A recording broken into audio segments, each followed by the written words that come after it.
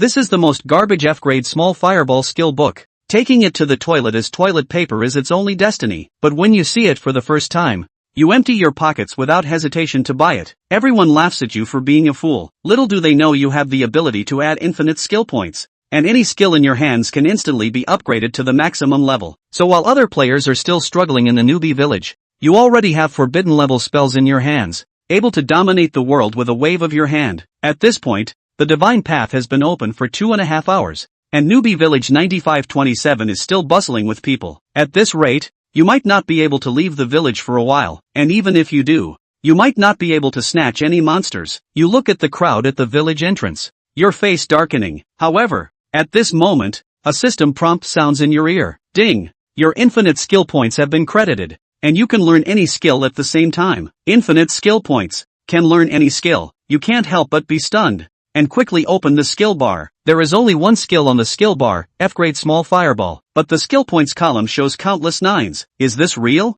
With a skeptical mind, you press the upgrade button behind the small fireball. Ding! F-grade small fireball upgrade successful. Deals 105.1% magic attack damage to enemies when used. Consumes 20 mana points. Casting time 2 seconds. No cooldown. Range of 10 meters. 1/5 level. Succeeded unexpectedly. You felt a surge of joy. Others need to level up to get 5 skill points, but you start with unlimited skill points. Taking off. You couldn't help but shout, "Dude, why are you yelling? We can't even leave the newbie village. What's the rush? Can you guys stop pushing? At this rate, who knows when we can leave the village?" Your shout startled nearby players, but soon it was drowned out by others' voices. You looked at the increasingly congested village entrance and shifted your focus back to skills. Since you can't leave anyway, keep leveling up. Ding! Upgrade successful for F-grade small fireball to E-grade big fireball. Deals 130% magic damage to enemies when used. Costs 20 mana points. Casting time 2 seconds.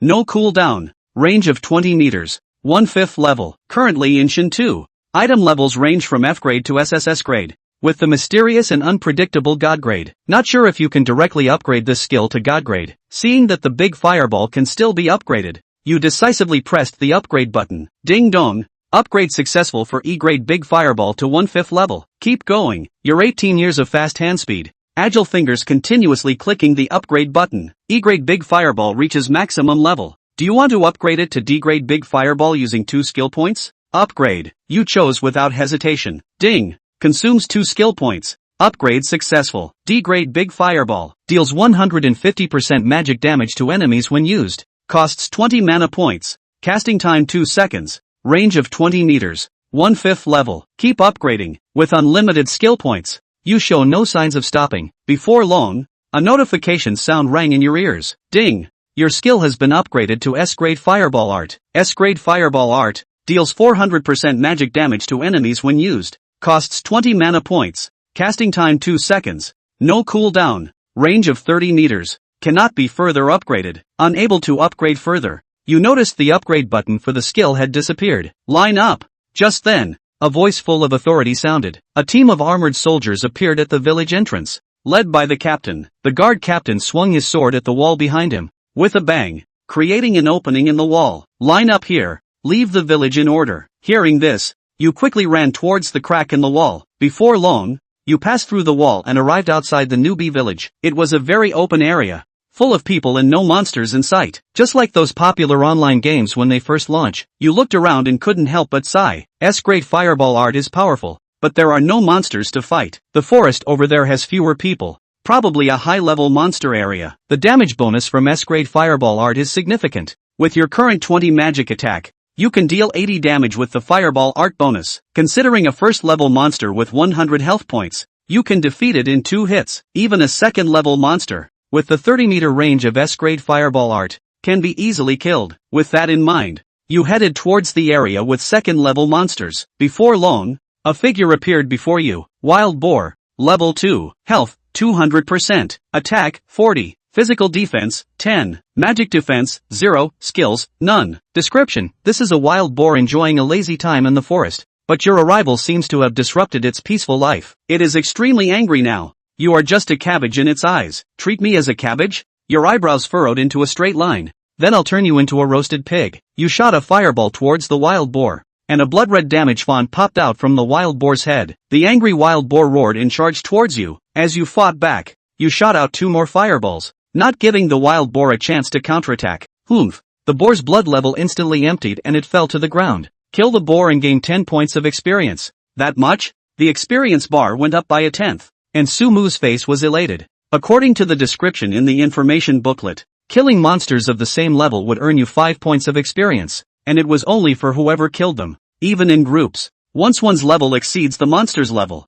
the experience gained becomes a mandatory 1 point, and 3 levels above the monster no experience is gained at all. However, there is no mention in the manual about killing monsters over level. Apparently it is not thought that anyone can kill monsters over level at the beginning of the game. 10 points of experience. That's pretty nasty. Discovering this, Sumu couldn't stop smiling. 1 shot of Great Fireball consumed 20 mana points. 3 shots would be 60 points. A little over half a tube of blue on its own would take out a boar. Look what exploded. A ball of light floated on the boar's corpse, and Sumu quickly walked up and took it in his hand. You get 20 coins. Worn wooden staff. Worn wooden staff, plus 5 attack, plus 2 intelligence. Great stuff. Sumu immediately equipped this staff. My current intelligence is 12 points, and a fireball is 96 points of damage. Just 1 more normal attack and we can finish off the boar. This weapon also changed the way Sumu killed boars. 2 shots of Great Fireball will take out 192 of the boar's blood, leaving 8 points that a single flat A shot will take care of.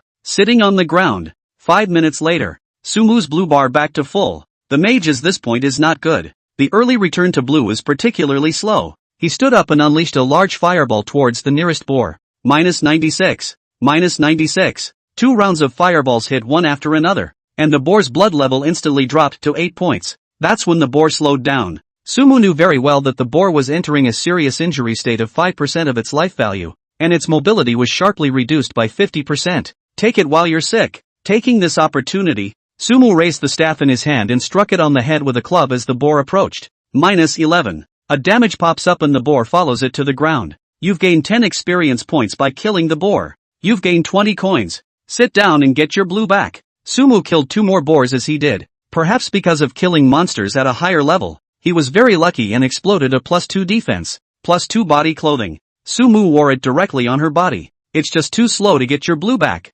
Sitting on the ground, the blue bar was slowly returning, almost 1 point every 5 seconds. Taking advantage of the effort to return to blue, Sumu opened the world channel. It's too hard to upgrade in this game, isn't it? I haven't even touched a single monster's hair so far. Upstairs, be content. The monster I fought until it was bloodied was grabbed by the others, and I froze with no experience at all. Who says it isn't? The setup is so ed up. I think we can all form a group to kill high-level monsters. Just take turns killing the last one. A level 2 monster? How much damage can you do with your attacks? Monsters hit you just a few times alright. Long range can be grouped together especially the mage. 10 meters range. Just triggered the monster's attack range. A group of fireballs smashed up. Upgrade speed takeoff What the upstairs says makes sense. The monsters in the early stages don't seem to be able to defend themselves. It's definitely possible to give it a try. I'm a mage and I'm in Novice Village 542. Are there any other mages teaming up? Go shout it on the regional channel.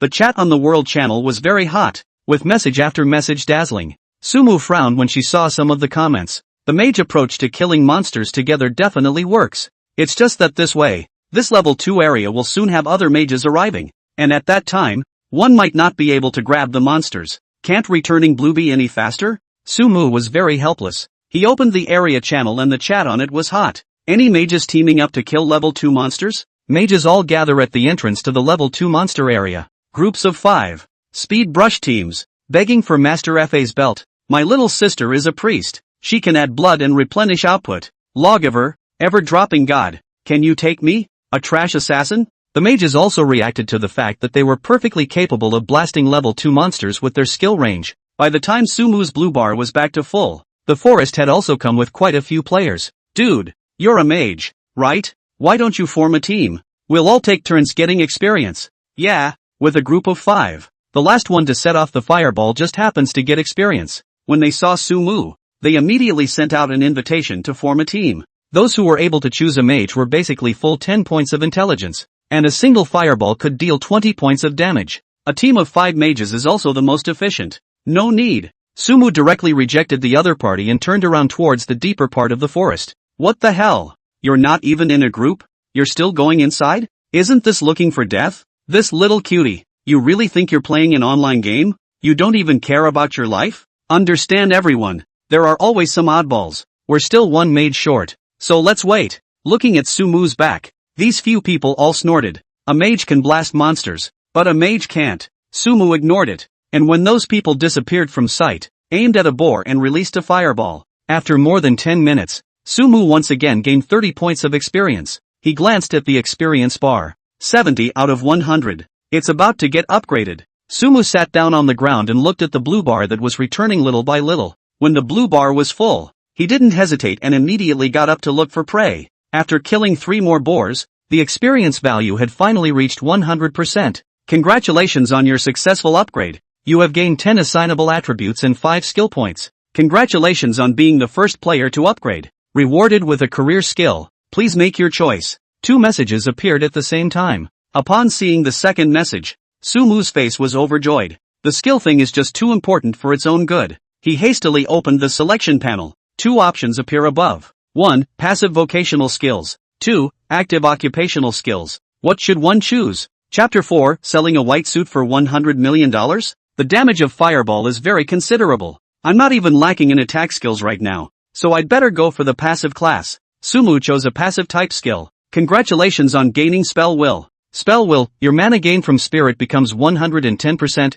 1/5. Not bad. Seeing this skill, Sumu nodded. He himself is very short of blue right now, and this passive can be said to be a blessing in disguise. And this skill can still be upgraded. Hey! Sumu didn't have the courtesy to directly boost on this skill. Spell Will upgrade successful. Spell Will upgrade successful. Spell Will successfully upgraded to Spell Will E rank. Spell Will E rank upgrade succeeded. Spell Will E rank successfully upgraded to Spell Will D rank. Spell Will A rank successfully upgraded to Spell Will S rank. With consecutive upgrades, Sumu raised this skill to S rank, and the effect of the skill gained a great boost. Spell Will S rank, your mana gained from spirit value is increased to 400%, so it looks like the skill can only be upgraded to S rank at most. This skill boost combined with the boost from the small fireball also made Sumu react. For some common skills, S rank is already the upper limit. He did some math and figured out that the skill points he would need to spend to raise a normal skill to S rank would cost about 100 or so points.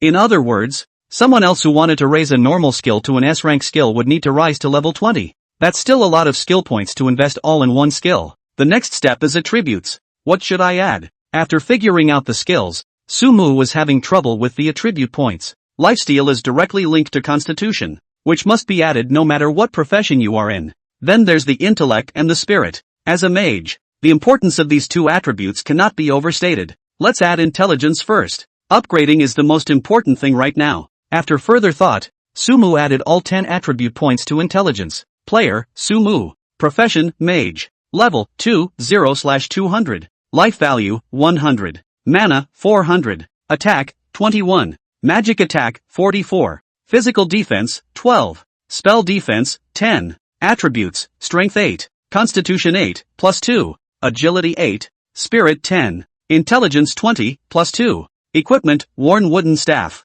Damaged gray cloth coat. With 44 points of magic attack, the damage that could be dealt with the Great Fireball's boost amounted to 176 points. A level 2 boar can almost kill it in seconds by itself. Go find a tertiary monster to kill. The increase in damage made Sumu become artful. The Fireball spell had a range of 30 meters, and even a level 3 monster would not be able to run in front of himself for fear. He headed deeper into the woods. Soon, some wild boars with tusks appeared in his sight. Tusked boar. Grade, 3. Lifespan 300 of 300. Attack, 60. Skills, none. 2 fireballs and you're done. Seeing the boar's blood level, Sumu stood at the limit of 30 meters and chanted a fireball. With a fireball shot, the tusked boar reacted and attacked Sumu, but before it could run in front of Sumu, its blood bar had already bottomed out. You have gained 10 points of experience. You've gained 40 coins. 2 rounds of fireballs to solve a boar. Sumu looked at his blue. There were still 360 points. Very sufficient.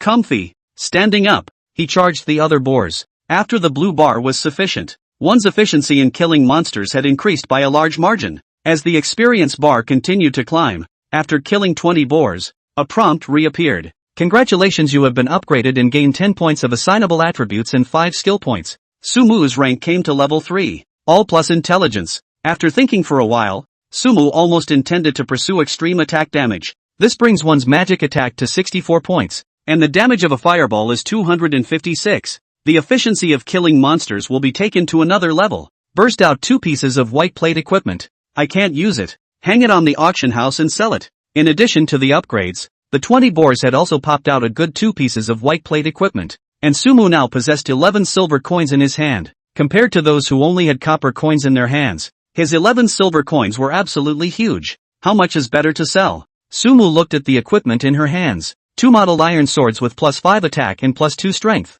Doing the math, this weapon's bonus to melee professions was as high as 9 points, which was definitely considered to be an extremely valuable piece of equipment at this stage. 5 gold coins apiece then. With a heartbeat, he placed 5 gold coins on each of these 2 pieces of equipment. Keep killing monsters. Sumu began to look for level 4 monsters in the forest. In Novice Village 663, 7 or 8 people surrounded an area. When the monsters were refreshed in this area, several people immediately stepped forward and rounded up the monsters into crippled blood. Then a man slowed down and gave the monster one last blow. Ma, there are 2 nice weapons on the exchange. At that moment, a man opened his mouth and shouted, "Nice weapon? What price?" The man known as Brother Ma raised an eyebrow and hurriedly asked, 5 gold coins. Gold coins? Ma narrowed her eyes. Contact all of the company's employees and have all of them who have copper coins in their hands send them to me. I must buy this weapon. Ma was very decisive. His name is Ma Shocker and he is a gaming predator. But when the divine path appeared, he also completely understood. All those hot games he developed big under his banner will be a thing of the past. For the opening of the God's Way, he cashed in on the industry and hired tens of thousands of fighters. He wanted to be a god more than some corporate big shot. I've already contacted them, but there are just too many people in this game. There aren't many who grab the monsters, and there aren't many who have copper coins in their hands, so they can't come up with 5 gold coins for the time being. After a moment, the men around him answered, then find someone to collect the copper coins. As long as the other party makes an offer, I'll buy it no matter how much it costs. Ma Jingfei was full of bravado. As a giant, he definitely possessed this capital. 8621 Novice Village. A man was killing monsters surrounded by 4 or 5 people. Headmaster, what do you say to 2 nice white suits on the exchange? A man opened his mouth to inquire. Asterisk asterisk asterisk asterisk it has to be bought. The man known as the principal didn't hesitate in the slightest. But one piece actually costs 5 gold coins. Who can afford to take this out? The man's expression was bitter. Chat privately with the seller and ask him if he'll sell it for 100 million apiece. The principal thought for a moment and uttered a figure that surprised the others beside him. 1 billion. Although they knew that the principal had always been generous in playing games, this number was still beyond their imagination. Is it really worth the price for just a white suit? Principal, isn't this a bit much? Someone couldn't help but warn. I don't think it's a loss if $100 million can buy it. This isn't one of those games from the past. The principal's tone was very serious. $100 million was an astronomical figure for many people, but for his family, it was just a small goal. Tell the other guy that if he sells, the money will be there immediately. I'll make contact. My little brother also knew that this principal was financially strong and immediately contacted the seller. Well, the principal asked urgently after a while. That guy said that money is of no use, and then he didn't reply. The little brother had an embarrassed expression. Contact those game masters we know and collect all the coins they have. I have to rise in this game. The principal was incredibly adamant. In this new era, everyone fantasizes about being in charge. Chapter 5, Elite Monsters? Only accept gold coins for trade. No amount of money will be sold. On the outskirts of the level 4 monster area, Sumu looked at his private chat that was ringing nonstop and decisively turned on auto-reply. When she saw the prices given by those people, Sumu was indeed shaken. $100 million for a white suit. For himself who has been living alone since childhood. Not to mention 100 million. Even a million he has never seen. If this was just a game, I'd be sold. Shutting down the chat interface, he began searching around for a target. A wandering coyote came into his sight. Coyote, grade, 4. Life value, 400 of 400. Attack power, 80. Physical defense, 15. Spell defense, 0. Description, coyotes are fast runners with a keen sense of smell. With my 64 points of spell attack, 2 shots of fireball will finish this guy off. Sumu carefully approached towards the wild wolf. With his own blood level, he could not withstand its attacks and had to finish it off before it got close. High range is still comfortable. When the coyote entered the range of his fireball spell, Sumu couldn't help but smile. This feeling of having a head start is just awesome. Fireball. Sumu began to chant the skill. minus 256. An exaggerated damage number emerged from the coyote's head. If there were any other players here, they would be absolutely dumbfounded by this number. Roar! The wild wolf was hit by the fireball and also reacted, running wildly towards Sumu. Minus 256. Sumu calmly chanted the skill and killed the coyote directly. Kill the wolf. Gain 10 points of experience. You have gained a life potion, small, which restores 100 life points after use. CD 1 minute. Good stuff. Picking up the ball of light on the coyote, Sumu had an extra bottle of red pill in his hand. His own current life value was only 80 points, and with this, he could save his life in critical moments. Go on. Sumu continued to search the area for stray wolves. Level 3 to 4 requires 500 experience points. This meant that one needed to kill 50 coyotes to upgrade. God's path is different from those games. Although there will be rewards for doing quests, there is no experience. The only way to upgrade is to kill monsters. That point sounds absolutely unreasonable in any previous game, but this is the God's way. The setting was also discussed on the internet before the game started. The more recognized argument is that monsters contain an energy that can only be sucked up by killing them, and the process of upgrading is actually the process of cultivation. This also explains why only those who kill monsters get experience. Of course, these are all popular guesses. Kill a wolf. Gain 10 experience points. 1 silver coin. Kill a wild wolf. Gain 10 points of experience. 80 coins. Congratulations, you've been upgraded. Gain 10 attributes and 5 skill points. 2 fireballs and a wild wolf. Sumo rose to level 4 after 2 hours. It was mainly a slow blue return. Otherwise he could have killed monsters a bit more efficiently. Better to go all intelligence and talk about the rest. With the fireball technique, Sumo wasn't going to add his physique either. Even though he had very little blood, the monster couldn't even touch himself. Offense is the best defense. Player, Sumu. Profession, Mage. Level, 4, 0/1000. Life value, 100. Mana, 400. Attack, 21. Magic attack, 86. Physical defense, 10. Spell defense, 10. Attributes, Strength 8. Constitution 8, +2. Agility 8. Spirit 10. Intelligence 40, +3. Equipment, Mottled Iron Staff. Broken Cloth Coat. After killing 50 wolves, Sumu obtained quite a few things, including a staff with +5 attack and +3 intelligence, 3 red vials, 4 blue vials, 20 broken furs of the coyote, and 3 pieces of broken equipment. Keep selling your gear. Keep the blue and red. Sumu opened the auction house. Sold. The 2 pieces of equipment previously consigned were all sold, and the number of gold coins to be withdrawn was 9. This auction house's handling fee is so black. The handling fee was deducted by 1 gold coin, and Sumu was really a bit painful. He thought about it and put the 3 pieces of equipment in his hand on the shelf again. One was a staff that he had replaced earlier, and the other 2 were both defense items, obviously not as desirable as weapons. For these 3 pieces of equipment, Sumu packed and hung 6 gold coins. Successful sale. That fast? The thing sold just as soon as he put it up, and Sumu was a bit surprised. He himself had risen to level 4 and only had 1 gold coin in his hand. These people were too rich. On second thought, though, he wasn't surprised. In the month before the opening of God's Way, all the major enterprises and all the major plutocrats around the world had issued recruitment orders, and there was no telling how many wage earners had gathered under their command. Just then, Sumu found a different kind of wild wolf in the forest. It was a coyote, white in color, lazily walking through the forest. White wolf cub, elite, grade, 4, life value, 1000. Attack power, 150. Defense value, 20. Skill, bite. Description: this is the pup of some white wolf that somehow walked here. It's actually an elite monster. After seeing this white wolf's information, Sumu was slightly surprised. Compared to those ordinary wolves, this elite monster had a blood count of 1,000 points and an attack power of 150. And even more frightening was that it also had a skill. The formula for calculating skill damage in God's Way is attack power x skill bonus defense value is the final damage. Not to mention how much the white wolf's skill bonus was. Just that 150 points of attack was not something he could suffer from. Just one touch from it and I'm dead. To fight or not to fight? Sumu calculated that his current damage from a fireball was 344 points. That meant it would take 3 fireballs to finish off that white wolf.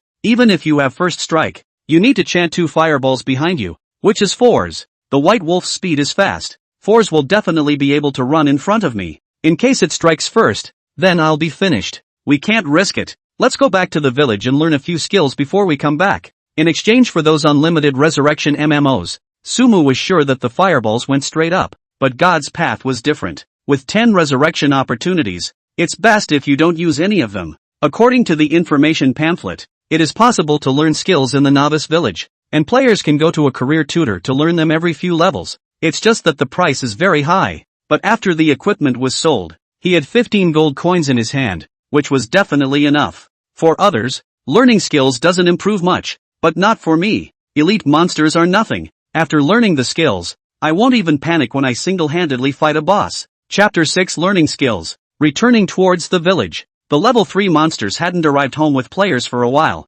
Previously, Sumu had cleared all the way from the outside in, but he was now at level 4 and could completely avoid those level 3 tusked boars. Hurry up and upgrade, kill some more boars and we'll all be up to level 2 so we can go kill level 3 monsters. It's still a mage that's strong. This leveling efficiency. It's just that the blue return is too slow, or we could rise faster. Stop complaining. Just this efficiency has caught up with billions of people. Just after walking to the level 2 monster area, Sumu heard some voices of discussion. Those who had invited themselves earlier were sitting on the ground, obviously recovering their mana. It's you? How come you're not dead? When several people saw Sumu, their faces all showed surprise. For Sumu to be able to walk out of the level 3 monster zone so struttingly was simply impossible in their eyes. Sumu ignored these few people and walked towards the village without looking back. Asterisk.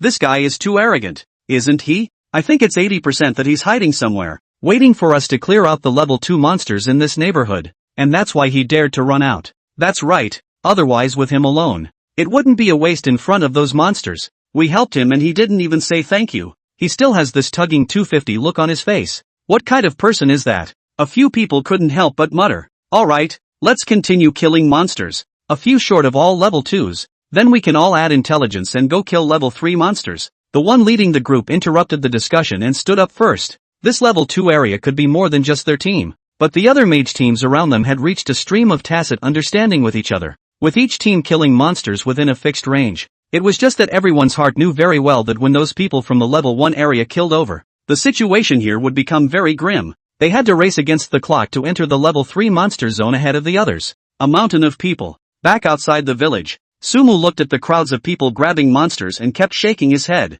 Anyone who can grab a monster in this environment is definitely a fierce person. Luckily I don't have to steal monsters from them. With the captain of the guards maintaining order, the crowded environment in the village was greatly improved, and Sumu easily walked back to the village. This adventurer, please stay. The captain of the guards suddenly stopped him. Anything? Sumu asked with a raised eyebrow. I sense an aura about you. Did you see a white wolf in the woods? The captain of the guards inquired. Yes. Sumu nodded. Deep in the forest there is a white wolf king. It blocks the main road from the village to the town. It must be killed to open up the path. The captain of the guards continued to speak. White wolf king boss. Sumu narrowed her eyes, listening to the captain of the guards. That white wolf king should be the final boss of the novice village. This meant that he wanted to let himself go and finish off that white wolf king? The captain of the guards also seemed to have seen Sumu's concern, and hurriedly spoke. Don't misunderstand. With your current strength, not to mention that white wolf king, even the depths of the forest cannot be stepped on.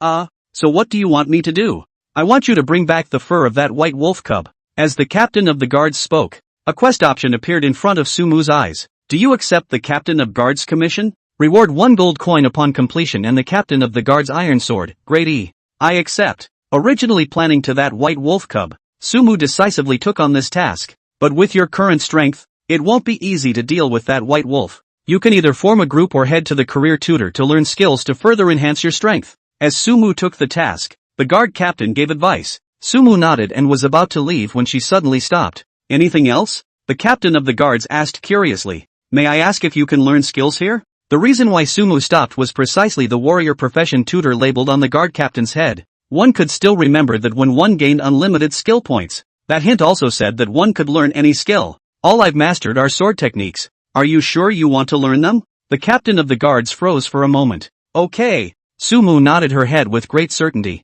Okay then. As the captain of the guards opened his mouth, 2 available skills appeared in front of Sumu's eyes. A chopping skill and a charging skill. You have learned the chopping skill for 1 gold coin. You have learned the charge skill at the cost of 1 gold coin. Wealthy and generous. Sumu accepted it as it was. The skill bar also has 2 more skills. Cutting strike. Swing the weapon in your hand and quickly send a cutting strike to the front, dealing 100% physical attack damage. Cooldown 5s, 0/5. Charge, rapidly charge at one target after use, inflicting a 0/1 stun on them, cooldown 10s, 0/5. Fluffed up. Looking at these two skills with very warrior characteristics, Sumu forced himself to hold back that shock in his heart. Although these two skills were of little use to himself, the significance of these two skills after learning them successfully was extremely significant. Any profession definitely has characteristic passive skills. As long as one has mastered those skills and leveled them up to the highest level, wouldn't one be able to be a full-time mage? Farewell.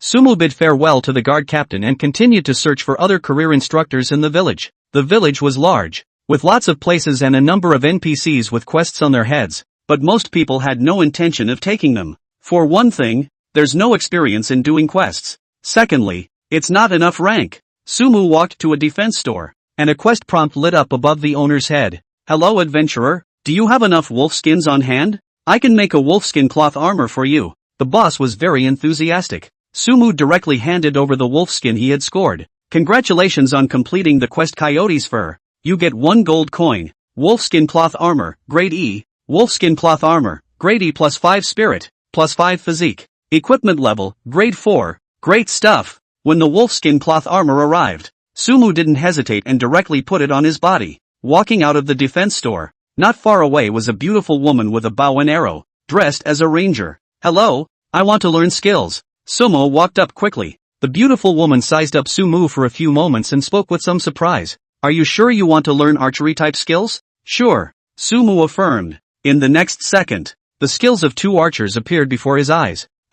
Sumu froze for a moment and didn't choose to study. Archers are not like other professions. That requires a bow and arrow. The warrior skill he could still charge with his staff and chop with his staff. But the archer's skill he couldn't shoot arrows with his staff. Could he? Forget it. Go learn something else. When there's a passive, the first 2 gold coins were still very valuable. And Sumu spoke to the NPC. I'm sorry, I made a mistake. If you want to learn magic skills, the mage tutor is in that room up front. The NPC didn't mean to blame and pointed out a path for Sumu. Thanks. Sumu responded politely and turned towards that room. He was very excited about his professional skills. Chapter 7 Qualified Nurse? The door outside that room was open. Sumu walked straight in. Greetings, young mage. Inside the room stood an elderly male mage in robes, revealing a kindly look. Hello, I want to learn skills. As Sumu opened his mouth, 2 skills appeared before his eyes. Cold arrows that can be learned at level 2, and a magic missile that can be learned at level 4. You have learned the ice arrow.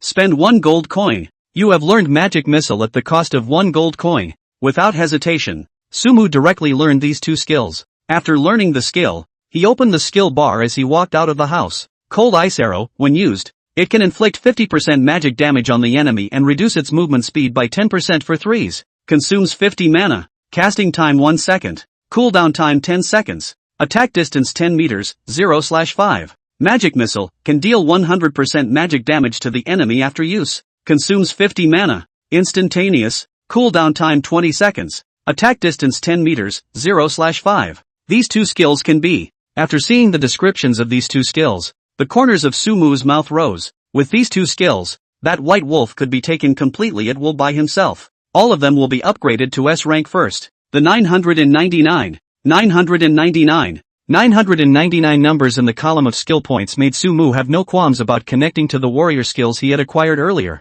And with his eyes closed, he just added a lot. Ice arrow successfully upgraded to ice arrow, grade E. Ice arrow, grade E, successfully upgraded to ice arrow, grade D. Ice arrow, grade A, successfully upgraded to frost arrow, grade S. Frost arrow, S rank after use. Inflicts 300% spell attack damage on the enemy and reduces its movement speed by 50% for 3s. Consumes 50 mana. Casting time 1 second. Cooldown time 10 seconds. Attack distance 30 meters. Magic missile successfully upgraded to magic missile, grade E. Magic missile, grade E, successfully upgraded to magic missile, grade D. Magic missile, grade A, successfully upgraded to magic missile, grade S. Magic missile, S rank when used. It can inflict 400% of the damage of a spell attack on the enemy. Consumes 50 points of mana. Instantaneous. Cooldown time 20 seconds. Attack distance 20 meters. This game is too much fun. After the 2 skills were upgraded to S, Sumu had already begun to study his own combos for fighting monsters.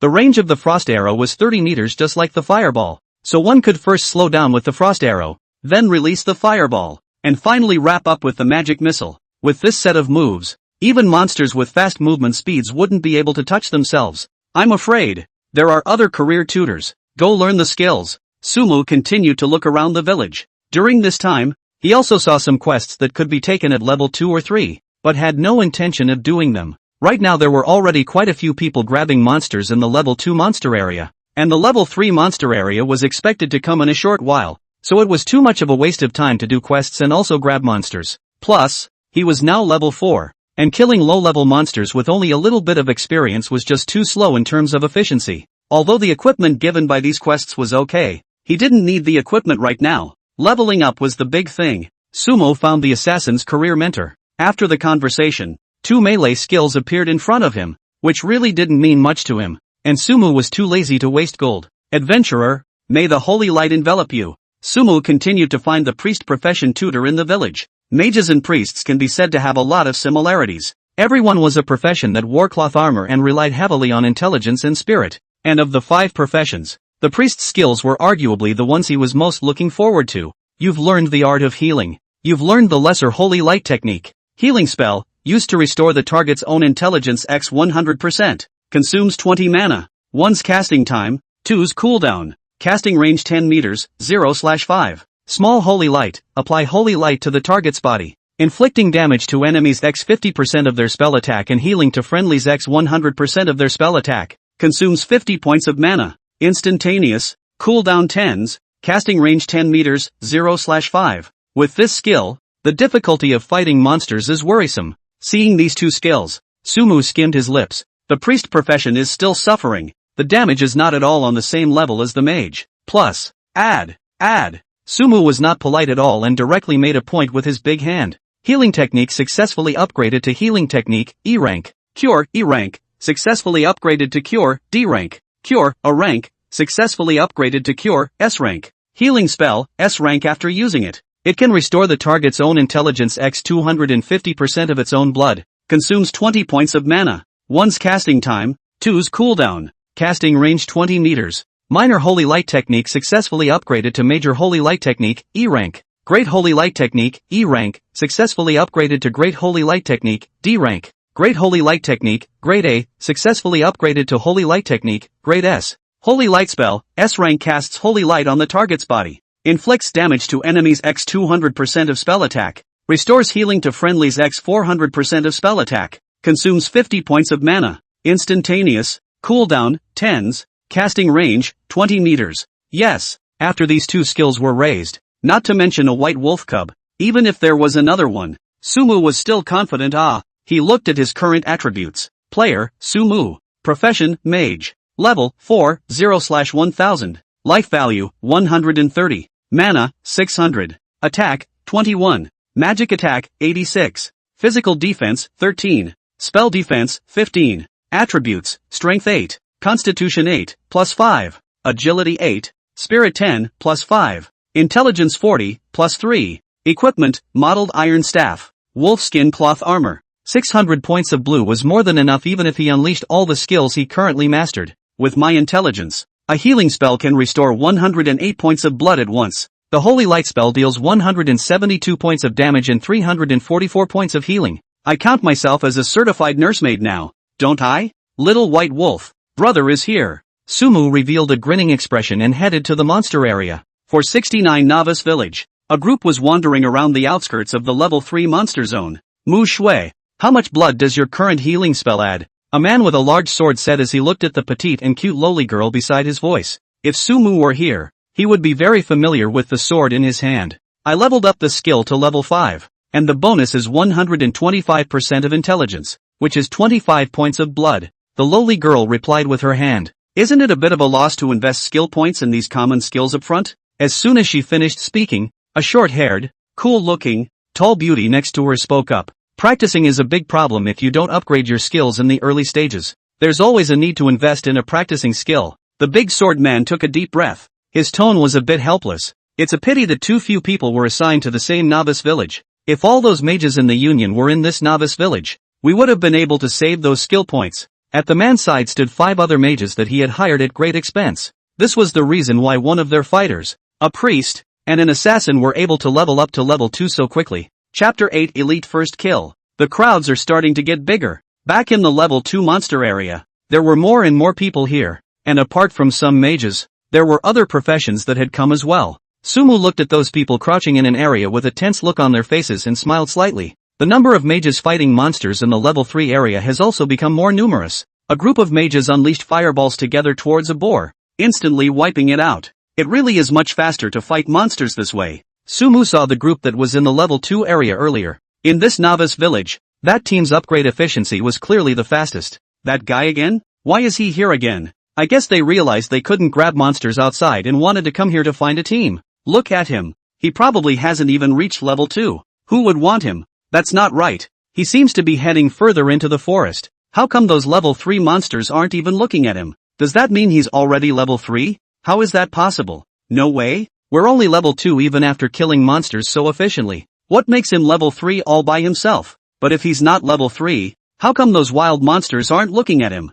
That team looked at Sumu. One by one, they were dumbfounded. They suddenly realized that this mage in front of them might have really reached level 3. Especially the mage who was leading the group, staring intently at Sumu's back with a deep gaze, not knowing what he was thinking. My little darling, don't you run away. Returning to the familiar place, Sumu began to look around for the whereabouts of that white wolf. In the clear pile of wild wolves, the white wolf cub's appearance was particularly outstanding, and they were quickly discovered by Sumu. It was lazing in the sun under a large tree, oblivious to the fate of the docking. 1,000 points of blood, 1 skill set, just enough to take it away. Sumu slowly leaned over. After the white wolf entered range, he began to unleash his skills. Frost arrows. A cold ice arrow flew towards the white wolf at an extremely fast speed. -258. A damage number popped up at the same time that the white wolf's body was covered in a layer of frost, directly reducing its movement speed by 50%. The slowdown could only last for 3 seconds, and Sumu decisively began to chant a fireball spell. -344. Another damage number emerged from the white wolf cub's head. However, the flames attack actually caused the freezing effect on the white wolf to simply disappear. And this setting? Now this was something that Sumu hadn't expected. Looking at the rapidly approaching white wolf, he didn't hesitate and directly used a magic missile. -344. The instantaneous skill left the white wolf with only 54 points of blood left. However, the white wolf's blood cap was 1,000. And it hadn't yet reached the 5% critical injury status. Its bloody mouth was about to bite on Sumu's body. Holy light spell. But just before the white wolf's tear bite skill hit Sumu, a -172 damage number floated up on its head once again. The white wolf instantly fell to the ground. Kill white wolf. Gain 200 experience points. It's still an instantaneous skill that's reliable. Watching this elite monster die, Sumu smiled. With the white wolf's running speed, he would never be able to read the third fireball by himself. Fortunately, he chose to go back to the village to learn a wave of skills before. I wonder what kind of goodies this guy can pop out. Just as Sumu was about to touch the ball of light on the white wolf's corpse, a scrolling row of prompts appeared in front of his eyes. Congratulations to player Sumu for successfully killing the first elite monster of the God's Way, hereby rewarding an elite weapon. Congratulations to player Sumu for successfully killing the first elite monster of the God's Way, hereby rewarding an elite weapon. Congratulations to player Sumu for successfully killing the first elite monster of the God's Way, hereby rewarding an elite weapon. 3 times in a row. Very striking. Holy, is that so fluffy? Sumu's hand was placed on the white light, and information about an equipment immediately appeared before his eyes. Elite staff, grade A attack plus 20 intelligence plus 25 equipment level, grade 4. The attributes of this staff directly stunned Sumu. A level 4 weapon that added a full 25 points of intelligence. It was worthy of being an A-ranked quality. Anyone with such a weapon would be a bird in the hand. This weapon is too much, isn't it? Not to mention 25 points of intelligence. 20 points of attack is unbelievable. Who is this Sumu? Where did this game master come from? The gaming circle has never heard of him. The gaming circle? We have hidden tigers and dragons in Xia. What kind of talents don't we have? Sumu is a cheat. Brother Sumu, chat me privately. I'm willing to offer $1 billion for your elite weapon. 1 billion? My H-City Ma family is willing to offer $5 billion. My Mordorchin family is willing to pay $10 billion. Arrive on the same day, and never go back on my word. Crazy, crazy, all crazy. On the World Channel, the attention of the crowd was all on that elite weapon. So much so that many people overlooked how Sumu had killed the elite monster. Sumu? How can a mere Chinese steal the show from our Sakura country? Unforgivable. Baka. What? Damn Chinese. Can't let him affect our pretty country's supremacy. Must bring that weapon, pay whatever it takes. Sumu, Oppa Su. You're actually from my Great Bean country, and this can be traced back to your ancestors. Come back to our Great Bean country's embrace. Block private chat. In just 10 seconds or so, Sumu's private chat channel directly exploded. What a mess. He could only block them all. With this weapon, I'm literally flying mid-flight now. Before blocking the private chat, Sumu vaguely saw some billions or even tens of billions of offers, but he was not moved in the slightest. You've gained 50 silver coins. You've acquired the white wolf's fur. You've completed the captain of the guard's mission. I'll go back and turn in the quest later. Upgrade first. Equipping this weapon, Sumu's spell attack directly became 130 points. That meant that he was doing a whopping 520 points of damage with one fireball spell. Sumu walked through the level 4 monster area, and quite a few level 5 wild wolves appeared in front of his eyes. Coyote, grade 5, life value 500, attack power 100, defense value 20. A level 5 wild monster also had a blood level of 500 points, but in front of Sumu, a single fireball could kill it in seconds. As a flat A attack for mages, fireball has no cooldown. This meant that Sumu could kill a level 5 coyote in seconds every 2s, and you can unleash 30 rounds of fireball spells on a tube of blue by yourself. There's still 800 experience points to go before I can upgrade, which means that I still have to kill 80 more wolves, and there are totally enough wolves in this area for me to kill. The 30-meter attack range allowed Sumu to be in an absolutely safe position, plus there was no one to rob the monsters, so he was simply stress-free. He aimed at a level 5 coyote and began to chant. In addition to the damage, the S-rank fireball spell also attacked at a much faster speed, hitting the coyote in the blink of an eye. Minus 520. Woo! The coyote let out a wail and fell to the ground. Sumu didn't rush to pick up the things that popped out and turned to aim for the next one. You've gained 10 points of experience by killing the coyote. You've gained 10 points of experience by killing the coyote. A massacre unfolded in the woods. Somewhere in China, a group of people sat around a table, apparently in a meeting. Who is this Sumu? Can you find out? There are hundreds of thousands of people with that name across the country. I'm afraid I can't find out. No matter what, his identity must be determined. We must make sure that the top players in God's path don't do evil in reality so that China can be stabilized. Yes, but this is always a good thing. The stronger our flower country people are in the God's way, I'm afraid those people from other countries will not be able to sit still. Chapter 9, Bringing Back Reality. You've gained 10 points of experience by killing the coyote. Congratulations, you've been upgraded. Gain 10 attributes and 5 skill points. Level 5 monster area. After finishing off the last level 5 coyote in sight, Sumu's level also came to level 5, and he also obtained 40 coyote furs on his hands, as well as quite a few white weapons. For these things, Sumu directly hung them on consignment at the auction house at a ridiculously high price, but he still underestimated the wealthy tycoons of China. This kind of white clothes popped out by level 5 monsters were almost seconded on the shelves. But on the contrary, the coyote fur that could be exchanged for wolfskin armor was unasked for. What should I add? Continue to add all intelligence? With 10 free attribute points in front of him, Sumu narrowed his eyes. After obtaining that elite staff, one's intelligence was now high, and in comparison, the spiritual attribute was somewhat low. Under the enchantment of spell will, 1 point of spirit value by itself was equivalent to 40 points of mana, and the gain from spirit was very substantial. Forget it, let's go for the ultimate output. But on second thought,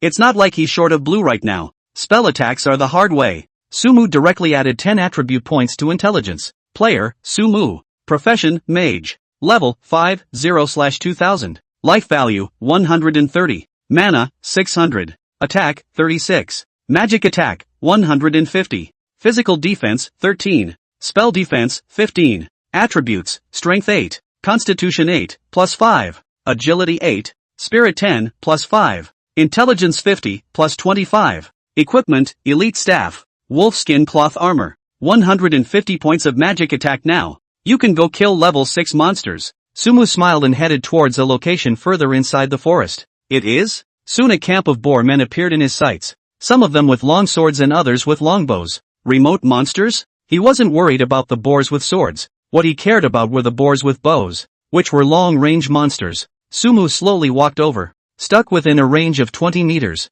and also saw the boar man's message. Boar Hunter. Grade, 6. Life value, 550 of 550. Attack power, 150. Defense value, 20. Boar Warrior. Grade, 6. Life value 650. Attack power, 100. Defense value, 30. Boarman Hunter I can directly second with a fireball. Boarman Warrior not so much. And looking at the way they're standing, the hatred of these two types of monsters seems to be linked. In the Boarman camp, the monsters are standing 2 by 2. I can't let the remote monsters attack me, or even a single normal attack won't be something I can handle. Sumo looked at the two Boarmen and unleashed a fireball at the Boarman Hunter with the bow. -600. Huge damage numbers came out of the Boarman Hunter's head, and it also killed it outright. Humph. The Boarman warriors next to him were also startled at the same time, letting out shouts and raising the greatswords in their hands to attack Sumu. Frost arrows. Without hesitation, Sumu fired an ice arrow towards the Boarman warrior. -450. Damage popped up, and a layer of frost followed on the Boarman warrior's body, which instantly became sluggish. Holy light spell. -300. Sumo raised her hand and fired another round of holy light, taking away what was left of its blood. The entire battle lasted only a few seconds, and Sumu very easily resolved the two Boarmen. This upgrade efficiency is so slow. After finishing off 2 level 6 monsters and only adding a drop to his experience bar, Sumu couldn't help but complain. If other people hear this, I am afraid that they will pinch his neck and ask viciously, this girl is still called a slow upgrade? Is there any justice in the world? It's just that those people can't reach even a level 4 monster area. Not to mention a level 6 monster area. Is that a boss? Sumo continued to observe around the Boarman camp. In addition to the Boarmen roaming and patrolling the outskirts of the camp, there was a tall Boarman with a sharp axe in the camp. There's another treasure chest? Behind that Boarman, there was a silver-style treasure chest. I don't know what attributes this boss has, but it looks like it should be a melee monster. The distance was too far, and there were other boar people around the camp, so Sumu didn't dare to get too close. Keep clearing the monsters. He looked to the other group of Boarmen, and fireballs began to surface. In the same streak, the two Boarmen died back and forth only a few seconds apart. Sumu started clearing the Boarman camp from the periphery of the camp little by little. Kill Boarman. Gain 10 points of experience. You have acquired the Boarman's tusks, and you have gained 10 silver coins. You've acquired a hard-wearing longbow. You've acquired hard-wearing lock armor. Killing monsters without stopping. When she ran out of blue, Sumu would sit down to recover. You have continued to play for too long in God's way. Please rest in time. After killing over 100 Boarmen, a reminder appeared in front of him. Sumu looked at the time. From the time he entered the game, unconsciously more than 5 hours have passed. This game is really still addictive. Rest first. There weren't a few Boarmen left in the camp, and Sumu hadn't leveled up to level 6 yet, so he temporarily put down the idea of dealing with the Boarman boss. He found a safe place and put all those miscellaneous white clothes on the auction house except for those Boarman tusks, then opened the game panel and chose to quit. The surrounding images changed, and Sumu returned to the illusory space when he first entered. Here, his appearance changed back to his original form. I'm returning to reality. As he spoke, a white light flashed and he returned to his house. Phew, it does get a little tiring. Sitting on her but on the sofa, Sumu felt a wave of weariness come over her. The God's Way game isn't one of those virtual online games, and there's no playpan or anything. It's a real soul traversal. Most people around the world are considered fit enough to be able to play games for hours on end. However, as players continue to improve in Shenmue, the game becomes longer and they are even able to stay in the Shenmue game forever. They say everything in the game can be brought back to reality. Can I bring back those skills? Grabbing a bottle of happy water from the fridge, Sumo took a sharp gulp and got up to speed. He began to try and summon a fireball spell. Nothing moved. Sumu wasn't discouraged and began to focus his mind to continue trying. Once, twice, dozens of times, all ended in failure. One last try. Sumu's head was already starting to drift, and he decided to try one last time. But it was this time that he suddenly felt his palm getting hotter and hotter, and something seemed to be about to spurt out. Sumu rushed to the balcony position. If he really unleashed a fireball, he might burn down his house. It's coming out. The scorching temperature rose to its peak, and in the next second, a fireball the size of a ping-pong ball shot out from Sumu's palm. The ball of fire only flew less than half a meter in the air before the flames came to an abrupt end. I can't believe it's really possible. But it was such a small ball of fire that caused Sumu to sweep away his tiredness and boost his spirit. Chapter 10, It's on the hotspot. Fireballs are small, but what does it say about being able to summon them in the real world? As long as one continued to ascend in the God's path, one was bound to be able to become a supreme powerhouse in reality. With unlimited skill points, I will definitely be able to stand on top of the world and even become a god. Sumu stood by the balcony, her heart surging. He adjusted his mind and sat back down on the couch. Drop. Drop, drop. Just then, the cell phone sitting on the coffee table suddenly rang. Sumu picked up her cell phone and found that someone was actually frantically etching herself in her high school class group. Is Sumu here? Is that you, Sumu, from the global announcement in God's Way? At Sumu. How can it be him? I heard that this kid dropped out of the college entrance exams and is now a wage earner. What makes him take the elite first kill? Hurry up and come out and explain. At Sumu. Definitely not him. According to the online news, that's the young master of a big family with the surname Su in a certain city. The reason why he was able to take that first kill was that he hired a group of henchmen and took his life to fight the monsters. It's also true. I've been in God's Way for 3 hours and I haven't even reached level 2. I can't even grab any monsters. People with no capital have just as no way out in this game. Only 10 resurrection chances in total.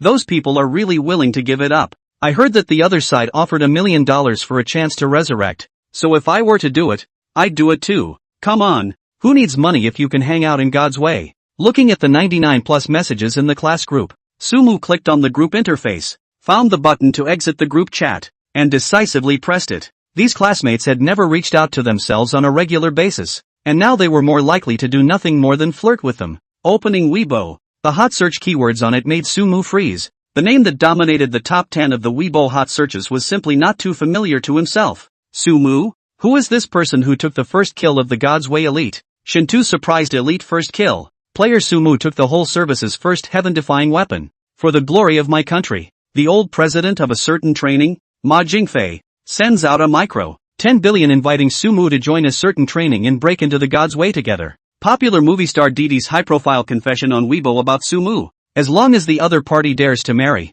she dares to marry. So sensational? Seeing those hot searches related to herself, Sumu was truly shocked. Just because of an elite first kill, it seems that he himself has become a super netizen with billions of dollars of traffic.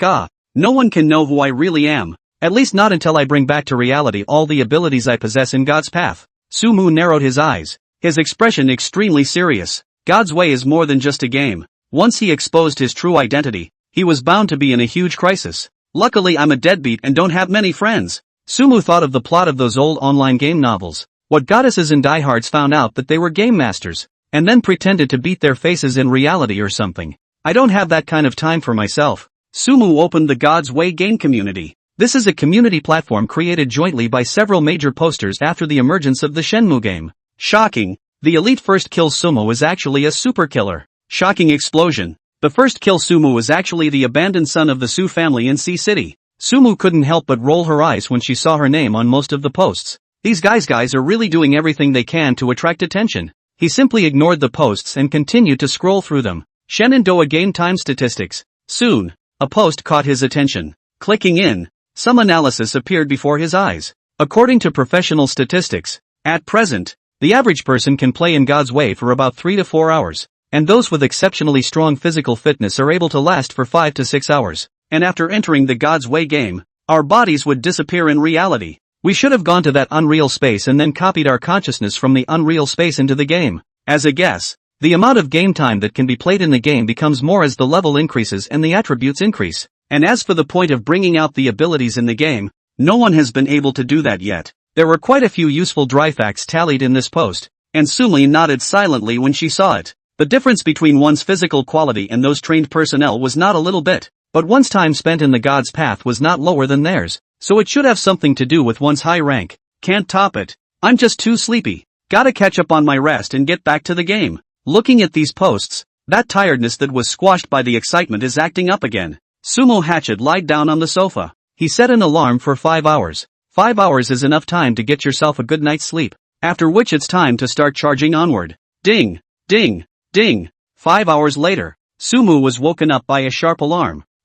He yawned and skillfully boiled water, then opened a packet of instant noodles. In order to prepare for the Battle of God's Way, he had prepared a lot of food supplies. As for ordering takeout, I'm afraid that all the delivery men of a certain group have gone into the God's Way to fight monsters. Bear. After eating the instant noodles, Sumu stretched out his palm and the divine path crystal emerged. He sank his consciousness into it, and in the next moment came into that illusory space. Get in the game. The surroundings changed, and the Boorman camp from before appeared before his eyes. It's all refreshed. 5 hours passed, and there were still no other players in the level 6 monster area. He himself needed to rest, and so did the other players. And by estimation, the teams at the head of the level should be practicing in the level 4 monster zone right now. Opening the auction house, The number of gold coins to be withdrawn from it was more than 60. Counting the ones in his hand, the number of gold coins in his bag reached 80. If these gold coins were taken out and sold, it would be a building in Magic City. White clothing doesn't sell well anymore,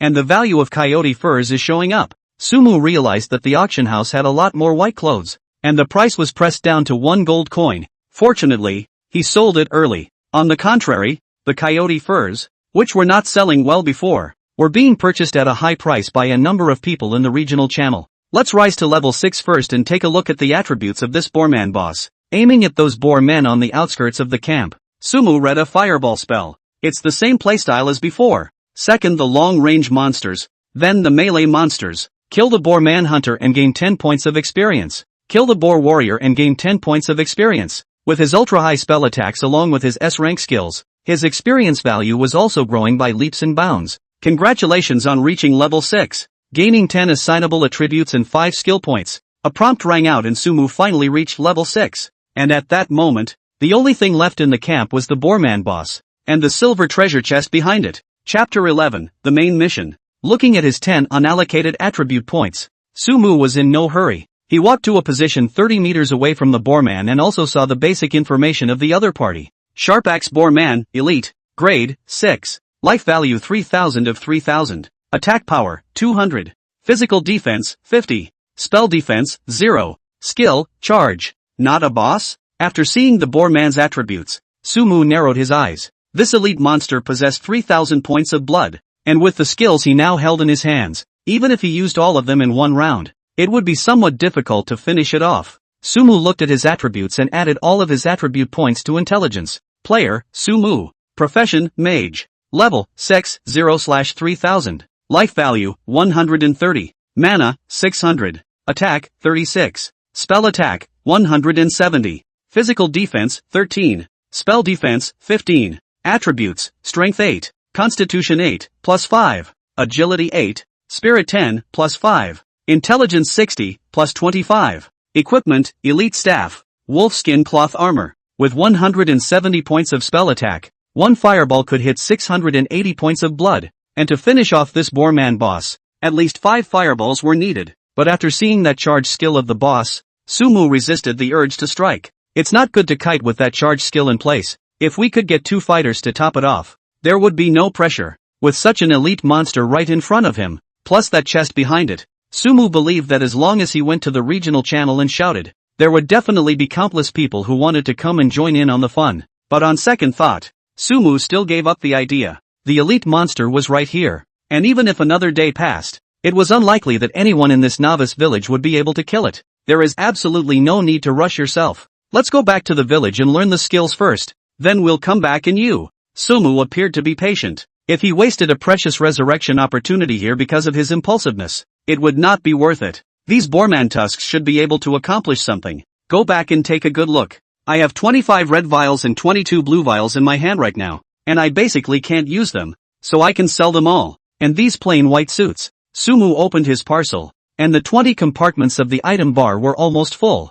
He looked at that expansion button behind the item bar. Expand 10 item columns by consuming 50 gold coins. That expensive? Sumu was taken aback. In the early stages, one would never be able to use so much gold on the item bar. He organized it and put most of it all on the auction house. A bottle of red potion now costs 50 silver coins. A bottle of blue potion is also 50 silver. And a normal white suit is 80 silver to 1 gold. I have healing skills. I don't need red. Leaving 10 bottles of blue is enough. All those white clothes are hanging 1 gold. Sumu put all 25 red bottles, 12 blue bottles and 6 white clothes on the shelf. After deducting the handling fee, one can reap 22 gold coins. With this, the number of gold coins in Sumu's hand reached 102. Even the bosses of those listed companies could not have so many gold coins in their hands. Sumu rushed back towards the village. Careful, don't attract a monster. We can only fight one right now. Asterisk asterisk asterisk asterisk you guys don't rob monsters. Please guys, I'm 5 experience points short of leveling up.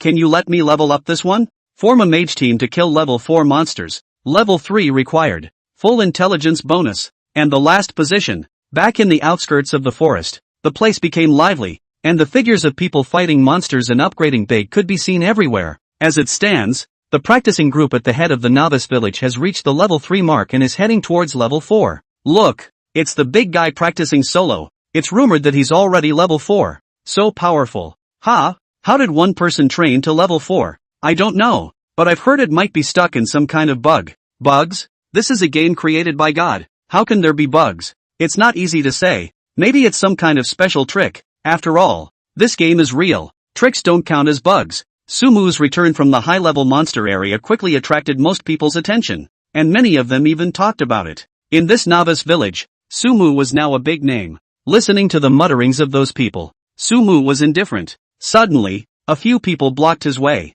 Can we have a chat, my friend? I have nothing to talk to you about. Sumu wasn't polite at all, and her footsteps didn't stop in the slightest. My friend, I just want to ask you for coaching level skills. If you can teach me, I can give you $1 billion.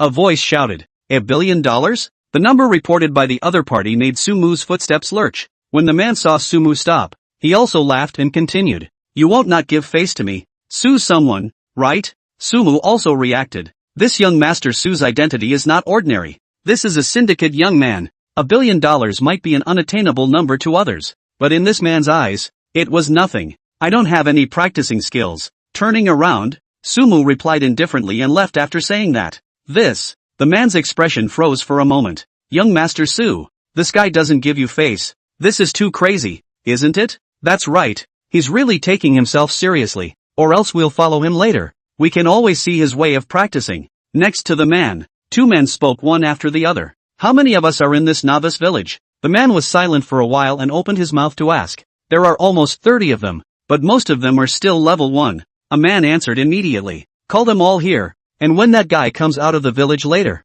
all of them will follow him. The man nodded and gave the order. According to the information manual, players could not attack each other until level 10. His thoughts were simple. Either Sumu would reveal the method of practicing, or everyone would just spend time together. Hello, here are the white wolf furs you asked for. In the novice village, Sumu handed over the white wolf fur to the captain of the guards. I can't believe you actually did it. With this fur, after that we can use it to set up traps and lure the white wolf king out. The captain of the guards looked at Sumu with an appreciative face. But if you want to deal with the white wolf king, your current strength isn't enough. Wait until you've risen to level 10 and then come back to me. Right after he finished speaking, a quest appeared in front of Sumu's eyes. Do you accept the main quest, open up the town roads? It's actually the main quest? Then, of course, accept it. Sumu decisively chose to accept. In the next second, a quest with a logo appeared in his quest bar. Main quest, open the road from the novice village to the town. After you have leveled up to 10, return to the novice village and talk to the guard captain to open the novice village main quest, reward unknown. Chapter 12 Passive Skills, Skyrocketing Attributes. The main quest required level 10 to open, and Sumu bid farewell to the guard captain. After completing the White Wolf Pup quest, he also got himself a weapon. Captain of the Guard's long sword, Grady plus 10 attack plus 5 strength required level 4. This weapon fluffs, counting the power bonus. This weapon was able to increase its attack power by 20 points. A proper leveling artifact. Although not many melee fighters could rise to level 4 now, the value of this weapon should definitely not be underestimated. How much is good to sell? Sumu pondered. After thinking about it, he opened the auction house and set a starting bid of 10 gold coins. That done, he began to wander around the village. The novice village is huge, and the number of NPCs is small. Honorable adventurer, if you can provide me with some boar tusks, I can give you a generous reward. Walking over to the defense store, the sign of a completable quest appeared above the owner's head once again.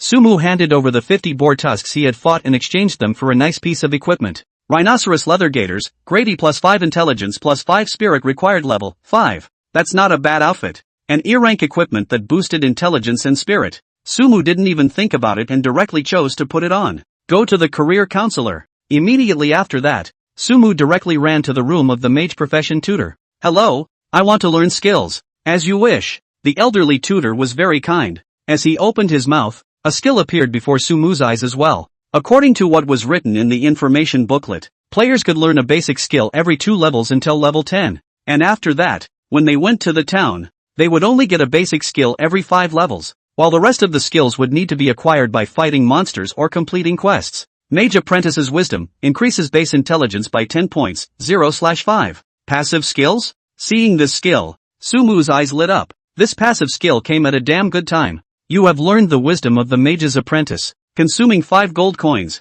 Even though learning this skill would cost 5 gold coins, Sumu didn't bat an eye. 10 points of intelligence can't be considered high, but the problem is that the skill is upgradable. Walking out of the room, Sumu stood in an unoccupied corner and pressed down on the plus behind this skill. Mage Apprentice's Wisdom upgrade succeeded. Mage Apprentice's Wisdom increases base intelligence by 12 points, 1/5. Adding 2 points of intelligence to a level up? Something. Without hesitation, Sumu continued to boost this passive skill. Mage Apprentice's Wisdom upgrade successful. Mage Apprentice's Wisdom upgraded to Mage Apprentice's Wisdom, E rank. Mage Apprentice's Wisdom, E rank increases intelligence by 20 points, 0/5. I continue to rise. Mage Apprentice's Wisdom, Grade E, upgraded to Mage Apprentice's Wisdom, Grade D. Mage Apprentice's Wisdom, D rank, upgraded to Mage Apprentice's Wisdom, C rank. Mage Apprentice's Wisdom, A rank, upgraded to Mage's Wisdom, S rank. Mage's Wisdom, S rank increases base intelligence by 200 points. That's what you call a bird in the hand.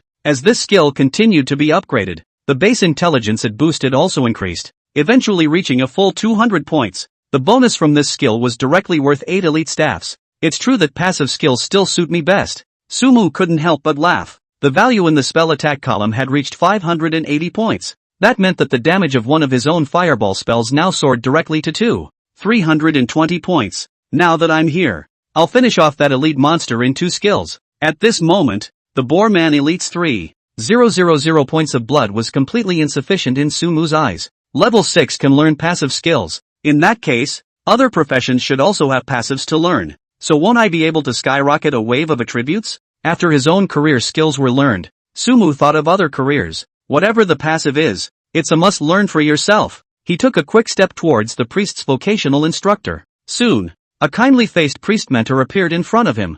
Hello there, adventurer. How can I help you? Hello, I want to learn skills. If it was any other mage, the priest tutor would definitely not take any notice. But after Sumu opened his mouth, he revealed a smile. Gladly at your service. In the next second, a passive skill appeared in front of Sumu's eyes. Priest's Apprentice Spirit, increase base spirit by 10 points, 0/5. The moment she saw this skill, Sumu didn't hesitate for a second. You have learned the Spirit of the Priest's Apprentice at a cost of 5 gold coins. Bidding farewell to the priest tutor, Sumu walked towards the assassin tutor while adding up his skills. Spirit of the Priest's Apprentice upgraded to Spirit of the Priest's Apprentice, Grade E. Spirit of the Priest's Apprentice, Grade E, upgraded to Spirit of the Priest's Apprentice, Grade D. Spirit of the Priest's Apprentice, Grade D, upgraded to Spirit of the Priest's Apprentice, Grade C. Spirit of Priest's Apprentice, Grade A, upgraded to Spirit of Priest, Grade S. Priest's Spirit, S rank increases base spirit by 200 points. Passive skills are the YYDS. Once the 200 spirit points were added, Sumu felt like he was about to ascend to heaven. He looked to his attribute bar. Player, Sumu. Profession, Mage. Level, Sex, 0/3000. Life value, 130. Mana, 8800. Attack, 36. Spell attack, 580. Physical defense, 15. Spell defense, 220. Attributes, Strength 8. Constitution 8, plus 5. Agility 8. Spirit 210, plus 10. Intelligence 260, plus 30. Equipment, Elite Staff. Wolfskin Cloth Armor. Rhino Skin Gaiters. The blue is exploding. With the 2 skills, Spell Will and Cleric's Spirit, one's blue level reached over 8,000 points, and the speed of blue recovery was increased exponentially. I wonder what the passives of the other 3 professions are. Sumu was filled with anticipation as he headed towards where the assassin profession tutor was located. On the World Channel, a furor was set off because of the weapon that Sumu had consigned for sale. Who's so bold that they're even selling E-rank weapons? The guard captain's longsword? It's from that guard captain in the newbie village? This is a quest, right? How do I do it? The big man who finished the quest came out to talk about the strategy. Why, I went to the captain of the guards. He didn't even give a damn about me? Honestly, the attributes of this kind of quest reward weapon are good, but there's no need to buy it. There's no need to buy it? It's fetching 30 gold coins now. Asterisk asterisk asterisk asterisk. We still have a lot of tycoons in China. I heard that a gold coin is now worth at least $10 million. Wouldn't 30 gold coins cost 300 million? In my opinion, it's going to be at least $1 billion before it stops. 8621 Novice Village. Headmaster, that weapon is auctioned at 30 gold coins. We can't get that much in our hands right now. A man's expression changed slightly as he looked at the warrior beside him who was killing monsters. Forget it, chat privately with that seller. Ask for a rate on that sword, and tell him we can offer 20 gold coins. The principal finished the boar with a sword and turned around. Even if he is financially strong, but this great country, Whether it is the surface or the back, then he is financially strong. Family is too much. That person seems to have turned on the shield. All the messages sent were not answered. After waiting for a while, the henchman spoke up. Forget it, let's study it ourselves. The principal sniffed and let out a long sigh, then suddenly thought of something and asked, by the way, that Sumu that I asked you to look for, is there any news? There are too many with the same name. It's really a needle in a haystack. The henchman shook his head helplessly. The principal stopped speaking, his expression tinged with a bit of bitterness. In the other novice villages, there were likewise quite a few noble children who were trying to contact Sumu. Without exception, all of the messages they sent out went down in flames. These usually high and mighty, flattered eunuchs unanimously developed a sense of frustration. They recognized a reality in this moment. In God's way, you don't have to be rich to have everything. Chapter 13, Can you second me? At this moment, Sumu, who was on everyone's mind, was standing in front of that cool-looking female assassin profession instructor wearing hot leather armor. Hello, I want to learn skills. Sure, as long as you have enough money. The female NPC's reply was also cool. As the list of skills appeared, Sumu also saw the first passive skill that the assassin profession could learn at level 6. Assassin's Trickery, increase base agility by 10 points, 0/5. Learned. Sumu directly pulled out 5 gold coins. One more passive skill in the skill bar. Looking at his 999 skill points, he kept pressing plus on Assassin's Trickster. Assassin's Trickster success level to Assassin's Trickster, E rank. Assassin's Artifice, E rank, successfully leveled to Assassin's Artifice, D rank. Assassin's Artifice, D rank, successfully leveled to Assassin's Artifice, C rank. Assassin's Artifice, A rank, successfully leveled to Assassin's Artifice, S rank. Assassin's Guile, S rank increases base agility by 200 points. It feels like I'm moving faster. Once the 200 points of base agility was added, Sumu instantly felt that his running speed had gained an exponential increase. He quickly ran towards the archer profession tutor's residence, and that running speed would definitely cause his jaws to drop in shock if the assassins with full agility were to see him. This skill is not for me. Coming to the archer tutor, seeing that skill in front of him, Sumu was a little disappointed. Archer's Focus increases long-range physical attacks by 20 points. Because of his profession, Sumu only had long-range spell attacks and no long-range physical attacks, and he can only knock monsters with his staff, but not shoot arrows with it. With no other choice, Sumu could only bid farewell to the archer tutor and head to the village entrance to look for the captain of the guards. Honorable adventurer, you're not even level 10 yet. Come back to me when you're level 10. The captain of the guards met Sumu and answered officially. I'm here to find you to learn skills. Sumu smiled and spoke. Immediately following that, a skill appeared in front of his eyes. Warrior's Budo, increase melee attack by 20 points, 0/5. You have learned the warrior's martial arts, increase melee attack by 200 points. Alright, 4 skills for a total of 20 gold coins. Let's see how that weapon of mine shoots. 20 gold coins were spent, and Sumu didn't feel any pain at all. If there were still passive skills he could learn, he couldn't wait to spend all the gold in his bag. It actually fetched 35 gold coins. Opening the auction house, the captain of guard's longsword that he had put on the shelf was auctioned at a sky-high price of 35 gold coins, and after deducting the handling fee arrived at 31 gold and 50 silver. This number is really something that Sumu did not expect. After all, it was a quest-giving weapon, and as soon as someone got to level 4 and then saw a white wolf cub in the forest, they could receive a quest from the captain of the guards. Although the white wolf pup was an elite monster, by the time the level of the large group in the novice village had all reached level 4, completing this quest would obviously not be a problem. I still have 114 gold coins in my hand. That's enough for now. Let's go fight that boar man elite first. Thinking about that treasure chest guarded by the boar man elite, Sumu was a little impatient. He quickened his pace and walked out of the village. Dude, talk to me. Within a few steps, a group of people surrounded them. You again? Seeing the one leading the group, Sumu raised an eyebrow. I didn't make myself clear before, so to introduce myself once again, I'm the heir of the Daheng group, Su Shiji. The man in the lead revealed a handsome smile and spoke very politely. Sorry about that, I'm in a hurry. Sumu nodded her head in greeting and planned to leave. On the side, several people immediately surrounded and blocked Sumu's way. What does this mean? Sumu turned her head to look at Su Shiji, her eyes cold. The other side is clearly coming for a fight. My point is simple. Tell me the method of your upgrade and I can transfer $100 million to you today. But if you don't, Su Shiji put away that smiling face and said in a cold voice, then they'll have to stay with you all the time after that. As soon as his words fell, another group of people surrounded Sumu. Is this a threat? Sumu's face was low. That depends on whether or not you know what you're doing.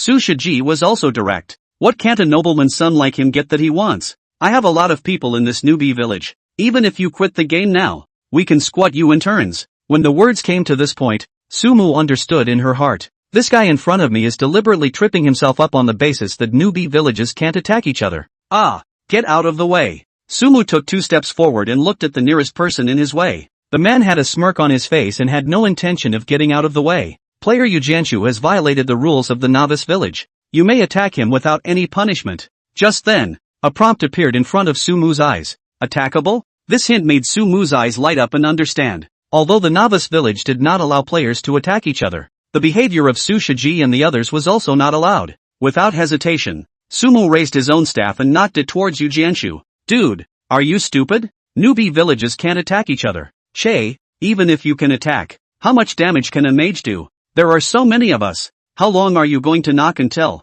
Let him knock. Maybe he'll turn red when he does. It's better that way. The others around them all laughed as they watched Sumu's actions. Che, you're a mage. You can still second me? Yu Jianshu looked at Sumu's raised staff and was even more disdainful. But the next second, everyone couldn't stop laughing. As Sumu's staff struck Yu Jianshu's head, an exaggerated damage number appeared in front of their eyes. -236. Without a doubt, the level 2 Yu Jianshu was directly killed in seconds and turned into a white light. The others who were in front of Sumu subconsciously took a step back and gave up their positions. Sumu looked at them indifferently and walked towards the forest. Did I just see something? That guy killed Olju with a single blow? That damage number is too much, isn't it? Isn't that guy a mage? I think it should be the rules of the game that don't allow what we just did. That's why Olju was seconded. That must be it. Otherwise how could he have seconded Olju with a normal attack? When the crowd responded, they opened their mouths in succession. Young Su, what now? Someone asked to Su Shiji.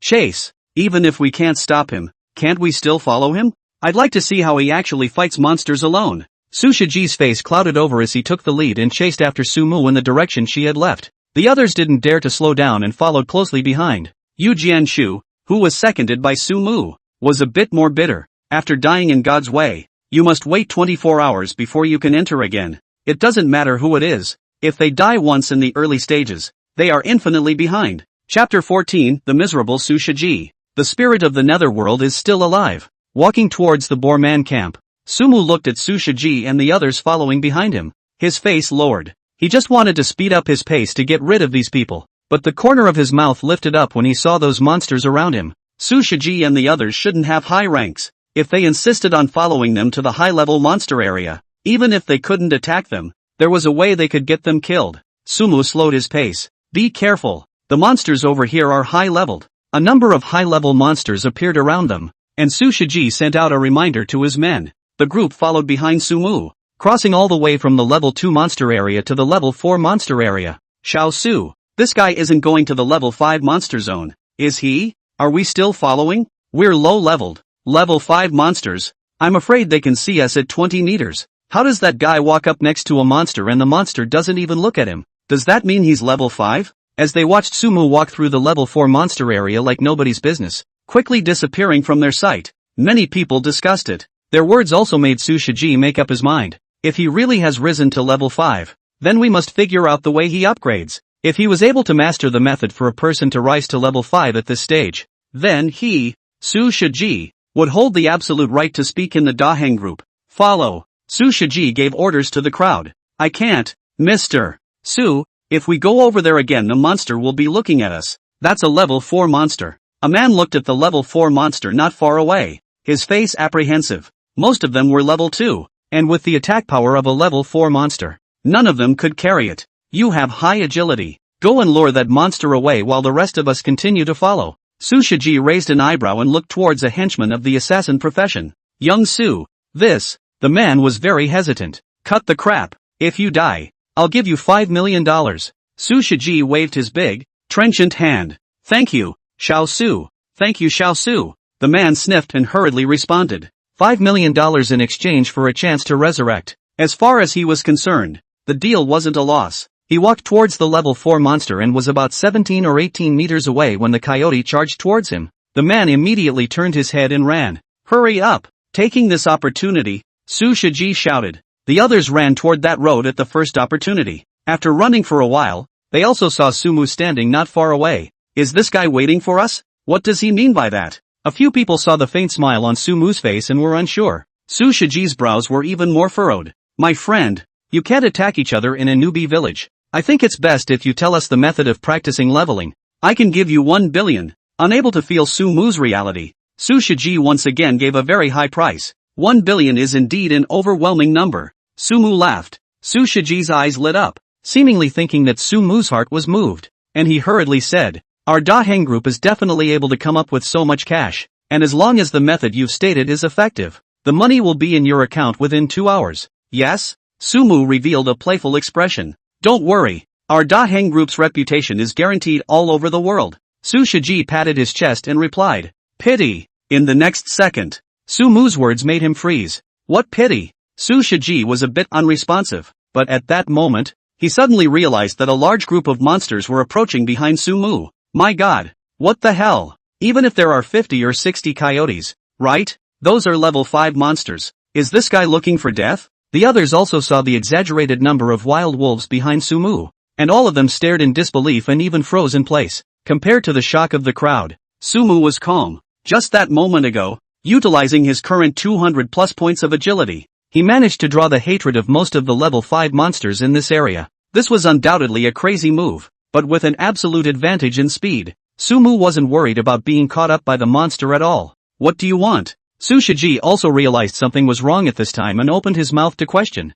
What answered him was a cold smile from Sumu. Then, with an arrow step, Sumu rushed into the crowd. The hordes of coyotes followed close behind. Run! I don't know who shouted, and the group instantly went haywire, scattering in all directions. However, they couldn't be faster than a level 5 coyote. The coyote couldn't catch up to Sumu, and when the others entered the hate range, they instantly shifted their target. -82, -90, -85. Damage numbers after damage numbers popped up from the gang's heads, and many of them turned into white light one after another. Su Shiji's level had reached level 3, and his blood level was a bit higher than the others. But in front of the hordes of wild wolves, there was only a way to die. I'm not done with you. Before turning into white light, he let out a harsh word towards Sumu. These guys have wasted a lot of my time. Sumu's expression was calm and unconcerned. Although Su Shiji and the others have power and influence in reality, but in God's way, he is simply not enough in his own eyes. Sumu accelerated his running speed and headed towards the Boorman camp. Soon, those wolves behind them lost their target and all stopped in place. The monsters didn't refresh? In the Boorman camp, the elite Boorman with the sharp axe was still diligently guarding that treasure chest. Begin! Walking to within 30 meters of the attack range, Sumu began to chant a fireball spell. -2320. After 2 seconds, a huge damage number floated above the sharp axe Boorman's head. Roar! As an elite monster, it was clearly enraged by Sumu, and with that axe raised, it charged towards Sumu. Frost arrows, -1740, but just as its charge skill was about to strike, an ice arrow hit its body. Ah! The sharp axe Boorman fell straight to the ground. Comfy. 2 shots of skill took care of an elite monster, which was much more accomplished than taking out Su Shiji's gang. He quickly walked towards the corpse of the elite monster and picked up the ball of light. Boorman's sharp axe, grade B attack plus 20 strength plus 5 constitution plus 5 required level 6. You've gained 1 gold coin. You have obtained a letter from the Boorman.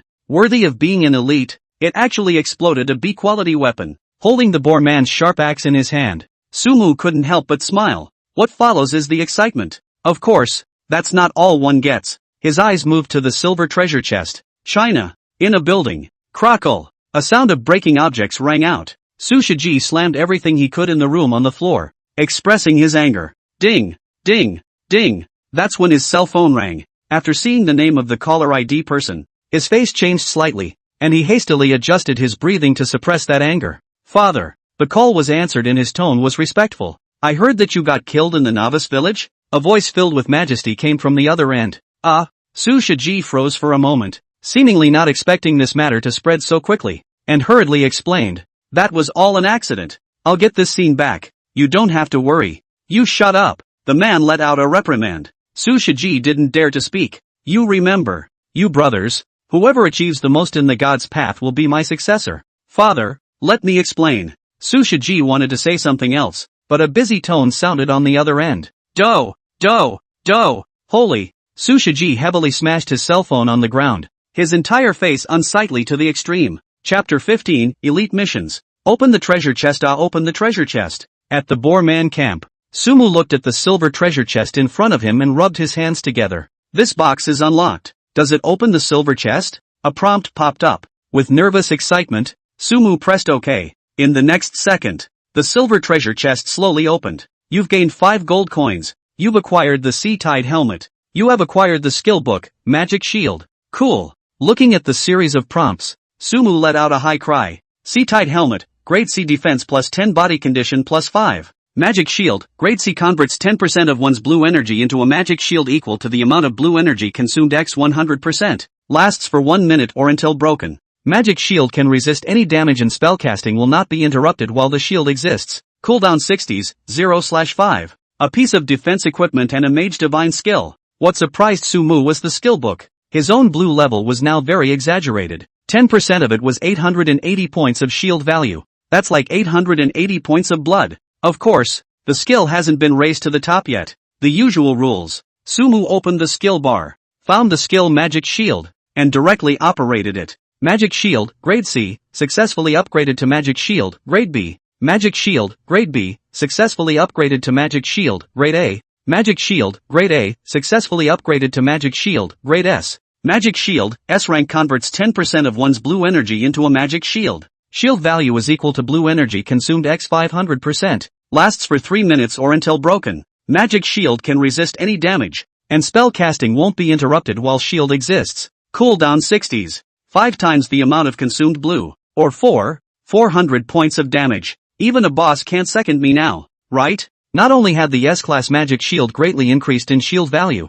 the duration had also reached 3 minutes. With this skill, Sumu wasn't worried about dying violently at all now. Try it first. Pressing the Magic Shield, Sumu's blue amount was suddenly reduced by 10%. Then he felt his side was wrapped in a wave of energy, and behind the column of life value, there was an additional shield value of 4,400 points. With the attack of a level 7 monster and my defense value, even if I stand and let them hit me, they won't be able to kill me. And then there's these 2 pieces of equipment. Having harvested a powerful skill, Sumu looked at the 2 pieces of equipment in his parcel. That Boar Man sharp axe with the sea-tide helmet. One is an upgraded weapon that far exceeds the guard captain's longsword, and one is a highly defensive armor. Starting bid is 10 gold. Let those rich people grab it. Sumu set a starting bid of 10 gold for the 2 pieces of equipment and didn't care. He looked to the one item in the package. Boar Man's letter. Bringing this letter to the captain of the guards in the novice village will trigger a hidden quest. Hidden missions? Sumu was instantly interested. Although there was no experience in doing quests in God's way, the rewards given by the quests were very generous. And if this quest gave another skill, it would be a big boost for you. Go back to the mission first. After thinking about it, Sumu didn't continue to head to the high-level monster area and instead rushed towards the novice village. Intuition told him that the task was not simple. Returning to the novice village, without the harassment of Su Shiji and the others, Sumu's journey was very quiet. Honorable adventurer, what is your business? The captain of the guards was very friendly when he saw Sumu. I obtained a letter in the forest. I don't know what purpose it serves. Sumu took out the letter. It is? The captain of the guards took the letter and skimmed through it before his brow furrowed for a moment. Those boar people have actually defected to the evil god, and they have built an altar in the depths of the forest, and by making offerings to the evil god, they will gain great power. The village is understaffed. It's hard for us to go deeper into the forest to destroy the Boarman altar. What can we do? The captain of the guards had a worried frown on his face. Suddenly, he stared intently at Sumu, and after wanting to speak,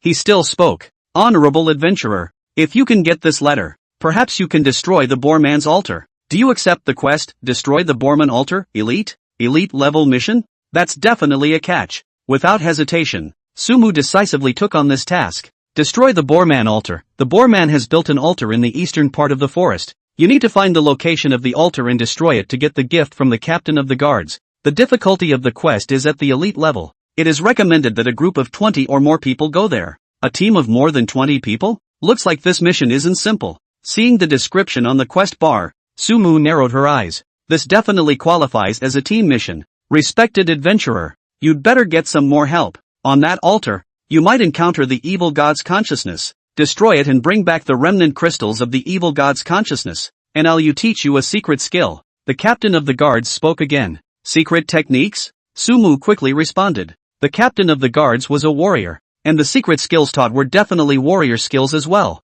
In other words, This team quest should be a special skill quest for warriors, and it didn't look like it would go well with a mage like himself. However, one could learn any skill, so naturally, one would not let go of this secret skill. Maybe this so-called secret skill could be upgraded to S rank or higher. Don't worry, I'll get the job done. Sumu nodded to the captain of the guards and acted in the direction the mission guided him. Who is that guy? The captain of the guards is so polite to him. Yeah, we tried to go talk to the captain of the guards and almost got cut down with a sword. What gives that guy the right? Could it be good looks? But he's not as handsome as me. Does that mean he triggered some quest? By the way, do you guys remember the captain of the guards longsword on the World Channel? You mean, that's the mission he took? In the novice village, many people saw the guard captain's very different attitude towards Sumu, and one by one, their thoughts floated. Especially when they thought that Sumu had found the longsword quest that triggered the captain of the guards. A group of people looked at Sumu's figure with eyes that were on fire. It was important to realize that as long as they could obtain that weapon, even if they were to sell it, it would be able to clothe and feed many of them for a lifetime, or even several lifetimes. I'm going to seek advice from the best. That mission sure wasn't easy to accomplish. I might be able to help. Follow him. You might be able to get the key information of the quest through the quest monster. He seems to have gone far away. Go after him. For a while, hundreds of people in the novice village chased after Sumu together in the direction he left. Chapter 16, Melee Mages. What do these guys want? The vast crowd followed behind him, and Sumi scratched his head. These guys couldn't have been found by Su Shiji, could they? There's about 400 to 500 of them, but none of them should be high-leveled, so luring them into the level 5 monster zone will leave them all behind. The crowd got tighter and tighter as Sumu rose to kill, but just then, a few voices came over. This big guy, you're going on a captain of the guard mission, right? Do you need any help? I'm a level 2 mage. My output is okay. What's the point of level 2s getting together? I'm a level 3 mage with full intelligence bonus. Dude, can you share the captain of the guard's quest? You can't finish it alone, can you? The gang shouts made Sumu frown. Captain of the guard's mission? He reacted quickly. Since it's not one of Su Shiji's people, there's no need. Murmuring softly under her breath, Sumu accelerated her steps, and in no time at all, she distanced herself from the crowd behind her. Holy, this guy is going fast. Does that mean he's an assassin? How can he be an assassin if he's carrying a staff? He should be high-leveled. Those wild monsters don't even look at him. Asterisk asterisk asterisk asterisk. We're in the monster zone up ahead. We can't get through. Forget it. A big guy of this level must have a fixed team. I'd better go back to practicing. Seeing that he couldn't catch up with Sumu, and the dense high-level wild monsters appeared in front of him, the crowd and the large crowd sighed and dispersed one by one. In the forest, Sumu accelerated his pace and rushed in the direction of the east. The bushes around them grew denser, obscuring much of the view. Suddenly, Sumu heard some strange sounds. Groping in the direction the voice came from, a group of boars appeared in his sight. 4 monsters? There were 4 boars in all, 2 of them with short axes, one with a bow and arrow, and one with a staff. Sumu took a few steps forward and also saw the attributes of these boar men. Boar warrior, grade 6, lifespan 600 of 600, attack power 120, defense value 30. Boar hunter, grade 7, life value 600, attack power 170, defense value 20. Boar mage, grade 7, life value 500, spell attack 180, physical defense 10. Spell defense, 30. 2 level 6 monsters, 2 level 7 monsters. With this attribute and blood quantity, without a squad of 10 people, it's impossible to beat them. The attributes of this team of boars made Sumu skim his lips. 4 monsters, 2 melee and 2 ranged. This configuration can be said to be very powerful. Even a team of 10 with all level SAXS would be difficult to tackle without an anti-monster warrior with a priest. But I'm different. However, Sumu didn't feel the slightest bit of pressure. That mage monster's spell attack couldn't break his own spell defense yet. Turn on the magic shield. Sumu pressed his newly acquired skill, then unleashed a fireball towards that hunter monster. Minus 2320. Huge damage emerged from the boarman hunter's head. Humph, humph. At this time, its 3 companions also reacted, and the 2 boarman warriors let out a roar and rushed towards Sumu, and the mage monster began to chant a spell. Sumu directly ignored the mage monster and turned towards one of the boarman warriors and released a fireball. Minus 0. Minus 2320. 2 fireballs appeared together, one of which was smashed by the boar mage at Sumu. Its fireball didn't break defense, but Sumu's fireball spiked the other boarman warrior. The remaining boarman warrior then rushed in front of him, raising the axe in his hand high and sending out a swing. With Sumu's current agility, He was completely able to avoid the boar man's attack, but he didn't dodge. -155. A not-so-small damage number emerged from Sumu's head. His current blood level totaled only 130 points, and the boar man was completely capable of reaching his second kill. However, this 155 points of damage was simply scratching an itch for Sumu, who had 4,400 points of shield value. Chop! In the next second, Sumu did not cast a spell skill,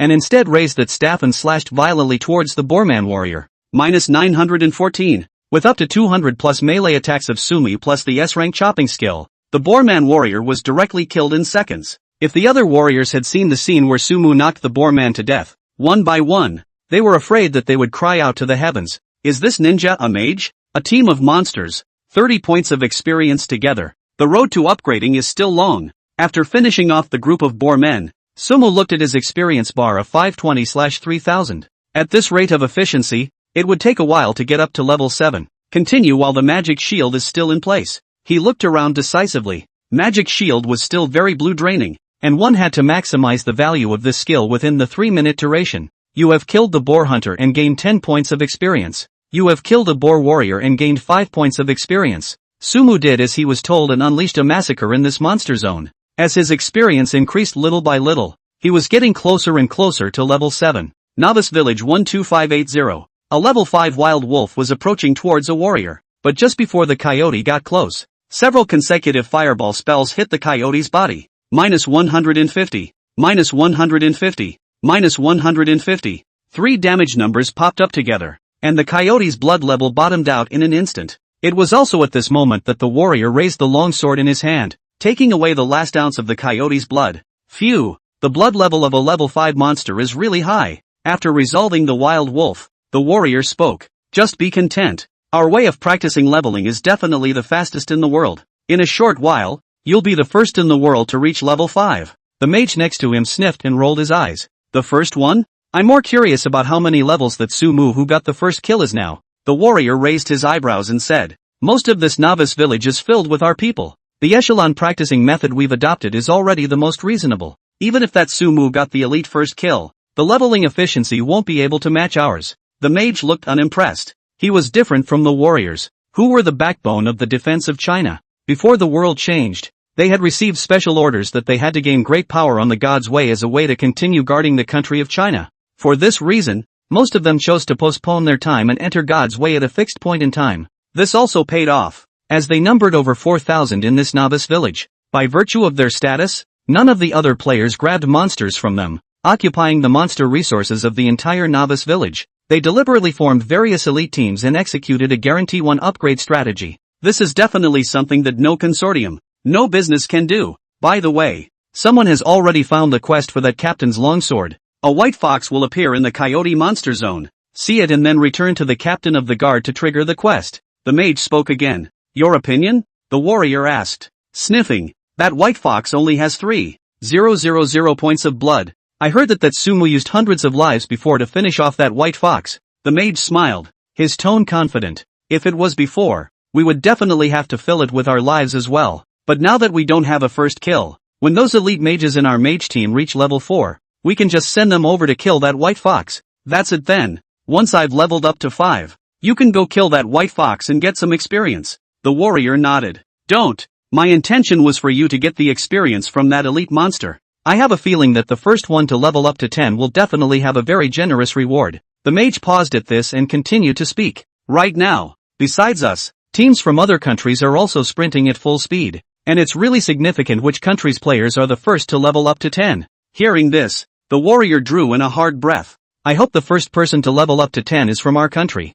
China. Chapter 17 Group Attack Skills. Congratulations on your promotion. 10 attribute points and 5 skill points awarded. Deep in the forest. After finishing off yet another group of boar men, an upgrade glow rose from Sumu's body. His level was also raised to level 7. Intelligence is enough. Add some constitution. Sumu added all 10 attribute points to physique. With his current spell attacks, he was a complete second to normal monsters. In comparison, that 100 or so life values were a bit underwhelming. It was hard to get yourself killed violently with the presence of a magic shield, but more blood was always a good thing. Open the properties panel. Player, Sumu. Profession, Mage. Rating, 7.0 out of 4,000. Life value, 230. Mana, 8,800. Attack, 236. Spell attack, 580.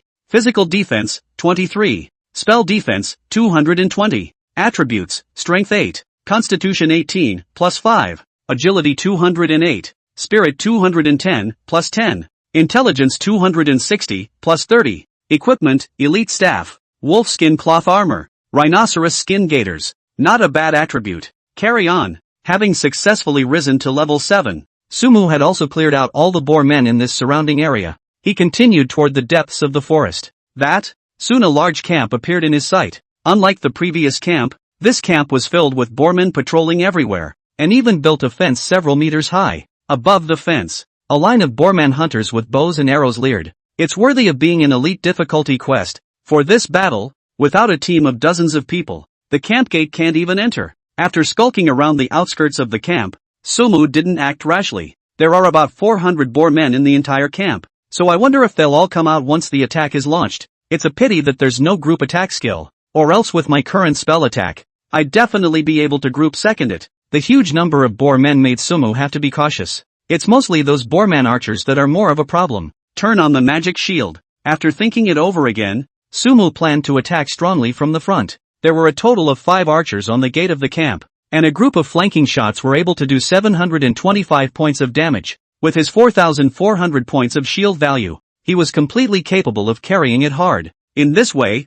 the remaining 6 melee monsters along with the 3 mage monsters were not a problem at all. Fireball. Sumu released a fireball directly at a boarman. Minus 2,320. Proper seconds. Meanwhile, the other boars at the camp gate reacted. Those hunters on the city wall hitched up their bows and arrows, aiming at Sumu, and the mages next to them flooded their hands with flames. Humph, humph. The boarman warriors below the walls roared and raised their weapons in the air. Frost arrows. Sumu made a decisive move and unleashed an instantaneous ice arrow on a long-range monster. Minus 1,740. Still seconds. Minus 145. Minus 145. Minus 145. Minus 0. Minus 0. Immediately after, a series of damage numbers appeared on Sumu's head. It looks quite a bit, but it does that much damage. Magic missile. Holy light spell. With 2 more instantaneous skills, the boars on the city wall fell one after another, leaving only one boar archer still bending his bow. Take care of these melee monsters first. Sumu ignored the telekinetic monster and looked towards the approaching boarman warrior. Charge. He took aim at one of the monsters and launched a direct charge. With the bonus of agility, almost in an instant, he had raised his staff to the boar man's body. Minus 914. Chop. Minus 914. The 2 warrior skills struck one after another, and 2 more boars fell to the ground. Minus 95. Minus 95. Minus 95. At this time, the other 3 boarmen's attacks also slashed at Sumu's body. Sumu ignored the boarman warriors surrounding him and unleashed a fireball towards the archers in the distance. Minus 2,320. Then, Sumu continued to unleash fireballs on the mage monsters on the city walls. The only 3 remaining boar men had limited attack power, enough to unleash fireballs to kill all those mage monsters before their own shield values were broken. After resolving the mage monster, the cooldowns of Frost Arrow and Holy Light were up. Sumu killed the 2 boar men in front of him one by one, leaving the last one behind. Play with you. Raising his staff, he struck the boarman on the head with a blow. Minus 206. A normal shot directly knocked out a third of the boarman's blood. Minus 206. Minus 206. That wasn't all. With the agility bonus, Sumu's attack speed far exceeded the boarman's, completely emptying the boarman's blood bar before the opponent's attack struck.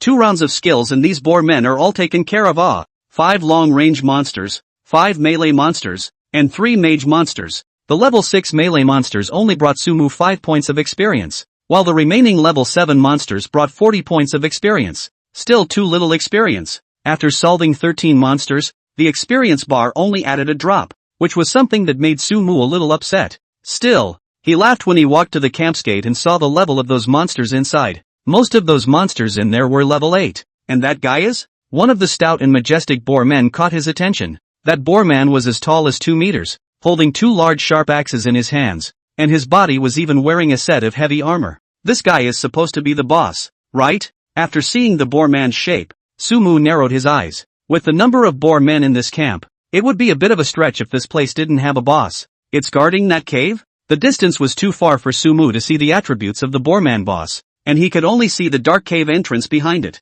If there was no mistake, that place should be its own quest point. There are 10 monsters next to the Boarman boss. The hate should be linked. This isn't going to work out too well. What worried Sumo more was the Boarman mini-monster next to the boss. The equipment you consigned has been sold. Just as he was about to clear the other small monsters first, a prompt popped up on the interface. Almost forgot. Open the auction house and the number of gold coins to be withdrawn on it is 70. Yes, this figure made Sumu couldn't help but smile. Counting the number of gold coins from before and the ones that exploded from killing the monsters just now, the gold coins in one's parcel reached more than 300. And that's not counting the miscellaneous stuff that popped out of those high-level monsters. Sell something first. The importance of gold coins was self-evident. And with the parcel already full, Sumu shelved all of the unwanted items in the parcel. The number of players in the God's Way game is too huge. Plus many people are running to make money. All intend to take advantage of the game just started this time to make a fortune. This also leads to lower and lower prices for things in the auction house.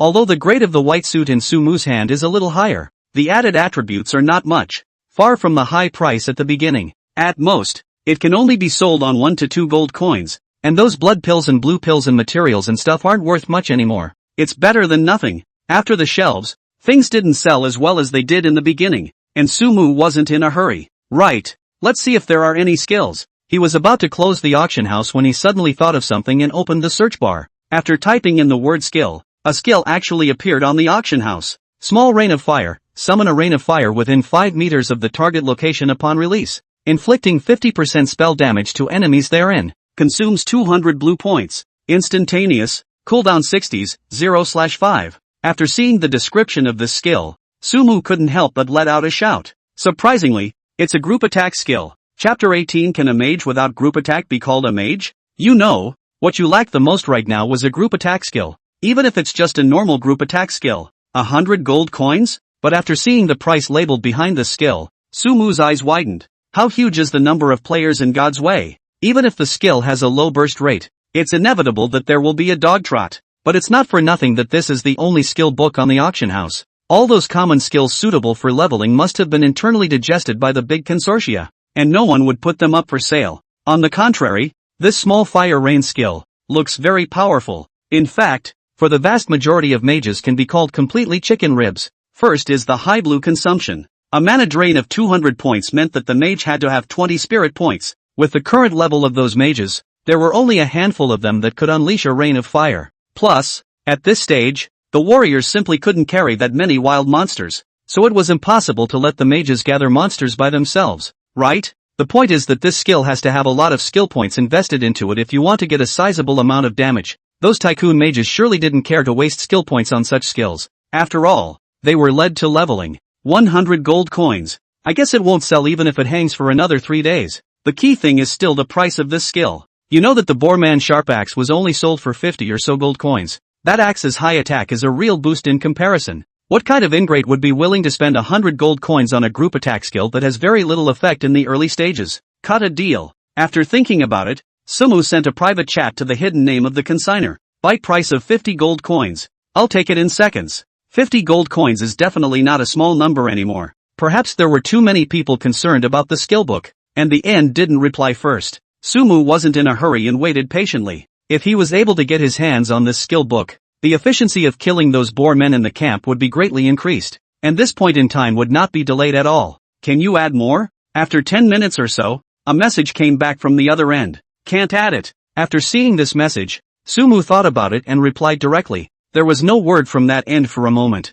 This now made Sumu a little apprehensive. If the other party bit the bullet on 100 gold coins, there was really nothing he could do about it. Hey, other people's novels have the drama of lusting for a girl as if it's a game. How come it doesn't work for me? Sumu sighed. Well, at that moment, another message came back from the other end. 60 gold coins. I'll take it off the shelf if you want it. We'll trade directly. 60 gold coins is within my acceptance range, but if I agree too quickly, the other party might sit on the fence. Sumu thought deeply. He didn't rush to reply, following the other's example and hanging out to dry. In a certain novice village, a team of 5 mages were unleashing fireballs at level 5 wild wolves. Brother Xiang, what if that person doesn't return? One of the mages couldn't help but shout out after releasing the fireball. Wait a bit more. Whoever opens their mouth first at this time will lose. The person he called Brother Xiang was the last one to release a fireball, killing the coyote. but this is already the highest price of the ones that have been offered so far. Besides this guy's 50, it's the other one's 25 gold coins. That's a whole double difference. That mage sulked. What's the rush? This skill is really not worth much at the moment, but after a while, it will definitely be able to be sold. And if that's not possible, then we can totally learn it ourselves. Xiang looked at his little brother's anxious appearance and shook his head. But the value of the gold coins now is completely different from the value of the gold coins afterward. The little brother's expression was somewhat helpless. That's right, brother Xiang. I heard that the value of gold coins is starting to depreciate now. And it's falling fast. The other juniors followed suit and spoke up. There is such a thing? Shou frowned. He was not the same as those big consortia. He was the president of an old game guild and was considered a rich second generation with a little money himself. But after the opening of the God's Way, his little worth was not enough to look at in front of those bigwigs. It's true. It's said that it's most of the people who realize that it's not that easy to achieve in God's Way, and all of them are planning to make money by striking gold. And as soon as they have copper coins in their hands,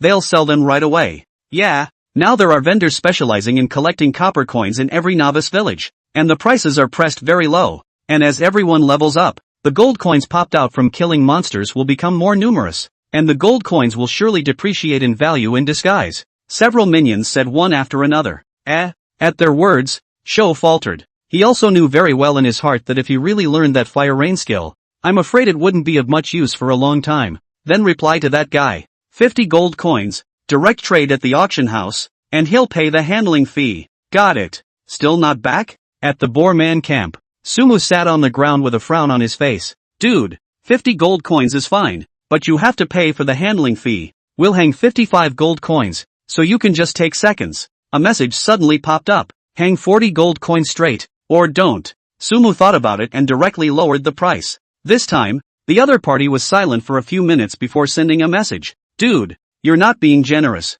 How come you're still suppressing the price? Then you guys take your time selling. No need to reply. Sumu was also not polite and directly closed the private chat. Sitting in place, Sumu opened the auction house and silently waited. As expected, after more than 10 minutes, the price of that fire rain skill was changed to 50 gold coins. There's still room to lower the price. Sumu didn't choose to buy and continue to wait. After another 10 minutes or so, the price of the skill was indeed changed to 40 gold coins. Hey! Sumu didn't hesitate this time and directly chose a bite price. After 40 gold coins were missing from the package, there were still 300 and something left. And there was that extra skill book in the item bar. Do you choose to learn about Little Fire Rain? Yes. Opening the skill bar, Sumu pressed up the plus that was behind Little Fire Rain. Small Fire Rain successfully upgraded to Small Fire Rain, Grade E. Small Fire Rain, Grade E, successfully upgraded to Small Fire Rain, Grade D. Small Rain of Fire, Grade A, successfully upgraded to Large Rain of Fire, Grade S. Great Rain of Fire, S rank upon release.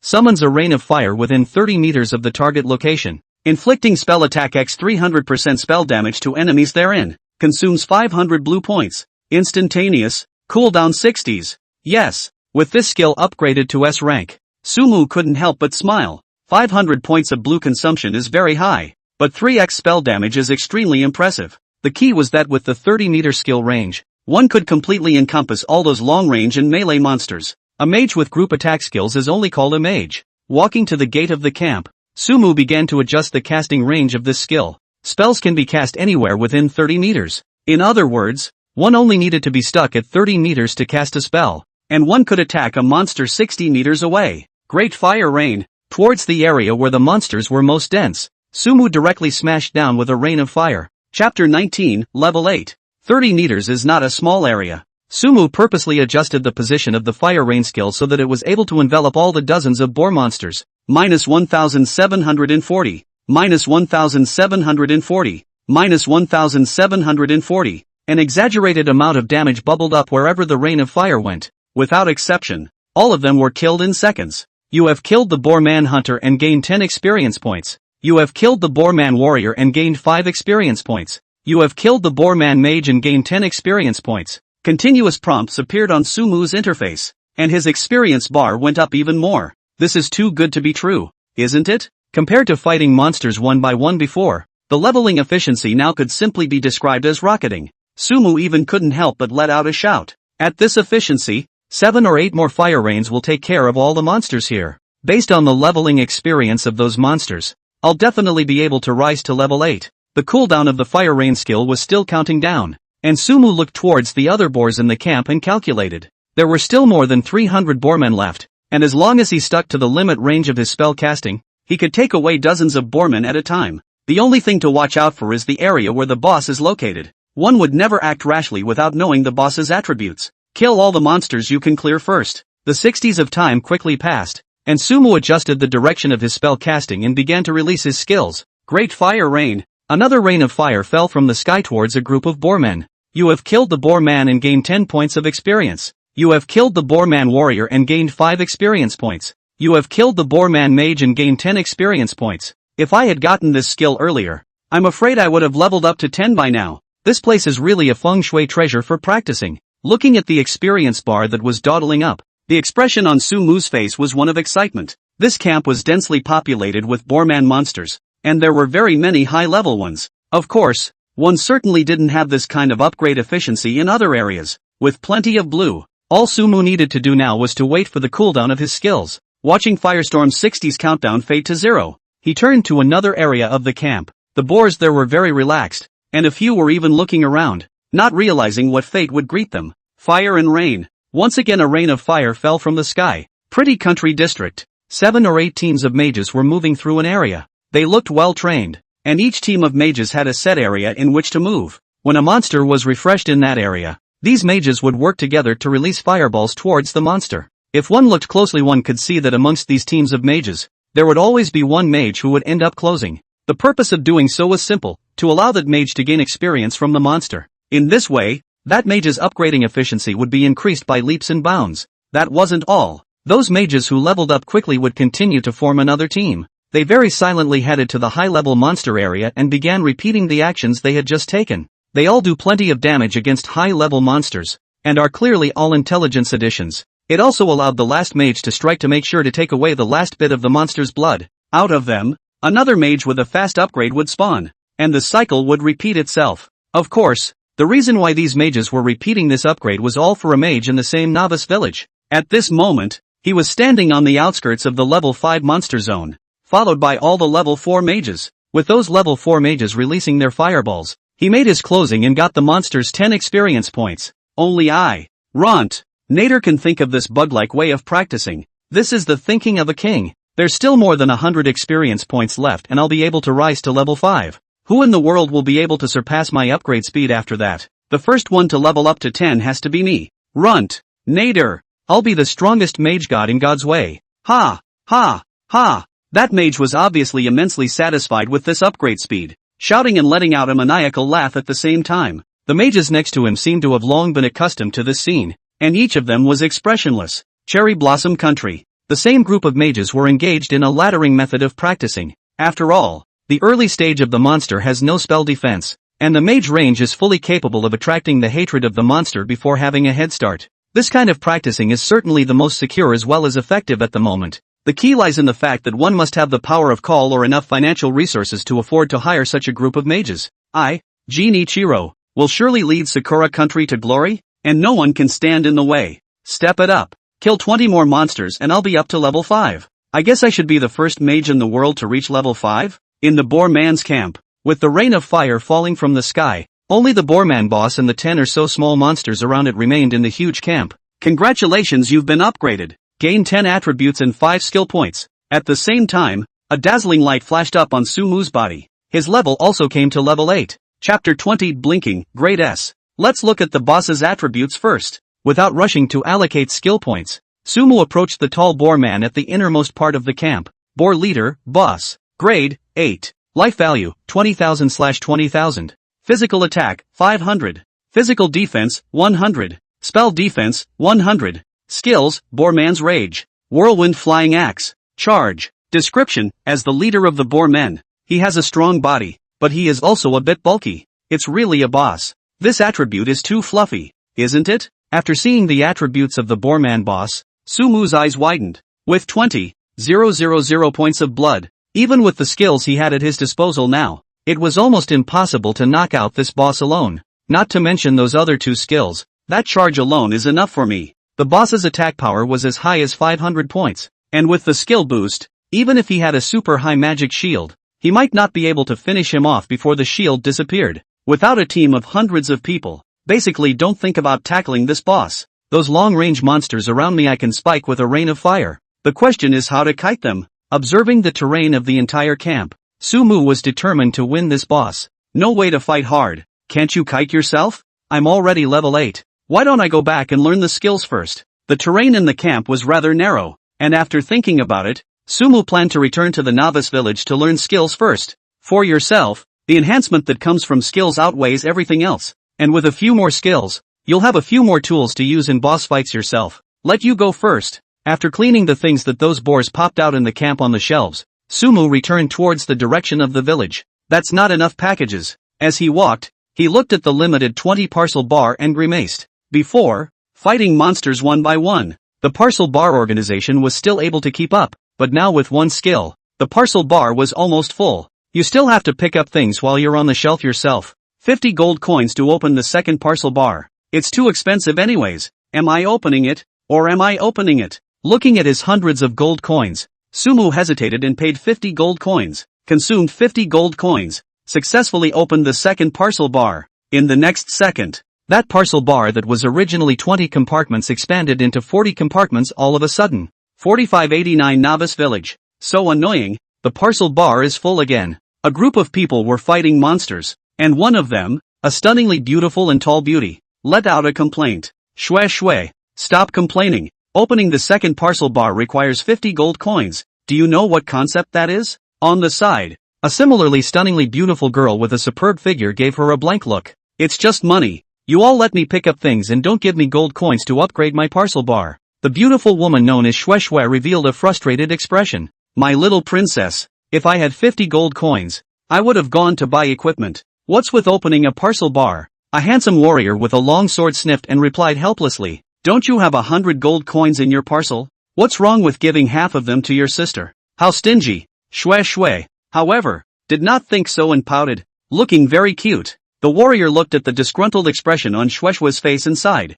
That's what your old brother and I were planning to use to buy a weapon. I regretted my intestines when I didn't buy that boar man's sharp axe before. If we had that weapon, we would have been able to go and kill level 5 monsters a long time ago. Humph. Petty. Shwe shwe remained dissatisfied when she heard this. The warrior shook his head helplessly, but did not get angry. Instead, he spoiled him and said, My little ancestor, the divine path has only just started, not to mention your brother, even if it's one of those top-tier giants. No one would spend 50 gold coins to open the parcel bar at this time.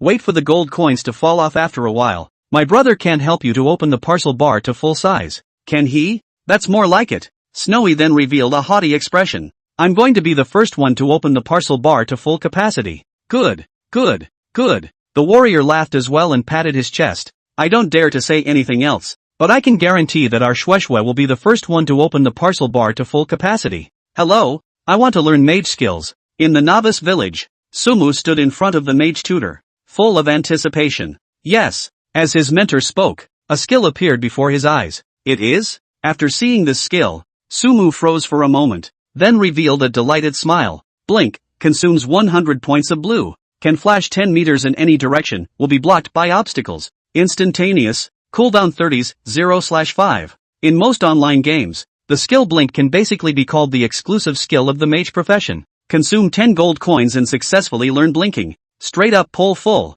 When the skill appeared on the skill bar, Sumu utilized the increase in hand speed brought about by the increase in agility to the extreme. Blinking successfully upgraded to Blinking, level E. Blinking, grade E, successfully upgraded to Blinking, grade D. Blinking, grade A, successfully upgraded to Blinking, grade S. Blink, S rank for every 100 points of blue consumed. Can flash 10 meters in any direction. No upper limit on flash distance. Ignores collision volume, instantaneous. Cooldown 10s, ******. This skill flows. After successfully rising to S rank, Sumu couldn't help but let out a gasp in her heart when she saw the description of the blinking skill. With the amount of blue he had now, if he used it all up at once, he could directly instantly move 880 meters on the ground, which was close to a kilometer. The key thing was that the cooldown of this skill was only 10s. I should be able to bring this skill back to reality as well, right? Sumu couldn't hide his excitement inside. You know you can bring back to reality everything you did in God's way. The priest instructor's hut is almost 700 to 800 meters away,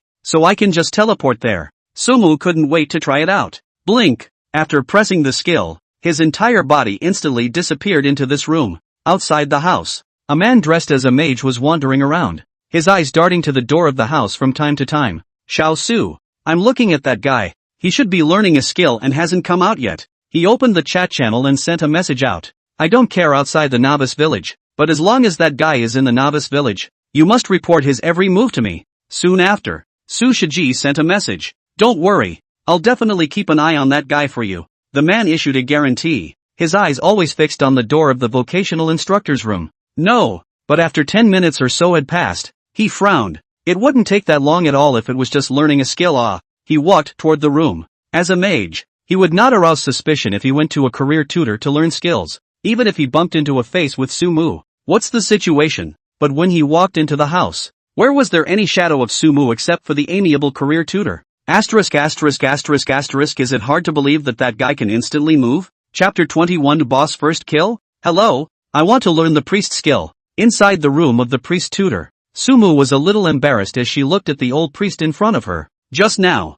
his own sudden instantaneous movement into the house had really startled the old priest. Son, next time you don't show up so suddenly. The old priest did not mean to reproach, and as soon as his words fell, a skill appeared in front of Sumu's eyes. Powerful healing, restore 200% of opponent's own spell attack after use. Consumes 100 blue points. 1's casting time, 10's cooldown, 0/5. Instantaneous blood boosting type skills? This skill made Sumu raise an eyebrow. With a magic shield, pure blood boosting skills really felt a bit ribald to myself. Instead, skills that can both add blood and deal damage are still a bit more practical. Learn. After thinking about it, Sumu still chose to learn this skill. Consumed 10 gold coins and successfully learned the Strong Healing Technique. Strong Healing Technique successfully upgraded to Strong Healing Technique, E rank. Strong Cure, A rank, successfully upgraded to Strong Cure, S rank. Powerful Healing Spell, S rank restores 600% of the opponent's own spell attack after use. Consumes 200 points of blue. 1's casting time, 10's cooldown. Saying goodbye to the old priest, Sumu rushed to where the assassin tutor was. Previously, the assassin's several skills hadn't been learned by himself. But after the melee attack was boosted, it was necessary for the assassin's skills to be learned by himself. Hello adventurer, how can I help you? The hotly dressed assassin tutor spoke with a smiling face. I want to learn skills. As Sumu opened his mouth, the 3 skills appeared in unison. Backstab, attacks behind an enemy, dealing 150% of physical attack damage with a cooldown of 10s, 0/5. Kidney strike, strikes an enemy in the abdomen, inflicting a 1 stun on them, as well as 100% physical attack damage. Cooldown 20s, 0/5. Piercing attack, ignore 30% of the enemy's defense and deal 100% physical attack damage to them. Cooldown 30s, 0/5. 3 skills together cost 20 gold coins to learn. Sumu didn't hesitate, and after learning them, he upgraded these 3 skills to S rank in turn. Backstab, S attacks behind the enemy, dealing 600% of physical attack damage with a cooldown of 10s. Kidney strike, S rank strike the enemy's abdomen, inflicting a 3 stun on them as well as 500% of physical attack damage. Cooldown 20s, piercing attack, ignore 80% of the enemy's defense and deal 500% of physical attack damage to them. Cooldown 30s, assassin's skill damage bonus is really higher. After seeing the S rank effects of these 3 skills, Sumu sked and nodded. His own mage skill was only a 400% bonus, and the assassin had 100% more directly. On second thought, it is not difficult to understand. In the vast majority of online games, the assassin has always been synonymous with high outbreak profession. Skill bonus is not higher than other professions so little. Is not it very disgraceful? The archer's skill is out of the question. It doesn't mean much to me. Sumu didn't go looking for the archer tutor and turned towards the village entrance. There was still a warrior's level 8 skill that could be learned at the guard captain's place, but Sumu wasn't going to learn it. After mastering the blink skill, one already had absolute certainty when facing that Boarman boss. Dude, see, you're a mage, right? Want to form a team to kill level 3 monsters? The team is full of powerful mages, and everyone can't quit until they upgrade. Bro, killing monsters normally, missing a mage. Interested? Kill the monsters and come to the mage. Any mage will do, if you can set off fireballs. When he came to the monster area at the entrance of the village, it was still overcrowded, and many people saw that Sumu was carrying a staff and warmly extended invitations. At the leveling stage, there's no shortage of mages, let alone a mage with gear. No need. Sumu directly ignored these people's group invitations and walked towards the depths of the forest with her head down. Asterisk asterisk asterisk asterisk. Don't rob the monster. What do you mean by robbing monsters? Whoever kills the monster is the one who owns it. Know the rules. Asterisk asterisk asterisk asterisk. Old me to fight to the blood. You put away the monster still have a reason? What's the matter? Asterisk asterisk asterisk asterisk. If it weren't for the fact that you can't PK, I'd kill through all 10 of your resurrection chances. You who? It's not certain who kills through who. When he came to the level 2 to 3 monster area, the scene here was so lively that from time to time, he could still see some people who were quarreling over grabbing monsters. The levels of the large troop should all be at level 2 to 3 right now, and the ones in the first echelon should all be at level 4 almost to level 5. As Sumu walked, he analyzed through the number of players in each monster zone. Of course, I must be one of a kind. Looking at those practicing methods where a group of people surrounded a monster to fight, Sumu kept shaking her head. Soon, he arrived at the level 5 monster area. It's that guy? Here, Sumu saw an acquaintance. Su Shiji was surrounded by a group of people, killing level 5 monsters without any pressure. Leave him alone. Sumu avoided Su Shiji and the others and rushed towards the Boarman boss's camp. The monsters in the campground hadn't refreshed, and there was only the Boarman boss with a group of remote monsters in the location outside that cave. Definitely need a fire rain starter so that you can spike all the long-range monsters.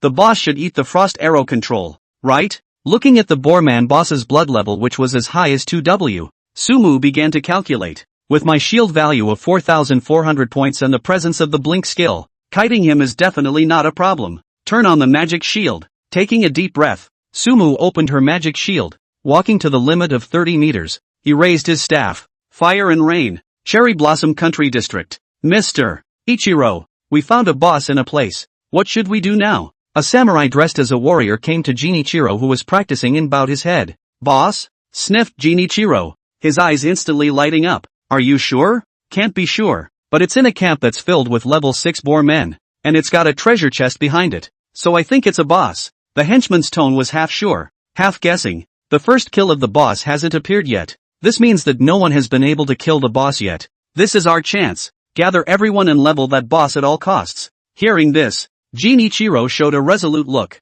This time the first kill of the boss. Must not let that Sumu aka the Chinese steal the show. This honor belongs to us samurai. Hi! Everyone in the room lowered their heads together after Jinichiro finished speaking. Chapter 22 The Light of the God of Law. Minus 1800. Minus 1800. Minus 1800. Minus 1700. As a rain of fire fell, those long-range monsters around the Boarman leader were instantly seconded. Roar! The Boarman boss was in the midst of the rain of fire, and likewise suffered quite a bit of damage, letting out a roar and charging up towards the distant Sumu. This guy's not fast. Wearing a full armor and holding 2 large axes in his hands, the Boarman leader looked very bulky. Ice arrow technique. Without hesitation, Sumu directly used his only deceleration type skill. Minus 1700. Eating slowdowns? As the damage bubbled up, a layer of frost appeared on the Boarman leader's body, and his movement speed was reduced again. Great! The corners of Sumu's mouth rose when she saw this. Fireball! While this was going on, he began to chant. Minus 2300. A fireball flew at the Boarman leader, also causing the frost on it to disappear. Sumu didn't continue casting spells and began to fall backward. As he retreated, he stared at the Boarman leader's blood level. 14300/20,000. Magic missile. Holy light spell. Sumu greeted the Boarman leader with 2 more instantaneous skills. Minus 2300. Minus 1100. Roar! The Boarman leader didn't even touch Sumu's fur, but his blood level had almost dropped by half, and he immediately let out an angry roar. Its eyes were fixed on Sumu, and the speed of its feet suddenly gained exponential growth. Charge! Sumu quickly responded. The skill charge is selected for targeting, but it is not unavoidable. Just as the Boarman leader rushed to his body, Sumu decisively used blink. Humph! The Boarman leader pounced and looked blankly ahead. Furious, in front of a mage who can kite, a warrior is a younger brother. At that moment, Sumu's voice came from behind it. The Boarman leader turned his head in a hurry and was hit head-on by a fireball. Minus 2300. Roar! Where did the Boarman leader receive such anger? His hands gripped the big axe tightly, and all the tusks around his mouth were exposed, with an attitude that he was bound to dismantle Sumu. At this distance, there's room for one more fireball. Sumu once again chanted a fireball spell. Just then, the Boarman leader suddenly threw his hands up in the air. In the next second, he threw the flying axe in his hand towards Sumu with force. The 2 axes crossed back and forth with great speed. Sumu, who was releasing the fireball, obviously could no longer dodge it. -727. A damage number emerged from Sumu's head. Even if all of the warriors who now had physique plus points and wore a set of high defense equipment, they would only be killed in seconds in the face of this axe. However, Sumu was still standing upright. -2300. Another fireball flew at the Boorman leader. The blood bar on its head once again lowered by a fraction. 6300/20,000. When the skill cools down, another round will take care of it. Sumu didn't rush to attack, using his speed to keep a distance from the Boorman leader. Now that the boss had used up 2 of its skills, it clearly posed little threat to itself until its own blink cooled down. Roar! On the contrary, the Boorman leader had an incomparably angry expression on its face. As a party overlord in the novice village, where had it suffered such torture? Looking at that body plate as brittle as paper, Sumu, it was confident that whether it used any axe in its hand, it could easily abuse it, but it just couldn't catch up. Under the weight of this anger, an eerie red glow rose from its body. Is this going berserk? Sumu narrowed his eyes at the sight. His guess was obviously right, as the Boorman leader's body was enveloped by a powerful burst of red light, and his 2 eyes even turned completely blood red. Roar! A loud roar rang out, and the Boorman's originally bulky body became lighter all of a sudden. It doesn't work. The Boorman flew close, and Sumu's mind was not panicked in the slightest. His own agility was as high as over 200 points, and a boss of Boorman's level. Even if Berserk had boosted his attributes, he still couldn't touch himself. Not to mention the 10's cooldown on Blink is almost up. This boss will be killed by himself. A large number of people are assembling in the Sakura Nation area. From the distribution of the number of people, most of them were some mages, with quite a few warriors and priests among them. Listen up, all of you. Genichiro came to the men, his tone full of authority. This time, we're dealing with a boss, so be prepared to make sacrifices. But don't worry, Genichiro, won't forget the contributions you've made. Anyone who loses a resurrection chance in the boss battle today will receive a reward of 100 million Sakura Nation currency. When Genichiro finished speaking, the men let out a neat chant. Willing to serve His Excellency Ichiro. Okay, let's go. Genichiro nodded in satisfaction and headed towards an area. Soon, a large number of high-level monsters appeared in front of them. Kill, charge. The crowd rushed together into the middle of that Boorman camp. Most of them were around level 2 to 3. And were basically cannon fodder meant to create opportunities for the output of those high-level mages behind them. Ha! Ha! Ha! As the men fell one by one, Genichiro smiled as he looked at the suspected boss presence in the camp. The first one to kill the boss must be me. And inside that treasure chest, there's bound to be something very nice. With a sea of men stacked against them, the rest of them quickly killed their way into the camp. Not a boss? What's going on? But when Genichiro saw the Boorman's message, his entire body was dumbfounded. Bugger off, you dumbass. He even growled towards the henchman who had reported the news earlier. After spending a lot of manpower, the result was an elite monster, which was something he could never accept. Hurry up and get me to the boss. I must get the first kill of the boss. His face was extremely grim, and he roared hysterically. We'll go look for it right now. The people under his command also sensed his anger, and each of them lowered their heads and kept promising. But before they could act, a continuous scrolling announcement suddenly appeared. Congratulations to player Sumu for successfully killing the first boss monster of God's Path, hereby rewarding the only skill, the glory of the Dharma God. Congratulations to player Sumu for successfully killing the first boss monster of God's Path, hereby rewarding the only skill, the glory of the Dharma God. Congratulations to player Sumu for successfully killing the first boss monster of God's Path, hereby rewarding the only skill, the glory of the Dharma God. Chapter 23, Godly Passive. Baka. Baka. The consecutive scrolling announcements completely dumbfounded Genichiro, and his original angry expression became even more frantic. He kept jumping to his feet, pointing and cursing at the gang of henchmen in front of him. They're all losers. Get out of here. All of you. Looking at his expression of losing his mind, the group of men present all lowered their heads, not daring to answer. It's this Sumu again. How is this possible? What makes him get the first kill of the boss? Pretty country. Runt, who was practicing leveling. Nader was filled with incredulity when he saw the scrolling message in front of him. He was a super giant crocodile in general, and had spent untold amounts of money to be able to rise in the god's way. He even chose the mage profession in order to level faster. But even so, he was still left far behind. Unique skills? With his eyes dead set on that skill on the scroll screen, an endless greed came out of his eyes. This skill must be mine. Clenching his fists, he didn't hesitate and sent a private chat towards Sumu. 50 billion, pretty country coin. No. 100 billion. I'll trade you my entire fortune for this skill. and as long as you sell it to me, the money won't be a penny less. The price he offered was undoubtedly epileptic, but there wasn't a single person who wasn't mad when all of them saw the glory of that Dharma god. God of Law's Radiance, SSS grade increases base intelligence by 0.5 after killing a monster, no upper limit. Upgradable. It was a passive skill that could infinitely raise the intelligence cap. What is the most important attribute for a mage? 99 out of 100 mages will absolutely answer you, intelligence. The World Channel was all about this skill. This skill is too exaggerated. Killing monsters boosts intelligence. So isn't it just 1 million intelligence and 10 million mana damage in the later stages? I don't know if the probability is high, but looking at this SSS rank, it shouldn't be too low, and it can be upgraded. I don't know what the effect of a god level is. Now it's already against the heavens, and it's still the only skill. Isn't this Sumu the heir to the Dharma god?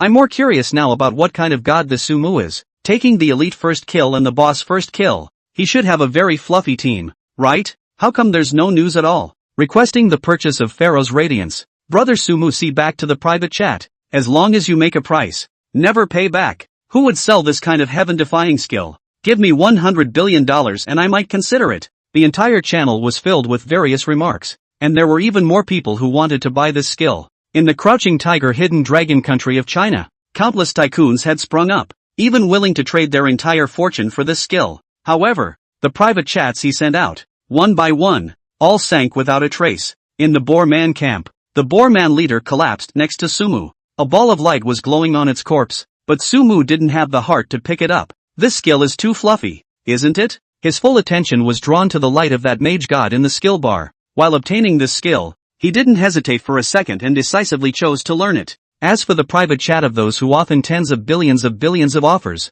Sumu uniformly chose to ignore. This skill can still be improved. Sumu looked to the plus behind the light of the fawn god. Upgrading skills requires 10,000 skill points. Do you upgrade? 10,000 skill points was an extremely exaggerated number for anyone, but Sumu resolutely pressed boost. 10,000 skill points consumed. Mage's Radiance upgraded successfully. A prompt popped up right after. Sumu looked at his skill points. It's still the same 999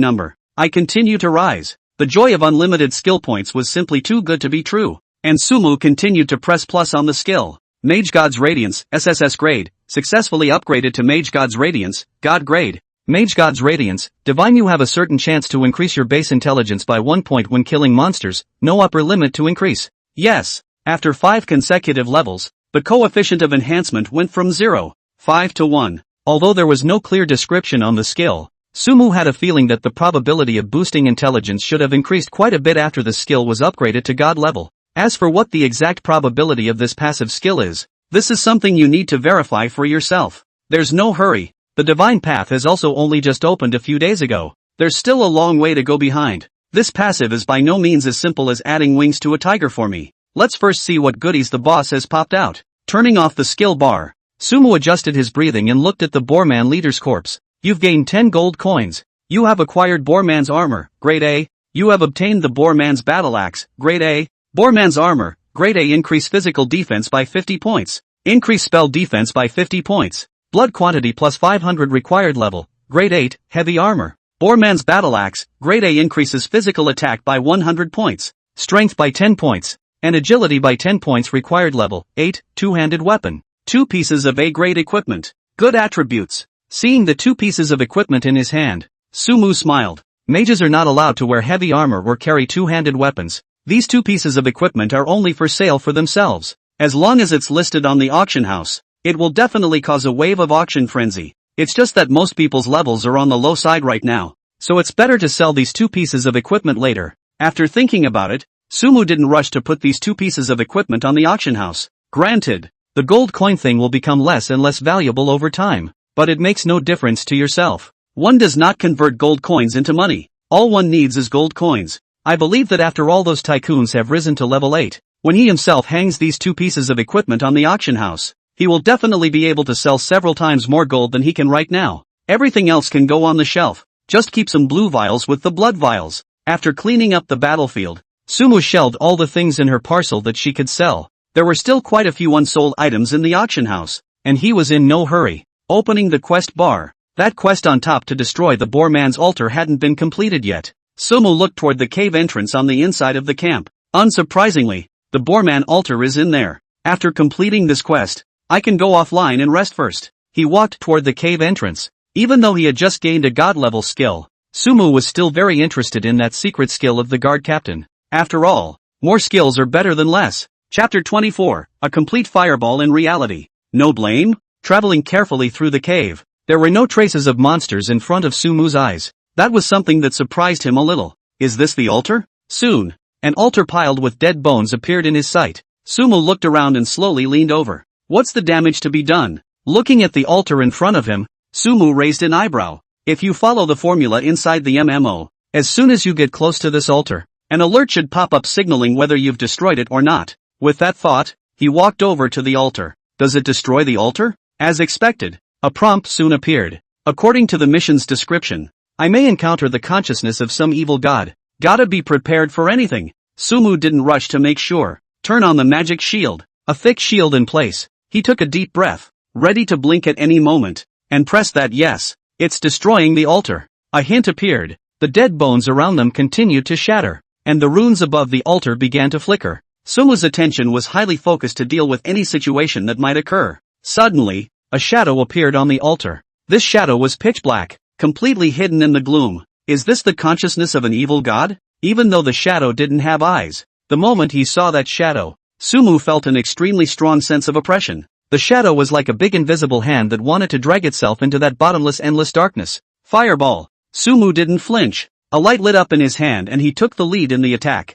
-1. A damage number emerged from the void's head. That hard? This was something that Sumu had not expected at all. The fireball spell surprisingly dealt only 1 point of damage, which meant that the void's legal defense was over 2,000 points. How can this be a fight? But just then, the void was completely burned by the fireball spell. Almost instantly, the shadow disappeared and a thumb-sized black crystal was left on the ground. Finished? Sumu walked over to the crystal and picked it up. The remaining consciousness of a certain evil god is sealed in this crystal. Bring it back to the captain of the guards. Oh, the Destroy Boorman camp on the quest bar showed completion, and Sumu smiled. Let's go offline and rest first. And when the monsters in the camp outside refresh, use the fire and rain spell to level up to 9. Walking out of the cave, Sumu found a safe location to get offline. When he finished off the Boorman leader, he gained 2,000 experience points himself. With the density of monsters in the Boorman camp, this was definitely the best place to practice before level 9. And the swarms of monsters would allow one to better trigger the Law God's radiance. If the Boorman leader refreshes, I'll be able to fight the boss again. Quit the game. The surrounding scene changed, and Sumu came to the Unreal space before entering the game. He returned to reality from the Unreal space and went back to the room where the entire group took a trip in one big word. I've increased my game time a lot more than before, but it's not enough to stay in God's way all the time. Sumu looked up at the ceiling, still not quite satisfied. By the way, with my current intelligence so high, I wonder if I can release fireballs now. At that moment, an idea popped up from Sumu's head. After boosting a large number of attributes, one should be able to unleash a full fireball spell in reality. He jerked out of bed and ran out onto the balcony. Taking a deep breath, Sumu began to adjust her breathing. It's not the same in reality as it is in the game. In the game, if you press the icon of a skill, you can directly release the skill, but in reality there is no skill icon. All Sumu could do was to find that feeling when releasing her skills. Having had a successful experience before, Sumu felt the extraordinary power in his body after many attempts. Pop! A ball of flame suddenly surfaced in his hand. Unlike the previous ping pong ball size, this ball of fire was still getting bigger and bigger until it enveloped all of Sumu's palm. This feeling is simply awesome. Looking at the fireball in her hand, Sumu couldn't help but shout out. He knew very well in his heart that the reason why he was able to succeed so easily this time was inextricably linked to the fact that he had boosted a large number of attributes. In other words, as long as one continued to improve in the game, even if one could not become a so-called god, one could still become a master among the real world. Fireball. Filled with excitement, Sumu released the fireball in his hand. The fireball flew tens of meters in the air before exploding all at once in a brilliant manner. Holy, that! On the opposite side of the Sumu family building, a man stood on the balcony smoking a cigarette and suddenly shouted out, "What do you see?" The other one in the room asked as he also came over and looked out at the clear sky. "I seem to have seen a ball of fire just now. Is it possible that someone has brought the skills from God's path back to reality?" The smoker took a sharp breath and replied, "How is this possible? According to the statistics in the gaming community, not to mention being able to release a fireball, Even people who can make a small flame don't exist. Do you really think that after playing the game for a few days, someone can bring out the skills in the game? Wouldn't the world have been messed up long ago then? The other guy had a disbelieving look on his face. I think you've just been playing gods way too much these days. Indeed. I've been setting off fireballs all these days. Even when I'm sleeping, I must have misread it. After this cigarette, I'm going to have to get a good night's sleep, and try to get up to level 3 tomorrow. The smoker nodded, stubbed out the cigarette in his hand and turned away from the balcony. The other guy skimmed and walked into the house. They never dreamed of it. It is true that some people have brought back the skills from God's Way in their entirety. Chapter 25, Assassination Plan? Woohoo! This is just so much fun. Looking at the bursting fireball, Sumu couldn't help but let out a high cry. If this fireball hit a person's body, I'm afraid that no one in the real world would be able to withstand it. At this moment,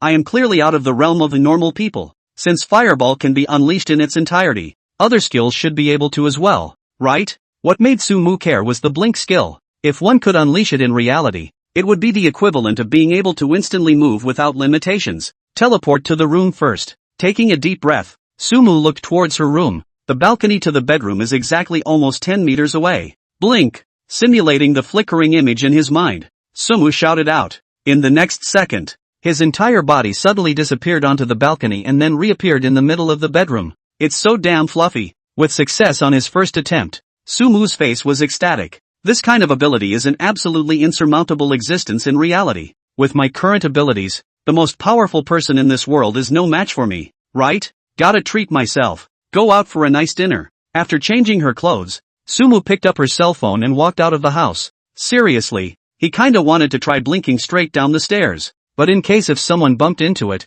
it would definitely cause a huge stir and bring unnecessary trouble to himself. On second thought, it's better to forget about it. Have dinner, come back, take a nap, and get on with the game. Somewhere in China, an urgent meeting was being held. This Sumu again? How the hell did he do it? Why hasn't a single word gotten out? Yeah, wanting to kill the boss will definitely require the use of a large amount of manpower. We have eyes in all the novice villages. It's impossible for us to not notice any movement at all. The gang sat in a huddle with bitter expressions on their faces. Compared to the previous elite first kills, this boss first kill was even more significant. In my opinion, there should be an extremely tight organization behind this Sumu.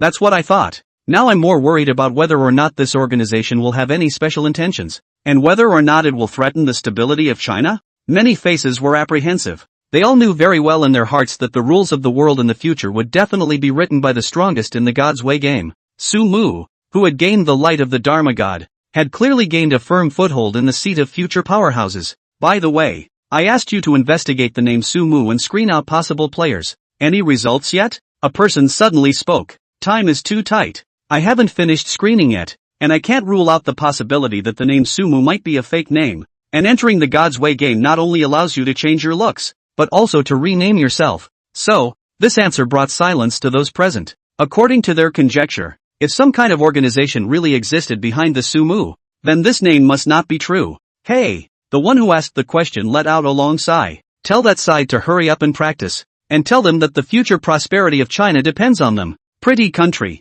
It's a building with 8 sides. In this building, a group of people sat at a round table, looking serious. We, the pretty country, have never been left behind. What's wrong with this time? Why did we let China repeatedly go ahead of us? The one sitting in the main seat let out a roar. His words silenced the others in the room. Tell us, what the hell do you do for food? The man saw this and growled again. China has a large population. They already had the advantage. I think the elites and the bosses should have been piled up by them with the number of resurrections. At this moment, a person spoke up with a trembling voice. Yes, although they can gain a certain advantage in the short term by doing this, in the long run, this is equivalent to cutting off their own back. The future hegemon must still be our pretty country. Immediately, someone else followed suit. Hearing this, the angry one's face eased up quite a bit and snapped. How's our practicing going? Currently the most trained personnel have been sent to consolidate the leveling. Other consortiums we have contacted and will join forces when necessary. The highest level has now reached level 5. In my opinion, that Sumu who took out the boss is only level 6 at most. A man with a piece of material in his hand made a report. Tell them that our pretty country's supremacy needs to be upheld by them, and tell them to do whatever it takes to surpass that Sumu. In contrast to the beautiful country with its hegemony, all the major countries around the world are holding secret meetings. The theme of the meeting all mentioned the same name. Sumu. For states, this name has been labeled by them as a formidable enemy. Under a cherry blossom tree in Sakura country, a man in a yellow robe stood on the ground covered with alabaster cobblestones with his back to the ground. Did you find out who that sumo is? Not yet. Next to the man stood a masked, ninja-dressed man. Kenjiro, you are the top-class ninja in my Sakura country. I want you to go to China. The man suddenly turned around and put a hand on that ninja's shoulder. Meaningfully, we can't let that sumo grow up.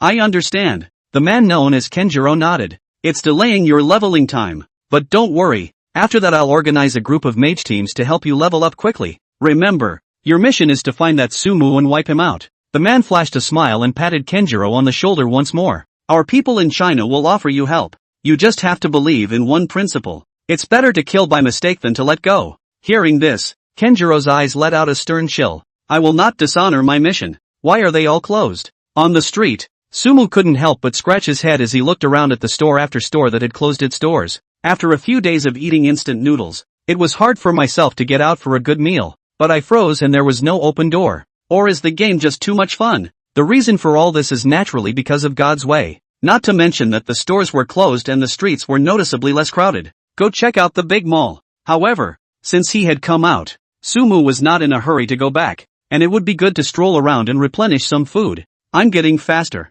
As he walked, Sumo realized that his movement speed had increased tremendously. The 200 or so points of agility bonus was really brought back to reality. If I went to a running competition, wouldn't I just win? The change gave Sumi the urge to go to the races. Of course, these changes are just the beginning. Sumo raised her head, surrounded by tall buildings and blue skies. Perhaps one day I will stand above that cloud and look down on the earth, become a god who is looked up to by all. Chapter 26, Phantom Split. China has pretty good control over its cities. Even though the God's Way game has had a huge impact on the reality of foot traffic, there are a lot of stores that are open in the middle of some of the large shopping malls. Sumu found a restaurant, ate and drank enough and then went to the supermarket to buy a lot of supplies to stock up. There's only a couple $100 left on the card. After spending, he looked at the balance on his bank card and smiled slightly. If it were before, one would still be at a loss to make ends meet and live a life of running from place to place. But not anymore. Other than that, the 2 pieces of Boss Burst equipment that he had placed in his parcel were more than enough to replace 10 large supermarkets.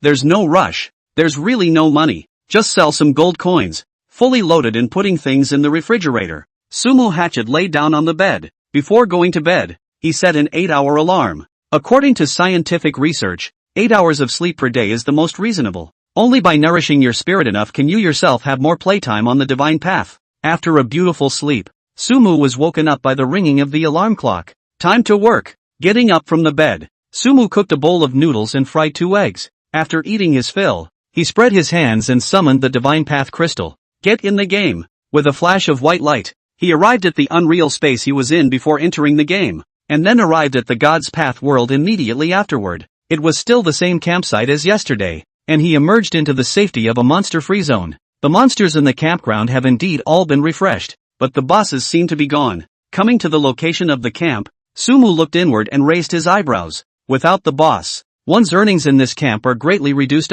Be an upgrade. The boss didn't refresh, and although Sumu was helpless, she couldn't do anything about it. He looked at his experience bar, level 8, 2000/5000. There are still 3000 points of experience left to upgrade. Almost 400 or 500 boar men in the entire camp. More than half of them are at level 8. I can get 5 experience points. The others only have a little bit of experience, and the experience can't be considered too lucrative. But the monsters here are dense, so I just have to wait for the cooldown of Fire Rain. Adjusting the casting range of Fire Rain, Sumu was not polite. Fire and rain. A rain of fire fell straight down. -2400, -2400, -2400. One after another, terrifying damage appeared, and the boars that were enveloped by the rain of fire were instantly turned into flying dust. Kill Boar Warrior. Gain 1 point of experience. Kill Boar Hunter. Gain 1 point of experience. Kill Boar Mage. Gain 5 experience points. Gain 1 point of base intelligence through Mage Glow.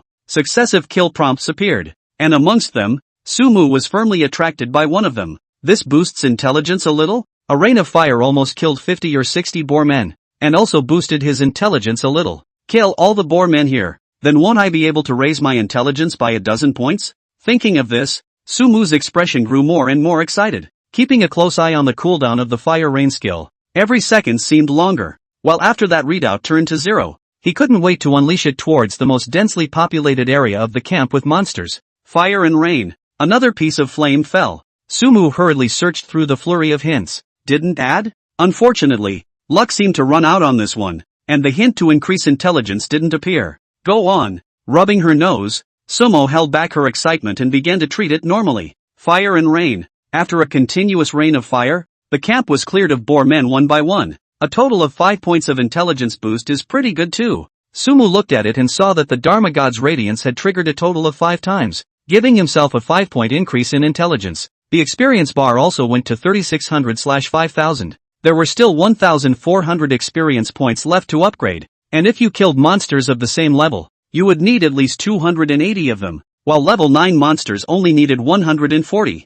If we go further in, there should be level 9 monsters, right? Sumu looked to the back of the boar man camp. There seems to be another monster area over there. It's better to go back and turn in the quests first. Maybe we can get other quests, and clear the packages on the way back. The efficiency of the group of monsters was too high. Sumu was already too late to organize the items in the parcel bar. Plus there was a cap on the items consigned by the auction house. He could only continue to spend 100 gold coins to open the third parcel bar. With 60 grids, that's a little more comfortable. Things are starting to sell badly, so I can only sell them cheaper and try to get out as soon as possible. Or maybe go back to the village and set up a stall? Looking at a large pile of unsold materials in the auction house, blue vials, red vials and some white clothes, Sumu popped up with an idea. Forget it, if I set up a stall to sell so many things, I'm sure I'll be noticed. The more times like this, the more I have to keep a low profile. But on second thought, Sumu gave up this idea. Anyway, there's a third parcel bar open, so just sell things cheaper and slowly. If you can't, you'll spend another 200 gold coins to open the fourth parcel bar yourself. Anyway, the gold coins in his hand now were completely enough. And besides, once those 2 pieces of equipment were sold, he didn't lack gold coins at all. On the way back to the village, Sumu began to adjust the price of those items listed in the auction house. Basically more than 10 silver lower than the average price of the auction house. The red bottle sold with the blue bottle? Soon, the red vial and blue vial were all seconded. These are basically just what you need for practicing, and they are instead the best to get out when they are cheap. That's more than 50 gold coins back. Then there's those high-level white suits. The price is adjusted down a bit, and they should be able to go out as well, so my parcel bar can be empty. After adjusting the price, Sumu also returned to the village. Honorable adventurer, it seems that you have broken through the boar man's altar? The captain of the guards revealed a warm smile when he saw Sumu, and even personally went forward to greet him. Yes, this is the evil god's consciousness gained at that altar. Sumu took out the black crystal. Sure enough, it's the evil god's consciousness. Those damnable boar people, they even made a deal with the evil god. The captain of the guards held the black crystal in his hand with an indignant expression, and with a firm squeeze, he crushed the crystal. Luckily there's you, or else the village would be in danger when the boar man has gained enough power from the evil god. He looked at Sumu, his eyes filled with reverence. In return, I am willing to teach you the secret techniques I learned from a master. Coming. Hearing the guard captain's words, Sumu's face showed joy. He was very excited about this secret skill himself. The captain of the guards wants to teach you a secret skill. Do you accept? Yes. Without the slightest hesitation, Sumu chose OK. Ding. You've learned the skill, Phantom Split, S-Rank. Chapter 27, Side Quests. It's actually an S-Rank skill? The moment she received the prompt, Sumu's eyes widened. The fluff of S-Rank skills speaks for itself, and it should be possible to continue upgrading one that's S-Rank to begin with. Ah! Sumu hurriedly opened his skill bar. Phantom Doppelganger, S-Rank. After using it, you will obtain a doppelganger that will inherit 100% of your attributes. The doppelganger can't use skills, and can only perform general attacks. Cooldown time 1 hour. Upgradable. Not bad. The effect of this skill was clear at a glance, and Sumu, who was well versed in various online games, knew the significance of this skill very well. In the middle of some specific occasions, this skill can definitely bring strange effects. Not bad for a stunt. The key thing is still the word upgradable labeled on the back. Of course I'm going to fill it right up. Sumu couldn't wait to see the effect of this skill after it was filled up. Honorable adventurer, I have another unfavorable request. Just then, the captain of the guards suddenly spoke up. Captain, please speak. Sumu could only hold back his escalating mind and concentrate on his ears. There must be a reason why the boars are suddenly offering the evil god altar. There is a valley behind the boars' camp that is always shrouded in mist. I suspect there is something wrong with that place, and I hope you can go ahead and investigate. The captain of the guard said this with a slightly embarrassed expression. I know that place is dangerous, but we have to guard the village and there's no way to deploy manpower to assist you, so you'll have to rely on yourself. At the same time, a boost popped up in front of Sumu's eyes. Do you accept the quest, investigate the Misty Valley? Copy. A copy? Seeing the description of the mission, Sumu raised an eyebrow. There was indeed another open area at the back of the Boar Man's camp, and he had wanted to explore it himself, but he had held back and returned to the village to turn in his quest first. Now it seems that this copy quest should be a follow-up to destroying the altar. Just how come this quest isn't labeled with a specific reward? What surprised Sumu was that this skill only showed whether or not it was accepted, and there was no reward description. Never mind. Let's just get on with it. Ding! You have accepted the quest, investigate the Misty Valley, copy. Then please, honorable adventurer. The captain of the guards also let out a long breath, and the look of admiration on his face grew stronger. Right. I want to learn skills. Sumu nodded and opened his mouth. There's still a warrior skill he hasn't learned yet. Gladly. The captain of the guards was all smiles. A skill also appeared in front of Sumu's eyes. Taunt, force opponent to attack you for 10s after use. Cooldown 30s. This skill made Sumu freeze for a moment. It's not much use. As a flexible and ethereal mage himself, he couldn't use this skill at all. It's soulless for me. A god. To learn such a skill. Not anymore. Skimming her lips, Sumu was too lazy to learn this skill. Saying goodbye to the captain of the guards, he wandered through the village. Since it's a copy, I'll have to arm myself fully. Many of the NPCs in the village had quests labeled on their heads, and while those quests didn't give experience, there were quite a few that would reward good equipment. For Sumu, fighting monsters and whatnot is a skill to kill in seconds. Equipment instead is not that important, so he is lazy to do those quests. But in the eyes of other players, the value of the equipment is absolutely meaningful. Whether it was a good weapon or a good defense suit, it would be a huge addition to their leveling path. Just do those materials for equipment quests. The auction house is selling materials now anyway. Wandering around the village, Sumu picked up the quests that used materials to reward equipment. There are 3 missions in total. The materials were purchased directly from the exchange and the task was completed in a flash. He also got 3 nice pieces of equipment in his hands. Tidal Wave Boots, Grady Physique plus 5 Spirit plus 5 required level, 4. Apprentice's Gloves, Grady Spirit plus 5 Intelligence plus 5 required level, 4. Grey Cloth Hat, Grady Blood plus 100 Spell Defense plus 10 required level, 4. Unlike fighting bosses, the quests gave basically equipment that matched their own professions, and Sumu didn't hesitate and directly put these 3 pieces of equipment on his body. Open the property bar. Player, Sumu. Profession, Mage. Level, 8, 3600/5000. Life value, 380. Mana, 9200. Attack, 236. Spell attack, 620. Physical defense, 28. Spell defense, 240. Attributes, Strength 8. Constitution 18, plus 10. Agility 208. Spirit 210, plus 20. Intelligence 275, plus 35.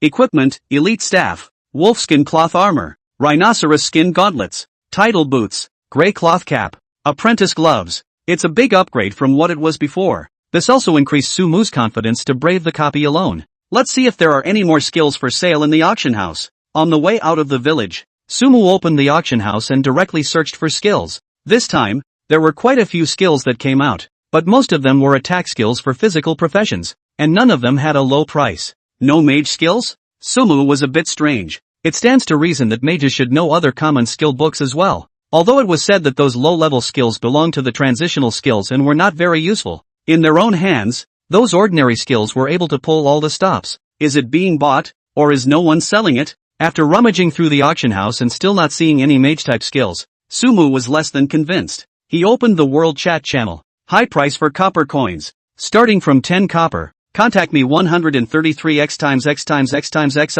Unlimited collection of copper coins. 1 copper as well. The price is absolutely satisfactory to you. A large number of white clothes have been collected, preferably those that can be traded face to face, eliminating the high handling fees of auction houses. Any team upgrades? Is the mage team short of people? Normal team is fine. I'm a level 2 full intelligence plus mage now. Please kindly take the baby. The assassin baby is suffering in his heart. Professional accompanied play, online with upgrades. Beautiful price. Child's play. The world channel is still on fire, with most messages basically only having a second to scroll past before they are followed by a message. High price for mage skills. As long as they are skills. Good price. Looking at the assorted messages, Sumu rubbed her eyes and edited one to send it out. Just less than a second after his message went out, it was quickly carried over by the countless messages that followed it. It's annoying. Sumu didn't know if anyone would see it, but there was a time limit on speaking on the world channel, 10 minutes before he could edit the message again. After waiting for a minute or two, seeing that the private chat didn't move a bit, Sumu pouted. Looks like your own outgoing message is sinking like a stone. It was also true that, after all, there was an endless stream of advertisements for skill collection on the world channel, and it wasn't really certain that anyone would notice their own one. Drop, drop,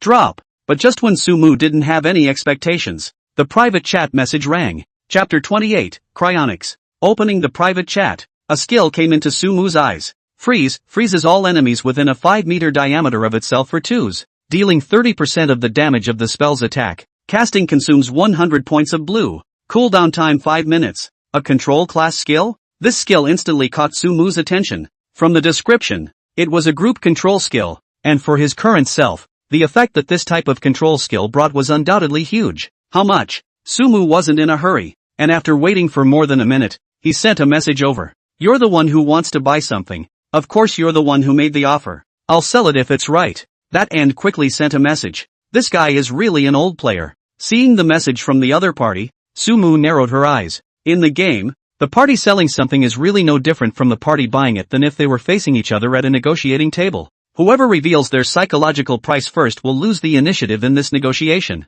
Let's go for 10 gold coins. This skill of yours has too short a control time, consumes blue, and has low damage. It's not practical. Sumu gave an extremely low price. 10 gold coins? Are you kidding me, buddy? Someone offered me 50 gold coins a long time ago, and I didn't sell it because it was too cheap. Look carefully. This is a group control skill. Almost the same time the message went out, the other end replied. It's easy to read between the lines and see that the other side is in a hurry. I quite admire you, buddy. 50 gold coins and still not selling? Who is so stupid and rich? You can see clearly. This skill can only freeze monsters 5 meters around itself. All were close. 3s are not enough for me to run away. Sumu laughed and continued to bull ***** the other party. Mages must have blink skills when they level up. Right. Doesn't that make them able to hit combos? The head replied back. Ice monster. Blink. Isn't this always the mage's routine in MMOs? Alright. You even thought of a move for me. Sumu laughed. How can you be sure that mages must have blinking skills?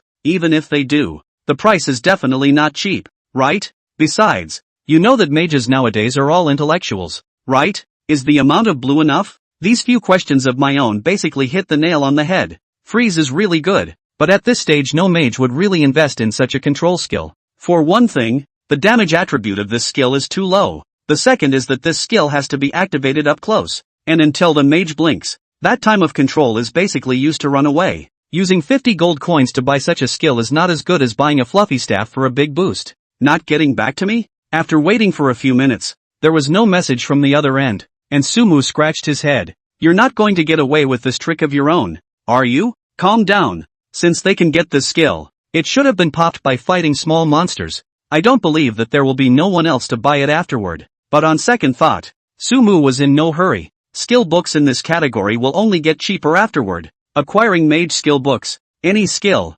Pitfalls don't come. There was a delayed movement on the other end, and as the 10-minute speaking cooldown ended, Sumu continued to shout on the world channel. There are more and more people in the level 4 monster area, and there are people practicing in the level 5 monster area as well. But I didn't see that Su Xiao. He should be offline resting. After passing through the various leveling areas, there were only monsters left in Sumu's surroundings. At this stage, by the time he reached level 10, it was estimated that the people in the first tier would only be level 6 close to level 7. Level 10 will open that main quest. I wonder what will happen. Sumu looked towards that main quest of his. According to the description, that White Wolf King was a proper novice village overlord. Normally quests with plot lines like this should be a gathering of the strength of a novice village to accomplish. If he rose to level 10 and directly opened it, I don't know if the other players in this novice village could top it. Who cares about them? It's just the big boss of the novice village. Big deal. I'll pick it alone. Rushing towards the direction of the Boar Man's camp,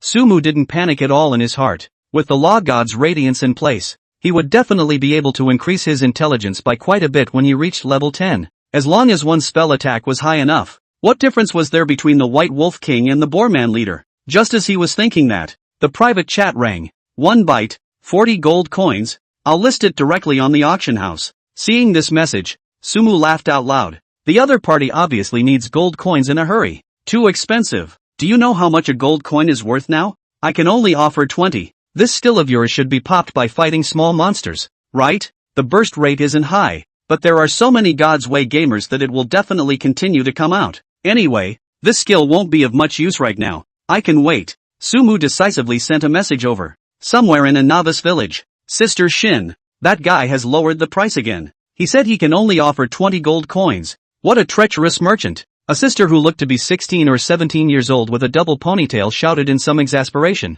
Where are the other buyers? The one she called Shinsan was a valiant warrior girl with a long sword and short hair. After asking around, the highest is just 20 gold coins. Why don't we just hang the auction for 20 gold coins? When these gold coins arrive, we'll be able to pay off our debts. The twin ponytailed girl clenched her hands, her tone a bit torn. Hey! Hearing this, Shin sighed. She was fortunate and equally unfortunate. Unfortunately, before entering the god's path, she was originally a rich girl, but a sudden change not only caused her to lose all her family's money, but also to incur huge debts. Perhaps it was because of her miserable life and the heavens took care of her, allowing her to burst out a skill book while fighting monsters, and that was her good fortune. How many God's Way gold coins can I use to pay off my debt? She opened the private chat and sent a message out. Shinya, what are you being polite to me for? As long as you obey me, what other debts do you need to pay? The head returned a very revealing message. Cut the crap and say a number. Sister Shin frowned and replied coldly. Alright, God's Way gold coins are very valuable now.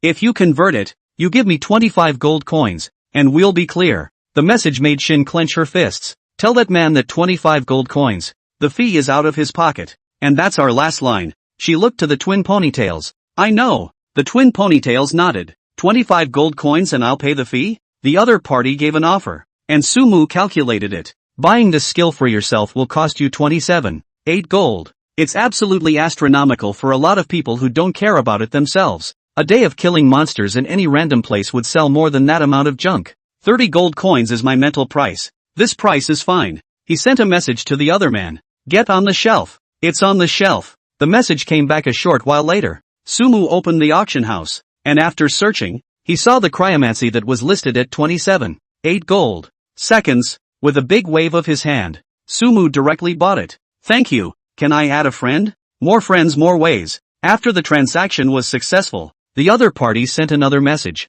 Seeing that I'm rich and powerful, you want to add me as a friend? This handful of news from the other side really made Sumu somewhat surprised. But yeah, too many people want to friend someone as powerful as yourself. Sumu didn't reply and directly closed the private chat. With all this skill in hand, who's going to bother with you? 2 skills, all pulled full. Chapter 29, Happiness. The first thing to be boosted was naturally the secret skill obtained from the captain of the guards. Whether or not to upgrade Phantom Split, S. This upgrade costs 2,000 skill points. It's worthy of being an S-rank skill. Anyone else wouldn't be able to afford to ascend. Looking at the prompts in front of her, Sumu smiled faintly, without the slightest hesitation. Having unlimited skill points, isn't that just a way to make yourself build harder? I add. Phantom Split, S, upgraded successfully. Phantom Split, S, class successfully upgraded to Phantom Split, SS. That's not going to rise? Phantom Divergence can only be raised to SS level. This is something that Sumu did not expect. He thought that this skill could be raised to God level. On second thought, though, it's clear that God level skills aren't that easy. It was estimated that for a long time, the only thing one could ascend to was the SSS rank. Of course, all of this was hard to say. So maybe at some point he would take another first place and his godly skills would be in his hands. Look at the effect. Phantom Doppelganger, SS. After using it, you will obtain a Doppelganger, which will inherit 100% of your attributes and 200% of your life value. The Doppelganger can't use skills and can only perform general attacks. Cooldown time 1 hour. Twice as much blood. Not bad. Compared to before, the SS ranked effect had double the amount of extra blood, and one could completely use this diversion as a meat shield. Next, ascending Cryonics. Sumu looked to the control skill she had just acquired. Cryonics successfully upgraded to Cryonics, level E. Cryonics, level E, successfully upgraded to Cryonics, level D. Cryonics, grade A, successfully upgraded to Cryonics, grade S. Freeze spell, S freezes all enemies within a 30-meter diameter of itself for 5s, dealing 100% of the damage of the spell's attack. Casting consumes 500 points of blue. Cooldown time 5 minutes. The range has gotten bigger and the control time has increased. It's just that the damage is still low. Sumu scratched up his chin. If this skill is used well, it can definitely give you an explosive AoE effect. Is the Misty Valley up ahead? After jogging all the way to the back of the Boar Man's camp, Sumu looked towards the area from before that hadn't been explored yet. From the description of the quest, this should be a copy, but how the exact form of the copy was, the God's Path information manual had not explained. It's a brand new world that is completely unknown, and everything needs to be explored by the player. Phantom Split. Sumu thought about it and used Phantom Split. The main reason for using it at this time was to see how long the doppelganger could exist. Soon, Sumu felt a powerful force surging out of his body, and in the next second, a doppelganger exactly like himself appeared before his eyes. At the same time, he also felt a strong connection exist between his consciousness and his doppelganger. Everything the doppelganger sees and feels, he or she empathizes with all of it. No time of existence? This means that as long as the blood level of the doppelganger doesn't go to 0, it can always exist? Opening the attribute panel of the doppelganger, there was no slightest difference in the attributes except for the fact that the amount of blood was twice as much as his own, and there was no time limit either. Looking at the Phantom Split that skill again, it was active and hadn't fallen into cooldown. According to the mechanics of the online game, as soon as one's doppelganger disappeared, this skill would definitely fall into cooldown. It's a divine skill. After understanding the effects of this skill, Sumu couldn't help but applaud. The doppelganger couldn't use drugs, couldn't use skills, and even with twice the blood of the main body, it didn't seem to be very useful for a mage. After all, what damage can a mage who can't put up a skill do? But for Sumu, that was a completely different story. I can add blood. As long as my physique rises, this doppelganger will turn into an undefeatable blood cow. Thinking about this, Sumu already had a picture in her mind. The doppelganger held up his staff to fight the monsters, and stood himself in a safe position to add blood and output. Harmony. Get it up. Controlling the doppelganger with his consciousness, Sumu traveled towards the dense forest in front of him. The mists are starting to appear. After going deeper, an eerie mist flooded around them.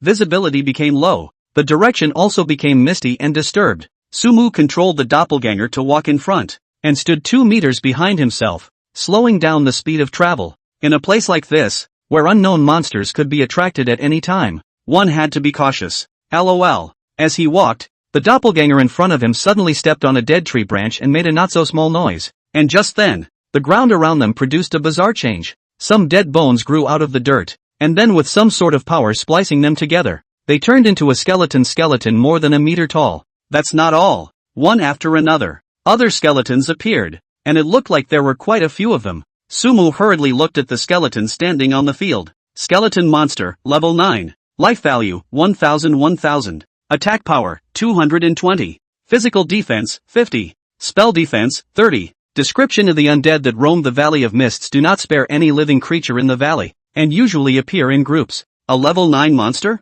Not bad. The skeleton monster's description made Sumu smile. It's good to appear in groups. One's favorite monsters appear in groups. The main body took a few steps back, and Sumu began to maneuver his doppelganger to tangle with the skeleton monster. The doppelganger had inherited over 200 points of agility from himself, and his movement speed could be much higher than that of a skeleton monster. Minus 186. Controlling the doppelganger, he hammered a mace on the skull monster's head, and a sizable damage number popped up. Of course, this sizable is for other players. Sumu, who could deal thousands of damage at every turn, shook his head straight at the triple-digit damage. Split can only pummel. The damage is still low, but even more damage is seconds. Just pull the monster. Sumu manipulated the doppelganger, attracting the hatred of the skeleton monsters, and pulling all the other skeleton monsters as they took shape. Immediately after that, Sumu smashed down a direct rain of fire towards those skeletons behind the split. Minus 1830. Minus 1830.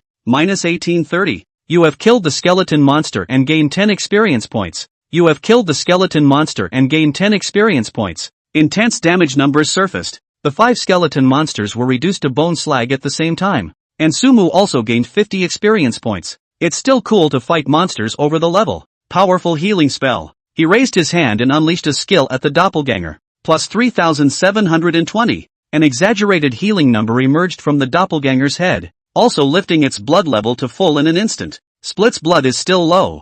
I'll have to get a passive skill that increases my constitution, or maybe just pile up blood from my equipment, and pile up constitution with defense. When the time comes with this amount of milk I have, it's not too much to ask for this doppelganger of yours to be a Fartan, is it? Looking at his doppelganger, Sumu was all smiles. A man's pleasure. It's that simple. Chapter 30, a mage who can operate is only called a mage. The blood level of the doppelganger is still low. It's a waste of efficiency to use it to lure monsters instead. Looking at the surrounding mist, Sumu pressed the phantom split that skill. The split then steeply disappeared and the skill went on a 1-hour cooldown. It's really the same as I suspected. After figuring out the exact usage of this skill, Sumu returned his attention to the mist-strewn valley. Those skeleton monsters should just be an appetizer. In this valley, there would definitely be a teleportation array to enter the replica. As for the exact location, that's something you'll have to figure out on your own. Upgrading and exploring at the same time. There was still quite a bit of experience left from upgrading,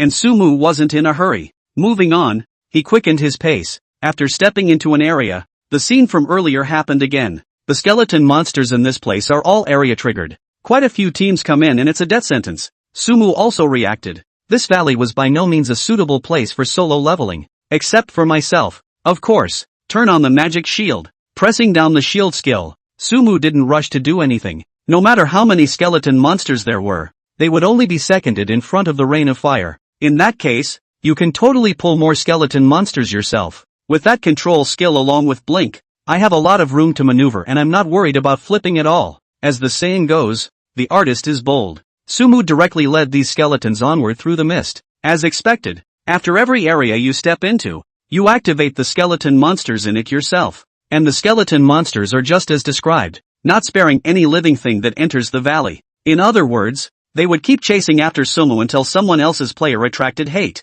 There would obviously be no other players in this valley. Exciting! Sumu recklessly activated the skeleton monsters in the different areas. Looking at the dense number of monsters, his heart gradually became excited. With the attack power of the skeleton monsters, if they surrounded themselves, the magic shield wouldn't last more than a few seconds. Almost 100 monsters to harvest. With the double boost of his high agility and the blink skill, Sumu explored most of the surrounding area, with hundreds of skeleton monsters chasing after him. Those skeleton monsters were holding bone swords, and their empty eyes looked slightly oozing, but in Sumu's eyes, they are all very lovely experiences. Almost. Sumu looked at his skills. It's all on cooldown. Turn on a magic shield first to make sure you don't get seconded. Shield added. Sumu stopped and waited for the skeleton army to approach. Some of the skeletons that ran ahead quickly caught up. Sumu didn't rush to attack and began to tangle with them. Not long after, the skeleton army behind them caught up. -192.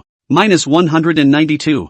-192. In front of the many skeleton monsters, Sumu also did not have the space to walk, and his head even had a succession of not-so-small damage numbers popping up. There's no rush. When it's all gathered, we'll settle it all at once. Sumu looked at the decreasing shield value and composed himself. It's now. He raised the corner of his mouth when all the skeletons were close enough. Freeze spell. A cold frost burst out from his body, enveloping all the skeleton monsters within 30 meters around him. -590. Neat damage numbers also came out from the skull monster's head in unison. This damage doesn't fix them, but it causes frost to form under their feet together. The skeleton monster held a bone sword and struggled desperately, unable to move at all. Blink. With a flash, Sumu appeared 20 meters away. Fire rain. Another skill shot. Sumu had plenty of time to adjust the range of the fire rain, directly enveloping all the skeleton monsters in it. -1830. -1830. -1830.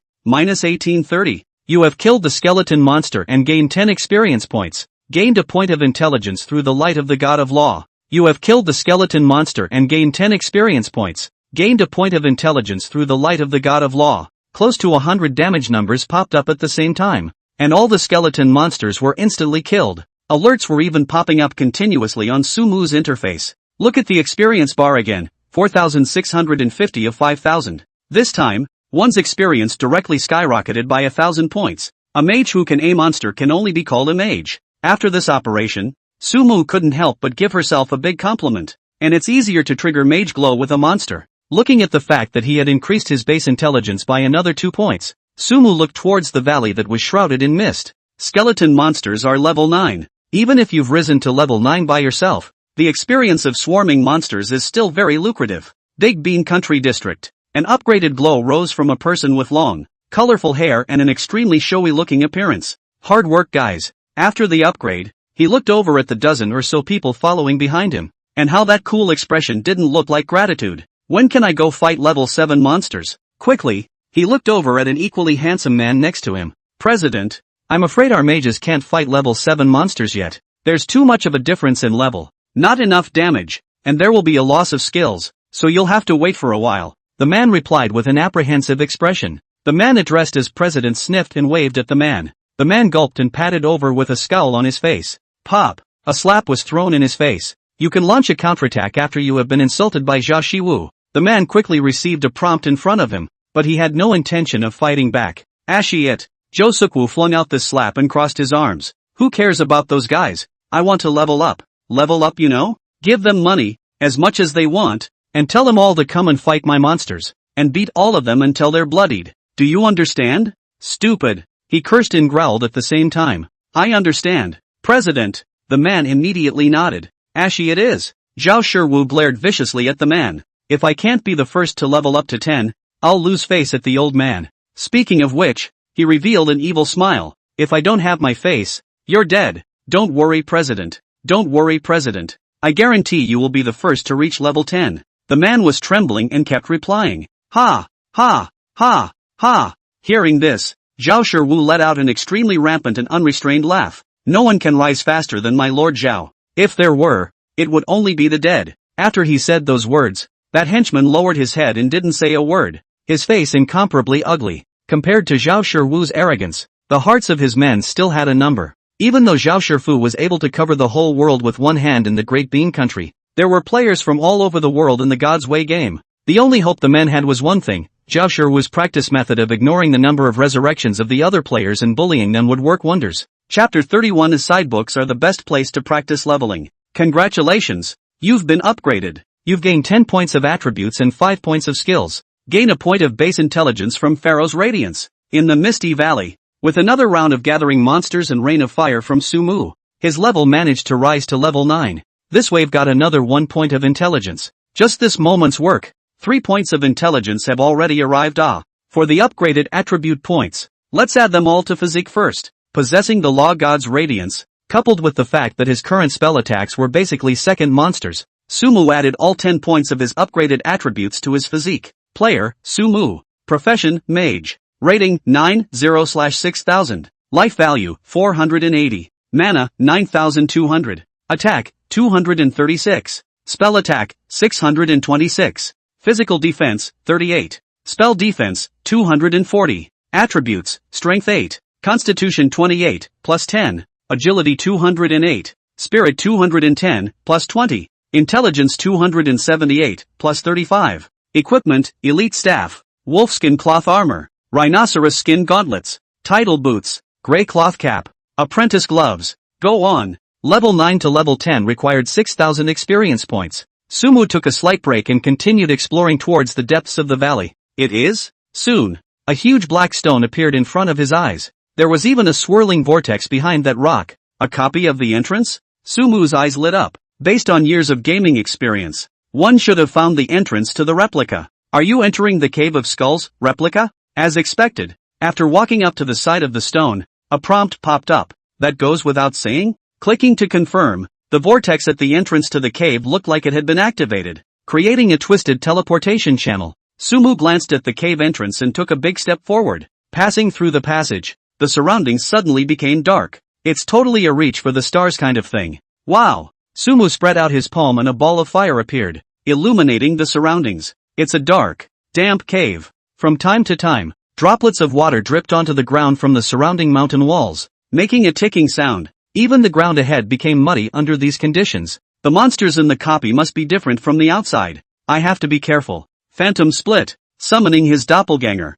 Sumu controlled his doppelganger to walk in front, and he himself used a fireball behind him to light up the path ahead. Snap! The entire cave was a bit terrifyingly quiet, with only the sound of Sumu's footsteps with his doppelganger. At that moment, a pile of dead bones appeared on the road ahead. Sumu raised an eyebrow and immediately made the doppelganger stop. In the next second, the withered bones on the ground stood up under the pull of some force and turned into a skeleton warrior holding a bone sword. Skeleton Warrior, Elite, Grade, 9. Life value, 6,000/6,000. Attack power, 350. Physical defense, 100. Spell defense, 80. Skill, Double Strike. Not bad for a copy. After seeing the attributes of this skeleton warrior, Sumu nodded slightly. With 6,000 blood, high attack and defense, and a strong-looking skill. This skeleton warrior was not easy to deal with at first glance. Frost arrows. Without hesitation, Sumu went up for a slowdown skill. -1798. A damage popped up at the same time,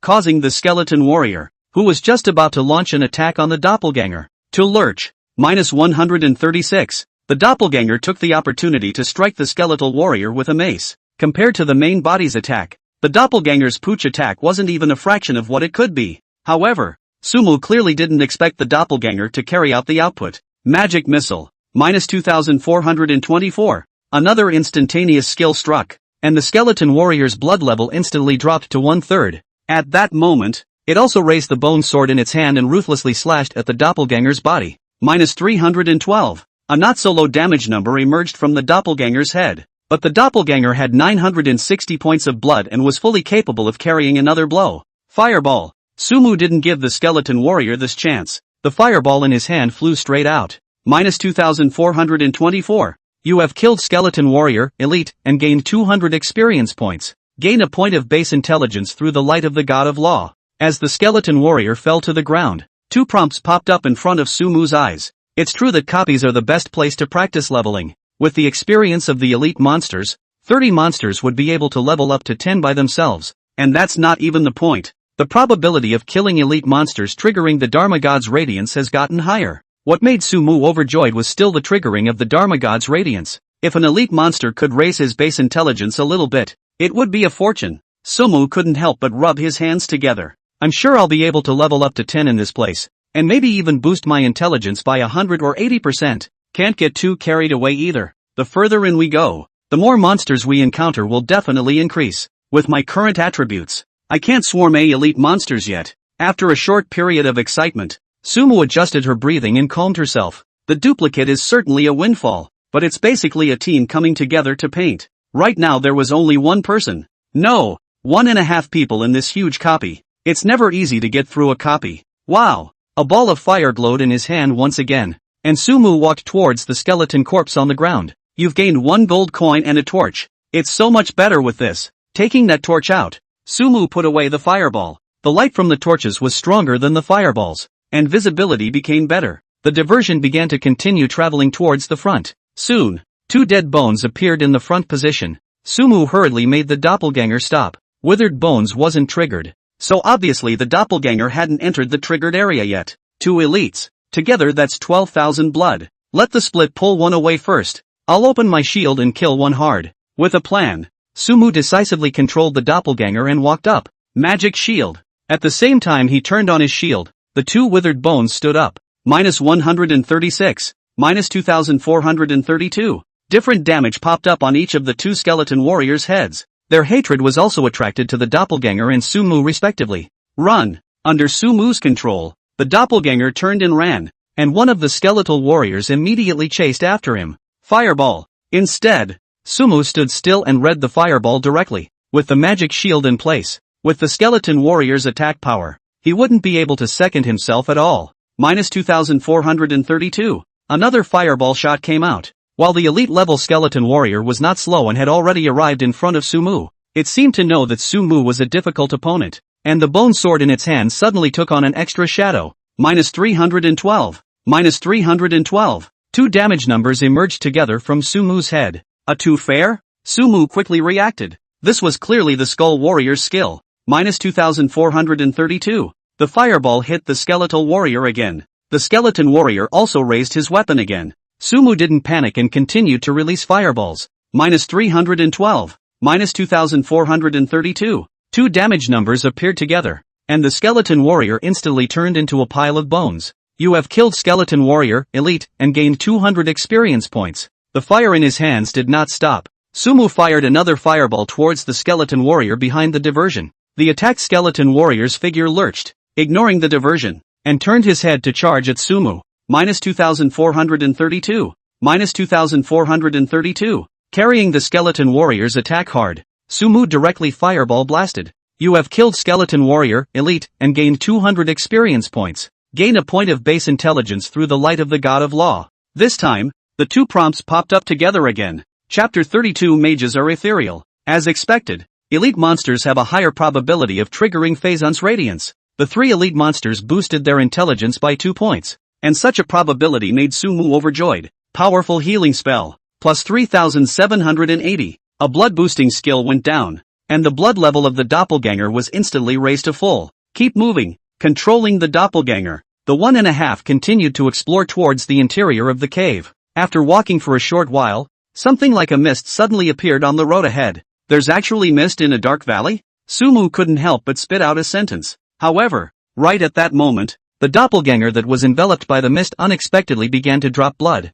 -1. -1. The blood drop is not much, but it's constant. Toxic? Sumu quickly reacted, controlling the doppelganger to exit the fog zone. The -1 damage is definitely gone. That's all the damage I can do. And with my milk, I'm sure I can get by. With 3 blood boosting skills, Sumu didn't worry that his doppelganger would hang and bravely went forward. As for why he didn't turn on the magic shield, it was mainly because he was worried that he would run into a skeleton warrior in the mist, in case the shield went into cooldown by then. Unsurprisingly, after traveling through the mists for some time, 3 withered bones did appear on the ground ahead. Just do it yourself, and split right out of the mist. With the mist constantly deducting blood, coupled with the 3 skeleton warriors, Sumu couldn't care less about manipulating the split magic shield. Turning on his shield, he controlled his doppelganger towards the front and charged straight up. After stepping into the range of the 3 dead bones, the 3 skeletal warriors stood up as well. Fire rain. Without hesitation,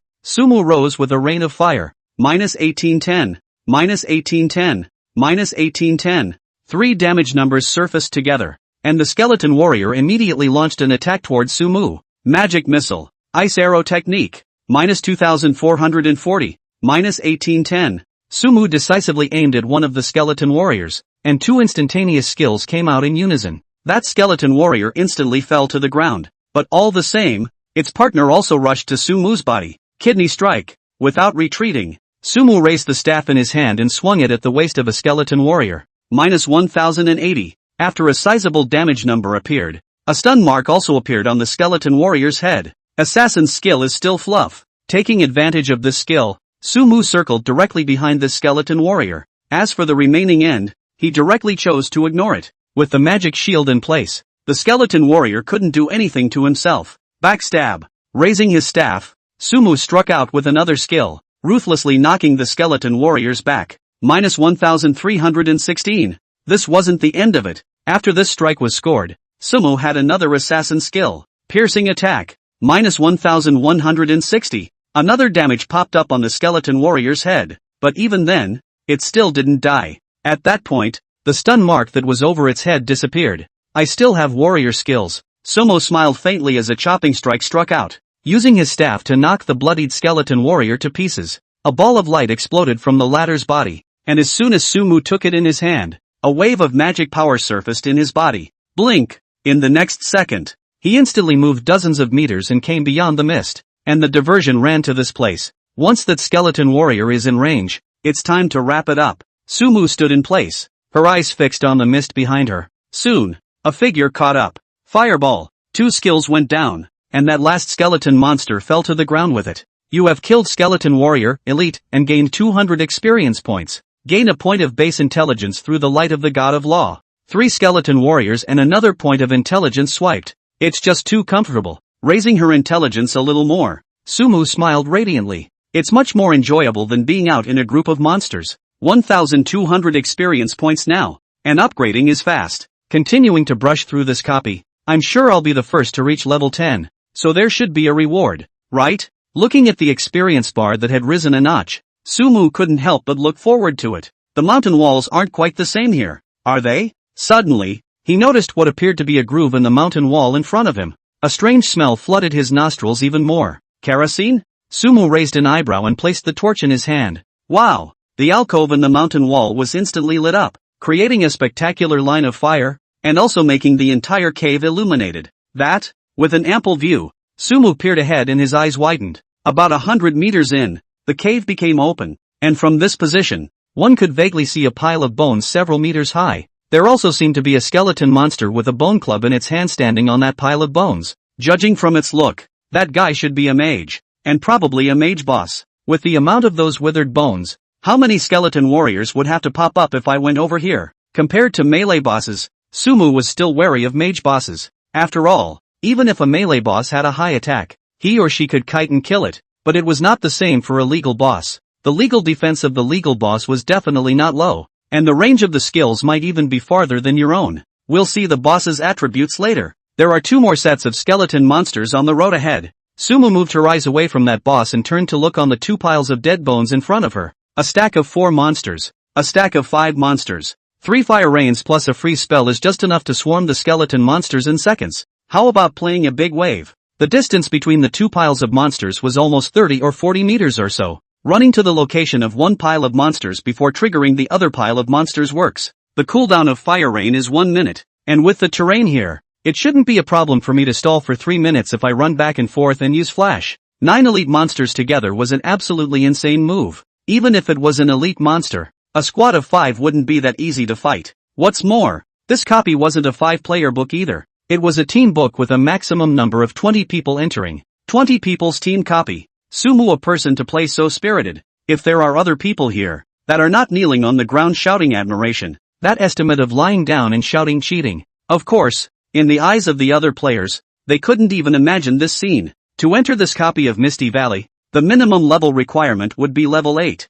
Looking at the entire world, even after a few more days, no power or consortium would be able to form an 8th level 5-man squad, let alone a small team of 20. Taking a deep breath, Sumu already had plans. He took control of the doppelganger and hid it behind a mountain wall. If the group monster, the split basically cannot be used, but after the fight against the boss, the split is still useful. If you accidentally hanged, you will have to wait for an hour of cooldown time. With that done, he headed up towards the location of the first pile of skeleton monsters. If I can't even group of these monsters, why would I play a mage? Mages played afloat. Sumu's confidence was high. Chapter 33 Mage Boss. As a mage, Sumu's running speed was enough to put assassins and archers to shame. He quickly swept through the first withered bone area, and after triggering the skeletal warrior in it, he didn't have the slightest intention of stopping and headed straight for the second withered bone area. After the 4 skeleton warriors were completely awakened, the first time they chased towards Sumu. At this time, Sumu was already standing in the second withered bone area.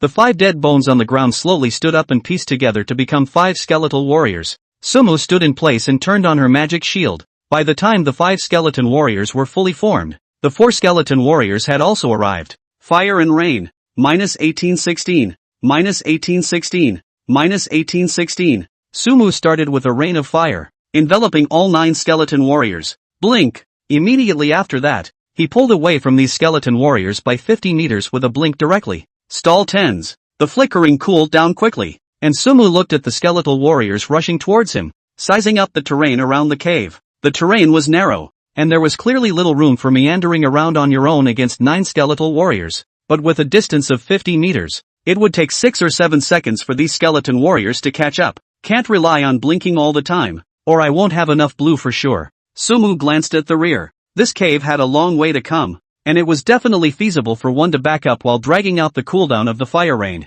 Slipped. He turned around and ran. The running position deliberately avoided the diversion hiding behind the mountain wall. While running, Sumu looked for an opportunity to unleash a fireball spell on the skeleton warriors behind him. Each time, the goal was different, and the purpose was to make sure that the blood levels of these skeleton warriors stayed at the same baseline. The cooldown is almost done, so let's get some more fireballs in while we're at it. Running along, when the cooldown of fire rain was almost ready, Sumu stopped. With a torch in one hand and one hand flooded with fire, he unleashed fireballs towards a few skeleton warriors with high blood counts. -2464. -2464. 2 rounds of fireballs struck, and the skeleton warrior had killed him close to the ground. Sumu didn't dare to be careless and immediately stopped casting the fireball. This is 9 monsters, and all of them have a 2-hit combo. Once they are hit by their skills, it's the same as taking 18 hard hits from the skeleton warrior. You can't take it even with a magic shield. Freeze spell. Sumu decisively used a control skill.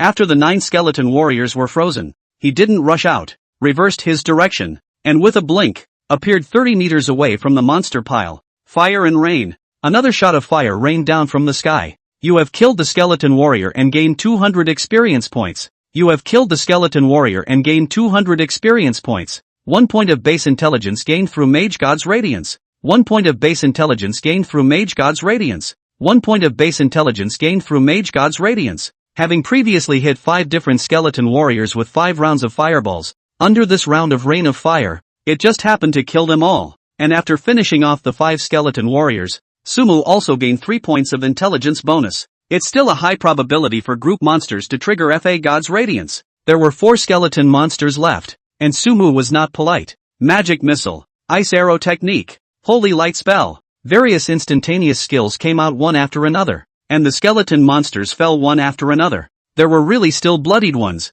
and Sumu directly used the assassin's skills to close the deal. When all of the skeleton warriors fell, Sumu received 800 experience points and the Dharma God's Light triggered 2 more times. A wave of monsters got 5 points of intelligence. That's pretty good. You should be able to upgrade if you take out that boss. Sumu looked at his experience bar, 3000/6000. Intelligence, 286, plus 35. Clean up the battlefield. Looking at the light clusters that exploded from the 9 skeleton warriors in front of him, Sumu picked them up one by one. You've earned the warrior's certificate of advancement. You have obtained the skeleton bone sword, grade B, set. You have acquired skeleton plate armor, grade B, set. Apart from some gold coins and miscellaneous items, the remaining 3 items attracted Sumu's attention. Proof of warrior advancement. Bringing it to the warrior profession tutor after level 10 will open the path to advancement. Skeleton bone sword, grade B increases attack power by 100 points required level 10. Skeleton plate armor, grade B increases life value by 500 points 50 points of physical defense requires level 10.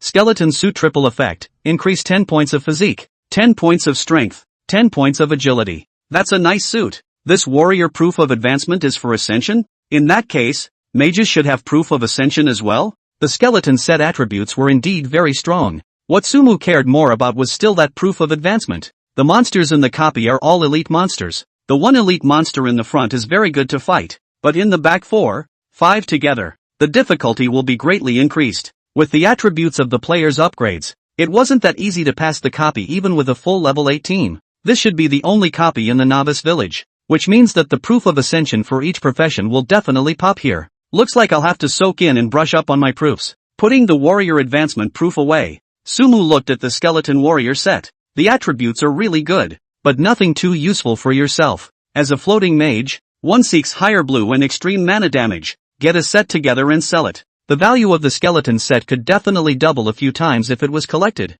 and Sumu was in no hurry to put it on the shelves. He looked towards the 2 pieces of equipment that the boss had popped out earlier. It should be ready to sell now, to give those dirtbags a little incentive to upgrade. With a hefty smile, Sumu opened the auction house. How much is it selling for? When setting the price, he had a hard time. Packed with a starting bid of 500 gold coins, there will definitely be tycoons who will buy it. Big deal. Just waste a few gold coins of consignment money. After thinking about it, Sumu wasn't polite at all. The last thing China lacked was tycoons, and it was believed that in the past few days, there must have been a few big spenders with 500 gold coins in their hands. Time to fight the boss. After putting the equipment on the shelf, Sumu didn't care and walked towards the cave. Returning to his previous position, he maneuvered his doppelganger out. If that boss is too difficult to deal with, then we'll exit the copy and find a place to level up to 10 before coming back. Walking to the position 30 meters away from the pile of dead bones, Sumu also saw clearly the specific attributes of the boss above.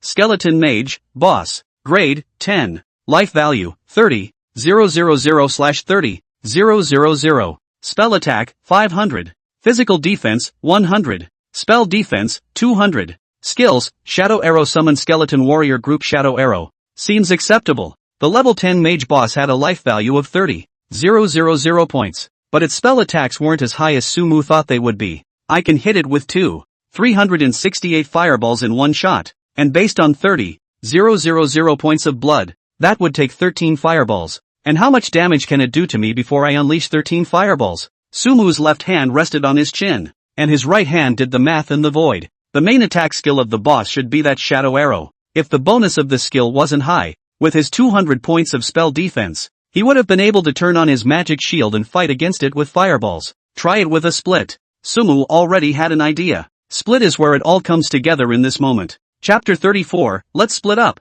Holy Light Spell. Before doing so, Sumu gave the doppelganger a mouthful of milk, restoring it to full blood. After waiting for a while for the skill's cooldown, he controlled his doppelganger and walked in. Ignorant human. How dare you trespass into my territory? I will turn you into a pile of withered bones to be enslaved by me for eternity. Unlike those skeleton warriors, the skeleton mages actually spit out human words. After it finished speaking, it even directly raised the bone staff in its hand. As a cloud of black energy surfaced, a pitch-black arrow-shaped energy flew towards the doppelganger. Minus 260. A damage number quickly emerged from the doppelganger's head. Yes. Seeing this damage, Sumu smiled. His own 200 or so spell defenses really weren't something to sneeze at. Magic shield. Sumu opened her magic shield and charged straight out. Fireball. Without thinking hesitantly, Sumu unleashed a fireball at the boss on the bone pile. Minus 2,368. Compared to the boss's damage, Sumu's damage was more substantial.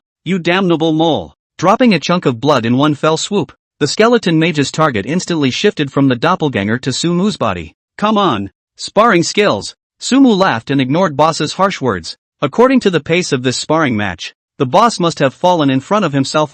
Shadow arrow. Fireball. Just as the two sides were pairing off their skills, Sumu's doppelganger wasn't idle either. The doppelganger raised his staff and struck the skeletal mage on the head, one after the other. It's not a high number of damage, but it's still an output. Just as Sumu was having a good time with the boss, a huge uproar started on the World Channel. Auction house surprisingly appears fluffy equipment. Suspected to be boss exploded. No way? No way? Someone's really selling the equipment exploded by a boss? I've seen it. The attributes of that equipment must have been exploded by the boss. The attack of a weapon is worth a few levels up for me. Asterisk asterisk asterisk asterisk. This equipment would be outrageous.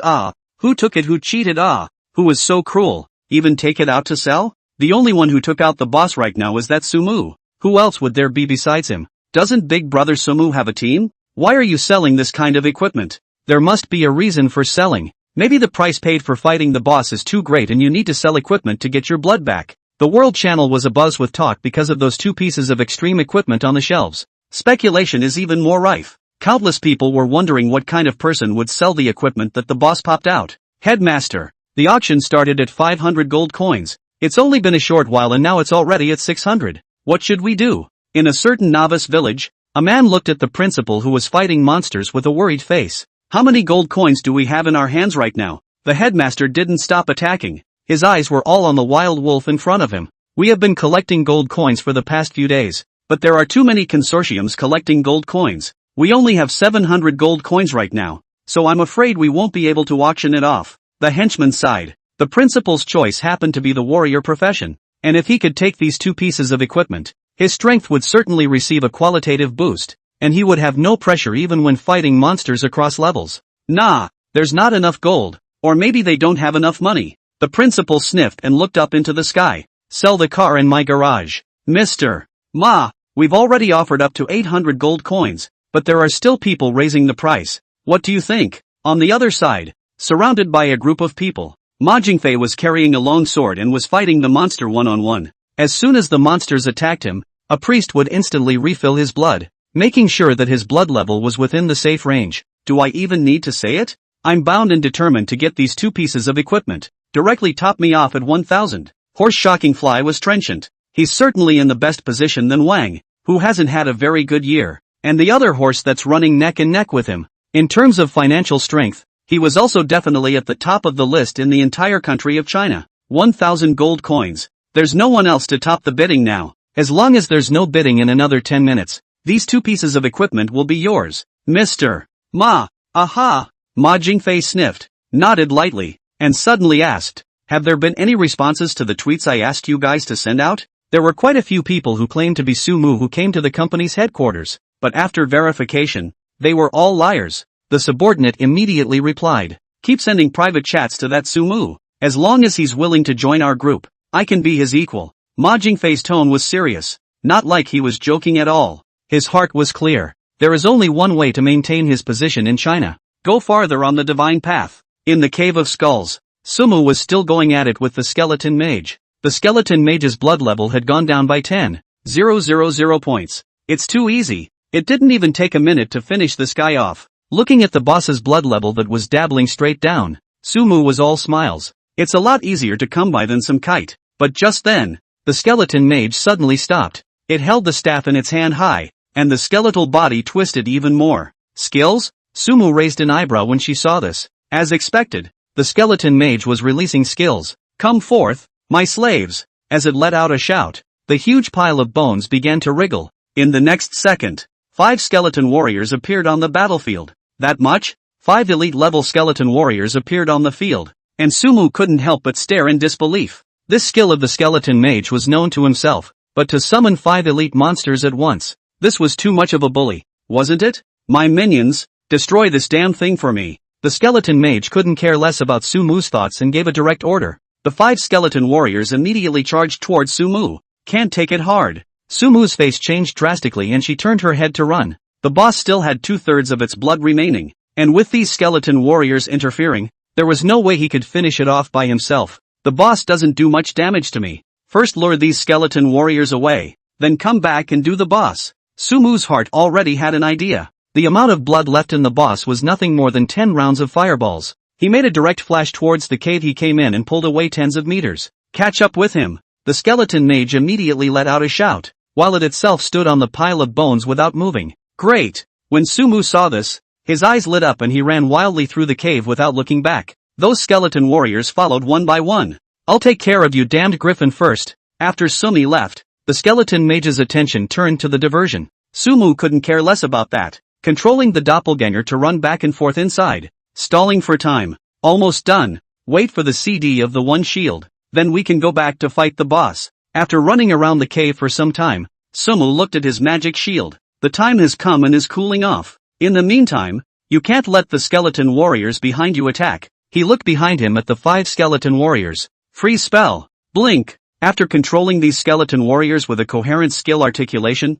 Sumu twisted his head and ran towards the cave. The magic shield had just about cooled down when the skeleton mage's figure appeared in sight. Sumu looked towards the skeleton mage with a biting gaze. Split the difference. Chapter 35 Double Experience. Damn mole cricket. My servant didn't even shatter you into pieces. In that case, I'll have to do it myself. When the skeleton mage saw Sumu, he mouthed the words and a shot of shadow arrow then took shape. Magic missile. Ice arrow technique. Holy light spell. Fireball. Sumu was not polite at all. As long as it was a skill that could be released, a stream of skill smashed into the skeleton mage. The skeleton mage's blood level was also in a continuous decline. Fireball. After most of the skills went into cooldown, Sumu started releasing one fireball after another. Each shot was upwards of 2014 points of damage. On the contrary, the skeleton mage, with a flurry of maneuvers, had yet to knock the shield off of Sumu. Perhaps because his blood was about to bottom out, and because those minions from before hadn't returned yet, the skeleton mage began to panic. Come forth, my slaves! It raised the staff in its hand once more, trying to summon the skeleton warrior. Come again? Sumu's brows furrowed when she saw this. The skeleton mage is going to be nothing, really, if you let it call out the little brother. Facing 10 skeleton warriors front and rear attack, they cannot be blink, kidney strike. It didn't matter if it was useful or not. All Sumu could think of was this set of combos. Right after kidney strike struck, a stun mark appeared on the skeleton mage's head. Unlike the elite monster's several seconds of stun, the stun on the boss's head was only once. But even so, Sumu managed to interrupt the skeleton mage's skill. Piercing attack, backstab, chop. Without hesitation, Sumu's set of melee skills went straight to work. At this time, the skeleton mage's blood level was only left at 2000 points. Fireball. You have killed the skeleton mage and gain 3,000 experience points. Gain 1 point of intelligence through Mage Glow. Congratulations, you've been upgraded. Gain 10 attributes and 5 skill points. Finishing off with a fireball, Sumu managed to finish off the skeleton mage and at the same time leveled up to level 10. That's not all. A rollover announcement follows. Congratulations to player Sumu for clearing the first copy of the God's Path. The China Zone will open double experience for the next 48 hours. Congratulations to player Sumu for clearing the first copy of the God's Path. The China Zone will open double experience for the next 48 hours. No more personal rewards? After seeing the scrolling announcement, Sumu froze for a moment. There's no reward for getting to level 10? Passing the first copy without getting a personal reward was fine, but at least there was double experience. But the first one to level up to 10 didn't even have an announcement. Sumu couldn't help but roll her eyes greatly. He looked to his rank and suddenly realized something was wrong. Level 10, to be advanced. The level is not followed by an indication of the experience of the upgrade. Instead, it is replaced by a pending advancement mark. That means I have to obtain that proof of advancement? Sumu remembered the warrior advancement proof he had obtained earlier. Looks like we still have to play this copy, with only one warrior proof in hand. Sumu skimmed. He looked towards the light cluster that had exploded from the boss in front of him. You have obtained the Mage Bone Sword. You have gained the skill, Summon Skeleton. You have earned proof of Mage's advancement. There were 3 things in total, and each of them made Sumu overjoyed. Mage Bone Sword, Grade A attack plus 50 intelligence plus 25 required level. 10. Summon Skeleton, consume 100 points of blue to summon a skeleton warrior. The level of the summon skeleton warrior is the same as the player's level. Mage's proof of advancement, give it to the mage profession tutor after level 10 and it will open the path to advancement. With this bone sword, I can replace my staff. Compared to the elite staff, the bone sword's attack was higher, and the sword's attributes were more relevant for his own self, who occasionally needed to use melee skills. This summoning class skill is also very useful. With a monster carrying minion, I can output without worry, and with this proof, I can go straight back to the village to advance. Summon Skeleton was directly learned by Summon Skeleton while switching to Mage Bone Sword. Because of the death of the boss, a portal to leave also appeared in the cave. Sumu passed through the portal and came to the stone at the entrance, opening the quest bar. That quest of the captain of the guards also became completed. Go back to the village and turn in your quests, and open the progression on the way. This staff can be sold. Let's hang on to it for 300 gold coins. On the way back, Sumu opened the auction house. I can't believe they sold so many. Seeing that the number of gold coins to be withdrawn was 900, Sumu was really a bit surprised. I didn't expect those 2 pieces of equipment to fetch 1,000 gold coins. These 2 skeleton suits should fetch more, right? Now that the whole world knows I passed the copy, why don't we sell this equipment while we're at it? Sumu rose to the occasion. Better yet, keep a low profile. But on second thought, he gave up that intention and just shelved the elite staff, setting the starting bid at 300 gold coins. With that done, he returned at a brisk pace in the direction of the village. Is everyone playing the same game? Old me can't even solo a level 2 monster and someone passes a copy? Sumu big brother cheating.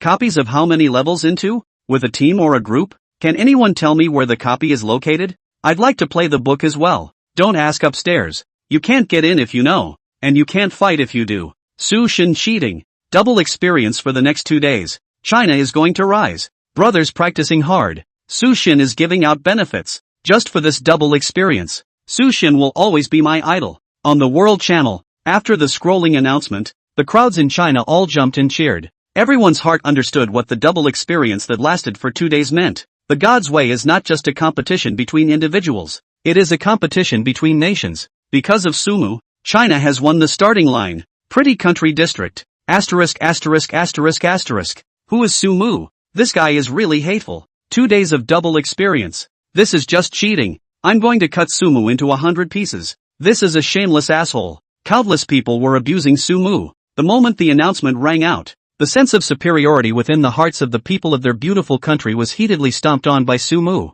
This is unacceptable to them. But even if they couldn't take it anymore, all they could do was verbalize it. Cherry Blossom Country. Bagger. How can we let China rise? This damn Sumu. Only we, Sakura Nation, can become the world's hegemon. How can we let a Chinese clown get ahead of us? This is a disgrace. What are those masters of our Sakura country doing? They must commit harakiri. Not just pretty countries, but every country in the world is completely blown away. Almost at the same time the announcement appeared, they had a common target of hatred. And this target, whom they hated to dismantle and split into 5 pieces, was currently standing in front of a kindly old mage with a smile on his face. Leisurely. It looks like you brought back proof of your courage. In that case you will acquire the qualifications for advancement. The old mage raised his staff in his hand and murmured an incantation. In the next second, a strange power enveloped around Sumu's body. You have been qualified for advancement. Killing monsters of different levels will accumulate advancement value, and when the advancement value reaches 100%,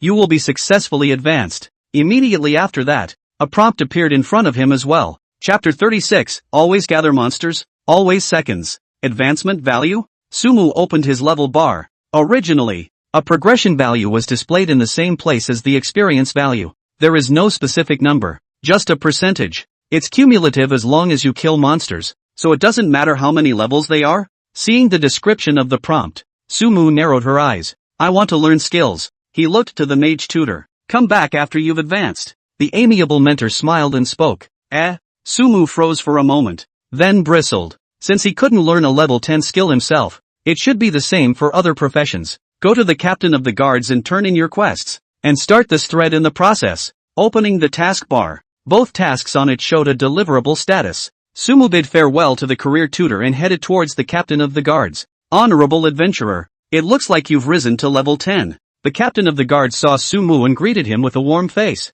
I think it's time to open the main road to the town. Do you accept the quest, kill the White Wolf King, mainline? That's definitely accepted. With little hesitation, Sumu took on the task. Good. I really didn't look at the wrong person. Follow the main road on the south side of the forest. You can reach the White Wolf King's lair. That place is full of crisis. You must act carefully. The guard captain's tone suddenly became serious. This quest concerns the ability of the other players in the village to travel to the town, and you can unite with them. From his words, it was easy to see that this main quest was clearly not something that could be accomplished by a single person. I know. Sumu nodded. Not in a hurry. Before dealing with that White Wolf King, it was better to complete the advancement yourself. By the way, did you find anything in the valley you were told to explore earlier? The main quest completed. The captain of the guards spoke again. There is a skeleton lair in that valley with a powerful skeleton mage inside. Sumu reported the situation in the cave truthfully. Yes, only undead creatures enslaved by evil gods can drive those boar men.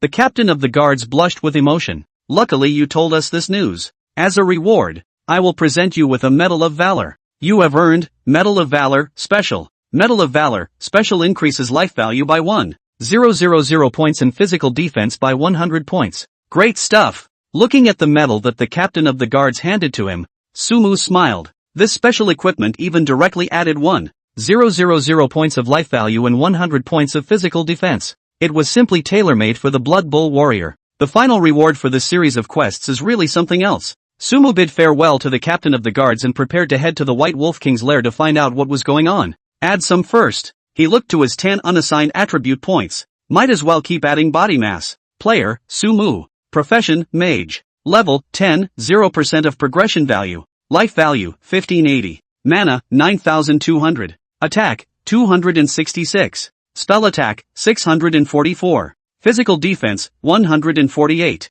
Spell defense, 240. Attributes, Strength 8. Constitution 38, plus 10. Agility 208. Spirit 210, plus 20. Intelligence 287, plus 35. Equipment, Mage Bone Sword, Wolfskin Cloth Armor, Rhinoceros Skin Gauntlets, Tidal Boots, Grey Cloth Cap, Apprentice Gloves, Medal of Valor. Nice attributes. After seeing his attributes, Sumu smiled and nodded. He was not complacent about it. Let's go to the monster zone first and upgrade that summon skeleton on the way. Moving all the way towards the southern avenue, Sumu opened the skill bar. Summon skeleton successfully upgraded to summon skeleton, grade E. Summoning skeletons, grade E, successfully upgraded to summoning skeletons, grade D. Summon skeleton, grade A, successfully upgraded to summon skeleton, grade S. Summon skeletons, S-rank summon 4 elite level skeleton warriors to fight for you. Cooldown time 1 hour. The level of the skeleton warriors is linked to the player's level. It's exactly the same number as the boss summoned.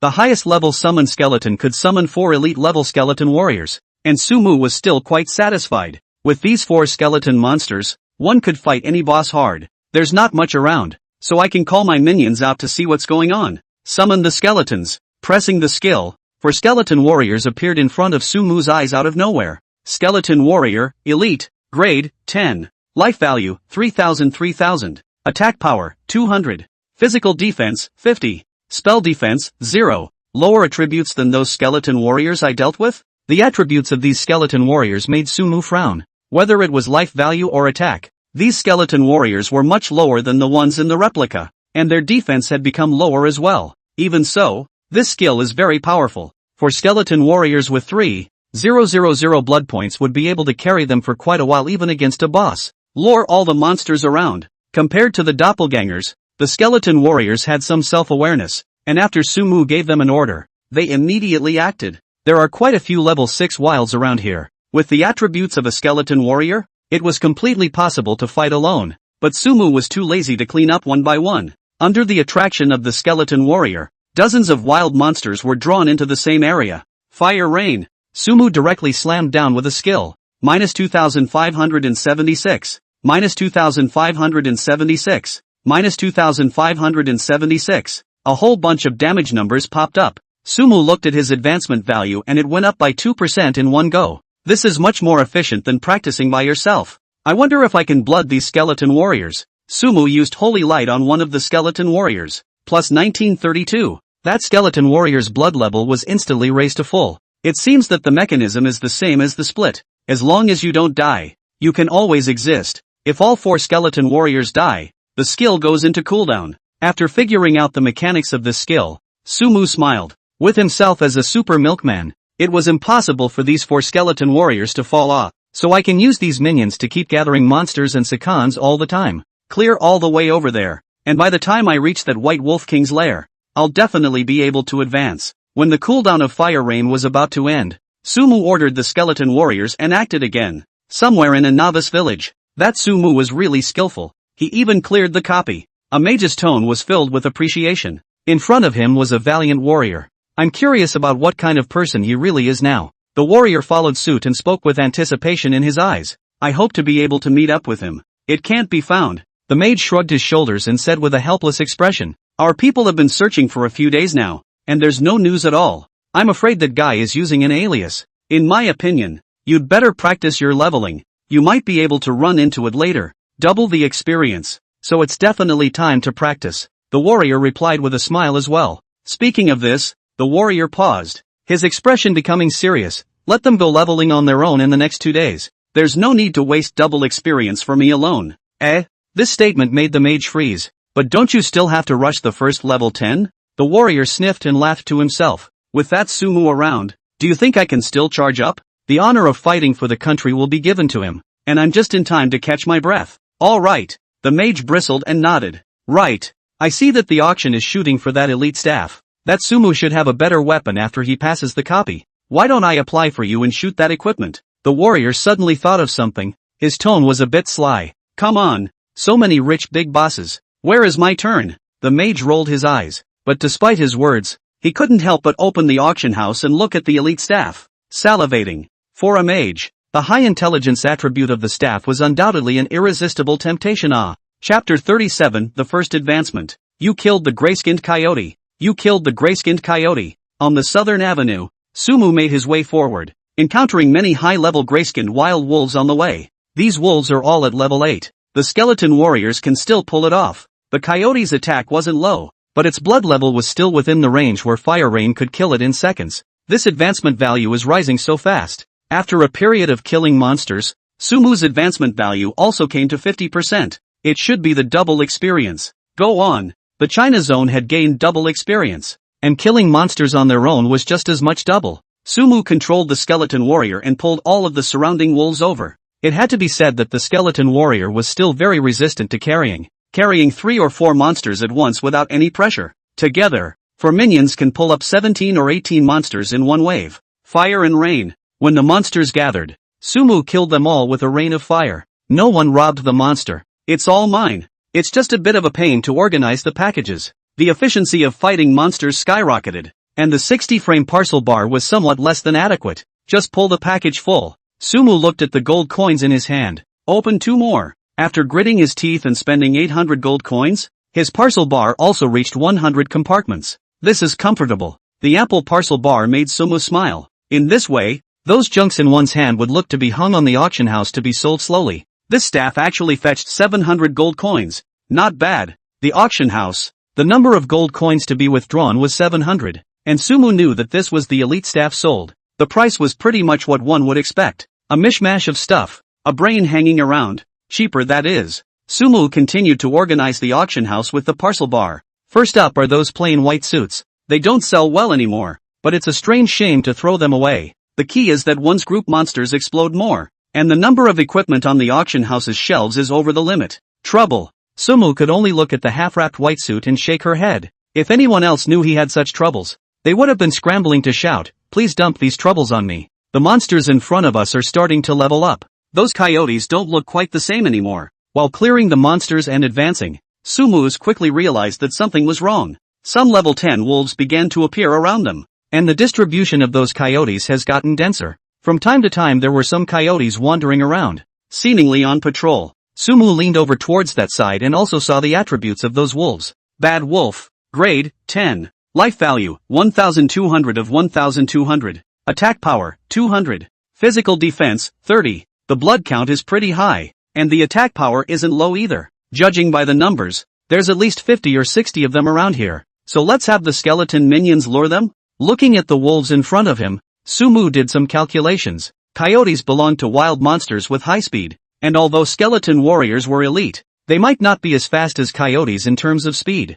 If this was chased and bitten by a dozen or so wild wolves, the skeleton warrior's 3,000 points of blood wouldn't be able to carry it. Let the bilocation come. After thinking about it, Sumu summoned the Phantom Split. His own blood quantity now had 580 points, and the blood quantity of his doppelganger had doubled to 160 points. Coupled with his own physical defense of close to 150 and his movement speed of over 200 agility, it was still more than enough to pull monsters. Stand where you are and don't move. Giving orders to the skeleton minions, Sumu controlled the doppelganger to step into the wolves. Unlike those wolves outside, these wolves were obviously more alert, and after the doppelganger stepped in, one of the wolves even let out a high cry. It didn't even need Split to deliberately lure the monsters. The other wolves around them rushed towards Split as if they had been given some sort of order. Of course, not all of the coyotes were on board. There were still some lying in place, lazily watching the diversion. No time to waste. A full pull. Sumu controlled the doppelganger and headed straight for those watching wolves, raising the bone sword in his hand for a single blow.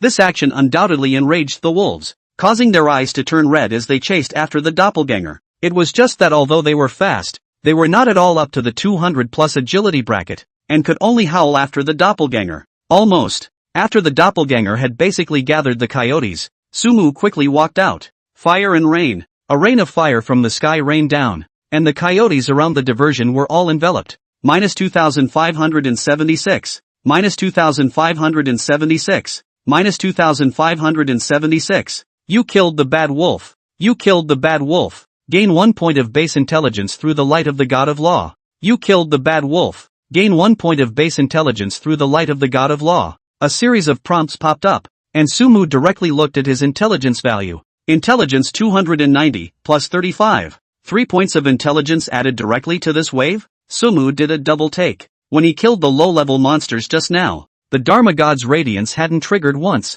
but he didn't expect that it would directly trigger 3 times now. Looks like we still have to kill monsters of the same level. Sumu also understood. The more powerful monsters this passive kills, the higher the probability of triggering it. Like when you kill an elite monster yourself, the probability of triggering it is almost 50% or more. As for killing the boss, that should be a 100% trigger probability. I wonder if there will be elite monsters back there. Quickly cleaning up the battlefield, Sumu looked to the road ahead. The avenue was overgrown with weeds around it, and it seemed that very few people had set foot on it to make it look like this. Obviously, this place must have been occupied by the White Wolf King, as the main quest boss of the novice village. If the White Wolf King didn't have elite minions following him, it would be a bit of a fall. It's better to swarm the monsters to obtain the advancement value first. Early advancement is the hard way. That White Wolf King might be an advanced boss. Taking a deep breath, Sumu focused his attention on those vicious wolves on the road in front of him. When the cooldown of Fire Rain was almost ready, he controlled his doppelganger to walk in front of him. As soon as the doppelganger entered the territory of those vicious wolves, it immediately encountered an attack from the vicious wolves. Sumu was also very decisive, controlling his doppelganger to run at full speed, attracting the largest number of vicious wolves as possible, and then rushing towards his main body's location. Looking at the location of those evil wolf divisions, Sumu was not in a hurry to release the rain of fire. He raised his bone sword as the vicious wolf entered the best area. Fire and rain. All seconds. Sumu didn't bother looking at those kill prompts anymore and directly stared at his intelligence value. 292, plus 35. This one boosts base intelligence by another 2 points. The advancement value has also reached 76%. 2 more waves and I'll be able to advance. Get a grip. Thinking back to the previous scene where he had upgraded his fireballs one by one, Sumu now wanted to deduct the fireball skill. But one never puts an extra skill on himself as long as Firestorm can take seconds. Keep going. Sumu's control over his doppelganger had reached the point of integration, and his stance in pulling monsters was called ethereal. Although he would still be hit by some of the vicious wolves' attacks, under the high defense and high blood, the diversion was stress-free. After 2 more rounds, Sumu's advancement value also finally reached 100%. It was at this time that he felt that his body was suddenly wrapped in a strange energy, and his entire body instantly developed an indescribable sense of relief. In the next second, a series of prompts even appeared in front of Sumu's eyes. Congratulations on your successful advancement. All basic attributes have been increased by 20 points. And every time you upgrade after that you will gain 20 basic attributes and 10 skill points. Announcement: congratulations to player Sumu for being the first player to advance in the God's Way. hereby rewarding the exclusive career skill, Dharma God Bloodline.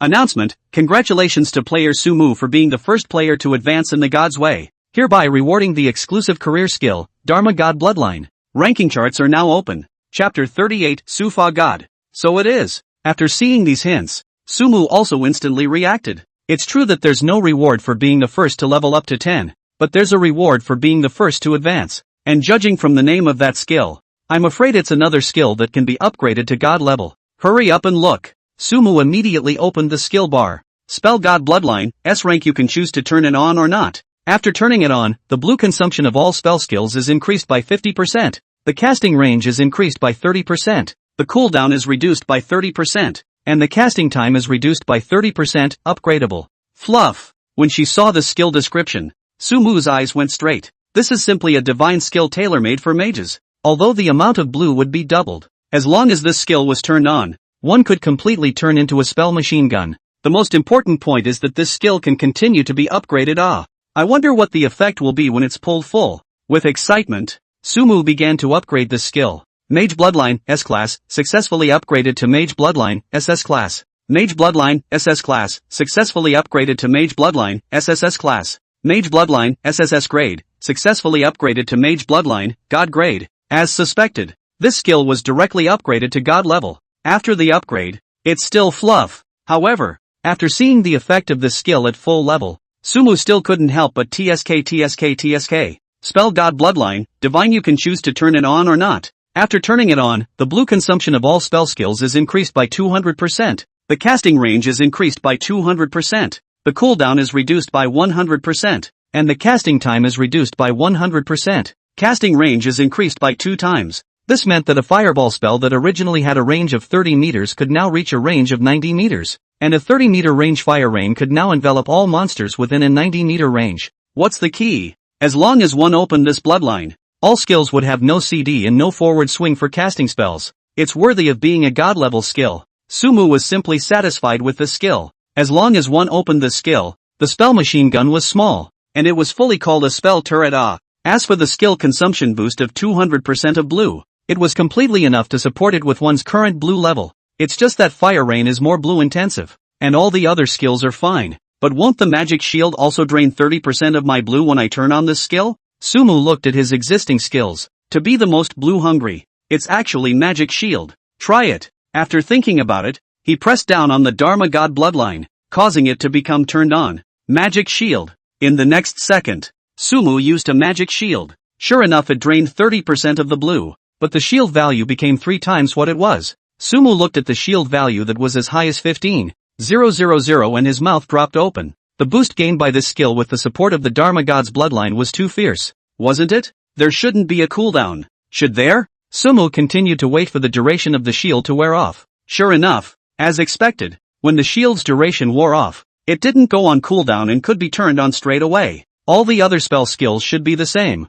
and the melee class skills should not be enchanted. Sumu looked at those melee skills of his again. Needless to say, these skills are definitely not additive. I wonder if the blinking distance will be farther. Sumu looked at the blink skill again. This skill is rather special. Blink. Using 100 points of blue, Sumu's intention was to instantly move a distance of 10 meters. But after blinking, he appeared 30 meters away, enhanced by the Dharma God bloodline. Looking at the 300 points of blue consumed, Sumu also understood. The 200% casting range boosted by the Mage God bloodline applies to all spell-like skills. In other words, one could completely freeze all the enemies within 90 meters of one's own diameter by using the freezing technique right now. This skill is too cool too. After figuring out the mechanics of the skill, Sumu looked up to the sky and let out a shout. He opened his attribute bar. Player, Sumu. Profession, Mage. Level, First Order 1, 0/10. 000. Life value, 1780. Mana, 10,000. Attack, 306.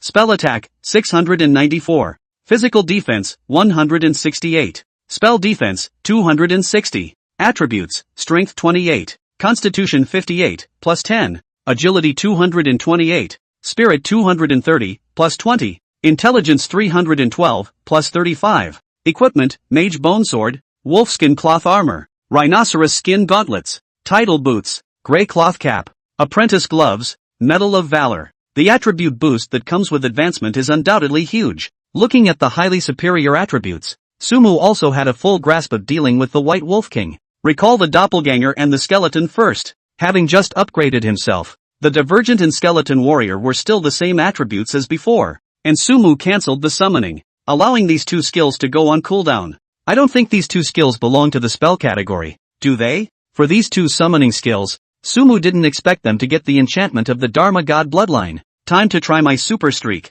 Sumu looked towards the pack of vicious wolves in front of him. In the state where the Dharma God bloodline was open, the range of one's fire rain was enough to reach 100 meters. There was clearly no difficulty in swarming off hundreds of vicious wolves at once. Turn on the magic shield. Up! With the magical shield enveloping his body, Sumu smiled and rushed towards the vicious wolves. Today is destined to rock the world. The moment the advancement announcement rang out, even the people of the world, who had already become somewhat numb, couldn't help but feel waves in their hearts once again. This Sumu is also too fierce, right? What does this advancement mean? Look at the rank list. That guy's rank is first level 1. How many levels does he have to rise to before he can advance? Does that mean it's level 8 or maybe 9? And then this first order level 1 is actually level 10? Not really. Has anyone gotten to level 8 now? I don't care about that. I care about when our country can catch up with that Sumu. We can't let him get carried away. Damn Sumu, the enemy of a lifetime. The chat channels of other countries had more envy and jealousy towards Sumu besides the discussion of levels. And while these people were indignant, some of the tycoons who were leveling up all fell into despair. Pretty country. Ront. Nat stood in front of a group of people with a bewildered look on his face, his eyes glued to the name on the leveling chart. He had reached level 6 and was halfway to level 7 in terms of experience. But even so, he didn't have a chance of getting on the rank list at all. The two words first order were like a sharp sword, poking him straight in the heart. Asterisk asterisk asterisk asterisk. In the end, the endless anger within him could only be vented with a single word. Big Bean Country. Ashy it. Zhao Shiwu broke into a rage and threw the weapon in his hand straight out, crossing his arms with an expression of extreme displeasure on his face. Those juniors standing next to him were all trembling, not daring to speak. Everyone's heart knows very well that whoever opens his mouth at this time is bumping into the muzzle of a gun. Get me the best assassin you can find. After a long time, the anger on Zhao Shiwu's face remained, and he even roared out loudly. On the contrary, China's chat channel was peaceful plus blowing up. Su Shen fluffs the world. This rank can only be advanced after level 10, right? I think the advancement must be to fight the book. So Su Shen went to fight the book at level 10? This is outrageous. I'm still struggling to grab monsters for 5 points of experience and Su Shen is already level 10. Is this the man who's going to become the god of law? I'm thinking that Su Shen's name might be an alias. Otherwise why is there no news at all? God Sufa is the pride of our Chinese nation.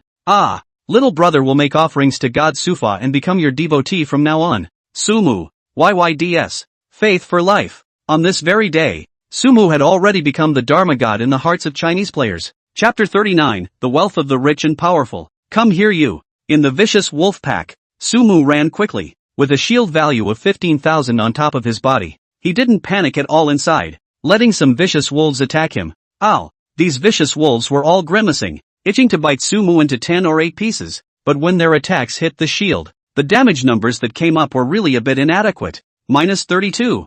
-32. Based on a shield value of 14,400. I'd have to be attacked by these vicious wolves 450 times before my shield breaks, which is simply impossible. Pulling the vicious wolf behind him and running, Sumu intended to come up with a big one this handful of times. Come here, little one. Carrying his bone sword, he slashed at the vicious wolves he could come across around him. -276. Not to mention, the normal damage isn't bad at all. The vicious wolf was obviously enraged as well, and was hot on his trail. Sumu had absolutely no intention of stopping and continued to run wildly towards the vicious wolves inside. Ow! Another wave of wolves was drawn to him. That should be 100 or so heads. Almost. Looking at the large group of vicious wolves around him, Sumu smiled. If it wasn't for the fact that there were no more monsters in front of him, he would have wanted to pull up 200 or 300 monsters at once. Come on, come on. The vicious wolves swarmed around, and Sumu stood still, motionless, when some of the vicious wolves in front of him approached.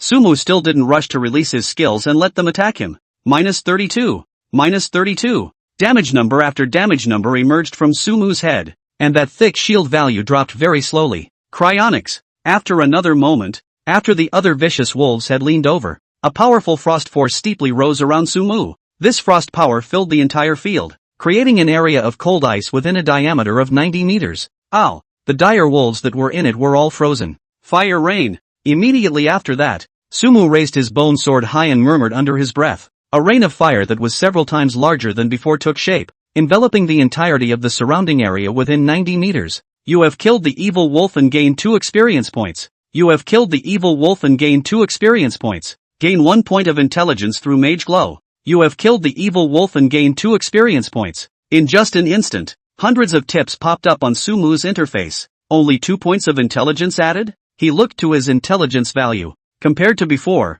the number of vicious wolves killed in this wave was significantly higher, but it only boosted intelligence by 2 points. It's not bad either. I'm clearly above these level 10 monsters now. Rubbing his nose, Sumu looked at his experience value. 202/10. 000. Killing these level 10 monsters was only 2 points of experience, and that was with double experience. If you wanted to rely on killing these level 10 monsters to upgrade, I'm afraid it would take days. The highest level in the novice village is only a level 10 monster? So, am I going to town to get an upgrade? Killing monsters this way is not the way to go. Even though you can trigger the phase on glow, and grouping higher level monsters obviously smells better.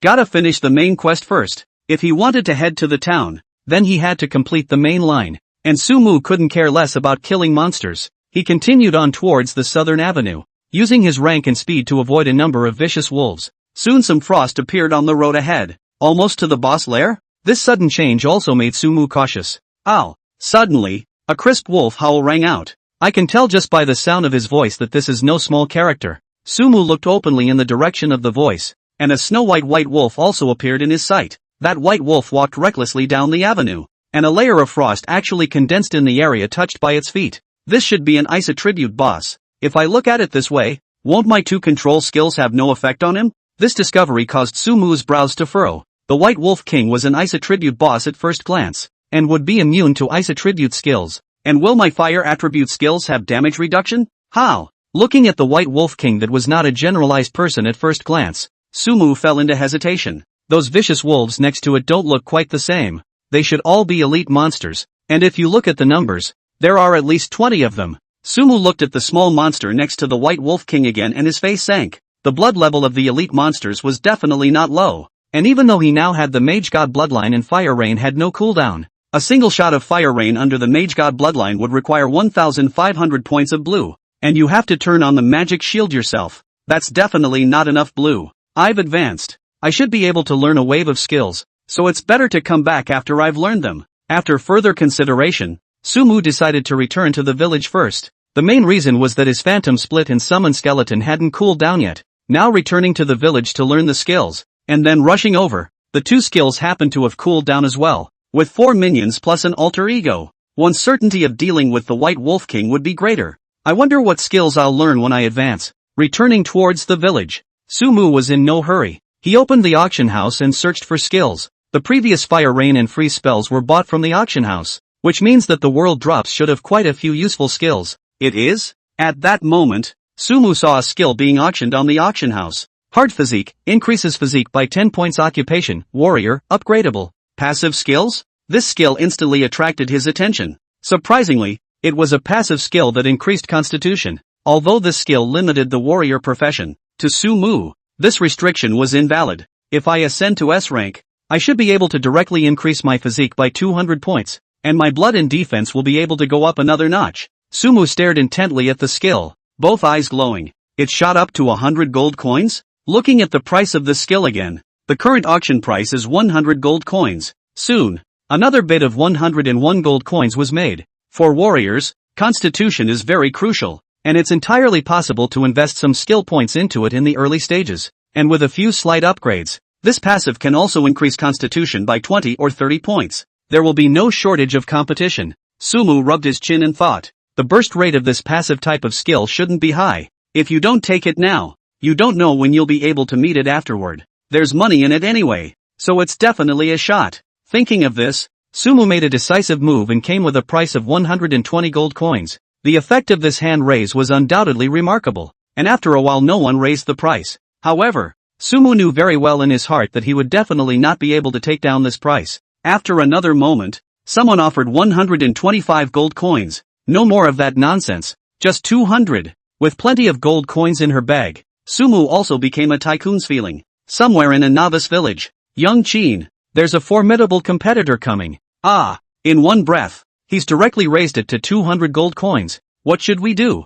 A man looked at the heavily armored warrior next to him and hurriedly opened his mouth. How many gold coins do we have now? The heavily armored warrior known as Qin Shao raised an eyebrow and asked. Nearly 600 gold coins. But isn't it not too cost-effective to spend so many gold coins on this skill? The henchman said in a calculating tone. You don't have many skill points to boost either. Overall, it's still more important to attack in the early stages. Keep adding, even if it doesn't improve. It's not a loss to add 10 points of physique. Qin Shao hesitated for a moment with an imperative stance. The henchman had nothing more to say and continued to start raising the price. But soon, sweat broke out on his forehead. Qin Shao, that guy is crazy. He directly added 100 and 100. And now it has been added to 500. Are we still bidding? That guy's that rich? Qin Shao froze for a moment at his words. 600 gold coins wasn't a small amount of money anymore. And it was perfectly capable of buying some decent equipment. Add another gold coin. He spoke through clenched teeth. The henchman immediately did as he was told. But the next moment he showed a bitter look. After he raised the price, the other party instantly raised the price to 600 gold coins again. This price had already exceeded the total amount of gold coins in his hand. Who, exactly, is so rich and powerful? A question bubbled up in the minds of the men. He didn't notice that after learning that he couldn't shoot this skill, Qin Shao's face also became very ugly. Chapter 40, All-Pro Advancement. 600 gold coins. Not too expensive. The auction house. Seeing the skill that he had auctioned off, Sumu smiled. Not to mention 600. Even if it was 1,000 gold coins himself, he would still shoot it. Compared to others, he was able to fill up the skill all by himself right away. Getting the skill book, Sumu directly chose to learn it and was in no hurry to upgrade. Returning to the village, the first thing he did was head towards his mage mentor's room. I want to learn skills. As you wish. After a conversation, a skill appeared in front of Sumu. Energy Awakening. When turned on, blue recovery speed is increased by 100% for 1 minute. Cooldown 10 minutes. That's a good skill. An upgradable blue recovery skill was exactly what one desperately needed at the moment. Saying goodbye to the mage tutor, Sumu rushed non-stop to the room where the priest tutor was. Honorable adventurer, you can only come to me to learn skills when you get your priest advancement certificate. After the conversation, the pastor mentor's words made Sumu freeze. Need proof of advancement? This nigga, I still have to go brush up on that copy? Sumu's head exploded for a moment. Since the priest tutor had said so, the other career tutors must be the same. Going to brush up? The mage's skills had already been learned. And for the skills of the other professions, Sumu didn't care much. After all, those skills are also optional. It's better to go and brush up. That White Wolf King is there anyway. Learn more skills and have a better grasp. And if I don't submit my proof of advancement, I don't think I'll be able to learn the subsequent skills of my other professions. But on second thought, Sumu still decided to go ahead and brush the copy of the Skeleton Cave. With unlimited skill points of your own, skills that are useful in other professions are absolutely mandatory. Even if you don't get proof of progression now, you'll definitely have to do it afterward. So you might as well get the whole profession progressed. Then he learned all the skills of the entire profession, and he could deal with the White Wolf King with a little more certainty. Go! Heading towards the location of the Skeleton Cave copy, Sumu opened his skill bar. Tough Body successfully upgraded to Tough Body, Grade E. Tough Body, Grade E, successfully upgraded to Tough Body, Grade D. Tough Body, Grade A, successfully upgraded to Tough Body, Grade S. Hard Physique, Grade S increases basic physical fitness by 200 points. Energy Awakening successfully upgraded to Energy Awakening, Level E. Energy Awakening, Grade A, successfully upgraded to Energy Awakening, Grade S. Energy Awakening, S rank when turned on. Blue recovery speed increases by 500% within 1 minute. Cooldown 5 minutes. The full level effect of the Hard Physique increased his constitution by 200 points, which allowed Sumu's blood and physical defense to gain a large boost.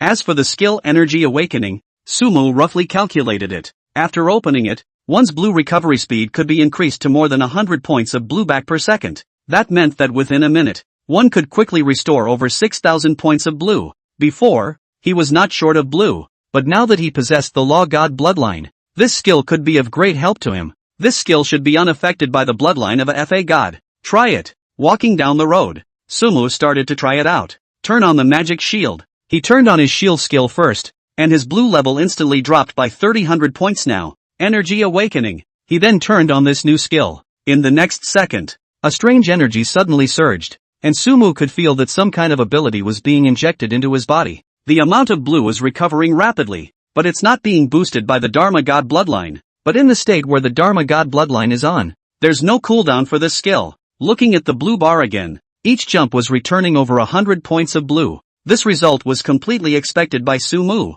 Even so, one can always maintain a quick 1-minute blue return. He quickened his pace and headed straight for the Misty Valley's copy entrance. When the stone pillar of that copy's entrance appeared, Sumu revealed a smile. Does it open a copy, skeleton cave? Turn it on. After decisively determining it, Sumu walked into the entrance of the replica. It was still a familiar scene, but with the previous experience, Sumu's intention was to speed brush. Come on. After moving his muscles and bones, Sumu sprinted quickly towards the road ahead. Soon, he stepped into the area of the first skeleton warrior and activated it. Sumu didn't stop, but continued forward. After having the Dharma God bloodline, the high blood count of the elite monsters wasn't that high anymore. Running at full speed, Sumu triggered the elite skeleton warriors behind him one after another, all in one pull. With a bunch of elite monsters chasing behind him, Sumu didn't panic at all, and after arriving at the location of that bonfire pile, he raised his hand and fired a fireball. Wow! The cave became illuminated.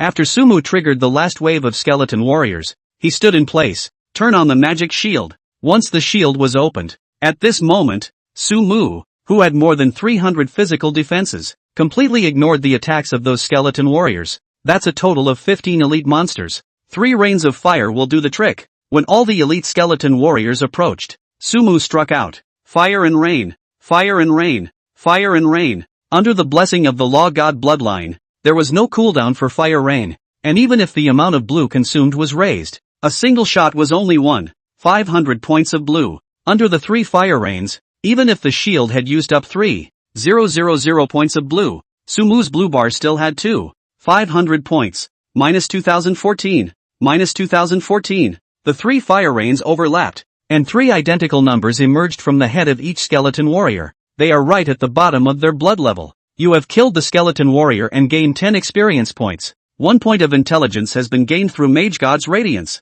You have killed the skeleton warrior and gained 10 experience points. 1 point of intelligence has been gained through Mage God's Radiance. Consecutive kill prompts popped up, and after seeing the experience value gained, Sumu froze for a moment. It was surprising that these elite monsters only had 10 points of experience value, and that was with double experience. It seems that after advancing, the elite monsters provide me with less experience, and the phantasmal light triggers have become lower as well, and the 15 skeleton warriors only triggered Phasma Glow twice. Walking up to those corpses, what Sumu cared about was still the proof of advancement for each profession. You have gained 2 gold coins, and you have gained Skeleton Gaiters set. You've gained 2 gold coins. You've earned the Archer's Advancement Certificate. Not bad. After picking up all of the light clusters, in addition to the Archer Advancement proof, Sumu also got the remaining piece of the skeleton set, which was just enough to make up a 3-piece set. The attributes of this 3-piece set can completely hold up to a fluffy warrior. Do I sell it now? Or in a couple days?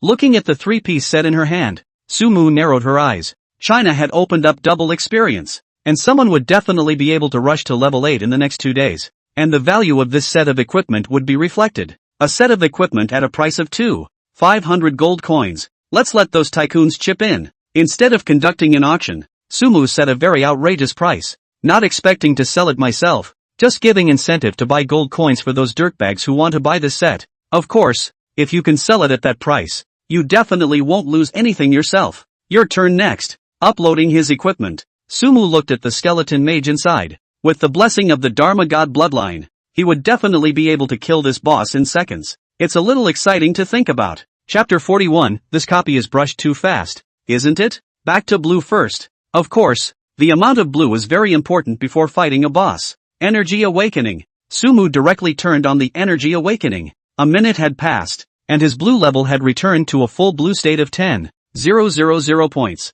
Magic Shield. Against the shield, Sumu revealed a mouthful of white teeth and unleashed a fireball towards the skeleton mage inside. Fireball. Minus 2608. The original 2's casting time of the fireball directly became instantaneous in the state where the bloodline of the God of Law was turned on, and the distance reached 90 meters. Damnable human. How dare you offend my majesty? The skeleton mage was hit by the fireball and became furious, hastily releasing a shadow arrow towards Sumu. Rivalry. Sumu was all smiles, not the least bit intimidated. Compared to before, he's a spellcasting turret now. Fireball magic. Fireball. Fireball after fireball flew towards the skeleton mage. Those fireballs were like cannonballs in a continuous stream. Even Sumu herself was startled when she saw the fireballs that shot out continuously. 2600 for a fireball. This guy's 30,000 blood points aren't enough. Sumu couldn't help but rub her eyes. This boss's blood level was dropping too damn fast, wasn't it? Damn it, come out. We minions. Seeing that his blood level was about to bottom out, the skeleton mage hastily raised his staff, wanting to summon his minions. Fireball magic. Fireball. Sumu also didn't bother to blink and use kidney strike to interrupt like before, and a few more consecutive rounds of fireballs came out. The skeleton mage's blood level instantly bottomed out and turned into a pile of dead bones. The minions it had just summoned also lost their power support and turned back into a pile of bones. You have killed the skeleton mage and gained 100 experience points. Gain 1 point of base intelligence through Mage Glow. That was too fast, wasn't it? With the death of the boss, Sumu was a bit stunned. It seems like it was less than 10 minutes from the time I entered the book to the time I finished the boss. God level skill. It's really too fierce. Sumu looked towards the Dharma God bloodline. The reason why he was able to achieve such efficiency. This divine skill was not to be credited.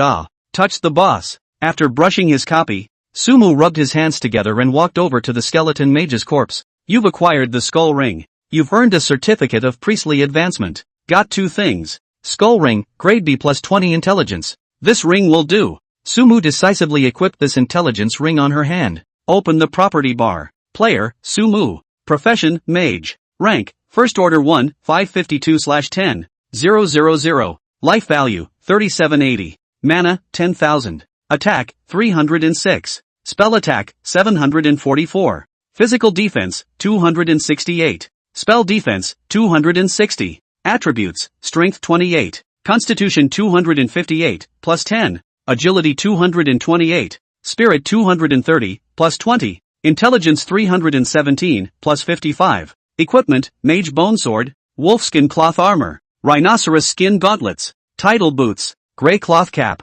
Apprentice Gloves, Medal of Valor, Skull Ring, a trip down the copy. Gained not a lot of harvest. The key is to kill the boss to be able to 100% gain a little intelligence. There's still 1 assassin's advancement proof left to swipe. There was only 1 proof of each profession left, and Sumu decided to continue brushing this copy, at least until all the proofs of all professions had been exploded. Coming to the entrance of the replica through the portal in the replica, Sumu walked next to the replica stone. Copy on cooldown, 1 hour. A prompt popped up. Okay. Sumu shrugged helplessly. Forget it, quit and wait an hour before getting back into the game. The copy needs an hour to cool down. And Sumu really doesn't know what to do. Quit the game. Returning to reality, Sumu opened the refrigerator, poured herself a glass of juice, and then unwrapped a package of frozen dumplings. Eat, drink, rest for a while, and keep hitting the books. How about trying to cook dumplings with magic? After pouring the dumplings into the pot, Sumu was playful. He spread his hands and began to gather his magic.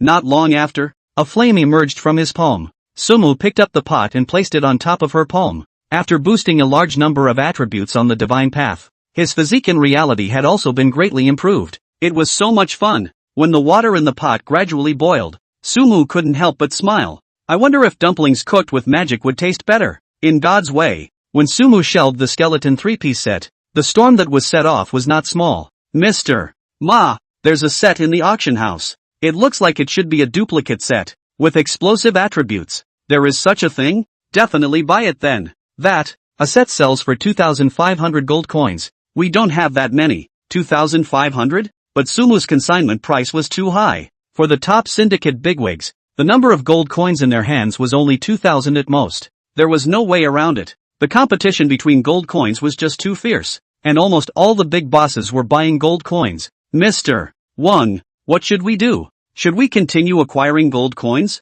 Acquisition. If I can buy that set of equipment, I'll definitely be able to rise in the god's path. But when the major bosses saw the attributes of the skeleton 3-piece set, one couldn't care less. Sell everything the company can, cash out the fastest possible amount of cash, and use it all to buy equipment. Most people coincidentally make the same choice. This is not an auction. Whoever gets 500 gold coins first will be able to take this set that is powerful enough to reign supreme in the early stages. Coupled with the fact that these 2 days were still double experience, the leveling efficiency of this set of equipment to boost big was also absolutely top-notch. Mr. Wang, the company's share industry can't be sold. Mr. Ma, our shares are cheap. but still no one wants them. Mr. Sheen, I'm afraid the cash won't come out. However, at this juncture, the major corporations have found that their shares, their properties have become unattended. Hiccup. It's true that magic dumplings just taste better. After eliminating the plate of dumplings, Sumu drank a mouthful of juice and touched her stomach with great satisfaction. It was still early, and there was still some time before the copies refreshed, so he picked up his cell phone. If it had been before, the cell phone thing wouldn't have been able to stay away from my body for more than 10 minutes, but it seemed like I hadn't really played with my cell phone much in the past few days. Open Twitter. The hotspots up front are high, all of them related to yourself. The first hot search even reads, Hero of China, Sumu. Sumu curiously clicked in, and it was almost entirely filled with praises for herself. There's also a deep dive into their own identities, seeing those justified, analyzing that he must be a big brother of some hidden family, or a $1 trillion asset invisible tycoon, or no longer a rich second-generation analysis post. Sumu smiled to himself. Who would have thought I was just a 21st century deadbeat hiding in a tiny house with no food? He believed that even if he went to make a post right now and said that he was Sumu, absolutely no one would believe it. Instead they would mock him for rubbing it in. I don't think it will be long before everything in this world changes. And where will I stand when that time comes? Chapter 42, The Firmament Warrior. Continuing to browse through some of the posts, Sumu probably got a clear picture of the current situation. There is no stopping the growth of God's way. In-game gold has surpassed even the major currencies and has become hard currency in the real world. All types of gaming guilds are popping up, all recruiting. The major apps are even filled with advertisements about Shenandoah. It can be said that this game has only started a few days ago, and its impact on the real world has already reached an extremely far-reaching point. Keep practicing. I must make myself stronger. As for in reality, I can't reveal my identity. An hour passed quickly, and Sumu summoned the Divine Path Crystal and entered the game. The screen around him changed, and he arrived at the entrance to the replica. Does it open a copy, Skeleton Cave? Turn it on. Without hesitation, Sumu entered the copy once more. Speed brush. The first time he entered the copy, Sumu acted quickly, following the previous brush method as it was. In less than 10 minutes, the skeleton mage also collapsed on top of the pile of dead bones. All together, luck was with me on this one, and the assassin's proof of advancement popped. This trip down to the copy, and the phantasmal god's radiance has triggered 3 times. Not bad at all. If this copy didn't have a cooldown, it would be completely possible to brush up on attributes here. Looking at the fact that she had increased her intelligence by another 3 points, Sumu was still quite satisfied. Opening the auction house, he adjusted the prices of the miscellaneous equipment so that it could be sold quickly. This price is still high. I guess it won't sell in the next 2 days. The skeleton outfit was still hanging on, and Sumu had no intention of adjusting it. Go back and learn the skills. With the certificate in hand, he couldn't wait to return to the village. Hello, I want to learn skills. The first person to go to was, naturally, the pastor mentor. You have brought proof of advancement, and you will learn the priest's advancement skill. The pastor mentor's attitude shifted this time. Group healing can be cast on 3 targets at the same time, restores their own spell attack x 200% of their blood, consumes 200 points of blue, instantaneous, cooldown 20s. Learn. Sumu decisively learned this group plus skill. Group healing, a rank, has been upgraded to group healing, S rank. Group healing, S can be cast on 6 targets at once, restores their own spell attack x 600% of their blood, consumes 200 points of blue, instantaneous, cooldown 20s, counting myself and the skeleton minions with the doppelgangers. That's exactly 6 targets. By the way, can priest skills be augmented by the bloodline of a Dharma god? Seeing the priest's skill, Sumu's eyes rolled. I had really overlooked that myself. Powerful healing spell. He used a blood-boosting skill on himself. The blue consumption hasn't changed, so it doesn't seem to be working. This discovery made Sumu slightly disappointed. However, his current self didn't need to rely on the blood-boosting skill, and he was only learning it to be prepared. Next, saying goodbye to the priest tutor, Sumu arrived at the location where the assassin tutor was. It is? When she saw the skills that could be learned after the assassin's advancement, Sumu's eyes widened. Sneaking, enter a 30 stealth state after opening. Movement speed reduced by 80%. Active attacks during stealth will break the stealth effect. Cooldown time 3 minutes. As an assassin, what are the representative skills? That must be sneaking. You have learned the skill, sneaking. After learning this skill, Sumu immediately opened the skill bar and pulled it straight to full. Sneaking, grade A, upgraded to sneaking, grade S. Sneaking, enter a stealth state for 30s after opening. Active attacks during stealth will break the stealth effect. Cooldown time 2 minutes. Not bad. Stealthy status won't reduce your movement speed after you've leveled up. Let me try. Sumu looked around and walked to a corner where no one was. Sneak. After opening this skill, his body instantly turned into an illusory state. That's a lot of things you can do in 30s. In stealth, Sumu ran at a fast pace towards the archer tutor. On the way, near the end of his stealth time, he avoided the sight of the others. This would be a big deal if the others found out that they were able to be invisible. Then Mr. Su hasn't come after me lately. Walking down the road, Sumu suddenly remembered Su Shiji. That guy had put a lot of harsh words in his mouth. How come there was no sound at all afterward instead? I'm over level 10 now. Am I able to PK? Forget it, practicing is important. Let's get out of the novice village first. Coming to the archer tutor, Sumu submitted the proof of advancement and a few archer skills came out in front of him. Are they all passive if you have to hold a bow to use them? The archer's skill required the use of a bow, and Sumu looked at the bone sword in his hand and shook his head helplessly. As a mage with no long-range physical attacks of his own, only long-range spell attacks, he learned the skills of an archer, and didn't even know how the damage calculation worked. Wait for the passive. Get the captain of the guards. Sumu rushed in the direction of the village entrance. Honorable adventurer, you've seen that white wolf king? Seeing Sumu, the captain of the guards still had that polite stance. It's a bit hard to deal with. Sumu replied. I suggest you'd better form a team. The guard captain's tone became serious as well. His words caused Sumu to purse her lips. I want to learn the warrior's advancement skills. Yes. After submitting the proof of advancement, the warrior's advancement skills appeared before Sumu's eyes. Blocking, raise the weapon in your hand and assume a blocking stance. There is a 30% probability that you can resist one physical attack from the opponent. Cooldown 10s, that's an okay skill. Sumi learns and then pulls it full straight away. Blocking, S rank, raise the weapon in your hand. Take a blocking stance, and 100% arrive at one of the opponent's physical attacks, including physical skills. Cooldown 10s, it's time to go on a crusade against the White Wolf King. Having learned all the skills he could, Sumu didn't hesitate and headed towards the avenue south of the village. Those low-level coyote monsters, he directly chose to avoid them. The level difference was too much, and those monsters already had no experience. So the FA God's Glow shouldn't be able to trigger a few times. Level 10 monsters can still take a kill. Group A. Coming to the high-level monster area, Sumu was not polite at all. 2 points of experience is experience, and crucially, it also triggers Phazon Glow. Straight up pull these monsters. At this moment, Sumu was called rampant. His own physical defense was now up to 368. With the attack power of these ordinary vicious wolves, there was no way to break their defense. Pull all you can. Don't even bother turning on your shields. Relying on his current high blood and defense, Sumu walked up towards the vicious wolves. Ow! The vicious wolves howled and attacked after spotting Sumu. -1. -1. As expected, their attacks couldn't break defense and only dealt 1 point of mandatory damage. Even without opening the shield, Sumu now had close to 4,000 blood, and the vicious wolf's attack was simply no different from scratching an itch. Bad wolf, good boy. Follow your brother. Sumu stroked the wolf in front of him with a kind face and ran towards the front. More and more vicious wolves were attracted to him, their number reaching over 200. If anyone else was here, they would have fainted at the scene before them. It was amazing that one man could stand surrounded by hundreds of wild monsters.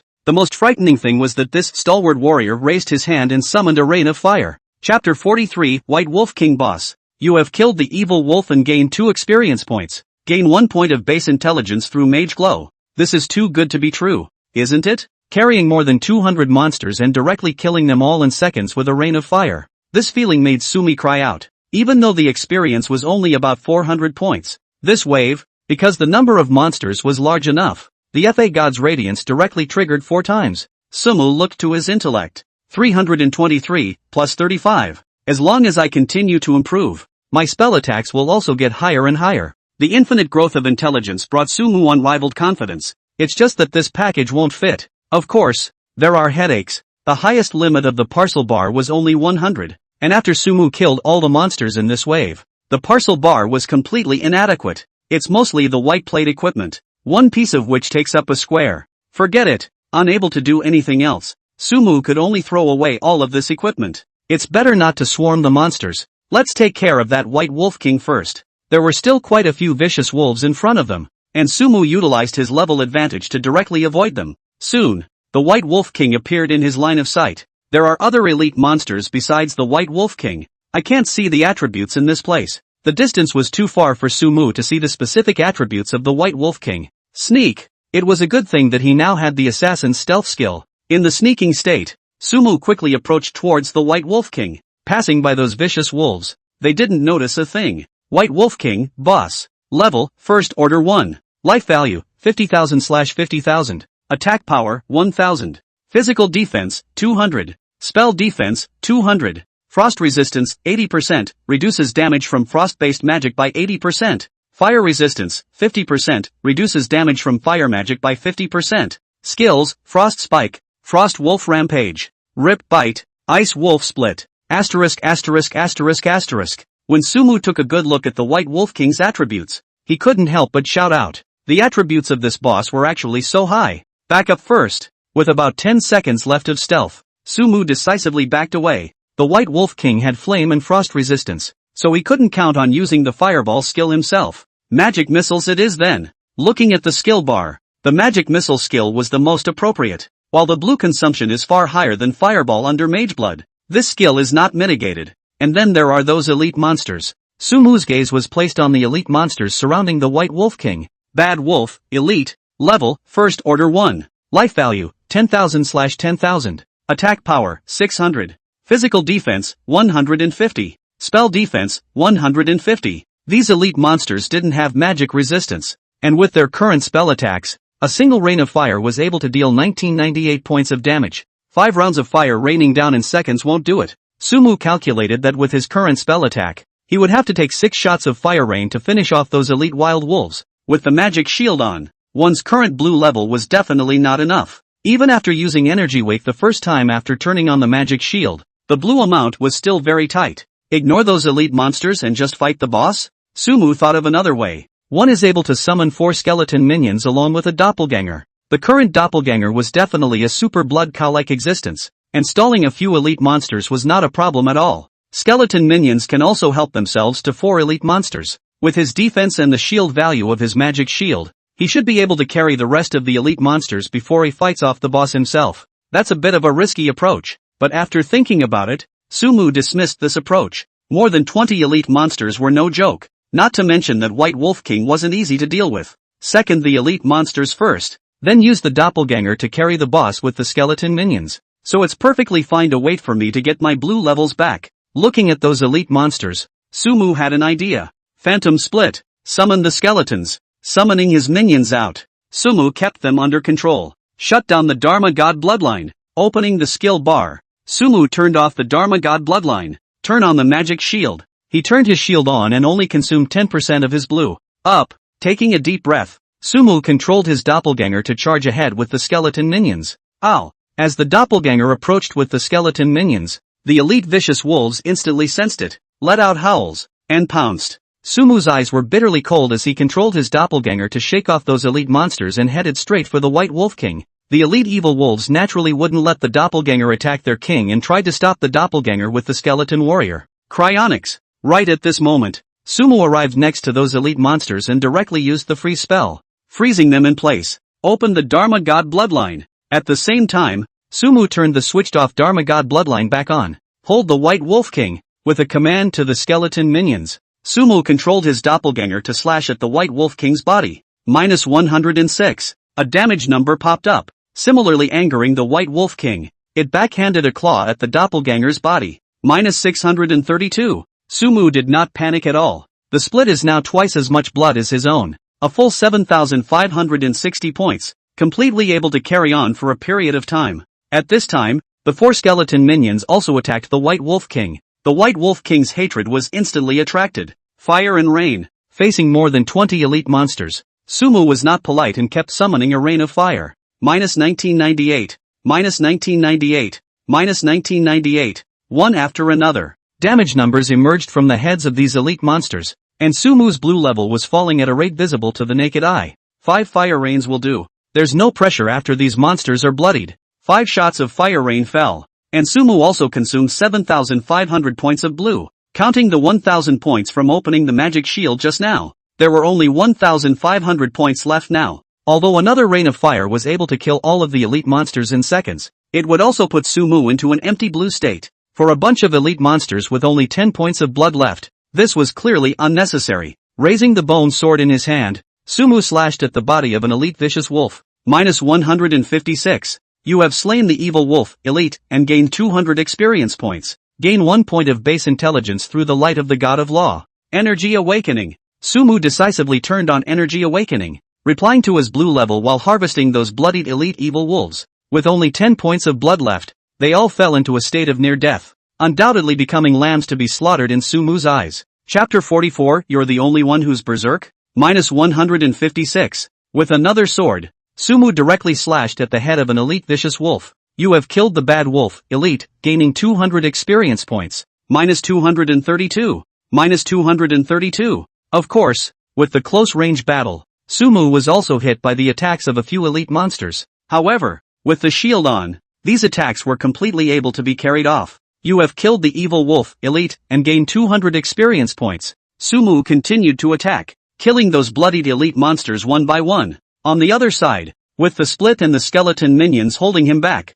the White Wolf King's blood was dropping very slowly. Its physical defense wasn't low, and the attacks of the doppelganger and the skeleton warrior weren't high enough to deal extremely limited damage. On the contrary, with the White Wolf King's attack of up to 1,000 points, the doppelganger and the skeleton warrior were a bit overwhelmed. Group Healing. After killing another elite evil wolf, Sumu used the group plus skill towards the doppelganger. Plus 4,308. Plus 4,308. Plus 4,308. With just one skill, Sumu directly lifted all of the blood of the doppelganger and the skeleton warrior. It was also at this time that the White Wolf King fiercely looked at Sumu. It also seemed to understand that Sumu was the biggest threat on the field. However, with the doppelganger and the skeleton warrior holding it back, it was difficult for it to get close to Sumu. Suddenly, the White Wolf King split in two. Two white wolves appeared on the field all of a sudden, and one of them even went straight at Sumu. White Wolf split. Looking at the white wolf that pounced on him, Sumu raised an eyebrow. He looked to his blue level. With the addition of Energy Awakening, more than 3,000 points had been recovered in this moment. Magic Missile. Using his speed to distance himself from those elite wild wolves, Sumu unleashed his skill towards the white wolves that were rushing towards him. Minus 2,672. A sizable damage number emerged from that white wolf's body. Magic Missile. Sumu struck again. Minus 2,672. Roar. Another skill shot hit, and the White Wolf King pounced in front of Sumu. It opened that bloody mouth and violently tore towards Sumu's body. This is the body? Seeing the White Wolf King's actions, Sumu's eyes widened. The other party was clearly a skill. Block. Sumu hurriedly raised the bone sword in his hand and assumed a blocking stance. Miss. The White Wolf King's bite skill was blocked by Sumu Grid. Go kill those elite monsters. Sumu made a snap decision and gave orders to his skeleton minions. Those elites were all bloodied, and the skeleton warrior was perfectly capable of handling them. And that White Wolf detachment. His own phantom detachment was able to keep it in check. Now it's time for us to get tough. Sumu raised the bone sword in his hand, his two eyes staring straight at the White Wolf King. Get high! A magic missile shot came out, and Sumu used a bottle of blue pill. Not much recovery, but better than with. Roar! The White Wolf King let out a furious roar and pounced on Sumu once again. Its razor-sharp claws could do a lot of damage with a single hit. Blink! Just as its attack was about to hit, Sumu directly arrived behind it with a flash. Kidney Strike. Backstab. Piercing Attack. Magic Missile. With the one stun after Kidney Strike, Sumu hit 3 skills in a row. Assassin's skill damage is average, but it doesn't consume blue, so it's good to not use it. Blink. After the attack was successful, Sumu once again used Blink and pulled away from the White Wolf King. Magic Missile. Magic Missile. From a safe position, magic missiles flew one after another. The White Wolf King's blood level also continued to drop. You have killed the elite evil wolf and gained 200 experience points. Gain 1 point of base intelligence through the light of the God of Law. You have killed the elite evil wolf and gained 200 experience points. Gain 1 point of base intelligence through the light of the God of Law. At this time, under the attacks of the skeleton warriors, those bloodied elite evil wolves fell one after another. Sumu also received alerts one after another. The skeleton warriors were very powerful, and after resolving those elite monsters, they charged towards the White Wolf King without stopping. This is comfortable. With those minions holding him back, Sumu could also stand at a distance and output at ease. 50,000 points of blood. As long as one had enough blue, these blood levels were not a problem at all. After all, the name of Spell Turret was not a cover. Roar! Seemingly noticing that something was wrong as well, the White Wolf King let out a flat growl. In the next second, a force of frost manifested around them. Immediately afterward, those frosts turned into ice spikes, forming an indiscriminate strike around them. Minus 2,000. Minus 2,000. minus 1740, minus 1740. 2000 points of damage popped up directly on the skeleton warrior's head, while Sumu and the doppelganger also popped up with 1700 damage numbers. This skill is strong. If other players were here, they might have already been seconded by a group. Sumu still recognized this skill of the White Wolf King. I wonder if this skill will explode when I kill it. Never mind. Let's finish it off first. The skeleton minions dropped quite a bit of blood, and Sumu immediately used a group healing spell. This blow instantly raised all 4 skeleton warriors' blood levels to full. Roar! The White Wolf King was completely enraged. It unleashed the skill it had just used, obviously to get rid of these skeleton warriors that were in the way, and then launched an onslaught on Sumu. But its big move damage was directly offset by a blood-boosting skill from Sumu, so how could it fight? Magic Missile. Sumu couldn't care less about what the White Wolf King thought, and released his skills as soon as he grabbed them. Ow! Perhaps his blood was about to bottom out, or perhaps he was looking at Sumu with great displeasure. The White Wolf King raised his head and let out a long whistle to the sky. In the next second, the snow-white fur on its body suddenly changed. A blood red drenched its fur. Not only that, the White Wolf King's eyes also turned red. Berserk? Sumu thought of the remaining skill of the White Wolf King. That doppelganger disappeared? It was also at the same time that the White Wolf King went berserk that its White Wolf doppelganger disappeared. Sumu immediately controlled the Phantom Split and rushed towards the White Wolf King. However, the White Wolf King directly ignored the doppelganger, and those red eyes looked at Sumu with death. It seemed to have lost its mind, and the only instinct left in its mind was a thought. Tear up Sumu. The White Wolf King moved. It made a high leap and pounced straight at Sumu. In this berserk state, its speed was greatly augmented. In an instant, its sharp teeth had arrived in front of Sumu's eyes. Chapter 45, The Great Harvest. The White Wolf King once again used the Tear Bite skill. How much damage it would do with this skill in its berserk state? Sumu didn't dare to try it easily. Block. Raising the bone sword in his hand, Sumu once again used his blocking skill. Miss. That's a good skill to have. Blocking the White Wolf King's attack, Sumu gave the blocking skill a thumbs up. Magic Missile. While blocking the attack, Sumu also launched a counterattack. The White Wolf King wasn't a difficult boss to deal with.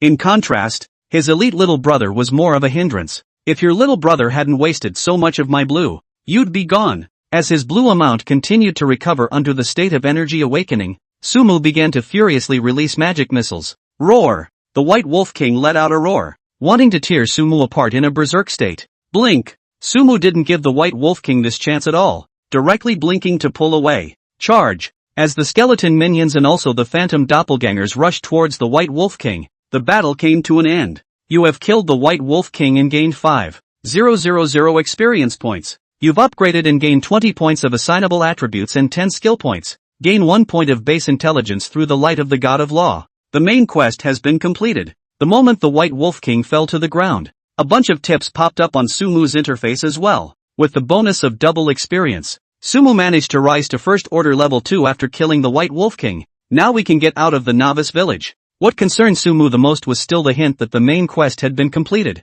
This meant that one could leave the novice village and explore the more expansive God's Way lands. All plus spirit. Looking at the 20 points of assignable attributes, Sumu did not intend to increase his physique for the time being. After this battle with the White Wolf King was over, he understood one thing for himself. As long as he has blue, 10 White Wolf Kings will still be able to take a second. Let's see what the boss exploded. Walking over to the White Wolf King's corpse, Sumu extended his hand with an expectant face. You have acquired Ice Wolf Cloth Armor. You have acquired Ice Wolf Gaiters. You have obtained the head of the White Wolf King. Ice Wolf Cloth Armor, Grade A plus 20 Spirit plus 20 Intelligence required level, First Order Level 1. Ice Wolf Legs, Grade A plus 20 Physique plus 20 Spirit required level, First Order Level 1. White Wolf King's head, deliver it to the captain of the guards in the novice village. These 2 pieces of equipment fluff. 3 things, none of them were useless, especially the 2 pieces of cloth armor equipment. The increase in spirit was that much. Sumu immediately put these 2 pieces of equipment on her body. Player, Sumu. Profession, Mage. Level, First Order 2, 0/12,000. Life value, 3830. Mana, 12,000. Attack, 306. Spell attack, 756. Physical defense, 383. Spell defense, 310. Attributes, Strength 28. Constitution 258, plus 25. Agility 228. Spirit 250, plus 50. Intelligence 328, plus 50. Equipment, Mage Bone Sword, Tidal Wave Boots, Grey Cloth Cap, Apprentice Gloves, Medal of Valor, Skull Ring, Ice Wolf Cloth Armor, Ice Wolf Leggings. Too bad there's no exploding skills. The two pieces of equipment with the upgrades boosted a large amount of spirit, which just made up for his current shortage of blue, and it could be fully described as a great harvest. And the rewards of the mission. Looking at that Wolf King's head in the parcel bar, Sumu returned to the novice village in high spirits. This was a main quest. The rewards given would definitely not be low. China. In a building in a city, a young, handsome man took his cell phone and dialed a number. Do.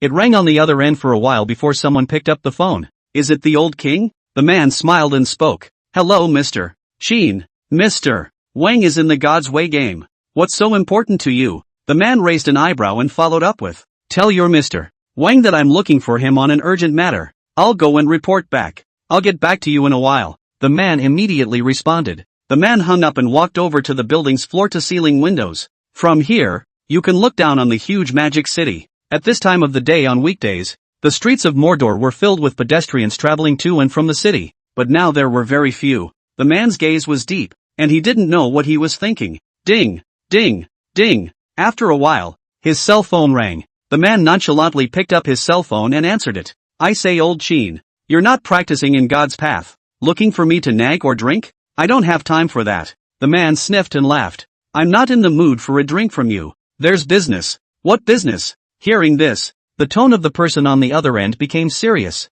I found that Sumu. The person known as Old Sheen slowly spoke. What did you say? His light tone of voice, however, caused the person on the other end of the line to let out a gasp. Is what you're saying true or false? Are you sure it's that Sumu? A constant chasing question came from the other end of the phone. Can't be sure yet. It was that person who took the initiative to contact me. He wanted me to arrange a live broadcast, saying that he would show the skills in God's path in reality. Old Sheen replied. The old king on the other end fell into silence, and only after a while did his voice resound. You promise? Old Sheen nodded. I promise. I didn't want to invite you to come along and witness it. I'll go. With little hesitation, Old Wong directly responded. I'll let you know when it's arranged. Old Sheen finished and hung up the phone. He flipped through his cell phone's address book and found a contact named Sumu. Old Sheen didn't dial it, but just looked at the name, his mouth constantly murmuring, I'd like to see if you guys can really bring out the skills in God's way. Ah, cut. In God's way.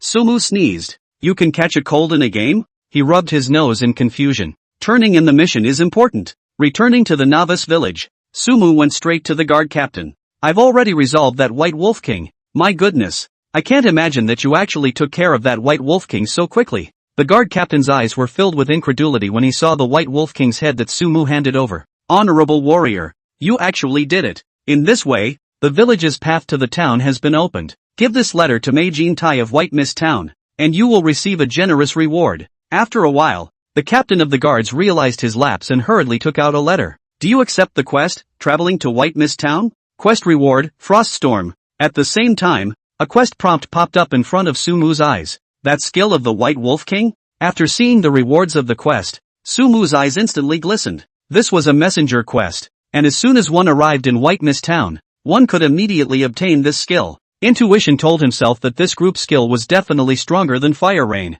Chapter 46 The Trouble with Group Monsters. It has to be accepted. Sumu immediately took on the task. Dear adventurer, the road to White Mist Town is not smooth, but you were able to kill the White Wolf King and should be able to arrive safely. I wish you a safe journey. The captain of the guards looked at Sumu with a respectful face, and his tone was even more concerned. Goodbye. Sumu smiled and said goodbye to the captain of the guards, walked to the outside of the village. There were still quite a few players in the level 1 monster area. Don't you rob me of my monsters. You're level 2. Why are you still fighting level 1 monsters? I just like robbing monsters. What do you care? PK. The players were all very enthusiastic. Even if someone knew that they wouldn't be able to rise in the god's path, they would be able to save up a lot of coins to sell while they were here, even if they fought level 1 monsters. Looking at these people, Sumu had an indescribable feeling. If it wasn't for that sudden unlimited skill points, I'm afraid I'd still be grabbing monsters with these people face to face. Time to leave the village. Looking towards that avenue over there,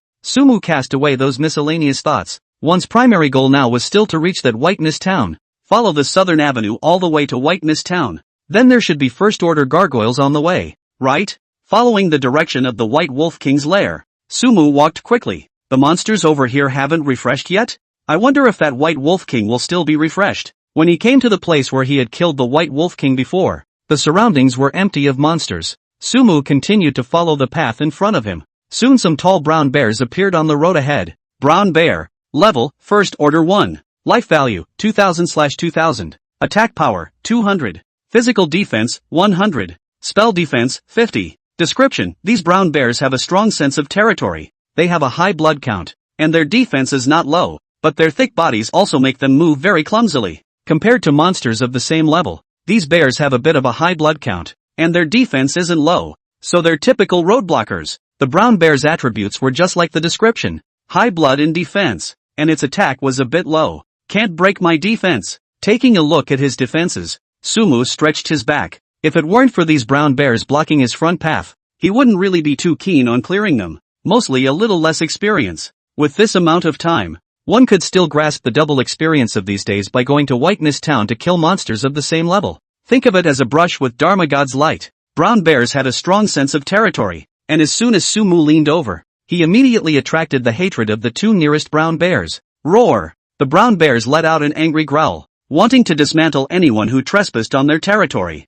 -1. -1. But when their attacks hit, they deal only the mandatory 1 point of damage. Roar! Even so, the brown bear happily swung its powerful claws. Blink! 1 point of damage hitting the body was like scratching an itch. Sumu decisively used blink and came in front of the other few brown bears. Roar! These brown bears immediately attacked him. With that damage, I didn't even bother to turn on my magic shield. Looking at his close to 4,000 blood, Sumu didn't even bother to use his shield skill. Let these brown bears fight for half a day, and you can milk them with one skill. Sure is a big dumb bear that walks too slow. Standing in place, Sumu looked at the two brown bears chasing towards him with a helpless expression. With the speed at which these brown bears were moving, it would really take some time to get them together. Pull in from here, then blink right to the very back, then pull out the back. A one-time spike, and a greater probability of triggering the phantasmal god's radiance. Blink! Sumu flickered again and headed towards the brown bear in front of him. Because of his strong sense of territory,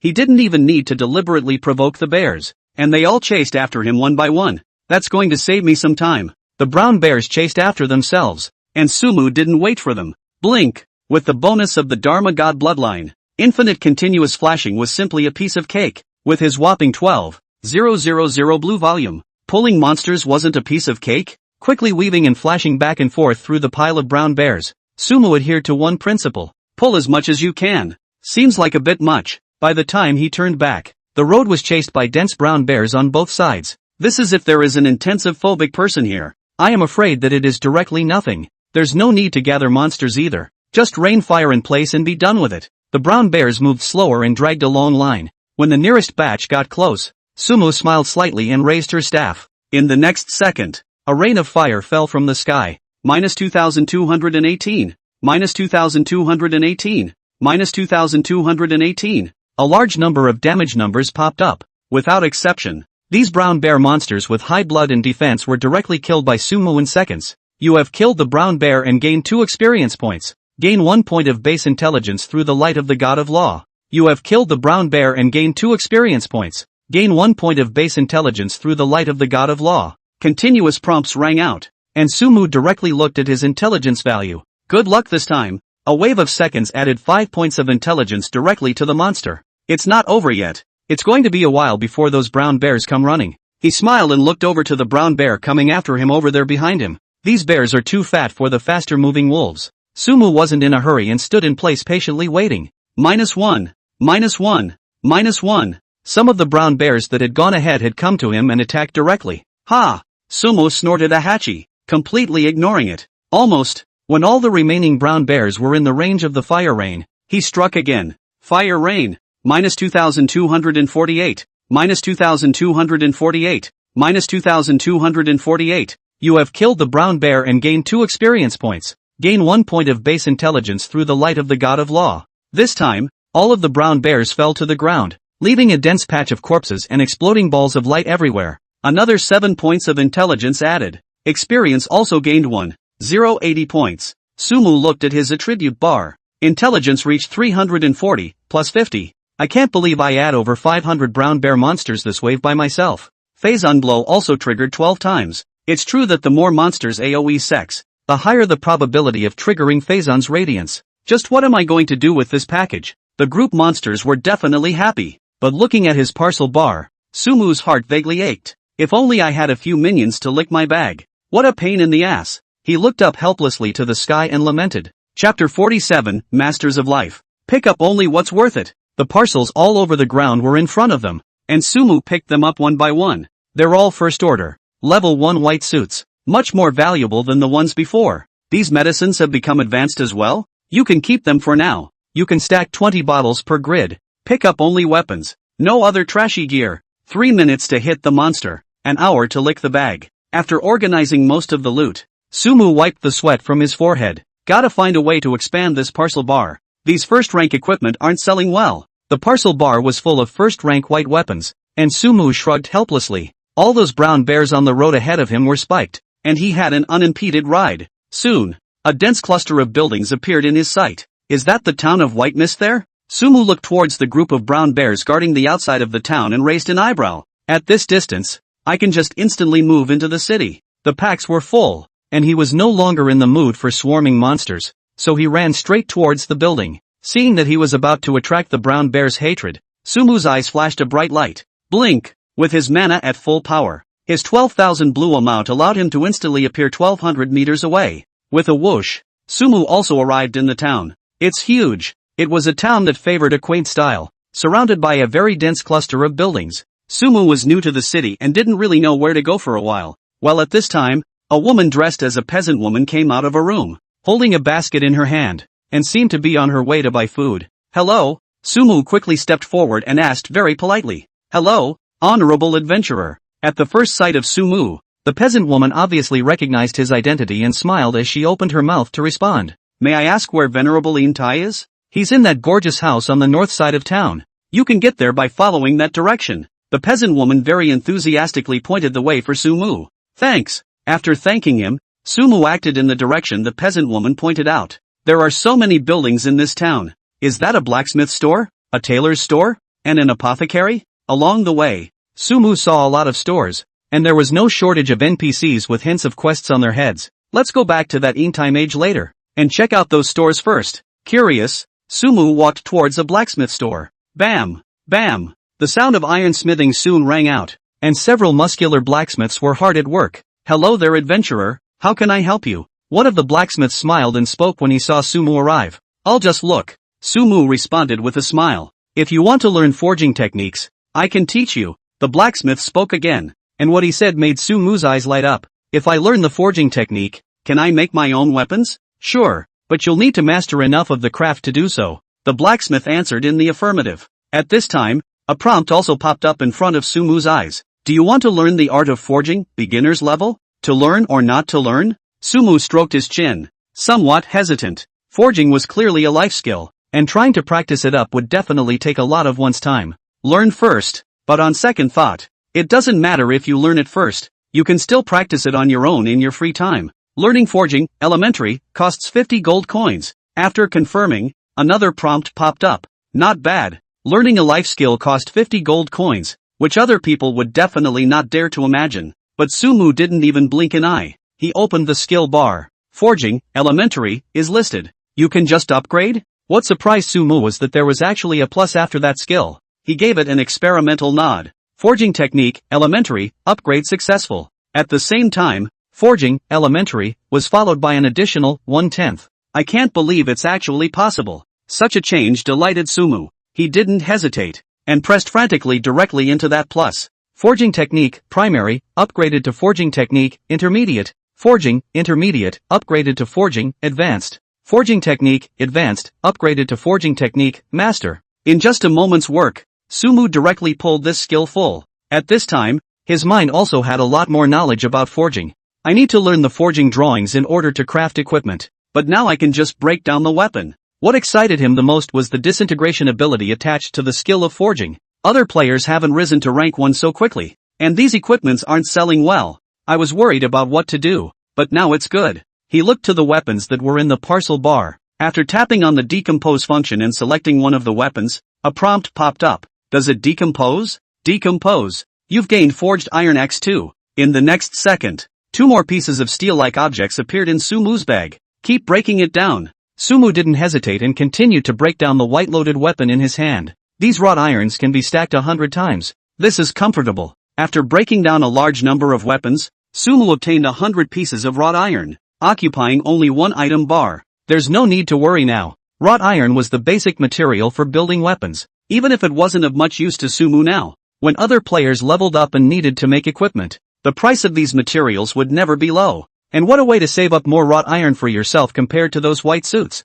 Since I can learn the forging skill, is it possible to learn other life skills as well? Sumi looked to the other stores in the town. I can pull it all off with skill points anyway, so what am I being polite for? Sumu decisively walked towards those stores. After going through the conversation, he learned a few more life skills. Tailor-made, you can make defense gear. Jewelry crafting, you can create all kinds of jewelry. Alchemy, all kinds of medicines can be made. Skinning tip, you can cut off the animal's fur. Mining tips, you can know the location of the veins and collect them. Herb gathering skills, you can identify herbs and collect them. These were all life skills, and it was never easy to practice them all. Ramen, but for Sumu, anything that could be solved with skill points was nothing. All masters, that's too happy, isn't it? After leveling up all of these life skills, Sumu felt relieved inside. Although some of these life skills required recipes to be effective, but the thing about recipes, it wasn't easy to get them yourself if you wanted to. Whether you use it or not, you get it. Learning it is the hard way. Please call me Life Master. With the master level skills of each life skill in his head, Sumu also couldn't help but fool around. Chapter 48, Hidden Profession? It's time to go find that Yentai mage. After strolling around the town again and discovering that there were no more life skills that could be learned, Sumu headed towards the center of the town. There are still hotels and inns in the town. I wonder if eating and lodging there would eliminate the need to return to reality. On the way, Sumu saw a building that read White Mist Town Inn. Judging by its size, the hotel was quite small, and it would have no problem accommodating 10,000 people. This town should be able to accommodate several players from novice villages. There's supposed to be a bigger city or a main city behind it, right? Based on the MMO trope, changing maps is obviously unavoidable. Sumu had only just left the novice village, and his mind was already thinking about traveling to the main city. Soon, he came to a building, the White Mist Mages Guild? It was a place like an office hall, very open, and there were 2 mages dressed as mages standing at the entrance. Greetings, I'm here to find Venerable Yentai. Sumu walked over and spoke politely. Please follow me. The 2 mages sized up Sumu for a few moments, and one of them signaled. Sumu followed him and entered this mage association. As soon as you enter, the smell of magic hits you. The entire association has a mysterious, quaint feel to it. Mage Yentai, there are adventurers coming. Crossing a long corridor, the mage pushed open the door to a room and reported back to those inside. An adventurer so soon? The people in the room sniffed and immediately stood up with a look of surprise on their faces. His words caused Sumu to raise an eyebrow with an indescribably strange feeling. Have a seat, adventurer. Not long after, Venerable Yentai also responded, pointing to the tables and chairs in the room and speaking with a smile. Sumu was not polite and sat down on a chair. At this moment, Venerable Yentai stretched out his hand and gestured in the void, and a bowl of tea instantly appeared on the table in front of Sumu. Did you come to see me about something? I was sent here by the captain of the guards at the novice village, and this is the letter he asked me to pass on to you. Sumu followed the flow of the mission and took out the letter. Venerable Yentai took the letter and then opened it and browsed through it. He looked at it attentively, and after a while, he revealed an appreciative smile. To be able to arrive at White Mist Town so early, you have unlimited potential for this fellow. Facing the NPC's appreciation, Sumu was slightly embarrassed. Just then, a prompt popped up in front of him. Complete the mission, travel to White Mist Town and get the reward, Froststorm. Coming. This tip made Sumu's eyes light up. He hastily looked at the description of the skill. Froststorm, S-rank, consumes 500 blue points. Releases a froststorm in an area with a diameter of 50 meters. Duration 5s. Dealing 100% damage of spell attacks per second. Enemies located in the storm reduce their movement speed by 30%. Cooldown 90s. Sure enough, it's an S-rank group attack skill. It looks a bit powerful. After seeing this skill, Sumu couldn't hide the excitement on her face. Froststorm can be much more powerful than Fire Rain. The point is that this skill can continue to be upgraded. Young adventurer, you look a little excited. Just as Sumu was preparing to upgrade Froststorm, Yentai stroked his long beard and spoke. This question left Sumu a little unsure of how to answer. Luckily, Yentai had no intention of pursuing the matter, and turned to speak. I see that you are a good material for practicing magic. I have an item here that might be of help to you. Here comes the mission. Hearing this, Sumu narrowed her eyes. But you have to do one more thing for me if you want to get something like this. Intai sold a lie. What is it? There's a guy in the Goblin Forest east of White Mist Town that I particularly hate. And if you can bring back its head, this is yours. Intai stroked his beard while taking out a crystal. It was a hexagonal blue crystal that seemed to be filled with powerful magic. Whether or not to accept the quest, crusade against the Goblin Forest and kill the Goblin Mage. Profession. Career assignment? Sumu was not surprised by the appearance of the mission. The key is that this quest is labeled with the word profession. Can I ask, what is the use of this thing? Sumu looked at the crystal and asked thoughtfully. This crystal is related to the inheritance of a certain mage. Intai spoke slowly. Legacy? These words instantly made Sumu's eyes widen. Isn't that a hidden profession transfer? Transferring to a hidden profession. Surely you'll be able to learn more skills, right? Sumu was happy in his heart. I can't imagine sending a letter has such benefits.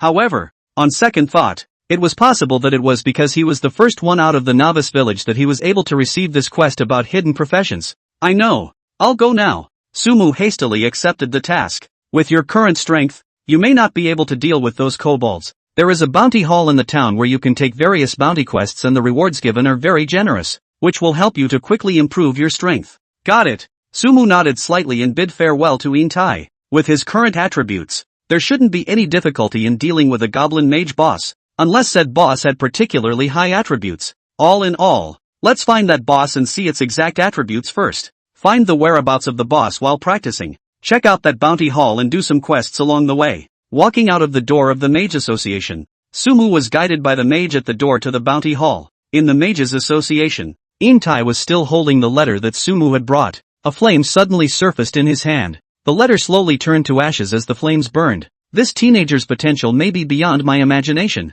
but will he be able to rise in the midst of this wasteland? Intai clutched the blue gem and muttered something under his breath. His aged face carried an unspeakable sadness. The real world. Chinfin is fixing his hair. As a famous rich second generation in Magic City, he had always been extremely high profile. Has the message been put out? Off to the side, a connected phone sat there. On speakerphone. It's already been put out. And now the top 10 hits on Weibo are all about Sumu joining forces with our Chin group to open the first live broadcast. A voice quickly rang out from that end. Have you chosen the location yet? Chinfin smeared a bit of hair wax on the edges of his hair, making it look extremely formal. The conference room in the company building is booked. What time do you think would be a good time to put the live broadcast? The head asked. Let's set it for tomorrow night at 8 o'clock. Got it, Mr. Chin. Chin Min then hung up the phone. He picked up his cell phone, flipped through it to find the contact in his address book called Sumu, and dialed.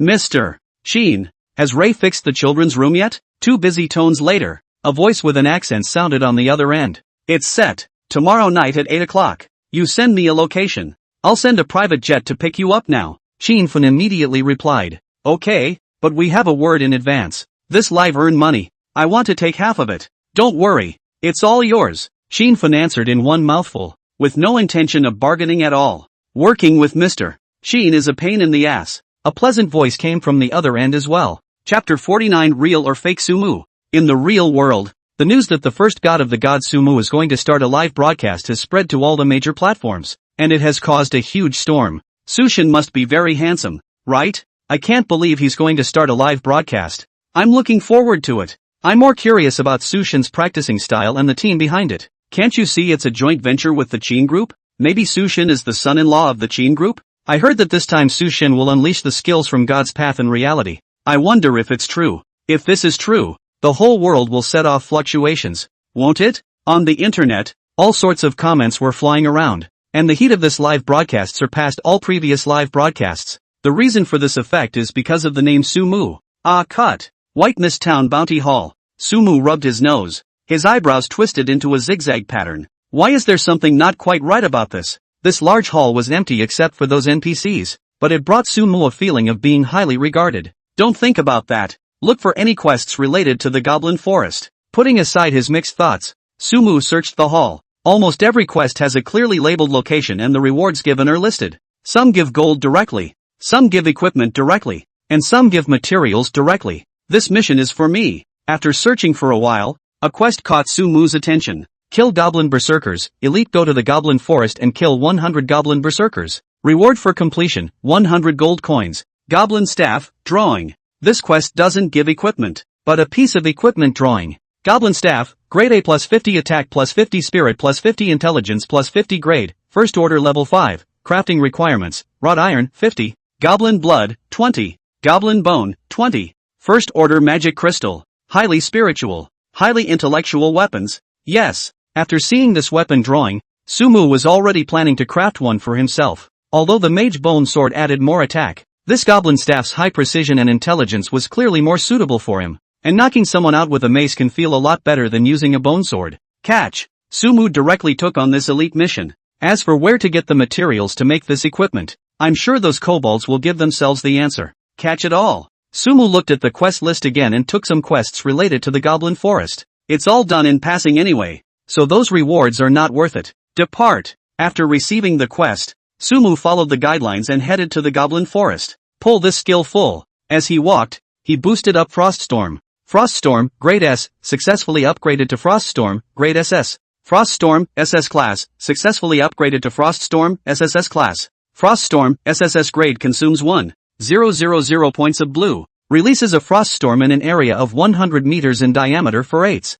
dealing 200% of spell attack damage per second. Enemies located in the storm reduced their movement speed by 50% and have a 10% chance of being frozen. Cooldown of ADS. It's worthy of being an SSS rank skill. Looking at the effect of Froststorm at full level, Sumu's mouth opened wide. One's current spell attack is 780 points. Froststorm's damage per jump is 1,560 points. It lasts for 8. Total damage is 12,480. Moreover, in the state of opening the Dharma God bloodline, the range of this skill could reach a full 300 meters in diameter. With a distance of 300 meters, I'm afraid no one will be able to escape from the Froststorm, right? It just uses up too much blue. The more Sumu looked at it, the more she liked the skill. Even though a single Froststorm would cost 3,000 points of blue when the mage bloodline was on, one's own blue level was completely sufficient. As many as there are. I swarm. Sumu rushed towards the goblin forest with a big smile on his face. With his speed, a cluster of sky-high trees appeared in sight tens of minutes later.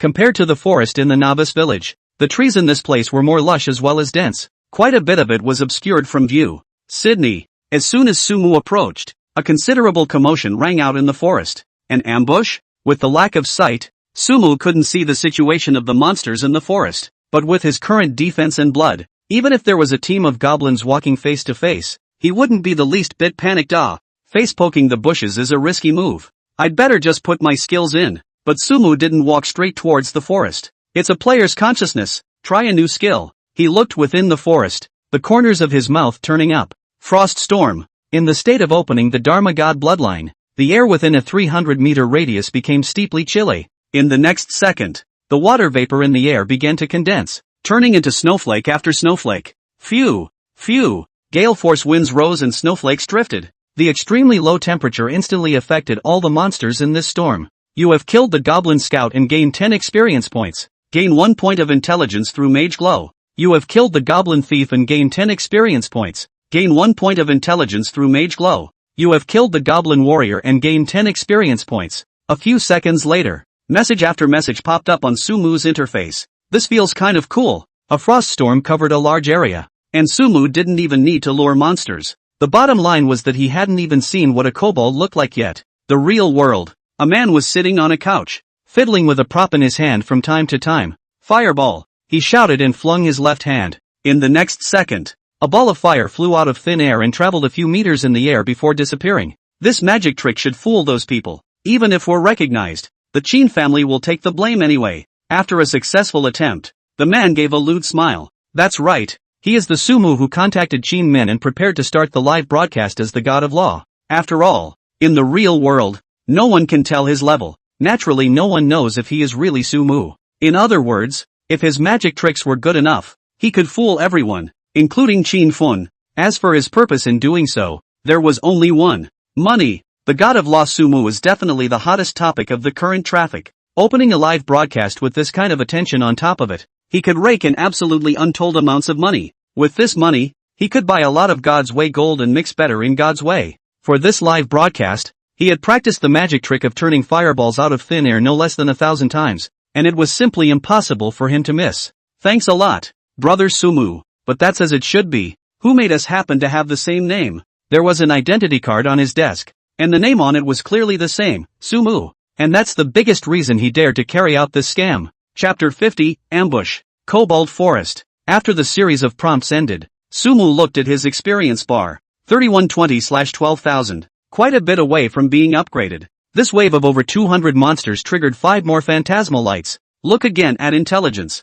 345, plus 50. Overall, the probability of killing monsters of the same level and triggering the Phantasmagoria glow is still fine. Start licking the bag. The kobolds within a 300-meter radius were all taken care of, and Sumu took a big step into the forest. Soon, next to some bushes, he saw the body of a kobold lying on the ground. Same image as most anime kobolds, but these kobolds are a bit taller and hold different weapons. Because of the death, Sumu couldn't see their specific attributes. Spread out too far. Licking bags is more trouble than fighting monsters. Under the cover of the many bushes, it was difficult for Sumu to distinguish which place to lick the bag, and he could only look for it one by one in the corners. A dozen white suits, all decomposed. There are still 3 goblin blood and 5 goblin bones. That's a bit of a low burst rate. After counting the harvest that had arrived, Sumu scratched his head. If this were in a traditional MMO, one would definitely be tagged with the title, wall hanging. But who can resist the joy of being a wall hanger? Say,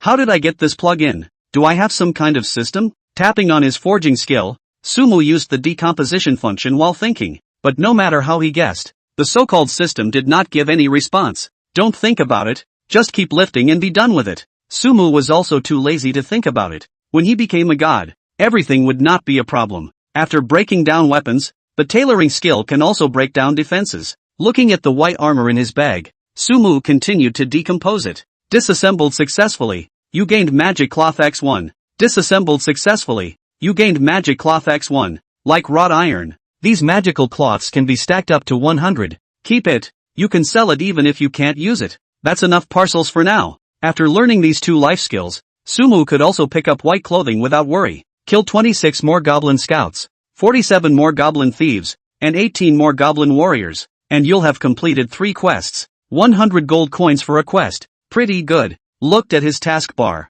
Other than that elite quest, the other 3 quests required killing 100 goblin scouts, 100 goblin thieves, and 100 goblin warriors respectively. Himself had just gone down in a blizzard and was almost done. Let's look ahead first and release the skill when we get to the place where there are more monsters. The forest is topographically complex and overgrown. Sumu moved forward towards a patch of bushes. Granted, you can just storm the road yourself, but licking the bag is just too much of a hassle. Let's find a few kobolds and look at their attributes first. But right after Sumu got close, a goblin suddenly appeared behind him. You're knocked out. In the next second, Sumu felt a sense of drowsiness coming from her head, and her entire body directly froze in place. At the same time, a damage popped up on his head. -67. After 1 second, Sumu regained his senses and also saw the monster behind him. It was a kobold thief with a dagger in his hand. Goblin thief. Level, 1 step 2. Life value, 1500. Attack power, 300.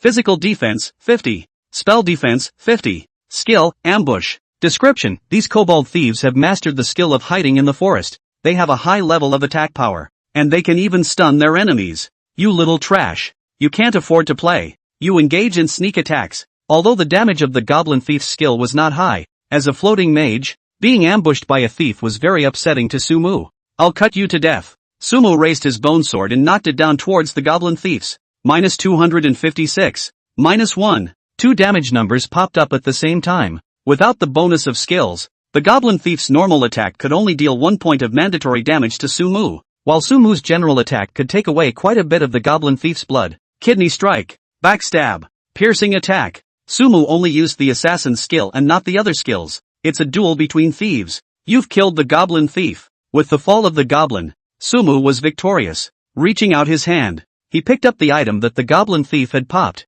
You have gained the skill, ambush. Out of skill? Seeing that extra skill in the parcel bar, Sumu was a little disbelieving. This was the first time I had ever popped something like a skill myself. Has Lady Luck finally favored herself? Ambush, grade E while in stealth. The first attack dealt to an enemy can stun them for 1s and deal physical attack x 150% damage. It's still an E rank skill. Straight up pull full. This skill was popped by the goblin thief. A typical assassin profession skill. After all, Professions without stealth were obviously unable to use this skill. It was a good thing that Sumu had already learned to sneak. Ambush, grade E, successfully upgraded to ambush, grade D. Ambush, grade A, successfully upgraded to ambush, grade S. Ambush, S rank. The first attack inflicted on an enemy while in stealth can stun them for 3s and inflict physical attack x 600% damage. Not bad. This skill can cause a 1s stun even on a boss, right? Thinking of the ambush skill paired with sneak, Sumu already had a picture in his head. The assassin profession has always been the nemesis of the mage profession.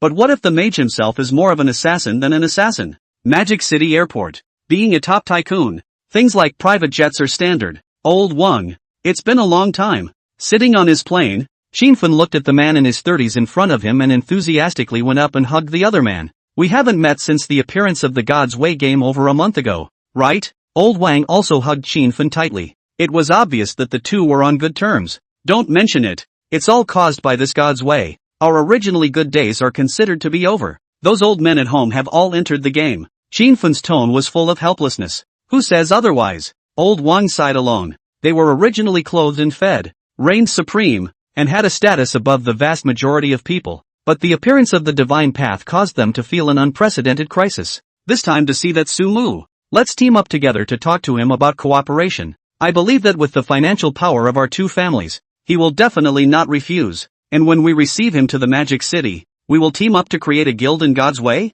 Shinfun slowly opened his mouth, having already had a grand plan in his mind. With Su Faishan's appeal, he believed that the divine path would be the next place for him to call the shots. It has to be. If we two brothers join forces, what can't we accomplish? When old Wang heard this, his expression became agitated as well. Their hands were even more tightly clasped together. They were all brainstorming about the splendor of joining hands with Su Faishan. Chapter 51, Skeleton Suit Sold. This forest is huge and full of crises. For those players who have just arrived in White Mist Town, this place is by no means a good place to practice. In the forest, Sumu couldn't stop rolling her eyes. I was going to go draw a wave of monsters myself and then just froststorm. But by those seemingly safe weeds, a kobold thief always popped up every now and then, coming up with an ambush. Who the hell can handle that? Just clear it all the way in. Big deal. Licking the bag is a bit of a pain in the ass. Although the goblin thief's damage wasn't high, it was extremely insulting, and Sumu didn't want to gather the monster thing. Frost Storm. With the state of the Dharma god bloodline open, Sumu aimed an indiscriminate strike at the area in front of him. The frost is piercing and the storm is relentless. With the blood level of an ordinary monster, it wouldn't be able to hold up to a full frost storm. A few jumps of damage and it would already be dead. And the deaths of the kobold thieves hidden in the bushes showed their corpses. You have killed the goblin scout and gained 10 experience points. Gain 1 point of intelligence through Mage Glow. You have killed the goblin thief and gained 10 experience points. You have killed the goblin warrior and gained 10 experience points. Only added over 400 experience points? Dharma God Radiance triggered 2 times? This time, the monsters in the front area were clearly not as dense. Energy Awakening. Blink. Sumu decisively turned on the awakening, putting himself in a state of rapid blue recovery, and then utilized blinking to flash back and forth through the various shrubs, picking up those things that popped out one by one. Drop, drop, drop. After picking up quite a few packages, his private chat message suddenly rang. Sumu raised an eyebrow and opened the chat message. God's Way's chat settings are extremely intelligent, with their own blocking settings so that only one type of message can be sent in. Friend, your skeleton equipment. Can you sell it for 2,000 gold coins? If you're not satisfied with that price, there's nothing you can do. The message from the other side was very direct. From this simple sentence, it was not difficult to see that 2,000 gold coins was already the other party's bottom line. To be able to take out 2,000 gold coins at this time, I'm afraid it's some kind of leading big shot. Looking at this message, Sumu stroked his chin. For the skeleton set, one's mental price was also 2,000 gold coins. That's why this message from the other side made it in. What you set yourself is to block all bids below 2,000 gold coins. Give me more. It's a suit. But even if the other party said it directly, Sumu didn't intend to just sell it. Things like the bottom line, that's all tried and true. For 89 in the novice village, a handsome-looking man with a sturdy figure was holding a sharp sword and was fighting against a level 5 wild wolf. Minus 196. A not-so-small damage number emerged from the coyote's head. With the blood level of a level 5 wild wolf, this strike took away a third of it, which was enough to see how high this warrior's attack power was. Master, the player who sold the skeleton set got in touch, but from what he said, 2,000 gold coins doesn't seem to be enough. There were quite a few people standing next to this warrior, and one of them spoke up. Given the man's appearance, he was at most in his 20s, but the man called out for his lordship. He is testing our bottom line. You reply to him that we have only raised 2,000 gold coins. His lordship sniffed with a very calm expression as he continued to fight that wild wolf. Woo! The coyote quickly fell to the ground, and the lord did not continue to open the monster, standing aside and waiting patiently. His name is Li Xiao. The surname Li can definitely be considered a big surname in China, and he's powerful. He's an invisible billionaire worth hundreds of billions of dollars. It's not like he has over $100 billion in assets. He has literally $100 billion in cash. In the great country of China, although there are not many invisible rich people like him, there are definitely not many. Compared to the asset predators on the stage, they may not be as famous as they are, but they can sway the life and death of many businesses. Only someone with a huge amount of money like them would be able to come up with 2,000 gold coins at such a point in time. Master, that person hasn't returned yet. You see? After waiting for a while, the men inquired with some apprehension. At times like this, it's all about who has more patience. Li Xiao's face did not change in any way. This gesture of his appeared to the others to be uncharacteristically invested with admiration. Which one of the invisible tycoons who can own hundreds of billions of dollars is not an extremely deep city and capital veteran? What this category does best is negotiate. Li Xiao is even better at it. Yet after several more moments of no audio, his equanimity began to waver. The bonuses from the skull and bone set speak for themselves. A warrior who wears this set of equipment is bound to have a smooth ride in the subsequent leveling in the world of God's way. If this was just a game, there would be no need to spend so much. But here's the thing, it's not just a game. Li Xiao is in his 60s. Each day he could feel his vigor wasting away. God's Way games gave him the opportunity to rejuvenate and give him a new hope. Returning to old age and immortality. That's something you can't get back with any amount of money. How many gold coins do we have in total? He took a deep breath, the calmness gone from his face. 2,200 pieces. The people from the finance department are still collecting them. The men at the side replied respectfully. Tell that guy, 2002. Auction us straight seconds. Li Xiao clenched his fists and chose to compromise for the first time in his life. 2,200? Looking at the private chat message, Sumu's eyes rolled. That's definitely not a bad price. Sell it now, and you certainly won't lose out on it yourself. How? With his current level, it wouldn't be an exaggeration to say that he had monopolized the auction house's most extreme equipment. By the time most people could wear the skeleton set, they were afraid of hitting the higher level equipment themselves. When he had shelved those equipments himself,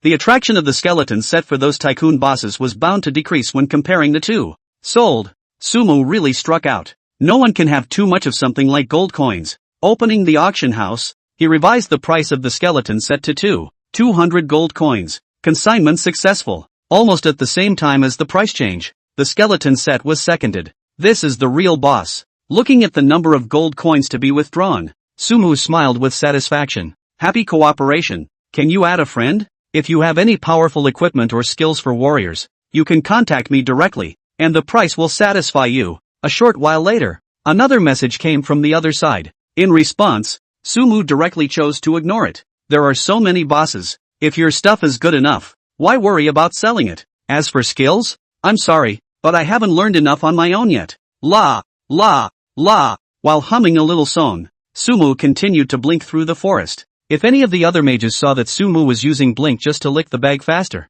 one of them would be afraid to roll their eyes. Is this the nifty caprice of the god of law? Chapter 52, NPCs in the Forest. China. A group of people stood by a stone fence by the river. The internet is now abuzz with the fact that Sumu is going to cooperate with the Qin family to open a live broadcast. This matter must be kept under control. Don't worry. Our people have already gone over and are approaching the Qin family. I'm afraid the eyes of the world have been drawn to this live broadcast. I'm rather curious about the gimmick of this broadcast. Can skills from the game really be brought out into reality? We'll see tomorrow night. These people had one word from you and one from me, and all of their faces had a grave expression on them. You've gained goblin blood. You've acquired the kobold's bones. The materials are basically about to come together. But where can I get this first order magic crystal? Picking up the goblin's corpse, Sumu looked at those materials piled up in his parcel and narrowed his eyes. This magic crystal is obviously not that easy to get your hands on. It didn't help that the Divine Path crystal only contained some basic information about the game, and not a word about the rest.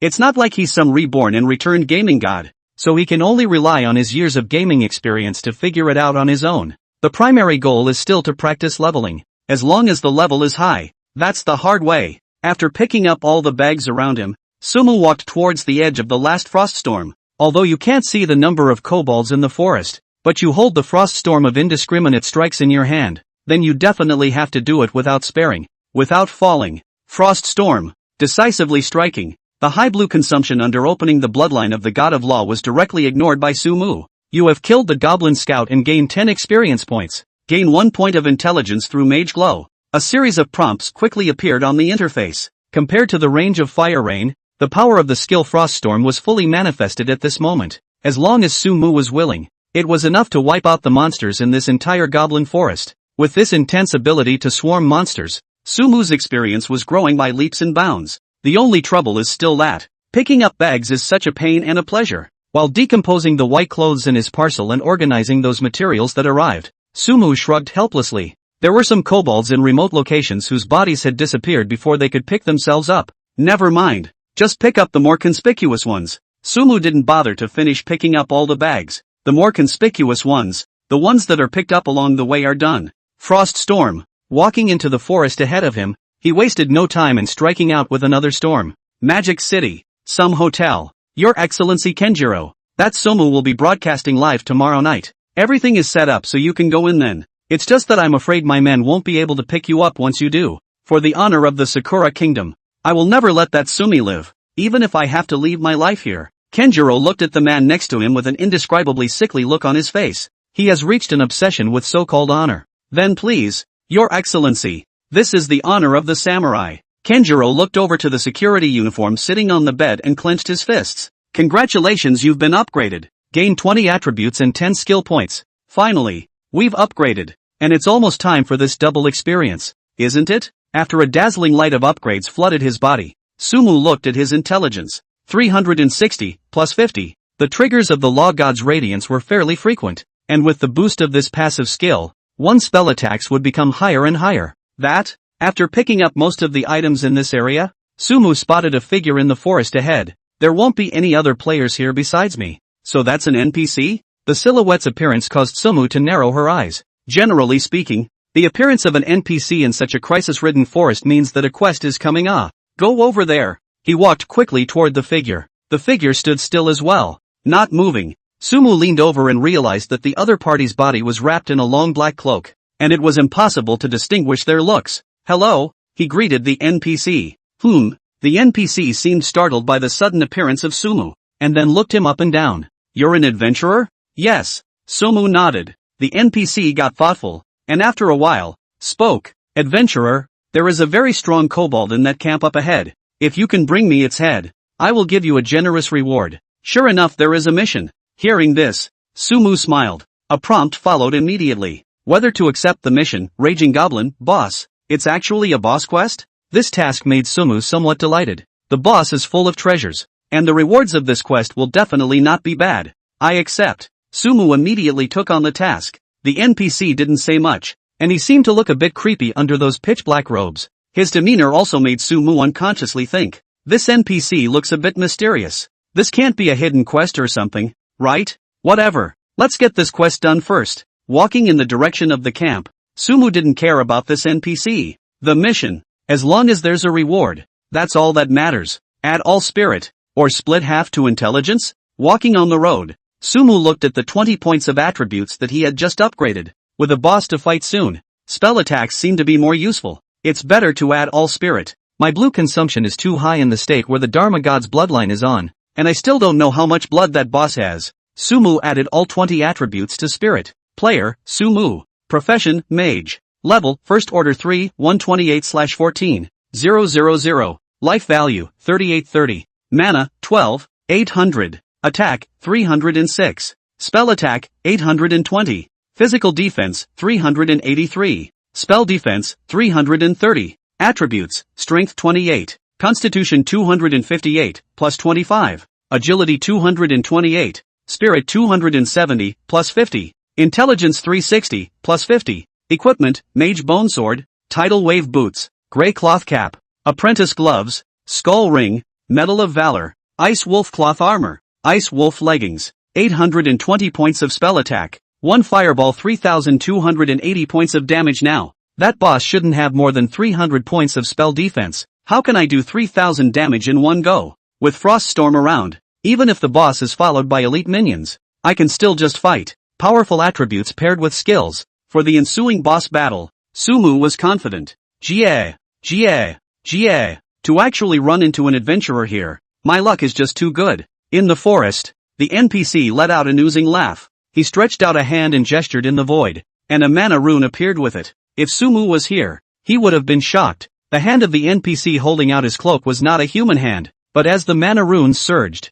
those hands of his gradually turned into a pair of smooth arms. Immediately afterward, he took off his cloak. That turned out to be a good-looking woman. Chapter 53, Thunderbolt Lightning. Great. The mission objective turned out to be here. On the outskirts of a large campsite, Sumu looked at the kobolds roaming in the campsite in front of him with a delighted expression. Goblin Berserker, Elite. Level, First Order 2. Life value, 15,000/15,000. Attack power, 650. Physical defense, 150. Spell defense, 100. Skills, Battle Flying Axe. Blood Rage. Description: this is a group of war-hungry kobolds with strong bodies that show no mercy to invaders. Judging from the size of this camp, there are at least several hundred elite monsters in this place. Even the froststorm that opens the bloodline of a FA god has to be spread out several times to finish the fight. The Goblin Berserker wielded a sharp axe and wore simple armor, which was also high in attack and low in defense from the attributes. But the problem is their blood. He or she has 820 points of spell attack.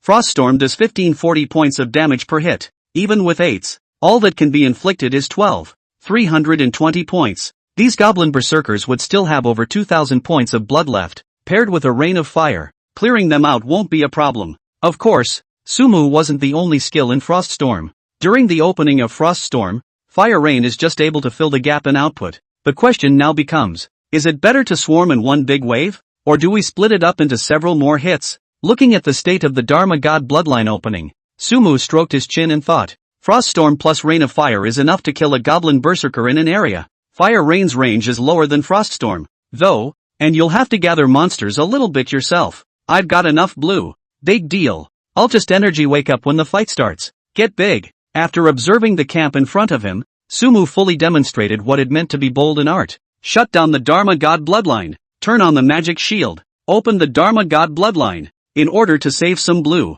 Sumu also gave up his high shield value. After all, as long as one operated properly, those Goblin Berserkers couldn't hit themselves. The top shield is also just for all intents and purposes. Energy Awakening. Sumu directly turned on Energy Awakening, then adjusted the casting range of Froststorm. Half of it was placed outside of the camp, and the other half covered all of the close to 100 elite monsters in the camp. The whole point of doing this is to give yourself more room to maneuver. After all, Froststorm doesn't directly calculate the full damage like Firestorm does. He himself still had to pull with those Goblin Berserkers during this 8S time when Froststorm was fully released. Froststorm. After the blue amount had returned quite a bit, Sumu directly released the skill. Yippee! Woo-yah! Under the attack of the Froststorm, those kobolds in the camp also looked at Sumu, muttering some unknown language under their breath. They raised their axes high in their hands, wanting to axe this intruder into their camp in half. -1,540. -1,540. -1,540. But as a damage number appeared on their heads, a layer of frost rose on all of these kobolds' bodies. Under the influence of this layer of frost, they all moved slower. There were even some kobolds that were completely covered in frost. Apparently, it was triggering Froststorm's freeze chance. Looking at the slow-moving goblins, Sumu quickly stepped forward. The Rain of Fire had a relatively small range, and one had to envelop more kobolds in it. Fire Rain. -2,360. -2,360. A rain of fire fell, and the damage of this skill seemed a bit less than adequate against the high blood level of the Goblin Berserker, and the falling flames melted the frost on those kobold berserkers. For this, Sumu had long predicted it and directly pulled away with a flash. These kobold berserkers have skills, even if the damage of one wasn't high, but with 100 kobolds releasing their skills together, I'm afraid I wouldn't be able to withstand it even with the magic shield on. Keep your distance. I have enough blue to take care of them. As Sumu backed up, the kobolds once again rushed at it furiously. -1,540. -1,540. -1,540. Froststorm's damage comes again. The most powerful part of this skill is that every jump of damage can trigger a slow and freeze effect. While taking this damage, the Goblin Berserker's movement speed was immediately affected. Good chance. Sumu saw the right moment and stepped forward to unleash a rain of fire. Woo-yah! Just then, The goblin berserker let out a roar. Their blood seems to boil. Skills? Sumu thought of that blood rage skill. Unaffected? As expected. When this skill was turned on, all the slowing and freezing effects on the goblin berserker disappeared, and even his speed became faster. They held their axes in their hands, one waiting for an opportunity to strike. Can't let them hit me with that flying axe skill. There's no need to save blue at a time like this. In the face of this situation, Sumu's response was very calm. He preempted a rain of fire directly toward the spot behind him. Fire rain. -2360. -2360. The range of the fire rain was still huge in the state where the Farser bloodline was on, covering more than half of the goblin berserkers. Paired with the damage from each jump of Froststorm, the blood level of these elite goblins was dropping rapidly. Fire rain. Sumu always maintained a distance that prevented the goblin berserker from releasing his flying axe, ignoring the huge depletion of his blue level, and mindlessly unleashed a rain of fire. You have killed the goblin berserker and gained 200 experience points. Gain 1 point of intelligence through Mage Glow. You have killed the goblin berserker and gained 200 experience points. 1 point of intelligence has been gained through Mage God's Radiance. You have completed the quest, Kill the Goblin Berserker. The blue amount gradually bottomed out, and after the 8's duration of the Froststorm was over, all of the 100 heads of Goblin Berserkers also fell to the ground. This feeling of Group A elite monsters is just nifty. The mission is complete. Just go back and turn it in and the drawings will be in your hands. And what made Sumu even more excited was that the probability of these elite monsters triggering the Law God's Radiance could be much higher than normal monsters. In this wave just now, he had directly added 15 points of intelligence himself. Wait for the blue to return, and continue this fight with the elite monsters behind you. Still, you have to pay attention to the location of the boss. In the state of Group A elite monsters, it would be troublesome to lead to the boss. Sumu took a deep breath and started picking up the drops from those elite monsters while he was back to blue. So many gold coins, and high-quality equipment. It's great. While picking it up, Sumu revealed an excited smile. This elite monster is just not the same as a normal monster. Soon after he had picked up most of the drops, a prompt suddenly popped up. You have acquired the skill, Thunderbolt Lightning. Chapter 54, Your Sufa God? Coming to skills? Sumu hastily opened the parcel bar. A skill book lay quietly in a compartment. Thunderbolt Lightning, Grade B, consumes 300 mana. Summons a falling thunderbolt anywhere within a 100-meter radius, inflicting spell attack x 300% spell damage to the enemy. 2's chanting time. 60's cooldown. It's actually AB ranked skill, and the initial damage bonus is quite high. After seeing the description of the skill, Sumu's eyes widened. It's worthy of being a first-rank elite monster. The stuff that pops out is just good. I'm lacking a powerful output skill right now, and this character is too good, right?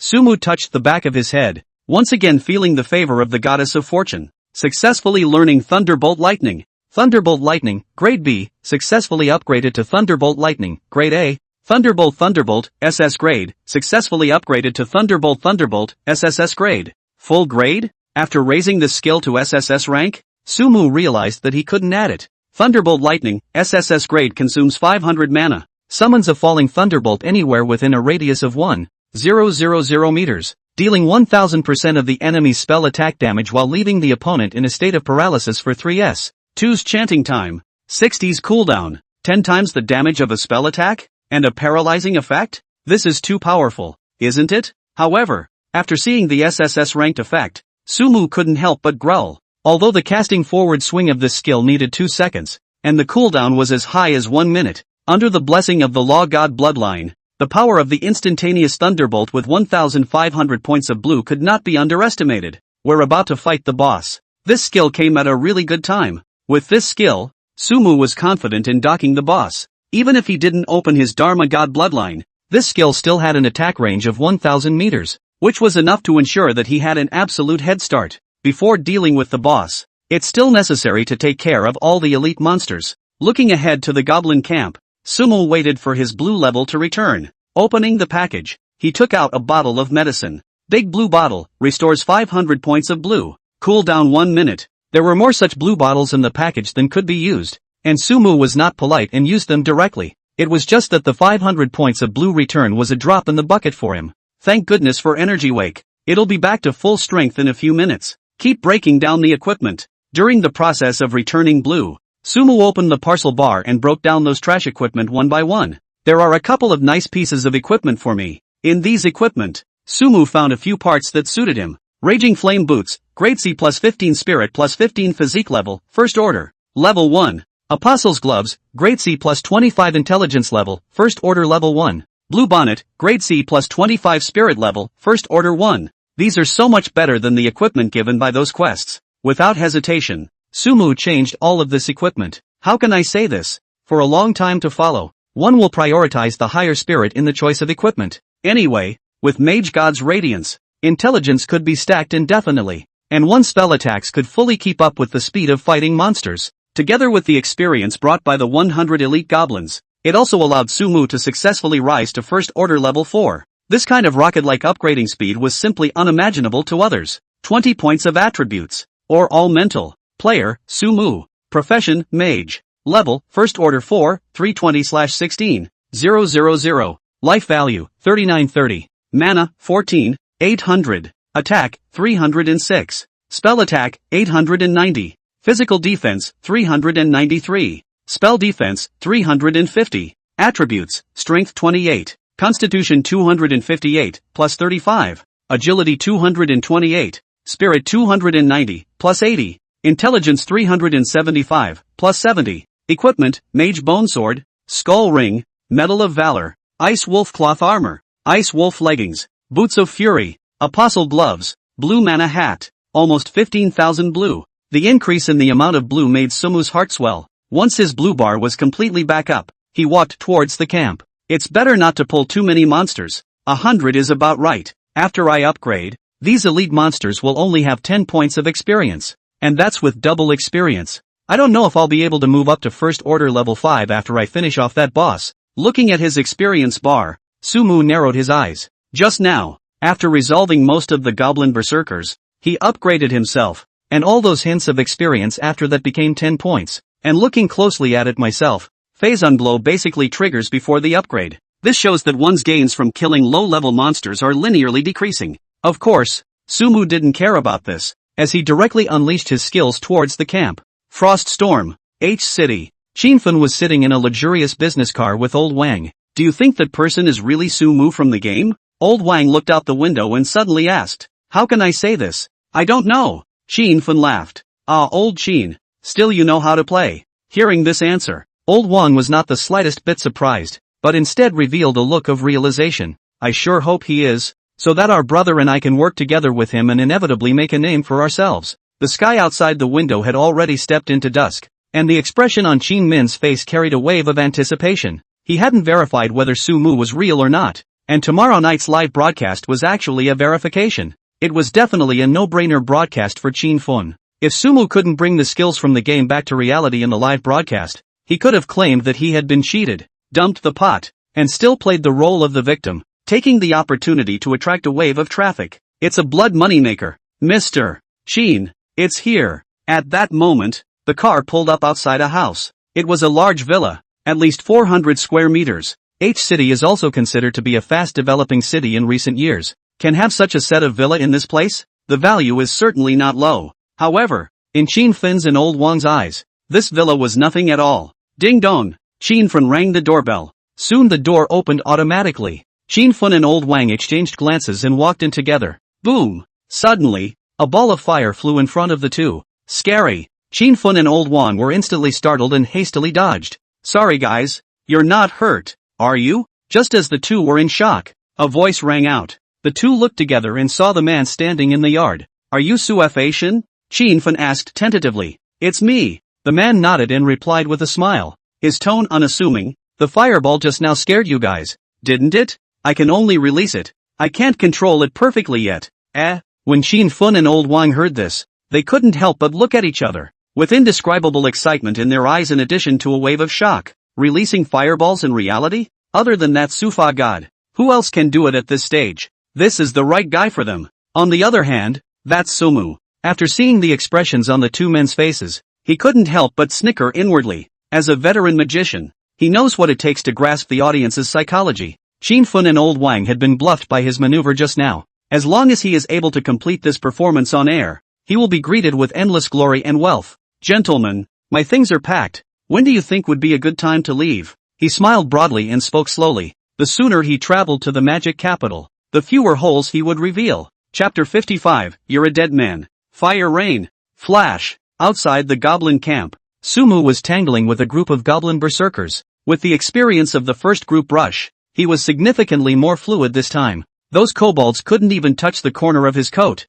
and their blood level was dribbling down. Frost storm with fire rain. As long as there's enough blue, will I be able to even swarm the boss? This type of fight gave Sumu the feeling that he was about to float. After that, the intellect piles up and it's perfectly fine to try. And as long as I learn more skills, I might even be able to go toe-to-toe with a boss. After another rain of fire, there were very few goblin berserkers left on the field, and Sumu was completely free of pressure, and began to envision a bright future. You have killed the goblin warrior and gained 10 experience points. You have killed the goblin warrior and gained 10 experience points. Gain 1 point of intelligence through Mage Glow. With a series of prompts, intelligence increased by 4 points again, compared to the 15 points in the last wave. It's obviously a bit less. There was no way around it. Even though the goblin berserker was an elite monster, it was 2 levels lower than himself in terms of level. After finishing organizing the things that had exploded on the ground, Sumu also came to the interior of the camp. That's the boss? In the campsite, a kobold that was significantly larger than the others and at least 2 meters tall was lying on a straw mat.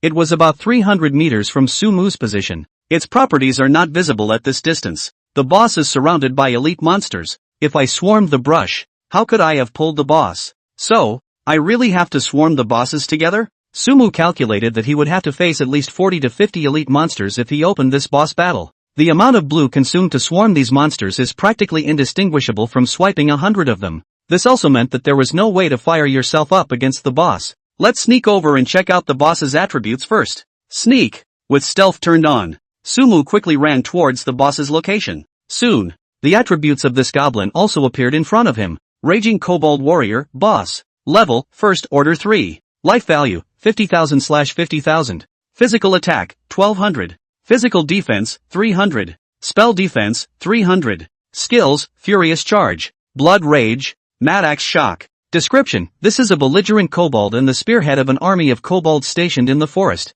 So be careful. It has a very short temper. Only 50,000 blood? After seeing the blood level of this boss, Sumu immediately retreated back. 30s was more than enough time for him to retreat to safety. My current spell attack is 898 points, and the damage of a thunderbolt lightning shot is 680 points. If you have 50,000 blood, that's 6 hits, or 9,000 points of blue. With 15,000 blue, plus energy awakening, Sumu began to calculate how this battle should be fought. These goblin berserkers have a blood rage skill that allows them to be control-free, and this is something that annoys yourself the most. In case he was approached by them while releasing a skill, he was afraid that dozens of flying axes would be flying into his face. What's that Mad Axe Shock skill? What concerned Sumu the most was the boss's third skill. Usually with a shock, messing with it will have a controlling effect. The situation is still dangerous in case one is controlled. Summon the minions first. Phantom Split. Summon the skeletons.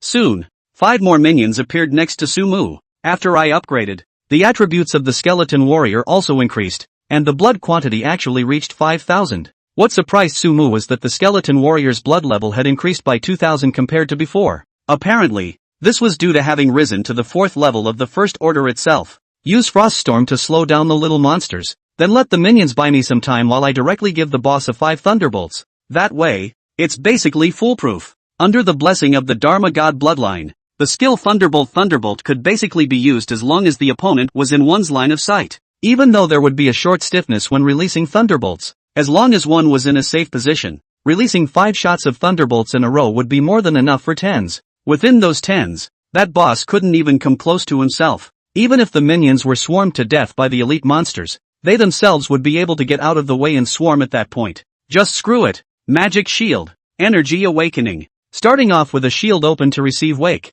Sumu took another bottle of blue pill. With his blue level back up, he walked to the furthest release position of Froststorm. Somewhere in a novice village, a group of people are practicing. They are well trained and work very well together. And the location they were in had already reached the outskirts of the skeleton cave copy. With this double experience, the speed of upgrading is just too fast. It's going to be level 8 soon. As a monster fell to the ground, someone couldn't help but speak up. You really have to thank that Sumu. A person dressed as a mage laughed and spoke, and after that, he looked at the warrior in the group. Long Fei, you got the ticket to the live broadcast site tomorrow? Got it. The Chin group side is still quite good at talking. The warrior nodded. I do really want to meet that Sufa Shin, so he can teach me how to play as a mage, and sign an autograph or something. The mage was somewhat emotional. Alright, that's why I was told to go. Knowing your virtues. The warrior skimmed his lips, a look of worry on his face. I always feel that something will happen tomorrow. What's there to be afraid of with you around?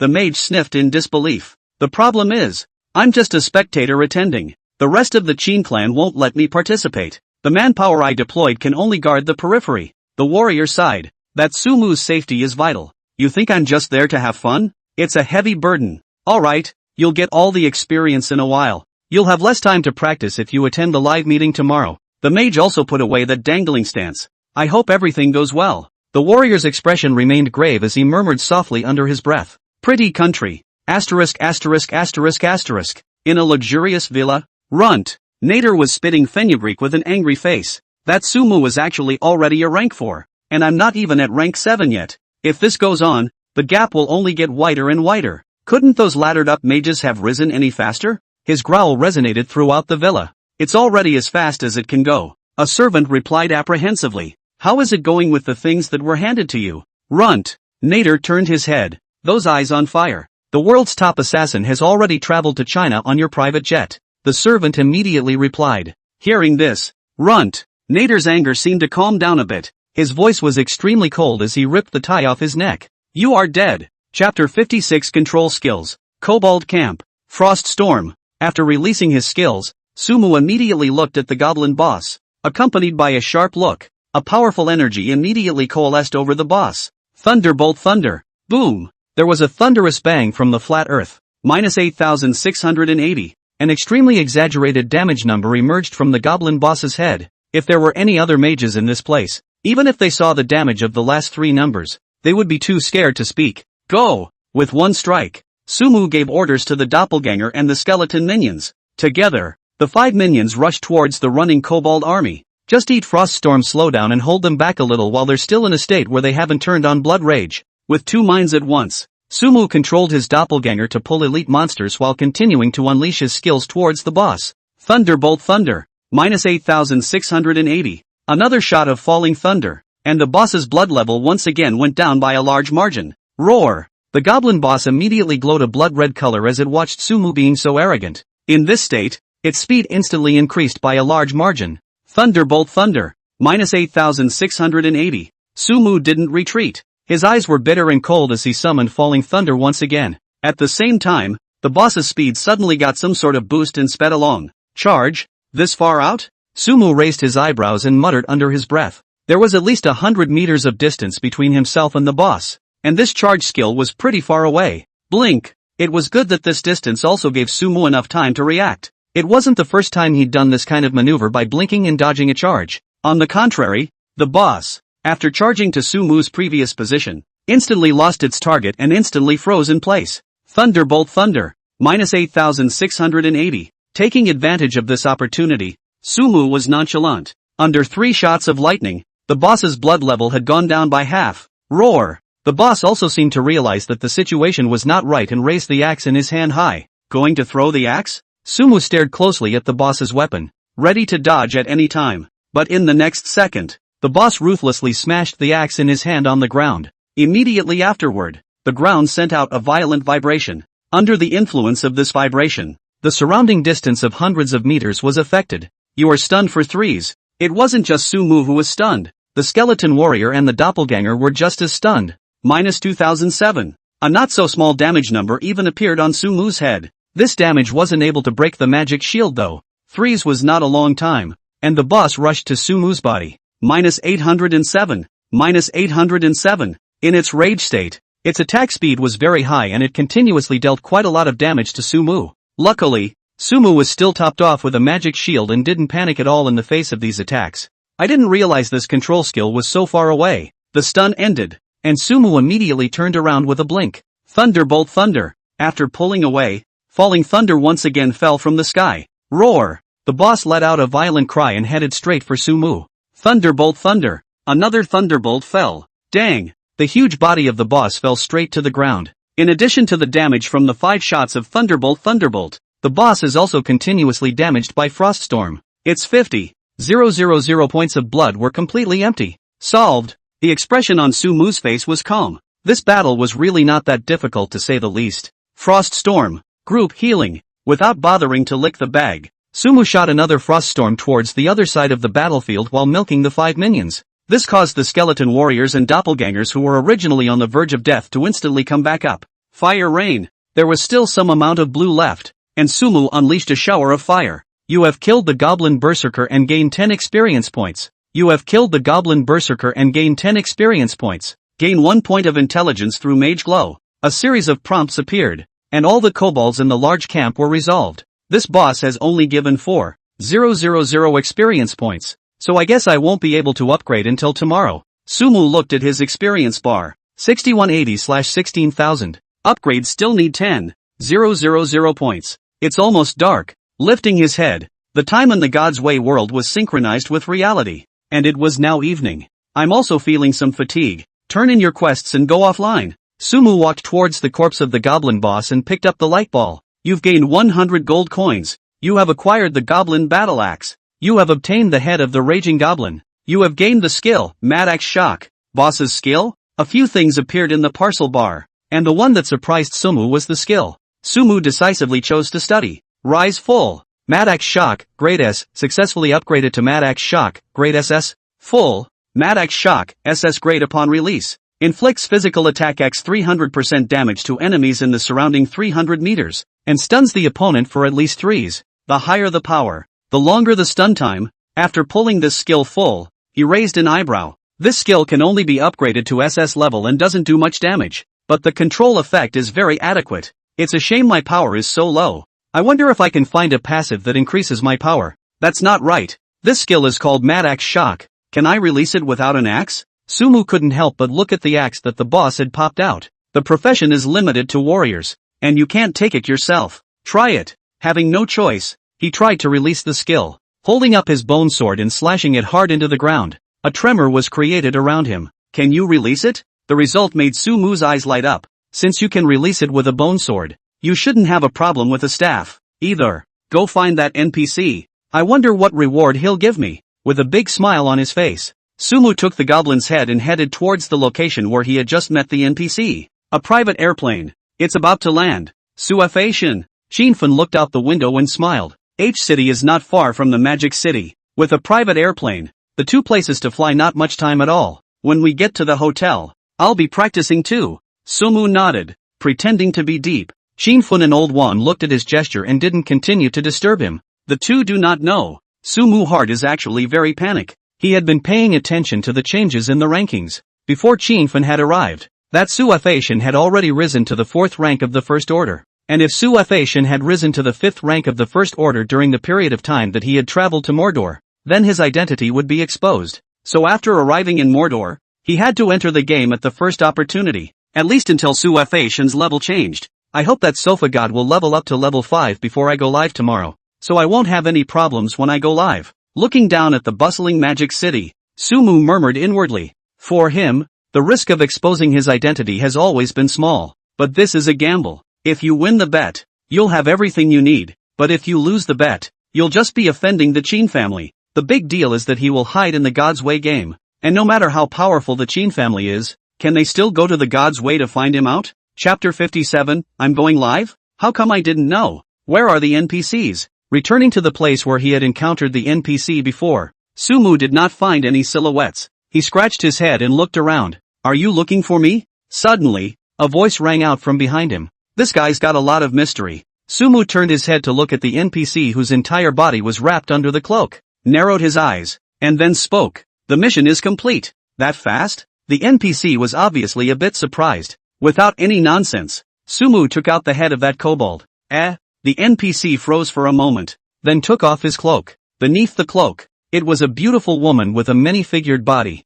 However, in Sumu's eyes, this beautiful NPC didn't have much appeal. It was really the fact that you could adjust your appearance in God's way, and the beautiful women you had seen in the novice village these days were just too much. Little handsome, your strength is really beyond my imagination. You were actually able to take out this guy in a camp of so many kobold warriors, the female NPC said while throwing up winks at Sumu, and even went up towards Sumu. Mission accomplished. Where's the reward? Sumu took a step back and distanced herself from the female NPC. If you can continue to help me attack the goblin base camp, I'll make sure you get a generous reward. The female NPC slowly opened her mouth, with a few hints of temptation in her tone. That's a reward you can't imagine. The female NPC's words made Sumu freeze. Does this mean that you can't get the reward for killing the boss by yourself yet? And you have to keep going to get it? A series of missions? Sumu frowned. How about it? Do you accept it? The female NPC looked at Sumu, who was deep in thought, and revealed a flirtatious smile. At that moment, an option also popped up in front of Sumu. Do you accept the mission, attack the goblin base camp? No reward labeled? After seeing this quest, Sumu realized that this tip was the same as when he had taken the quest before. Only the tip of the quest but not the labeled rewards. Having done quite a few quests myself, this is not uncommon. Take it first, it's not a loss anyway. After thinking about it, Sumu took on the task. Dear adventurer, then please, yo. The female NPC once again threw up her winks at Sumu. Sumu didn't bother and turned to leave. After waiting for a safe location, he chose to go offline. The woods. Right after Sumi left, the female NPC's appearance suddenly changed. The originally smooth skin instantly became wrinkled and covered with a layer of dark spots. That beautiful face had also turned into a mass of rotting flesh, looking like a ghoul-eating monster. And the NPC's next move was even more appalling. It actually held the head of that goblin boss and gnawed on it. Delicious. A hoarse voice rang out, and the NPC's eyes were filled with endless desire. I hope this adventurer can help me gather more food. In that case, I'll be able to regain some of my strength. Saying this, he looked in the direction Sumu had left. It's been a long time since I've tasted a wizard. The real world. Sumu opened the refrigerator and prepared to cook. He wasn't a very good cook, and what he made was merely edible. The house was soon flooded with the smell of food. A chili pepper scramble and a tomato scrambled egg. See what's hot these days? While eating her meal, Sumu took out her cell phone. Soon, a message froze him in his tracks. Shocker. God's Path Suafation in conjunction with the Qin clan will open a live stream tomorrow, and it's rumored that Suafation will personally demonstrate the skills in God's Path. What the hell? I'm going live? How come I didn't know? Sumu subconsciously shouted out. When did he unite with the Qin family and when did he have to start the live broadcast again? He immediately clicked on it, and the more he looked at it, the more confused he became. The post said that everyone who is currently practicing in God's way has not yet been able to unleash their skills in reality. Of course, none of those people had reached the first rank now, and only Suafation was advanced. That's why most people thought that Sufa God must be able to release skills in reality, and as long as it was possible to release skills in reality, then it must be Sufa God. Am I being impersonated? Looking at the post's bashful stance, Sumu also reacted. There's actually someone who can unleash skills in reality just like me? It shouldn't be, right? His eyebrows knit together. One was able to unleash skills in reality solely because of high attributes. Can anyone really catch up with themselves at this stage? And why isn't that person on the rank list? The bottom line is, why would he take his place? Could it be that this is a setup and someone is trying to lure me out? Sumu thought of a possibility. Someone is an imposter so that the rightful owner can step in. Let him be. My identity cannot be exposed. But rather curious about the broadcast, Sumu did not have any intention to fake at all. On the contrary, he is also interested in this fake Sumu. In God's way, a mage was fighting monsters. Asterisk.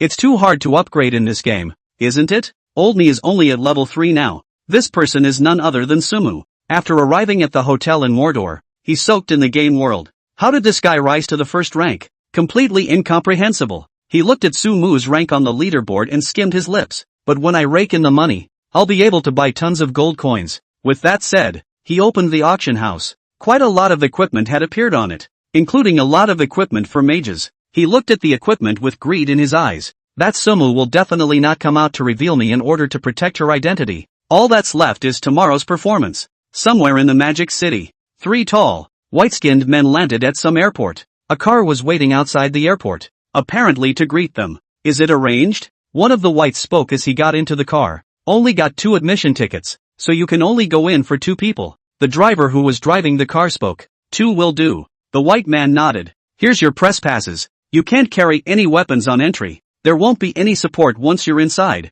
I'll meet you on the perimeter but will only take you on the run. The driver continued to speak, then handed the white man 2 pieces of identification. Mr. Lunt said that if you miss your families, he'll take good care of them. The word family caused the white man to blush slightly, which he quickly covered up. Then his grim voice rang out. Tell Mr. Lunt that I never miss. Chapter 58, A Card of Experience. Magic City, Tianhao Hotel. There can't be a lapse in security tomorrow. Tell everyone that not even a pin can be brought into the live broadcast. Shinfun was confiding in the other end of the phone. Tomorrow's live broadcast has a lot at stake, and his phone will be ringing non-stop this time. There are just too many things that need to be arranged. Dang, dang, dang. Just then there was a knock on his room door. Wait a moment. Shinfun instructed to the other end of the phone and got up to walk to the door. Captain Long? After opening the door, Shinfun froze for a moment. Outside the door was a tall, well-built man who gave off a sense of security at first glance. Is Mr.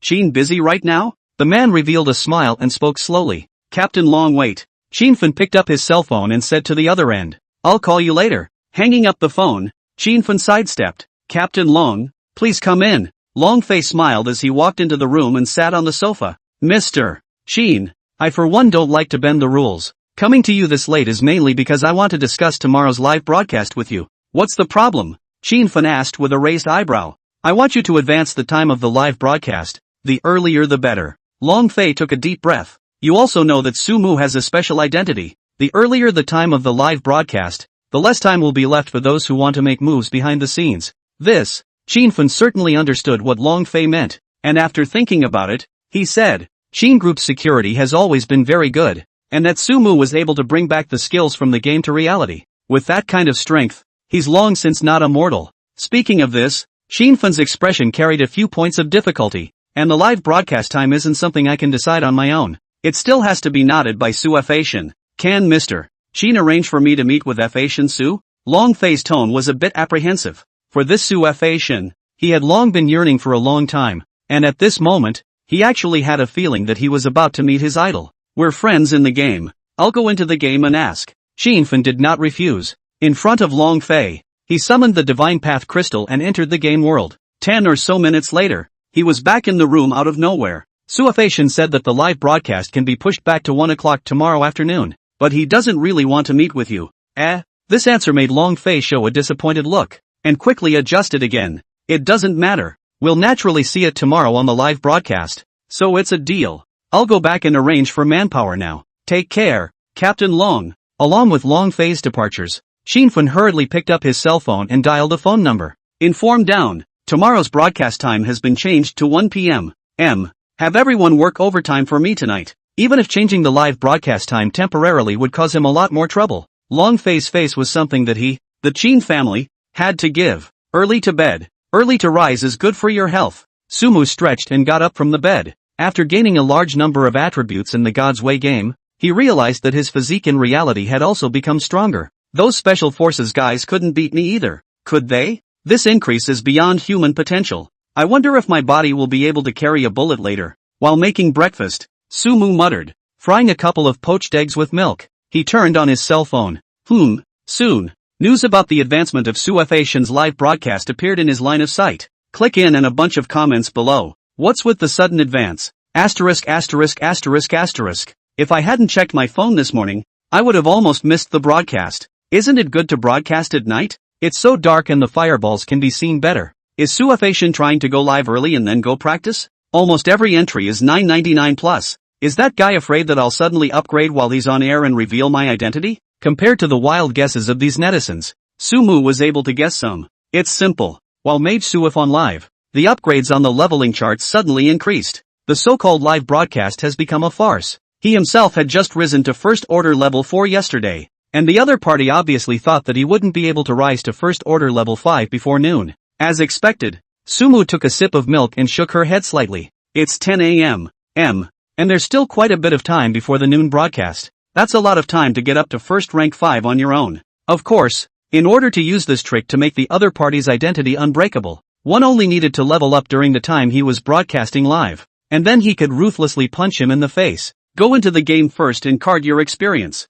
Sumu already had a plan in mind. Regardless of the other party's purpose for opening this live broadcast, he would not be spoiled for an imposter. Just a little maneuvering in the game is enough. No need to reveal your identity at all. Summoning the Divine Path Crystal, Sumu entered the game. It was the same Cobalt Forest from yesterday, and he was in a safe area. The quest that NPC posted yesterday feels a bit strange. Opening the taskbar, he looked at a few of his quests. Except for that cloaked NPC's quest, The other quests were clearly labeled with rewards. This drawing is ready to be taken. It's basically all put together except for that first order magic crystal. Where do I get this crystal? The spirit and intelligence increased by the goblin staff were both very high, and could provide considerable help to one's subsequent extermination of the goblin base camp. The problem is the whole first order magic crystal thing. As per the formula in most MMOs, does that mean breaking down first order weapons? Sumu looked towards the first rank axe that boss had popped out yesterday. It was possible to break it down with your own master forge. It won't sell anyway.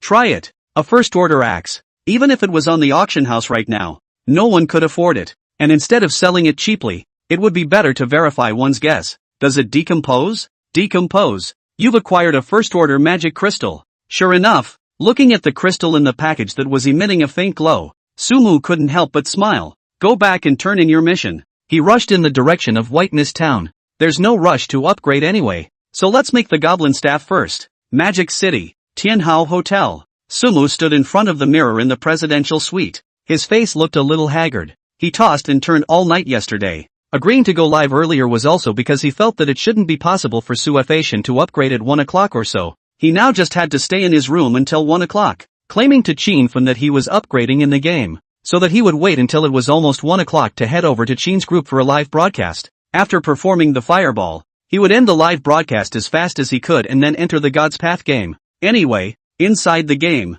Chinfun couldn't see his level even though he had his friends. He also double-checked this before embarking on this scam. As long as Sufod God didn't escalate in the small amount of time he was live streaming, his identity wouldn't be recognized. When he got enough money from Chinnin, he could bolt. Success or failure is at stake. Sumu kept slapping her face with cold water, forcibly suppressing the nervousness inside. The big gamble that would turn his life around was about to begin. Chapter 59, the live broadcast begins. Complete the quest and get the drawing of the goblin staff. Learning to make. White Mist Town Task Hall. After getting the drawing, Sumu immediately chose to learn. He also has one more item to create on his master forge. Do you make kobold staffs? Make. Soon. Those materials fused in his hands and proceeded to turn into a long-handled staff. Without hesitation, Sumu directly chose the equipment. Physical attack is 50 points less, but intelligence has increased by 25 points and spirit by 50 points. He looked at the attributes. Spirit 290, plus 130.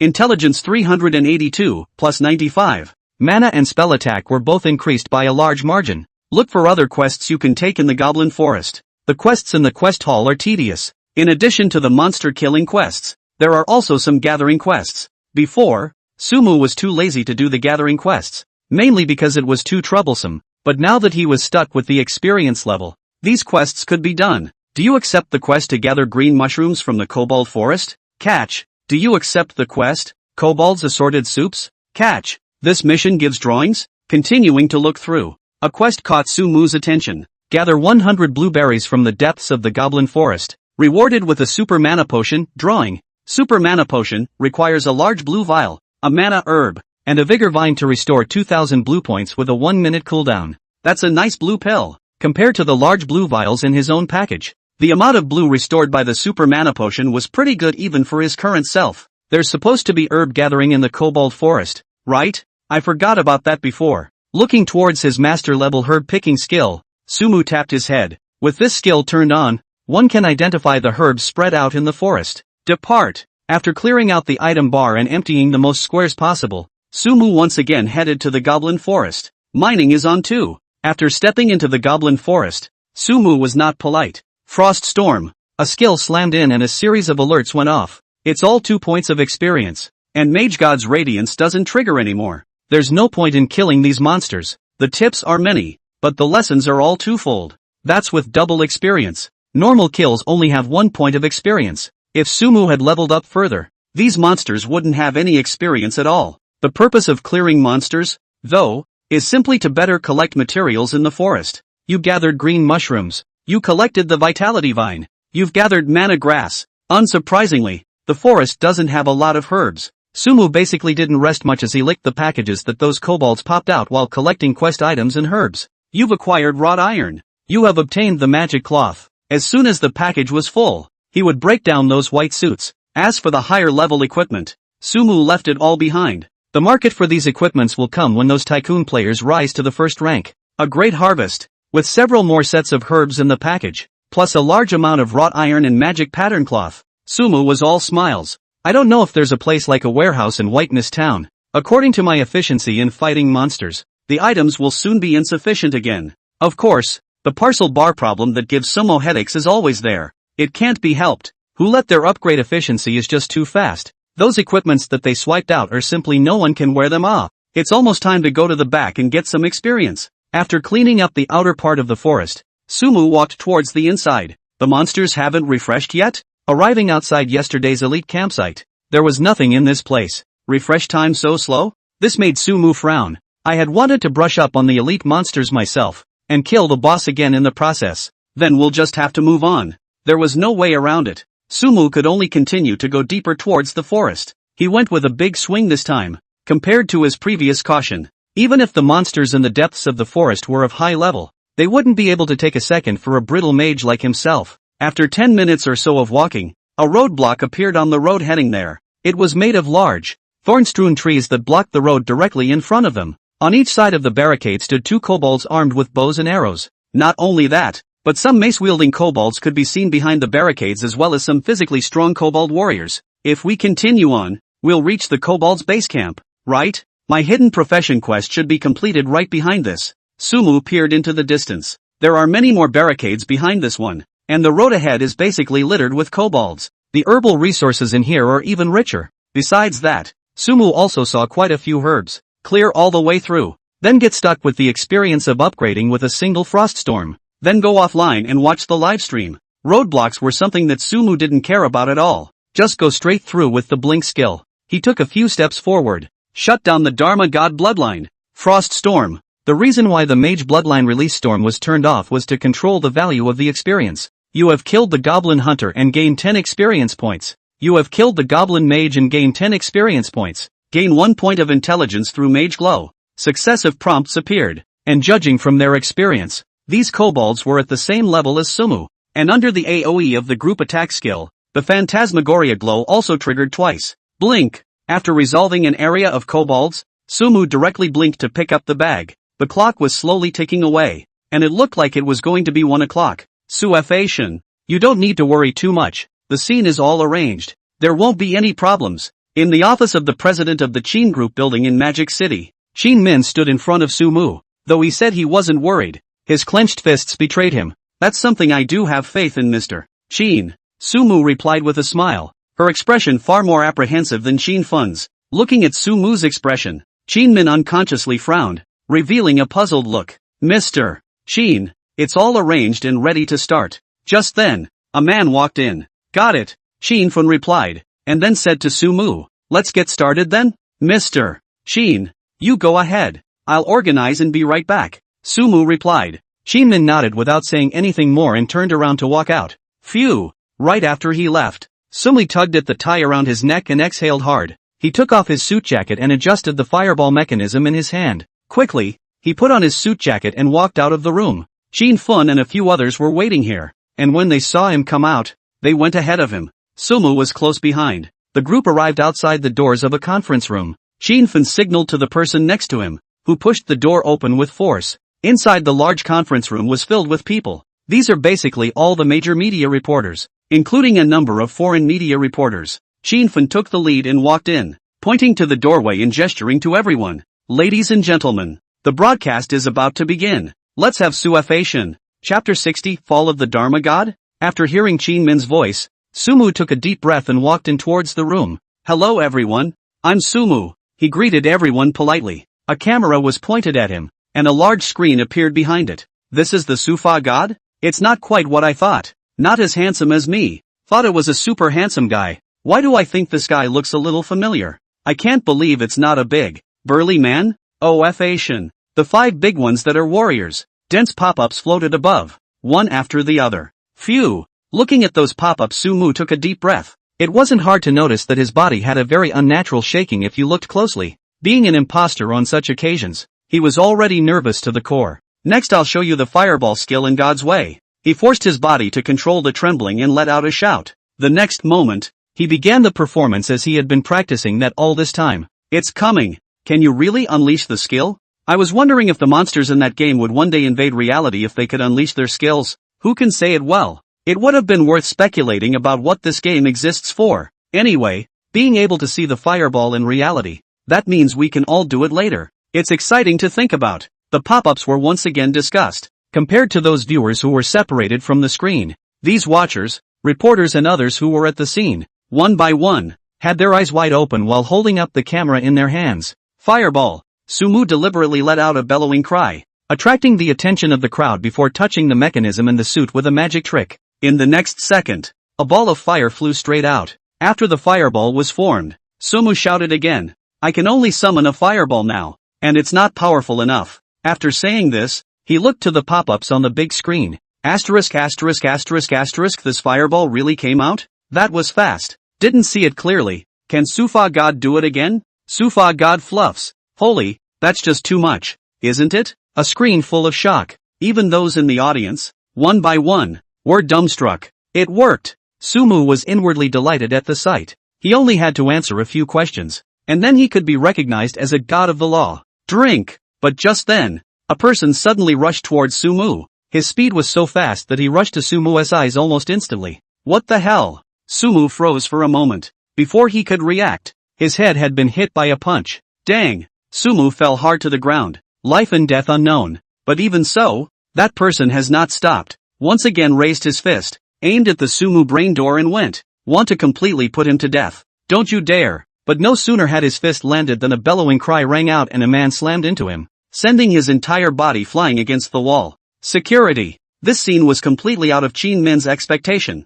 and his reaction was quite swift as he immediately let out a shout. The man who made the move's face changed, staring at Long Fei, and his afterglow also swept towards Sumu on the ground. He is Kenjiro, a ninja of the Sakura Kingdom. The moment he saw Sumu make a fireball, he knew he had to do it. Once such a terrible enemy was allowed to develop, how could the Sakura country still dominate the world? He would have given anything for the so-called honor. Kenjiro attacked Dragonfly. The two quickly entwined. But there were other security guards on the scene. For this live broadcast, Shinfun had made ample preparations, and those security guards immediately surrounded Kenjiro. He must die. Kenjiro had no intention of retreating at all. Even if he left his life here, he would still finish off Sumu. Do it! Suddenly, another voice sounded in the conference room. In the next second, a silhouette ran up to the fallen Sumu. Stop him! Shinfun hurriedly let out a shout. Asterisk asterisk asterisk asterisk off. But the man's hands were surprisingly good, and he put down the security guard who had blocked the way in a couple of moves. Not only that, but several people with press cards in the venue also took action. Almost in the blink of an eye, that person came to the front of Sumu, and stepped on the head of Sumu. Blood erupted. It's over. Seeing this, Shinfun paralyzed on the ground as if he had lost all his strength. He had clearly arranged it. He had clearly repeated his instructions, but things were still out of his control. No one will leave today. On the field, Long Fei's angry roar was deafening. At the same time, those special warriors on the outskirts of the Qin clan group received the signal and blocked off the entire building. With their power, not even a mosquito could fly out of the Qin group at this moment. Pretty country. Mr. Lunt, that side got it. Lunt. Nader sat in his office chair and broke into a long overdue smile as he heard the news reported by his men. Nice. What a load of pharaoh. That title has to be mine, Runt. Nader. Ha. Ha. Ha. The magical laughter continued in the large office. Cherry Blossom Country. Got it. But Kenjiro shouldn't be able to come back. There are always sacrifices in doing great things. And Kenjiro's sacrifice was worthwhile. And although China gained double the experience and took some of the lead, once that Sumu was dead, it wasn't enough to fear. A man stood under a cherry blossom tree, holding a few petals in his hand, a radiant smile on his face. The rest of the world, one by one, people received information about the fall of Sufa God. Great. It's great that this guy died. Isn't there a saying in China? A big tree attracts the wind. And now you're eating your own, aren't you? Their attitudes towards the fall of Sufa God were almost unanimous. Clap your hands together. Congratulations. You've been promoted. Sumu didn't know about everything that was happening outside. He counted the time and threw a frost storm towards the barricade there in front of him after a little more than 10 minutes. And at the same time, he also leveled up to first rank 5. It was at the same time that on that world ranking chart, his rank had also changed from first order 4 to first order 5. Chapter 61, Tricked? It still feels good to upgrade. The probability of killing these same level monsters and the triggering of the Law God's radiance isn't too bad. If I can keep from upgrading, I'll be able to brush up on my intellect infinitely. Successfully upgrading. Sumu added 20 points of assignable attributes to intelligence this time. Player, Sumu. Profession, Mage. Level, First Order 5, 2018. 000. Life value, 3930. Mana, 16, 800. Attack, 256. Spell attack, 1014. Physical defense, 393. Spell defense, 420. Attributes, Strength 28. Constitution 258, plus 35. Agility 228. Spirit 290, plus 130. Intelligence 412, plus 95. Equipment, Goblin Staff. Skull Ring. Medal of Valor. Ice Wolf Cloth Armor. Ice Wolf Gauntlets. Boots of Fury. Apostle's Gloves. Blue Mana Hat. The main reason why I added intelligence was because after adding it, my own spell attack would be able to break through the 1000 point mark. I'll call this the Mage of 1000 Wounds. On the attribute interface, the 4-digit spell attack was dazzling in any way. That imposter should have been recognized as well, right? Thinking of the live broadcast that was going on in the real world, Sumu smiled badly. It is not possible to upgrade in-game with a phallic god that is live. The timing of his own card was enough to make that broadcast a farce. As for whether this detail will be noticed, Sumu opened the world channel. Asterisk. Did the God of Law just upgrade? Didn't you say it was live? It's pretty obvious. That F-ation that's live streaming outside is a fake. Indeed, there are a lot of people named Sumu, and this game is different from ordinary online games. It's really hard to tell the difference when you can't even see the level when you're standing on the opposite side of the room. Naya. I hate liars the most. I'm going to swipe the screen in the live room. Who has the time to watch the live broadcast? Upgrading is the hard truth. Today the people who rob the monster have become less, and double experience will soon be gone. Unsurprisingly, the masses are watching. One doesn't even need to step in. The angry netizens will help them hammer that imposter's head in. Of course, Sumu could actually leave this imposter alone and let him divert the public's attention. But on second thought, this person is using his identity to recruit people. These bad debts in the end will not still have to be counted on his head? One does not want to be the wrongdoer. It's level 5 on the first rank. We're at the kobold's base camp behind us. Go back and learn a few skills before you come back. Sumu does not know. Do not need those netizens to take action. The imposter's head has been hammered. After such a big incident at the live broadcast, the internet was in complete chaos. Won't it? Sufa God was taken out? That's the light of our country of China. Master Green Knot. Why? Why did this happen? The entire internet wailed. But in the midst of all this wailing, something different emerged. The live streaming one is an imposter. Su-F-ation just upgraded in the game. Just look at the rankings. Yeah, even though the level leaderboards don't see if Su-F-ation is online or not, the levels still change. So I'm guessing it's just that Su-F-ation intentionally chose to upgrade while the imposter was live, to hit him in the face. Laughing my ass off. That imposter made a fool of himself? I want to laugh too. That dude is really blocking shots. Sufa God has to hide it. I think that if Su-F-ation really comes, those people are afraid that they won't be able to beat him. Comment after comment bubbled up, and the news that Sufa God was not dead and that the live streaming site was an imposter was soon verified as well. Throughout the internet, countless people were lamenting. That reversal is pretty much as exciting as riding a roller coaster. Shin Clan Group. Shinfun was sitting in his office with an ugly expression on his face. He had already gotten the news that Sufa God was not dead, and he also knew that the one he had found was an imposter. At this moment, he deeply realized what it means to have his intelligence insulted. He obviously had some ways to confirm the identity of Sufa God, such as asking the other party to trade him some high-level equipment, or asking the other party to tell him the serial number of the newbie village and arranging for someone from the same newbie village to confirm it. But he was overwhelmed by the quick success. Ding! Ding! Ding! The phone sitting on the desk rang. Shinfun was sitting upright with an apprehensive expression as he picked up the phone. Do you know that you have disgraced our Qin family? A gravely low voice came from the other end. Father, I didn't do a good job this time. I promise there won't be a next time. Shinfun swallowed hard and replied. Your big brother has already arranged public relations. If someone asks, you just say that this live broadcast is actually a special action to cooperate with Captain Long to uncover people with ulterior motives. The head didn't blame. His tone was a bit hateful. Compared to your big brother, you're still too furtive in what you do. During this time you give me a good leveling in God's path, and help your big brother to collect some gold coins more. Got it? Understood. Father, Shinfun replied with a gloomy face. After that, the phone was hung up. Shinfun was silent for a moment before he abruptly exploded, forcefully flinging all the things on the table in front of him onto the floor. Big brother, you just know big brother. I will definitely let you know that I am the most promising heir of this Qin family. Pretty country. Lunt. Upbeat music is playing in Nader's office. To the beat, the nearly 60-year-old runt. Nader is dancing with joy. He also had a bottle of red wine on his desk. Judging by the vintage labeled, that bottle is of extraordinary value. But he was just so happy. Dang. Dang. Suddenly, there was a knock on the office door. Lunt. Nader's brow furrowed and he turned off the music. Come in. The door was pushed open. And it was the same person who had reported the death of Sufa God earlier. Only his face at the moment was a bit not so good. What's wrong? Runt. Nader asked. The news came back just now. The one who died was an imposter. It's said to be a game made by the Dragon Kingdom side. And inside the game, that's UFation upgraded after the live broadcast. The henchman spoke apprehensively. I should have been caught in a trap. What did you say?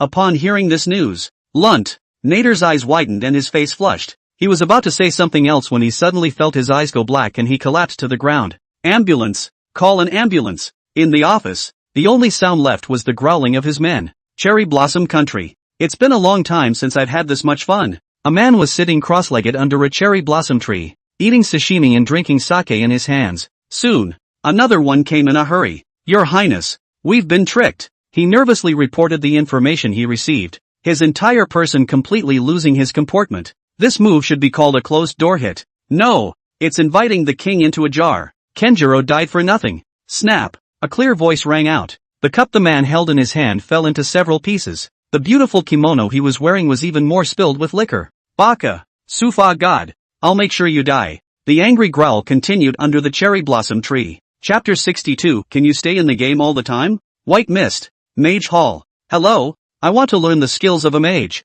Sumu stood in front of a mage and spoke with a smile. May the will of the Dharma God guide you. As the mage opened his mouth, a skill appeared before Sumu's eyes. Ring of Resistance, Grade D. Learning skills required 10 gold coins, and with several thousand gold coins in Sumu's parcel, there was no pressure at all. He couldn't wait to learn more skills. Rise Full. Ring of Resistance, S rank consumes 300 points of blue. After use, pushes enemies within 10 meters of itself away. Distance pushed away is increased by intelligence, and inflicts spell attack x 300% damage. Instantaneous, cooldown 30s. After leveling up the skill, the effect was very good, and Sumu walked out of the mage hall and headed to the hall of the other professions. White Mist is a large town, with a decent building for each profession. Closest to the mage hall is the priest hall. Unlike in the novice village, there were many more young and beautiful young ladies in the priest hall. May the holy light envelop you. Under the young lady's peaceful smile, a skill appeared in front of Sumu. Holy Light Missile, Grade D. Sumu studied decisively and pulled it full.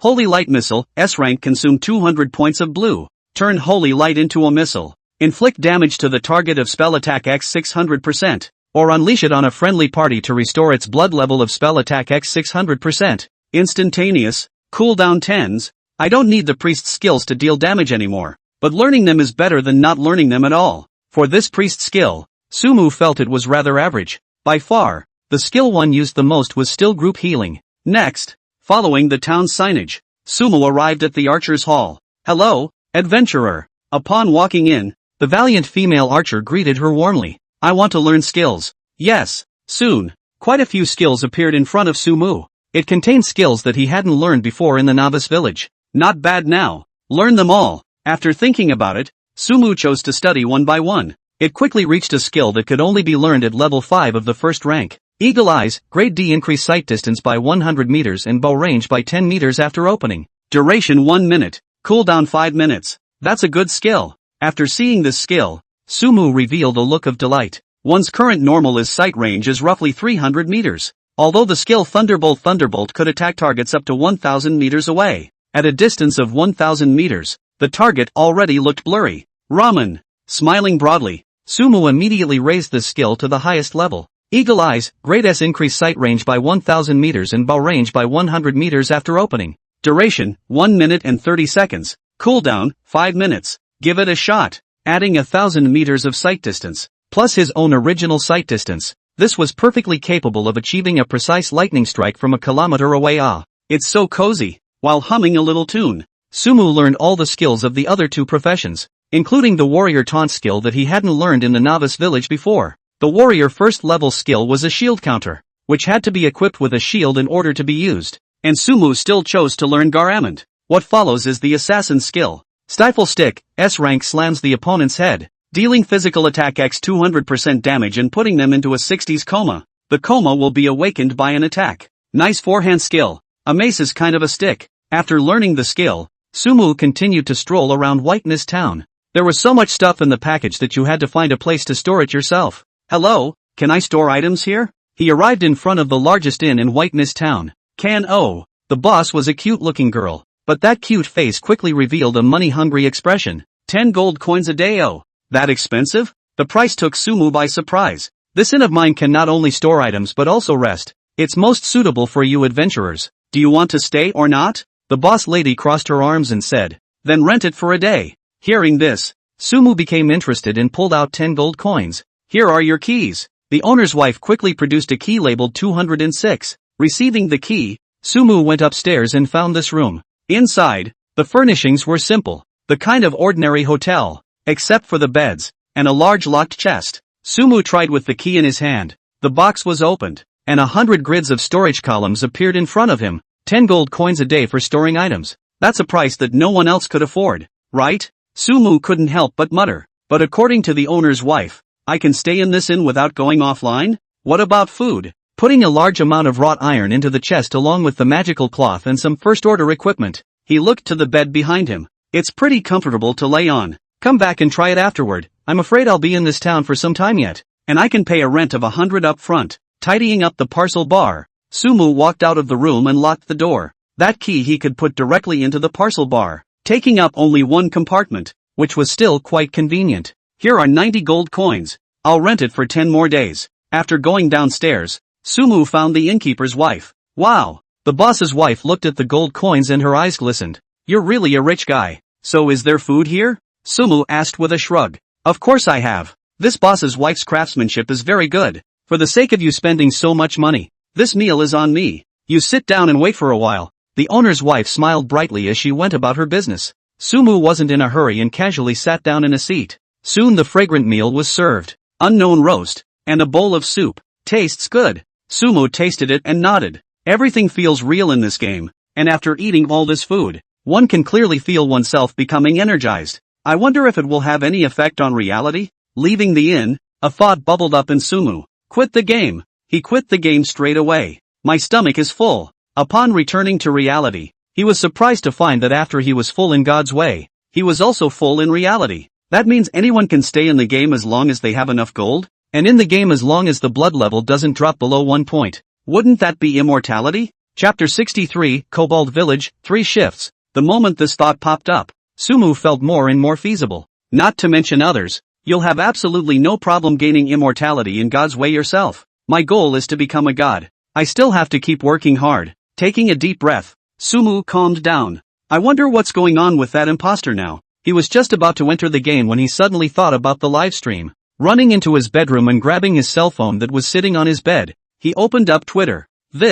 Upon reading the description of that live broadcast, his entire body widened. There are actually so many people who want to put me to death? The imposter's death shook Sumu inside. Never let anyone know my true identity. Sumu clenched her fists, her eyes firm. The current self does not have the power to override everything, but as long as he continued to advance in the God's way game, there would be nothing in reality that could threaten his existence. The road is still long. Sighing, Sumu summoned the Divine Path Crystal and entered the game. He was the only player in the large Whiteness town. The time for double experience had already passed, and even for the players who were at the head of the line, I was afraid that it would take some time before they could ascend to the first rank. First end off the Goblin Forest, finish that NPC's quest, and the Hidden Profession quest. I wonder what this hidden profession will be. It doesn't really matter. I can learn any skill anyway. Thinking of the crystal that Meijin Tai had shown himself, Sumu raised an eyebrow. The skills of a hidden profession shouldn't be bad, right? Heading in the direction of the Goblin Forest,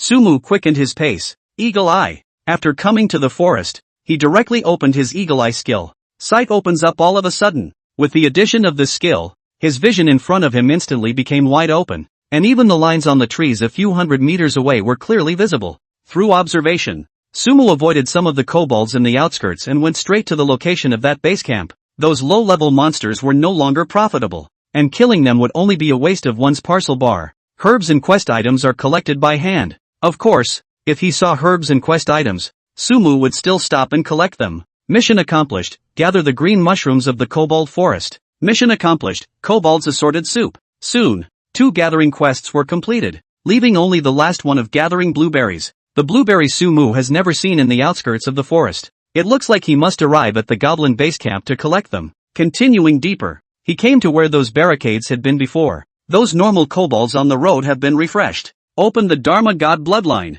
Sumu decisively turned the Dharma God bloodline on. Frost storm. In the next second, a 300-meter frost storm instantly enveloped all the kobolds in the first few barricades. You have killed the goblin hunter and gained 1 point of experience. You have killed the goblin mage and gained 1 point of experience. Gained a point of intelligence through the light of the god of law. Under the high damage of the frost storm, the normal monster's blood level bottomed out in 2 seconds, and they simply couldn't run away. Double experience is over. Looking at the 70 to 80 experience points gained, Sumu skimmed his lips. Without the double experience of these 2 days, one would definitely not have been able to ascend to the 5th level of the first rank. The Dharma God's radiance only triggered once. Low-level monsters just don't work. A little more intelligence. And Sumu wasn't too happy about it. Good thing taking out these kobolds didn't take much of his own time. There were at least 10 more roadblocks from here to the kobold base camp, and the kobolds numbered less than 400. Originally, Sumu wanted to sneak past, but with those barricades in place,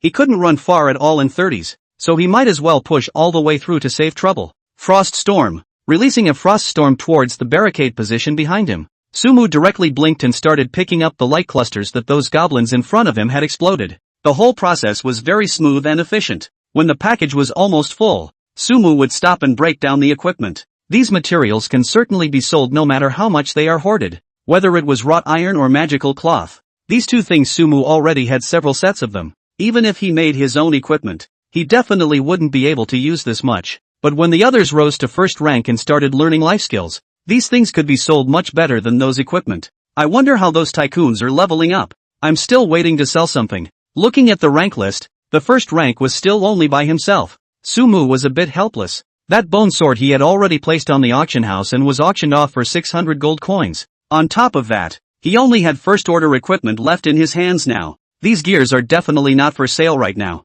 but when those dirtbags get to the first rank, they can start to strike out on their own. The value of gold coins in this world, that was more valuable than gold in the real world.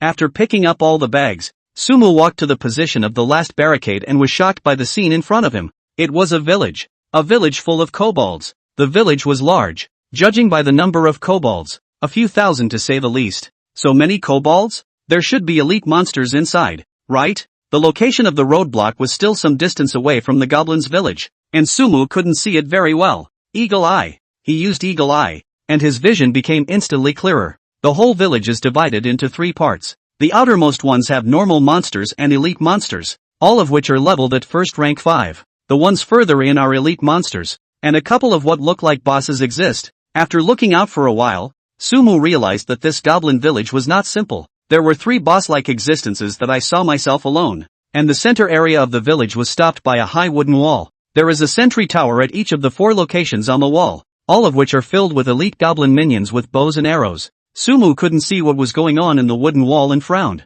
My mission objective is in there, right? What's the next play? Even with his current strength, if he wanted to take down this goblin village by himself, he had to plan his fight. Chapter 64 Purge of Villages. Are these monsters' hate mechanisms linked? Does it pull all the monsters out if you start Frost Storm? Sumu began to observe the distribution of kobolds on the outskirts of the village. From experience, there should be a hate range between these kobolds. As long as you control the area of Frost Storm yourself, you can pull a wave of goblins out. The normal ones are fine, but the elite level ones are a bit of a problem. With his eagle eyes on, Sumu was able to clearly see the attributes of those goblins. What made him feel threatened were the elite kobolds with longbows. Goblin Marksman, Elite. Level, First Order 5. Life value, 20,000/20,000. Long range physical attacks, 800. Physical defense, 100. Spell defense, 100. Skills, Piercing Arrow Swiftness. Description: these goblin marksmen have an attack range of close to 100 meters, as well as a keen sense of perception,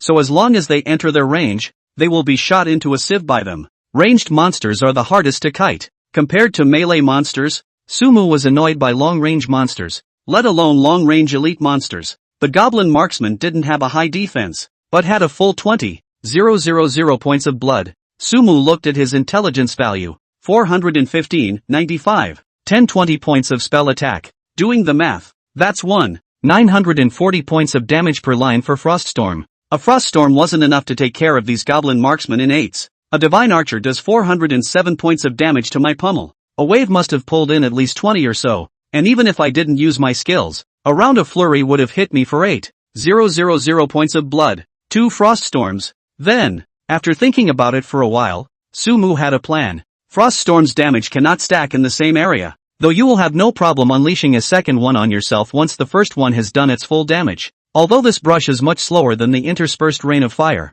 but it is better than the word stable, with a release range of 300 meters coupled with slowing down. As long as one kept pulling, those divine archers couldn't attack them at all. Let's take care of the outer ranged monsters first, then we'll fight the first boss. The several bosses inside the village were standing apart and were relatively far away from each other. It's perfectly feasible to pull one boss out at a time and fight it. Of course, Sumu could also choose to AoE all 3 bosses together. Begin. Taking a deep breath, Sumu walked towards the outskirts of the village. With the blessing of the Farser bloodline, Froststorm possessed an absolute head start. The air on the outskirts of the village dropped precipitously, and frost accompanied the gusty winds that slapped against those kobolds. -1990, -1990, -1940, -1940. Damage after damage rose from the heads of those kobolds. At the same time, the target of their hatred shifted to Sumu's body. Wayawa! A large group of kobolds screamed and charged. However, under the interference of the Froststorm, their movement speeds were all affected, and some were even directly frozen into an ice sculpture state. Wait for them to get close just in time to release the second Froststorm. Sumu fell back all the way, his eyes fixed on the kobolds in the storm.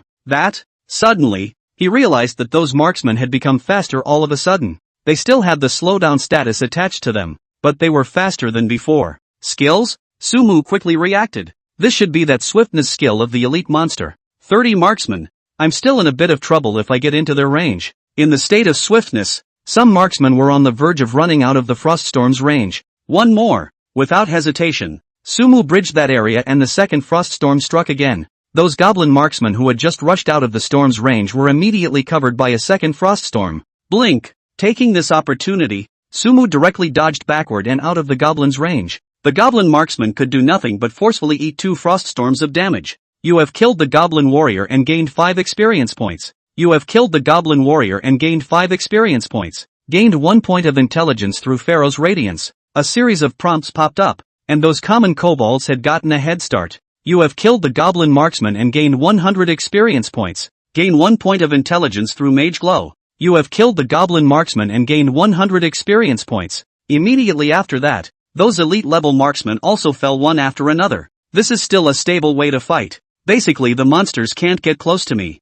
2 Froststorm laid out a 600-meter path of frost, coupled with high damage. Simply too comfortable. 5 points added to intelligence. It's still a high gain for elite monsters. I'll have to add at least 20 more points of intelligence when I've taken care of all the little monsters in this place. The intelligence column becomes 420, 95, and the experience column becomes 3386/18,000. Energy awakening. Blink. While replying to his blue amount, Sumu used blink and picked up the light clusters that those kobolds on the ground had exploded. You have obtained the iron bow of the kobolds. You've gained 3 gold coins. You've gained the agility boots. You've gained swiftness. After picking up quite a few items, a skill caught Sumu's eye. Compared to normal monsters, elite monsters are still rich as hell. Swiftness, grade D, increases one's movement speed by 30% for 10s. Cooldown 1 minute. A skill that adds movement speed is pretty good. Ramen. After learning it, Sumu tapped the skill all the way to full. Swiftness, S rank, increases one's movement speed by 200% for 15s.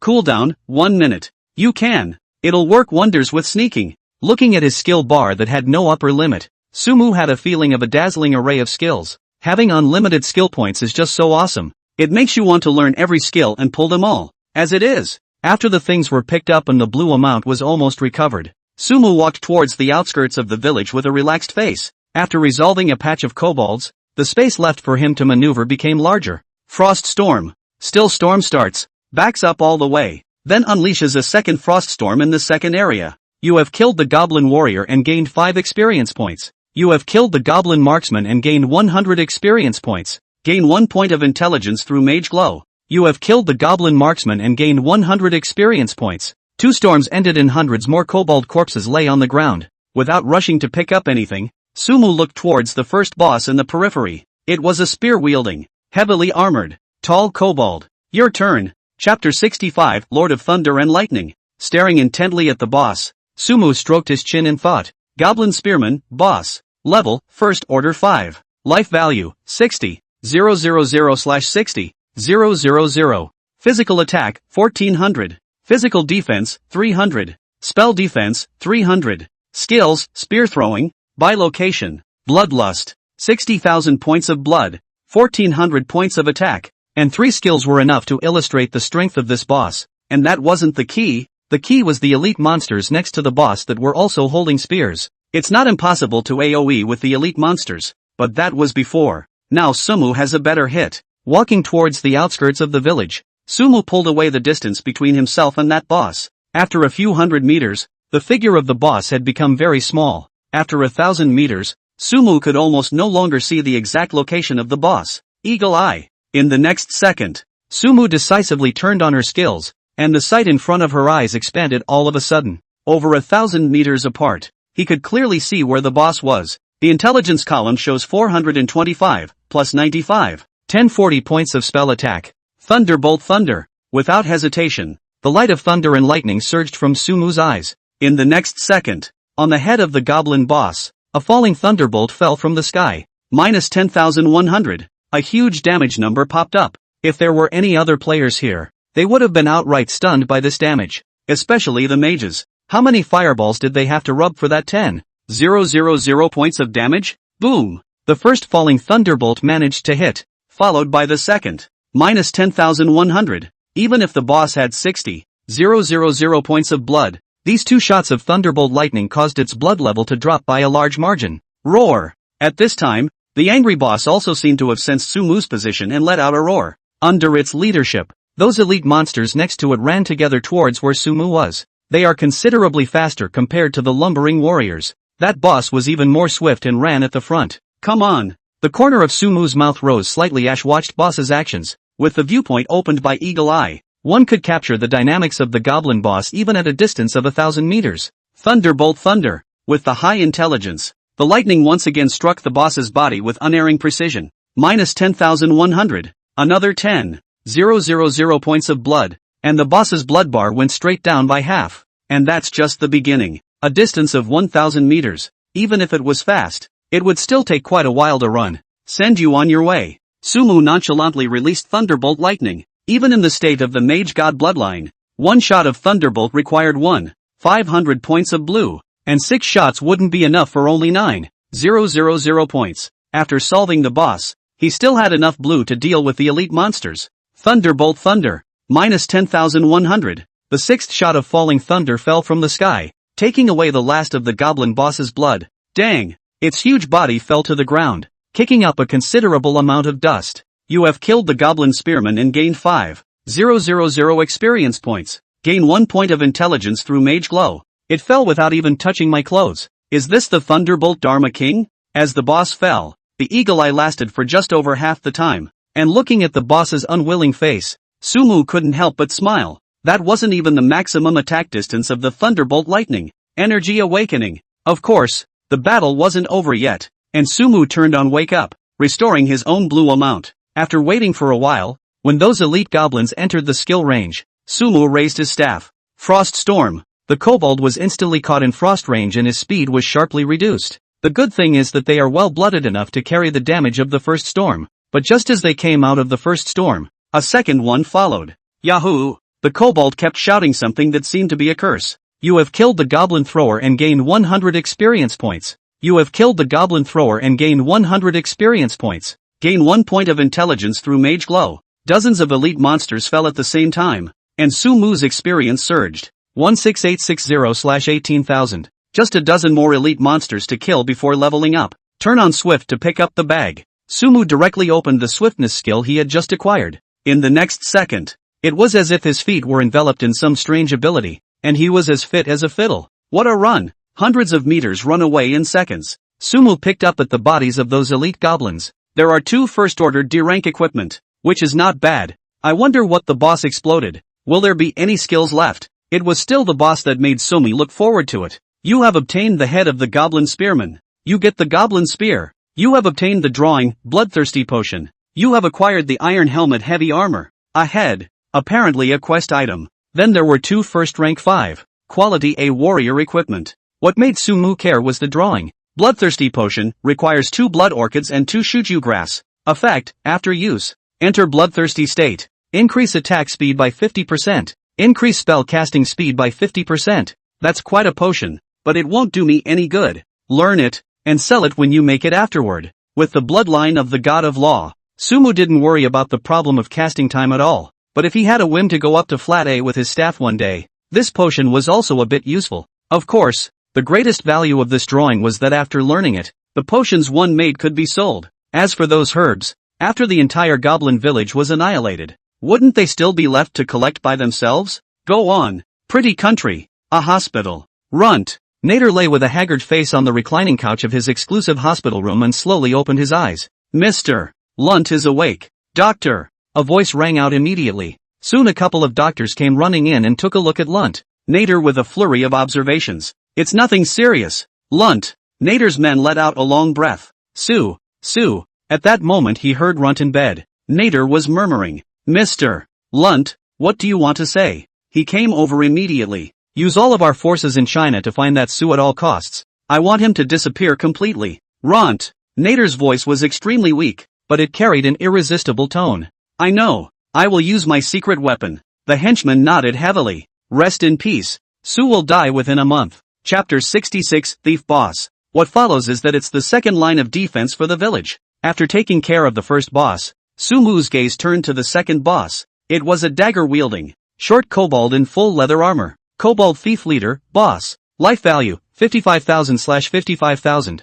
Physical attack, 1500. Physical defense, 200. Spell defense, 200. Skills, sneaking, backstabbing, kidney strike. Standard assassin profession boss. While the attack is high, the defense is a bit lower. And next to this boss, there were dozens of assassin-type elite monsters as well. This guy can sneak, so long-range strikes aren't so good. There's also those assassin elite monsters that are trickier to fight. The entire village was filled with kobolds, and trying to go deeper without clearing in piece by piece was simply not feasible. Fighting is also possible. Start with Thunderbolt Lightning to consume the boss's blood. A few hits is a few hits. Then directly Blizzard. Even if those goblin thieves can sneak, they can't walk out of the Blizzard's range. After a little thought, Sumu already had a plan. However, there is still a portion of many monsters that need to be cleared before you can fight the boss. There's no rush. Take your time. Today's mission is just to eliminate this goblin village. In that case, I'll be able to complete my hidden profession quest together with those mysterious NPC quests. Sumu wasn't in a hurry either, adjusting the range of the Froststorm cast according to the distance between the goblins to make sure that he wouldn't suddenly start a boss battle. A certain novice village. Longfei had just entered the game when a mage dressed as a mage came up. I heard you add up. The mage had a beatific expression on his face. Longfei didn't have the slightest intention of counting, shrugged his shoulders. His tone was helpless. The Qin family's youngest son is really too unreliable. Do you know how many people mixed in at the scene want that Sumu's life? All captured? The mage asked. Bristling. Solved some of them, but there are a few that should be hiding in the God's Way game. Haven't found them yet. Now every corner of the building is arranged with manpower, just waiting for those people who can't stay in the game. Longfei replied. So Captain Dragon took this time to come up here and practice? The mage laughed and teased. Don't be poor with me. Hurry up and practice leveling. Longfei stretched out his hand and hammered the mage. His tone suddenly became emotional. It seems that real Sumu should have calculated and purposely upgraded while the imposter was live streaming. He's upgrading this fast. It's really fast. Yes. I don't know what method he used. If it's the echelon upgrading method, it's impossible that there's no wind at all. It's hard not to believe that he has cultivated an elite team. The mage was also at a loss. I don't think he'll be able to level up anytime soon. The further this level goes, the better our chances of catching up with him. Go for it. Longfei sighed. He subconsciously opened that leveling chart. After seeing the rank of the person on the leaderboard, he was instantly stunned. What's wrong with you? Seeing this, the mage hastily reached out his hand and waved it in front of Longfei. Longfei's face was filled with surprise. Then he smiled bitterly. He actually upgraded again. The mage's eyes widened in equal disbelief at the words. Asterisk. White Mist Town. A pretty girl is walking the streets of the town. She seemed to know her way around and walked into an isolated alley. The woman snapped her fingernails and a bug flew out of her pinky. After a while, a figure stepped into the alley as well. Are you crazy? How dare you come here? Upon seeing the woman, the figure growled angrily. Shoo, keep your voice down. It's not good if someone sees you. The woman smiled with a flirtatious smile and looked at the silhouette. It makes me sick to see you like this. The figure was unmoved. Jie, Jie, Jie. The woman let out an eerie laugh that didn't match her likeness. Tell me, what is it that you have to come here to find me? The silhouette was getting a little impatient. The woman still had the same smile, and her tone carried a tone that could not be denied. I want to borrow something from you. I need to deal with a mage of decent strength. Congratulations, you've been upgraded. Gained 20 attributes and 10 skill points. Outside the goblin village, after resolving the normal monsters in front of the second boss, Sumu managed to rise to first rank level 6. 2 levels up already today. That's still efficient. I wonder what those in the world will think of my efficiency in this upgrade. Murmuring softly, Sumu was full of smiles. The number of monsters in this goblin village was dense, and it was really a good place to practice. Intelligence has risen quite a bit more, so I'll add spirit to all of these 20 attributes. Player, Sumu. Profession, Mage. Level, First Order 6, 14/19,000. Life value, 3930. Mana, 17,600. Attack, 256. Spell attack, 1070. Physical defense, 393. Spell defense, 440. Attributes, Strength 28. Constitution 258, plus 35. Agility 228. Spirit 310, plus 130. Intelligence 440, plus 95. Equipment, Goblin Staff. Skull Ring. Medal of Valor. Ice Wolf Cloth Armor. Ice Wolf Gauntlets. Boots of Fury. Apostle's Gloves. Blue Mana Hat. If Sumu could send a screenshot of this attribute of his to the Real God's Way forum, there would definitely be people who would jump out and say, this picture is 100% P. How can someone have such an exaggerated attribute? However, if these people could see Sumu's skill bar, then they would probably be shouting asterisk asterisk asterisk asterisk. There is a hang. Start fighting the boss. The powerful attributes gave Sumu a strong bottom line. Eagle Eye. Standing 1,000 meters away, he opened his eagle eye vision and then stared intently at the goblin thief. Thunderbolt Thunder. -10. 500. Exaggerated numbers immediately popped up, also causing that thief boss to be jolted. How does it feel to be struck by lightning? Sumu spaced out the conversation and fired another shot of falling thunder. -10. 500. Yeah. The thief boss shouted angrily. It was also at this time that its form disappeared all of a sudden. It wasn't just it. Those elite minions disappeared along with it. Apparently, this was the sneak skill of a thief. Frost Storm. Sumu had anticipated all of this and unleashed a storm on the area 300 meters in front of him. Even if the opponent was in a stealthy state, after entering the storm, he would definitely be affected by the slowdown and damage. As expected, a few seconds later, a group of goblin thieves appeared in Sumu's line of sight. Their sneak was interrupted by the frost storm. The boss is unaffected? However, in this group of kobolds, the boss didn't show up. Chapter 67 Opinion. Mana Shield. Sumu didn't dare to be careless, and directly topped up his over 10,000 shield. Even if that boss had a high attack of 1,500 points, it was impossible to break a shield of tens of thousands. It should sneak up on me from behind. Standing in place, Sumu was alert to his rear. The thief boss has a backstab skill and definitely won't attack head-on while in stealth. -2607. Suddenly, a huge damage number appeared on Sumu's head. The thief boss then appeared behind him as well. What high damage! This number also slightly surprised Sumu. If he didn't open his shield, his blood bar would go down by half. Ring of Resistance. Just as the thief boss was about to continue its attack, a ring of energy surged from Sumu's body. This ring of energy carried a strong thrust that instantly bounced the thief boss out. Thunderbolt Thunder. -3010. -10. 500. 2 damage numbers emerged from the thief boss's head one after another. Blink. At the same time, Sumu made a blink and opened the distance between himself and the thief boss by 200 meters. Thunderbolt Thunder. Another shot of falling thunder fell from the sky. The thief boss was dealt a direct hit and his blood level plummeted. Ah! It held up the dagger in its hand and let out an unwilling shout as it violently rushed towards Sumu. As a boss, it moved quickly, yet no faster than thunder. Thunderbolt Thunder. -10. 500. Before it got close to Sumu, a shot of lightning hit with unerring accuracy. The thief boss's blood level was nearing the bottom. Sumu allowed his opponent to rush in front of him and used the ring of resistance again.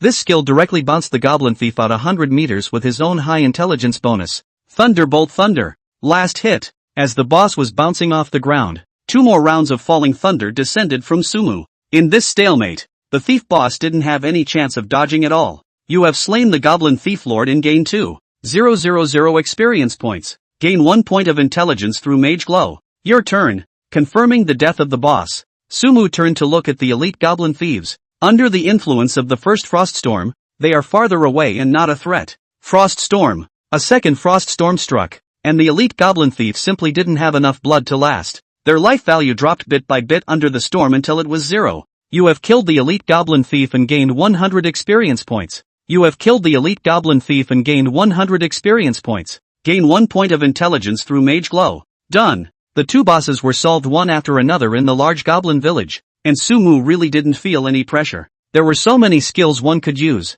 and with the blessing of the Dharma God bloodline, as long as one didn't take the enemy lightly and didn't make any mistakes, it was impossible for that layer of mana shield to be broken. Look at the harvest. Sumu quickly walked towards the thief boss. You have obtained the head of the Goblin Thief Commander. You have acquired the Silver Blade Dagger. You have obtained the drawing, Bright Silver Leather Armor. Silver Blade Dagger, Grade A plus 300 attack power plus 50 agility plus 50 attack speed increase by 10% required level, First Order. Level 5. Bright Silver Leather Armor, Grade A requirements, Magic Cloth X20. First Order Beast Skin X20. First Order Magic Crystal X1. Effect, Physical Defense plus 100. Spell Defense plus 100 Blood plus 500 agility plus 30 required level, First Order Level 5. A piece of equipment. A drawing. Sumu directly studied the drawings and put that dagger into the package. The attack of this equipment was very high, and it also had an attack speed attached to it. So when those assassin bosses had risen to first rank 5, they would definitely be able to sell it for a good price themselves. And that leather armor is obviously good too. He himself had learned the skinning technique, so as long as he went to kill some first-rank beasts that could be skinned, the material thing wasn't just a matter of chance. When the time came to sell this leather armor, one could make a profit. I wonder if I'll be able to buy in this world when I have enough money. Can I buy that hotel for example? Thinking of the picture of him earning gold coins until his hands cramped up in the future, Sumu's 2 eyes were bubbling with golden light. White Mist Town was his first stop out of the novice village, and according to the vastness of this God's Way world, there would inevitably be even more vast cities behind him. Gold is absolutely indispensable if you want to thrive in a big city. That goblin is a big guy. It looks like a warrior-type boss. The long-range Thunderbolt is perfectly fine. It's just that the center of that village is blocked by a high fence, so you can't see inside at all. It's a bit troublesome. Judging by the attributes of those 3 bosses outside, the final boss guarding this village was clearly not simple, and based on his own quest, that head boss should be a law boss. There's really no need to be afraid of the French boss. It's certainly no match for me when it comes to releasing skills against it. Energy Awakening. While picking up things, Sumu rested to regain her blue. There were still a few common monsters scattered around the village, which she chose to ignore for the time being. As long as the boss was taken care of, those normal monsters were a matter of a frost storm. The real world. All the major posters and forums are discussing this live meeting held by Chin's group. I almost thought that Suefation had really been weighted down, but I didn't realize that it was actually a setup. This is a good game. Those with ulterior motives should be uncovered. Suefation is the hope for the future of our country of China. And sure enough, he's still being eyed. The Sufa god hides it well. Don't let it be discovered. At first, the comments on the internet were very much in favor of Sumu. After all, Sumu had opened up the double experience in the China region, allowing many people to benefit. But it was in these discussion threads that some discordant voices emerged. You know what? I have a magician friend who said that he could tell during the live broadcast that the fireball was a magic maneuver. But why didn't Suefation come out to clarify, allowing this farcefation? TSK.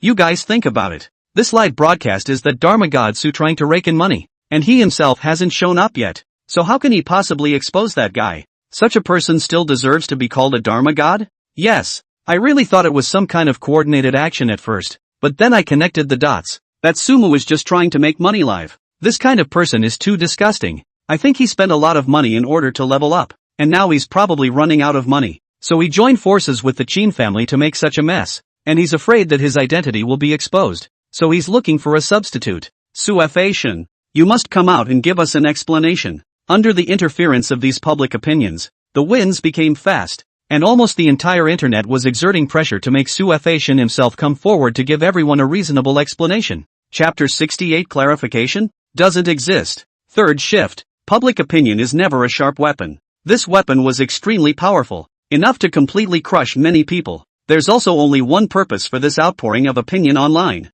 Crush Sumu, forcing this Sufa god to have to show up in person as a way to put these arguments to rest. And that's not enough. Things are gradually extending into the Shenmue game. Message after message popped up in the chat channel of the China region. Suafation rolled out to clarify please. What's Sufa god? In my opinion is a shrinking violet. I always feel that the name is all fake. You dare to spray my idol? Anymore my idol is giving everyone double experience. Unlike you keyboard warriors. What if I just sprayed? If you're capable, you can let your Sufa god get me killed. No matter. Sufa god came out to explain things clearly. Is it a negotiation with the press tour? There were more and more people coming together on the chat channel, and the screen was full of scrolling messages, almost every one of which carried the three words Suafation, Eagle Eye, Thunderbolt Thunder. At this moment, Sumu, who had been verbally abused by most people, was standing 1,000 meters away, releasing Thunderbolt Lightning. The remaining boss was a warrior profession with a blood count of 60,000 points. However, compared to the other two bosses before, this warrior boss was much slower. Before he could reach Sumu's face, he was already taken care of by 6 rounds of Thunderbolt Lightning. As for those elite monsters following around it, they also fell to the ground one by one under the Frost Storm's attack. Another 10 points of intelligence brushed up. This place is just perfect for me. After fighting these monsters, Sumu's experience bar went up by half, 9260/19,000. Intelligence also becomes 450, plus 95. In addition to some of the things that the elite monsters had popped out, that boss had also produced good goods. Goblin Warrior Captain's Head. Goblin Warrior Captain's Shield, grade F physical defense plus 200 spell defense plus 100 resists 10% physical damage, 5% spell damage. Required level, first class level 5. Captain Cobalt's Chainmail Shoes, grade A plus 50 strength plus 30 movement speed plus 5%. Required level, first class level 5. For a warrior, these two pieces of equipment can be very good,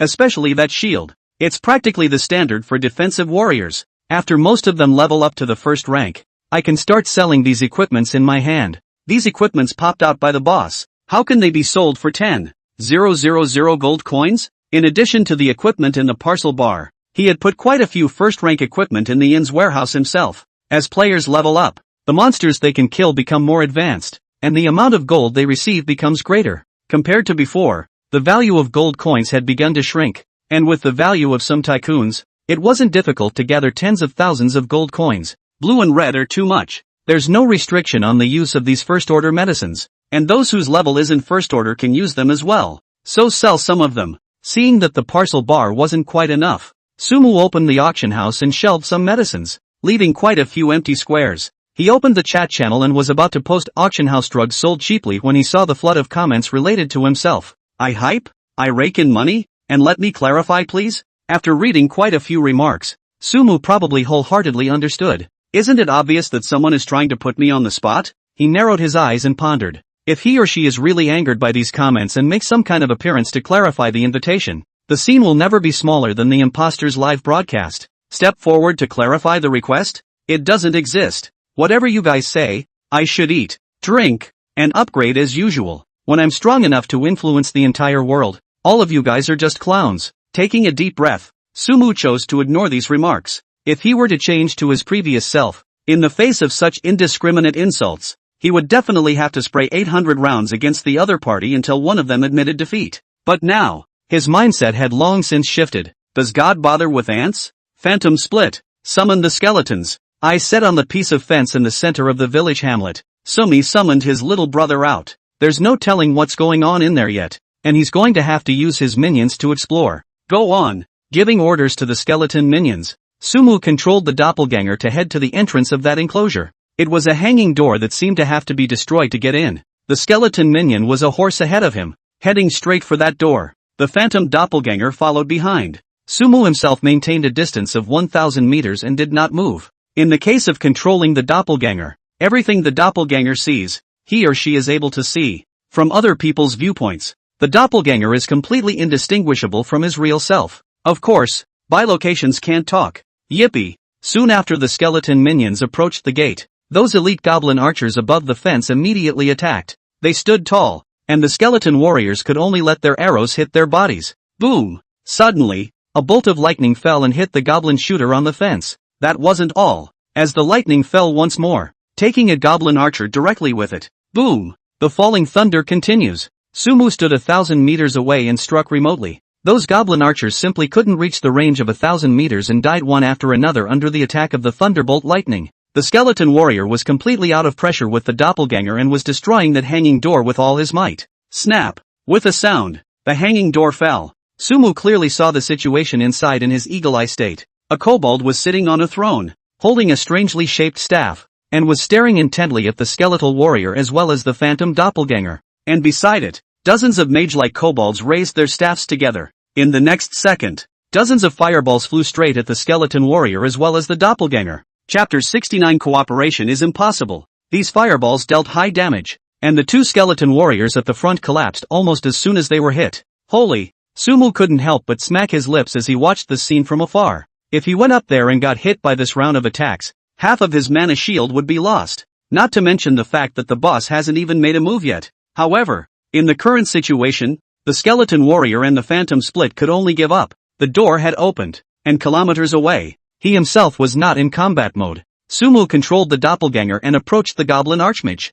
Goblin mage, boss. Level, first order 6. Life value, 50,000/50,000. Spell attack, 1500. Physical defense, 300. Spell defense, 300. Skills, spell resistance summoning fire rain fireball spells. The goblin boss apparently noticed the diversion as well, and raised his hand to fire a fireball. -2560. An extremely high damage number emerged from the doppelganger's head. This meant that the fireball damage bonus of this boss reached 200%. The damage is so high? Sumu's eyes widened. The doppelganger's defense is the same as his own, and this shot of fireball hits his own body for the same -2560 points of damage. Not to mention the damage of those elite monsters next to the boss isn't low either. If he really stood and blasted against them, he would definitely be the one to die. That's spell resistance. Does that mean this guy can mitigate spell damage? What made Sumu more concerned was still the boss's skills. It's all well understood from the name, but I just don't know how much damage will be mitigated from my thunderbolt. -2560. Seconds later, another fireball hit the diversion. The split instantly turned into white light. Sumu stood 1,000 meters away, not rushing to make a move. Hawkeye's time was almost up, and one had to wait for the next Hawkeye CD. In a certain novice village, dozens of people finished assembling outside the skeleton cave replica. Mr. Ma, the people are all arranged. One team of powerful milk and the rest are all powerful outputs, so you can go fight the copies. These people were all the elites that Ma Shocker had cultivated. In addition to all leveling up to level 8, they had each upgraded their skills and put on some nice equipment. I don't know what's going on inside the copy. Once we can't fight, everyone cover my retreat. Ma Jingfei opened his mouth to the crowd. Pie in the face. Mr. Ma, first order medicines have appeared on the auction house with no usage level requirement. Do you want to see if you want enough? Just as the crowd was about to enter, a henchman shouted, "First order medicines?" Ma Jingfei raised an eyebrow and then opened the auction house. He stroked his chin as he contemplated. This should be sold by that Sumu. Quickly, he reacted. If one were to say who could sell such a large amount of first order medicines at this stage, that person would only be Sufa God. With these medicines, we'll have a better chance of brushing our copies. Ma Jingfei revealed a smile, but he didn't just sweep these medicines away. Friend, your medicines, 5 gold apiece. I'll take them all. He sent a message to the consignor whose name he couldn't see. Outside the kobold village, Sumu was about to do it when a private chat message popped up. 5 gold apiece? I'm only selling them for 3 gold apiece at my auction house. What's with this guy? Seeing the price offered by the other party, Sumu froze. There's an unsolicited price increase these days? But after thinking carefully, Sumu also figured it out. There was no such thing as a free lunch, and this man had raised his price, obviously coming after himself. What can I do for you? He sent a message. The message on the other end came back instantly. Just wanted to get to know you. There's no need for that.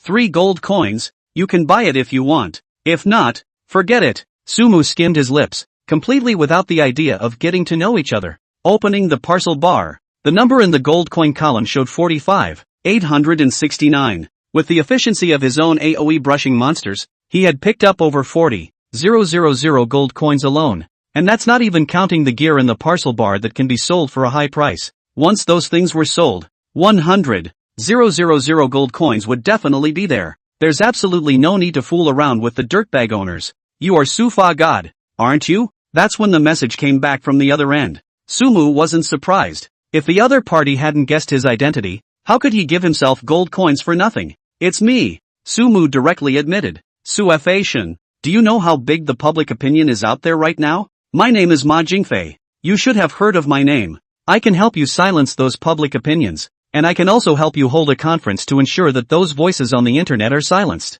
I only have one request. I want to join forces with you. As long as you agree, I can share everything I have with you. A whole bunch of messages were sent. Sumu looked twice and frowned. In other words, before, he was not even worthy of lifting Ma Jingfei's shoes, but now this big brother's words were filled with a low voice. I don't have to deal with those public opinions. As for cooperation, that's even more unnecessary. Almost without thinking, Sumu blocked the message. After sending this message, Sumu didn't care what Ma Jingfei thought and blocked him. Ma Jingfei might be a good buyer, but there was definitely no shortage of buyers for what he was selling. If you work with these profit-oriented businessmen, you may be sold by them one day without even knowing it. Even if Ma Jingfei's influence was enough to help him smooth out those public opinions. So what? Sumu believes that there will definitely be another public opinion against himself afterward that will be brought up to speed by people who have the intention to do so. They will not rest until they have forced themselves to the table. Wouldn't it be right up your alley if you went and responded to every single one of them yourself? Nothing can stop me from fighting the boss. Sumu looked towards the goblin village in the distance. Without eagle eye turned on, one could only see a blur of the fence. Mana shield, energy awakening, eagle eye, firing 3 skills in a row. Sumu's eyes coalesced with a thunderous light. Boom! Flat on the ground, above the head of the kobold mage, a falling thunderbolt descended from the sky. Minus 8,480. In the next second, a damage number also emerged from the goblin mage's head. In the real world, in a large villa, a man looked at a few computers in front of him and smiled broadly. Picking up his cell phone, he dialed a number. The momentum has been successful. I believe that under such public opinion, it won't take 3 days before that guy can't carry the pressure and surfaces. You did a great job. I'll call you with the money. The voice on the other end was very low. I don't need money. I want 500 gold coins. The man smiled and spoke. No problem. As long as he comes out and clarifies, the gold coins will be in your hands immediately. The reply from the other end was extremely quick. The phone hung up quickly and the smile on the man's face grew wider. He stood up and walked over to a nearby cabinet and pulled out the bottle of XO inside. Sufa-shan?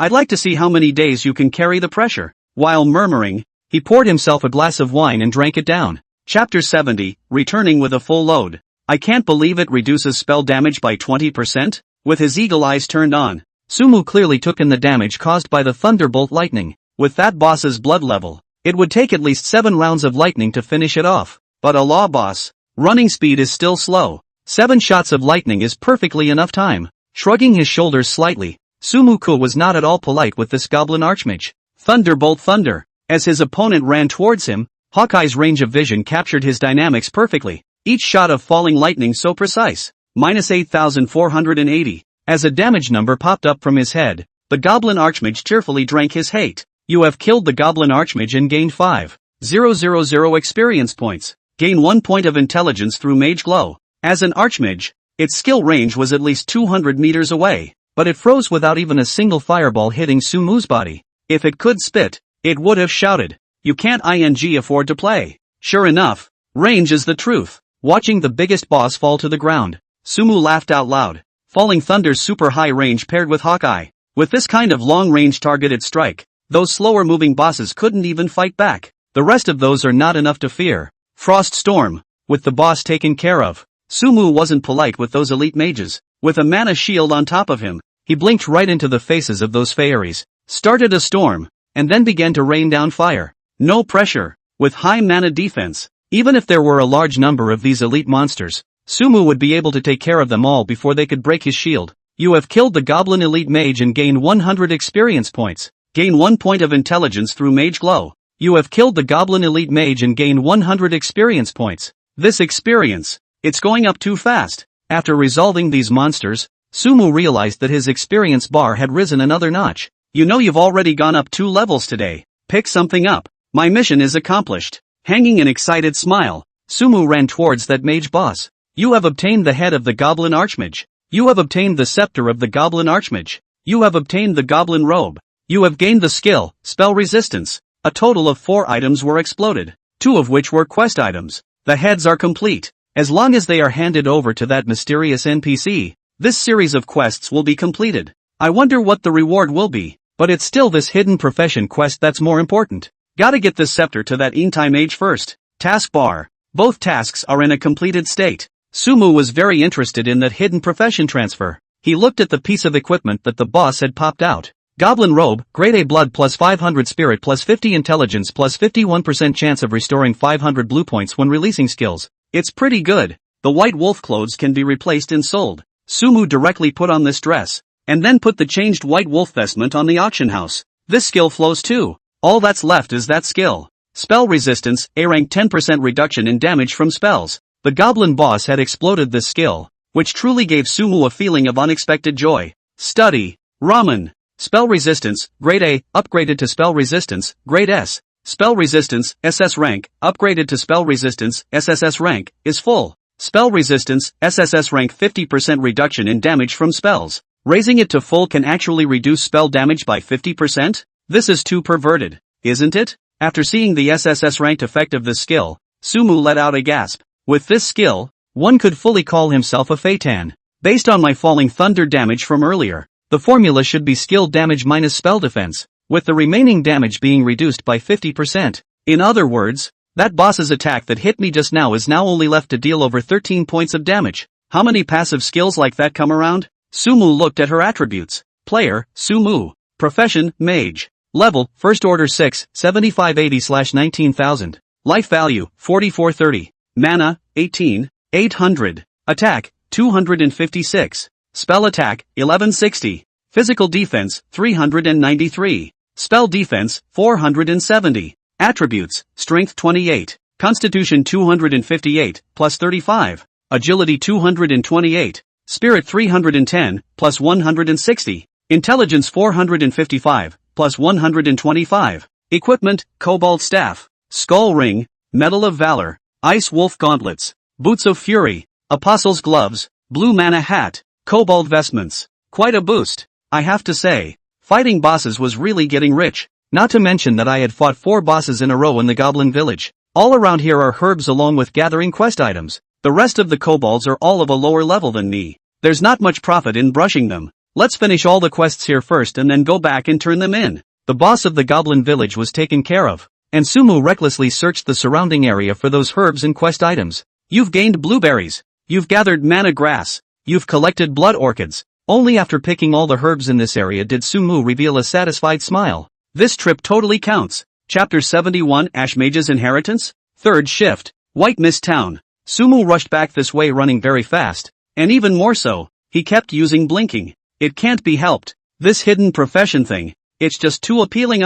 Here it is. Arriving at the door of the mage hall, Sumu couldn't help the corners of his mouth from rising. He walked right in. Having been here before, he found Venerable Tai's house with familiarity. Dang, come in. Venerable Tai's voice rang out from inside. Sumu took a deep breath. Calming his excitement, pushed open the door and walked in. Greetings, mage. The task you gave me has been completed. Seeing this mage again, Sumu was unassuming and humble. What? On the contrary, Venerable Tai revealed a look of surprise after hearing Sumu's words. Soon, he realized his rudeness and quickly adjusted himself, still with a few moments of disbelief in his tone. Did you really solve that goblin mage? This is its scepter. Sumu nodded and took the quest item out. How do you do it? The appearance of the scepter once again made Mage Tai's eyes widen. He seemed to know the situation of that goblin village very well, so he was also very curious about what happened when Sumu captured the village. There's no need to say that, right? Sumu smiled faintly, with no intention of answering at all.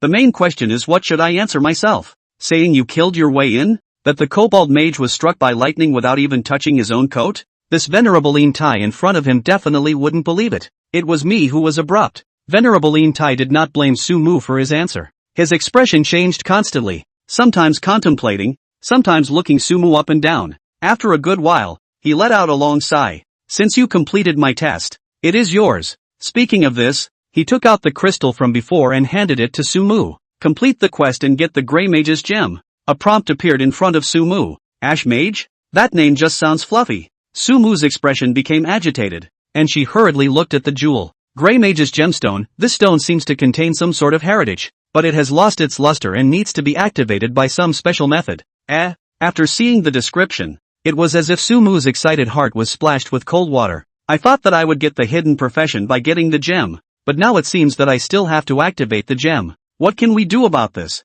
Sumu looked towards Venerable Intai. Since the stuff is from this guy, he should know how to activate it, right? Venerable Intai, how should I obtain the inheritance in here? Well, I'm not really sure. Surprisingly, Venerable Intai also had a confused expression on his face. 3 black lines appeared on Sumu's head. This NPC is unreliable, but I think since it's related to the Ash Mage's inheritance, using items that contain flame energy might be able to activate it. Looking at Sumu's eyes that were enough to kill, Mage Intai gulped. An item that contains flame energy? Sumu's brows twisted into a zigzag pattern. Alright, then I'll take my leave. Anyway, the gems are already here, so let's talk about the activation afterward. Adventurer, there's one more thing I'd like to ask you for. Just as Sumu was about to leave, Venerable Intai's voice sounded once again. Sumu stopped his steps, turned his head to look at this unreliable NPC, and narrowed his eyes. There are quite a few magic crystal mines in the Misty Mountains to the west of Whiteness Town. I'd like to ask you to bring some back for me,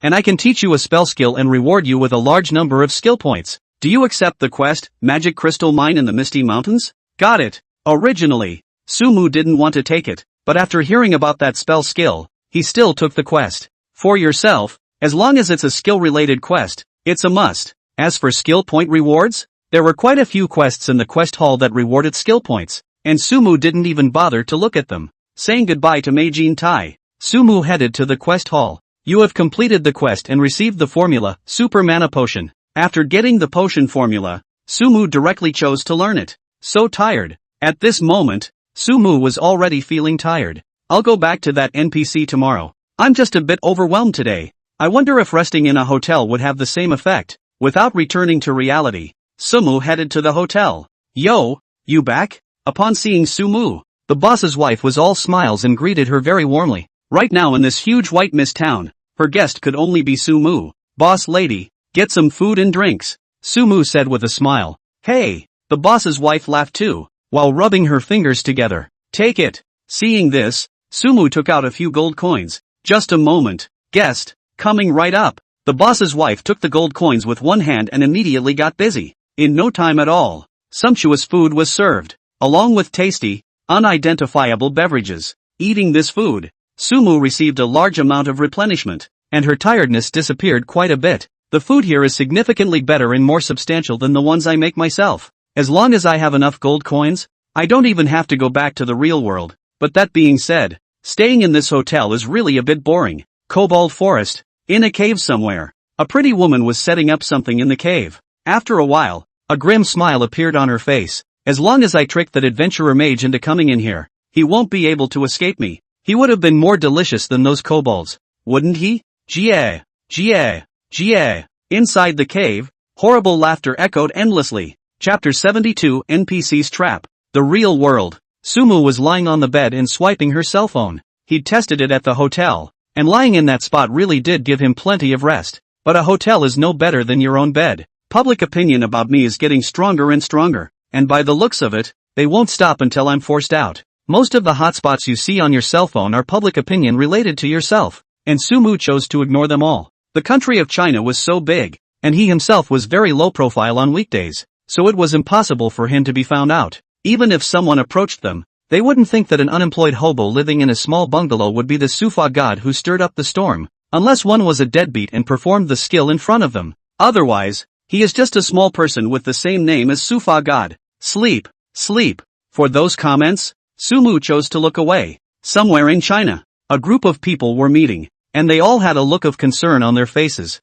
Now that the internet is in such a state, should we calm things down? I'd like to think that if we let them make such a mess, we might be able to force that Suafation out, but that's not very safe, is it? It would be the greatest protection for him to be found and protected by our people. It's not called protection, it's called coercion. Disagreements quickly arose among the crowd, and a few people were even bickering. Stop it all. Just then, a majestic rang out, subduing the others. This matter is definitely not that simple. Let's calm public opinion first. The man spoke slowly and set the meeting in motion. Early to bed, early to rise is good for your health. The next day, Sumu climbed out of bed, and slept that comfortably. Perhaps because his attributes had gained a massive boost, he was in great shape. After preparing a hearty breakfast for herself, Sumu entered the game. These first-order medicines are in such short supply? Opening the auction house, all those medicines that were on the shelves yesterday were bought out. There were 5 groups of 100 each at 3 gold each, selling a total of 1,500 gold coins.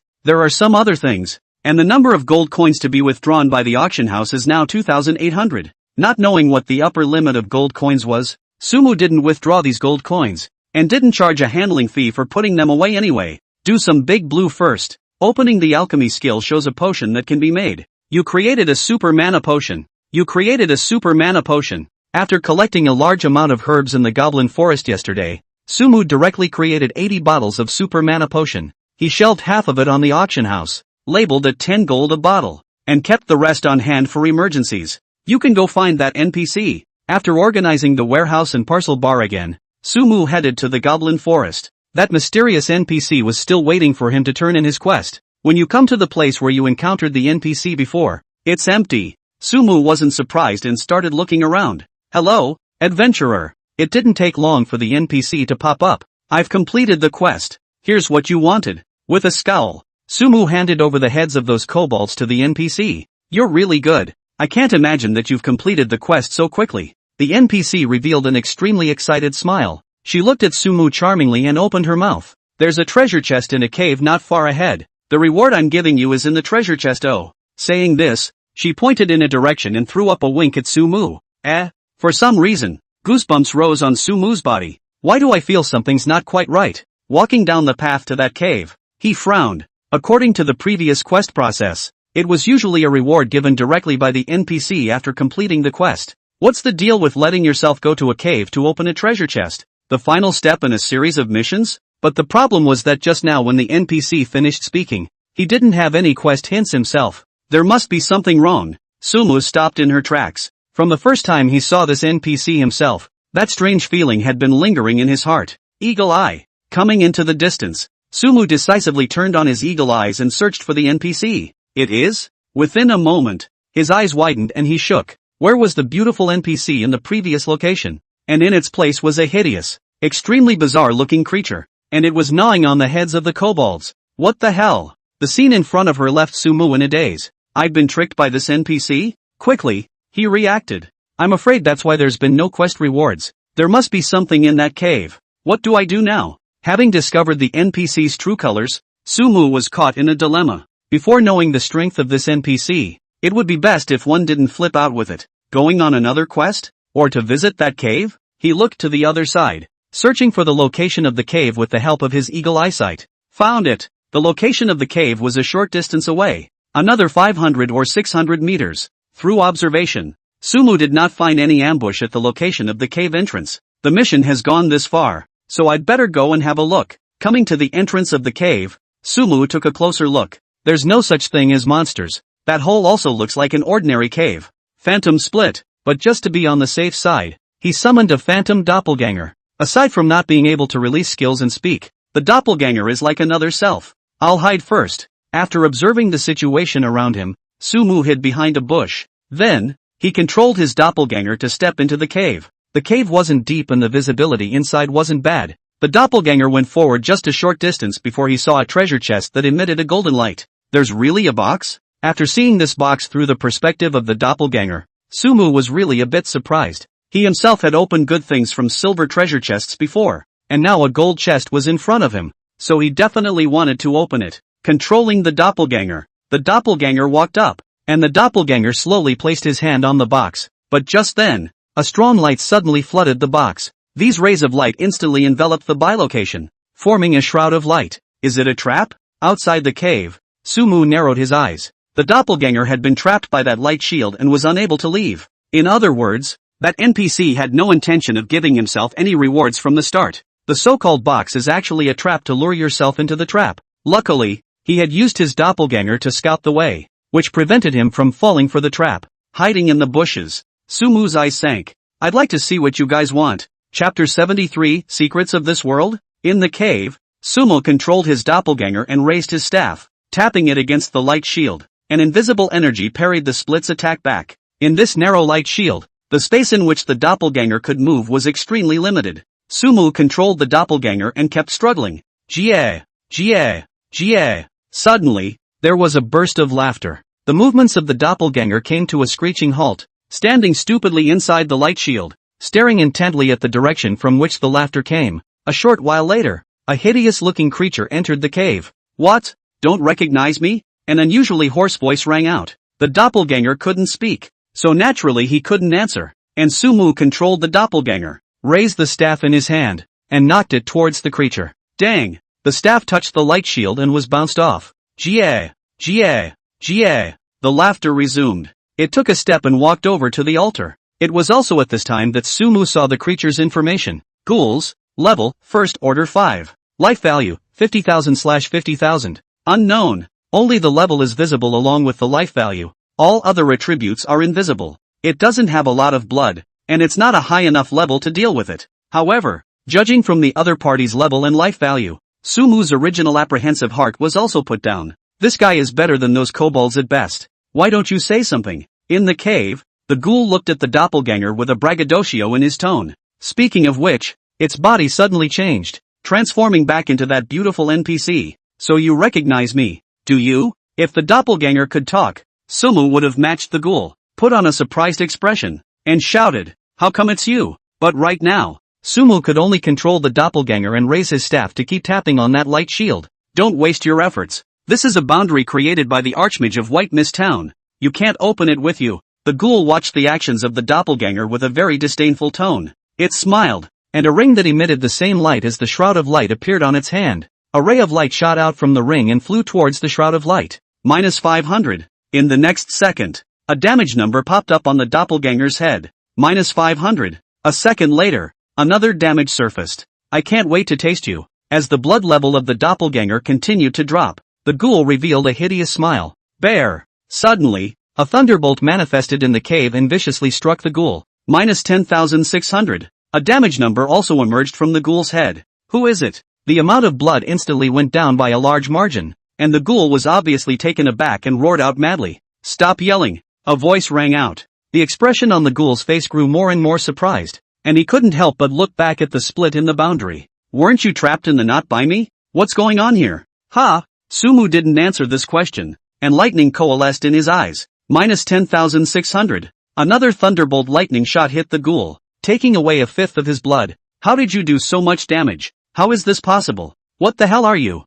The ghoul demon was completely flustered this time. The fear of death haunts it. It seemed to possess a higher level of intelligence than those bosses, but it was precisely because of this intelligence that it lost the guts to fight back. I'm just an adventurer. At the location of the cave entrance, the corner of Sumu's mouth rose as he looked at the ghouls inside. As long as he unleashed 3 more thunderbolts, this NPC-posing ghoul would be resolved. It was far easier than one would expect. Don't kill me, adventurer. I can tell you secrets about this world. Just as Sumu was about to continue striking, the ghoul's voice caused his figure to lurch. The secrets of this world? Regarding the God's Way game. From the first day he entered here, Sumu knew that everything was far from that simple. I can't imagine that I actually have access to these secrets now. Tell me. Sumu stopped her attack and opened her mouth to shout. I'm telling you. The ghoul looked ready to open his mouth. However, right at this moment, it suddenly rushed towards Sumu with a strange speed. Fool me? Sumu's brows wrinkled and anger filled his eyes. It's not the first time this guy has lied to himself.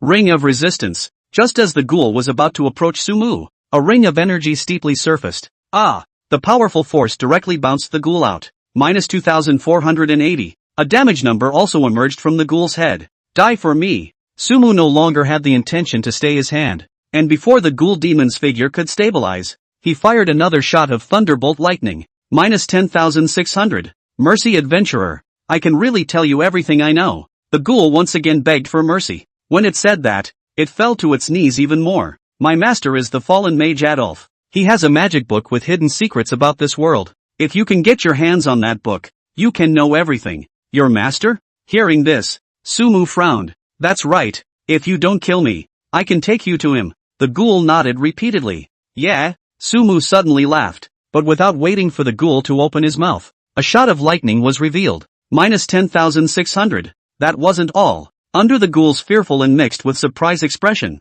Sumu was another thunderbolt. -10,600. You have killed the ghoul, and gain 2000 experience points. Gain 1 point of intelligence through Mage Glow. As the prompt appeared, Sumu looked at the corpse of the ghoul on the ground and smiled disdainfully. Do you really think I'm stupid? Chapter 70 for the second identity. 3 shifts. Although Sumu was eager to know the secrets about this world, he could hear it from that ghoul's tone. Its owner is by no means a good person. With his current strength, if he really went with this guy to find that fallen mage, 10 lives would not be enough. Memorize the name first. You'll get a chance later. Of course, for clues that could touch the hidden secrets of this world, Sumu would not let go. I wonder what this guy will pop out. He walked toward the body. Judging from the experience value, this guy should be a boss level as well. Just too wimpy. You've acquired the aquamarine ring. You gain the skill, Phantasmagoria. That's it? Seeing the 2 hints in front of her, Sumu was quite a bit disappointed. Opening his backpack, he looked at the ring.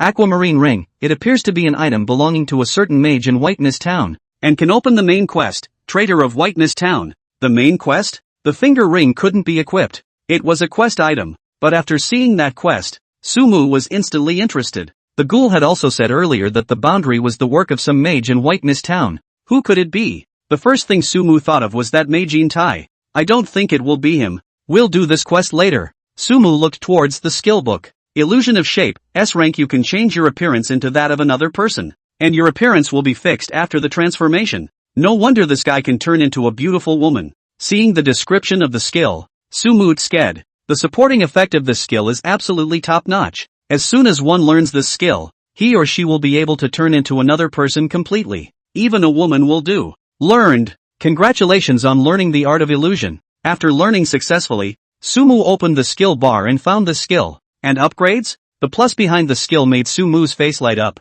I can't imagine that this special skill can continue to be upgraded as well. Phantasmagoria, S rank, successfully upgraded to Phantasmagoria, SS rank. Phantasmagoria, SS rank, successfully upgraded to Phantasmagoria, SSS rank, is full. Illusion of shape, SSS grade. You can edit another shape and its occupation. In the state of deformation, you can learn all the skills of that occupation and equip all the equipment of that occupation. Note, you will not be able to edit it again after the first edit. The moment this skill was leveled up, a pinup box also popped up in front of Sumu. On it, you can edit various physical details as well as your name in addition to your likeness, height, and weight. Asterisk asterisk asterisk asterisk. That means I can become a different person altogether? Sumu couldn't help but shout out. This skill is simply divine. Edit a middle-of-the-road face. After thinking about it, he began to make edits to his second identity. Originally, he was already very handsome. This second identity does not need to be too handsome. A little bit of normal will do. The important thing is that there is not the slightest resemblance to his original appearance. Not long after, a rather normal face appeared in front of Sumu's eyes. What career to choose? After choosing a weight and height similar to his own, Sumu looked at the column of occupation and made a mistake. One would have been able to learn the skills of all professions, but there were some professions whose equipment could not be worn. However, in the transformed state, some equipment can be worn. Archers then? After further thought, Sumu chose the profession of archer. Mainly myself, I wanted to see how the archer's attributes would be calculated in the transformed state. Please edit your name. Let's call it Regulus. Editing complete. Everything was done and the skill changed. Illusion of form, SSS grade. When used, it will transform into an archer, Xian Yuan. Use. In the next second, Sumu's body began to change, turning into a man in the shape of an archer, with the exact same appearance as the face he had just edited. Sumu hastily opened the attribute panel. Player, Regulus. Profession, Archer. Level, First Order 6, 9580/19000. Life value, 4430. Mana, 18, 800. Melee physical attack, 256. Long-range physical attacks, 656. Physical defense, 393. Spell defense, 470. Attributes, Strength 28. Constitution 258, plus 35. Agility 228. Spirit 310, plus 160. Intelligence 455, plus 125. Equipment, Cobalt Staff. Skull Ring, Medal of Valor. Ice Wolf Gauntlets. Boots of Fury. Apostle's Gloves. Blue Mana Hat. Cobalt Vestments. Spell attacks have become long-range physical attacks, which means I can use a bow and arrow. It's just as imagined. The archer's long-range attack bonus was Agility X2, plus that archer passive he had learned. It was exactly 656 long-range attack, and that was without changing the archer equipment's attributes. Although long-range physical attacks were definitely not as good as spell attacks, in the archer profession, one was definitely a leader. Change back. Sumu quickly changed back to her original appearance. As it stands now, this archer status doesn't have much use and can definitely come in handy later. First, go back to White Mist Town and take all the quests related to the Misty Mountains. Or you can also go to that Intai mage and ask the owner of this ring. Sumu didn't notice that after he transformed into Xian Yuan, there was suddenly an extra person on the world rank list. First Order 6 Regulus. And this one came out of nowhere and blew the world away. Asterisk asterisk asterisk asterisk, how did another First Order suddenly appear? And it's still a first rank 6? This is almost catching up to Suefation. I don't know. Who the hell is this Xian Yuan? Why is he suddenly on the list? Could it be that the rank list can actually be hidden? This Xian Yuan has been hiding his rank before and has only popped up now? I think that's what's going on. It's also possible that this guy got some kind of miraculous encounter. After all, this game can't be understood by common sense. I'm curious if this Xian Yuan can over that trash Sumu. Silly beep looking for a spray here again. There's no use for you to be curious. Suefation is the YYDS in my heart. Che, you Suefation is a shrinking turtle. I support Xian Yuan. Xian Yuan is the world's #1. On the China Zone channel, the argument about Sumu and Xian Yuan violently erupted. In the Sakura Nation chat channel, there were a lot of complaints. Nima, is China so fierce? The world list takes up 2. Can our Sakura country still rise? Damn it, I'm not convinced. Isn't there anyone from Sakura country who can make the list? Or are you hiding your rank? There's no need to hide at a time like this. Just show up. Why can the Chinese rise so fast? Is there some special method? Can't we find it? You guys give it a shot. It's not just Sakura country, but the rest of the world as well. Everyone was startled by this Xian Yuan who appeared out of nowhere. They suddenly realized that there is definitely some special upgrade method in the Shinto game. As soon as they can figure out how to do this, they will be able to honor the rankings. Chapter 75. What makes a mage lead a group through the book? White Mist Town. After thinking about it, Sumu took that ring and found Venerable Intai. You mean, you ran into a ghoul outside the town? And that he conspired with the town mage to get you killed? Venerable Intai's face was horrified when he learned what had happened. That's right. This was found from that ghoul. Sumu handed that ring to Mage Intai. This ring contains a spell energy on it. It does look like something owned by a mage, but I've never seen it before. Mage Intai shook his head after carefully examining it. And I don't really think there would be any traitors in the Mage Guild.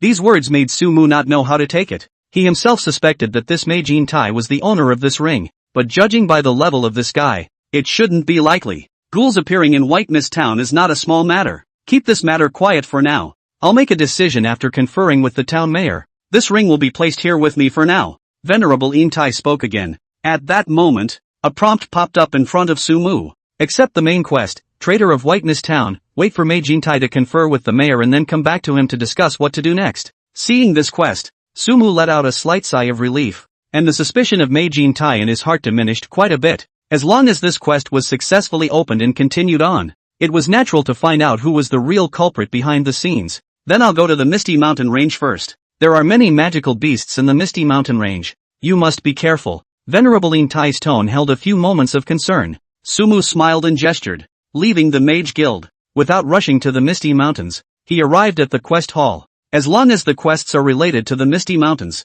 take them all. Looking over the taskbar, as long as it was labeled Misty Mountains, Sumu all chose to accept the task. After picking up the quest, Sumu headed to the hotel. Before brushing the monsters, you have to make sure that you have enough packages. Putting quite a few first-rank equipment into the inn's warehouse, Sumu freed up quite a few parcel bars. It's still not quite enough. If only we could keep expanding. 100 parcel columns is definitely enough for many people. But for yourself, another 100 won't be enough. It was just that he hadn't seen any items and props in the tailor's store that could expand the parcel bar. Haven't those guys moved up to the first rank yet? Opening the chat channel, Sumu secretly observed. Regulus YYDS, catch me up to Suefation.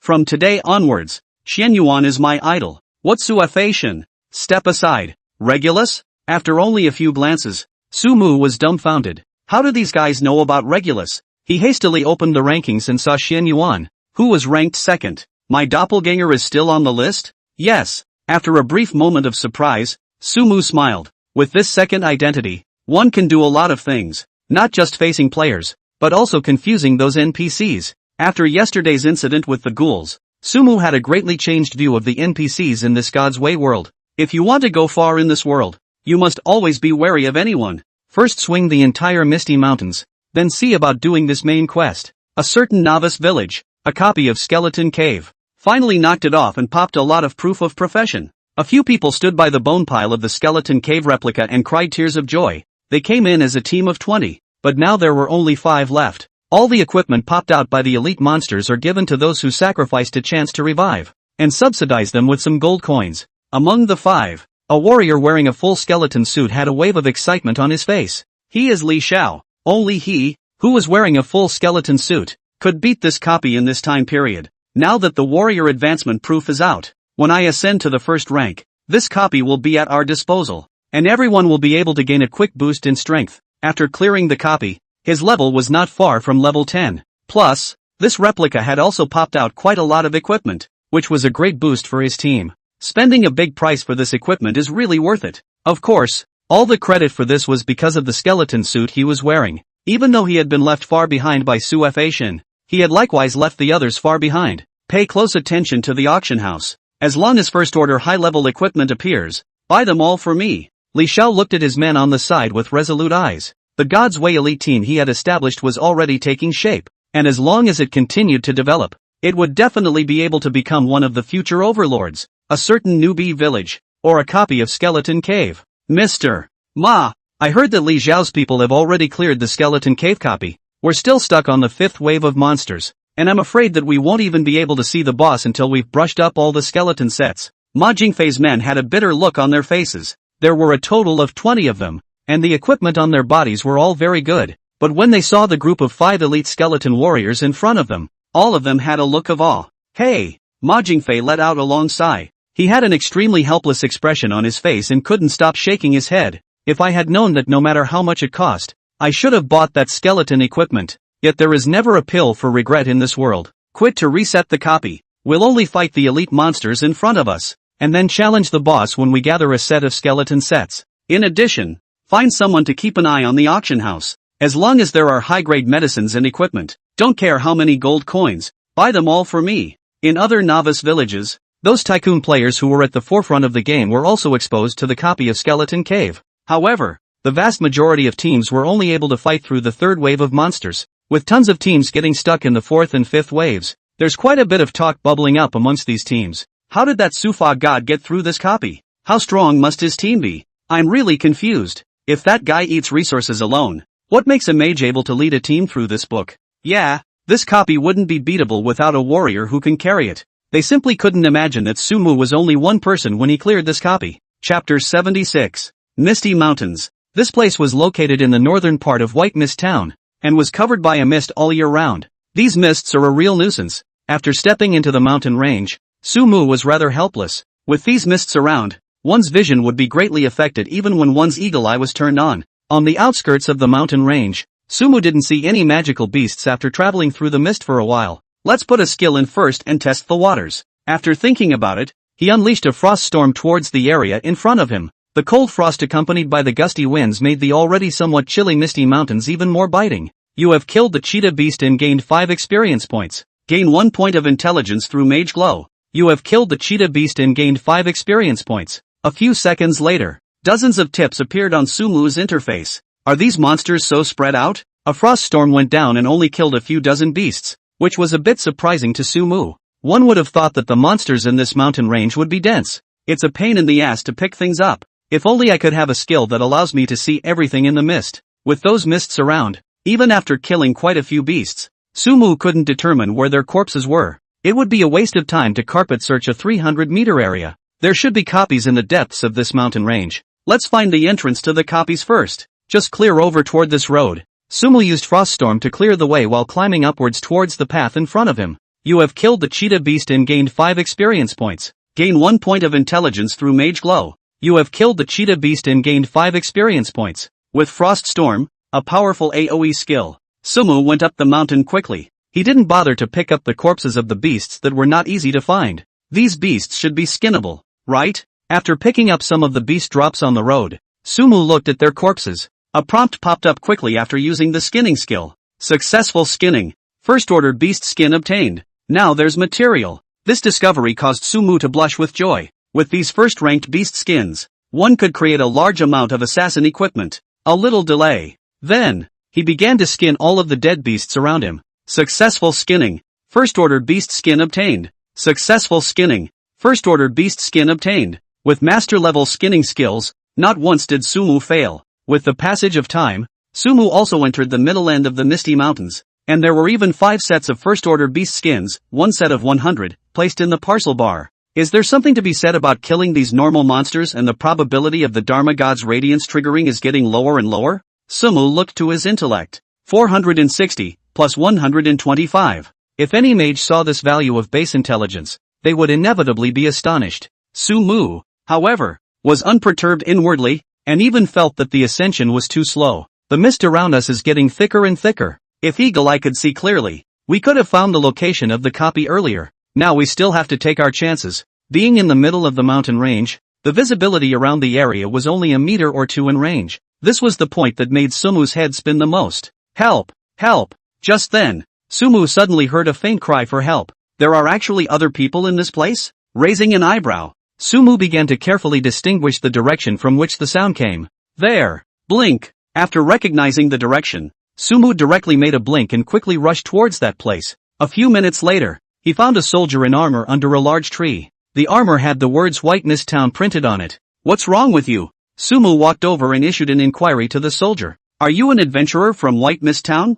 When the soldier saw Sumu, it was as if he had seen a savior, and he shouted in a loud voice. Yes. Sumu nodded. At this, the soldier's eyes glowed steeply. I'm a soldier from White Mist Town. And 5 days ago, we were ordered by the town's mayor to explore the depths of the Misty Mountains. Ahem. Cough. He coughed violently as he spoke. Soon, his expression turned fearful. We reached the depths of the mountain range and didn't expect to encounter a terrifying enemy. They had limbs like men but sheep-like heads. They were very agile and seemed to be able to see through the mist. And I was the only one left when my entire squad was wiped out. Speaking of which, the soldier's face was ashen. It was obvious that he had also reached the point of running out of gas and wouldn't live much longer. I'd like to ask you to slay those goatmen and bring their horns back to White Mist Town. Do you accept the mission? Kill the goatman? I know. Sumu decisively took on this task. Kill the goatmen and bring 100 goatman horns back to White Mist Town and give them to Mayor Cinda. Reward for completion, White Mist Warrior Badge. Adventurer,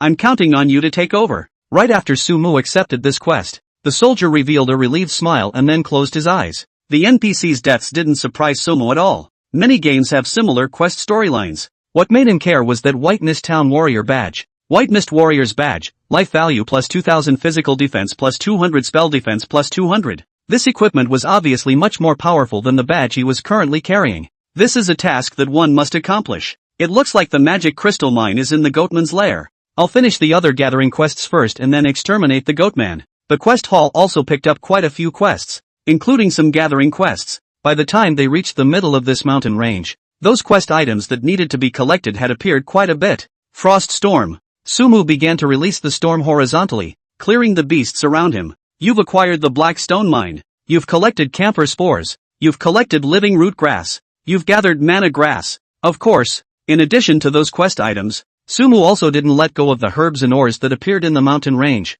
The parcel bar is quickly running out of space. Forget about putting these first order equipment on the shelves. The price doesn't have to be set too high. 100 gold coins apiece. There was no other way. Sumu could only shelve those first order equipment that took up 1 grid for 1 piece of equipment. Consignment successful. 90 gold coins gained. Consignment successful. 90 gold coins gained. Almost at the same time as it hit the shelves, Sumu received an alert. Asterisk sold out so fast? The speed of this consignment made Sumu's eyes widen. The only people on the rank list were himself and his vest, which meant that no one had risen to the first rank yet. But judging from the speed at which he was selling these equipments, it totally counted as being looted.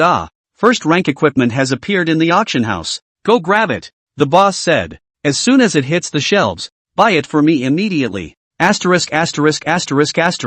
Who has such fast hands? I didn't grab a single piece of equipment. Now the boss is going to curse. Brothers with some gold coins on them, grab the equipment together. Sumu didn't realize that right after he shelved those first order equipment, there were countless pairs of eyes aiming at the auction house. Every piece of gear he puts on the shelves is like a sudden red packet in a large group of several thousand people. If you're quick, you won't be able to get your hands on it. Chapter 77 Hierarchical Mechanisms. Is first rank equipment so good to sell? Looking at the increasing number of gold coins to be withdrawn from the auction house, Sumu couldn't help but smack his lips. These equipment that one thought would not be sold in a short period of time have turned out to be bestsellers. I should have known to bring all that gear from the hotel. After selling dozens of pieces of equipment, Sumu had no more goods in his hands. He'd saved dozens of them in the hotel's warehouse, and going back for them now would obviously waste a lot of time. Actually, there's no need to rush. I'm the only one who has first order equipment, so it's just as well to go back and sell it. Sumu continued to climb towards the misty mountains.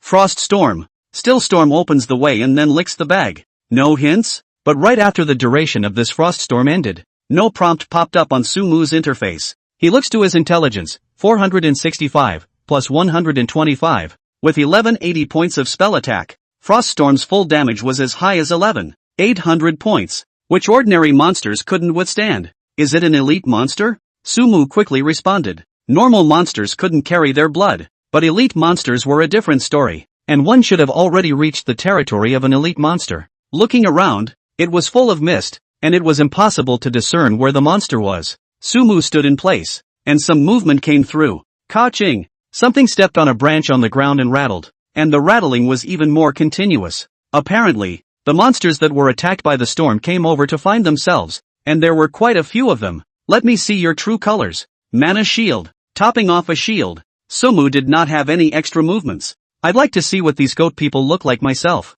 Coming soon. Sumu realized that some figures had appeared in the surrounding mists. Humanoid, but with the head of a goat, and moving extremely fast. As they got closer, Sumu also saw the true face of these goatmen. Goatman, Elite, Level, First Order 7. Life Value, 6720/24,000. Attack Power, 950. Physical Defense, 150. Spell Defense, 200. Skills, Swiftness, Concealment, Ram's Horn. Description, Evil Golems, monsters from the depths of the mountains. Never thought they actually existed. It's one level above me, so the experience shouldn't be low, right? After knowing the attributes of these monsters, Sumu smiled faintly and raised his hand to release a storm with himself as the center. With the first frost storm attack, there was very little blood left in these goatmen. Minus 2,160. Minus 2,160. After a few consecutive jumps of damage, the goatman in front of Sumu's eyes directly fell to the ground. You have killed the goatman and gained 200 experience points.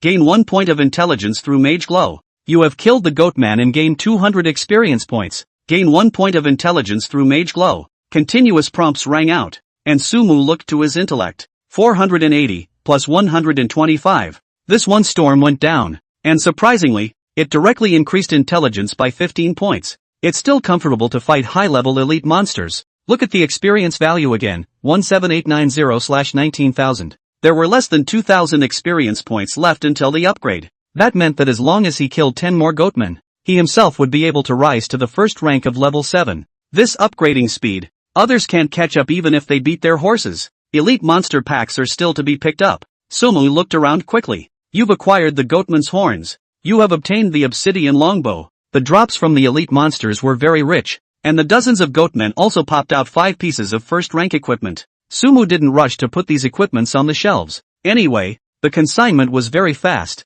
Wait until the parcel bar is not enough. The popping rate of this goat horn is a bit low. More than 40 goatmen and only 10 were popped out. Looking at the 100 goat horns demanded by the taskbar, Sumu rubbed his head. The difficulty of this task was not low. Keep brushing. I should be at their lair already. Continuing to travel towards the front, Sumu still had the same brush. Frost storm. The storm instantly enveloped the surrounding area of 300 meters, eroding the blood of the goatmen in it. It's still a good AoE skill. Even if you can't see the monsters, you can still brush them. Standing in place, Sumu waited patiently. After those goatmen were attacked, the target hatred all turned into themselves. Plus, they were all melee monsters, so all one had to do was stand still and wait for them to come to him. Coming. The goatmen were really fast, and after the first frost storm ended, their movement speed returned to normal and they found themselves in no time. Mana shield. Energy awakening. Once the 2 skills were on, Sumu was topped off with tens of thousands of shields,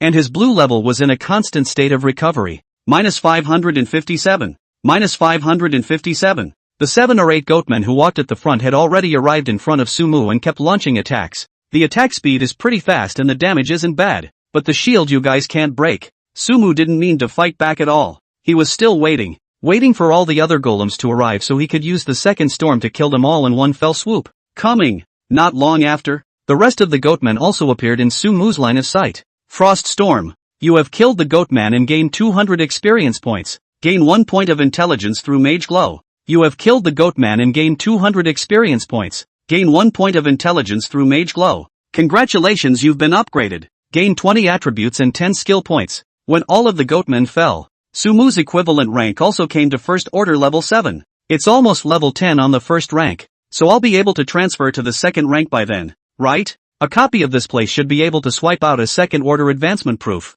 right? Sumu was all smiles. At a time when no one else had even stepped into the first rank, he himself was on the verge of stepping into the second rank. This feeling can no longer be described by the word awesome. Right.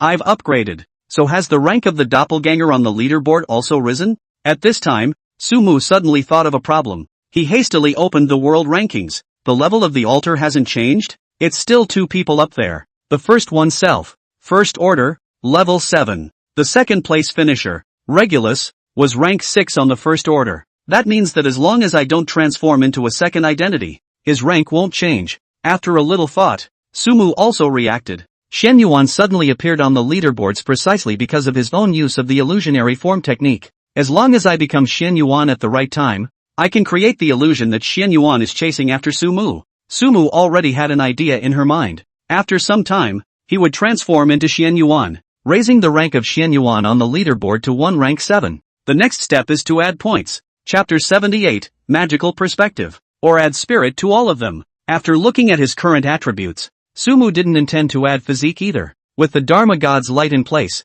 the growth of intellect is fully kept up. He added all 20 attributes to spirit. Player, Sumu. Profession, Mage. Level, First Order 7, 3100/20,000. Life value, 4430. Mana, 19, 600. Melee physical attack, 256. Spell attack, 1230. Physical defense, 393. Spell defense, 490. Attributes, Strength 28. Constitution 258, plus 35. Agility 228. Spirit 330, plus 160. Intelligence 490, plus 125. Equipment, Cobalt Staff. Skull Ring, Medal of Valor. Ice Wolf Gauntlets. Boots of Fury. Apostle's Gloves. Blue Mana Hat. Cobalt Vestments. If anyone else saw Sumu's attributes, they definitely couldn't help but let out a ****** gasp. A mage. Leaving aside the 2 main attributes of spirit and intelligence, all the other attributes could envy others.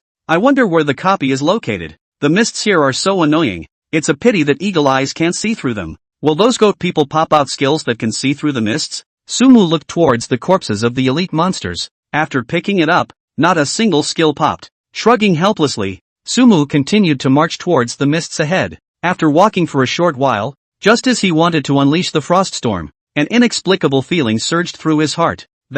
It was also at this moment that Sumu noticed a black shadow flashing through the mist. What speed! The black shadows were very fast, far faster than the golems they had encountered before. It weaved around in the mists, seemingly looking for an opportunity to attack itself. Boss? Sumu narrowed her eyes. I'm afraid that the only one who can achieve this speed is the boss. It doesn't have a minion following on its side? To Sumu's surprise, there was no sign of other goatmen around. Mana Shield. Energy Awakening. Without hesitation, Sumu opened these 2 skills in turn. It's too fast, and with the mist blocking the view, it's hard for the falling mines to hit. Looking around, Sumu searched for the whereabouts of the black shadow while waiting for an opportunity. Bah! Suddenly, a sheep's cry rang out, and a black shadow scurried out from the mists, launching an attack at Sumu. It was very fast, and the ram's horns on its head carried some iron patterns that looked extremely hard. This collision went straight to Sumu's backside. It's going to kill me if I hit it solidly. Ring of Resistance. Almost at the same time, a circle of energy quickly manifested, toppling this tilt of the head straight back. Minus 3,190. At the same time, a damage popped up on the golem's head. Thunderbolt Thunder. Taking advantage of the fact that it was repelled by the Ring of Resistance's knockback, Sumu's eyes flooded with lightning. Minus 11,800. Another damage number popped up. Bah! The goat-headed man suffered one attack after another and turned his head to step into the mist. Before that, Sumu also saw its specific information. Iron-horned goatman, boss. Level, First Order 8. Life value, 45010/60. 000. Attack power, 1500. Physical defense, 300. Spell defense, 500. Skills, Ram's Horn Charge. Magical perspective. Earth bondage. Is this a law system boss? Or a physical system boss? Seeing the skills of this boss, Sumu frowned. Those two skills in the back, how do you look at them? They were the skills of a French boss, but this boss was playing melee attacks with itself.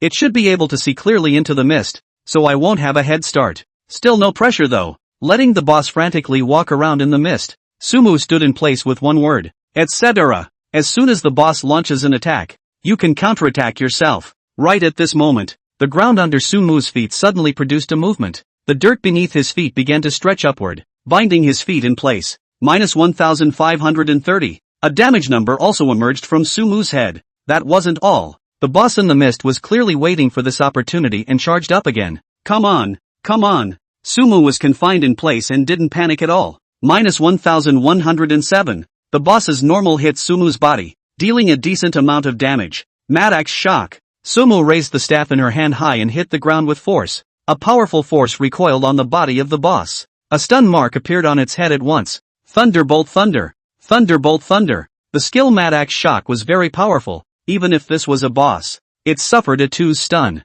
2 shots of lightning came one after the other, knocking the boss's blood level down to less than half. As the stun ended, the boss seemed to sense Sumu's power and tried to vanish into the mist again. Blink. Kidney Strike. Sumu's quick eyes and hands knocked the boss unconscious with another stick. This time, there was only ones of stun, but it was enough time for Sumu to release a thunderbolt. Minus 11,800. Only one final blow was needed to finish this boss off. Charge. Sumu made use of a rarely used skill. Charge is still a very powerful skill, and with his high sensitivity bonus, the boss simply can't avoid it. With Charge's brief stun time, Falling Thunder followed. Minus 11,800. You have killed the iron-horned goatman and gain 10,000 experience points. Gain 1 point of intelligence through Mage Glow. So much experience? Seeing the experience bar that had skyrocketed by half, Sumu's eyes widened. The level of this boss was first order level 8, and it was unexpected that there were actually 10,000 points of experience after killing it.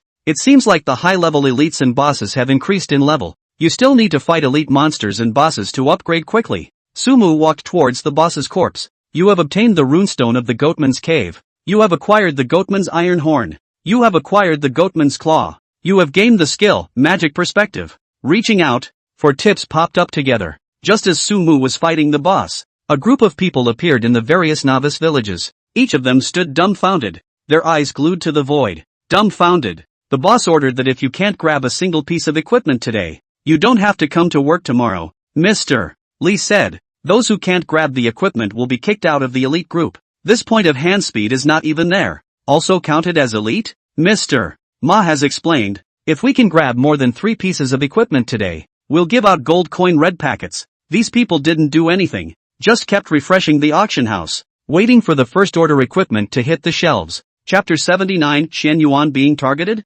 Misty Mountains. Sumu was looking at that skill in the package. Magic Vision, Grade A, consume 500 points of blue. After using it, you can get a Magic Vision within 100 meters. Lasts for 1 minute. Cooldown for 5 minutes. Under the Magic Vision, you can see some unexpected things. Oh, that boss could see me in the mist. Is it related to this skill? The description of the skill wasn't really detailed, and Sumu directly chose to learn it. Ramen. Opening the skill bar, he directly filled up the skill. Magical Perspective, Grade S, successfully upgraded to Magical Perspective, Grade SS. Magic Vision, SS grade, consumes 1,000 points of blue. After using it, you can get a Magic Vision within 500 meters. Lasts for 2 minutes. Cooldown for 3 minutes. Under the Magic Vision, you can see some unexpected things. Oh, still that description. For this so-called unexpected thing, Sumu was kinda curious. Magic Perspective. After using this skill, Sumu's eyes were steeply enveloped by a powerful magical energy. In the next second, the world in front of him suddenly changed. The mist around them suddenly disappeared and everything was so clear. From this viewpoint, he was even able to see a green energy emanating from those trees around him. Not only that, there were also some red energies moving in front of them, and from the size of the energies, it was easy to tell that these should be small animals living in this mountain range. I can see the energy patterns of the vital signs now. This is even better than a life thermal imager. Sumu couldn't help but TSK. I wonder if I can see the stealth monster in this view. Try it with Hawkeye.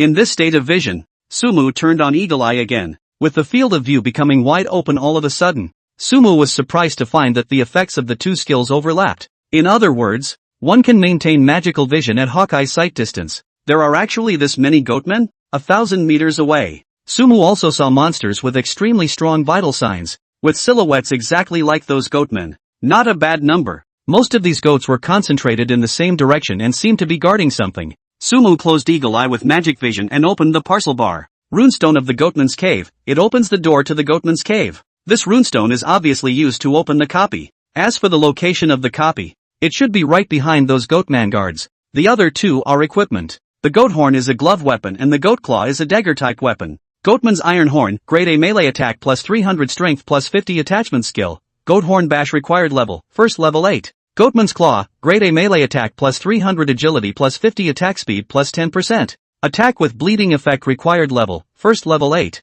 Two pieces of equipment with high attack and high attributes. One with a skill attached to it, and the other with an attack effect. It could be said that they were both excellent equipment for melee combat. These two pieces of equipment will have to be auctioned off by those tycoons. Placing these two pieces of equipment in the lowest grid of the parcel bar, Sumu had no intention of selling them for a short period of time. Clear out the Goatman elites in the back, then sell a wave of equipment, and pick up where you left off with the replica. With magic vision and Eagle Eye, I can brush up all these monsters behind me at once. The mist block was no longer a problem, and Sumu was ready for a big wave. AoE, once a monster is A. Hundreds of monsters is also A. That is certainly a one-time A. More monsters the better ah. The quest for the goat horns is still 60 or so short, and with all the monsters here resolved, it's almost done. Big Bean Country. A man dressed as an archer stared intently at the world leaderboards with rage in his eyes. Siba, I'm the best shooter in the world, and I'll never allow anyone to surpass me. The Great Bean Kingdom has always been strong in the archery program. So many people choose the archer profession in the God's Way game. Because of this man looked at the second-ranked Xian Yuan and couldn't wait to dismantle him. The number one archer must be mine, right Xian Yuan? I will definitely show you what it means to be a true divine archer. However, under the huge level difference, no matter how angry this person was inside, he could only put in a few harsh words. China. Somewhere. Ding. Ding. Ding. A desk with a phone ringing off the hook. The man sitting in the chair had an ugly expression on his face, a cigar in his hand, and took a sharp drag on it before picking up the phone. Public opinion has been suppressed. That Sumu is afraid that she won't come forward. What are you going to do? The voice on the other end was low. Don't worry. I'll figure it out. The man's face was equally low. I'm telling you, you better come up with something for me or else. The tone on the other end turned steeply cold. The comment also caused the expression on the man's face to grow harder. Actually, I already have an idea, but implementing it will require your resources. After a long moment of silence, the man spoke. What's the idea? The head came instantly interested. In addition to that Sumu on the current rankings, there is another fellow called Xian Yuan. We might be able to start with him. The man slowly spoke. You can try whatever you want, even if you can't find that Sumu. Finding out that Xian Yuan is fine, but just remember, if you don't find either of these guys. The N said that and hung up. The man's eyes were dull, and he let the ash of the cigar in his hand fall to the floor, muttering uncontrollably under his breath. Regulus. Regulus. Chapter 80, Mayor? Eagle Eye. Magic Perspective. In the misty mountains, Sumu decisively turned on the two vision skills after they had cooled down. Get a grip. Everything in front of him became steeply open, and Sumu moved at a quick pace. Blink. A few consecutive blinks brought him to a position not far from those goatmen. Frost Storm. Without hesitation, Sumu unleashed a frost storm towards a portion of the goatmen. After the storm's damage was formed, Sumu clearly saw that those abilities that contained vital signs became violent, coming together towards his own bearing, one filled with hostility. Blink. Sumu smiled faintly, and with another 100-meter blink, he headed towards the goatmen in another area.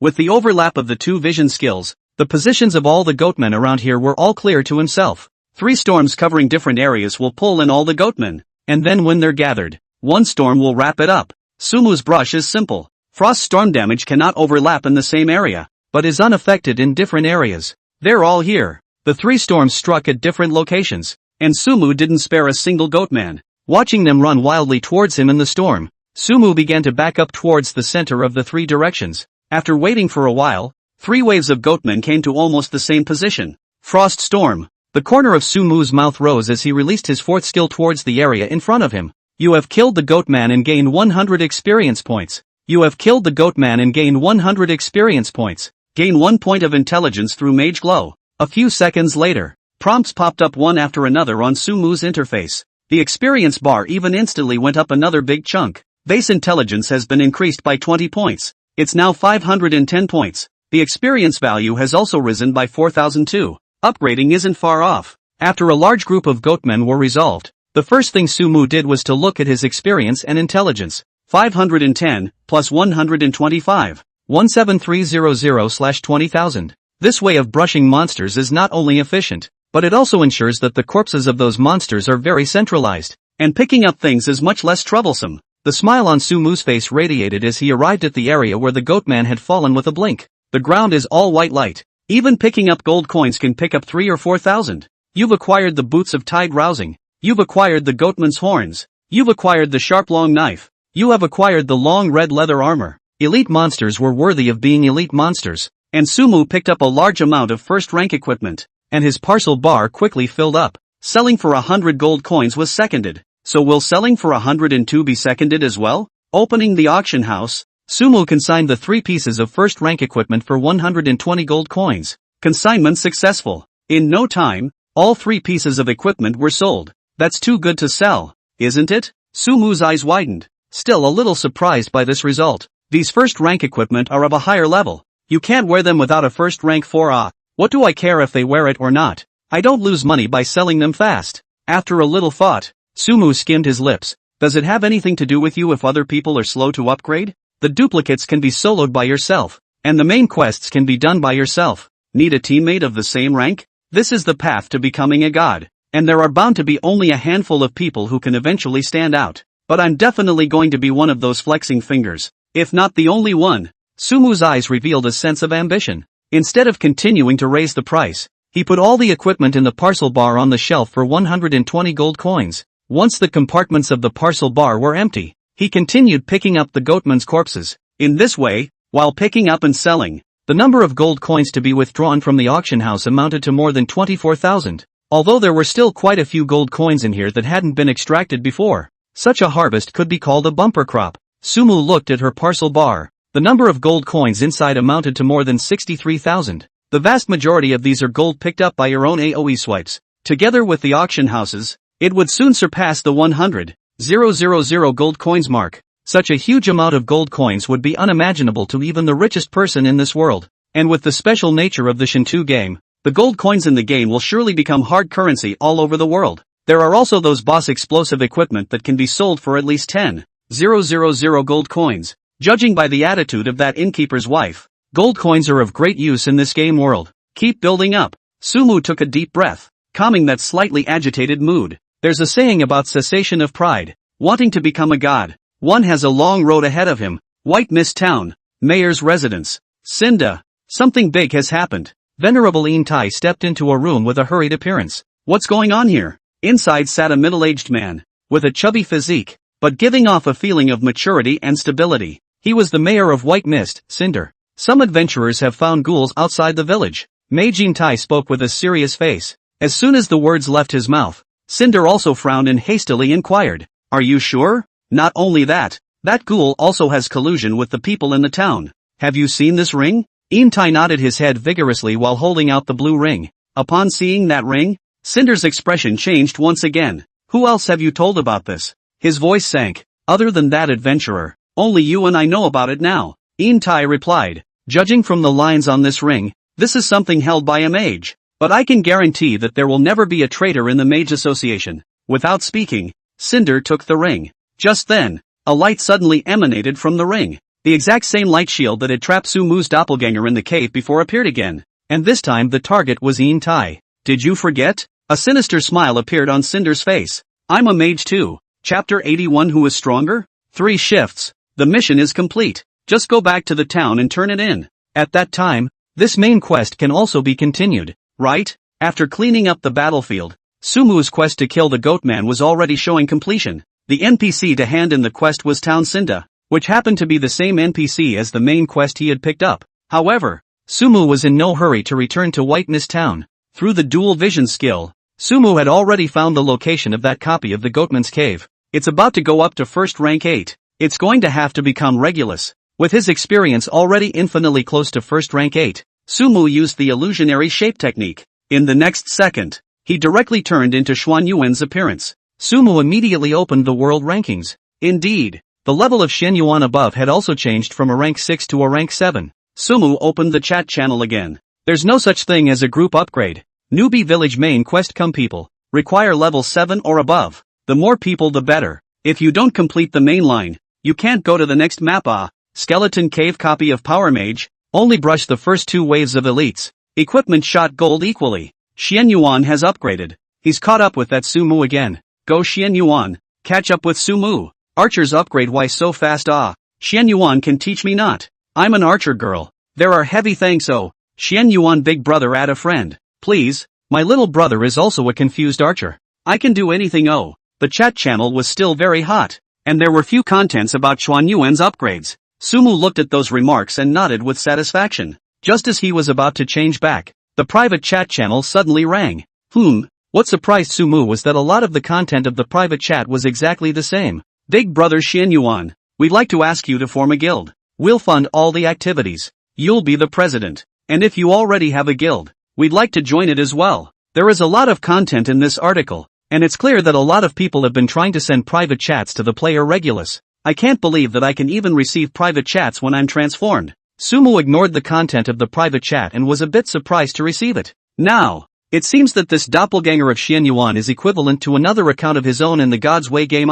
Block the message. Blocking all the messages. Sumu changed back. With Xian Yuan as his identity, his own identity would be even less likely to be exposed. Brush up on your copy. Taking out the rune stone, Sumu headed towards the goatman's cave. It looks a little oozy. Coming to the entrance of the cave, this place had skulls hanging all over the place. The entrance to the cave was even carved in the shape of a huge goat's head. Judging from the white bones that littered the surroundings, it was as if as long as someone stepped foot in this cave, they would end up turning into a withered bone. Why does this place have a familiar feel to it? Looking at those bones, Sumu didn't panic at all. A small copy is just a small copy. With your current attributes, it wouldn't be a flat push? It was just that those bones in this place seemed to be sacrificing something, which reminded himself of the evil god's will that he had encountered in his previous quests. What kind of existence is the evil god in this God's Way game? And that fallen mage that the ghoul was talking about? He sounds like a villain at first sight. Sumu muttered as she stood in the doorway of her copy. Never mind. Let's not think about all that for now. We'll definitely figure it out afterward. Patting her face, Sumu returned her attention to the entrance of the cave. The holes were tooth-like doors that were in a closed position at the moment. To open it, you obviously need a key. Sumu immediately took out that rune stone. At the same time that the rune stone appeared, a surge of energy emerged and flew towards the door in front of him. In the next second, magical patterns appeared on the door. Boom! A voice rang out and the door to the cave was opened. The real world. The public opinion about Su Faishan joining forces with the Qin family to hype up the situation is being calmed down. Even though there were still quite a few comments questioning Sufa God and demanding that Sufa God come forward to clarify. But Sufa God had no intention whatsoever of responding. Not to mention showing up in person. Not even a word in response. This leaves those who are pushing behind the scenes, one by one, helpless. And just after those comments subsided, some new ones suddenly popped up on major forums and communities. Compared to Xian Yuan, Su Faishan is trash. I heard that Xian Yuan has established a big guild. Not that kind of shrinking violet. Xian Yuan was on the leaderboard for a while, so why did he hide his rank before this? As a result, Su Faishan didn't hide it after he went live? This shows that Xian Yuan also looks down on Su Faishan. I'm from Big Brother Xuan Yuan's guild. Big Brother Xian Yuan said that Su Faishan isn't even worthy of a shoe compared to him. These statements all have one thing in common. Invoke the war. Whether it's the Iron fans on the side of Su Faishan or the guild members on the side of Regulus, the comments made were filled with a lot of gunpowder. The comments were filled with a lot of gunpowder flavor. When these comments were made, they immediately started a scolding war in major platforms. A hot topic of discussion began to reign supreme. Is Regulus actually stronger than Sufa God? Or did Sufa God never put Regulus in his sights? Chapter 82 Sheepskin Suit. Is a copy of the Goatman's Cave open? After opening the stone door, a prompt popped up in front of Sumu's eyes. Turn it on. Without hesitation, Sumu directly opened this copy. As per the mechanics in most MMOs, copies are never passable by one player. But Sumu was stress-free. The tunnel in the cave was dark, with a little light filtering through in the distance. A ball of fire emerged from Sumu's palm. illuminating the path in front of him. This place smells faintly of blood, and the front doesn't look as if it's weird. Step inside and look around. Frowning deeply in thought for a moment, Sumo planned to go straight to that point of light to find out what was going on. Sneak. Swift. Once the two skills were on, in a state of stealth, he ran towards the point of light with great speed. Here, upon passing through the point of light, what met Sumu's eyes was a scenic valley. The large trees below are heavily foliaged, and there are a number of treehouses in them. These treehouses are connected to each other by suspension bridges made of ropes. Sumu's location was at the top of this valley, and next to him was a step leading down. Eagle Eye. Magic Perspective. Standing on the high ground, with the two vision skills turned on, the entire valley was also taken in. There's a patrol of goatmen on the way down. After taking care of these goatmen, I can head to the center of the valley via the drawbridge. That guy emitting powerful energy, that should be the boss, right? Under the magic perspective, even with the cover of those sky-high trees, Sumu was able to see that boss located in the center of the valley. Unlike those elite monsters, the energy on the boss was very dazzling, and it wasn't a good fight at first glance. I should be able to attack that boss if I'm in this position, right? Sumu narrowed her eyes, dragging one hand across her chin with a very bold plan. The view from the high ground is wide open. Although eagle eyes couldn't penetrate the cover of those big trees, the magical perspective could help one recognize where the boss was. In this way, you can carry out a long-distance strike. Wouldn't it be a bit risky to do that when you can't even see the boss's attributes? And once I attack the boss, won't that draw out all the elite monsters in the entire copy? In double vision, Sumu looked at those red dots below and hadn't made up her mind yet. The elite monsters in the copy should be a bit higher level than the ones outside, and their blood level should be raised as well. But even if the blood was high, it certainly wouldn't be able to stop two frost storms. Those drawbridges down there aren't that wide. As long as I release the frost storm at the location of the drawbridge, those goatmen definitely won't be able to get across. They won't be able to affect me in fighting the boss. In that case, as long as I stand in this position, I can finish this copy. After carefully observing the terrain, Sumu decided to stand at the location of the first drawbridge to launch an attack on the boss. Before we start the fight, let's take care of you guys. Sumu looked towards the group of elite monsters at the bottom of the steps. These monsters guard the location of the first drawbridge, and if you don't take care of them, your own fight will be disrupted. And it's easy to fix them. Just 2 storms will do the trick. Frost Storm. Walking to the position of the steps, Sumu aimed a skill at the elite monsters below. At this distance, he could also intersperse fire rain attacks. Fire and rain. You have killed the Goatman Scout and gained 300 experience points. Gain 1 point of intelligence through Mage Glow. You have killed the Goatman Guard and gained 300 experience points. You have killed the Goatman Guard and gained 300 experience points. Congratulations. You've been upgraded. Gain 20 points of attributes and 10 points of skills. With the continuous rain of fire coupled with the damage from the frost storm, the elite squad below quickly fell. And each monster even brought Sumu 300 points of experience, which also allowed him, who was originally on the verge of upgrading, to rise to the first rank of level 8. These are actually first rank 9 experience monsters. If I finish brushing this copy, I should be able to reach first rank 9, and I shouldn't be far from first rank 10. Better produce a mage's proof of advancement for me first. Sumu walked towards the corpse of that squad and picked up the light ball on the ground. You have obtained the drawing, sheepskin vestments. Not exactly lucky. Only one drawing popped up. Goatskin robe, requirements, magic textured cloth 100. Magic goatman's wool, 50 first order beast skin, 50 attributes, increase physical defense by 100. Spell defense by 100. Intelligence by 50 magical damage reduction by 5% set 1/5 set effect, spell attacks increase by 10%. It's actually a suit? Or a set for the law system? But after seeing the attributes of the equipment made from this drawing, Sumu's eyes widened. There were a total of 5 pieces in the sheepskin set, all of which were legal equipment. And the effect of the 5-piece suit increases spell attack by 10%. As long as he could put together these 5 pieces of the set, his own spell attack would be able to be raised by a kata. This set effect is just too good for me. As long as my intelligence keeps growing, this 10% bonus will get higher and higher. Sumu looked at the equipment on his body and was already looking forward to this sheepskin set. I'll be living in this copy until I brush up on all the drawings to follow up on the proof of rank. His heart had already made up its mind. Novice Village 9527. Xiao Su. Didn't find that white wolf. Went to the captain of the guards and asked about it as well. Couldn't pick up the main quest at all. What's the situation here? There were quite a few people standing next to Su Shiji, each with an ugly face. Regarding the main quest flow of the newbie village, there are already detailed strategies on all major game forum communities. But in this newbie village of theirs, the main quest simply couldn't be picked up.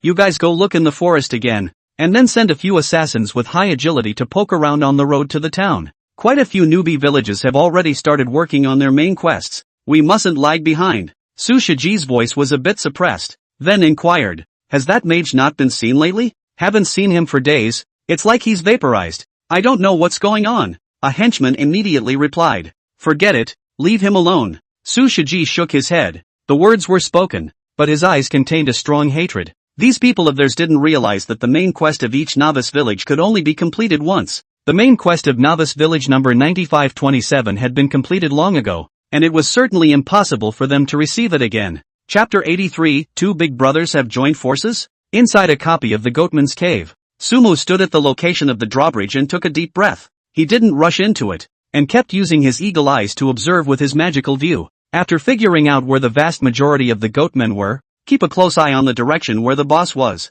Thunderbolt lightning has a super long attack distance. As long as you know where your opponent is, you can execute a precise strike yourself. The experience of the boss should be very high, and if I solve those elite monsters, I might just rise to first rank level 9, which would make it easy for Xian Yuan to level up in this capacity. Sumu looked at her experience bar. With only a few dozen experience points, it was still far from being upgraded, but he just had this concern. Transform Regulus. After thinking about it, he transformed into Regulus. This isn't the way to go. Can this leveling chart thing be hidden? After transforming, Sumu changed back to herself with a rather helpless expression. The identity Regulus himself was not used to deal with other players. After all, as long as you don't show your face, no one can find you. This identity is still mainly used to confuse NPCs. After having that ghoul encounter, Sumu had realized one thing. NPCs are not all reliable in this world. NPCs like ghouls would definitely be encountered again afterward on their own. The identity of Regulus allows one to do a lot of things.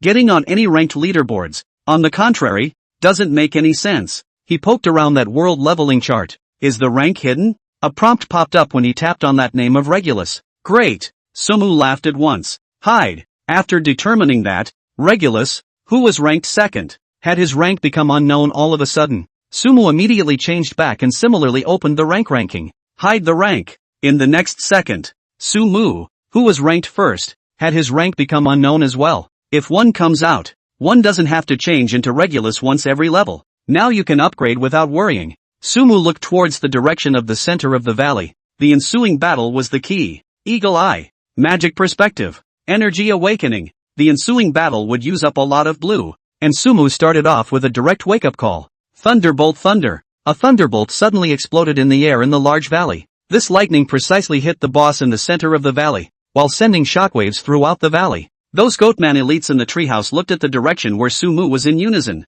and one by one, they rushed out. The boss that was in the center of the valley similarly darted towards Sumu. Frost Storm. The locations of the Goatman elite divisions varied, with some just a short distance away on the other side of the drawbridge, and Sumu unleashed a storm that enveloped the entire area behind the drawbridge. Under the slowing effect, all of those Goatman elites figures lurched. Second the boss first. Sumu ignored the elites and used his dual view to capture the position of the boss. Falling thunder cannot be resisted. Even though that boss wasn't moving slowly, it was still accurately hit by the thunderbolt lightning. It was just that they were too far apart, and there were many large trees covering them, so Sumu couldn't see the boss's blood bar, nor could he see the damage caused by the lightning. I can't really capture the dynamics of the boss without a magical view, but looking at the energy radiating from its body, it hasn't weakened much after being hit by the lightning. Under the magic perspective, Sumu was able to see the opponent's vital signs, which was equivalent to a blood bar in disguise. With his current spell attacks, even if the boss's spell defense was high, the lightning should have been able to deal tens of thousands of points of damage, but the results didn't seem to be there. It's a spell boss? With spell resistance? Sumu quickly thought of a possibility. So what if there's legal resistance? It's just a matter of a few more rounds. Noticing this, Sumu opened his package and directly got high on a bottle of super mana potion. Thunderbolt Thunder. Aiming at the direction of the boss's advance, another lightning bolt fell from the sky. But right at this moment, Sumu suddenly realized that the boss had actually directly moved across tens of meters. Blinking? There was only one skill that Sumu could think of. His eyes grew bitter. With this skill in place, it was obviously not that easy for Thunder Light to hit the boss consistently. Coupled with the steady stream of elite monsters that were coming towards them, the situation seemed a little bad. China Chat Channel. Just as the discussion about whether Su Fa Xin or Xian Yuan was strong was pushed to the top, someone suddenly realized that the two bigwigs had actually hidden their respective ranks very tacitly. You black fans can shut up now. The two big men are hiding their ranks. They are obviously showing kindness to each other. You guys are dumbfounded, aren't you? Hiding your rank is a sign of goodwill? Blindly guessing that big brother Xianyuan is planning to hide his rank and then surpass that Sumu in one fell swoop. Oh, then why didn't the two big guys hide their ranks before you guys argued? As soon as you argued, the rank was hidden? It's 80% because the big brothers don't want to cause more trouble. That's right, maybe the two big shots have already added friends. Maybe they've all made an appointment to brush copies together. And only you bunch of idiots are still bickering here. The rhetoric on the chat channel quickly shifted. Because the two big men hid their ranks for almost the same amount of time, it also put those arguing black fans in an awkward position. If the two bigwigs had really added friends, or if the two bigwigs were originally good friends, then wouldn't their so-called remarks that Xianyuan despised Su Fajian and Su Fajian looked down on Xianyuan be a joke to people? These comments quickly disappeared, and the chat channels, the point of discussion in the major communities, began to shift. The point that intrigues everyone is this: did Regulus really come to an understanding with Su Fa God? If these two big men join forces, the picture would be unimaginable. Chapter 84, This is what you forced me to do, 3 shifts. In the copy, Sumu released another thunderbolt towards the position after the boss blinked. Hit. The blow was not dodged by the boss. Apparently, the boss's blink skill wasn't without a cooldown. Thunderbolt thunder. Sumu rode the wave of victory and once again made a thunderbolt. With a distance of 1,000 meters, the boss had no chance to counterattack. It was also at this time that the boss suddenly stopped where it was and didn't move. What's this guy up to? Sumu looked at the immobile red dot and frowned. Thunderbolt thunder. It's just that an opportunity like this can't be let go. And since the boss is standing still as a living target, he doesn't have to be polite. Thunderbolt thunder. 2 thunderbolts struck one after another. And Sumu closely watched the life energy contained in the red dot. It didn't weaken? What did it do? To Sumu's surprise, his own 2 rounds of lightning didn't seem to cause much damage to it. Is it a shield? Narrowing her eyes, Sumu's head spun rapidly. Long-range strikes certainly saved time, but they likewise left themselves in the dark about the attributes of that boss. Then let's clear the small monsters first. Exhaling a mouthful of turbid air with great effort, Sumu didn't bother with that boss. After determining that the opponent was a law monster, he wasn't under much pressure. With the passive skill of spell resistance in place, the damage of a spell boss could be completely carried by himself. Instead, these elite monsters were a greater threat to themselves, stuck in 2 limit positions, just enough to unleash 2 frost storms in the area, which will make those little monsters walk over to their deaths. Blink! A blink came to the position in the center of the bridge, and Sumu opened the storm at the limit of the frost storm's casting distance. Swift. Then, he accelerated his movement speed and quickly ran wildly towards the other end of the drawbridge when the first batch of goatmen were about to attack him. Frost storm. While running, he unleashed his skills with himself as the center. Those goatmen who were catching up were suddenly in a state of slowdown. They had already taken a full damage from a storm before, and the remaining blood wouldn't last them the entire length of the drawbridge. You have killed the Goatman guard. Gain 200 points of experience. Gain 1 point of intelligence through Mage Glow. You have killed the Goatman wizard. Gain 200 points of experience. You have killed the Goatman guard. Gain 200 points of experience. One by one, the first golems began to fall, and the drawbridge was full of balls of light waiting to be picked up. Sumu was in no hurry. The entire valley was huge, and the goatmen were scattered in different locations, with more than 200 elite monsters approaching behind them. There were quite a few long-range monsters among them, and one had to make sure that they were always slowed down by the storm, so that they wouldn't be able to attack them. Energy Awakening. Sumu turned on the second Energy Awakening while high on the second bottle of Big Blue. While taking care of these elite monsters, there was still a boss of his own that needed to be taken care of. It's the amount of blue that is your own worst enemy. High spirit is good. In the state of Energy Awakening, the speed of returning blue is still powerful. Looking at the blue bar that kept replying, Sumu was very relieved. With the way you're playing now, the bosses can all be AoE'd together. Let's see how much blood is left in the boss when the time comes. And if that's not possible, I'll just wield my mace and knock it to death. The real world. A man suddenly appeared out of thin air in a certain villa. Damn it! Upon his return, his entire body let out an angry growl, and even more so as he toppled a glass coffee table in front of him. Crackle! The sound of breaking glass rang out, and the floor was covered in glass. The man's angry expression didn't subside. To actually respond to those remarks with a hidden rank, why just don't you step forward, even if it's on any of the platforms? Responding to a sentence will do. He hissed and growled. Whether it was those war-inducing comments on the God's Way chat channel, or the public opinion in the major gaming communities and on various platforms. They were all orchestrated by him. His purpose was simple. Q Regulus and Sufa God responding to this. As long as there was a response, he could follow the trail and figure out the identities of these two people. However, what he didn't expect was that these two people were simply too mysterious. So mysterious that he couldn't do anything about it. He clenched his teeth, his eyes filled with hostility. It's come to this. We can only use special means. This is what you're forcing me to do. The country of China. In the middle of a certain deep mountain. Master. A young man was standing in front of an old man with an extremely respectful tone. Also, son, after so many days in that game world, have you learned anything? The old man stood with his arms folded and spoke slowly. The apprentice can feel is getting stronger. Some of the skills in that game seem to be able to be utilized in reality, yet they are always missing something. The young man's face was strewn with sadness, his expression struggling. You are a wizard of my sect that we don't encounter in 100 years. Even you are unable to perform that skill in reality. Is that Suafation really able to do it? The old man sniffed and whisked his beard in a long sigh. Master, my disciple will definitely continue to work hard. The young man's eyes were filled with a sense of defiance. With a complicated look on his face, the old man turned around and walked over to the young man's side, reaching out to pat his shoulder. Master already has a hunch that there is bound to be a shocking conspiracy behind this game. I hope that in the future, you can hold up the sky for the kingdom of China. For this sect. Chapter 85, A Wave of Streams. You have killed the Goatman Guard. Gain 200 points of experience. You have killed the Goatman Wizard. Gain 200 points of experience. Gain 1 point of intelligence through Mage Glow. You have killed the Goatman Guard. Gain 200 points of experience. By the drawbridge. The corners of Sumu's mouth turned up as she looked at the fallen Goatman in front of her. The skill of Dharma God Bloodline is just too powerful. Almost half of the elites have been taken care of. And that boss is almost here. The dual perspective hadn't ended yet. And Sumu could clearly see that the red dot with the strongest vital signs was close to arriving at the location where the drawbridge was. Frost Storm. Sumu's method of fighting was simple and brutal. Directly using AoE skills to envelop the boss. Unlike those elite monsters, the boss wasn't subject to the slowing effect of the storm and quickly arrived on the opposite side of the drawbridge.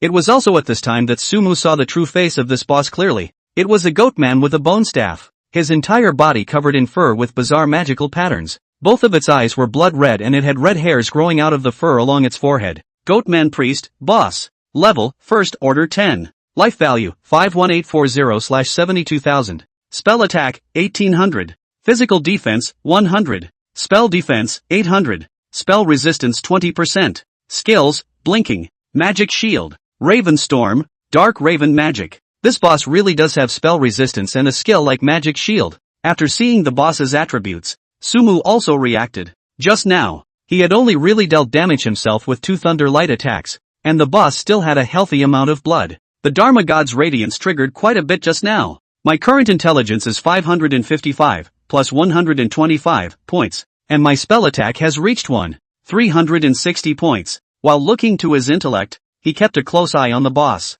A damage number quickly popped up on the opponent's forehead. Minus 1536. The storm skill's damage per jump is spell attack x 200%, which is exactly that number after subtracting the boss's spell defense and resisting 20% of the damage. Thunderbolt Thunder. Thunder glowed in Sumu's eyes, and a thunderbolt landed on the body of the boss. Minus 10,240. The boss's blood level instantly went down a notch. At the same time, the boss on the other side of the drawbridge wasn't idle. The bone staff in his hand emitted a weird red light. Then a dark shadow similar to a crow flew straight towards Sumu. Minus 1095. A not-so-small damage number emerged from Sumu's head. That's a little bit of damage. Sumu frowned as his own blood level similarly dropped by a fraction. Luckily, he had 50% spell resistance, or else 2 rounds of this boss's skills would have brought his blood level to the bottom. It casts spells slower than I do. Looking at the boss that was ready to continue releasing its skills, Sumu didn't hesitate and used Thunderbolt Lightning. Minus 10,240.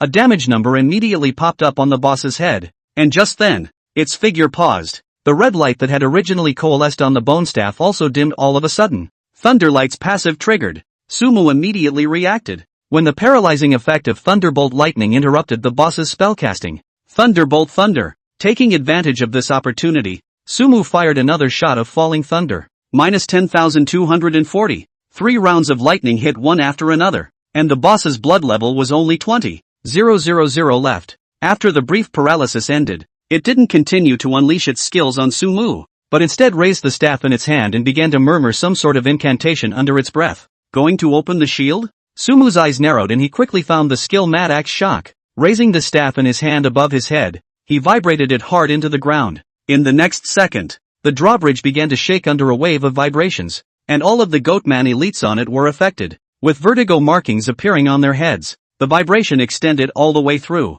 affecting the boss in the same way. A flash of vertigo appeared in the head of its head. The closer the Mad Axe Shock skill is to the release center, the longer the stun time it suffers. The boss is 100 meters away from Sumu, and the stun time is less than one's. But it was this stun of less than one's that managed to interrupt the boss's spell casting. Thunderbolt Thunder. Magic Missile. At the same time as a falling thunderbolt smashed down, a magically condensed missile also rushed towards the boss. Both skills hit at almost the same time. You have slain the Goatman Priest and gain 20,000 experience points. Gain 1 point of intelligence through Mage Glow. Congratulations, you've been upgraded. Gain 20 attributes and 10 skill points. The moment the boss went to the bottom, a large amount of experience directly allowed Sumu to rise to first rank level 9. It's still a high-level boss with high experience, having risen 2 levels in a row in this copy. A smile spread across Sumu's face. Compared to himself, this law boss was still too weak.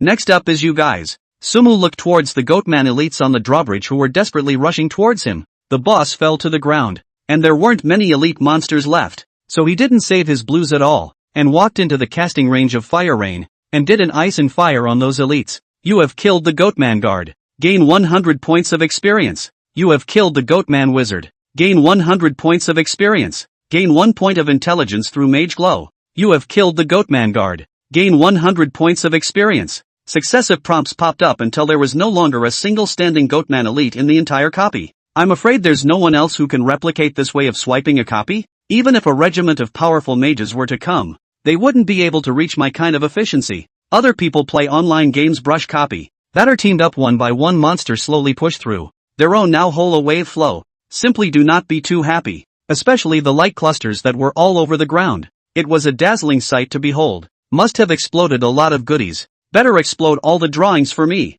Sumu's 2 eyes were glowing as he came to the side of the boss's corpse with a blink, reaching out his hand. Several prompts popped up one after another as he touched the massive light. You have gained the skill, Flock Crowstorm. You have obtained the Goatman Priest's necklace. You have obtained the Mage Second Order Advancement Proof. You have obtained the equipment, Soul Bone Staff. Give it a go. Looking at the 4 items that appeared in the package, Sumu couldn't help but let out a high-pitched cry. Worthy of being a law boss? Each of the 4 things that were popped out had a significant boost to them. Chapter 86, a great enhancement. The Mage Second Order Proof is a no-brainer. With this, you can go to the Mage Guild to advance after level 10 of your own first order. And then there's that skill. Storm of Crows, Grade A, consumes 500 points of blue. After use, summons a field of crows in the target area, inflicting damage of X 50% of the spell attack per second on enemies within a range of 20 meters, and returning 1% of that damage to their blood. Duration 3s. Cooldown 3 minutes. Another AoE skill, and it comes with spell absorption. This skill is good. This skill made Sumu's eyes light up. Rise full and see. Storm of Crows, Grade A, successfully upgraded to Storm of Crows, Grade S. Storm of Crows, SS class, successfully upgraded to Storm of Crows, SSS class, is full. Flock Crowstorm, SSS grade, consumes 500 points of blue. Upon use, summons a field of crows in the target area, dealing damage of X 200% of spell attacks per second to enemies within 100 meters, and returning 5% of that damage to blood. Duration 3s. Cooldown 2 minutes. It's very empowering. After pulling this skill up to full capacity and looking at the description of the skill, Sumu constantly nodded his head. While the overall damage of this skill isn't as high as Froststorm, this skill is extremely powerful in terms of returning blood. With this skill, one could completely carry the boss to AoE the monsters. Froststorm stacked with Flock Ravenstorm? It'll be much easier for me to brush up on this copy later. I'm afraid that the damage the boss dealt to me isn't as much as the Flock Crowstorm replied. Sumu looked at the Soul Bone Staff again.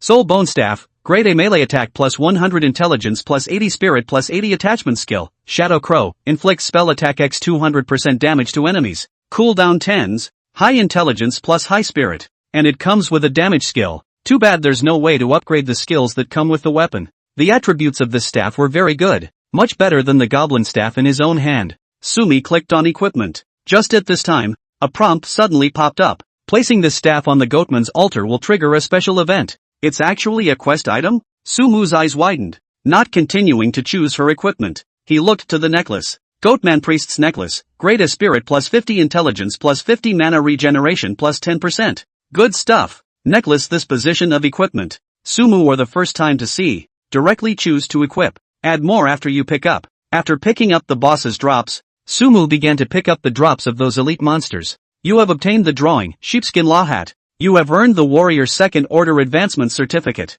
You've acquired the wool of the Enchanted Goatman. You have earned the Archer Second Order Advancement Proof. You have obtained the drawing, Sheepskin Leg Warmers. Perhaps it was because it was the first time I swiped this copy. The drops from the elite monsters were very generous. In addition to those ordinary First Order equipment, 2 of the drawings that Sumu had longed for had also popped out, as well as 2 proofs of profession advancement. It's the goat talents of the French class that drop magic wool, but the burst rate is at least 80%, so I should be able to brush up on the drawings to follow up on the proof of advancement a few more times, and I should have enough materials. Gear up for now. Wait until you make a full set. After the things were picked up, Sumu added all 20 points of the upgraded attributes to Spirit. Open the property bar. Player, Sumu. Profession, Mage. Level, First Order 9, 6200/22,000. Life value, 4430. Mana, 23,200. Melee physical attack, 256. Spell attack, 1490. Physical defense, 393.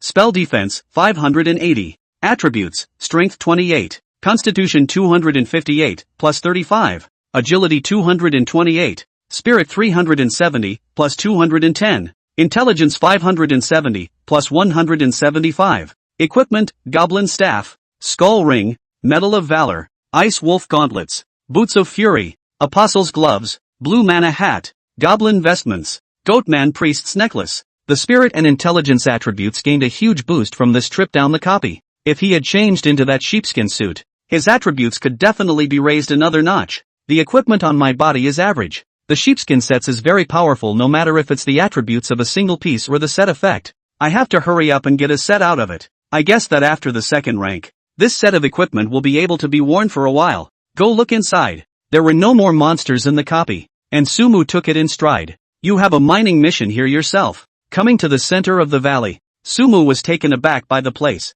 The ground was littered with piles of unidentified bones, arranged in a bizarre manner, as if they were being sacrificed in some special way. Is it ore? Looking around, Sumu saw ores emitting a purple glow on a pile of bones. He quickly stepped forward and gathered at the pile of ore. You have obtained the magic crystal ore. You have obtained the magic crystal ore. After a pile of ores were collected, Sumu obtained 5 ores. The mission calls for 10. Look again. He continued to look around and soon found another ore pile. You have obtained the magic crystal ore. Mission accomplished, gathering magic crystal ore. On the quest interface, Meijintai's quest turned into a completed status. You can go back to town and turn in your quests first, so there should be a follow-up, right? That main quest should work too. The copy quest was completed, and Sumu was ready to leave. This copy should have a time limit, so you shouldn't be able to brush it today. Let's see what the succeeding quest is. If it has nothing to do with this copy, then one will come tomorrow to brush up on the book first. And after brushing up all the equipment to follow up on the proof of advancement,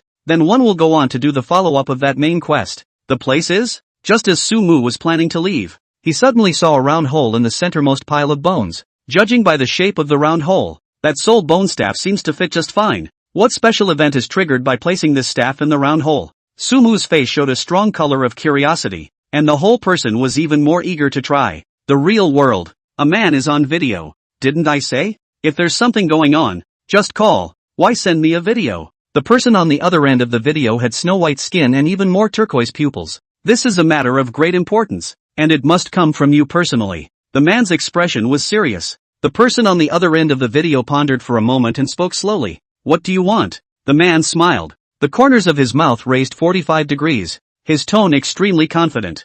I want you to go find the best special effects team and make a short movie out of it for me. As long as we have this special effects clip, I guarantee that Sufa god will be forced to respond. Chapter 87 Deep into the Misty Mountains? Mage Guild. Sumu stood outside Meijintai's room and knocked over and over again. No, originally, he had wanted to put that soul bone staff into the Goatman altar to see what would happen, but the moment he was about to do so, a sense of crisis suddenly surged to his heart. After his spirit value gained a great boost, Sumu realized that his intuition had also become stronger. Because of this, he put away the soul bone staff and returned to Whiteness Town. Is it going to the mayor's? Sumu stroked his chin for a moment and thought. Earlier, Venerable Ing Tai did say that he was going to find the town mayor to discuss countermeasures. And he should be at the mayor's house right now. Go to the inn first and get that gear out and sell it. Without rushing to turn in the quest, Sumu returned to the inn. Opening the warehouse, he put in the materials in the parcel bar and took out all those first-rank equipment. Apart from those equipment that the boss had popped out,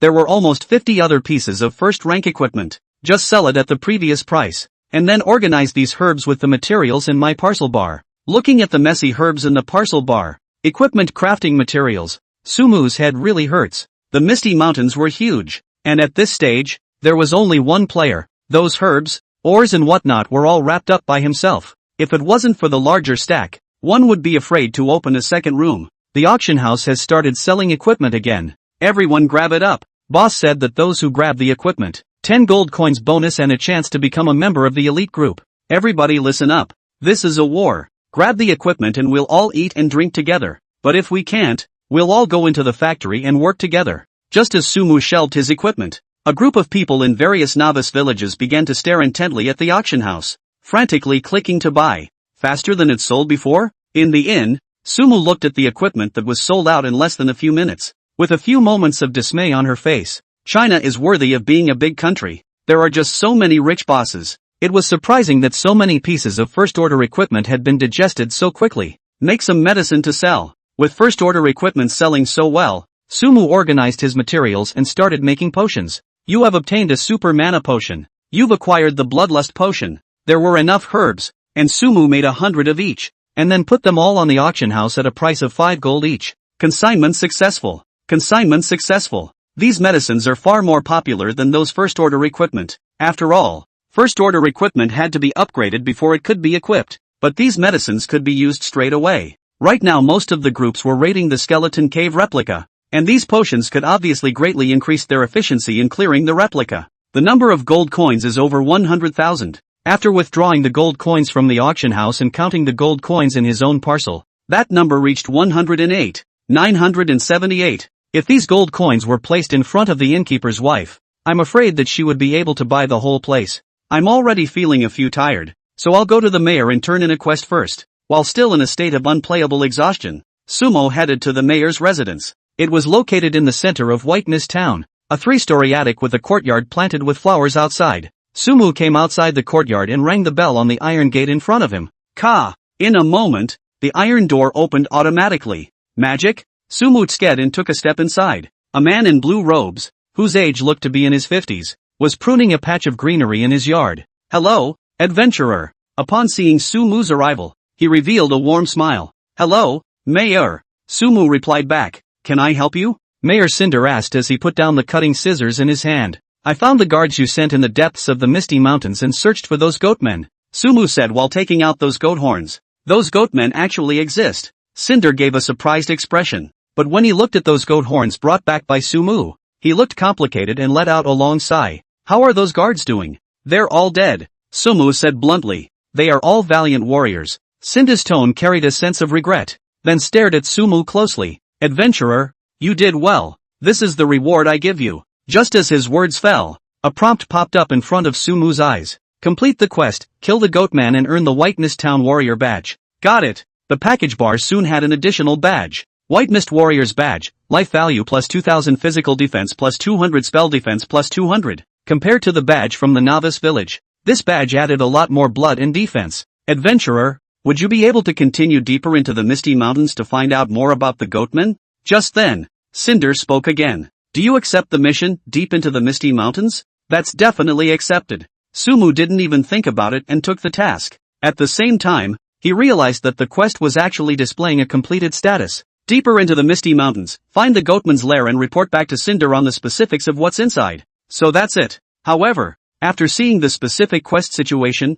Sumu also understood why this quest was in a completed state. You've cleared the goatman's lair yourself, so can't that be done? Chapter 88 Mighty Power is Everything. It's like this, Mayor Cinda. I've already arrived at that goatman's lair. Sumu faintly smiled and said to Cinda, You're telling the truth? Cinder's eyes widened in disbelief. Yes, those goatmen seem to be performing some sort of ritual deep within the mountains, and something like this is what I found on the body of one of the goatmen, Sumu said and took out the soul bone staff. It is? At the same time he saw the staff, Cinder's expression changed instantly. Why does this guy look a little excited? Sumo frowned as she watched Cinder's expression change. I can feel a weird aura on this staff. Cinder gripped the soul bone staff tightly and muttered under his breath. It might be a key. Adventurer, could you please take this staff and go deeper into the goatman's lair again and explore the hidden secrets of that place? A quest popped up in front of Sumu once again. Do you accept the quest, open the goatman's altar? Reward unknown. Another unknown reward? The appearance of the quest was not a surprise to Sumu, but after seeing the quest's reward, his eyebrows twisted into a zigzag pattern. By the way, Mayor Cinder, has Venerable Intai come to see you? Sumu stared intently at Cinder as the subject changed.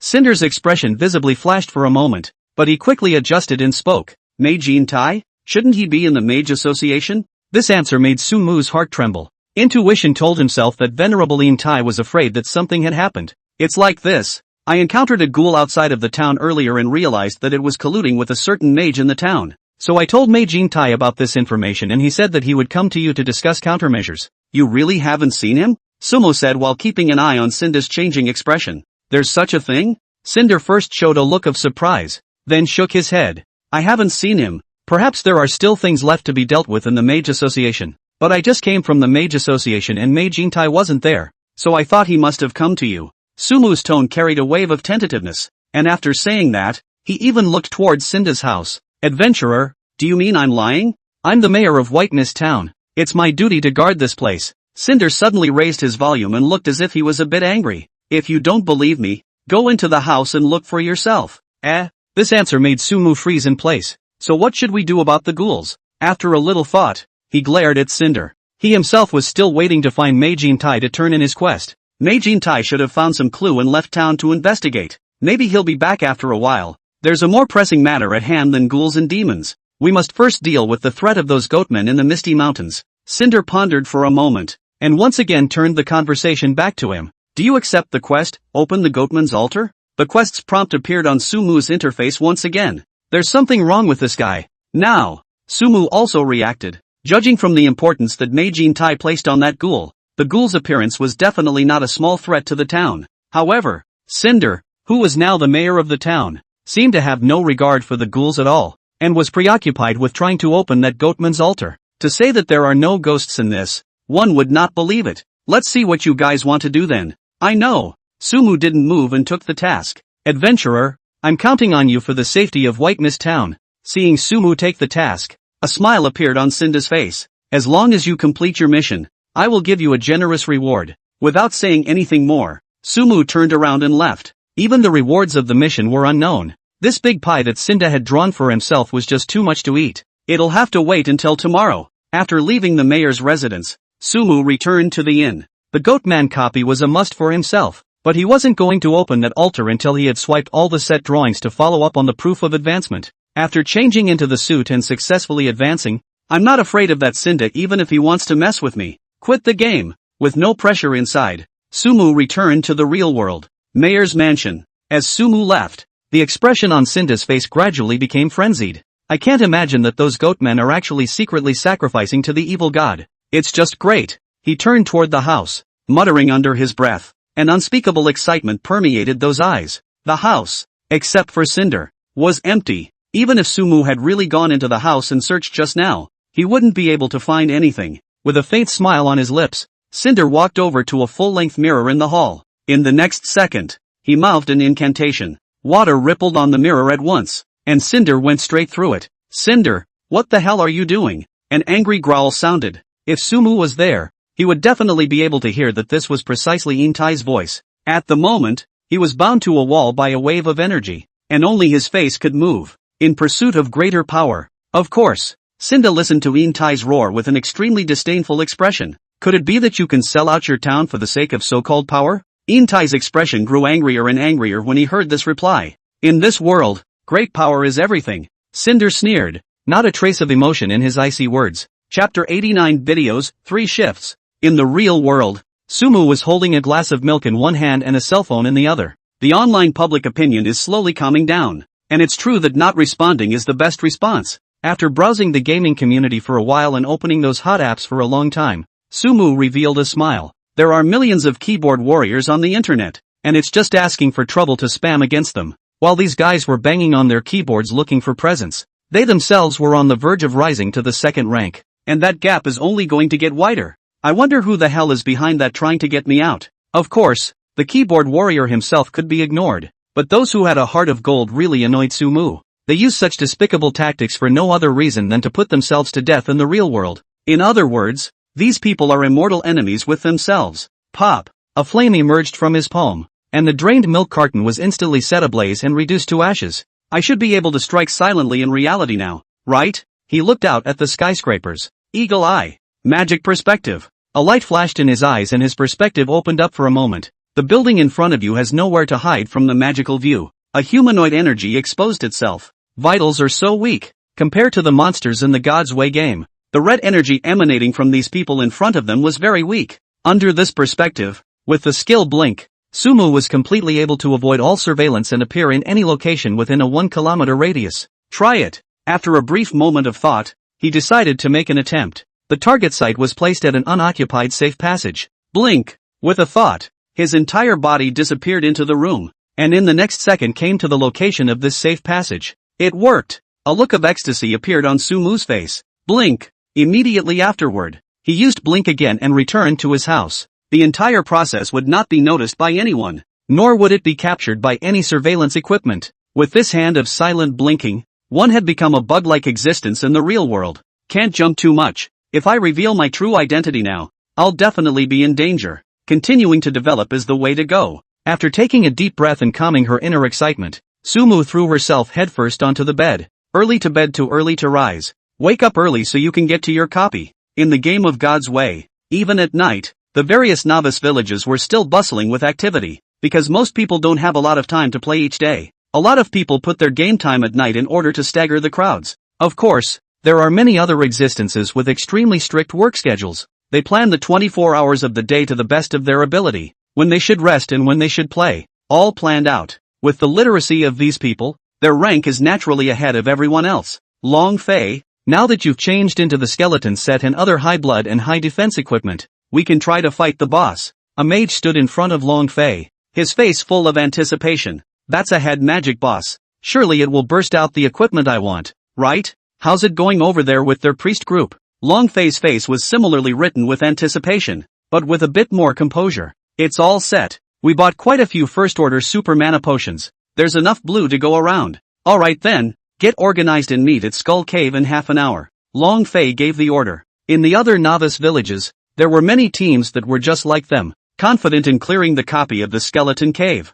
In addition to leveling up and exploding a lot of good equipment by brushing the elite monsters in front of them, those first-order potions sold by Sumu were equally helpful to them. But even so, the difficulty for them to pass the copy was still not low. In addition to the people who enter the book at the beginning, there will be some replacements prepared outside the copy. Depending on the number of monsters in each wave, they would make adjustments and responses. For example, if the last two groups of skeleton elites were more numerous, they would send a few more resistant warriors into the book with and also priests. Hit those elites with the surest way possible, and against the final boss, more output will be arranged, as well as assassins specializing in interrupting the boss's skills. In short, if they wanted to pass this copy, they needed all professions to cooperate with each other, and everyone had to do what they needed to do. The slightest mistake and everyone would have to waste a resurrection in this place. Faced with such a high level of difficulty, they couldn't imagine at all that Sumu had now begun to single-handedly brush higher-level copies by herself. Pretty country.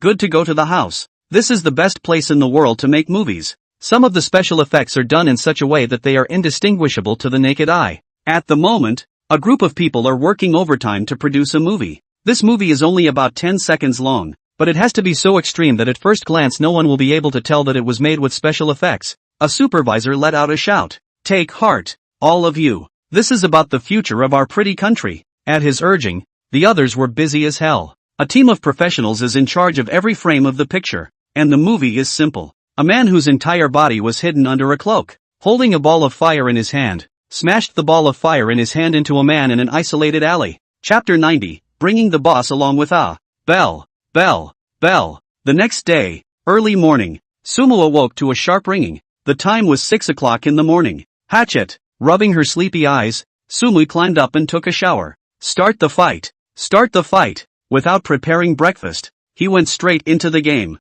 Boss lady, prepare me a nice big meal. In the hotel, Sumu yelled and screamed. The time in the game was synchronized with the real time, and the God's Way game was now also at 6 in the morning, when the sky was slightly light. The owner's wife, who had been woken up, had dissatisfaction written all over her face, but after seeing those gold coins that Sumu took out, she revealed her most beautiful smile. Honorable guest, the food you want will be here soon. Still, the food here is delicious. It didn't matter if it was time or morning. Sumu took a big bite of meat and drank it painfully. After eating his fill, Sumu returned to his room and organized his parcel bar, emptying it as much as possible. Then he darted toward the Goatman cave. What blinking, swiftness, sneaking, directly ignoring all those little monsters on the way. It was almost 8 o'clock when we arrived at the door of the replica. It couldn't be helped. This misty mountain range was really too big and the terrain was complicated. It would take quite a bit of time just to catch up. Is a copy of the Goatman's cave open? Turn it on.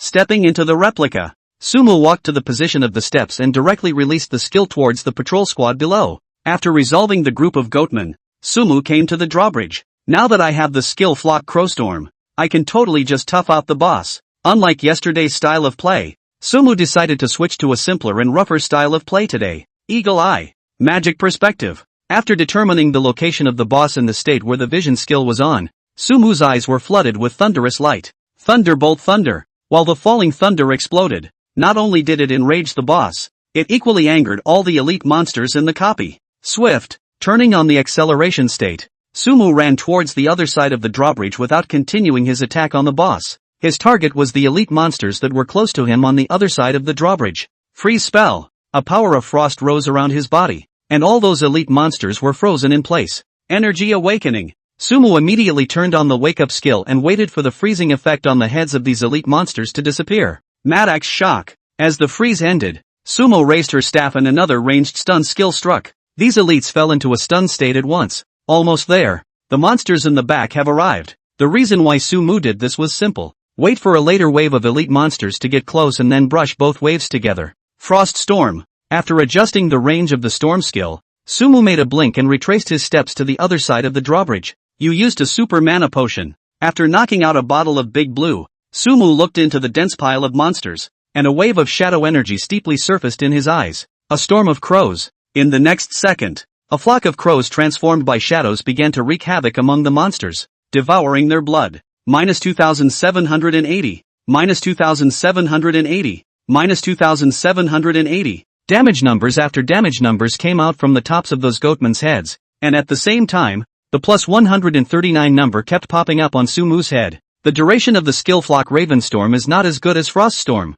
but the AoE blood draw is extremely exaggerated. In the time of ones, Sumu had returned at least 10,000 points of blood. You have killed the Goatman guard. You have killed the Goatman wizard. Gain 1 point of intelligence through Mage Glow. You have killed the Goatman guard. Soon, this first wave of Goatmen fell to the ground one after another under the erosion of the Froststorm and the Flock Crowstorm. The boss is coming. Sumu didn't take it lightly because of this. That boss had already arrived on the opposite side of the drawbridge. The boss murmured a spell under his breath, and a shadow raven flew towards himself. A little something. After his blood dropped, Sumu wasn't worried at all and backhanded towards the boss side, releasing a Froststorm and a Flock Crowstorm. Along with the little monsters, Sumu directly AoE'd. Minus 2900. Minus 2900. Minus 1760. The wave of small monsters just now had increased a lot of intelligence, and Sumu's damage was once again boosted. Even when hitting the body of the boss, he was able to inflict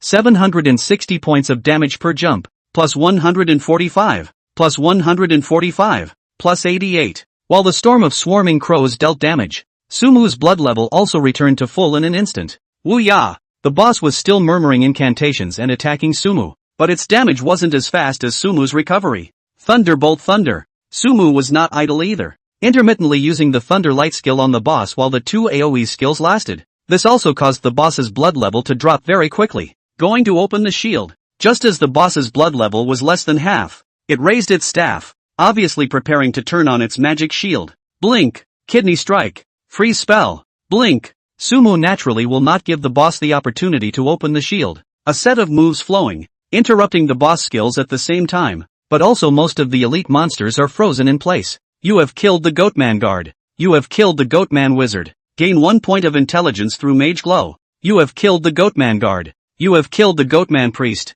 Gain 1 point of intelligence through Mage Glow. Congratulations, you've been upgraded. Gain 20 points of attributes and 10 points of skills. On the opposite side of the drawbridge, with the moment the Goatman boss fell, Sumu's level came to first rank 10. The drawbridge was littered with the corpses of the Goatman elite, and one cluster of light after another was so bright. A certain novice village, a copy of Skeleton Cave. A group of people were surrounding the skeleton mage, and when the bone sword in its hand glowed, someone immediately let out a high roar. The boss is going to release a skill. We can't let it call out its minions. Interrupt it. Then, a player dressed as an assassin knocked it on the waist with a kidney strike. The boss's skills were interrupted and the skeleton minions were not summoned, which also let these people breathe a long sigh of relief. Everyone step up, the boss is almost out of blood. If we pass today, everyone will be rewarded with 100 gold coins. Seeing the skeleton mage's blood level getting lower and lower, an excited smile appeared on the face of a man dressed as an archer in this group. After spending a lot of money, they're finally going to beat this copy. Leave the boss experience to me. Chapter 91, Spell Surge. You have obtained the drawing, Sheepskin Gauntlets. You have obtained the drawing, Sheepskin Law Boots. You have obtained the Goatman Priest's Ring. You have obtained the formula, Goat Spirit Potion. You have obtained the Goatman's Magic Skin. You have earned the Archer's Second Order Advancement Proof. You have earned the Assassin's Second Level Advancement Certificate. The drawings are all complete. The proof of advancement is still short of the priest's. It's just that there aren't quite enough materials to make the equipment. After picking up the light clusters on the ground, there were quite a few more goodies in Sumu's parcel bar. The goatskin set still needed the fur of a magical goatman in order to be made. The other materials, Sumu had all the materials, but as long as he swiped another copy, this set of equipment could also be made. Goatman Priest's Ring, Intelligence plus 30 Spirit plus 30 Spell Hit plus 1%. Sheep Spirit Potion, summon a sheep spirit to envelop itself for 30s after use. The sheep spirit restores 100 points of blood per second. Requirements, Sheep Wind Grass X2 Spirit Grass X2. That outfit with the potion recipe is great too. This part of the ring could carry 2. And Sumu directly equipped the priest's ring. Why isn't the boss exploding the soul bone staff anymore? What made Sumu a little surprised was that the boss didn't drop a weapon this time. The attributes of the staff were still very good, but it was a quest item, which was really a bit of a bummer. Let's go back to the advancement first, and organize it on the way. This copy is brushed really fast. The package is really not enough. I wonder if there will be a bigger package behind it. The materials for the proof of advancement and the goatskin sleeve hadn't been swiped together, and Sumu wasn't going to open that goatman's altar. Intuition told him that the difficulty of this mainline quest was definitely not small, and he had to deal with it at his strongest. This copy will be refreshed in 2 hours. Exit the copy and a prompt pops up. Almost. Sumu stroked his chin and nodded slightly, returning in the direction of the town, avoiding those small monsters on the road. He headed to the Mage Association first after returning to the town. Intai was gone, but there were other mages here. Taking the proof of advancement out, Sumu walked next to a kindly old mage in the hall. Hello, I want to advance. Seeing this proof of advancement, the old mage was clearly taken aback and spoke. Adventurer, I can't imagine that you've gained the qualification for advancement so quickly. After saying that, the old mage muttered an incantation under his breath. A few seconds later, a powerful magical energy was injected into Sumu's body. Sumu looked at the experience bar, and there was an extra percentage of advancement value in that place. And I want to learn skills. Yes, a skill then appeared in front of Sumu's eyes. Spell Surge, C rank after releasing a skill that deals damage. There is a 5% chance that it will deal 1 additional damage, with a damage value of 5% of the skill's damage. That's a good skill. The description of the skill was easy to understand. For example, if one used Thunderbolt Lightning to deal 10,000 points of damage, there was a 5% chance that one would deal another 500 points of damage. Obviously, this is a passive type skill that increases output.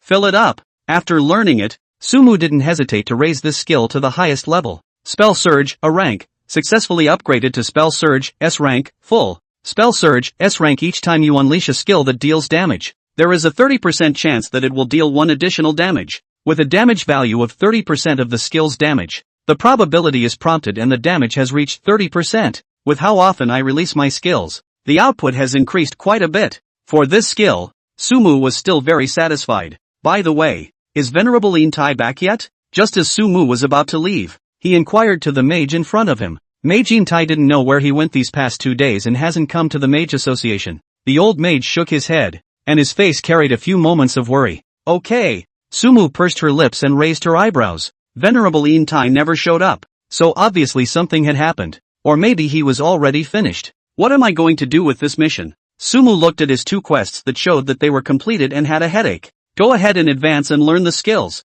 There was nothing he could do without finding the NPC. After arriving at the Assassins Association and submitting his proof, Sumu learned the Assassin's skill. Chaotic Dance, S-grade enhances attack speed by 100% when turned on. Lasts 10s, cooldown 3 minutes. For an assassin, this skill boost was undoubtedly huge. But Sumu didn't really care. The fights where you take a flurry of blows with your staff by yourself are in the minority after all. Then there's the warrior's skills. Defense stance, S rank when on. Physical damage taken within 30s is reduced by 50%. Spell damage is reduced by 30%. Cooldown 3 minutes. That's a good skill to have. This skill of the warrior surprised Sumu a little. As long as this skill is turned on, one can get a lot of damage reduction for 30s. Especially that 30% spell damage reduction. I wonder how this damage reduction works. It shouldn't be stacking. Sumu looked at his 50% spell resistance and pondered. If it's a stacked state, then the spell damage one takes is reduced by 80%. The mechanism for calculating this though should be to subtract 50% of the damage taken after resistance and then reduce it by 30%.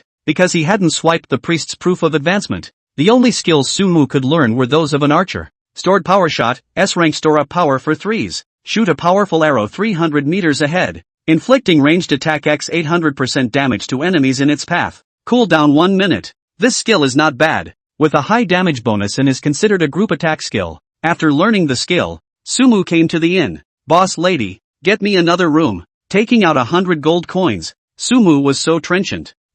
Although the boss's wife was curious as to why Sumu alone opened 2 rooms, but with the gold coins in front of her, she wouldn't refuse. Taking the key, Sumu entered the second room and opened the storage bar. I can make 3 sheepskin suits with the materials I have in hand right now. So let's do that and put everything in storage. The reason why the second room was opened was because Sumu intended to leave the grid in the parcel bar as empty as possible. If you want to advance to the second rank, you have to swipe a lot of advancement values. With this brush of his own, the Misty Mountains must be littered with corpses. In other words, the parcel bar must not be able to keep up with his monster brushing speed.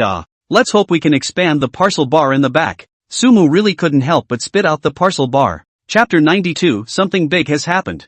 3 shifts. You made sheepskin boots. You made sheepskin gloves. You've made a sheepskin bonnet. Taking the materials in his hand, Sumu crafted 3 pieces of equipment that required the least amount of materials. Sheepskin boots, grade A plus 30 points of spirit plus 30 points of constitution, increase movement speed by 5% required level, first order. Level 8. Sheepskin gloves, grade A plus 50 intelligence, increase spellcasting speed by 5% required level, first level 8. Sheepskin hat, grade A plus 30 points of intelligence plus 30 points of spirit plus 1% to hit spells required level, first level 8. Wearing these 3 pieces of equipment didn't trigger the set effect, but the boost from the attributes was real. Sumu opened his attribute bar. Player, Sumu. Profession, Mage. Level, First Order 10, Advancement Value 0%. Life Value, 5580. Mana, 26,000. Melee Physical Attack, 256. Spell Attack, 1700. Physical Defense, 508. Spell Defense, 850. Attributes, Strength 28. Constitution 258, plus 50. Agility 228. Spirit 390, plus 260. Intelligence 590, plus 260. Gear, Goblin Staff, Skull Ring, Ice Wolf Gauntlets, Sheepskin Boots, Sheepskin Gloves, Sheepskin Mantle, Goblin Vestment, Goatman Priest's Necklace, Goatman Priest's Ring, White Mist Town Warrior's Badge. That's a big boost in attributes. This will make my attributes even higher if I make the clothes and leg guards again. Looking at this luxurious data, the smile on Sumu's face was incomparably wide. It's no exaggeration to say that one's current attributes, I'm afraid that they have left those masters behind by 100,000 miles. The strength attribute is still too low. Gotta find a passive that increases strength. However, the only thing that made Sumu feel lacking in beauty was the attribute of strength. Compared to other attributes that could easily be in the triple digits, 28 points of strength was a bit shabby. Go to the auction house and look for it. Sumu opened the auction house and searched for skills. Unlike before, there were a lot of skills popping up this time, but none of the skills that increased passive attributes. I have all the skills of a mage. After browsing through it, Sumu shook his head. There were only a few skills that could be popped out by small monsters below the first rank, and they had all been bought by themselves before. Receive it at a high price. For sure, with more than 100,000 gold coins in the package. Sumu opened the chat channel and edited a message. High price for warrior plus power passive skill. 500 gold coins in direct seconds. These days as players level up, the output of gold coins has become more plentiful and the value is depreciating even more rapidly. But even so, Sumu's purchase price of 500 gold coins was considered a high price. No one is hitting on me? Yet to his surprise, not a single private chat was made at that price. Still the money isn't there. Sumu knew it in her heart. For fighters, the passive boosts that increase strength are the biggest, and most of the people who would choose the warrior profession in most online games are mostly tycoon players.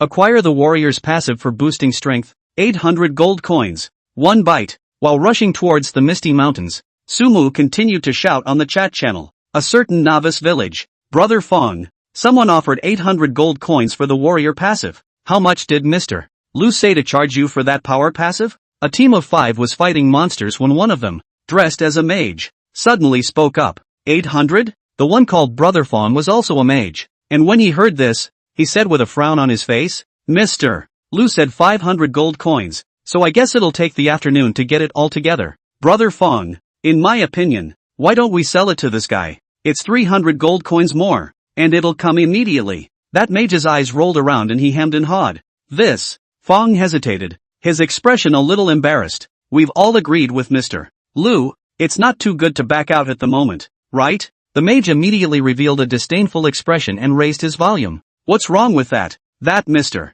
Lu can't possibly give us 300 more gold coins. That's 300 gold coins. Everyone can share 60 more gold coins per person. In exchange for money, we don't have to look at his Mr. Lu's face.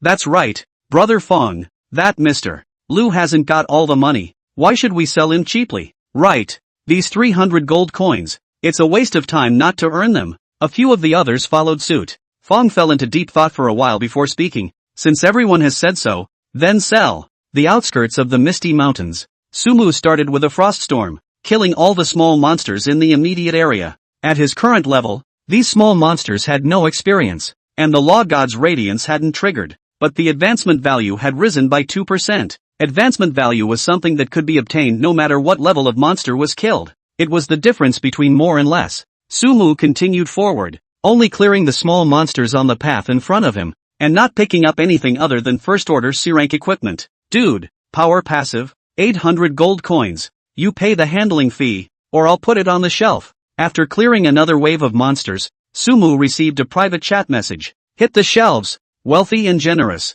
Sumu didn't even put that little handling fee in his eyes. There. After the other party sent a message, he immediately opened the auction house, saw that power passive, and directly secured it. You learned power proficiency. Power proficiency has been upgraded to S rank, increasing power by 200 points. Comfortable. After pulling this passive full, Sumu revealed a smile. This is kind of going from a quad mage to a pentagon myself. The real world. HZ City. A man fell to the ground in an alley. He appeared to have been struck by something, with a large burn where his chest had been, and lay motionless on the ground, life or death unknown. And at the top of this alley was a camera.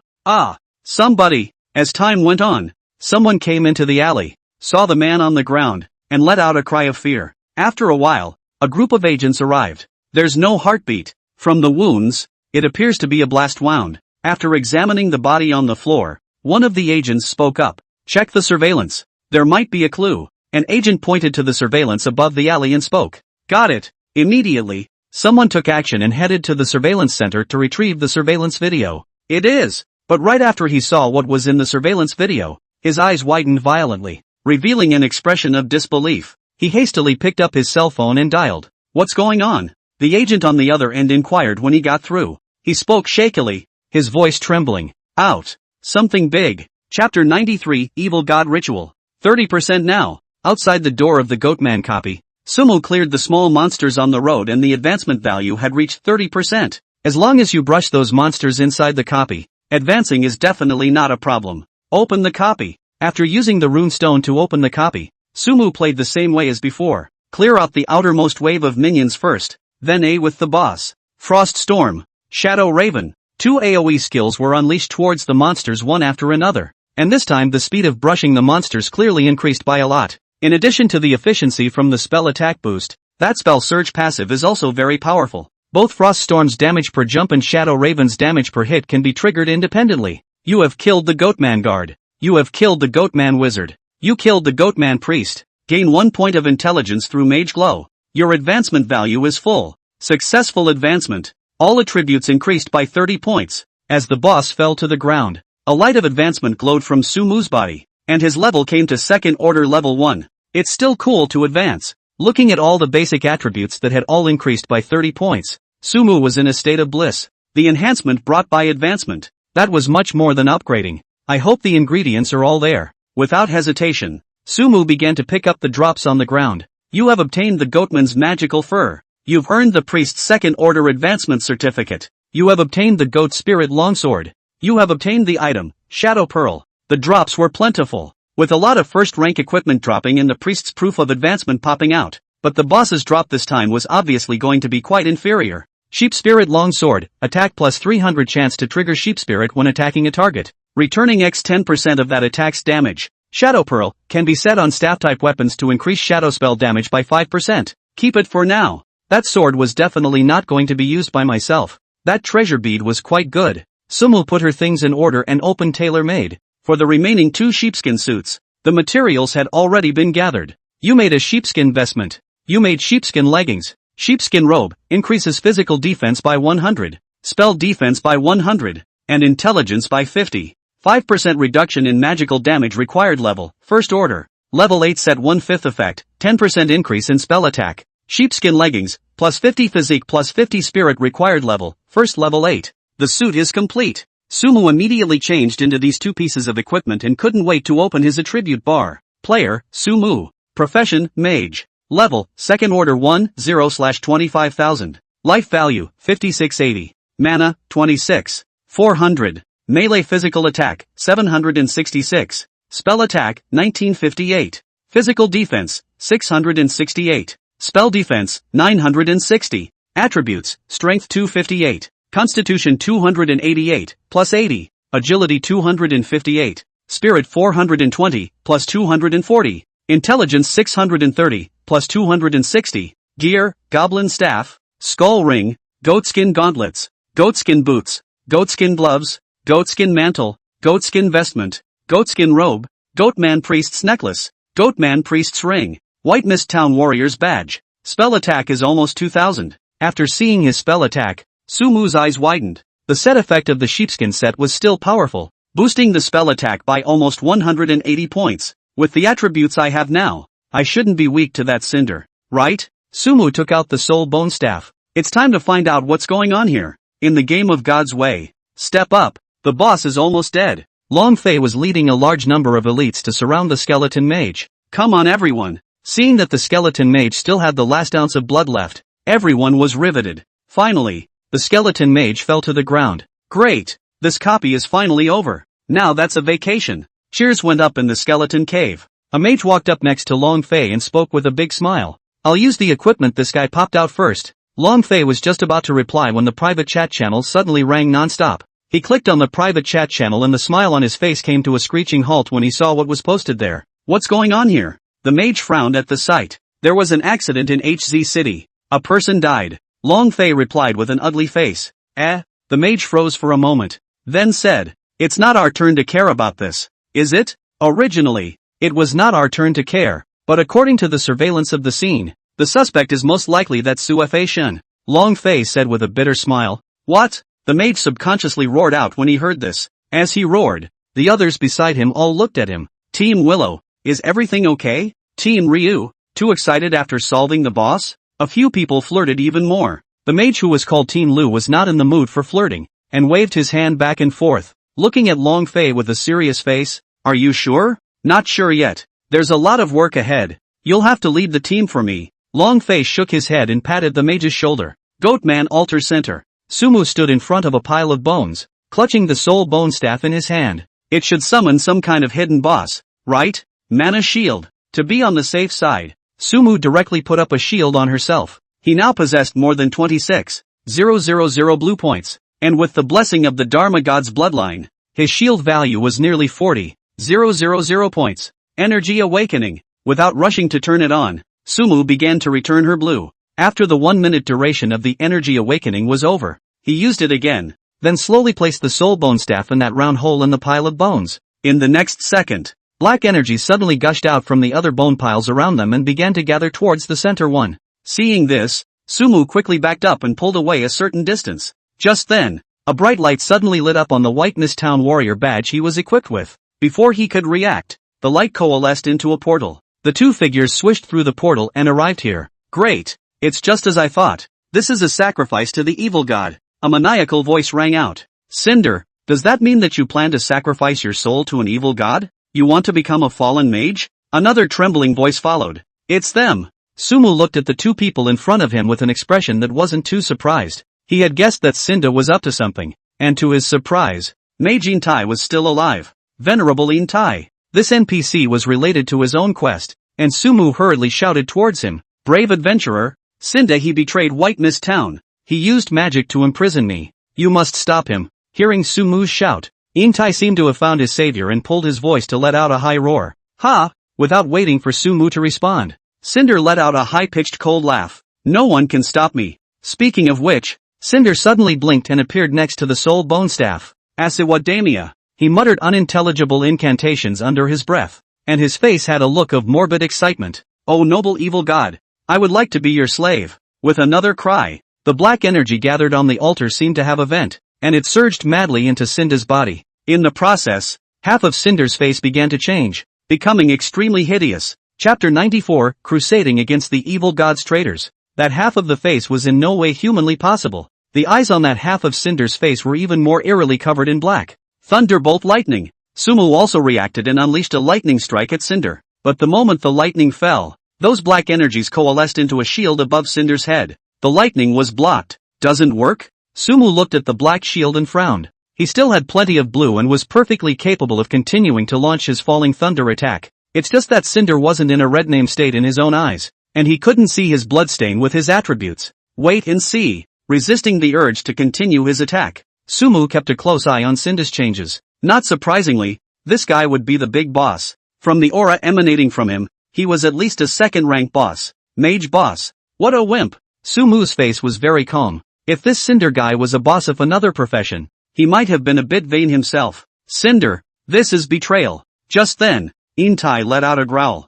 Compared to Sumu's calmness, his expression had anger in addition to fear. Cinder ignored his shouts, his entire being immersed in that black energy, hanging on with a grim smile. I won't let you have your way even if I die. Intai clenched his fists so tightly that his lips spit out blood. At the same time he shouted these words, a powerful energy erupted from his body. The barrier that had imprisoned him was instantly broken. Intai's body continued to emit an even more powerful green glow, and his entire body was even floating in the air. I give my life as a price. Awaken, Earth Spirit. Immediately after that, the ground created cracks and some stones floated in, covering Intai's body. In just a few seconds, he transformed into a 3-meter-tall stone giant. The stone giant raised his thick stone arm and struck Cinder with a vicious punch. The black mass of ability immediately coalesced into a shield in front of Cinder's body. Bang! The sound of impact rang out, and a crack appeared on the black shield. The stone giant didn't stop and swung again. Bang! Another impact, and the black energy was holding up a little too well.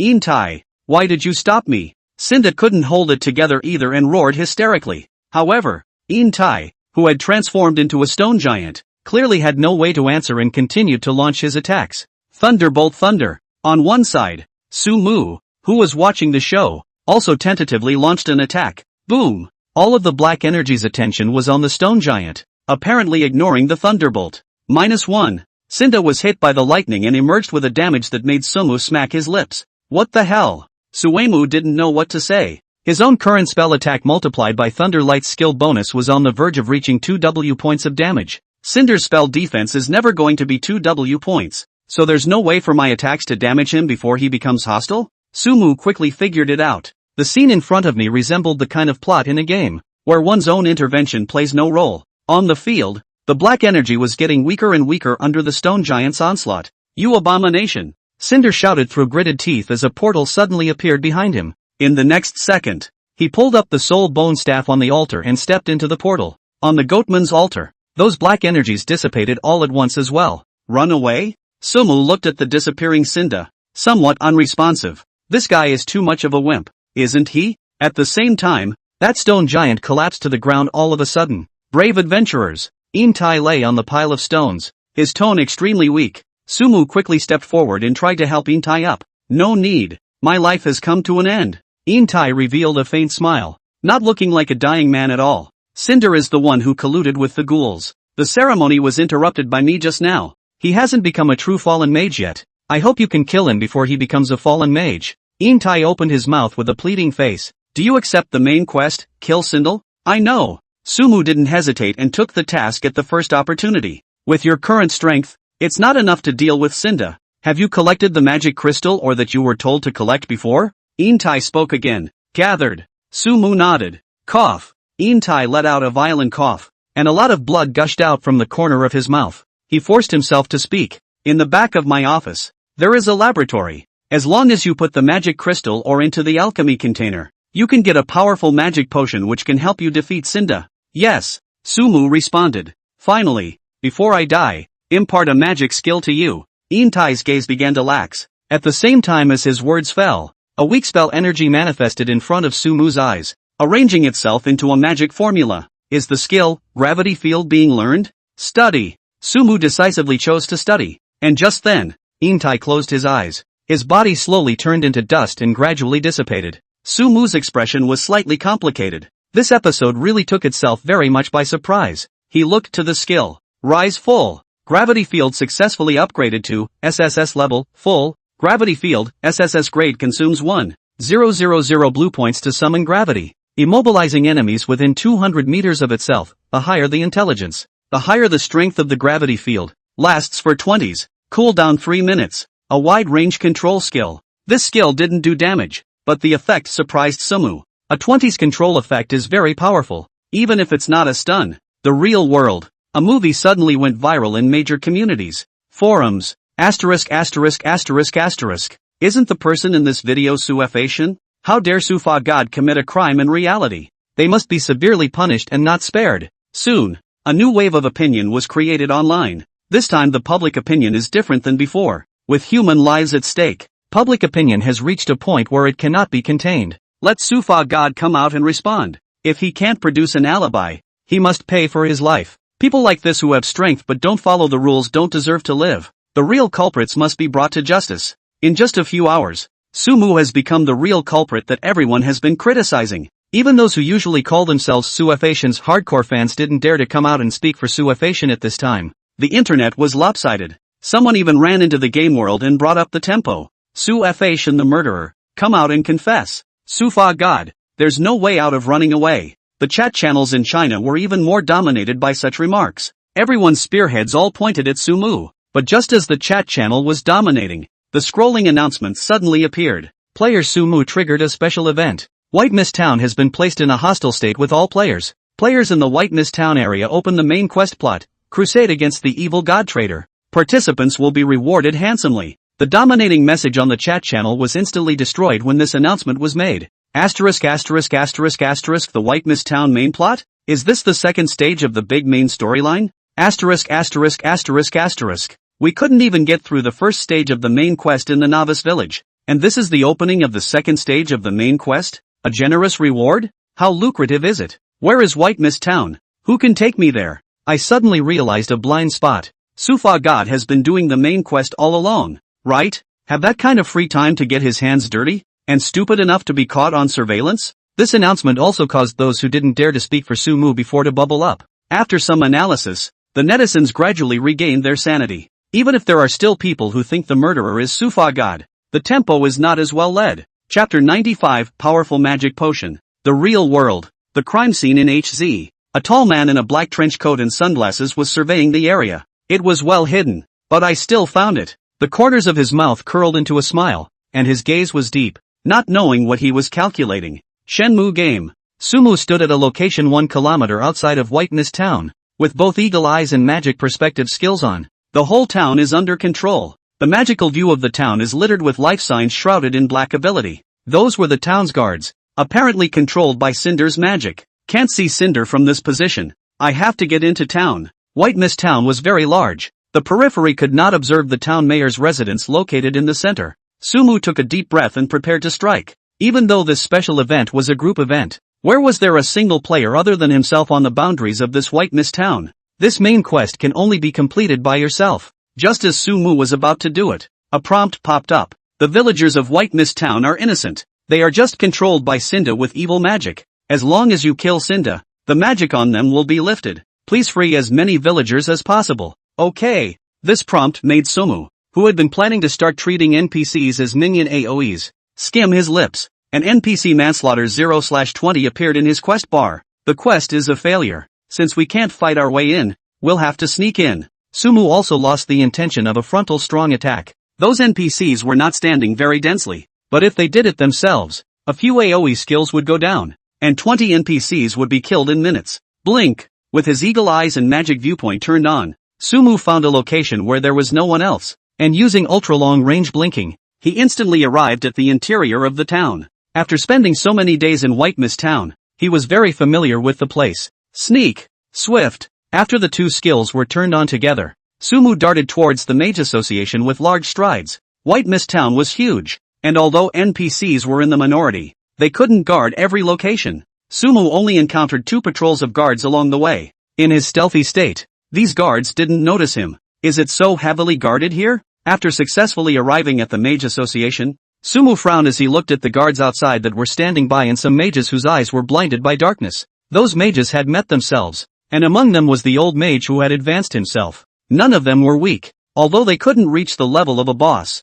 they were at least stronger than those elite monsters. Sneak in. Not knowing what was going on inside, Sumu didn't dare to blink rashly. Under Swift's accelerated state, 30 seconds of sneaking time was enough to enter Intai's office by himself. In the sneaking state, Sumu quickly ran towards the door of the Mage Association, slowing down at the entrance location to avoid being discovered by those NPCs. With his sneak skill at full level, plus his own level being higher than these NPCs, he easily walked in. The door is locked. Arriving outside Yintai's office, the door was in a closed and locked state. Sumu made a decisive blink. There was no one else in the house. He immediately started looking for the alchemy room Intai mentioned. Soon, he found the secret door on the bookcase in his office. Holy, is that so fluffy? Pushing open the dark door, a fully equipped alchemy room appeared in front of Sumu's eyes. The table was covered with bottles and jars with some magic spells and formulas on them. The alchemy master level Sumu understood those formulas at a glance. Has he mastered a powerful magic potion? A prompt popped up along with it. Then definitely study. Sumu wasn't polite at all. And there was also an additional craftable potion on the alchemy skill. Strong magic potion, increase spell attack by 30% after use. Duration 1 minute. Cooldown 5 minutes. Requirements: Magic Grass X10, Law Thistle Flower X10, Strong Magic Crystal X5, Magic Crystal or X5. This potion works. After seeing what this potion did, Sumu sked. A 30% boost to spell attacks in 1 minute is a huge boost for any mage, but it's not easy to get the ingredients to make this potion. Just seeing the demand for materials, Sumu frowned. Other than the magic crystal ore, he hadn't seen any of them himself. It was a good thing that Intai should have gathered all these materials. He walked over to that alchemical apparatus and placed the 10 magic crystal ores in his hand. Not long after, a glow emanated from the magic crystal ore, seemingly providing energy to the entire set of alchemy apparatus. After some time, the 2 glass bottles on the alchemy apparatus were filled with a light blue liquid. You have obtained a powerful magic potion.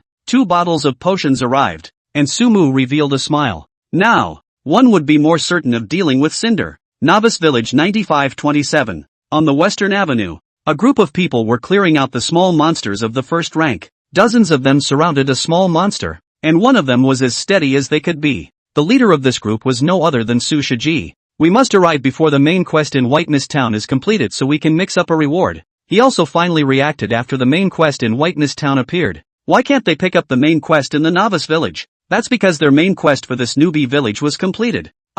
In other words, as long as they could clear out the small monsters on the road to White Mist Town, they would be able to reach White Mist Town. Looking at the generous rewards labeled on the announcement, how could Su Shiji still hold back? Xiao Su, can it be that the mage we dealt with earlier was the Suefation? A junior brother suddenly thought of something and spoke apprehensively. If there was anyone who could complete the main quest of the Novice Village, I'm afraid it would only be Sufa God. I don't think so. Do you? That guy's a loner. Someone countered. If that kid really found some way to practice leveling, it wouldn't be too difficult to complete the main line alone, right? Another person spoke up. It seems like that's really what happened. That guy was just running towards the high-level monster area by himself before. Then after 2 days he couldn't be seen again. Apparently he went to White Mist Town. If we could find out how he practiced, wouldn't we be able to take off too? The crowd's discussion grew stronger. If they can really figure out the secret of Su Fashian's upgrading, then Zhao Fashian, Li Battleshan, Wang Baoshan, and so on, wouldn't they be in easy reach? Wouldn't they be able to get them? Listening to their words, Su Shiji's eyes gradually became deep. Chapter 96, Back to Full Strength? This Cinder guy is really scared of death. White Mist Town, Mayor's premises. Sumu looked at the guards guarding the outer perimeter with a helpless expression. Those guards apparently numbered more than 20. These guys would never stand idly by once they launched themselves against Cinder. I really want to you guys up. Strongly resisting the urge to use Frost Storm on those guards, Sumu opened the two skills of sneak and swiftness. With his stealthy state, he stepped into Cinder's mansion with ease. Compared to the heavily guarded outside, the inside of the mansion was empty. Magic perspective. Sumu turned on her magic view and observed the situation in the house. Found it. Cinder is sitting upstairs in one of the rooms. Sumu lowered her footsteps and headed upstairs. What man? Just as he was going up the stairs, Cinder suddenly opened his mouth and shouted out, "Blink!" Sumu wasn't nervous at all, and with a direct flash, he appeared behind Cinder. Stifle! He raised his staff and knocked it against Cinder's head. In the next second, a stun mark appeared on Cinder's head for tens. At the same time, Sumu also saw this guy's attributes. Cinder, Special Boss. Grade, Second Order. Level 1. Life Value, 78968/80. 000. Spell Attack, 2200. Physical Defense, 500. Spell Defense, 1000. Spell Resistance 30%. Skills, Unknown. Is the blood that high? After seeing Cinder's blood bar, Sumu skimmed his lips. As a mage, this guy's bloodstain was actually a bit thick. Think of a skill combo. There were still 7 or 8 seconds left on the smother, and Sumu rubbed his chin and thought, can you control it until you die? He looked to his various control skills. Cinder certainly can't hide in this small room. Let's start with a Thunderbolt. Sumu didn't dwell on it and directly released his single highest output skill. As for the 2 potent magic potions, he wasn't really going to waste it on Cinder.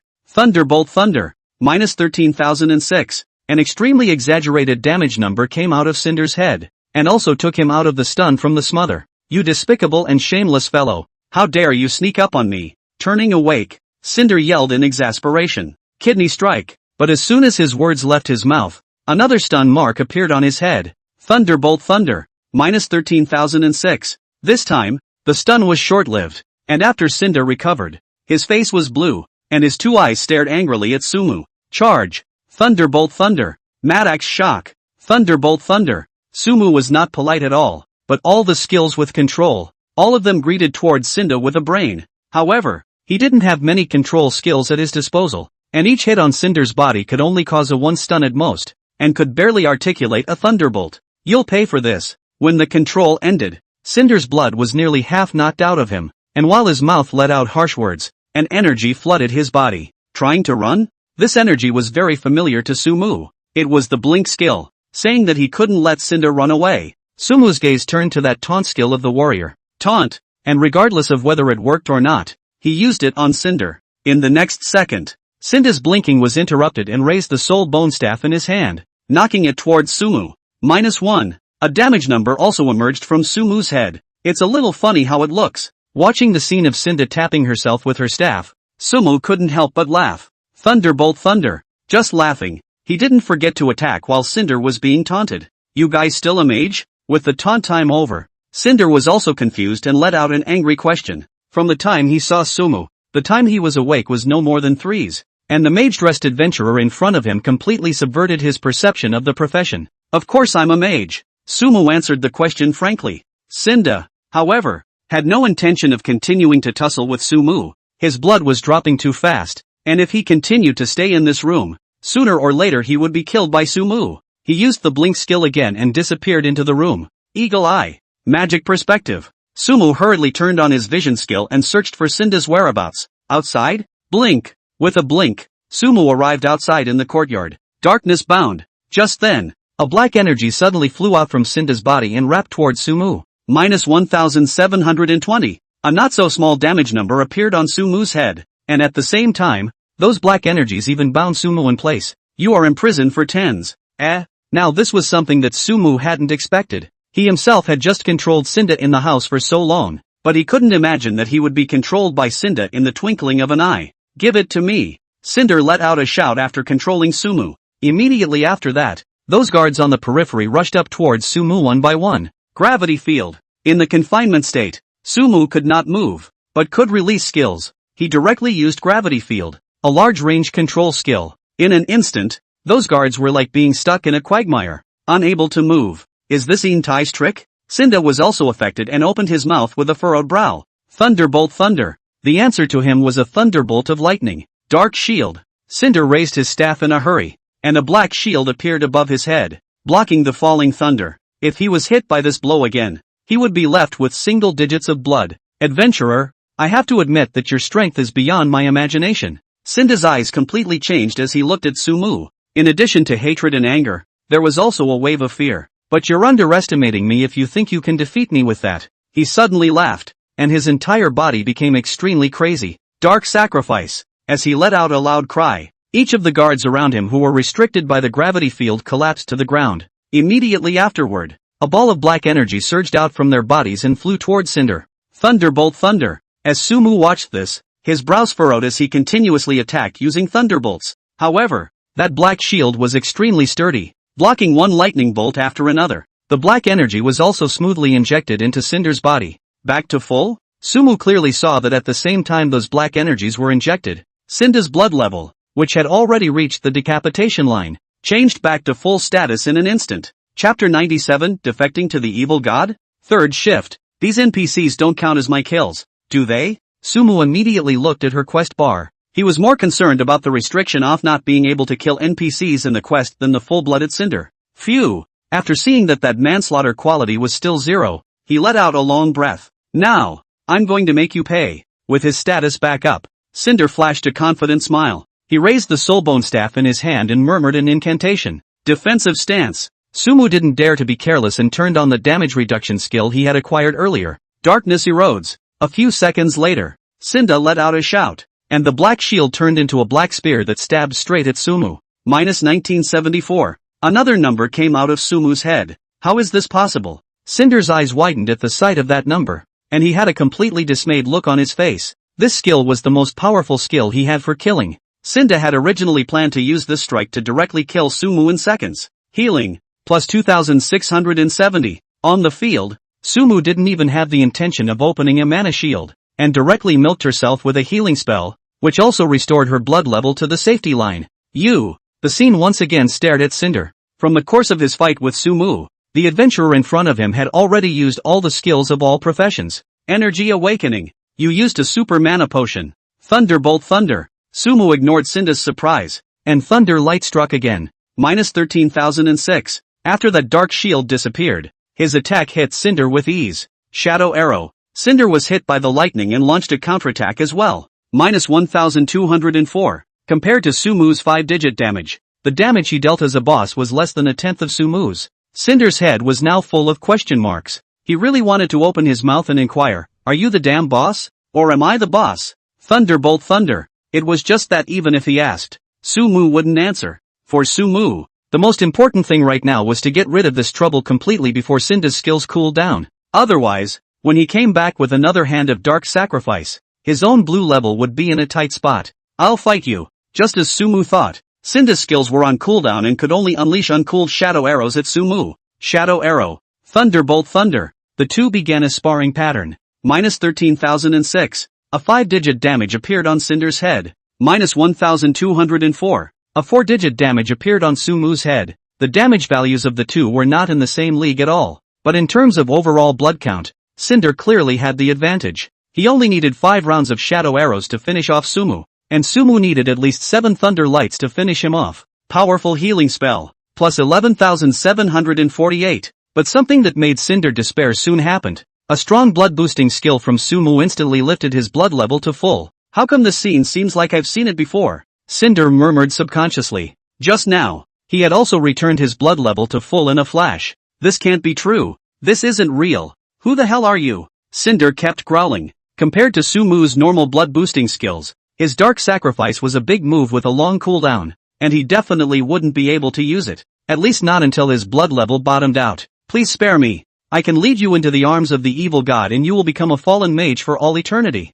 Cinda was completely flustered. and he sent a plea for mercy towards Sumu. I'm sorry, I'm not going to defect to some evil god. What answered him was the upturned corner of Sumu's mouth. No, you can't kill me, but fallen mage, kill me and you will bear the mark of the evil god on your body. You will become an enemy of the evil god, and any existence that is an enemy of the evil god will end up annihilated. Looking at Sumu's faint smile, Cinda felt the approach of death at this moment and cried out hysterically. Yeah? When Sumu heard these words, the expression on her face changed from calm to confident. If the evil god is my enemy, then I will kill the gods. Novice Village number 9527 on the road leading to White Mist Town. All of you give me a boost. Try to arrive at White Mist Town before tonight. I don't think that Sufa god will be able to complete his mission that quickly. Su Shiji commanded a group of his men and surrounded the first-ranked bear monster. These bear monsters have such thick blood and high hate range. We're low-leveled. If we go on like this, we won't be able to make it at night. Yeah, it's too much trouble to fight.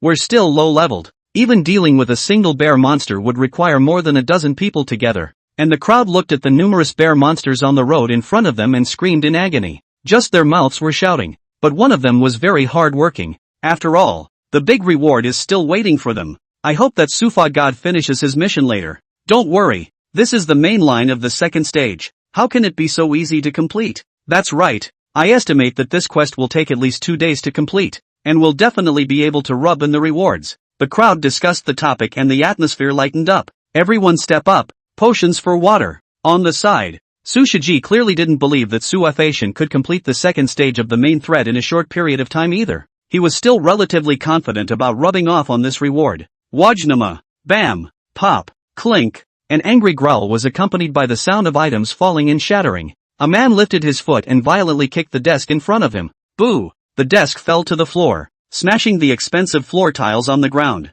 The man, however, still had not relieved himself, and the look on his face was incomparably angry. Sufa god, I won't let you silence public opinion. I'm going to find out your true colors of Lushan. Chapter 98, The Scepter of the God of Law. White Mist Town. Cinder's eyes revealed infinite fear. At this moment, his blood level was down to single digits. Please, don't kill me. I'll do anything for you. Threats were fruitless, and he lowered his stance as mayor of the town and kept begging. Blink, bam. Silent in response, Sumu blinked to Cinder's back, raised the staff in his hand, and struck him on the head with a blow. You have killed Cinder and successfully liberated White Mist Town. You have earned the title, Savior of White Mist Town. Announcement, player Sumu has successfully liberated White Mist Town, obtaining full attributes plus 50, skill points plus 1000, and rewarding a growable weapon, Scepter of the God of Law. Announcement, player Sumu has successfully liberated White Mist Town, obtaining full attributes plus 50, skill points plus 1000, and rewarding a growable weapon, Scepter of the God of Law. The moment Cinda fell to the ground, a series of prompts also popped up in front of Sumu's eyes. This guy has no experience? No exploding equipment either? What a cheapskate. What made him feel beautiful was that killing Cinder didn't give any experience, and there were no light clusters on the ground to be picked up. But after seeing the weapon rewarded in the package, his eyes widened. Scepter of the God of Law, level 0 plus 100 intelligence plus 100 spirit plus 100 physique. Growth value can be gained after killing monsters. Each growth will gain attribute enhancement and unlock words. Current growth value 0/10,000. This outfit fluffs. Sumu didn't know how to describe it anymore. You know it's still a weapon that can grow. He equipped the weapon straight away. After equipping, the weapon will be bound to your soul. Do you continue to equip it? A prompt popped up right after. Gear up. Without hesitation, Sumu put this equipment on his body. Open the properties screen. Player, Sumu. Profession, Mage. Level, second order 10/25,000. Life value, 7180. Mana, 30, 400. Melee physical attack, 716. Spell attack, 2170. Physical defense, 818. Spell defense, 1160. Attributes, Strength 308. Constitution 338, plus 180. Agility 308. Spirit 470, plus 290. Intelligence 680, plus 310. Gear, Scepter of the Pharaohs. Skull ring, goatskin gauntlets, goatskin boots, goatskin gloves, goatskin mantle, goatskin vestments, goatman priest's necklace, goatman priest's ring, White Mist Town warrior's badge. This attribute of mine is simply heaven-defying. Looking at her attributes, Sumu really didn't know what to say. Even if Cinder didn't pop anything, he himself was very satisfied. Just as he was thinking that, Cinder, who was lying on the ground, suddenly floated up. Fraud? Seeing this, Sumu hurriedly took a few steps back, and then a thunderbolt struck up. He wasn't really worried about Cinder swindling the body. Then he'd be able to get some more grease for himself. Miss. As the lightning struck Cinder's body, it did no damage. A dark energy surged from Cinder's body, forming a shadow. This silhouette was staring at Sumu, like an abyss, wanting to swallow him up. Are you the evil god? Sumu stared into the abyss without flinching. This void himself had seen it once before at the Boar Man's altar. I guess this guy is the evil god Cinder was talking about. The void didn't answer. Or rather it couldn't. The darkness turned slowly, forming a vortex that sucked Cinder's body into it. A certain evil god has left his mark on your body. As the black vortex disappeared into thin air, another hint appeared in front of Sumu's eyes. Imprint? Sumu hurriedly looked at her body. The black energy hadn't even touched him, so how did it leave a mark? Forget it, don't bother. On second thought, Sumu didn't dwell on it. It was just an evil god, and when he grew up,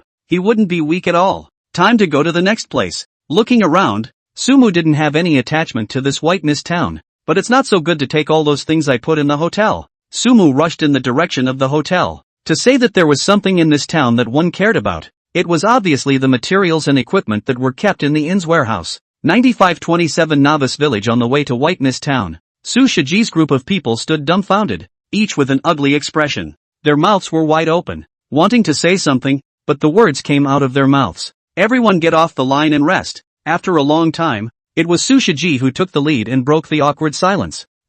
Okay. Young mister. Su, then we'll get off first. The others responded one by one, returning in the direction of the Novice Village. Damn it! Just after everyone else had left, Su Shiji's roar rang out. The moment he saw the announcement, the expression on his face was extremely complex. Dismay, bewilderment, anger and also unwillingness were intertwined. He had never expected that Suefation would actually complete this main quest shortly after opening it. The veins on Su Shiji's forehead popped out. What he missed was 50 full attributes and 1,000 skill points. Pretty country chat channel. It's this Sumu again. He even completed the second stage of the main quest. This is too unbelievable, isn't it? Karzi, we haven't even gotten to the first stage of the main thread yet. I wanted to ask, what's the highest level right now? Has anyone gotten to level 8 yet? It's over. We're completely outclassed. Because of the announcement of Sumu completing the second stage of the main line, there was a wail on the chat channel. The pretty countrymen who were high-minded and thought they were dominant were mercilessly slapped in the face by Sumu.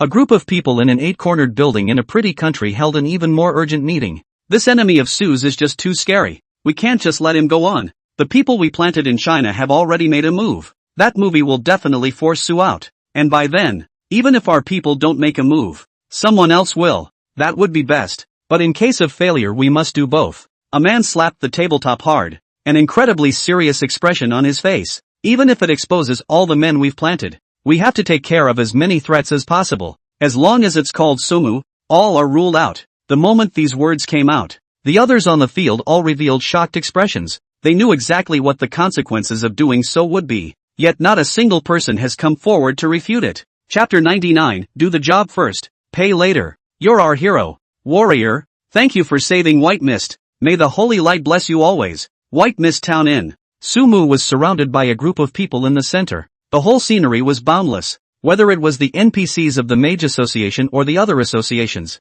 all of them gathered here and praised Sumu extremely well. Honorable warrior, what would you like to eat? It's all free. The money-hungry boss's wife was being extremely generous. Everyone is just too polite. Being surrounded by these people and complimenting them, Sumu was a little embarrassed. Adventurer, please go to Tsunami Moon City and report what happened in White Mist Town to the city lord, Moon White, and ask him to send a new mayor. At this moment, an aged old mage spoke up. Do you accept the mission, go to Tsunami City? I know. Sumu took this task on. Then please. After some more praise, the crowd gradually dispersed. The boss's wife also served Sumu extremely sumptuous food. Sumu was not polite either. He is now holding the title of the savior of White Mist Town. Isn't it only right to eat and drink for free? By the way, boss lady, how do I get to Tsunami Moon City? While eating, Sumu inquired. There is a passageway in the southern part of the Misty Mountain Range, and from there, if you advance all the way towards the south, you will be able to reach Tsunami Moon City. The boss lady replied enthusiastically. Sumu nodded slightly, already calculating in her heart to head to the next map. After eating and drinking, he went back to the hotel. 2 warehouses full of stuff. In addition to the materials, There are a lot of herbs. Among them, the most valuable ones were the ones that the bosses popped out. Those tycoons should have quite a few gold coins in their hands now, right? Sumu looked at the equipment that the bosses had exploded, as well as the equipment that he had replaced and the equipment that could be made from the drawings, and stroked his chin. The attributes of these equipments were very high, and their value was not comparable to those ordinary equipments of the first rank. How much price should be set? Sumu really cannot get an idea. An auction then? Sumu narrowed his eyes and thought. He looked to his title of savior of that white mist town. As long as one wears this title, he or she will have a special logo when speaking on the chat channel. In other words, one was now under everyone's scrutiny just by speaking on the chat channel. Just do it. After thinking about it, Sumu opened the chat channel. Suafation fluffed it. Even the second stage of the main thread was completed so quickly.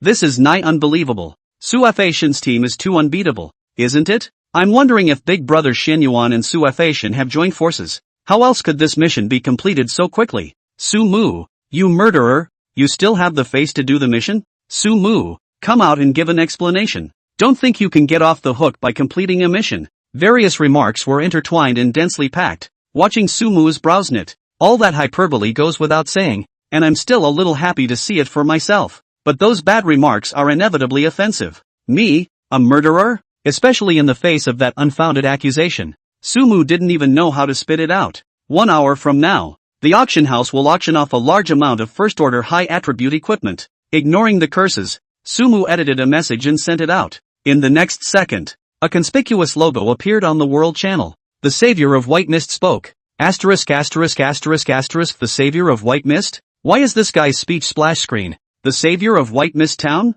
That's a nifty Sufa god. Suafation is selling equipment? That must all be superb. Naya Sumu, how dare you sell your equipment? You've got a face, don't you? Sumu, savior? The murderer is still in jail? The message sent by Sumu was quickly recognized, and the chat channel was immediately filled with polarized remarks again. Some people even chatted privately with Sumu to start spraying shield. Sumu directly blocked those remarks, opened the parcel bar, and began to make equipment and potions. You made the goblin staff. You've made bright silver leather armor. You made a super mana potion. You made a bloodthirsty potion. After crafting most of the materials in the warehouse into equipment and potions, Sumu arranged them neatly and waited for the consignment. Drop. Drop. That's when a message popped up. Sumu raised an eyebrow and clicked on this private chat. Friend, I want to buy all the equipment you're holding for 100,000 gold coins. So rich? Seeing this message, Sumu froze for a moment. Knowing that the amount of gold coins he had in his parcel bar right now was only 130,000.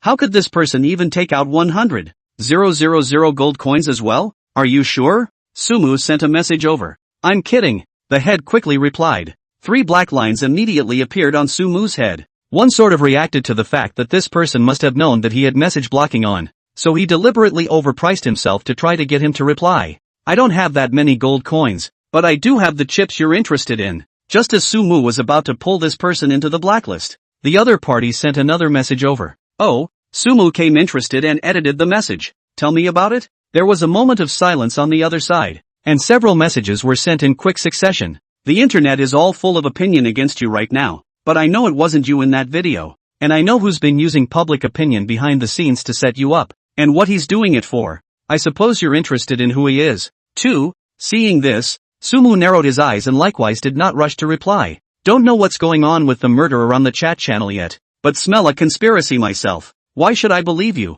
Sumu edited a message and sent it. I can take care of that guy for you and help you with all the negative publicity. The message on the other end was quickly replied. Seemingly worried about being suspected by Sumu, he added, don't worry, I won't ask anything about your identity. You just need to see the results. What do you want? Sumu inquired after contemplating. I want gold coins, or equipment, anything worthwhile anyway. The message from the other end was very direct, taking people's money and eliminating their disasters. I've always been a professional. How about these 2 pieces of equipment? Sumu thought about it and sent the properties of the bright silver leather armor as well as the silver blade dagger to the other party. Yes, but add another 500 gold coins. The message from the other end came back quickly. Sumu raised an eyebrow. 2 pieces of equipment plus 500 gold coins. This was by no means a small amount. It's not too much of a stretch to say that the other side is a lion's share. Don't worry, it's definitely worth every penny. And I guarantee that person will disappear completely and never trouble you again.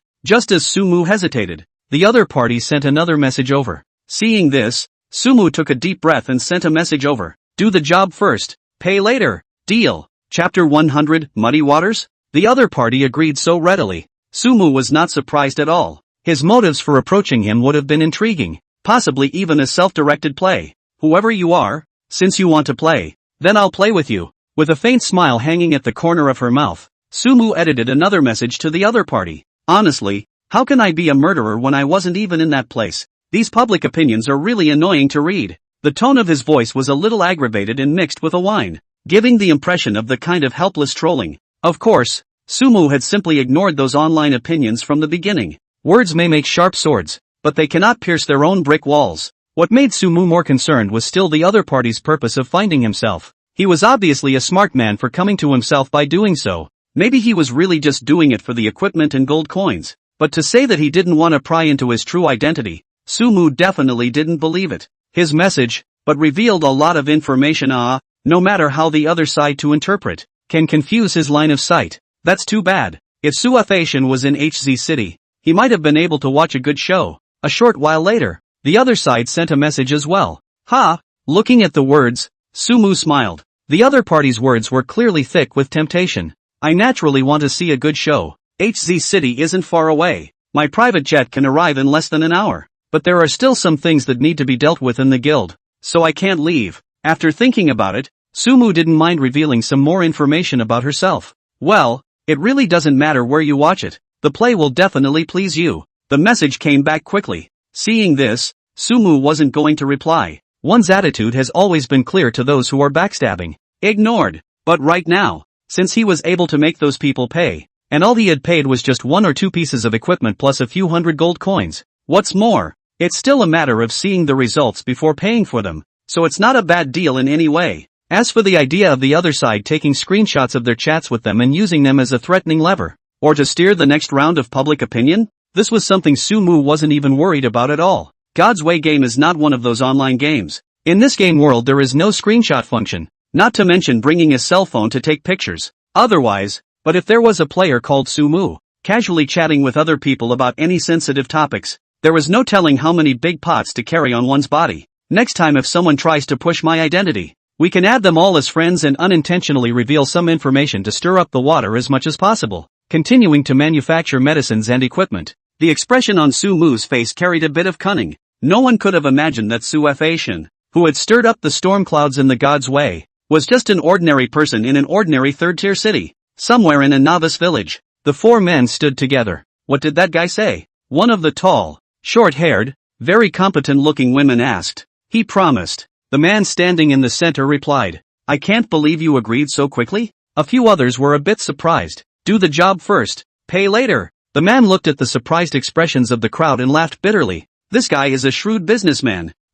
Did you find out anything else useful? A few people froze for a moment before one spoke up and asked. Making a deal with Sumu was only one of their purposes. Establishing a friendly relationship with the Sufa god and surmising his true identity was their ultimate intention. Nothing substantial, but he shouldn't be from HZ City, and the place where he is isn't far from HZ City. The other thing is that he must be no less of a person, at least a stealthy rich guy with a private jet. The man spoke slowly, a flurry of analysis. Such an identity was also more in line with what he had always presumed. That's a big range. There are just too many invisible rich people in China, and there's no trace of them. The man next to him frowned, lost in thought. After a while, a man suddenly spoke up. Could this information be a smokescreen put out by that guy? We can't rule out this possibility. But for now, our search is still focused on the big cities around HZ City, looking for those invisible tycoons with the surname Su. The man replied. In my opinion, HZ City needs to be found as well. Maybe the guy played lights out. The woman spoke again.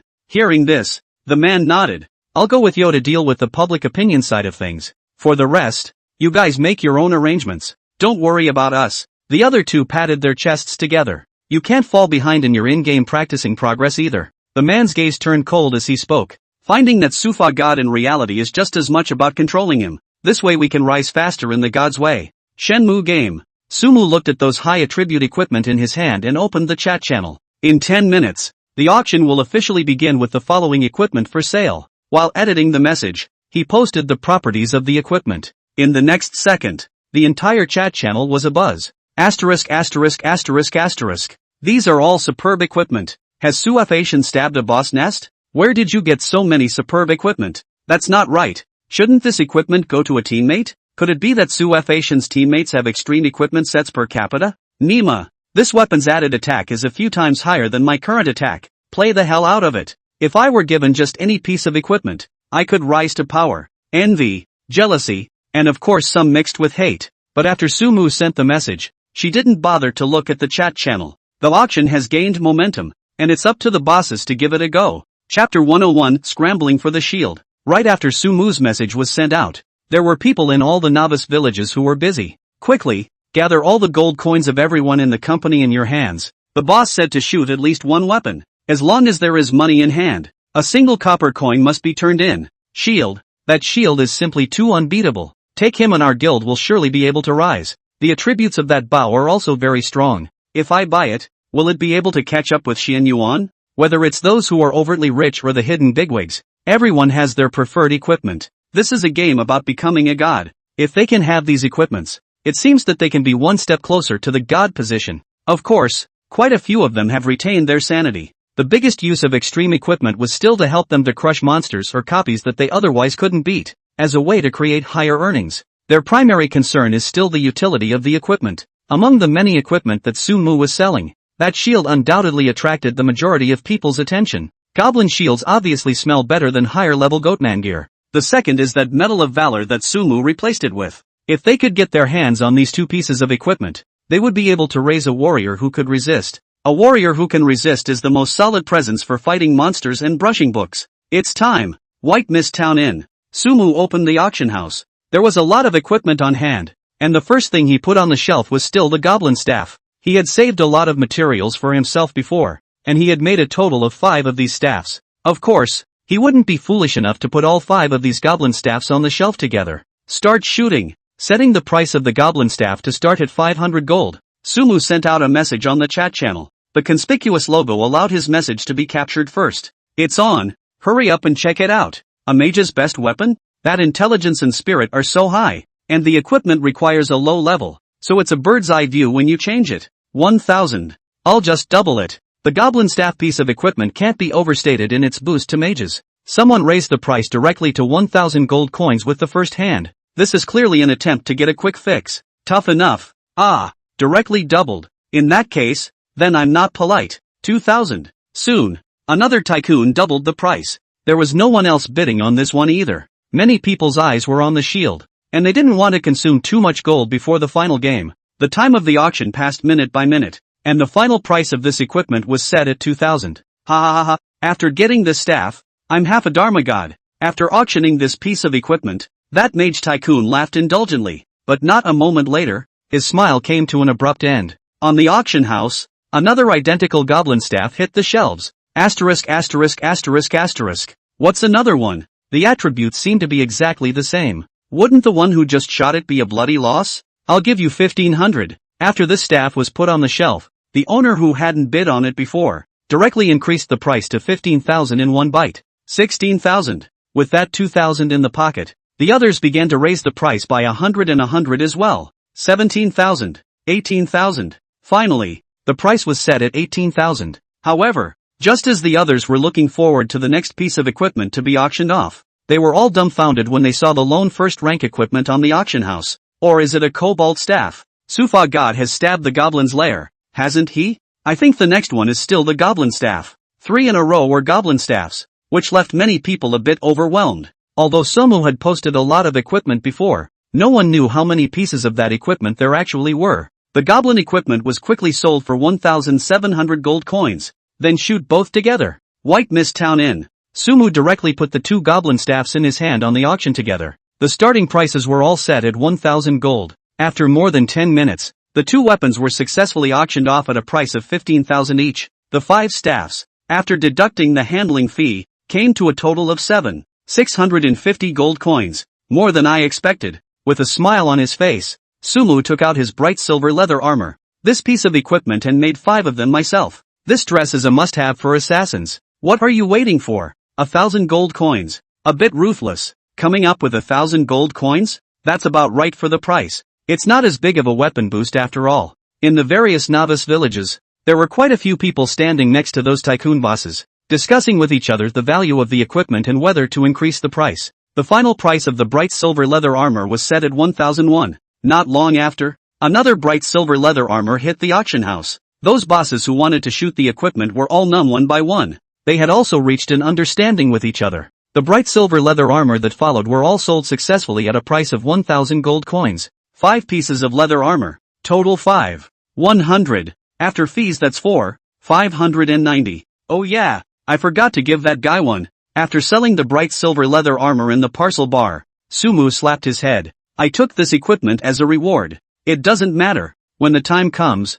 we'll just say he didn't do a nice enough job and give less. Sumu bristled. Since you are doing the work first, the final interpretation is yours. Goblin these pieces of equipment together on the shelf. Apart from the equipment that could be manufactured, what was left in Sumu's hands were all single pieces of equipment. He shelved 3 pieces of goblin equipment straight away, and the dagger stayed. Quick, the shields are on the shelf. That vestment isn't bad either. Those goblin shoes are also powerful. If they were equipped on the same warrior, it would be a proper blood bowl. Never mind the rest of the gear, the shield is the key. This time, Suafation put 3 pieces of equipment on the shelves at the same time, and it's likely that there's only one of all 3. After these 3 pieces of equipment were put on the shelves, it immediately made those who were keeping a close eye on the auction house stare in disbelief. The shield they've been longing for hits the shelves. Of course, there were quite a few people who knew they couldn't shoot the shield and turned their attention to the other 2 pieces of equipment. First, it was the shoes, and no one continued to increase the price after it was raised to 1,200 gold coins. And that vestment has made many mage tycoons grab red eyes because it has a blue returning attribute. In just a few minutes, the price of the vestments was raised to 2,200 gold. Instead, the price of the shield is just 50, slowly going up. A few people were sitting around in a novice village somewhere. Mr. Ma, should we raise the price of the shield? A man opened his mouth and asked. There's no rush. There might be 2 of these shields as well, Ma Jingfei said in a light tone. He has been in the mall for many years, and he has always been very calm. Mr. Ma, we currently have 5,000 gold coins in our hands. We should be able to take this shield. In the other novice village, the same is true of Ma. There's no rush. We'll strike later. The person known as Mr. Ma had one hand resting on his cheek, and his expression was similarly very calm. Just beneath his calm exterior, there seemed to be a hint of apprehension hidden. This shield is so valuable. The deer in the headlights is yet to be seen. Chapter 102, 200,000 gold coins. The shoes went for 12,000.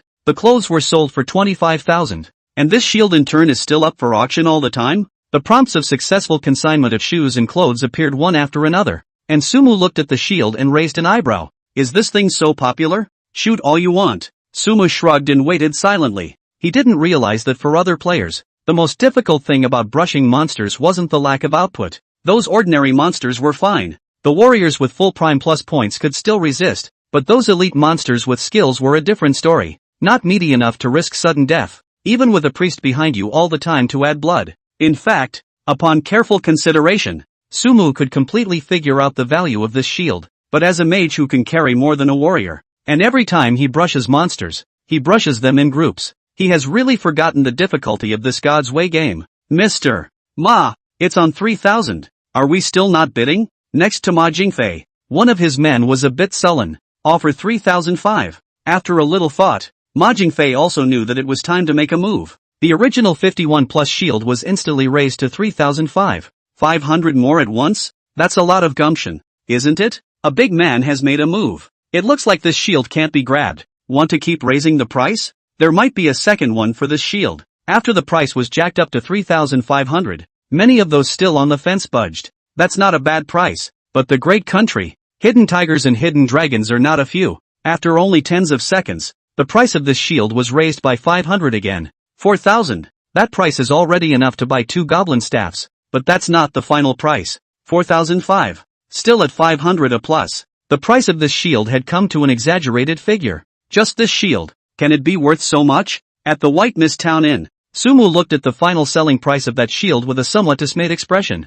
In terms of attributes, the defense and damage reduction of this shield was very good, but in his own opinion, this shield was still very weak. It's a real surprise to be able to sell it for such a high price. So it seems that defense suits are more popular? Through this piece of equipment, Sumu also reacted. He looked to the Medal of Valor he had replaced it with. This equipment was a reward from the main quest of the novice village, and by definition, every novice village could obtain one. However, thinking about the attributes of that Ice Wolf King, one didn't think that anyone could complete the novice village mainline at this stage. Then I'm welcome. Sumu directly listed the medallion on the auction house at a starting price of 3,000 gold coins. As expected, soon after this medal hit the shelves, someone offered up to 3,500 gold coins. Auction as high as you can. Better clear out my entire inventory. In a certain novice village. Mr. Lee, all of our gold coins are riding on it. What should we do if we can't auction this medal? Several people stood next to Li Xiao, all with expressions of worry on their faces.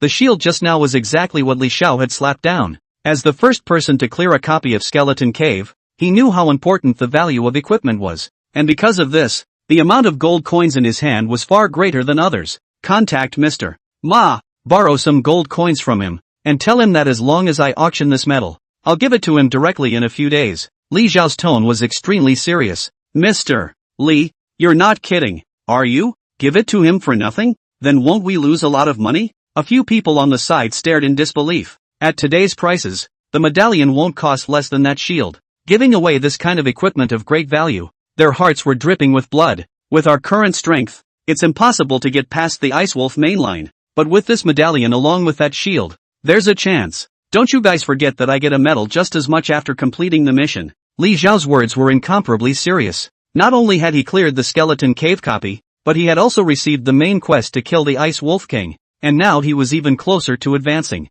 As soon as he advanced and then upgraded, he could equip that shield with the medallion. At that point, no matter what he wanted to do, his efficiency would increase dramatically. It's only a matter of time before you earn back those gold coins. The henchman sniffed, and without dwelling on it, immediately made the connection. Mr. Ma has agreed. Not long after, he spoke excitedly. The medallion actually sold for 5,000 as well? That's too valuable, isn't it? White Mist Town. After seeing the final transaction price of the medal, Sumu rubbed his nose. Compared to other equipment, this piece of equipment had the lowest requirement level, and its value naturally rose. It's always sold for 24,000 gold coins. Sumu looked at the number of gold coins to be withdrawn from the auction house and smiled broadly. That's a lot more than one would expect to see. What follows is all this high-grade equipment. Opening the parcel bar, Sumu looked at those Goatman equipment he had obtained. Originally, he could have continued to brush the Goatman copies and make another Goatman set to sell. However,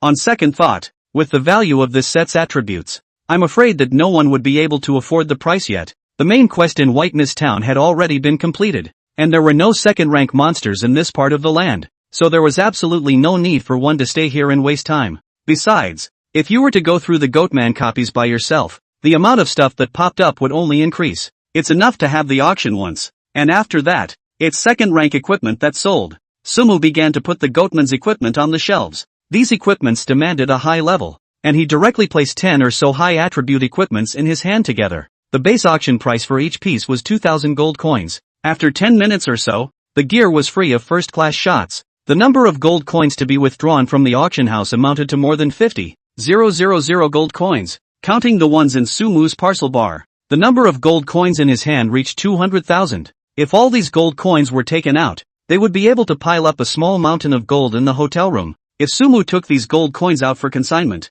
he would definitely be able to exchange all the shares of most listed companies on the market. After the equipment is sold, there are still materials and medicines. The amount of gold in my hand is already high enough, so let's sell it cheaply. Having become a rich and powerful existence, Sumu still didn't let go of those medicines and materials. Granted, they will be worth a lot less than the equipment, but a mosquito is still meat. Sumu opened the chat channel and directly edited the message to send it out. Clearance sale. A large number of materials medicines cheap sale. Buy is to earn Wait until the town can learn life skills. With these materials, get rich is not a dream Chapter 103, a good show. What? You can learn a life profession when you get to town? I see. So the goblin staff is made? That leather armor should be manufactured as well, right? So, the big guilds will all have to train a few life profession players? Sumu's news quickly took the world channel by storm. Not everyone in China, with a population of over 1 billion, likes to fight and kill. In most MMOs,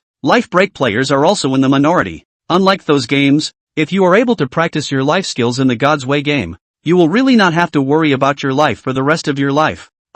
Must buy. Cultivating a few life players would also be a huge boost to the company's overall strength. Buy some.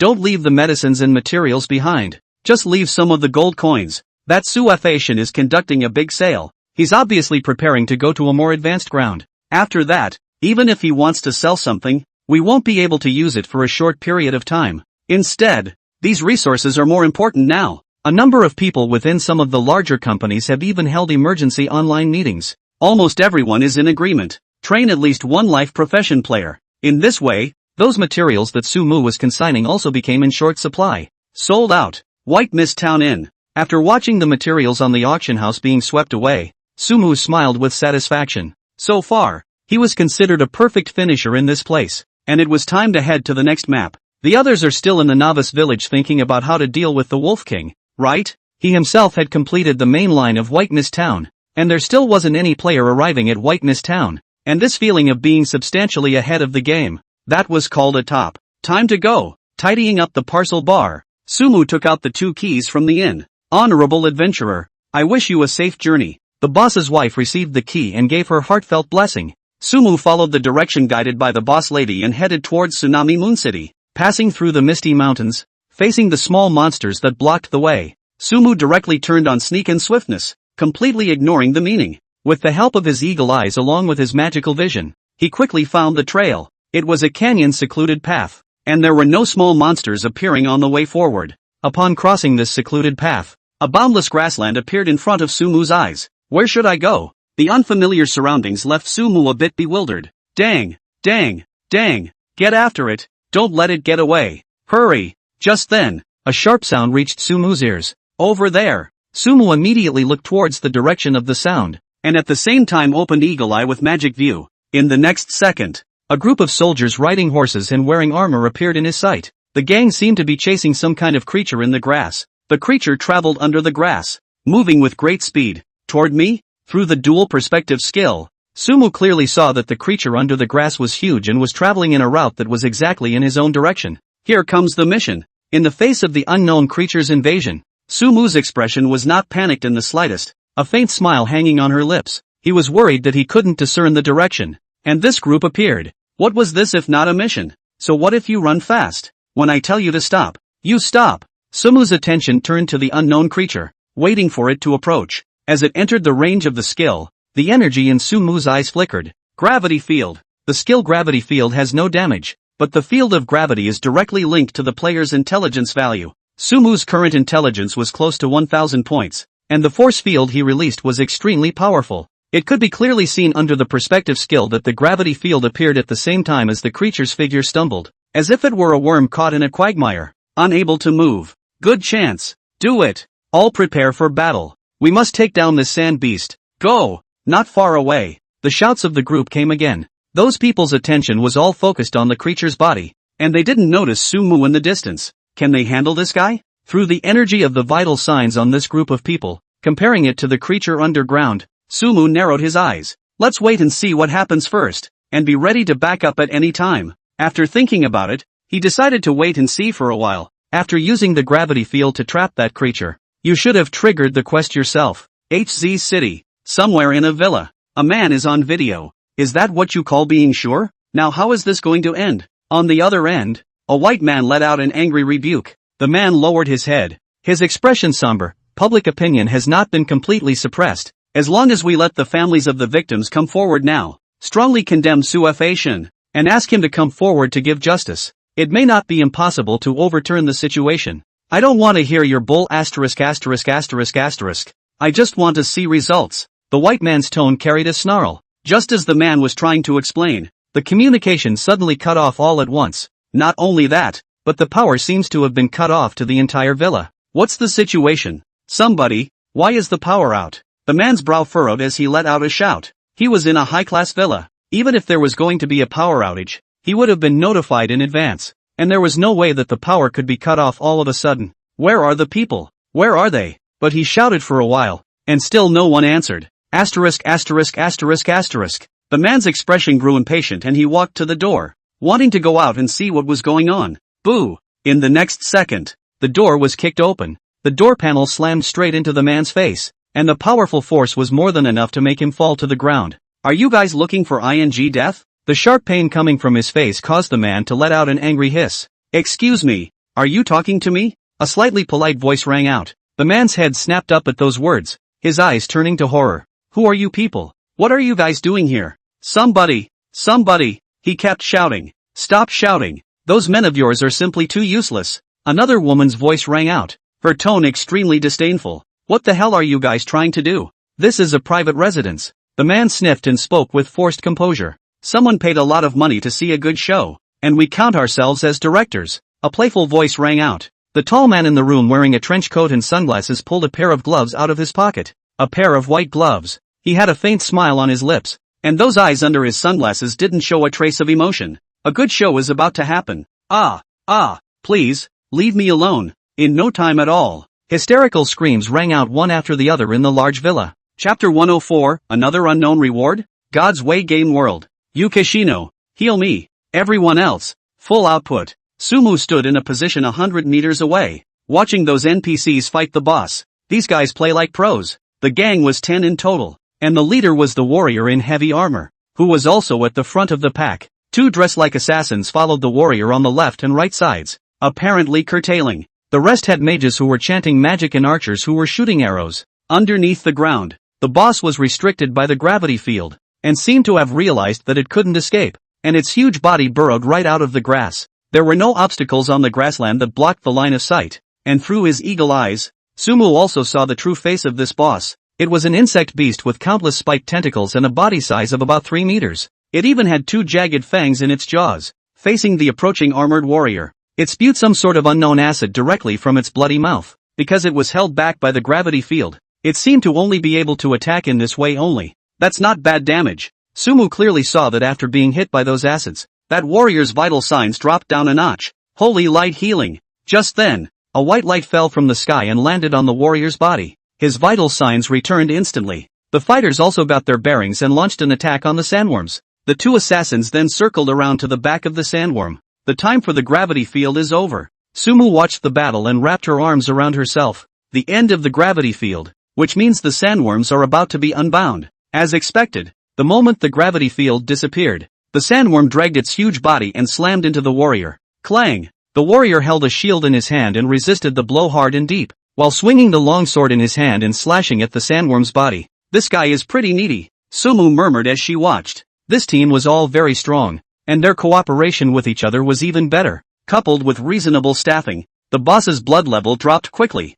At this rate, it won't take much time for the battle to be over. Should I pick up the slack? Sumu kept a close eye on boss's vital signs and rubbed his chin as he took stock. The sandworm was clearly a second-rank boss, and should be very good in terms of both experience and drops. As long as you take the final blow, all of this can be yours. But if you really robbed the NPC's boss, would you still be able to pick up the next quest? Just as Sumu hesitated, the boss's blood level had already reached 30%. The sandworm also seemed to realize that this was not going to work, and its mouth once again spewed out acid. But this time the target was not the warrior. Those acids flew towards those priests and archers like a water column. Duck! The warrior let out a high roar in quick succession. His voice also made those people respond at first. Several mages directly used their blink skill to escape, while the archers also pulled away with their speed. Holy light shield. The female priest, on the other hand, covered herself with a layer of holy light and blocked the blow. Wah! The acid did not have an effect and the sandworms budged. It swung its massive body and forced the warrior back before burrowing into the ground.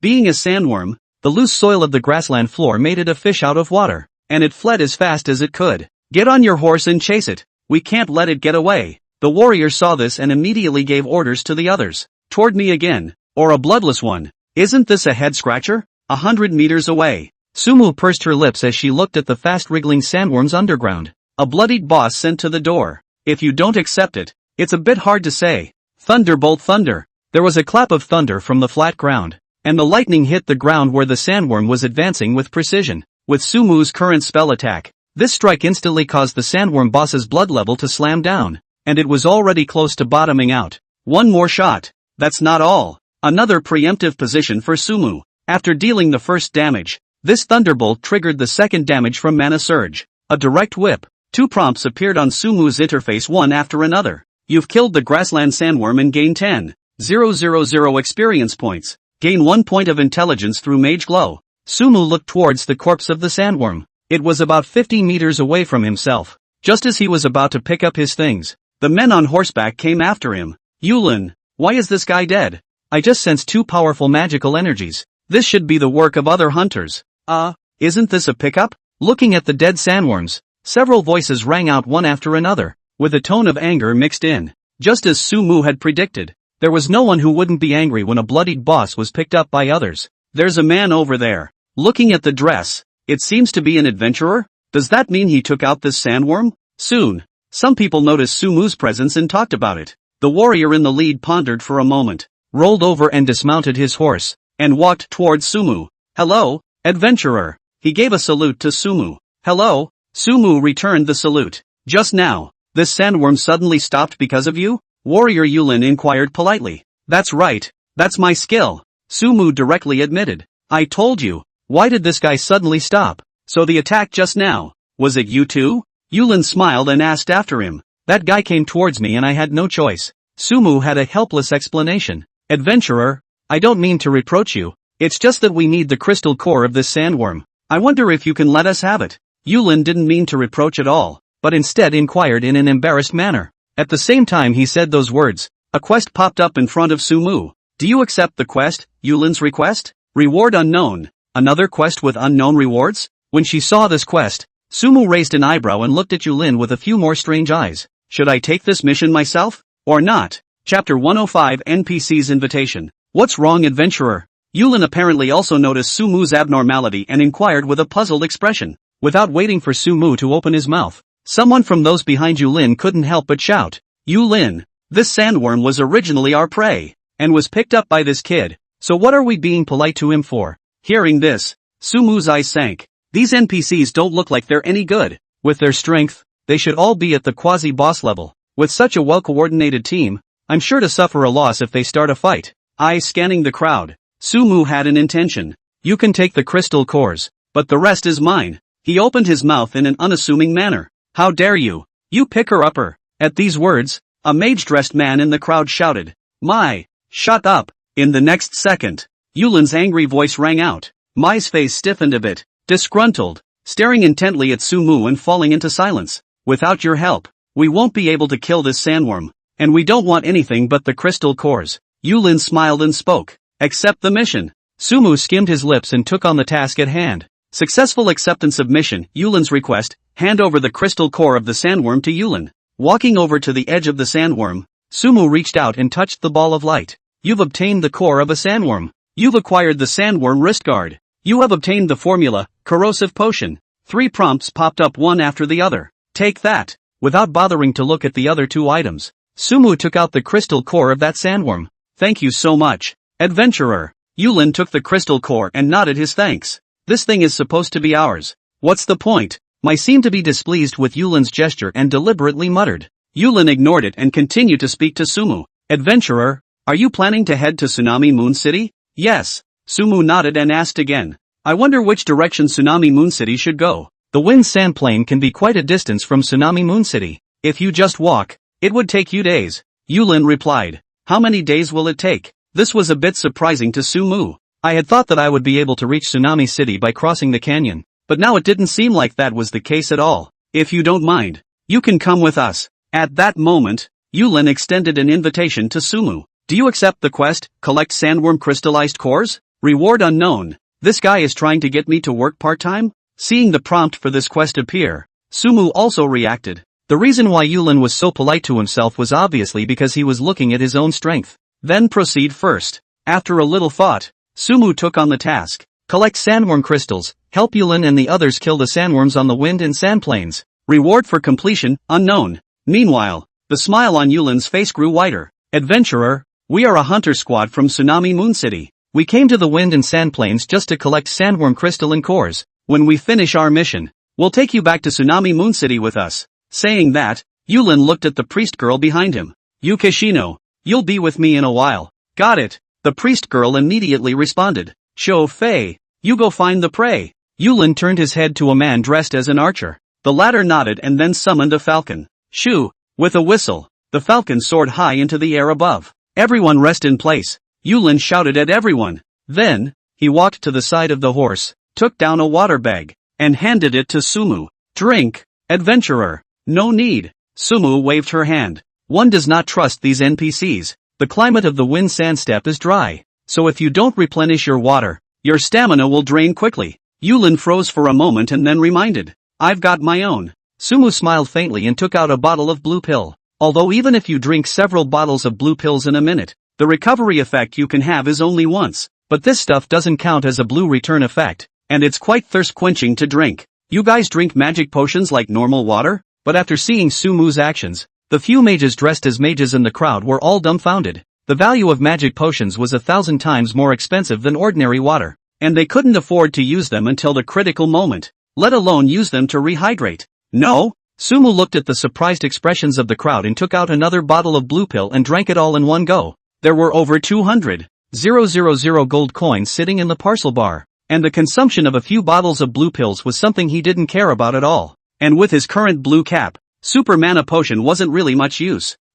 You win." The crowd was speechless, with an expression of "you are really trench," and the eyes of several mages were filled with envy. Sumu ignored those looks and opened the parcel bar, looking at the other two items that the sandworm boss had popped out. Sandworm wrist guard, plus 80 agility, plus 50 physique, plus 10% arrow loading speed required level, second order. Level 1. Recipe, corrosion potion, requirements, sand poison grass x2 corrosive liquid x2 effect, attach a corrosive effect to a weapon, inflicting an additional 100 points of corrosive damage when dealing damage to an enemy for a duration of 30s. Nice wrist guards. Excellent for archers. This potion is pretty good too. It can increase the output quite a bit. For these two things, Sumu was still relatively satisfied, especially the corrosive potion. As long as you make it yourself, it will definitely become the next best-selling medicine. Found it. After another moment, the falcon circling in the air flew back to Archer's autumn flight shoulder. "All hands on your horses. Let's go." Yulin immediately gave the order. The priest girl got on the same horse as Yulin,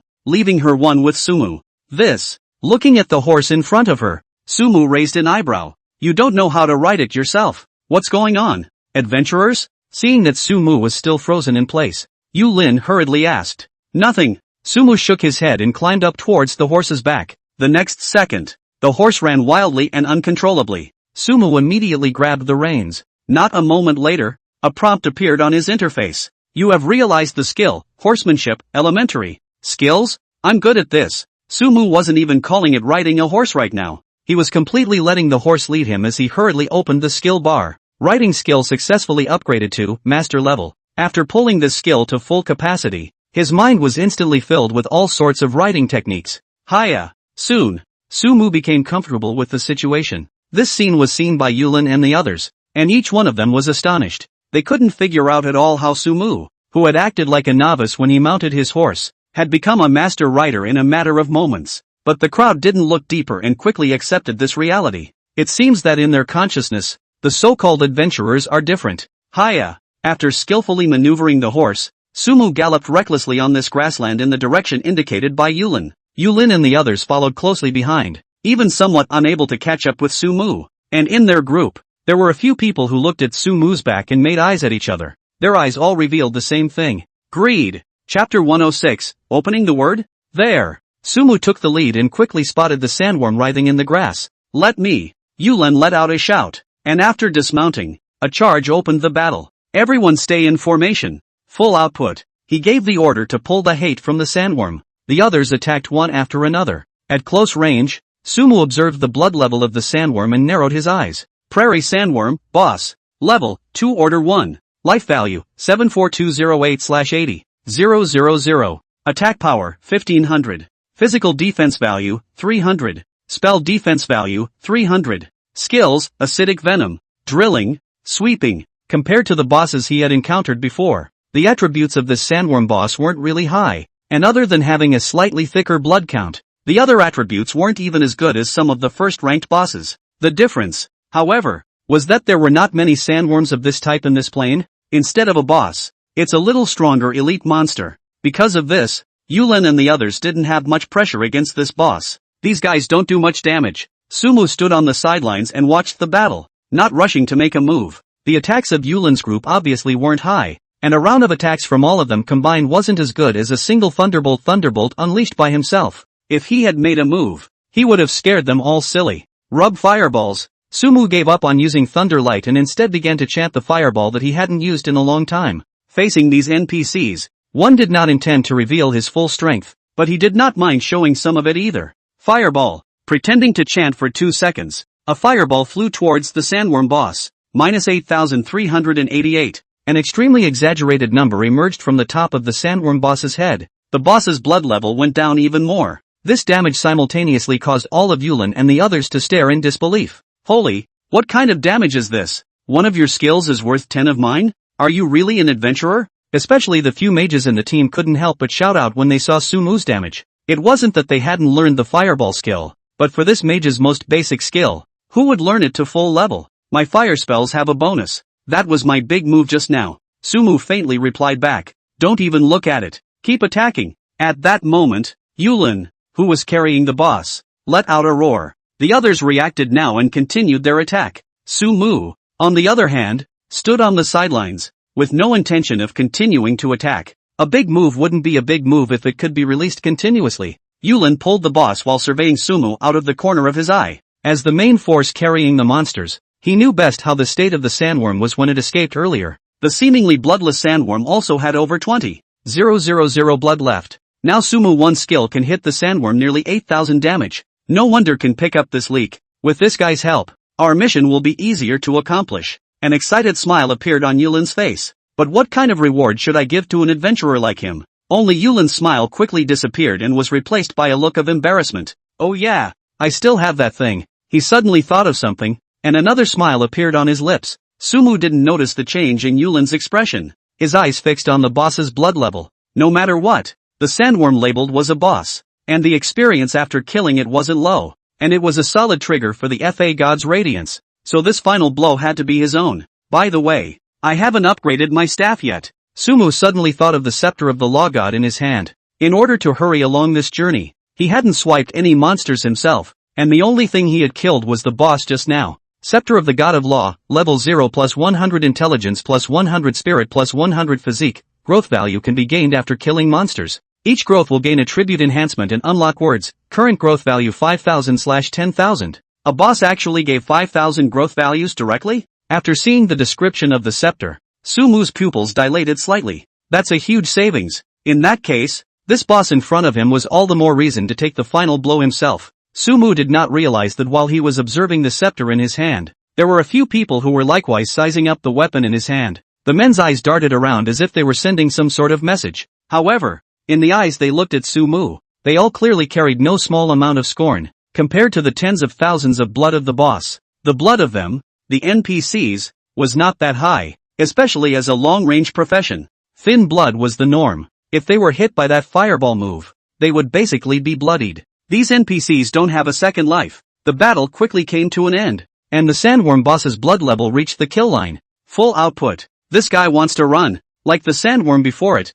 Under the threat of death, the sandworm burrowed into the ground, trying to escape. -8,388. But just a second before it burrowed into the ground, a pummeling fireball struck its body. The powerful flames enveloped it, and even more so, took away the last trace of its blood. You have killed the grassland sandworm and gained 10,000 experience points. Gain 1 point of intelligence through Mage Glow. 2 prompts also appeared together on Sumu's interface. Sumu hurriedly opened the equipment bar and checked the status of the scepter in his hand. Scepter of the God of Law, first level plus 150 intelligence plus 150 spirit plus 150 physique. Using a powerful magical item grants the scepter the corresponding word. Current number of words, 1 growth value 0/20,000. Each of the 3 attributes has been raised by 50 points. And you can still open words? Sumu's eyes revealed excitement. Is this what makes growth gear so powerful? By the way, didn't I explode a precious pearl before? Sumu hurriedly opened his package and found the shadow treasure pearl that had been popped out of the Goatman copy. This thing should count as a magic item. Does the shadow orb empower the scepter of mage words? Attribute, shadow enhancement, all shadow damage increased by 10%. As a prompt popped up, Sumu narrowed her eyes. Of all the skills he had now, only Flock Ravenstorm was shadow damage. The 10% damage boost is really strong, but would a single attribute damage be a waste of a phrase? Chapter 107, We owe Suafation an apology. Forget it, there's no rush. It's a growth weapon. How about some powerful words? After thinking carefully, Sumu put away the shadow treasure pearl. The items popped out by a first-rank boss were definitely no match for second-rank treasures. There was no need to be in such a hurry when you had just reached the second rank map yourself. You guys, you did that on purpose, didn't you? Just as Sumu was thinking, an angry rebuke rang out. The one who spoke was one of the mages in the group. He glared at Sumu angrily, clenching his fists. What? Sumu turned her head to look at him, her face flat. You're still playing dumb here? You intentionally struck out last to kill the sandworm, didn't you? The man looked at Sumu's expression. His complexion grew angrier and angrier, his voice carrying a growl. It wasn't just him. The others in the team also looked at Sumu with angry faces, leaving aside the issue of drops for a moment. For them NPCs, killing powerful monsters was the same way to gain experience to level up. The people in the team had long ago agreed that the boss's final blow was reserved for Yulin. Sumu had already grabbed a boss before, and now that he had grabbed a second one, the crowd's suppressed mood could no longer be strained. That's right. What's the difference between you and robbing a boss? You guys, still not admitting it? The others issued accusations one after another, all targeting Sumu. Shut up, all of you. Just then, a growl rang out. It was Yulin who opened his mouth. As the leader of this team, his prestige was high, and those voices of rebuke were immediately silenced. What's so noisy about it? If it wasn't for this adventurer's hand, that sandworm might have escaped, and wouldn't we have wasted our efforts all the same? Compared to the anger of the crowd, Yulin saw it through. Sandworms were not difficult to deal with, and the biggest difficulty in trying to kill them was how to leave them behind. It is important to realize that sandworms that burrow into the ground escape very quickly. Sumu was able to deliver the final blow to the sandworm at the right time, something that none of them could do. As long as the efficiency of killing sandworms could be guaranteed, what did it matter even if some experience was given away? Sorry about that, they're not very temperamental. Yulin looked at Sumu with an apologetic smile. But since you took the experience, can you let us have all the drops? His tone was consultative, not forced. Yes, Sumu did not refuse. Thanks a lot then. Yulin let out a long breath when he heard this and called out to the archer. Cho Fei, go find the next target. Everyone else stay put and rest. Yulin finished and threw a smile at Sumu. Adventurer, come with me. When Sumu heard this, she raised an eyebrow and glanced at the others, still following behind Yulin. The two stepped aside and Yulin pulled something out of his arms. This is one of the things I occasionally get, and according to those in the Mages Association in Tsunami City who identified it, the stone seals strange spell energies, but how to unseal it, no one knows. I think you might be able to find a way. While saying that, Yulin handed this stone to Sumu. Thanks a lot then. Without even thinking, Sumu took the stone in her hand. You have obtained the Dusty Magic Stone. Dusty Magic Stone, this stone contains powerful spell energy. Perhaps it can be activated by some special method. Good stuff. I wonder if I can scepter the words. After seeing the description of this magic stone, Sumu's mind sprang to life. Does the Dusty Magic Stone empower the Scepter of Magecraft? Attribute, Power of Magic, plus 5% final damage of spells. Asterisk asterisk asterisk asterisk so fluffy? Seeing the prompt that popped up in front of her, Sumu was truly stunned. Plus 5% final damage, that's a lot better than boosting spell damage by 5%. This is still an unsealed stone. Wouldn't the phrase be more powerful if this stone was unsealed? Resisting the urge to activate the words, Sumu put away this magic stone. This thing is definitely a good one, and if it can be fully unblocked, it might boost the final damage by more than 20%. Really? That's an anticlimactic phrase. Adventurer, that skill that trapped the sandworm before, how often are you able to release it? Seeing that Sumu was very satisfied with the magic stone,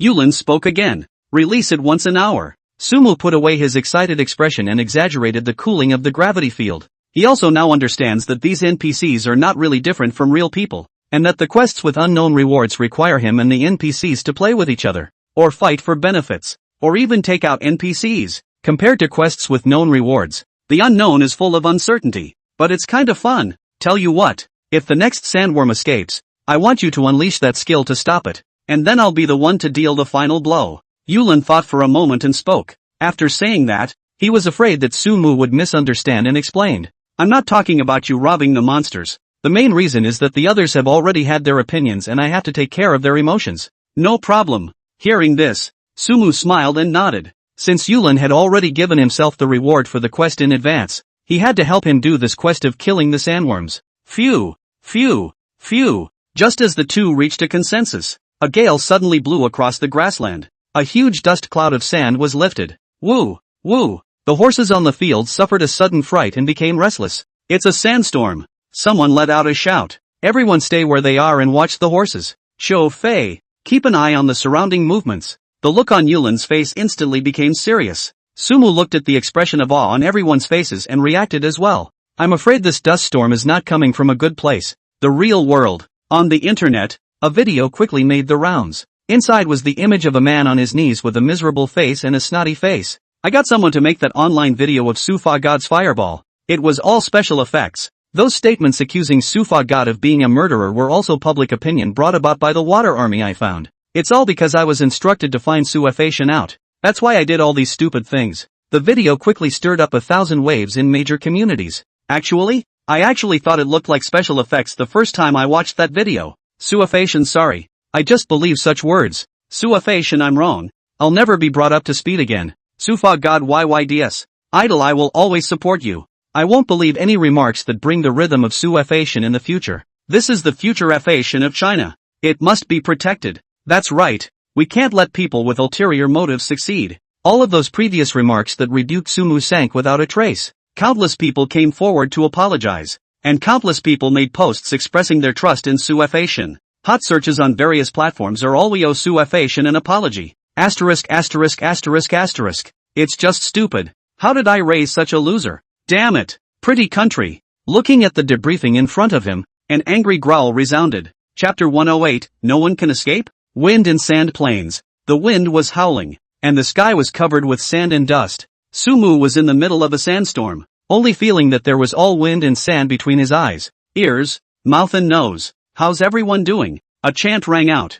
Yulin pulled on his voice and asked the crowd about the situation. We're fine. This sandstorm is too big. I'm afraid it won't end for a while. What should we do next? Someone soon responded with a shout. Hold the horses. We'll wait where we are for the sandstorm to pass. Yulin gave the order and walked against the wind and sand to where the horses were. Magic perspective. Sumu stood in place and turned on the skill. The sandstorm obscured the view, but the magical view was unaffected. With this view, one can clearly see where each is located and where the storm is headed. It is? It was also in this perspective that Sumu realized something was wrong. The skill magic perspective is very powerful. Not only can you see the vital signs of each creature, but you can also see the hostility of those creatures towards you. Among this group of people, there were 5 people who were gazing in their direction, and their bodies were even emitting a red glow. Obviously, the red glow, on the other hand, meant that the men were particularly hostile to themselves. Sumu immediately looked at Yulin. There was only a majestic aura of life in his body, and nothing else out of the ordinary. These NPCs want to get into trouble? After determining that Yulin had no hostility towards him, Sumu rubbed his chin and thought. There were already people who were upset with themselves from earlier when they took out the sandworms themselves. Wait and see what happens first. Sumu silently watched the movements of those people. If these guys aren't NPCs, strike out on your own. Like Cinder before him, that's miss damage on its own until it turns into a hostile red state. I don't know if these NPCs are in the same situation, but if I strike first, I'm sure it will have some impact. Drop. Suddenly, Sumu's private chat channel rang. It was the guy who had privately chatted with himself earlier about the deal. Mr. Su, I've done your request. Are you satisfied with that great show on the internet? The message from the other side was straight to the point. Done. Without going offline, Sumu naturally wasn't sure how the situation was online. He didn't rush to reply and opened the chat channel instead. Sufa God is sorry. Sufa God, we were wrong. You're the best. Suafation, we shouldn't have questioned you. I'm sorry. Unlike the previous argument, the chat channel is now almost entirely clear of apologetic remarks. Yes. Seeing those apologies, Sumu couldn't help but laugh. This guy is quite reliable in his work. But well, after thinking about it, Sumu edited a message. You're making too much of a splash with this one, and I've never been a fan of high profile. The tone of his voice was a little reproachful as well as disgruntled, and showed even more of his low-key character. Didn't Mr. Su say before that he wanted to see a good show? If it's too low-key, the show won't be good enough, the head quickly replied. Seeing this, Sumu fell into deep thought. The wind and sand still whipped around him, but it couldn't disturb his thoughts. You really think I can't solve this mess? The corner of his mouth lifted slightly as he sent a message. But why did I ask you to do it? A full minute passed on that end before this message was sent. We did the flailing this time. Sorry Mr. Su, to have this effect. Sumu's face was full of smiles. He took out the bright silver dagger, and 500 gold coins, and sent a mail to the other party. Anyway, you've helped me solve a problem. Here's your payment. In a few words, Sumu deducted the leather armor clothes from before. Thank you, Mr. Su. The head quickly expressed his gratitude. After another moment, the head once again sent a tentative. If possible, we would like to work for Mr. Su. Doing errands for me? Sumu looked at this message and kind of wanted to laugh. From the man's tone, it was obvious that he was an expert in reality. Such people are generally of the difficult to manage variety. But Sumu wasn't thinking of harnessing the other side either. There are just too many people who want to do my job for me. A simple statement that is both a refusal and a binding of one's identity. Sure enough, the other end wasn't returning messages either. Watch out, something's approaching. At that moment, another voice rang out from the field. It was the archer, Autumn Fly, who was in charge of scouting earlier. Prepare for battle. As he opened his mouth, Yulin's face became tense. The sandworms in the windy sand prairie were numerous, and now that the sandstorm was coming together, I was afraid that all those sandworms had come out to move around. With the strength of this squad, even in a sandstorm, it wasn't difficult to deal with one sandworm, but if more than 2 sandworms came, then they would be in danger. There's movement, more than one enemy. Soon after, Xiao Fei spoke again, his tone grave. Those ears of his were extremely sensitive, and even when he was in the midst of the wind and sand, he could still hear the movements around him. Magic perspective. Compared to Xiao Fei's ears,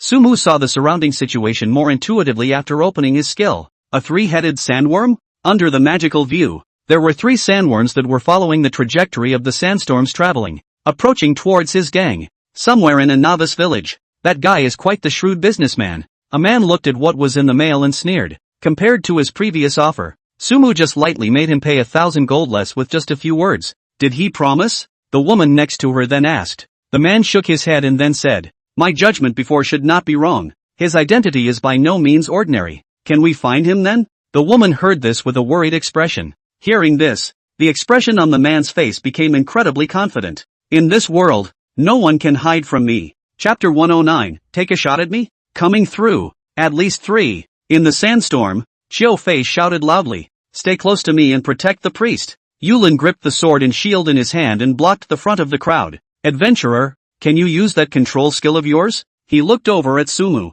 Yes. Sumu nodded. When the sandworms get close, listen to my command, Yulin said. Just then, a sandworm burrowed out of the ground and attacked towards the crowd. Yulin raised the sword in his hand and attacked the sandworm. His attack did a decent amount of damage, pulling the sandworm in the first place. Full output, with other threats present around them. Yulin dared not be careless and issued a prod. The others also went all out with their output. Fireball. Sumu saw the right moment and sent out a fireball blast. Compared to the triple-digit damage of the others, his 4-digit damage immediately made the sandworm's bloodline go down by a large margin. Luckily, Yulin, a warrior, had the taunt skill, which allowed him to pull the boss. Coming through. As the boss's blood level went down by half, Xiao Fei gave a warning. Adventurer. Yulin immediately looked at Sumu. Gravity field. Under the magical perspective, Sumu Yuan knew the location of the other sandworms better than the crowd and directly opened the skill gravity field. Under the intervention of the powerful gravity, the other 2 sandworms' figures lurched and were fixed in place.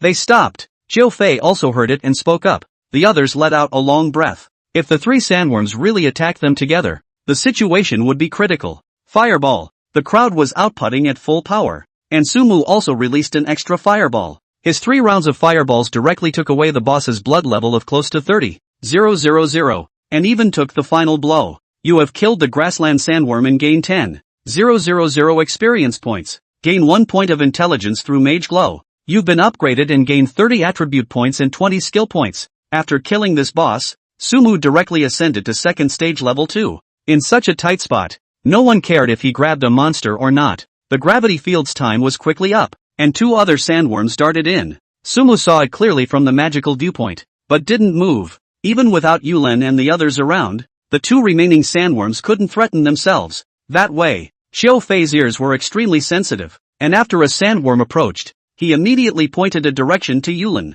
Yulin immediately topped it off. After a while, another sandworm came out of the ground. Yulin took the lead in the attack, holding the sandworm's hate steady. This guy's skills are pretty good. Sumu stood at the back of the crowd silently outputting. His sight turned to Xiao Fei. This guy should have mastered quite a few scouting skills. Let me add a point while everyone is fighting the boss. After releasing a fireball move, Sumu stood in place, thinking about the distribution of attributes. After the 2nd rank, each upgrade would give 30 points of attributes. and he himself wasn't that short of blue now, so there was no need to add spirit if he added it all. Added half and half. After agonizing for a while, Sumu decided to add half intelligence and half spirit. After adding it, he opened the attribute bar. Player, Sumu. Profession, Mage. Level, Second Order 2, 5000/26,000. Life value, 7680. Mana, 33,000. Melee physical attack, 716. Spell attack, 2328. Physical defense, 868. Spell defense, 1225. Attributes, Strength 308. Constitution 338, plus 230. Agility 308. Spirit 485, plus 340. Intelligence 698, plus 360. Gear, Scepter of the Fairy God. Skull Ring, Goatskin Gauntlets, Goatskin Boots, Goatskin Gloves, Goatskin Mantle, Goatskin Vestments, Goatman Priest's Necklace, Goatman Priest's Ring, White Mist Town Warrior's Badge. Sumu looked at the Scepter of the Law God again. Scepter of the God of Law, first level plus 150 intelligence plus 150 spirit plus 150 physique. Using a powerful magical item grants the scepter the corresponding word. Current number of words, 1 growth value 5,000/20,000. Sandworms only gave the scepter 5,000 points of growth. Fireball, minus 9,012. After the attribute boost, Sumu's fireball damage was on the verge of breaking 5 digits. This scene was seen by everyone, and a few of them became dumbfounded. What are you doing? Yulin quickly noticed the anomaly. The boss's blood drops at a slower rate. This means that someone has lowered the output. 2 bosses in a row. We don't have much blue left. That's right. The skills are on cooldown and there's nothing we can do about it. Several voices sounded together. Watch out. Letting go of a skill. On the field, the sandworm's mouth spewed acid. With the interference of the sandstorm, even with Yulin's reminder, it wasn't that easy for the others to avoid it. Many were hit by the acid and their vitals went down a notch. Facing those acids, Sumu had absolutely no intention of dodging. Minus 2,132. A damage number also emerged from his head. It was just that for Sumu, who had more than 7,000 blood. This amount of damage was really painless. Get over here. Just then, Priest Yukishino shouted at everyone. The others leaned toward her with great understanding. But just then, another sandworm burrowed out and unleashed a sweep through the crowd. Group healing. Luckily, Yukishino's skill was released in time, returning the crowd's blood level by a fraction. But even so, a number of people's blood levels were entering the danger line. Unlike the crowd, Sumu didn't hug the crowd. That swarm of Yukishinos didn't add to his blood. But again, Sumu didn't get to eat the sweep of the sandworms. Spread out. Yulin let out a growl and took the lead in attacking the other sandworm. He carried 2 bosses at once, and his blood level suddenly became dangerous. Powerful healing spell. The priest girl, Yukishino, even kept adding blood to him. Fireball. Sumu, on the other side, made a proper move and killed the bloodied sandworm. You have slain the grassland sandworm and gained 5,000 experience points. Gain 1 point of intelligence through Mage Glow. 2 prompts popped up one after the other. Magic Missile. Arcane Blast. It was also at that moment that 2 skills flew at him. In the next second, 2 damage numbers appeared on Sumu's head. Minus 388. Minus 588. Chapter 110, Who's the Boss? 3 shifts. That's not all. After those 2 damage numbers popped up, another arrow flew at him. Minus 1532. Another damage number surfaced from Sumu's head.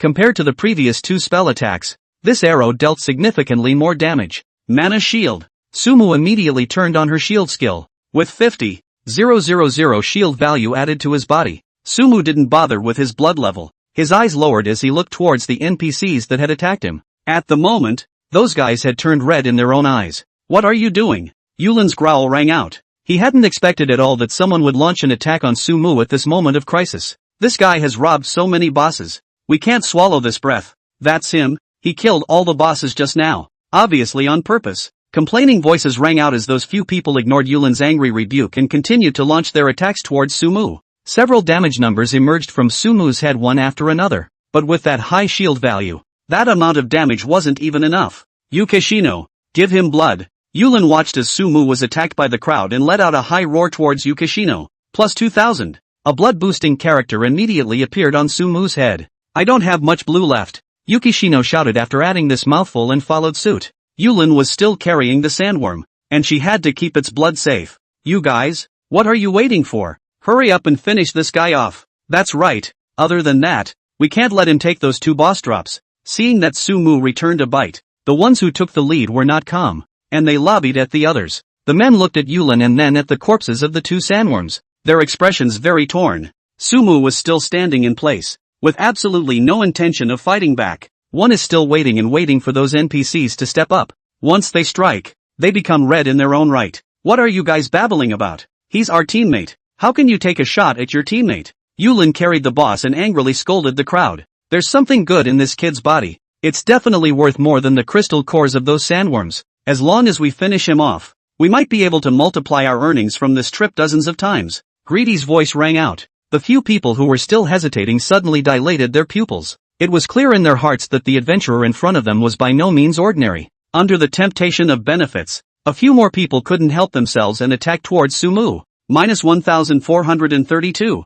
Minus 388. Minus 588. A few more skills hit Sumu, dealing quite a bit of damage. How is this possible? Why isn't this guy dead? Is his blood so thick? It was at this moment that the others were surprised to find that Sumu stood looming in the storm, seemingly not putting them in his eyes at all. I just don't believe it. Your guy's blood is still thicker than a boss? Full output. Get the hell out of here. Several voices rang out one after another with murderous intent. The shield value dropped little by little, and Sumu lost his patience and looked towards the 2 people who hadn't made a move yet. One was the archer, Chiofei, and the other was the thief standing next to Yulin. In magical view, these 2 did not appear red with hostility towards themselves. Ring of resistance. Suddenly, a powerful energy surged from Sumu's body. In the next second, a figure was directly bounced out. Even invisible units have nowhere to hide in magic view. Thunderbolt thunder. Sumu didn't treat the man politely, and while bouncing him off, another round of falling thunder descended. Minus 22,780. Extremely exaggerated damage numbers emerged from that assassin's head. You killed the NPC. Gain 1 point of intelligence through Mage Glow. After killing the opponent, no experience was gained in the prompt. Sure enough, Sumu wasn't surprised. You likewise gained no experience when you killed Cinder yourself. Killing these NPCs seems to steadily trigger the phantom glow though. That's impossible. You killed him in seconds? How did you do so much damage? He must have used some big move. He definitely has extremely valuable equipment on him. Kill him and pop that equipment. Seeing Sumu kill 1 person in seconds, the other people's faces were fearful, but they turned greedy. In their eyes, for Sumu to be able to have such damage, he must have extreme equipment. Thunderbolt thunder. Sumu looked at the greedy faces of those NPCs and shook his head disdainfully. These guys are at the moment just like the ghoul from before. Thunderbolt thunder. Thunder flashed in his eyes as another shot of falling lightning fell from the sky. Sumu was aiming at a mage this time.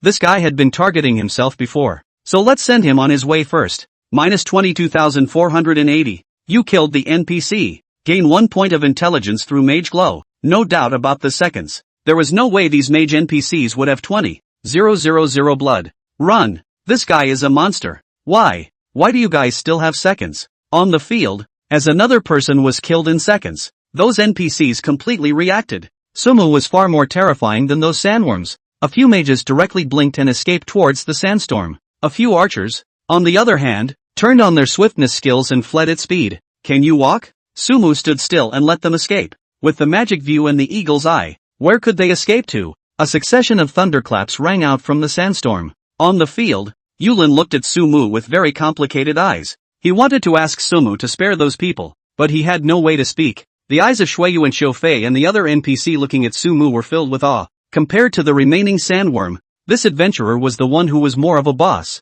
Chapter 111, The Abyss. Adventurer, we have no animosity towards you. As you just saw, I stopped them, but they. Looking at Sumu's austere eyes, Yulin's voice carried a tremor. He was still carrying the sandworm, his blood precarious. Even with Yukishino and topping up his blood, there was no way to take care of the remaining sandworm with the ones they had left. So I don't intend to take a shot at you guys. Sumu shrugged his shoulders, his tone very flat. Yulin, these NPCs are not red in their own sight. In other words, they are still friendly NPCs. As for whether or not these NPCs would flip out on themselves, judging from their fearful expressions, the odds are no. Adventurer, this sandworm still has a lot of blood left. Please help us. Seeing that Sumu had no intention of continuing to make a move, priest girl Shueshin let out a shout. She was clearly at her limit. As she opened her mouth, a quest popped up in front of Sumu. Do you accept the quest, Yukishino's request? Reward for completion, Shield of Holy Light. With skills? This quest immediately made Sumu's eyes light up. One has always come to terms with quests where one can gain skills.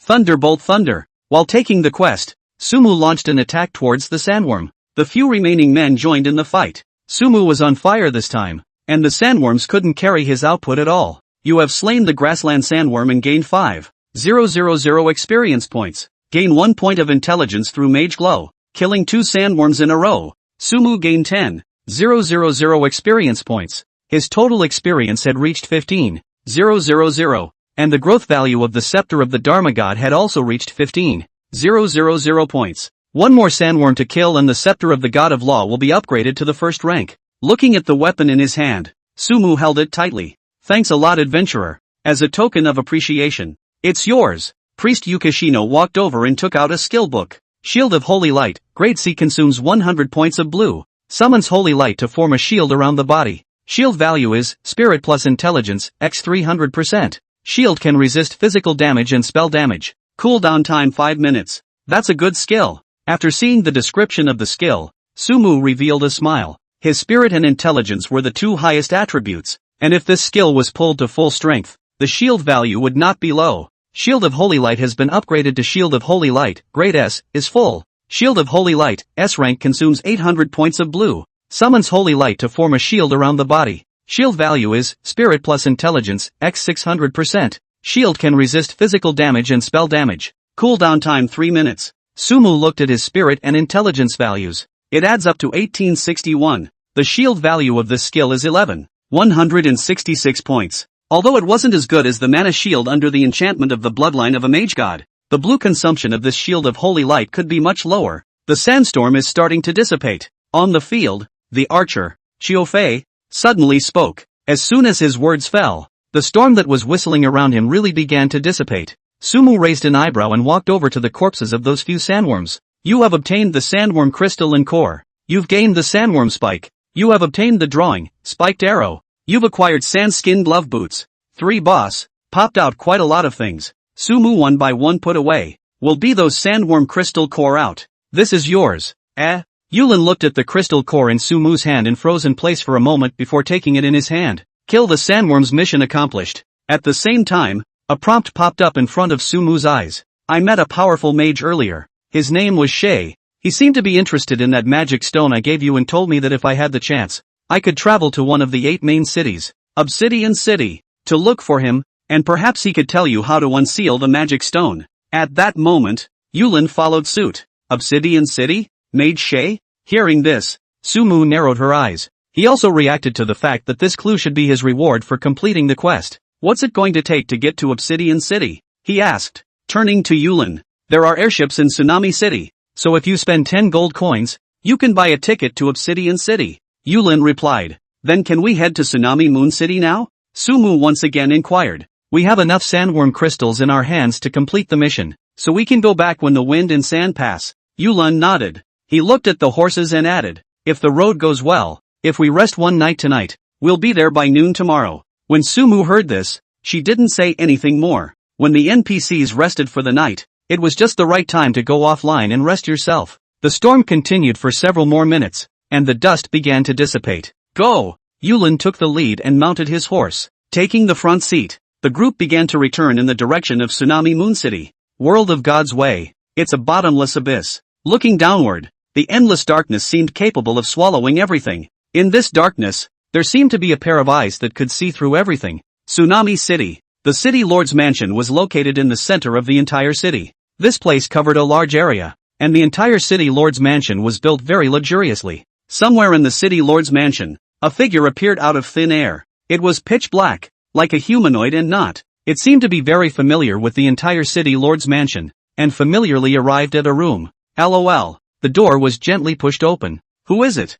A stern voice rang out from inside. Jie, Jie, Jie. An oozing laugh rang out from the dark figure. The air suddenly froze for a moment. The house was terribly silent. What is it? The stern voice from before sounded again. Jie, Jie, Jie. The guy who was imprinted by his master is coming. The silhouette's voice was extremely odd. The whole house fell into silence again. I know what to do. After a long time, Ling Li's voice rang out. Jie, Jie, Jie. The figure laughed again. It was like a warning and a command. Don't forget that when you gaze into the abyss is likewise gazing into you. Chapter 112 Arrival at Tsunami Moon City. The real world. Sumu picked up her cell phone and watched the video circulating online. These guys can. This is all they can find. After watching what was in the video, he laughed out loud. Although the video only shows an apology, it clearly goes without saying what happened to the man in the video. This also made Sumu understand. The people he dealt with had a lot of power, and they must have been trying to find out who he was by asking about his identity. Guess all you want. Putting the cell phone aside, there was no worry in Sumu's eyes. Those intentional and unintentional revelations before were bound to make those people feel that their identity was extraordinary. They don't notice the little people. Sumu revealed a self-deprecating expression. Even in the ordinary neighborhoods of this third-tier city, there are not many people who know their names. To put it realistically, an existence like his own wouldn't be cared about even if he suddenly disappeared one day. It's a lonely feeling indeed, but only those who can endure loneliness can become truly strong. Closing her eyes, Sumu began to feel that power in her body. Unlike before, the current him could clearly feel that extraordinary power. It is? Just while sensing this power, Sumu noticed something. Come out, he murmured softly, and a staff appeared in his hand out of nowhere. The scepter of the god of law? After seeing the staff, Sumu froze for a moment. I can't believe I actually took this equipment out of the game myself. Where are the summons? Where's the bilocation? Sumu suddenly came up with a bold idea. He closed his eyes and began to feel that power in his body. Phantom split. In the next second, his entire body suddenly split into two, and a doppelganger exactly like him appeared in the middle of the room. Summon the skeletons. That wasn't all. He continued to murmur under his breath. The twisted energy began to morph and the four skeletal warriors appeared together inside the room. The already small house was a bit crowded. Really did it? Sumu looked at the four skeleton warriors and stared at them with wide eyes and wildly beating eyelids. If summons can come to reality, doesn't that mean monsters in the game can also come to reality? This discovery gave Sumu a frightening thought. Maybe one day those monsters in the game will step into reality. No matter how everything develops, strength is the most important thing. Taking a deep breath, Sumu tried her best to calm down. Even if those monsters come to reality, so what? AoE them yourself as usual. If these four skeletons run outside, I'm afraid they'll scare people to death, right? He looked at the skeletal warrior standing dumbfounded and smiled. Unsummon. But of course he couldn't let that happen, or someone would be on the block tomorrow. The next step is you. Sumu looked at his doppelganger again. The doppelganger looked exactly like himself no matter which way he looked at it. Aside from not being able to speak, the doppelganger has no breaks in the real world. Sumu turned part of his intention to the sub-body. The perspective of the doppelganger is shared with the main body. He took control of his doppelganger and grabbed his cell phone, pushed open the door to his room and walked out. The time was late afternoon. Most people were in the God's Way game, and there was hardly anyone in the neighborhood. Sumu controlled the doppelganger and walked towards the supermarket outside the neighborhood. There were quite a few other people here. Instead, who were buying things? The doppelganger walked into the supermarket and grabbed a few random things. That's 87. Scan the code. The clerk counted the price and spoke. Sumu controlled the doppelganger to open his cell phone and show the payment code.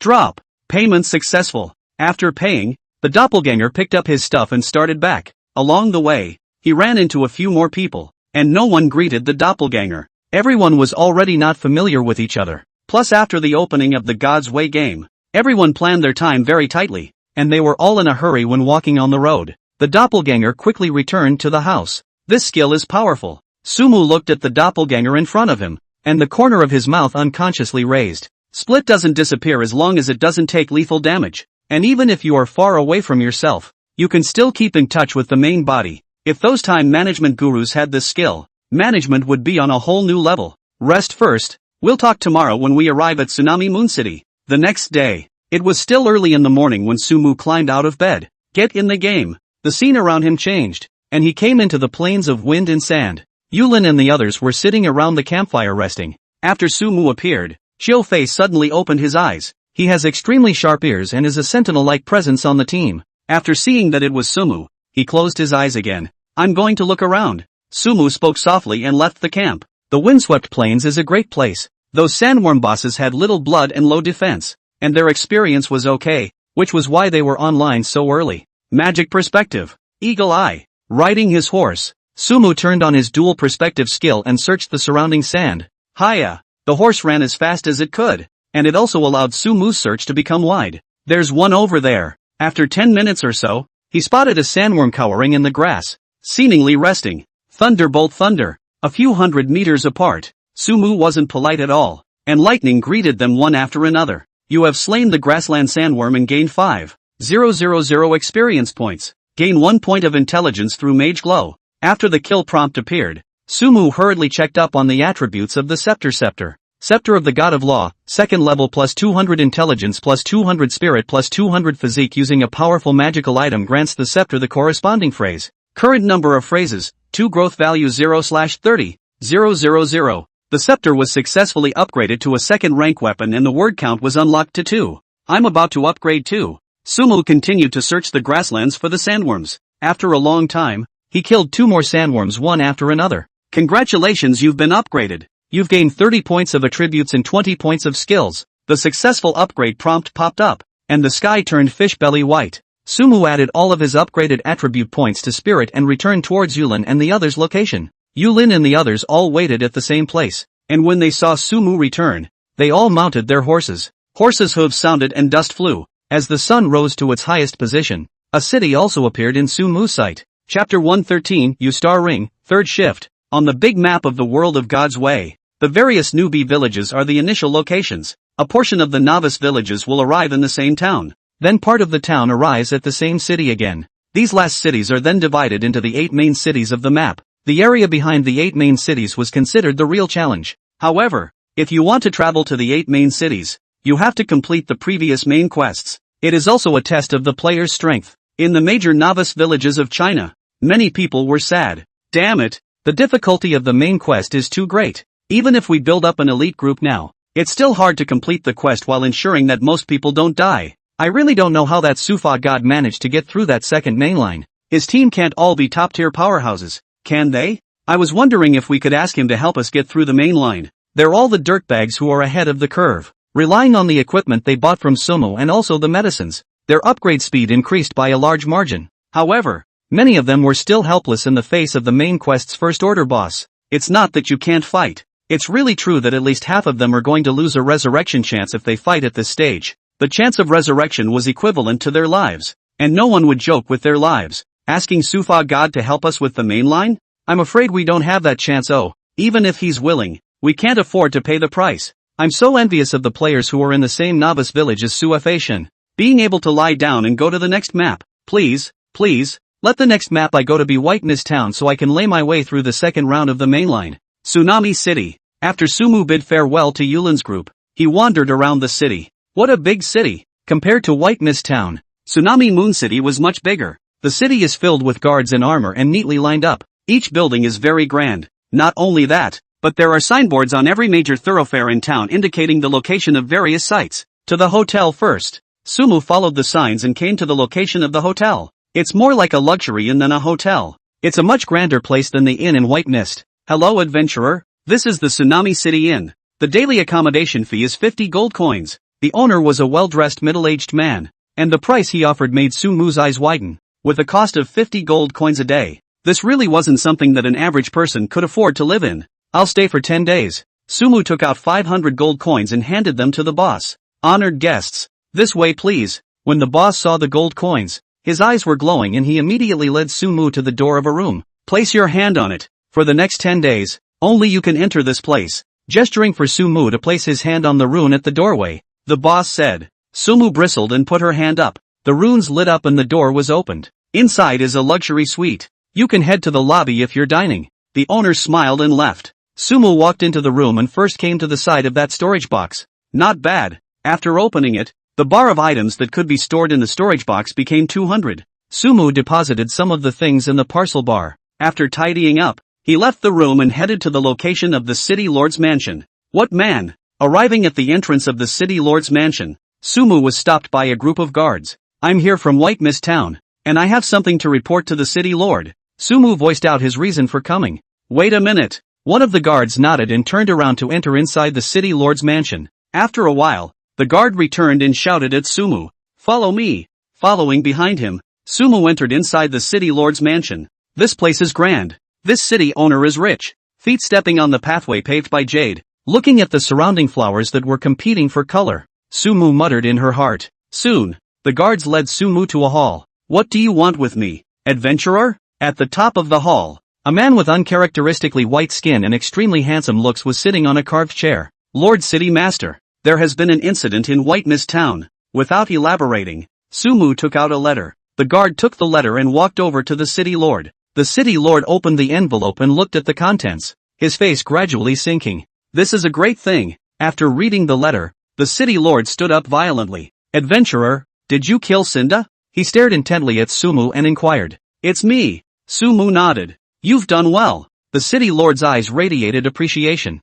Finish the mission. You have earned the title, Warrior of Tsunami City, increases the favor of everyone in Tsunami City. That's it? Seeing the reward for mission completion, Sumu couldn't help but roll her eyes. Seemingly noticing Sumu's blank stare, the city lord also frowned. Adventurer, you've come from White Mist Town, so you must already know the Misty Mountains and the Wind and Sand Plains very well, right? Yes. Since I'm going to appoint one person as the mayor of White Mist Town, how about you escort them? Do you accept the mission, escort the new mayor to White Mist Town? Reward for completing the quest, the Ring of the Flare Star. Sumu looked at the reward item and couldn't help but open her mouth wide. Flare Star Ring, special plus 200 intelligence. The ring has a storage space of 100 item columns. Not to mention that 200 intelligence attribute. Just that storage space of 100 item columns. One must complete this quest by all means. I accept. Chapter 114 Howling Swamp. You have accepted the mission, escort the new mayor to White Mist Town. After Sumu accepted the task, City Lord Yubai nodded slightly. Regarding the candidate for the next mayor, I still need to report to the king's capital, and it will take about 3 days. So in these 3 days, you can just take a good stroll around Tsunami Moon City. Speaking of this, City Lord Yubai waved his hand. Please, adventurer. The guards turned their heads to look at Sumu and led him out of the city lord's mansion. First, we'll wander around. Sumu stood next to the signage and surveyed it. Living quarters? A signpost caught his attention. Go check it out. Walking in the direction of the living area, Sumu walked quickly along the way. After 10 minutes or so, the bustling street appeared in front of him. The so-called living quarters are almost all linked to life skills, with a variety of stores. On the heads of some NPCs are displayed the words available quests. Sumu stroked his chin and thought for a moment and walked to the door of a pharmacy. Hello, are there any recipes here that I can learn from? Honorable adventurer, I have quite a few potion recipes here that can be learned, but they require a certain price. The NPC respectfully answered Sumu's question and took out a few recipes for potions.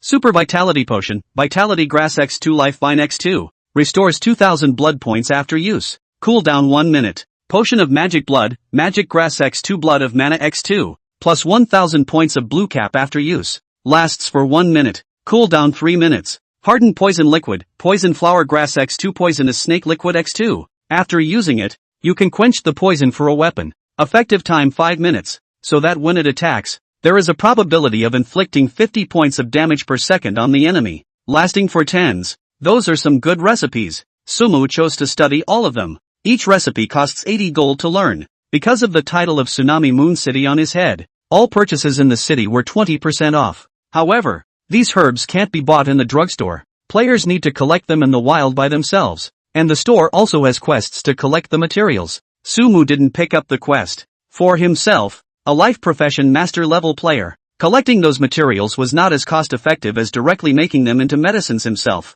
Check out the other stores. After bidding farewell to the pharmacy owner, Sumu went to other stores. After the conversation, he learned quite a bit about making drawings from his boss. Forging has a variety of second-order weapons. Tailoring has a variety of second-order clothes and pants, and so on. What made Sumu more concerned was that there was an additional life skill that could be learned in this living area. The owner of the store was a dwarf, wearing an aviator's glasses and working on some sort of engineering machinery. Adventurer, would you like to learn engineering? It's a complicated subject. Yes, I want to learn. Sumu replied with a smile. You'll have to invest some gold coins then. The boss smiled back. Spend 160 gold coins. Successfully learned the skill, engineering. Engineering has been upgraded to master level. After learning this skill, without saying anything, Sumu directly pulled it full. Then, Sumu also learned a few engineering production diagrams from the boss. After studying, Sumu looked at the empty area behind the living quarters. It was similar to a store,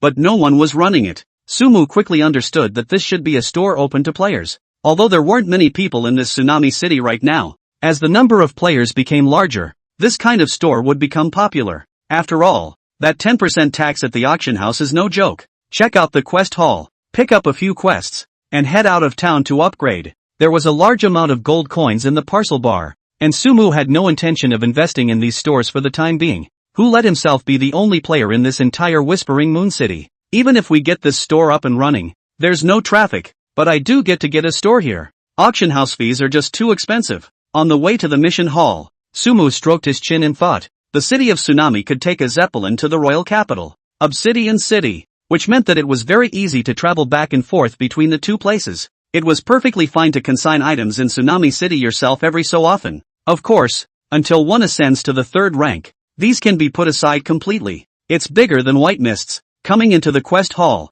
this place was 10 times bigger than the quest hall in White Mist Town. Professional. Upon entering the lobby, there are a number of windows, each labeled with the level and also the location of the quest. Sumu looked at his current rank. The highest you can take on is a 2nd order level 3 quest. Walking over to that window, Sumu checked it out. Go to the Howling Swamp and collect 100 Viper's Fangs. Quest reward 200 gold coins. Viper's Dagger. Howling Swamp's Void. Travel to the depths of Howling Swamp to investigate. Quest rewards 500 gold coins. Dance of the Giant Serpent. Collection quest. Collect 100 Viper Flowers from the swamp to obtain the formula, Antidote Potion. There are 3 quests that you can take, and the rewards they give are pretty good. Sumu took these 3 quests one by one and rushed in the direction of the Howling Swamp. Might go get a ride. After leaving the city, Sumu thought back to the elegance of his horseback riding. It's a lot faster than catching up on your feet. But what I want to get myself is the kind of mount that can be summoned and dissolved at any time. That kind of physical mount is really a bit limiting.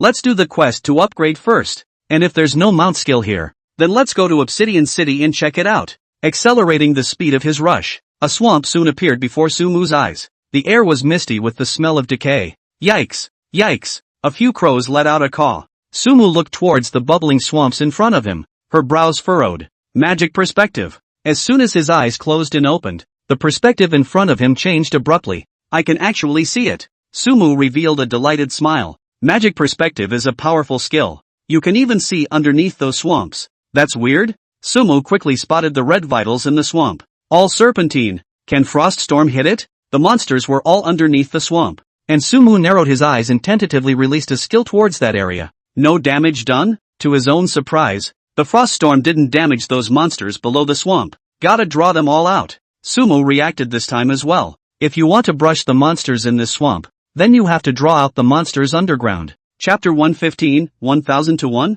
Summon the skeletons. Phantom Split. Summoning his little brother with his doppelganger. Sumu looked toward the skeletons. Go draw the monsters. As one's level increased, the attributes of the skeleton minions also gained great bonuses. These 2nd order level 3 skeletons had reached over 10,000 points of blood. The 4 skeletons headed towards each of the 4 areas. The phantom doppelganger, on the other hand, was heading towards the position directly in front of him to draw on the monsters. As they stepped onto the swamp, all those snake monsters underground were stirred up. Gulp! Those bubbles underneath the swamp kept coming up, and one after another 1 meter long. Snake-like creatures with cockles on their heads emerged one after another. They had sharp fangs, and the first thing they did was to charge at the skeleton warrior and also the doppelganger. -200. -20. A series of damages came out of the skeleton warrior's head. In addition to the damage from the general attacks, those snake monsters' attacks also had poison damage attached to them. But those skeletons didn't draw too many monsters, and their blood levels were quite bearable. -82. -20. Unlike the skeleton minions, the doppelgangers don't take a lot of damage. After all, they're all normal monsters. Group healing. As more and more swamp vipers emerged from the ground, Sumu raised his hand and used a blood-boosting skill. The skeleton warrior's blood level with the doppelganger was instantly refilled. Frost Storm. After the poisonous snakes in the swamp all emerged under the magical perspective, the corner of Sumu's mouth slightly raised. -3978. -3978. -3978. With the amount of blood the vipers had, after Storm's 3rd jump of damage, those swamp vipers began to fall to the ground one after another. You have slain the swamp viper and gained 10 experience points. You have slain the swamp viper and gained 10 experience points. Gain 1 point of intelligence through Mage Glow. Successive prompts popped up from Sumu's interface. Experience value increased? After seeing her experience bar rise by a hair, Sumu was slightly surprised. These swamp vipers were all ranked at 2nd order level 3, and based on their previous experience, they should all be 5 points. Now these monsters were the same level as your own with 10 experience points. so that was still a nice change. Start picking things up. The ground was full of swamp viper corpses, and Sumu picked them up one by one. You have acquired the fangs of a swamp viper. You have obtained the forester's wrist guard. Can these snakes be skinned? After picking up the things, Sumu looked at the corpses of the vipers. You have acquired the scales of the swamp viper. After using the skinning skill, Sumu obtained a scale. Yes, among those equipment manufacturing drawings that he had learned, there were equipment that required viper scales to be made. You've acquired a second-order animal skin. You have acquired the scales of the swamp serpent viper. Master-level skinning skill. Almost every swamp viper can be skinned. Keep moving. Under the magical perspective, Sumu controlled the skeleton minions as well as the doppelgangers to continue to go deeper towards the swamp. Frost Storm. Before those swamp vipers could be startled, Sumu directly released his skill. Frost Storm lasted for 8. And even if there was no damage in the first few seconds, the damage in the latter was enough to kill those vipers. Everything was just as Sumu had predicted. With the skeleton warrior in place with the split, the first moment the swamp viper ventured out, it took damage from the storm. The high damage numbers caused the blood level of those swamp snakes to instantly go down a notch, and quite a few of the storm's damage even triggered mana surges, causing some of them to pass away on the spot. No challenge. Sumu shook her head slightly, a faint smile on her face. As far as these swamp snakes in front of you are concerned, come as many AoEs as you can buy yourself. Pick up the pace and head in. With plenty of blue, Sumu was ready for a big wave as well. It was true that the skeleton warrior and the divergent were good at drawing monsters, but he himself was the one who was the best at drawing monsters. Eagle Eye. Magic Perspective. After opening the dual perspective skill, Sumu observed inside the swamp. Judging from the number of those swamp snakes underground, if all the monsters in the area ahead were lured, there would be at least 1,000 of them. Taking out all of these monsters at once would be an absolutely spectacular scene. Other than that, just skinning me is exhausting. Will this package work? Sumu wasn't worried at all that she couldn't AoE these monsters. What she was worried about was the question of whether the parcel bar was enough. Somewhere in a novice village. Is everyone assembled? Li Xiao looked at the distant Ice Wolf King with a serious expression. Several of our regiments have assembled. And then there are some high-level players from the novice villages who have also joined, so we should be able to complete this main quest. A nearby henchman reported. Give everyone a good potion and try to minimize casualties. Also tell the elites in the regiment that those with high output in this battle will be given priority in allocating equipment in the future. Li Xiao took a deep breath and gave the order. His level had already reached the first rank, and his name was ranked 3rd on the world ranking besides Sumu and Xin Yuan. This ranking undoubtedly gave him a considerable amount of appeal in this novice village. This, coupled with his promise to reward those high-level players with equipment, attracted a large number of combatants. The vast crowd began to gather outside the Ice Wolf King's territory. The scene became somewhat spectacular for a while. Gathered 1,000 men. This boss must be taken. Howling Swamp. Sumu was controlling those skeleton warriors while commanding the doppelganger. Blink. When the skeleton warrior drew the monster with his doppelganger, Sumu directly flashed into the depths of the swamp. Maddox shock. Raising the staff in her hand, Sumudo earth shattered to the ground. The swamp continued to bubble under the vibrations, which also startled those swamp snakes below.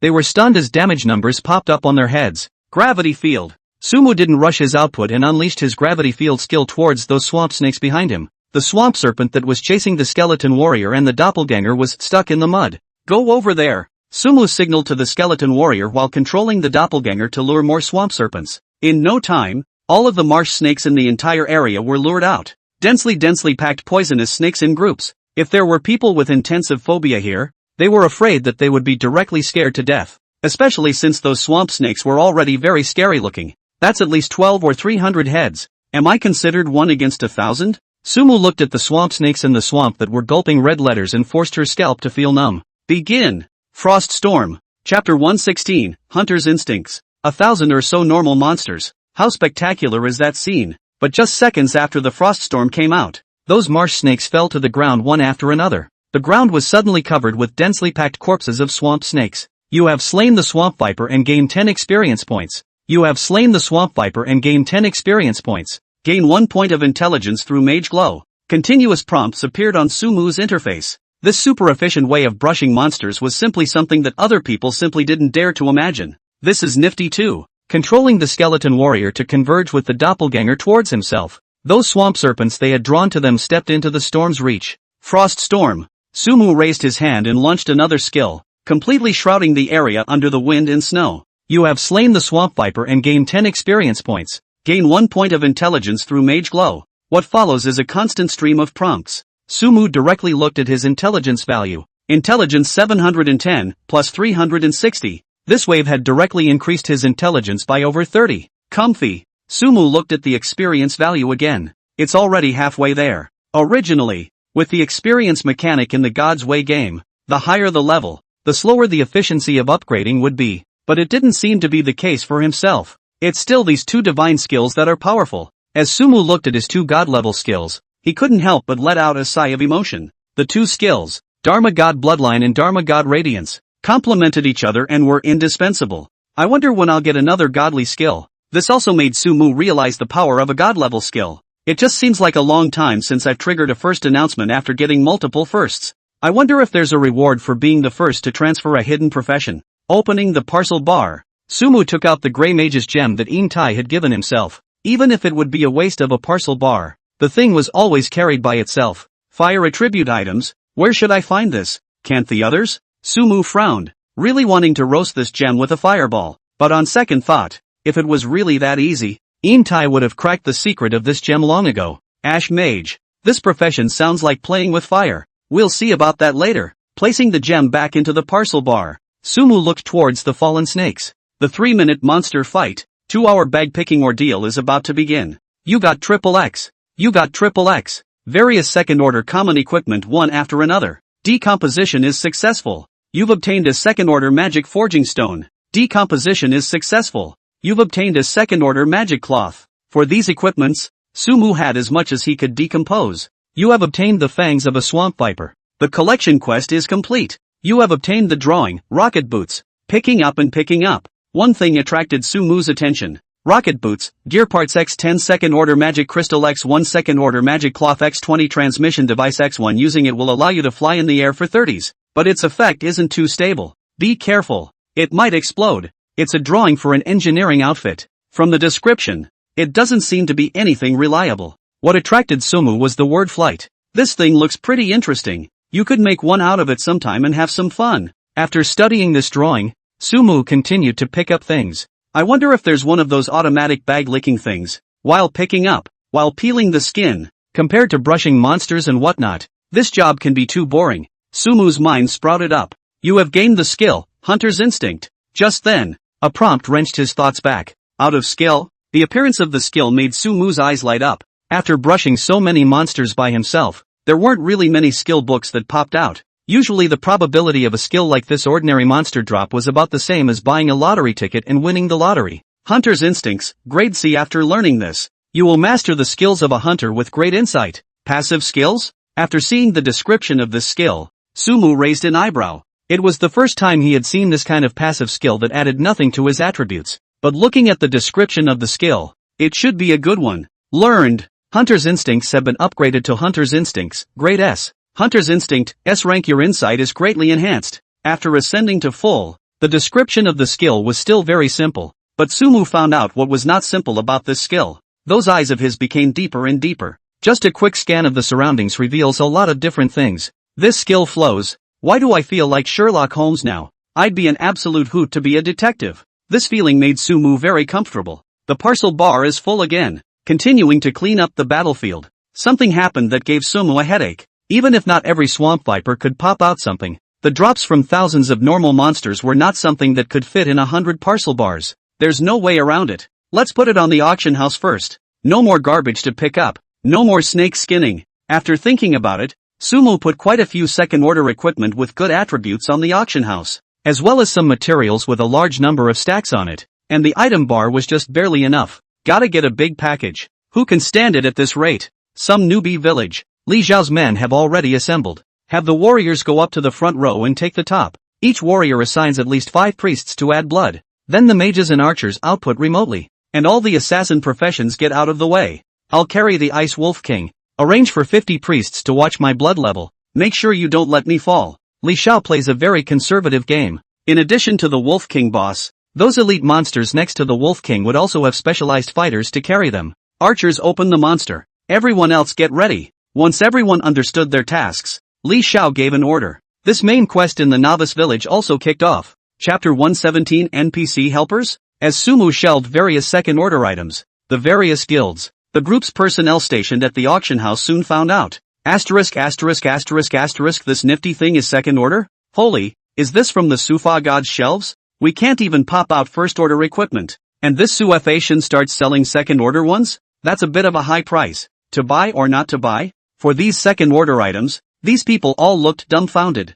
They had a large amount of gold coins of the guild and the group concentrated in their hands, and each one of them was not of a low status, and they were considered to have seen the world. But now, they really felt that their insight was still too shallow, especially the materials that Sumu was selling. Everyone has a question mark on their head. What are all these things for? Of course, even if they were very curious about these things, they wouldn't buy them. There was no way around it. The second order was still too far away from them. You've gathered the swamp flower. You've collected magic grass. You've collected the life grass. Howling swamp. Sumu started gathering herbs around the swamp after finishing up his pickup drops. The growing environment in this part of the world is kind of harsh, and herbs aren't exactly plentiful. Adhering to the principle of not letting go when you see it, Sumu kept compressing the last shred of space in the parcel bar. Gotta get a store. This isn't going to work. As an all-round life profession master, Sumu also figured it out at this moment. Right now, there was only one player on the entire map of Whispering Moon City, and the resources in the wilderness were completely monopolized by himself.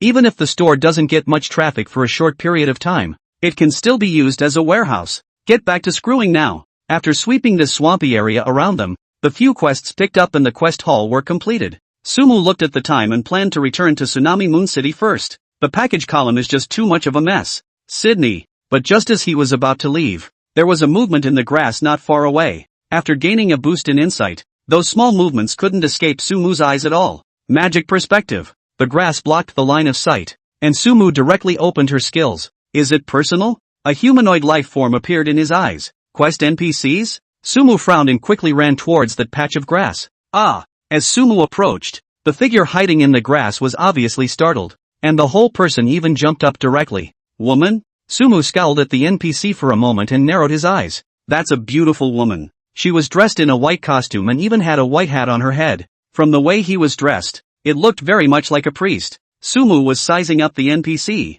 and the other party was similarly sizing him up. You're an adventurer? Soon, the NPC discovered Sumu's identity and inquired in a not-so-sure tone. Yes, Sumu replied with a nod. Great. The NPC girl burst into an excited smile, then spoke. Are you able to help me? Adventurer. Along with the NPC's request, a quest came out in front of Sumu's eyes. Do you accept the quest, Flying Smoke's commission? Reward for completion, Holy Light Strike. Quests that reward skills? Seeing this quest reward, Sumu stroked his chin. Quests that rewarded skills still smelled good to myself, but this skill looked like a priest's, and the odds were that it was an attack skill. What do you need me to do? Sumu asked to the NPC Flying Smoke. I'm a member of the Tsunami City Priest Association. A few days ago I followed the association's team deep into the swamp.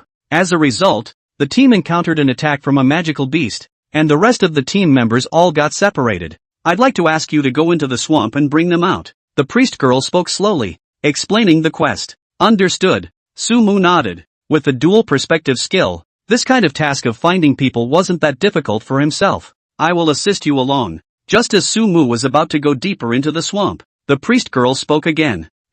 These words made Sumu's footsteps lurch, and his entire eyebrow twisted into a zigzag pattern. You want to join me? You're going to need my help. Flying Smoke nodded with a serious expression. Sumu didn't move. It wasn't that he looked down on the preacher girl. The NPCs in Whispering Moon City were, at best, around the second rank. Of course, the NPC's attributes were still higher than the average elite monster, and with a priest to help with the blood, it would still be great if a small group took on this quest, but one doesn't need it. Can I go alone? Sumu said very directly. Why? I can help you. Flying Smoke revealed a puzzled look when she heard this. The depths of the swamp are full of crisis. Wouldn't it be nice to have an extra helper? Sumu pondered for a while and took a stance that she intended to give up on the mission. If you won't let me go alone, then I won't do this mission. It was Flying Smoke's turn to be at a loss for words. However, she wasn't the kind of rigid NPC in the game, and when Sumu proposed to give up the quest, her expression struggled for a moment and she heaved a sigh. Since you insist,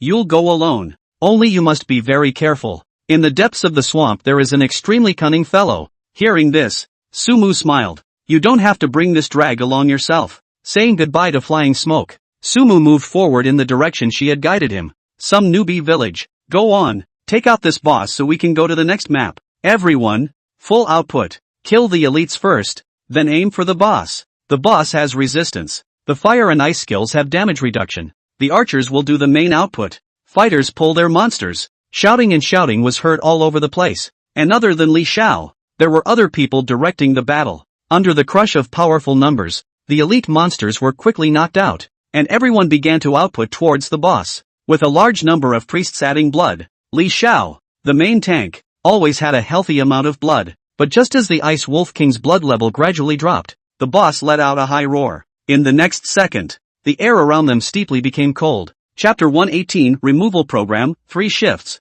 Compared to many of the novice villages that were stopped by the Ice Wolf King, those players in Novice Village 9527 had a much better time. The experience of first-rank monsters is very high. I should be advancing soon. Su Shiji leveled up fast with the help of a group of people. Without the Ice Wolf King in the way, the first-rank brown bears on the road to White Mist Town were quite suitable for practicing. Slow-moving and completely kiteable. Su Shiji and the others had completely given up on the skeleton cave replica and turned to this place as a paradise for leveling. Young Su, at this rate, all of us will soon be able to ascend to the first rank. That Su Fashion has done us a great favor. That's right, and if he finishes that main line behind him, that means we don't have to do the main line behind us. Gorgeous. Many people even praised Su Fashion. Even though that Su Fashion had caused Su Shiji to lose a resurrection opportunity. Don't even talk nonsense. Practicing is the most important thing. After we all level up, we still have to arrange for some people to brush up on their proof of profession. Su Shiji listened to those words and frowned in his heart.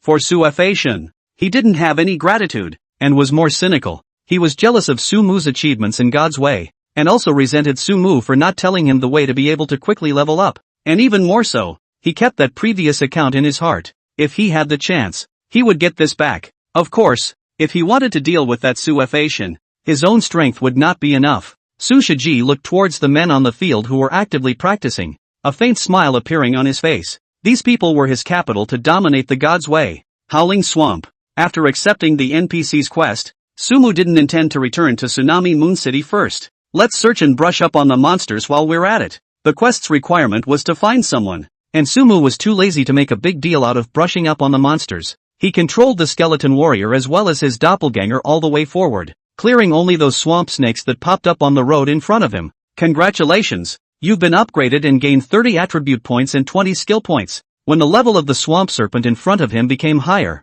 Sumu also managed to rise to second order level 4. He looked to the scepter of the law god in his hand. Scepter of the god of law, second level plus 200 intelligence plus 200 spirit plus 200 physique. Using a powerful magical item grants the scepter the corresponding word. Current number of words, 2 growth value 2878/30. 000. Killing a normal monster only gave the scepter 1 point of growth. It really becomes difficult to ascend after the second rank. Sumu wasn't surprised. Previously, the scepter had improved quickly all because he had killed a high-level boss. When I ascend to the third rank, the scepter should be able to reach the third rank as well. It's better to add all the attribute points to spirit. Open the property bar. Player, Sumu. Profession, mage. Level, second order 4, 520/28. 000. Life value, 8180. Mana, 37, 400. Melee physical attack, 716. Spell attack, 2504. Physical defense, 918. Spell defense, 1235. Attributes, strength 308. Constitution 338, plus 280. Agility 308. Spirit 545, plus 390. Intelligence 728, plus 410. Gear, Scepter of the Pharaohs, Skull Ring, Goatskin Gauntlets, Goatskin Boots, Goatskin Gloves, Goatskin Mantle, Goatskin Vestments, Goatman Priest's Necklace, Goatman Priest's Ring, White Mist Town Warrior's Badge. With each upgrade, the attributes explode as always. After adding a large number of upgraded attributes on top of Spirit, the base Spirit value had reached over 500, and with the blessing of the Dharma God's radiance, his own base intelligence reached 728 points. What kind of concept is that? With his current attributes, other players who had risen to the third rank would not necessarily be able to reach it. Since there's a skill that can infinitely boost intelligence, there should be a skill that can infinitely boost other attributes as well. Looking at her unbalanced attributes, Sumu pouted. A biased mage is not a good all-around mage, but those should all be god-level skills. They're not that easy to obtain. Temporarily putting aside those miscellaneous thoughts, Sumu continued to go deeper towards the interior of the swamp. Gaining an eagle's eye augmented by his hunter's instincts allowed him to observe the area in minute detail. There's half a footprint in that spot, and judging by the size of it, it's a woman's. I've just seen flying smoke, and these aren't her footprints, which means they're her companions. After discovering this detail, Sumu immediately headed in that direction. The real world. Pretty country. The removal plan has been arranged, but in a place that big, our manpower can't reach all the places. What do you think would be a better place to start in the early stages? One was reporting back to the other. The man was an old man, dressed in a bright costume, and the whole thing was very imposing. He stood with his arms folded, the corners of his mouth twitching rhythmically as if he was thinking. The men next to him waited quietly, not daring to rush. After a long time, the man spoke. Starting with the cities in the second tier, prioritize strikes on those that are more in line with the status, and then the target is shifted to those who qualify in the major cities. Understood. The men immediately nodded in response and turned around, ready to start making arrangements. Wait. No sooner had he taken a few steps than the man's voice sounded again. The men turned around in a hurry and waited for the order with a respectful face. Tell those men to be perfect when they do it, and I will personally reward whoever has a brilliant record. As far as rewards go, the man paused and rubbed his eyes. I will train them with all my might in God's way. Chapter 119, which is the best AoE ability? Eagle Eye. Magic Perspective. Deep in the howling swamp, Sumu followed the direction of the footprints, observing the movement with his dual perspective skill on all the way. Eager to complete the quest, he didn't bother brushing up on the little monsters. Over there, after advancing for a long time, a frail life form appeared in the distant view. Judging from the life energy emanating from the other party, he had almost reached the point of running out of gas.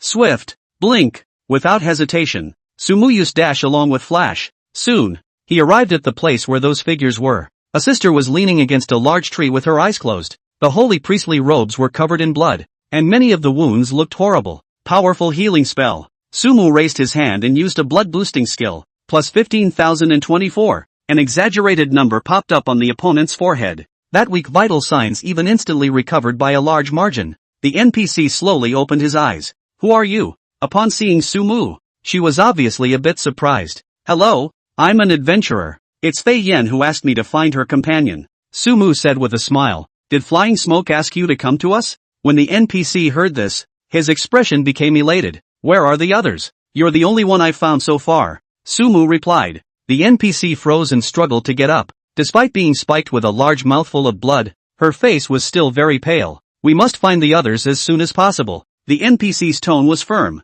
and looking at that stance, it was clear that he intended to join Sumu in searching for the whereabouts of the others. You want to act with me? Sumu narrowed her eyes and asked. Aha! The priest girl nodded. Sumu couldn't help but skim his lips as he looked at her weak appearance. You're too weak in your current state to move with me. You'll just be a drag. You can either wait here for me, or you can retreat to the outskirts of the swamp in the direction behind me. Pointing in the direction behind her, Sumu had absolutely no intention of bringing this drag queen with her. You're gonna need me. The NPC girl, obviously not ready to leave, shouted with wide eyes. I don't need it. For me, you're just a drag. Sumoheo refused without mercy and continued. If you want me to save the others as soon as possible, don't waste my time.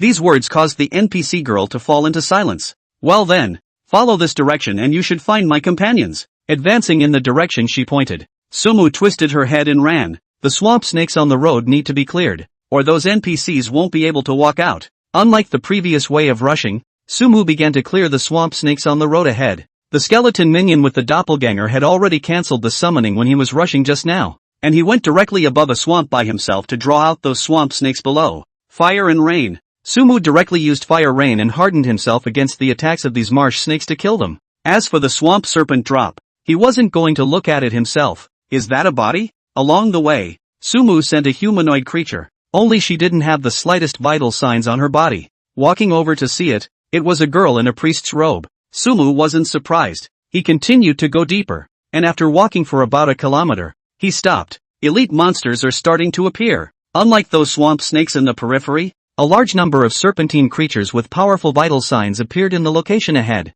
Not only that, Sumu also sensed something different about the swamp in the area ahead. Mana shield. Not daring to be careless, he leaned slowly against his shield. You've been attacked by swamp gas and are losing 5 points of blood per second. -5. -5. After a prompt popped up on the interface, Sumu also reacted. There was a strange smell in the air in this area, like coal odor and a little worse. These gases are toxic. 5 points of blood damage per second is already considered high. However, Sumu, who had a high shield and a blood boosting skill, did not hesitate to step into the middle of this area. Elite monsters can't be spared. The magical view of the swamp serpents that were waiting for a chance to move underneath the swamp was all by itself. In almost every place where swamp gas was bubbling, there was an elite level swamp snake lurking. There are about 200 heads. Brushing them together shouldn't be too much of a problem. The number of elite monsters was not dense, and Sumu's intentions remained simple and rough. Lure the monsters, then AoE together. Swift, with his sprint skill on, he ran towards the nearest area. After his feet touched the ground of the swamp area, the elite monsters below immediately stirred. Gulp! A series of bubbles came up and a head full of spikes, the size of a basketball, emerged.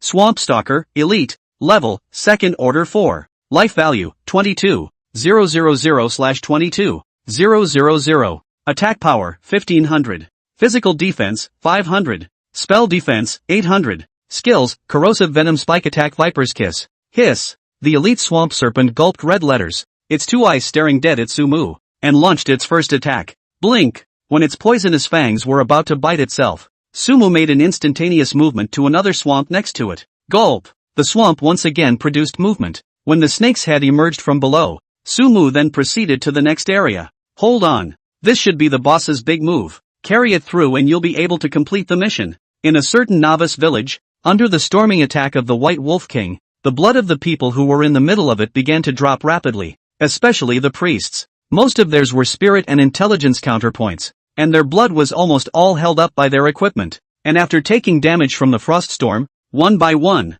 they all started to panic. Mage, get out of there. Priests, don't freeze. Add blood to each other. Don't just add yourselves either. Add the fighters. If the fighters go down, it's all over. Keep Mr. Lee, we can't let him fall. Luckily, a number of people kept their cool and kept sending out chants and directing the scene. But even so, under this skill, hundreds of people on the field still lost a chance to revive. This skill of the boss is too ruthless, isn't it? Nima. This is the AoE skill, directly taking out a piece of it. If a player has this kind of AoE ability, it's really insurmountable. Overthinking it, how can any player's AoE reach the level of a boss? That's true. I'm afraid that Suafation can't take out hundreds of monsters with one skill. On the field, the people who survived had palpitations one by one, and they couldn't help but discuss it even more. All stop talking. The boss is about to fall. Those who survived will output with all their might. Li Zhao's face was very ugly and his voice carried a few growls. He hadn't really expected the boss's ranged skills to be so powerful.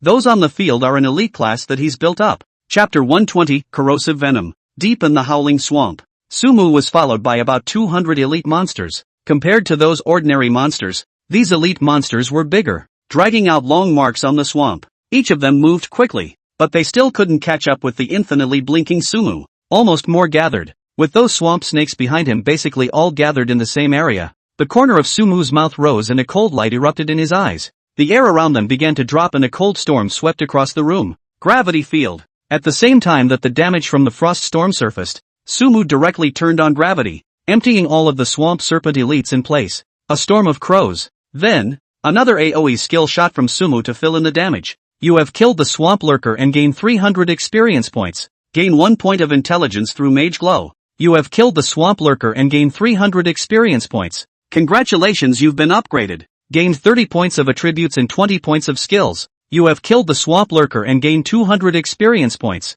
Gain 1 point of intelligence through Mage Glow. Hint after hint. The high amount of experience from the elite monsters directly allowed Sumu to rise to the second rank, level 5. And the experience value was still rising, and there was only 1/3 left to the next level. It's still comfortable to brush elite monsters. The experience value increased by leaps and bounds, and at the same time, Sumu looked at his intelligence value, 763, plus 410. These 200 or so elite monsters had directly raised their intelligence by almost 40 points. The probability looks like 1 in 5, but that's pretty good. As the intelligence value continued to increase, Sumu was able to clearly feel that the probability of triggering the Dharma God's radiance was starting to decrease. The change didn't surprise him. With the current value of one's base intelligence, it simply wasn't something that could be possessed by a rank of the second order. Clean up the battlefield. The drops of the elites could use some organizing. Looking at the light clusters all over the ground, Sumu was all smiles. He discarded some of the contents of the package outright,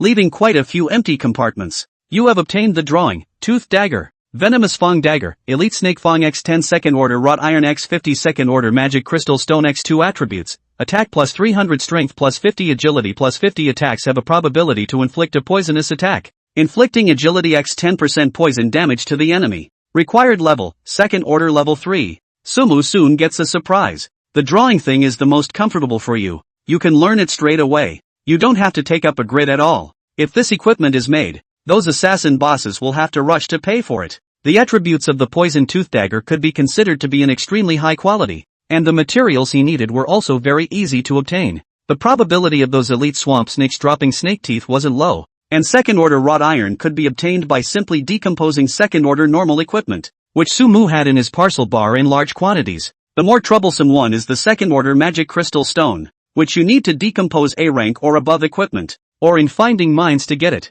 However, when it really came to the point where the item bar wasn't enough, Sumu didn't mind dismantling some second order A rank equipment. You've acquired the equipment magic wrist wheel. You've acquired the shield of calf. You have obtained the drawing, Flame Longbow. Flame Longbow, Flame Bone X10 Second Order Forged Iron X50 Second Order Magic Crystal Stone X2 Attribute, Long Range Attack plus 350 Agility plus 50 attacks with Agility X 10% Flame Damage Shooting Speed plus 10%. Another drawing? After seeing the second drawing recipe, Sumu smiled. This was really good luck for himself. The attributes of the Flame Longbow were extremely suitable for his second identity. If it wasn't for the fact that the parcel bar was rather tight right now, one was planning to get a set of archer equipment to take with them. In that case, one would only need to turn into Shen Yuan and then use the Phantom Split to get a powerful long-range output helper. The Phantom Doppelganger can't use skills, but many of the special effects are available. As long as you get yourself those long-range output suits that come with special effects, Phantom Split's damage will never be low.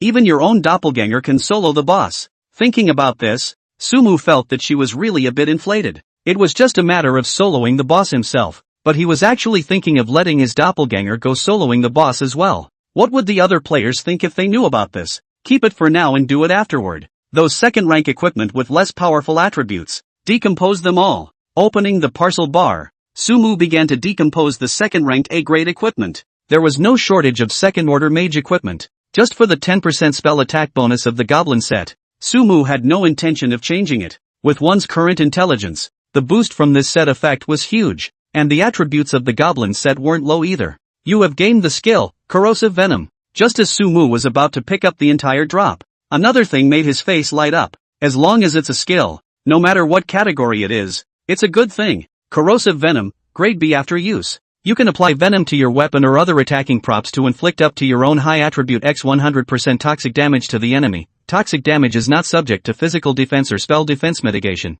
Cooldown time, 2 minutes. There's something about that skill. After seeing the description of this skill, Sumu sked. Not subject to the reduction of physical defense and spell defense. This skill can be regarded as a semi-true damage. Of course, this damage should be mitigated by poison resistance. This skill is also more suitable for archers, and can apply venom to bows. Of course, I could have triggered it if I had tapped someone with my cane. Sumu directly pulled this skill full. Corrosive Venom, S rank after using it. You can apply venom to your weapon or other attacking props, and after dealing damage to the enemy, it will deal up to its own high attribute X 300% toxic damage. Toxic damage is not subject to the reduction of physical defense or spell defense. Cooldown time, 1 minute. My highest attribute is intelligence, and it can be raised all the time. The damage of this skill will be very high in the later stages. After adding points and making some adjustments, Sumu looked ahead to the swamp. Unsurprisingly, one should be about to run into the boss. Tsunami Moon City. City Lord's Mansion. A man is sitting in front of a mirror with red makeup painted on his face. The candidate for the next mayor of White Mist Town has been determined. She spoke into the void. None of them responded. It was like she was talking to herself. Take out that guy and then top him. According to my plan, that adventurer will be in a situation of no return. As she spoke those words, a dark shadow flashed across that mirror as well. Chapter 121, Swamp Giant Snake, 3 shifts. Somewhere in a novice village, a snow-white wolf king fell straight to the ground with the final blow of a warrior. Phew! Finally done. He looked at the boss in front of him and let out a long breath, his apprehensive expression finally easing. Great! We've completed the main quest. Other than that Sufa god, we should be the first to finish, right? It's time to go to the next map. The field quickly erupted into cheers. Compared to those unfathomable Sufa gods, they were already ahead of the other players, especially Li Xiao. That's properly the third person in the world. Mr. Li, there's a congratulatory message from Mr. Ma's side. And there's also the fact that he wants to borrow the equipment to do the main line. What do you think? Shortly after beating the boss, a henchman ran next to Li Xiao. This mainline quest had summoned thousands of people, and was clearly being watched by various forces, and the people who had tipped them off were even fewer in number. Tell him that he can borrow it, but the interest rate is not low. Li Xiao thought for a long time and smiled. That's the way it is among businessmen. Always profit comes first. Alright, I'll reply to Mr. Ma. The underling immediately responded. Li Xiao looked back at those crowds behind him, his eyebrows twitching. There was one thing he could never figure out. In order to deal with this Wolf King, the price he paid was not small, and this was only after the ranks of the large army were up. Given the timestamp at which Su Mu had completed the mainline quest, it was clearly impossible to complete this quest. And there's one more thing. Why hadn't Su Fashion revealed a single whisper before or after he made his move? An elite group was formed? But how did those people manage to level up so quickly? The more Li Xiao thought about it, the more confused he became. In his opinion, if he wanted to kill the White Wolf King, he would need at least 50 players at the same level as his equipment level to do so. But according to his understanding, within the scope of the world, there were definitely no more than 5 who could reach his level. Gah! Gah! Howling swamp. The whisper of a raven in the air. The surroundings changed dramatically as they went deeper into the interior of the swamp. First the sky above became dim. Unknown gases loomed over the swamp, giving the place a grayish appearance. The next thing is that the soil under the ground is getting sticky. A little light stepping on it creates a sinking feeling. Not to mention being affected by all that toxic swamp gas, which takes 5 points of damage every second. You can't even walk in this place without a priest. Sumu stood in a swampy area and covered her nose. The smell around here is just awful. What made him strange was that after arriving in this area, he hadn't seen a single elite monster himself. Woo! Woo! Just then, a wailing sound rang out. Over there! Sumu reacted sharply and looked in the direction the sound came from at the first opportunity. No one? But with the addition of the 2 perspective skills, he found nothing. Woo! Woo! The next second, the cries came again, becoming a little louder. Go over there! Sumu narrowed her eyes and walked slowly towards the location where the cries came from. The movements were slow and the footsteps were light. Woo! Woo! The cries continued. Sumu walked almost 100 meters and still saw nothing. No! Suddenly, just as he was about to step forward with one foot, keen insight made him realize something. Though not visible from magical view, hunter instincts made him aware of it. There's something present in those swamps underground. To actually avoid my magical perspective? Sumu stood in place, her brows furrowed. The skill magic perspective is obviously not omniscient. The creatures underneath this swamp should have advanced concealment type skills, so they couldn't see it themselves. Woo! Woo! Just as Sumu stopped, the cries came back. The cry is trying to lure me to step into the swamp ahead, which means there's a trap ahead. Sumu's eyes widened as he scrutinized the swampy area in front of him. The muddy ground didn't look out of place, but it gave a sense of crisis. And the swampy pools with the constant swamp gas coming up were oppressive. If you look closely, you can detect it. Possessing a powerful insight, Sumu began to pay attention to the pattern of those bubbles emerging. There! After more than 10 minutes, Sumu locked onto a bearing. Thunderbolt thunder! In the air, a falling thunderbolt descended from the sky and struck hard into the bubbles of the swampy pool. Swamp water with a corrosive color gushed up, along with a huge head. The head was nearly a meter in diameter, with a bright red crown and even fleshy spines on both sides. Along with it floating up, the swamp underneath Sumu's feet began to sink, sinking to ankle level in a matter of seconds. It really is a boss. The body was being swallowed up by the swamp, and Sumu stood firmly in place, not panicking in the slightest. All of his eyes were on the creature in front of him. There's no doubt it's a swamp snake. However, it was very large. The diameter of its torso was at least a meter thick, while the lower half of its body was soaked in a swampy pool, and it could not be seen how long it was, though it was estimated to be at least 10 meters. If they saw a giant snake of this stature in reality, many people would be afraid that they would die on the spot. Of course, if other players were here, I'm afraid they wouldn't survive for long. Along with its gulping snake letter, its attributes were exposed to Sumu's eyes. Swamp snake, boss. Level, second order. Level 5. Life value, 100555/120000. Attack power, 2000. Physical defense, 1500. Spell defense, 1500. Toxicity resistance, 30%. Spell resistance, 20%. Skills, mimic lurking. Swamp sinking, viper's kiss, Tail sweeping. Chapter 122, Killing the Giant Snake. This guy can do it. Facing such a huge snake, Sumu also understood why there were no other swamp snakes around this swamp. Snake creatures are inherently territorial. This giant snake was clearly the overlord here. It looks like that mimetic lurking is what it's avoiding the magic view. I'm sinking downward now. Is that its sinking skill too? Looking at the boss's two skills, without saying a word, Sumu turned on the mana shield. At the same time, the energy wake is in an active state. On the contrary, the swamp giant snake, its pair of eyes had been gazing at Sumu and had no intention of rushing to attack. When the swamp covered Sumu's knees, it then dragged its huge body and crushed towards Sumu. Thunderbolt thunder. Seeing this, Sumu smiled faintly and launched a lightning attack. Minus 19,445. The swamp giant serpent's huge body was directly hit by the lightning, which also took away close to 20,000 points of its blood. Zip! Zip! Electricity arcing light rippled through the swamp serpent's body, also causing it to become enraged. It opened its bloody mouth, and even more oozing venom was secreted from its terrifying fangs. Blink! Sumu had no intention of taking the blow hard, and pulled away with a blink, also allowing himself to escape from the trapped swamp. Thunderbolt thunder. Coming to a safe position, another lightning bolt flashed in his eyes. However, what surprised him was that as this thunderbolt fell, the body of that giant snake twisted its body quickly, unexpectedly dodging the attack. That's a dodge? This scene really didn't make Sumu think. Snake-like creatures are very flexible. Don't look at the huge body of the giant snake. But the movement speed is not slow. Can hide, can't you? Sumu's eyes sank. The swamp giant snake relied on its twisting body to dodge the lightning. Worthy of being the overlord of this swamp. But he himself is equally not a vegetarian. Let's see how you're going to hide this time. Thunder flashed in his eyes as falling thunder formed in the air once more. The swamp giant snake was obviously prepared and began to twist and turn. Bear! The lightning fell and struck the side of the giant snake's body. After this strike was dodged again, the giant snake raised its head and gulped its snake letters at Sumu, seemingly with a provocative meaning.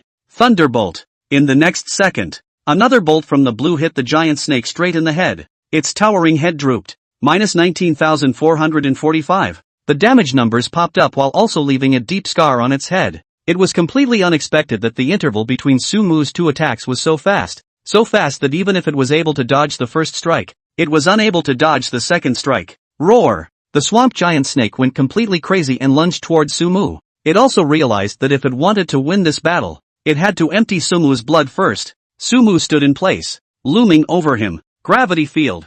Thunderbolt thunder. Once the control skill was out, with the addition of his own high intelligence, even if the swamp giant snake was a boss, it would not be able to fight against the powerful gravity. Its fast-forward body stumbled and was hit by the ensuing lightning with precision. Minus 19,445. Even with its thick blood bar, it was somewhat unable to withstand it at the moment. The powerful control of the gravity field in particular made it a living target now. Thunderbolt thunder. Sumu was not polite at all, and the falling thunder skill struck again. But at that moment, the body of that swamp giant snake sunk down at an extremely fast speed. At the same time as the lightning fell, the swamp giant snake had already sunk to the bottom of the swamp. The blow did no damage, and that's a whole lot? Sumu frowned tightly and rolled her eyes. Isn't this boss a trickster? Without waiting for him to continue spitting, the swamp below floated, burrowing into the bottom of the swamp. The giant serpent forced itself against the gravity field and attacked. Okay, who made this your place? The swamp giant snake could still play like this, and Sumu had no words. He stood still, letting the swamp serpent below the swamp attack him. Anyway, the mana shield was still there, so even if this boss's attack power was high, it wouldn't be able to second itself. The moment it popped its head up was the time to counterattack yourself. After tens of meters, the control effect of the gravity field disappeared, and the swamp giant snake came to the area under Sumu's feet. It kept circling around, not rushing to attack, like a patient hunter. Can you be snappy? Sumu, that attacked, was getting a little impatient. Of course, the reason why the swamp giant snake was swirling around was not without significance. It's loosening up the swamp in this area. It was also at this moment that Sumu realized that the absorption force of the swamp under his feet had become extremely strong, just like a big hand, pulling his legs downward with force. Sumu skimmed her lips, not intending to escape at all. With half of his body nearly sunk into the swamp, the giant serpent below him no longer had a care in the world. Roar! A huge head broke out of the ground and bit towards Sumu's body.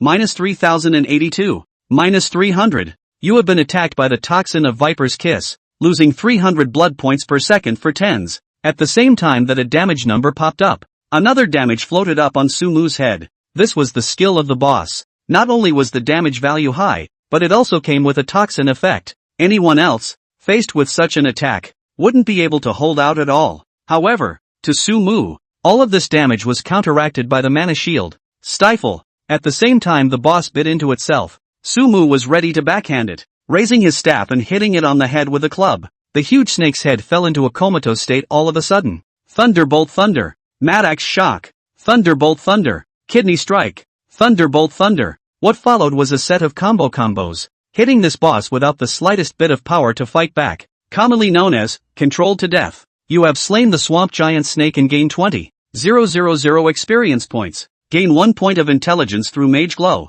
Congratulations, you've been promoted. Also at the same time that the swamp giant snake fell, the high amount of experience allowed Sumu to rise another level. Chapter 123, The Supreme. Look what exploded. The feeling of upgrading made Sumo smile radiantly. He looked over to the ball of light next to the boss's body and reached out to touch it. You have acquired the fangs of a swamp giant snake. You have obtained the drawing, giant snake leather armor. You have acquired the giant serpent spear. You have gained the skill, toxin resistance. 4 items, a rare material, a drawing recipe, and a long-handled weapon. It was the skill that concerned Sumu the most. Toxin resistance, grade B poison resistance increased by 10%. That's a good one. Without saying a word, Sumu pulled this skill straight to full. Toxin resistance, S-rank poison resistance increased by 30%. 30% poison resistance is powerful. Keep the other stuff for now. I wonder if this boss can be skinned? Sumu looked towards the boss's corpse. You've acquired the skin of a giant snake. After the attempt, a prompt popped up. After seeing the skin in his hand, Sumu looked at the drawing recipe again. Giant Serpent Leather Armor, Giant Serpent's Leather X1 Second Order Magic Cloth X50 Second Order Magic Crystal Stone X2 Attributes, Physical Defense plus 200 Spell Defense plus 200 plus 1000 Blood Agility plus 50. Wearing this equipment can reduce the probability of sneaking being detected. A leather armor with high defense and high blood, and 50 points of agility attribute. And with that special effect, this equipment was simply tailor-made for assassins. The value of this equipment, that was much higher than any weapon. You made the giant snakeskin armor. With just enough materials on hand, Sumu didn't hesitate and directly made this equipment. Being a mage myself, I can't wear this equipment, but I can wear it after transforming into Regulus. One could totally transform into Regulus and wear this equipment to turn on sneaking. This spear has good attributes. High attack. You can keep it for sale. Then there was the long-handled weapon, which Sumu kept. After all, it was a weapon popped out by a second-order boss, so it still wasn't hard to sell it for a high price. Those NPCs haven't seen a shadow. The final boss in the swamp had been taken out by himself, and Sumu really didn't have the heart to stay in this place. He began to search this central area. There are quite a few rare herbs. Because of the boss entrenchment, quite a few rare medicinal herbs were produced around here. Sumu didn't hesitate and packed all these herbs away. For this reason, he went out of his way to discard some of the more common herbs. There's someone over there. In the process of picking herbs, Sumu also found several weak vital signs. He rushed in that direction, and sure enough, he found a couple of priest girls. The faces of these people were haggard, and their expressions carried an even greater wave of fear. Hello guys, it's Fei Yen who told me to come find you. Sumu opened his mouth and shouted. Ha! These pastor girls were visibly taken aback, but after hearing Fei Yan's name, theirs showed hopeful eyes again.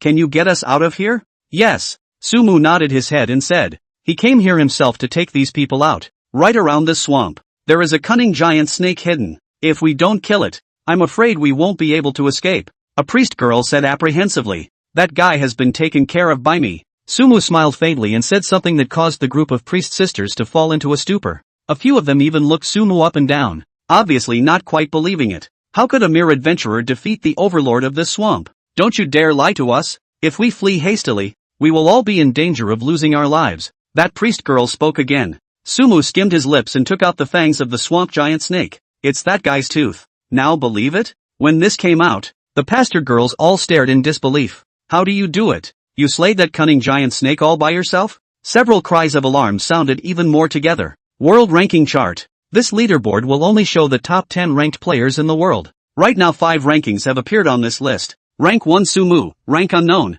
The second ranked Regulus, rank unknown. Ranked 3rd, Li Xiao, rank 1 rank 1. Ranked 4th, Horse Frightened Fly, rank 1. Level 1.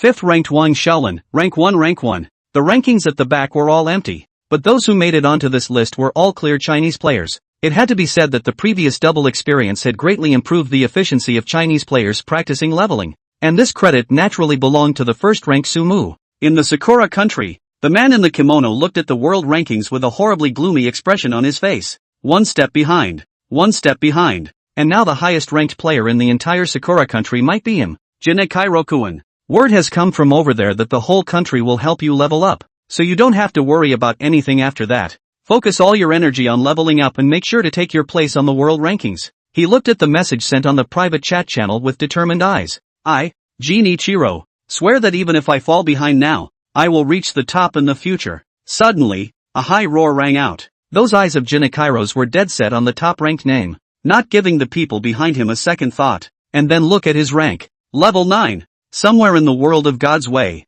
Crackle. Boom. Countless lightning and thunder intertwined. A man stood beneath that thunder, looking up at the bright starry sky above. He stood with his head high and seemed to carry the entire starry dome. If anyone else had been here, they would have heard him muttering something under his breath the whole time. The world is about to be unbound. The throne above the vault of heaven is about to appear. Anyone has a chance to be that. Supreme.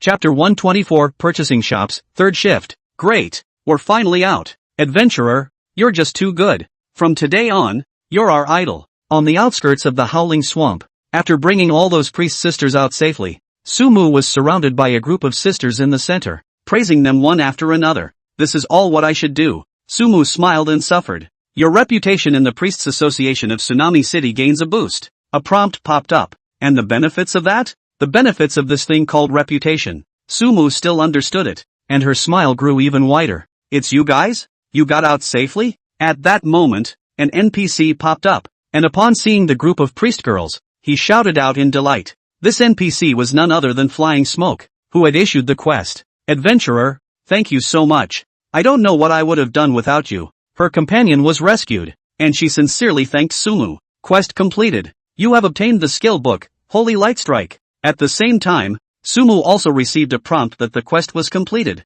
Holy Light Strike, Grade A, consumes 500 blue. Summons a holy light to strike enemies within 100 meters. Inflicting, spirit value plus intelligence value, x 300% damage. With a 2x damage bonus to undead creatures. Instantaneous, cooldown 5 minutes. Good man. It's an A-rank skill right off the bat. When she saw this skill, Sumu couldn't hide her excitement. Most of the skills that usually come up as A ranks can be upgraded to SSS ranks. And judging from the difficulty of the quest, saving these NPCs definitely counted as a high difficulty quest. Holy Light Strike has been successfully upgraded to Holy Light Strike. SSS level is full. As expected, after opening the skill bar to add points, this skill was directly upgraded to SSS level by Sumu. Holy Light Strike, SSS grade, consumes 2,000 blue points. Summons a holy light to strike enemies within 500 meters. Dealing, spirit value plus intelligence value, x1, 500% damage. With a 2x damage bonus to creatures of the undead lineage. Instantaneous, cooldown time 3 minutes. Strong. Sumu looked at the damage calculations. This skill dealt more damage than his own Thunderbolt Lightning. The damage formula is also very friendly to the cleric profession. Sumu looked at her attributes. Player, Sumu. Profession, Mage. Level, Second Order 6, 8000/30, 000. Life value, 8180. Mana, 39,800. Melee physical attack, 716. Spell attack, 2583. Physical defense, 918. Spell defense, 1295. Attributes, Strength 308. Constitution 338, plus 280. Agility 308. Spirit 605, plus 390. Intelligence 764, plus 410. Gear, Scepter of the Fairy God. Skull Ring, Goatskin Gauntlets, Goatskin Boots, Goatskin Gloves, Goatskin Mantle, Goatskin Vestments, Goatman Priest's Necklace, Goatman Priest's Ring, White Mist Town Warrior's Badge. The sum of spirit and intelligence reached 169 points. In other words, the damage of the skill Holy Light Strike amounted to 32,535. If the opponent was an undead-type monster, such as the previous boss in the Skeleton Cave, the damage dealt by this skill would be over 65,000 points. Too bad. If only this had been a law skill. Looking at this empowering skill, Sumu sighed. This was a priest skill that was not affected by the bloodline of the god of law, and the high blue consumption was not a problem. The The main thing was that the 3-minute cooldown time was really a bit long. Adventurer, can you escort us back to Tsunami City? While Sumu was still lamenting this skill, Fei Yan's voice rang out. Sure, Sumu responded with a mouthful. Originally, he had planned to return to Tsunami City himself. After walking out of the swamp, there weren't any monsters on the way back to town. The guards of Tsunami City were obviously very strong. Back at last, when the gates of Whispering Moon City appeared in sight, a group of priest girls cried tears of joy. Sumu followed them into the city, looking at the signs in front of him and thinking, he himself had now risen to the second rank, level 6, and could go to the various career tutors to learn skills. But that's something that's not so urgent. That mess in the package column was going to give him OCD if he didn't organize it. To the living quarters, Sumu rushed towards the living area. Coming to the unoccupied stores, he began to survey them. Each store was labeled with a serial number, and the location where number 1 was located was the busiest section, adjacent to those NPCs' facades. How much does this place cost? Just as Sumu was surveying this facade, an NPC walked over. He was dressed in a gorgeous outfit, and at a glance, he was either rich or noble. Adventurer, would you like to purchase the store?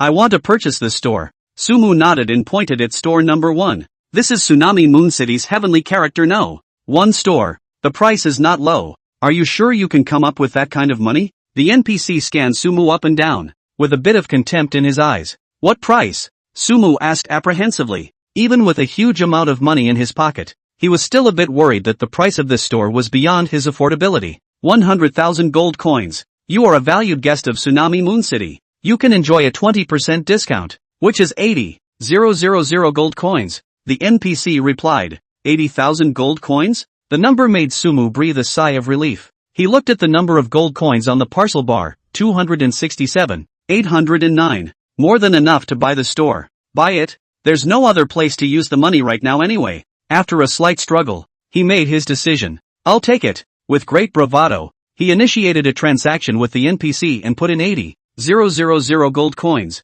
That's a buy? Spare the NPC a bit of a reaction. What? Not allowed to buy? Sumu raised an eyebrow and asked rhetorically. Of course not. I'll go prepare the formalities. You wait a moment. The NPC immediately got busy, and the tone of his address to Sumu changed. After a long time, he brought 2 things. You've obtained the deed to shop no. 1 in Tsunami City. You've been granted a license to operate Tsunami City. After paying the money, Sumu also officially became the owner of the no. 1 store. Chapter 125, a good show? Adventurer, it is yours, and you will be able to make appropriate modifications to it, as well as name it. The NPC took the money and was eager to explain. Sumu nodded and couldn't wait to walk into the store. The entire store was large, with an interior space of almost 500 square meters and a warehouse-like space in the back. Sumu's eyes lit up and she walked in towards that side. It was a room of about 80 square meters, while around it were some cabinets, among which were several large safes. Sumu went up to check it out,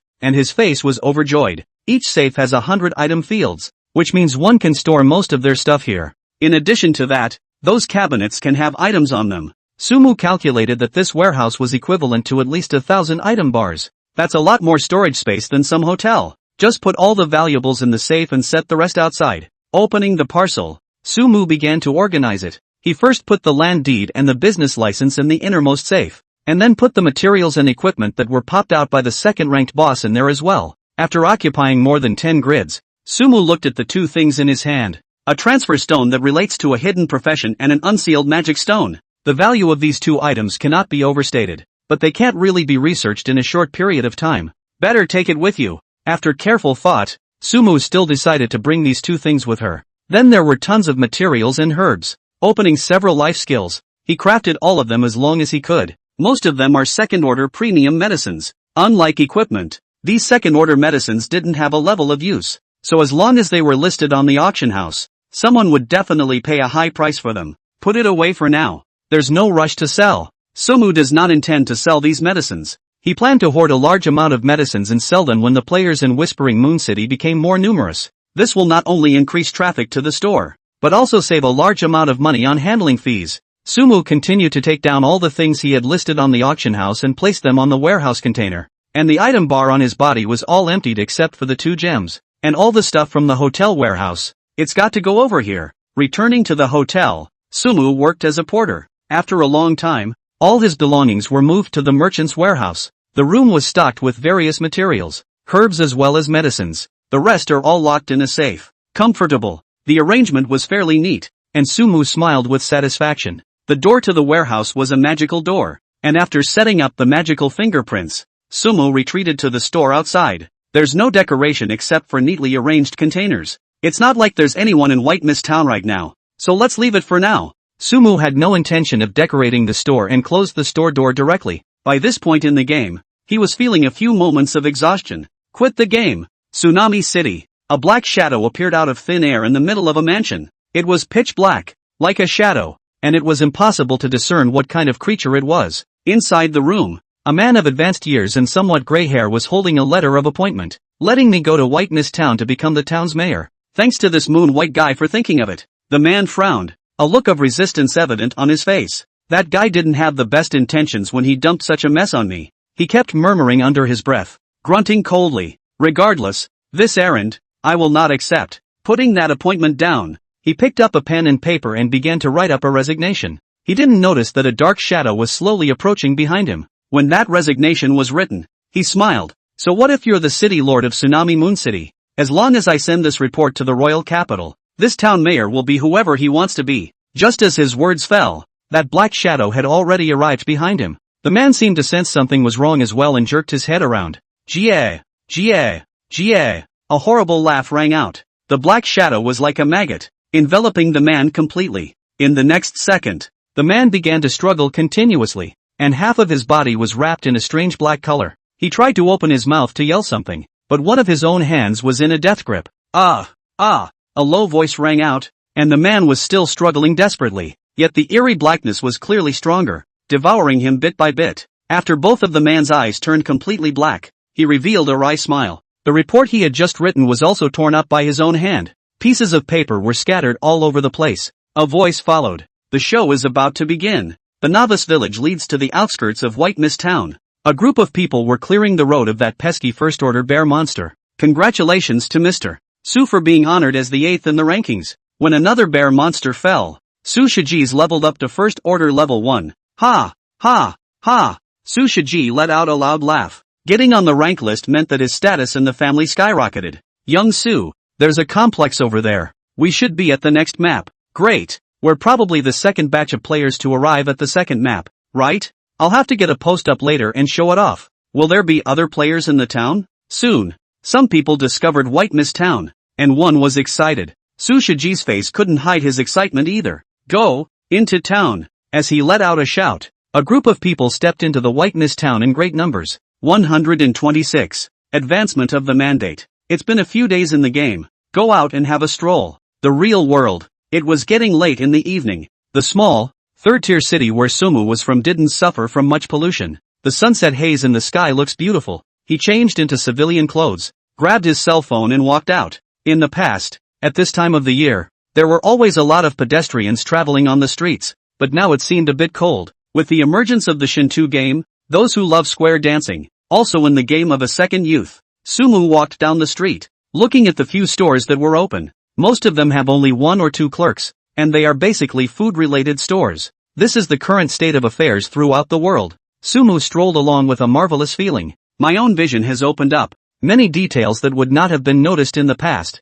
The status quo inexplicably came to mind. For example, the pedestrians that one occasionally encounters on the road. When one smells the odor emanating from them, one can guess what they have just eaten, as well as the tiny stains on their clothes, and one can even judge their living environment. Everything was like Sherlock Holmes in a movie. No exaggeration at all. Was it that skill that brought about the change? Sumu also reacted to the fact that the passive skills he had learned in the game were automatically displayed in reality. It's not just yourself, but this change is likewise displayed in others as they level up. What will the world be like in the future? Sumu frowned and couldn't help but think. Real world. Somewhere, a man was sitting cross-legged on the ground, seemingly sensing something. After a while, he suddenly spread his palms. In the next second, a ball of flame appeared in his hand out of nowhere. However, the flames lasted for a very short time and dissipated after a few seconds. It actually worked. Even so, the man's face showed an incomparable excitement. It's not magic. It's real magic. In a certain conglomerate building,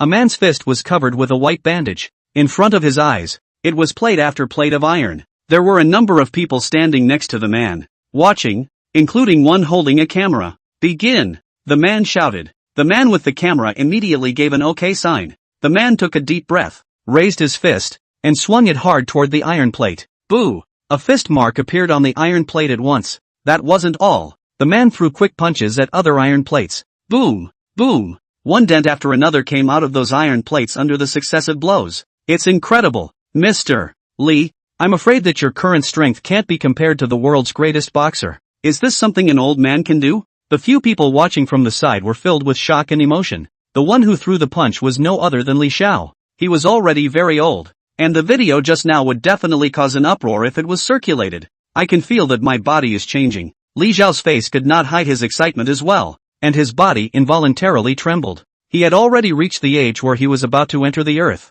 but after advancing in the god's way, he was able to clearly feel that the enhancements in the game were being fed back into reality. He looked behind him to those behind him, the expression on his face growing more and more excited. It was an infinite vitality. The next day, at noon, Sumu didn't prepare lunch after she slept until she woke up naturally. Entering the game, he arrived at the inn in Tsunami City. Eating in the game feeds back into your real body, and the food in this place is not only richer, but tastier than the stuff you make yourself. For just a few gold coins, you can enjoy a great meal. Enjoy your meal, guest. The owner served meticulously and with an extremely respectful tone. Just as Sumu was about to feast, a group of guards arrived. Can I help you? The owner was clearly taken aback by the sudden arrival of these guards. We are here to find someone. The lead guard looked at Sumu. Adventurer, the Lord City Lord is here to invite you. Hearing his words, Sumu froze for a moment and looked at the food in front of her, raising an eyebrow. Can you let me finish my meal first? The captain of the guards smiled faintly. Lord City Lord doesn't like to wait for people too much. Sumu raised his head, his gaze averted. Is this NPC threatening himself? Then I'll try to eat as fast as I can. Sumu also revealed a faint smile and ate in front of the guards. The guard's face sank. Adventurer, did you not hear me clearly? He aggravated his tone. Responding to him was the gurgling sound of Sumu pouring her drink into her mouth. The guards didn't speak either, and looked at Sumu, who was eating with a big grin, with a sullen face, not knowing what he was thinking. Hiccup. After a while, Sumu burped contentedly and wiped her mouth with the square napkin on the table. Go! He stood up and spoke to the guard. Humph. The guard snorted coldly and turned his head away. Under the leadership of this team, Sumu once again arrived in the city lord's mansion. It was the same hall, with two people already waiting inside. City Lord Yubai sat on his throne, one hand leaning against his head as he seemed to be napping. Below that stood an older man. His hair was gray, but he was dressed in a magnificent gown that filled him with an air of nobility. Lord City Lord, the people have arrived. The guards entered the hall and reported softly. Above, Yubai opened his eyes and didn't show any displeasure at Sumu's late arrival. Instead, he smiled. Adventurer, the quest given to you is going to be advanced. This is the next mayor of White Mist, Simon. The older man also looked at Sumu. Hello there, adventurer. My name is Simon. While saying that, he extended his hand towards Sumu. Hello. Sumu nodded and shook the hand. In the next moment, a strange feeling came over me. Chapter 127. You killed the new mayor. 3 shifts. It's a very strange feeling. This Simon's body in front of him was permeated with a coldness that didn't resemble a normal human's body temperature. Sumu noticed the dress of the person in front of him, somewhat out of place. First of all, judging from the man's dress, he must be a nobleman, but there were some minor flaws on his body. For example, there were a surprising number of places where wear and tear had developed on that expensive dress. Adventurer, it's not polite to gawk at others like that. Simon seemed to have noticed Sumu's eyes as well, and said after letting go of his hand. Sumu raised her eyebrows and withdrew her eyes. Alright, after something that big happened in White Mist Town, it has to be investigated clearly. Simon, I'm counting on you for the latter. Above, Moon White's voice rang out. This city lord made a look at that guard, who nodded and turned to look at Sumu with Simon. I will escort the two of you to White Mist Town. Horses have been prepared outside the city. Please. Simon gave a salute to Yubai and turned around to leave the city lord's mansion. Sumu followed him and the guards, always feeling that something was wrong. First, the previous requirement of this quest was for him to escort the new mayor to White Mist Town 3 days later. So how come it was suddenly advanced? And by 2 days? Second, this Simon gave himself a strange feeling, and the captain of the guard seemed to have no small amount of animosity towards himself. Sumu looked at her quest bar. The quest above has changed to escort Simon to White Mist Town. Reward for completion, Flare Star Ring. The mission hasn't changed and neither have the rewards. Get the reward. For that Flare Star Ring, Sumu was coveting it. No matter what, This mission must be accomplished on its own. Arriving outside the city, dozens of horses and a team of guards were waiting. Depart! Without too many words, that guard mounted his horse and gave his orders. A group of people mounted their horses and roared forward in the direction of Whiteness Town. Sumu rode on his horse without displaying his master-level riding skills, and followed the back of the crowd without slowing down. The wind and sand plains are huge, and in addition to those sandworms, there is the threat of sandstorms. Escort quests are much more problematic and require constant eyes on the escort target. It's not a safe ride. As the group set foot on the wind sand plain, a sandworm set its sights on the group. It moved forward quickly under the sand and took the lead. Line up! Each of these guards in Tsunami City was well trained and surrounded Simon at the first opportunity. The lead guard was even the first to attack towards the moving sandbags. With just one normal, he was able to take away thousands of points of blood from the sandworm boss. This guy can do it. He's agile. His level shouldn't be low. Watching the agile movements of the guards, Sumu sked. With this guy's strength, he was fully considered a humanoid boss, and it wouldn't even be a problem to single-handedly take on that sandworm boss. Am I really needed for this escort mission? The sandworms were quickly taken care of, and Sumu didn't even have a chance to make a move, holding back his murmurs. With the speed at which these people were rushing, they would definitely be able to make it to Whiteness Town in a day's time. If there was any threat on the road, other than the sandworms, it would be the little monsters in the Misty Mountains. The difficulty of this mission isn't quite right. Sumu narrowed his eyes. The sandworm boss was easily solved. Were those small monsters in the Misty Mountains considered a threat? Is it hard to believe that there will be changes on the way? A bold thought popped up from Sumu's mind. This escort mission doesn't seem to be as easy as it looks. Pick up the pace. We'll travel through the night tonight and rest when we reach Whiteness Town. After resolving the sandworms, the guards let out a shout. The group quickly mounted their horses and sped up the action. Sumu had been following at the back of the group, silently observing each person's movements. However, the results were somewhat disappointing. Each of these guards looked normal. Nothing out of place. So there will be an ambush on the way? Sumu changed his mind again. But as night fell in the sky, even sandstorms were not encountered along the way. Except for a few ungrateful sandworms, the group also arrived at the pathway from the Misty Mountains to the Wind Sand Plains. When he arrived at this place, Sumu appeared very cautious and directly opened Eagle Eye with Magic View. No ambush? Or can't I see it? The results continued to surprise him. This best place for an ambush. Nothing. He wondered if the enemy's concealment skills were more advanced and couldn't be seen from the magical perspective. However, after the group walked out of the Misty Mountains, the so-called ambush still didn't happen. As night fell, the familiar Whiteness Town appeared in front of Sumu's eyes. Is it really that simple? Sumu had some trouble believing it. Adventurer, take me to the residence of the previous town mayor. After Simon stepped into the town, he smiled and opened his mouth to Sumu. This way. Sumu didn't refuse and led the way towards Cinda's residence based on his memory. The group arrived here quickly. This place looks good. Simon seemed satisfied when he saw the mansion. Adventurer, come in with me and tell me the exact details of those events in Whiteness Town earlier. He stepped into the house first and extended an invitation to Sumu. Yes. Sumu nodded and followed him into the house. At that moment, Simon took out a ring with a faint starlight emanating from it. As a reward for escorting me, this is yours. You have completed the mission and received the ring of Flare Star. As a prompt appeared, a finger ring also appeared on Sumu's hand. Got it. After this piece of equipment arrived, it was hard to hide the excitement on Sumu's face. That's 100 squares of item bar. But just at that moment, Simon suddenly laughed. The next moment, the door of the house opened with a bang. A strange black energy surged out from that Flare Star ring and flew towards Simon.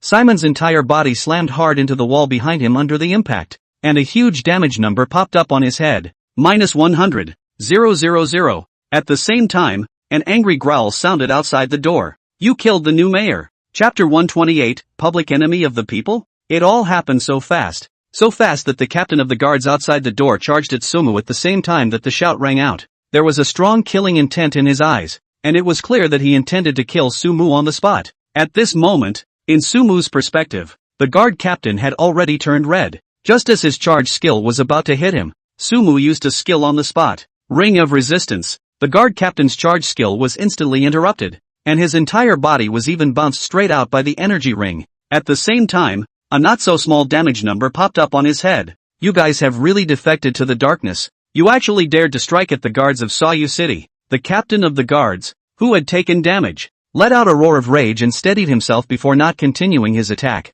Sumu, on the other hand, stood in place, her brows furrowed. He also reacted to the fact that this was clearly a conspiracy. I didn't kill this guy. He let out a shout, explaining to a group of guards. We all saw it. Simon was killed by your own hands. You still want to argue? The captain of the guards sank his face and balked. Sumu's eyes went steeply cold. There's definitely something wrong with this captain of the guards. From today onwards, you are an enemy of Tsunami Moon City. Right at this moment, the captain of the guards spoke again. As soon as his words left his mouth, an announcement appeared. Player Sumu defected to the darkness and killed the new mayor of White Mist Town, and has been listed as a mortal enemy of Tsunami Moon City. Players who help Tsunami Moon City kill Sumu will receive a generous reward. This is a world announcement. And when this world announcement appeared, the players in the entire God's Way game were in shock. On the World Channel, all sorts of comments popped up. What the hell? How did Sufa God kill the NPC? Holy crap, an idol deserves to be an idol.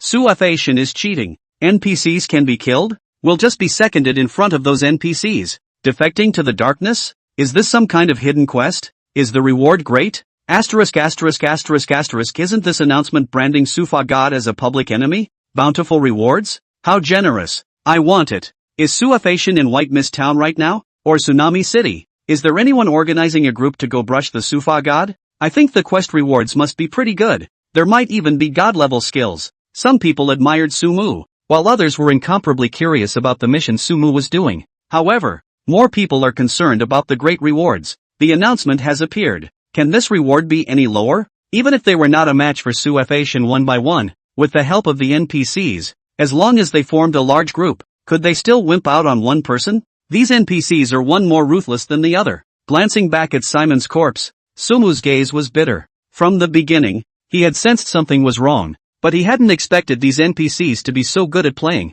You are classified as a Tsunami City dead zone, and all NPCs within the boundaries of Tsunami City as well will see you as an enemy. Trigger hidden quest, self-incrimination. Innocence. Simon's death was obviously a setup. Find the mastermind who planned all this without hurting the innocent and prove your innocence. Completion reward, Divine Skill Fusion Book. Trigger hidden quest, Into the Darkness. Throw yourself into the darkness, kill all the NPCs in White Mist Town and go completely to the opposite side of all human camps. Reward for completion, become a fallen mage. Compared to the announcements the others saw, 2 more quest selection prompts appeared in front of Sumu's eyes. A fallen mage? So it's not like I'm being asked to defect to an evil god? When she saw the content of the second quest, Sumu narrowed her eyes. It's already obvious who's behind this. Ha? Trying to force my hand that way? Evil god, right? Sumu's eyes radiated a murderous intent. Blink. A powerful magical energy manifested, and without saying a word, Sumu directly disappeared into the mayor's mansion. This one's getting away. Everyone, get after it. The captain of the guards immediately let out a shout when he saw the disappearing Sumu, and himself was the first to search around. However, after searching around for a few rounds, he didn't find any trace of Sumu either. This fellow must still be in White Mist Town. Pass on my order. Gather all the guards in the town and blockade the entire town. As long as that fellow is found, shoot on sight. The guard captain's tone was extremely cold. Those guards he brought with him quickly moved in, consolidating the town's original guards and manning the town's various main roads. White Mist Town. Upstairs of the mayor's mansion, Somu was sitting in Cinder's study, one hand dragging his chin as he pondered. He played a mental game with the captain of the guards, having an eagle eye along with a magical view. The movements of the captain of the guards and these people were completely within their expectations. The captain of the guards thought that he would escape White Mist Town, but he could never have imagined that he would return here. As for the 2 quests, he accepted the first one without even thinking about it. The black energy that finished off Simon was exactly the same as what he had seen in Cinder himself earlier. This conspiracy against himself, no matter how to look at it, seems like the so-called evil god wants to enslave himself and make a game. Even if there was no reward for the first quest, one would never take the second one. I'm a man who wants to become a god, and I don't care about you, a fallen mage? Want me to be a traitor to your evil god? Asterisk. Sumu kept spitting under his breath, and was extremely disdainful of that evil god. This mission was given to me by that city lord, and that captain of the guards, who was tremendously hostile to me, is also a member of the city lord's inner circle, so it's the city lord who's counting on me? He began to analyze the situation at hand. Sumu took out the flare star ring. This was his reward for completing the escort mission. Not many people could tamper with this equipment. That Simon isn't right either. Asking for his own death? Thinking back to Simon's demeanor when he handed the ring to himself, Sumu also sensed something was wrong. He walked slowly toward the stairs. Returning to this place has another purpose. Inspection site. Chapter 129, Cooperation? The Real World. Bell. Bell. Bell. A rush of phone calls continued. Who's that? Calling so late? Sick. A man rubbed his sleepy eyes and busted out of bed. You better have something important or else. Picking up the phone, Su Shiji yelled towards the other end. Mr. Su, get on the line. Something big has happened. The voice on the other end was very urgent, and what he said made Su Shiji wake up at once. Something's not right with this guy's body. In the first floor hall of the town mansion, Sumu was observing the location where Simon had fallen. Powerful insight allowed him to quickly notice that something was wrong. Simon slamming into the wall wasn't the kind of slamming up after taking an impact. It was more like he deliberately slammed into it himself. That black energy. Is the impact damage caused really that strong? Sumu began to think back to when the black ability struck. The energy didn't feel strong to himself. This was a game world, and even those NPCs couldn't escape the laws of the game. 100,000 points of damage doesn't seem like something those black energies could do in any way. Thinking of this, Sumu's eyes snapped open. He reached out and took Simon's temperature. It's too cold. A cold sensation hit me. How long has it been? There is definitely something wrong with this temperature. Sumu recalled the scene when he met Simon in Sayu City. The first time he shook hands, his temperature didn't seem quite normal. Does it mean that this guy has been dead for a long time? A terrifying thought surged from Sumu's mind. The more he thought about it, the more likely it seemed. On the way from Tsunami City to White Mist Town, Simon had been giving himself a feeling that something wasn't quite right. Before, Sumu couldn't figure it out, but now he understood. The Simon he saw was not Simon. Manipulated a dead body? There's something about this evil god. Sumu smiled faintly, not the least bit worried about her own situation. How am I supposed to accomplish this now? Go confront that city lord? Or maybe capture that guard captain and interrogate him? He began to plan what he was going to do next. After taking the first quest, there is a warning on the quest's prompt. Killing innocent NPCs will lower your reputation in the main city. In other words, one has to find the NPCs that are actually having problems to do so. How can we lure that captain of the guards out alone? White Mist Town. One after another. People appeared here out of thin air. It was late at night. The moon had dimmed. These yet still come one after the other. Soon, nearly 100 people appeared in this area. Are they all assembled? Su Shiji looked at these people, his voice booming. Everyone who has arrived at White Mist Town is here. A henchman immediately replied. Su Shiji nodded, then revealed a look of excitement. All know our goal, right? No. The crowd responded together, shouting. After they came online, a quest popped up on the interface. Assist the NPCs of White Mist Town and kill player Sumu. Although this quest was not labeled with a reward, the content of this quest alone was enough to drive Su Shiji crazy. Killed player Sumu. There is a limit to the number of times you can enter the God's Way game. Now that Sumu had become a public enemy of the NPCs, this was the best opportunity for him to deal with Sumua. As long as he killed this Sufa god 10 times, then the Sufa god would become a thing of the past in this God's Way world. Of course, that wasn't what Su Shiji was aiming for. He was more concerned about the leveling skills that Sumu had mastered. Even if I turn the entire White Mist Town upside down, I'll find that guy for me. Su Shiji clenched his fists with confidence. The current White Mist Town was not the novice village it was back then. With the advantage of numbers, the 100 of them, each unleashing a skill, would also be enough to finish off that Su-F-ation. A group of people began to search vastly through White Mist Town. Xiao Su, there's someone over there. It wasn't long before a figure appeared in front of them. Go! Su Shiji's face was delighted as he greeted the crowd and rushed over. It's not a red name. Who is this guy? Looking at that outfit, it doesn't look like the mage we've seen before. After getting closer and seeing the person's appearance, the crowd all froze. They obviously hadn't expected that there were actually other players besides them in this White Mist Town. Archers? Su Shiji also stared at the man's costume and frowned. Not a moment later, he suddenly thought of something and blurted out. You're Regulus? Oh, you know me? Regulus laughed and asked in return after his identity was revealed. His generous admission also caused Su Shiji and the others to look at each other in disbelief. What are you doing here? Su Shiji's expression was not friendly. After all, I heard that Su Fei-shin and Xuan Yuan seem to be good friends. I'm here for the reward of the announcement. Of course. But Xuan Yuan's words froze him once again. Reward? Su Shiji quickly reacted. You mean the reward for killing Sumu? Xuan Yuan didn't answer. A faint smile appeared at the corner of his mouth, giving off an inscrutable feeling. Are you kidding me? Aren't you friends with that Sumun? That's right. You guys were so tacitly hiding your levels together before. Would you not recognize each other?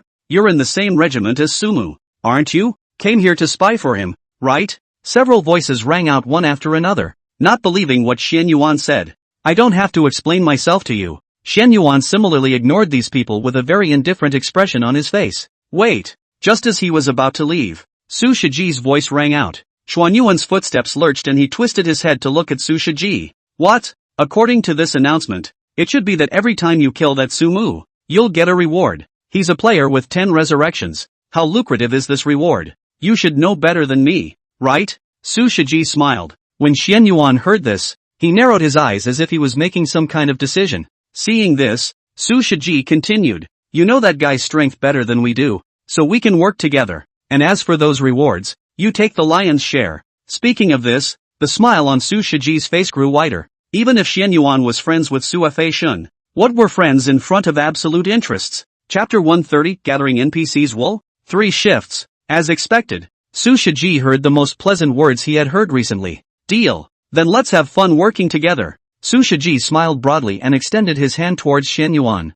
The corners of Xuan Yuan's mouth lifted slightly as he ignored the hand and turned around. Cut. Su Shiji looked at Xuan Yuan's back. However, in order to deal with Su Mu, he still brought a group of his men and followed Xian Yuan. Xian Yuan walked in front of him, his entire body already in deep thought. Who is Regulus? That's not the transformed Sumu. After transforming into Xian Yuan, the perspective in front of Su Mu's eyes also changed back to the normal player state. As expected, none of the NPCs could recognize their identity. With that, he strutted through the streets of White Mist Town, ready to find the captain of the guards. Who had thought that on this road, they would actually run into Su Shiji's group? Upon seeing this group of people, Su Mu instantly guessed their intentions. These guys are obviously here to get themselves in trouble. Originally, he wanted to avoid these people, but on second thought, these people might be of use. Hey, where are you guys planning on taking us? That's right, you're not going to buy your friend some time by hanging around here with us, are you? Do you know where that guy is or not? After leading the crowd for a long time, a couple of impatient questioning voices rang out and Su Mu turned around and glared at them. Her stern eyes made those few people immediately honest. Seriously, that powerful aura radiating from Xuan Yuan's body kinda possessed a deterrent effect. Soon, a group of NPCs appeared in front of the crowd. The position they were guarding happened to be on the main road from White Mist Town to Tsunami Moon City, obviously not wanting to let Su Mu escape to Tsunami Moon City. In this group of NPCs, the leader was none other than the guard captain from before. Hello, is there anything we can help with? Su Mu stepped forward and greeted warmly. The captain of the guards looked Su Mu up and down for a few moments, then looked at Su Shiji's group, and spoke. An adventurer has killed the newly appointed mayor of the town.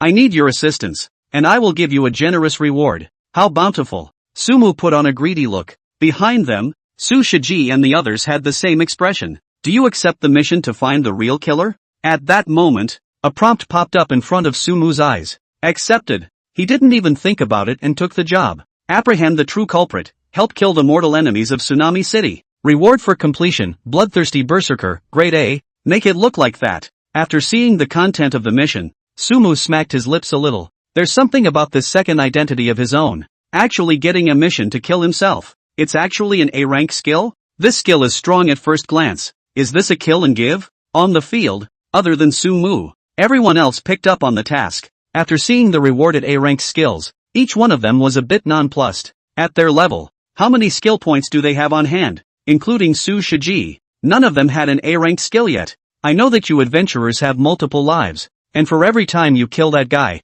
you can come to me again for a quest, and the rewards will be just as generous. The captain of the guards spoke again. The meaning in that statement is clear. As long as they could kill Su Mu 10 times, they would receive 10 rewards of the same grade as A-rank skills. What are you waiting for? Hurry up and find that guy. This would be heaven-defying if we could get 10 A-rank skills. No way. 10 A-rank skills? That Sufa god doesn't have any either, right? The crowd kept talking. Their words even made Su Shiji's eyes light up. On the field, one man was in deep thought. Su Mu looked at that quest reward, and a very bold idea popped up in her mind. Having dealt with NPCs a lot myself, I'm quite knowledgeable about the piece of completing quests. If we run into that guy and happen to kill him, and you guys can't see it, whose reward should this be considered? Su Mu stroked his chin and asked the captain of the guards. Of course, you'll have to kill that adventurer with someone witnessing it in order to get the reward. The captain of the guards gave the answer. Hearing this answer, Su Mu smiled. Sure enough, it's just as I thought it would be.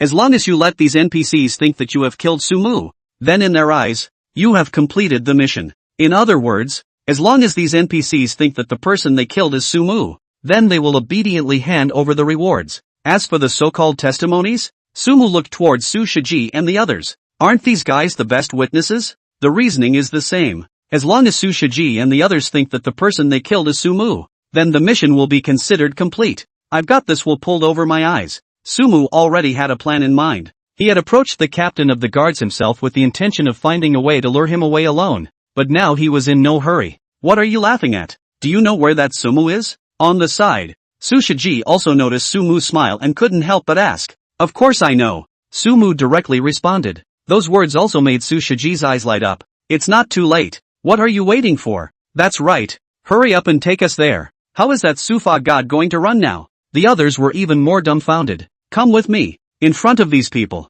Sumu put on a confident stance and took the lead. It's time to show off your acting skills. Chapter 131, Hunting Down Sumu. Walking ahead of everyone else, Sumu looked at his skills. Phantom Split. This skill is the most crucial part of your own sheep gathering program. Behind them, Su Shiji and the others deliberately distanced themselves from Sumu. Xiao Su. I don't think this guy is a good guy. We need to be on guard against him. We can't really let him take the lion's share of the rewards. A few people stood next to Su Shiji, muttering in whispers. I know it in my heart. Su Shiji waved his hand, his eyes staring at Sumu's back in thought. The group also stopped talking. They silently followed Sumu to a place. Is that guy right here? You didn't lie to us, did you? Several people looked at each other when they saw the hotel in front of them. It wasn't like they hadn't been here since they came to White Mist Town. That high cost of accommodation. Even Su Shiji couldn't afford to spend it. Is that guy really in here? Su Shiji also looked at Sumu with a puzzled expression. That Sufa god actually didn't escape White Mist Town,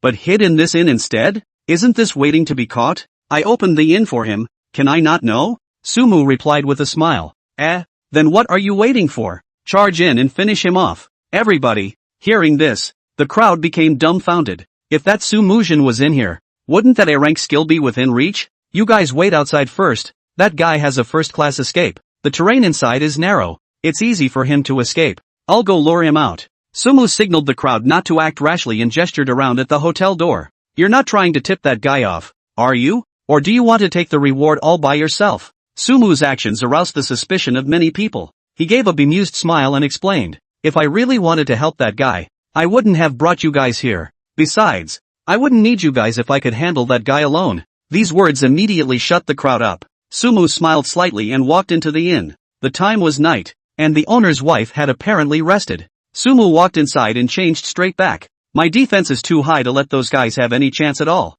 Looking at her panel, Sumu skimmed her lips. With his current physical defense and spell defense, the fear of injury from those outside was only a mandatory 1 point of blood. How long does this fight take to get to residual blood? After thinking about it, Sumu took off all of her equipment. The attributes of a phantom doppelganger are the overall attributes of the doppelganger. When he or she releases a skill, take off the equipment and the doppelganger's attributes will be greatly reduced. Phantom Split. In the next second, a doppelganger exactly like Sumu appeared in the hotel. Transform. Immediately after that, Sumu turned into Xuan Yuan's appearance. He was carrying a random junk bow he had bought at the blacksmith shop in White Mist Town, and his quiver was filled with the worst quality arrows. However, with the high attributes, his long-range attacks weren't low, transferring a portion of his consciousness to his doppelganger. Sumu controlled the doppelganger and came towards himself. -1. Only 1 point of mandatory damage. It also turned the doppelganger in front of him into an attackable red status. The show can begin. Outside the hotel, as per Sumu's request, Su Shiji and the others ambushed the two sides of the entrance. Why isn't that guy out yet? Xian Yuan isn't teasing us, is he? After waiting for a while with no movement at all in the hotel, someone couldn't help but mutter, you betrayed me? Sumu, what do you mean I betrayed you? With this generous reward, I'm afraid that if it were you, you would have taken a shot at me as well. You villain. Just then, two voices rang out from the hotel. Before the crowd could react, a figure rushed straight out of the hotel. It's that mage we saw before. That's right. It's him. He really is that Sumu. Great. We can get our revenge. At the first sight of that figure, many people recognized it. The life they lost in the novice village for nothing made them remember this Sumu very well. Especially Su Shiji. At the moment there was already gnashing of teeth. Don't let him get away. Get him. A chant rang out, and Su Shiji took the lead. As a mage, he directly used his most powerful instantaneous skill. In the next second, his skill hit Sumu's body. but the damage numbers that appeared on it made him freeze. Double digits? He shouted out subconsciously, with nothing but unbelievable on his face. As a first-rank mage, his skills had also risen to B rank, and he was even wearing a decent outfit. But his strongest blow, but it only hit double digits? Just as Su Shiji froze, the others launched their attacks one after another. However, the movement speed of Sumu was too fast. Many attacks directly missed, and all those skills that hit dealt single-digit damage. Holy, a C-rank skill that hit this guy for 6 points of blood? It's so fake, isn't it? My magic missile only hit 3 points of blood? Asterisk. How high does this guy's spell defense have to be? Of course, most of these are mana skills. There was no way, even without equipment, the base spirit value of the doppelganger was still too high, and with the 50% spell resistance, how could the gang possibly do any damage? I've only hit him with 30 or so points of blood. Is this guy's physical defense that high too? It's outrageous. My strongest skill is only 50 or so points of damage. His blood bar is a bit thick. Didn't they say that mages are all brittle? Soon, a number of the archer's attacks hit, and one couldn't help but let out a roar. Sumu, which is a mage. This is obviously a mage.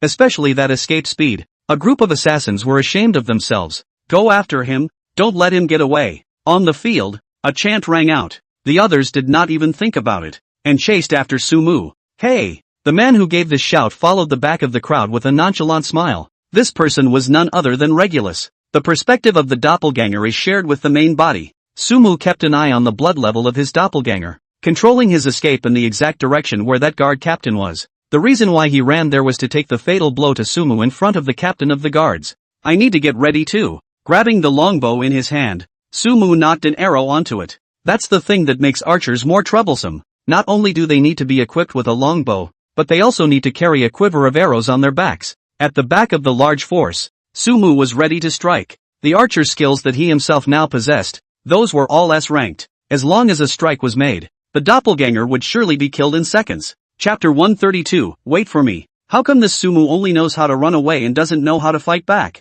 If you were being chased by 100 people, would you dare to fight back? Fair enough. Seeing Sumu desperately fleeing, although the crowd is a little strange, but do not suspect. Even if the damage they inflicted on Sumu wasn't high, there were 100 people, and each of them dealt a little bit of damage, so they couldn't afford it. In their place, running away would be the best option. He doesn't have much blood left. Hurry up and finish him off. Whoever kills him will get the reward.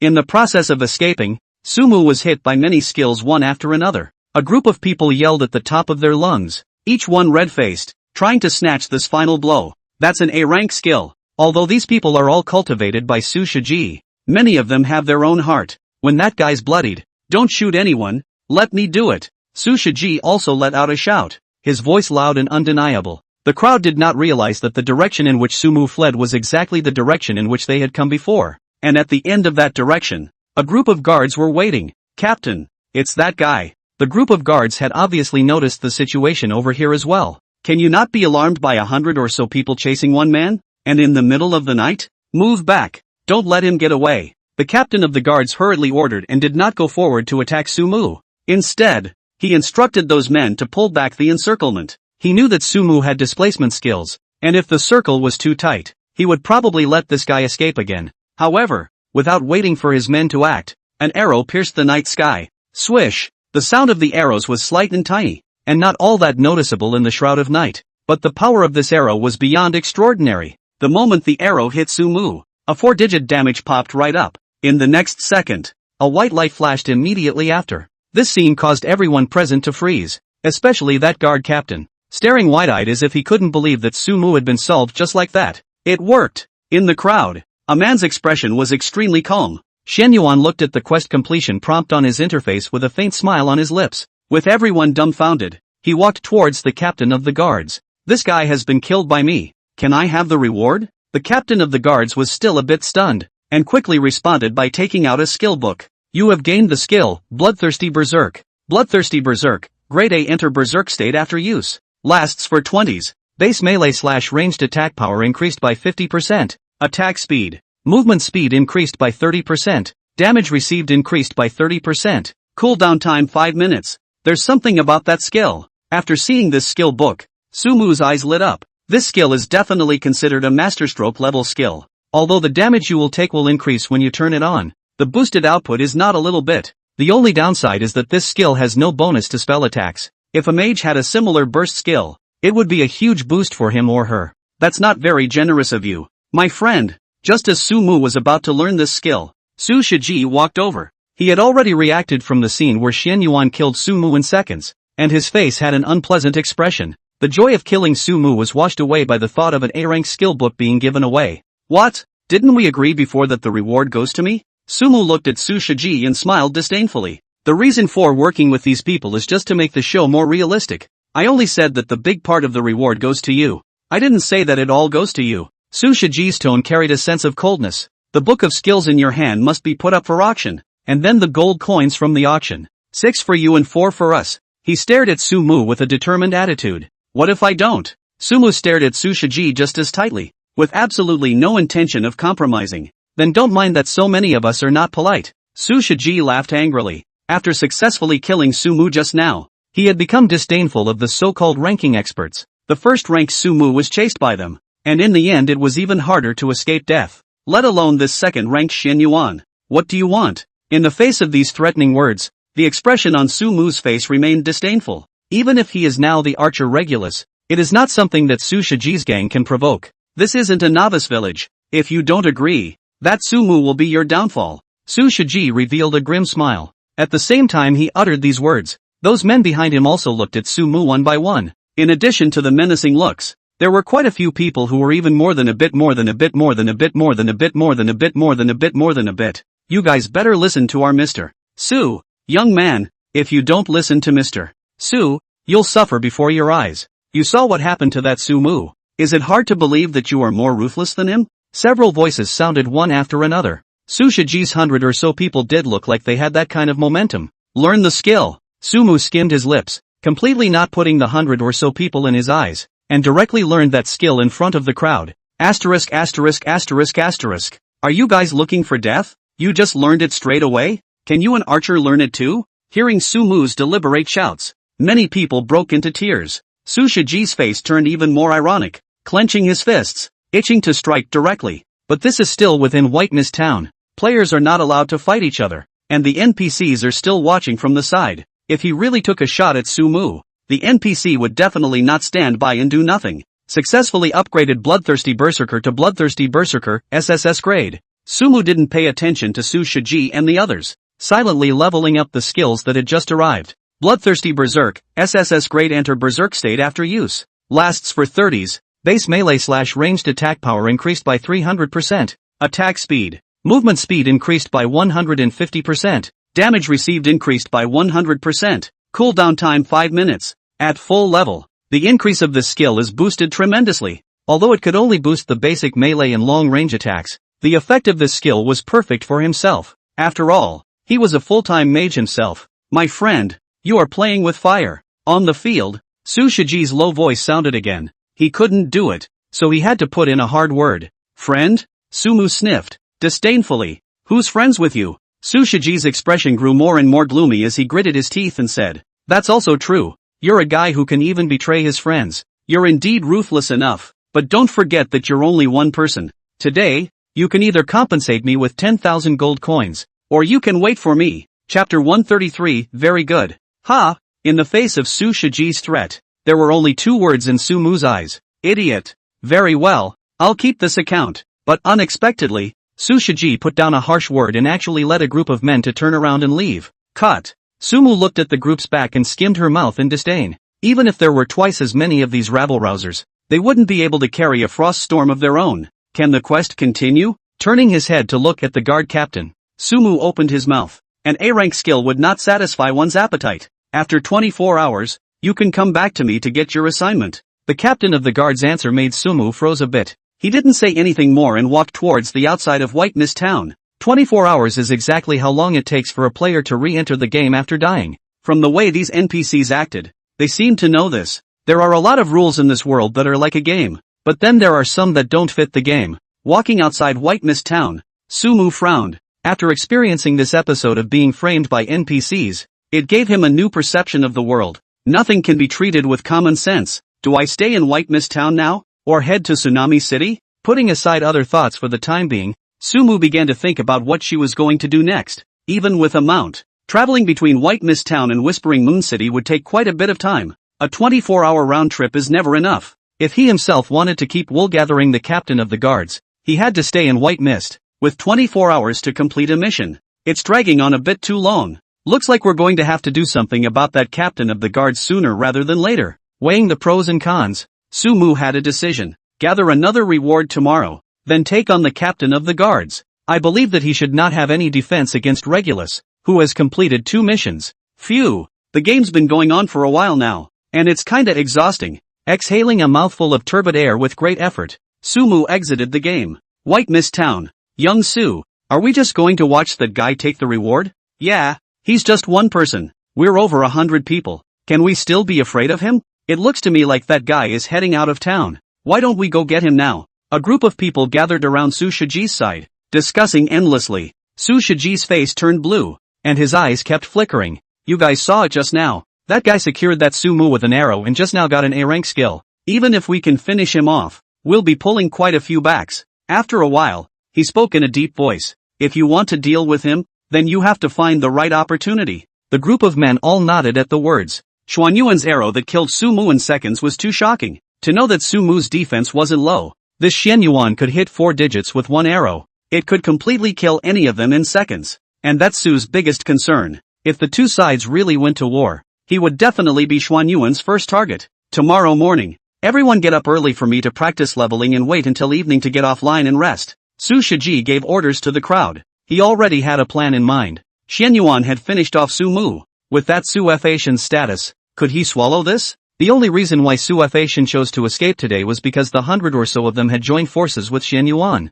But if they didn't join forces with Xuanyuan, would Su Fashian false Xuanyuan? There's a great saying, a snipe is a snipe. Su Shiji's plan was simple. When Sumu finished off Xuanyuan, they would then make their move to finish Sumu off. 2 for the price of 1. Tomorrow night, all assassins go online first and lurk around the town for me and wait and see what happens. Everyone else stay offline for now and wait for my announcement. Tsunami Moon City. Inside the city lord's mansion, a man is combing his hair in the mirror. The long, slender hair was very silky. Suddenly, a dark figure appeared in the mirror. This move of yours to kill someone with a borrowed knife is truly exquisite. A voice rang out from the mirror. Sometimes, to deal with someone, you may not need to do it yourself. The man laughed. But don't forget, you can't succeed in your schemes without the intervention of your master. The voice in the mirror sank. The rules of this world have not yet been fully liberated, and the master has paid a small price. So if the ensuing plan doesn't go smoothly enough, it will be necessary to trouble you personally.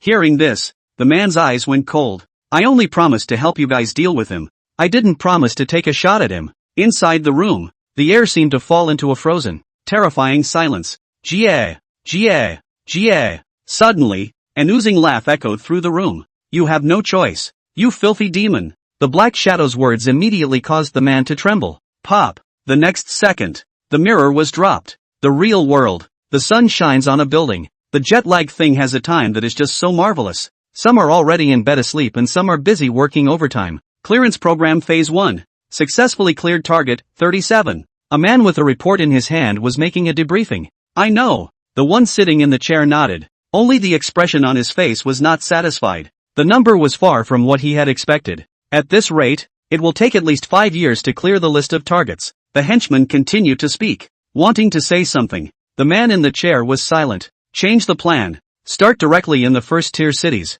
and change the target to those who have assets over $100 million and are more qualified candidates. Of course, in addition to those same named candidates, you can also target the invisible rich. After a long time, the man in the chair stood up and raised his voice. But that would be too risky. The henchman sniffed and replied. The man took a deep breath and rubbed his eyes, then let out a long sigh. If it really doesn't work, then we'll have to give up on this plan. Seeing this, the henchman took out another report. But things may not be without a turnaround. Then the henchman handed the man the report. The report was about Sufa God triggering the announcement that he had become a public enemy. Soon a high roar of excitement resounded throughout the building. Very good. Chapter 134. Going out. Early in the morning, as the sunlight shone through the window on Sumu's face, he slowly turned awake. After gaining a huge boost in his attributes in the game, his physique in reality had gotten stronger as well, especially in terms of mental power. You can feel energized after a few hours of sleep. On the game, But I don't have much to do in White Mist. Getting up and tidying up. Sumu sat on the couch and for the first time didn't go straight into the game. There was no point in brushing up on the level of those monsters outside of White Mist Town. Nighttime. Picking up her cell phone, Sumu began to brush up on the hotspots. Quite a few front-page headlines related to myself popped up. What Sufa God is working on a big epic quest, and perhaps after it's completed, it will trigger another world-class announcement. For a small reward, do we really want to take a shot at the future God of Law? To those players in White Mist Town, who exactly is Sufa? Why is he ahead of all the players? Does he hold any secrets? Most of them are those inferred postings with absolutely no real evidence whatsoever. All made up. Sumu couldn't help but shake his head as he looked at it. He continued to scan the postings and suddenly found a different one, sharing the same name as Sufa.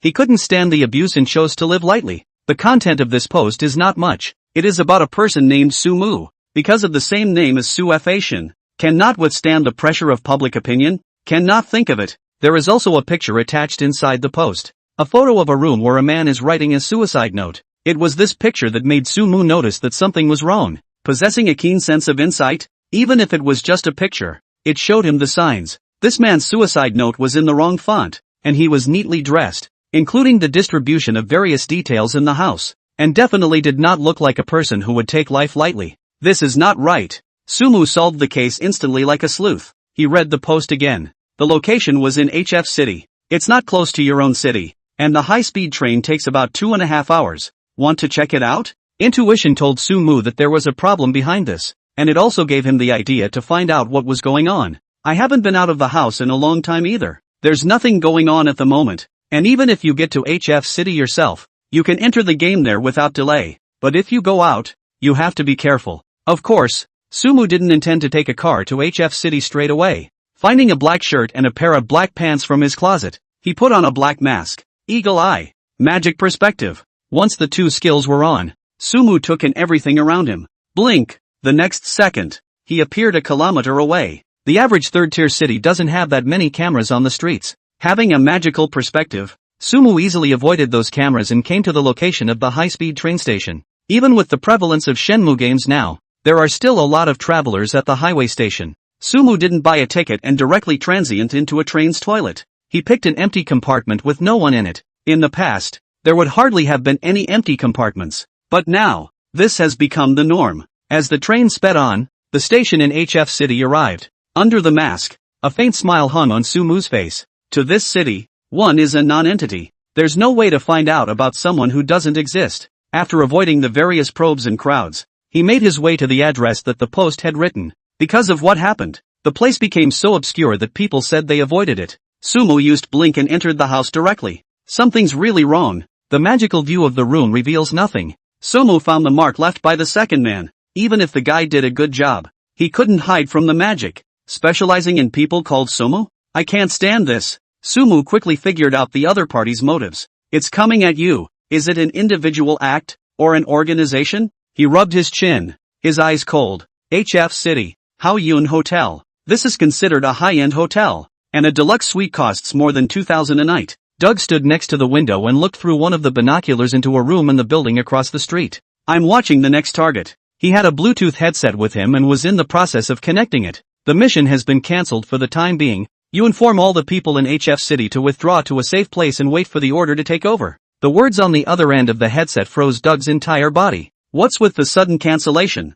He asked in surprise. That's an order. You don't need to ask about it. For the next time, you guys will play the game over there, and I'll mail you a portion of the equipment as well as the gold coins. Remember, keep an eye on those guys and don't make any mistakes. The voice on the other end of the headset took on a commanding tone. Okay, your call, Doug replied with a shrug. Hanging up the phone, he put the window becoming binoculars away while dialing another number. All missions are cancelled. Tell the others we'll rendezvous at the usual place. After making this call, Doug began to clean up the hotel. He was so professional that he didn't leave the slightest trace, at least not with the naked eye. Sumu, I kinda liked those screams. Before leaving, he deliberately glanced at the room he had observed earlier and licked his lips. There was a sick look on that face. Bang! After finishing up and the door to the room was closed heavily, Doug grabbed his things and left the hotel. There was one thing he didn't know. A pair of unseen eyes took in everything he did, including his hostility towards Sumu. Chapter 135, Strike, 3 shifts. This guy doesn't look like a good person at first glance. On the roof of the building a kilometer away from the hotel, Sumu looked at Doug, who was on the move, with bitter eyes. There was a reddish tinge to this guy than the others in the perspective. Red means enemy. For her enemies, Sumu never showed mercy. There are many ways to vaporize this guy on your own now. However, seeing the other party's hurriedly departing footsteps, Sumu did not rush to strike. Follow him, there might be an unexpected reward. Walking down the road, Doug strutted along, not deliberately hiding himself. Some of the pedestrians traveling on the street would inevitably look at him a few times after seeing him. After all, Doug was tall, blonde, and very handsome. Doug even smiled and whistled at some of the girls. His slightly flamboyant demeanor is really a bit out of character for him. But this is also a kind of hiding. Is someone looking at me? Is it just me? Quickly, Doug frowned and looked in all directions. His intuition was sharp, but after observing the people around him, he didn't find anything out of the ordinary. Getting old. Not as good as I used to be, Doug murmured with a light laugh. He entered the subway station as a traveler would. HF City isn't small, and after about a dozen stops, Doug stepped out of the subway. The location where the rendezvous is located is exactly in a certain villa on the outskirts of the city. Doug was the first to arrive. He familiarly took out a key from a flower bed outside the villa. Entering the cottage, Doug set the box in his hand aside and walked over to where the refrigerator was. Opened the refrigerator door and it's all full of beer. Finally, a good drink. The cancellation of the mission caused his taut nerves to completely slacken, and he took a large gulp. Sometime later, another person came to the villa. This man, unlike Doug, is not a geezer. You've got a lot of free time on your hands. The man rolled his eyes at the sight of Doug, who was boozing it up in the room. The mission has been cancelled, so if you don't relax at this point, when will you wait? Doug picked up a can of beer and threw it toward the man. The man caught the beer bottle as soon as he could, opened it and slammed it down. This damn Sumu should have disappeared earlier, wasting old me's practicing time. After downing a can of beer, he crushed the bottle into a ball and spoke in a ferocious tone. Don't be mad, we'll have some time to practice next. Equipment and gold, they'll provide it for us. Doug laughed, picked up another can of beer and threw it at Wu. Wu didn't speak and sneered. He took the can of beer, walked over to the couch next to Doug, and sat down on his butt. That Sumu was only good in the game. If it's really in front of me, I can finish him off with one hand. Wu's tone was thick with killing intent. Doug laughed out loud when he heard this, while raising the beer in his hand. Here, have some more. The two began to drink to each other. A long time passed again, and two more people came to the villa. These two are just like Doug. Hey Doug, are we done yet? When are we going back?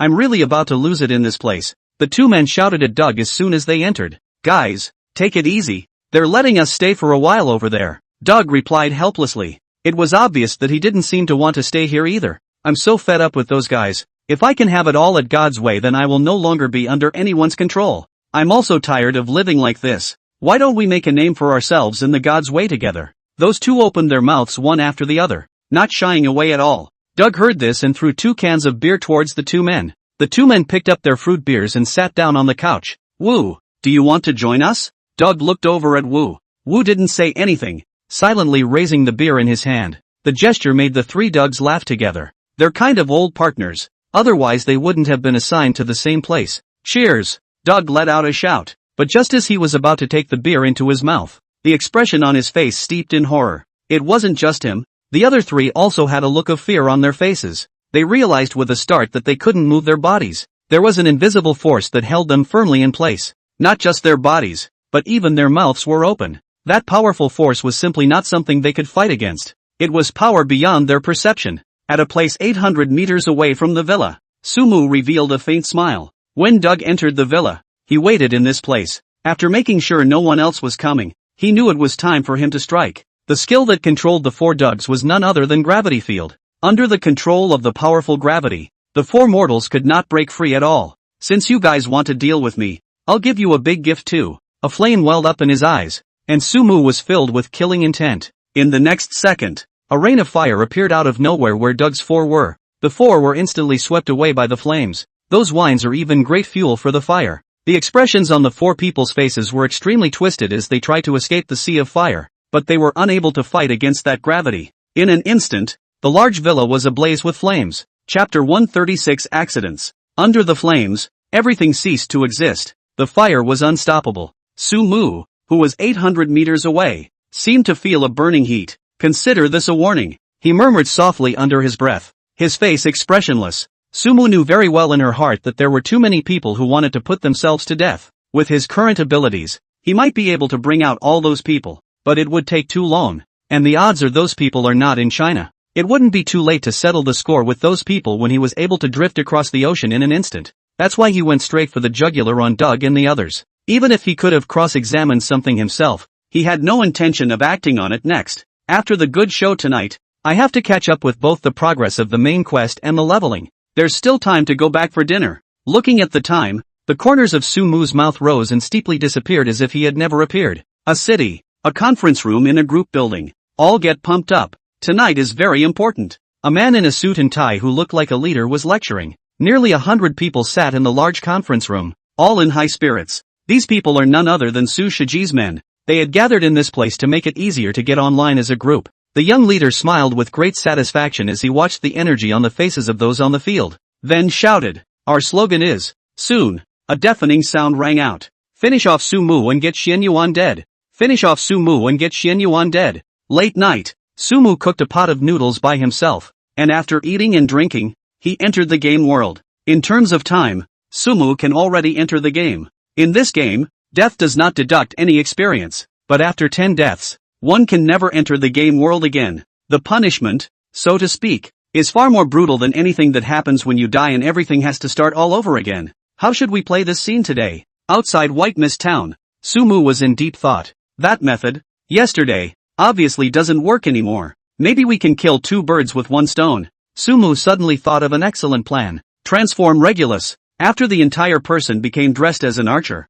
Sumu walked towards the White Mist Town. That captain of the guards still guards this main road. Obviously, the captain of the guards was doing this to prevent Sumu from escaping to Tsunami Moon City. "Hello, adventurer." Upon seeing Sumu, the captain of the guards greeted him. Yesterday, Xian Yuan killed Sumu with a single arrow, which undoubtedly increased his favorability. "I'm here to pick up the quest." Sumu was straightforward. The captain of the guards nodded, and a quest appeared in front of Sumu as well. It was the same quest from yesterday, but today's quest reward had turned into a piece of equipment. Granite chain armor, grade A plus 100 physique plus 100 strength attached skill, granite skin, after use. Reduces 80% of physical damage received. Expires after 3 attacks. Cooldown 10 minutes, required level, second stage level 5. From the attributes of this equipment and the skills attached to it, whether it was an offensive warrior or a defensive warrior, this equipment could be considered a superb product. But compared to that A-rank skill yesterday, this reward really made Sumu feel disappointed. What's going on? Adventurer? The captain of the guards seemed to have noticed Sumu's expression as well and opened his mouth to inquire. "That, I'd like to ask, are the rewards like equipment all that follow?" Familiar with the way of dealing with NPCs, Sumu pretended to be puzzled and asked back. "Yes," the captain of the guards answered with a bite. Without speaking, Sumu turned around and left. Looking at Sumu's back, the captain of the guards also frowned. He always felt like something wasn't quite right, but couldn't figure it out. In White Mist Town, while Sumu was talking to the guard captain, there happened to be a sneaking thief not far away, taking it all in. "Young Su, that Xian Yuan is here, but we haven't found that Sumu yet." The thief immediately chatted privately with Su Shiji. "Got it. Watch out for that Xuan Yuan's position. That Sumu will definitely find trouble with him." Su Shiji gave orders to the thieves, and himself hid in a corner of White Mist Town, waiting for an opportunity to strike. "I'll let you see my Su Xiao's strength today." He had a thick smile on his face and was obviously very sure of himself. Not quite right. In White Mist Town, Sumu was searching for a suitable location to summon his doppelganger, but he always felt that someone was staring at him. He quickly thought of something and raised an eyebrow. Magic perspective. As soon as the perspective skill opened, Sumu smiled. This guy Su Shiji wants to make trouble. With his own level advantage and the skill magic perspective at full level, these thieves had nowhere to hide with their low-level sneaking skills. Swift. As soon as the sprint skill started, Sumu took a few arrow steps and threw off all these thieves who could only move slowly in their sneaking state. The next second, he came to an unoccupied corner. Phantom Split. Sumu directly used the split skill. The next moment, another Regulus appeared. Immediately after that, Sumu changed back into herself. It wasn't a mistake. It was something he planned. This play tonight will be a little different. HF City. Outside a villa, a group of people are cleaning up. 4 people in the house, all dead. The fire was merciless. Yeah, well, from the looks of it, These 4 guys would have been drinking at the time, probably too drunk to notice the fire. As they cleaned up, they discussed it with a few sighs in their tones. Have they been identified yet? Checked it out. They're all international students. This should be their weekday hangout. Several people looked at the identifying information in their hands and continued to survey the scene. Did you find the cause of the fire? A man spoke up and asked. Unknown for now. Based on the environment, the first fire should be the sofa they were sitting on. It might have been a cigarette that wasn't extinguished and started the fire. Immediately someone replied. Is there anything suspicious in the neighborhood? The man continued to ask. It's all been checked. There's nothing out of the ordinary. Another person walked over with a report. The man took the report and viewed it. After a moment, he nodded. Everyone has worked hard. Let's call it a day. This incident is tentatively classified as an accident. Chapter 137, Cold Night. After transforming back into himself, Sumu directly blinked and arrived at another part of the town. The plan for what follows is simple. Stage your own escape from White Mist. In the front, there is no need to split into Regulus, as long as the split is kept in the chase on the line. Sumu would lead Su Shiji and those people, rushing towards the main road guarded by the captain of the guards. Then find a way to separate the captain of the guards from the others. Then came the scene where Xianyuan struck and killed Su Feishin. To do that, a mage doppelganger who couldn't use skills couldn't do it. As for how the play should play out, Sumu already had an excellent plan in mind. He looked to his attributes. Profession, mage. Level, 2nd order 6, 8000/30, 000. Life value, 8180. Mana, 39,800. Melee physical attack, 716. Spell attack, 2978. Physical defense, 918. Spell defense, 1295. Attributes, Strength 308. Constitution 338, plus 280. Agility 308. Spirit 605, plus 390. Intelligence 764, plus 590. The past 2 days were spent in White Mist Town, doing nothing, with no change in experience or attributes. However, after replacing that flare star ring, one's intelligence value was really a bit exaggerated. This damage, it's really a bit too much. Sumu calculated his damage. Su Shiji's gang was afraid that they wouldn't even be able to carry the first jump of damage from Froststorm. He didn't care about the death of Su Shiji's guys. What he was worried about was lowering his reputation in the main city after killing those guards. Forget it, it's just a few NPCs. What's wrong with dropping a bit of reputation? You should be able to make it up by doing quests afterward. But on second thought, Sumu didn't dwell on it. It's not a killing spree, and it was self-defense, so there's nothing to be ashamed of. Take off some of your gear. You can't come off too strong.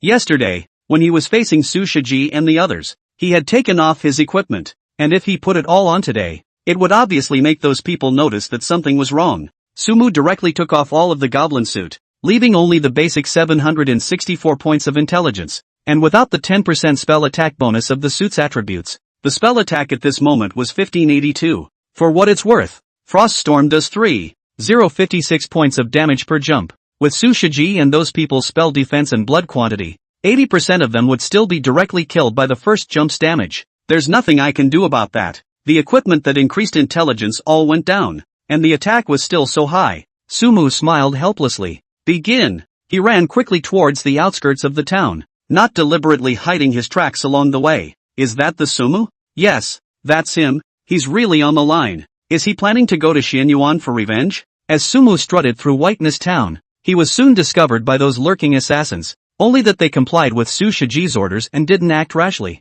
Something's wrong. He's running out of town. Report to Mr. Su quickly. However, when the assassins realized that Sumu did not go to Xianyuan for revenge at all, but instead wanted to flee White Mist Town, they hurriedly chatted privately to Su Shiji. Damn it, this guy is such a wimp. Su Shiji gritted his teeth after receiving these messages. His so-called perfect plan was over before it began. Su Feishin, I think you should change your name to Su-gun. Su Shiji's eyes were furious, but there was nothing he could do. Sumu was determined to escape. Could he still make Sumu fight with Xianyuan? Notify everyone on the line. No matter what, we can't let that Sumu escape. Su Shiji made an immediate decision. He wanted Sumu to die more than his jealousy of Xianyuan. Those under him were also very well executed and got into the game at almost the same time. After them, at Su Shiji's command, the 100 or so people immediately chased after Sumu in the direction she had fled. With those sneaking assassins as eyes, they quickly caught up with Sumu. Get him for me. Su Shiji let out a high cry and took the lead. The others joined in the attack. Good timing. Looking at the crowd behind him, Sumu smiled. He himself was in his true form now, and it would be easy to dodge these guys' attacks. Blink! Sumu directly made a 10-meter flash. All of Su Shiji and the others' attacks instantly fell short. Don't run, Suefation? You're a damn wimp. What kind of bull ***** Dharma god? In my opinion, it's just a lost dog. Seeing that they couldn't pose a threat to Sumu, Su Shiji and the others broke into tears. Impotent rage. If you have the ability, you guys can get me killed. Sumu listened to those words and responded. These words instantly disliked Su Shiji and the others, rendering them speechless. The group's eyes were red and angry as they chased after them while launching an attack. Many of their attacks would occasionally hit Sumu, causing little damage. The expression on Su Shiji's face grew more and more somber. Soon, though, his eyes lit up. With this chase, they had arrived at the main road of White Mist Town, and the NPCs guarding there had already discovered Sumu. Let's see where you're going to run now. With the help of those NPCs, Su Shiji instantly gained confidence. But just then, he was surprised to find that the wildly running Sumu had stopped. What does this guy want? Su Shiji's eyes widened as he thumped inwardly, suddenly developing a bad feeling. Xiao Su, that guy stopped. It looks like he's afraid of the NPCs. Now is a good opportunity for us to attack. Everyone go all out. Use your strongest skills and get the hell out of him. The reward beckons. Su Shiji's men are all as excited as chicken blood. All want to take the final blow. Everyone didn't notice. The air seemed frosty on this already cold night. Chapter 138, Werewolf, 3 shifts. Various shouts broke the silence of the night. Sumu stood still, her full attention focused on the captain of the guards. He was the biggest threat to himself. Mana Shield. Once the shield skill was on, frost appeared in Sumu's eyes. Frost Storm. In the next second, a fierce wind raged, and this major exit road of White Mist Town was instantly enveloped by a powerful force of frost. At the same time, all sorts of 4-digit damage popped up on the heads of those in Su Shiji. Except for the warrior type of high blood professions, all other brittle professions were instantly killed without exception. Even Su Shiji is the same. His equipment is good, but it's mostly output gear. Against Froststorm's high damage, his blood was simply not enough. What's going on? As for those tanks with higher blood counts, as the damage from the second jump appeared, they also directly turned into white light. Su Shiji gang simply did not even react to what happened. They were all forced offline. This was all expected by Sumu. Killing these players didn't have any effect on one's reputation. He looked over at the damage that was popping up on the head of the guard captain along with the other NPCs. The captain of the guards has only 1,000 points. All other NPCs have 2,000 points. None of them were low-blooded, though, and were perfectly capable of carrying a round of storm damage. You guys, why don't you tie your hands? The guard captain was slowed down by the frost storm and glared angrily at Sumu. Che, you're coming to get me? Sumu smiled disdainfully and directly flashed to escape. Don't run! The captain of the guards let out a roar and his body suddenly changed. His eyes turned blood red and his speed suddenly more than doubled. Frost Storm's slowing effect was even more of a nullity for him. In this state, the captain of the guards darted towards Sumu. Running so fast? Sumu frowned. In front of this guard captain, one did not intend to use the skills of other professions. The purpose of this is naturally that you don't want the other side to see anything. Also plan for the program that follows. Ring of Resistance. As the captain of the guards approached, a ring of energy surged from Sumu's body. Unlike the last time, the captain of the guards was bounced off, but only a few meters away. He raised the weapon in his hand and charged towards Sumu. Sumu didn't dodge and allowed the guard captain's skill to hit. A 4,000 plus damage popped up. Against the mana shield, Sumu wasn't under any pressure at all. The captain of the guards struck again. The corner of Sumu's mouth lifted slightly. Freeze! A force of cold ice manifested and froze the captain of the guards in place.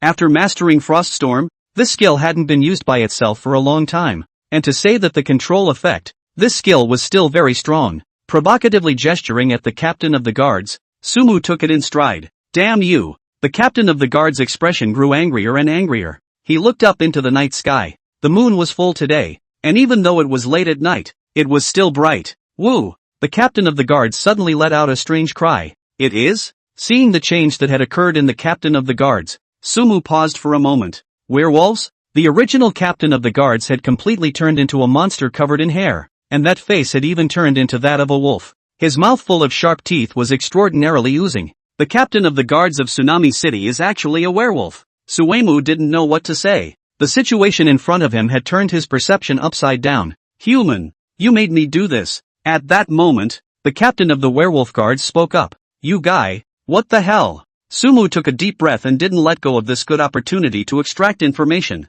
The captain of the guards, however, had no intention of making small talk with Sumu and directly launched an attack. Before, he was running on 2 legs, and after transforming into a werewolf, he directly ran on 4 legs, and his speed was even faster than just now. At this moment, his message in Sumu's eyes also changed. Werewolf, boss, grade, unknown, life value, 150, 000/150, 000, unknown, unknown. All information is unknown except for a bloodstain. Turned into a boss? But Sumi smiled. It's a good thing that the captain of the guards went from an NPC to a boss. Originally, I thought that I wouldn't be able to pull the wool over this guy's eyes, but now it seems that as long as I finish off this boss, not to mention what good stuff will be popped out, the experience value will definitely not be low.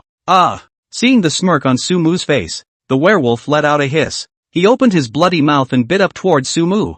I'm not going to go easy on you. Undaunted, Sumu calmly opened the parcel bar. Things had evolved to such a point that one didn't need to put on any more drama. Putting on the equipment, Sumu's attributes instantly increased by a large margin. The werewolf also rushed to Sumu's body and took a bite on Sumu's shoulder. A 3000 plus damage number also emerged from Sumu's head. The damage from this strike was blocked in its entirety by the mana shield, without hurting himself in the slightest. Sumu smiled faintly, raised the staff in her hand, and slammed it on the werewolf's head. Stifle! In the next second, the werewolf fell into a stunned state. This can't be. How can this be? That guy killed hundreds of us in seconds with one skill? A certain corporate building? The angry ranting continued. Su Shiji's face was horribly gloomy, and the others in the conference room didn't even dare to take a breath. Even if they can't believe it anymore, they must accept the reality. They also completely realized that Su Fashion was not at the same level of existence as them at all. The reason why Su Fashion was whisked away by them was all because of the fear of Xian Yuana.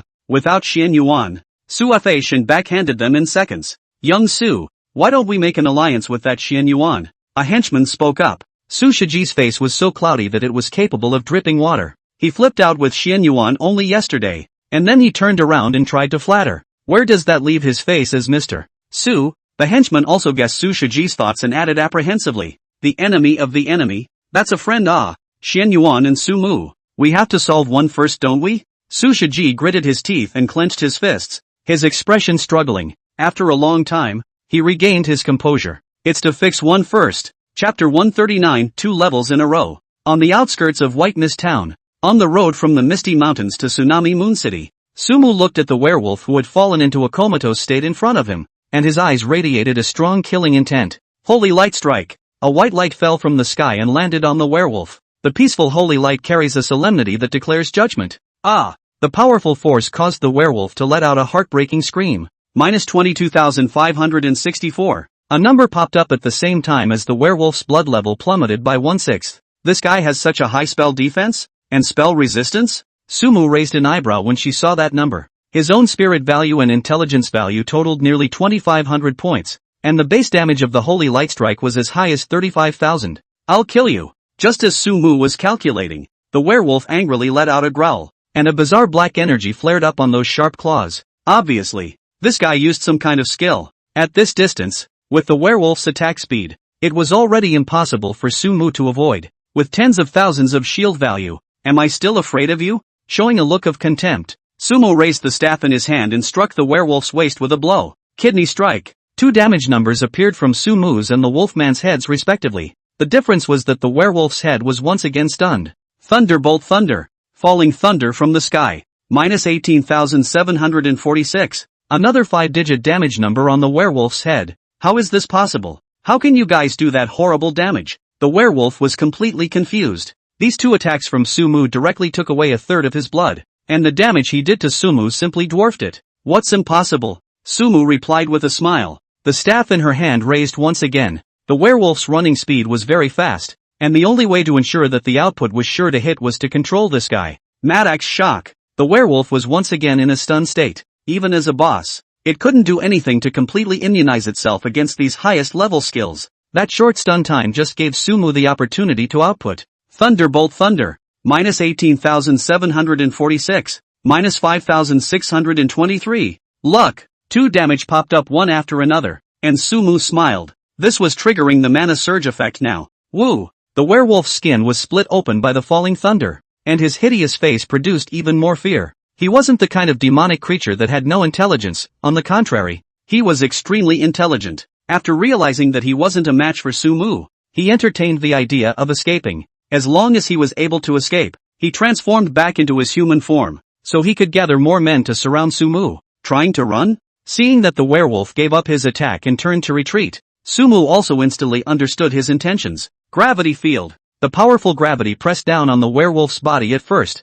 leaving him as if he was stuck in a quagmire. Woo! The werewolf realized something was wrong and used that previous skill again. Eyes glowing red, his strength and speed were greatly boosted, and he actually ran strongly against the gravity field. Not bad for a boss-level monster. Sumu scared at the sight. With his current intelligence value, even those elite monsters and NPCs, I'm afraid that he wouldn't be able to break free from the force field. So this werewolf boss had given himself a little surprise. Not playing with you. With a slight smile, Sumu began to gather energy. Crackle. Bear. For a while, electricity flashed and thundered in the area, one after another. Falling thunder struck the werewolf boss. The werewolf boss, even though it was able to dodge some of the attacks under the gravity field's hold, its blood level was still dropping one by one. At this rate, he's going to end up here today. Suddenly, the werewolf boss seemed to see something, and a surge of hope welled up in his eyes. Adventurer, I'm the captain of the guards. That Sumu is right here. Come and help me.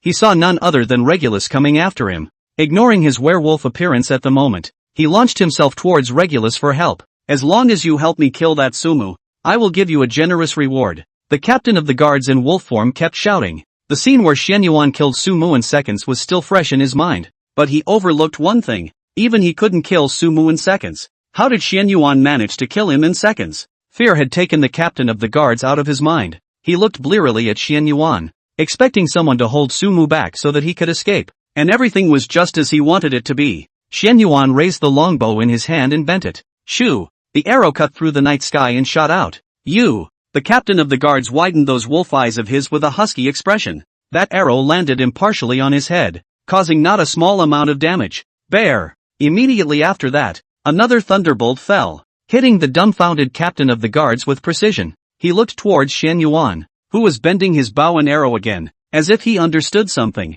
You guys, however, before he could finish his words, the arrow and the falling thunder hit together again. Dang! The werewolf body of the captain of the guards fell straight to the ground. Those wolf eyes were so long that they were completely dead on arrival. You have killed the werewolf. Gained experience, 50,000. Gain 1 point of intelligence through Mage Glow. Congratulations, you've been upgraded. Gaining 30 attribute points and 20 skill points. Congratulations, you've been upgraded. Gaining 30 attribute points and 20 skill points. At the same time, several tips popped up on Sumu's interface. After killing this boss, the abundant experience allowed him to directly raise 2 levels. Chapter 140, Sufa God's Secret? Is this guy that experienced? The level had come to second order level 8 all of a sudden, which was something that Sumu had not expected at all. But think about it, from the strong point of view that the captain of the guard showed, this guy's strength was not weak. If it was a player of the same level, even if he came to 100, I'm afraid that he would not be a match for him.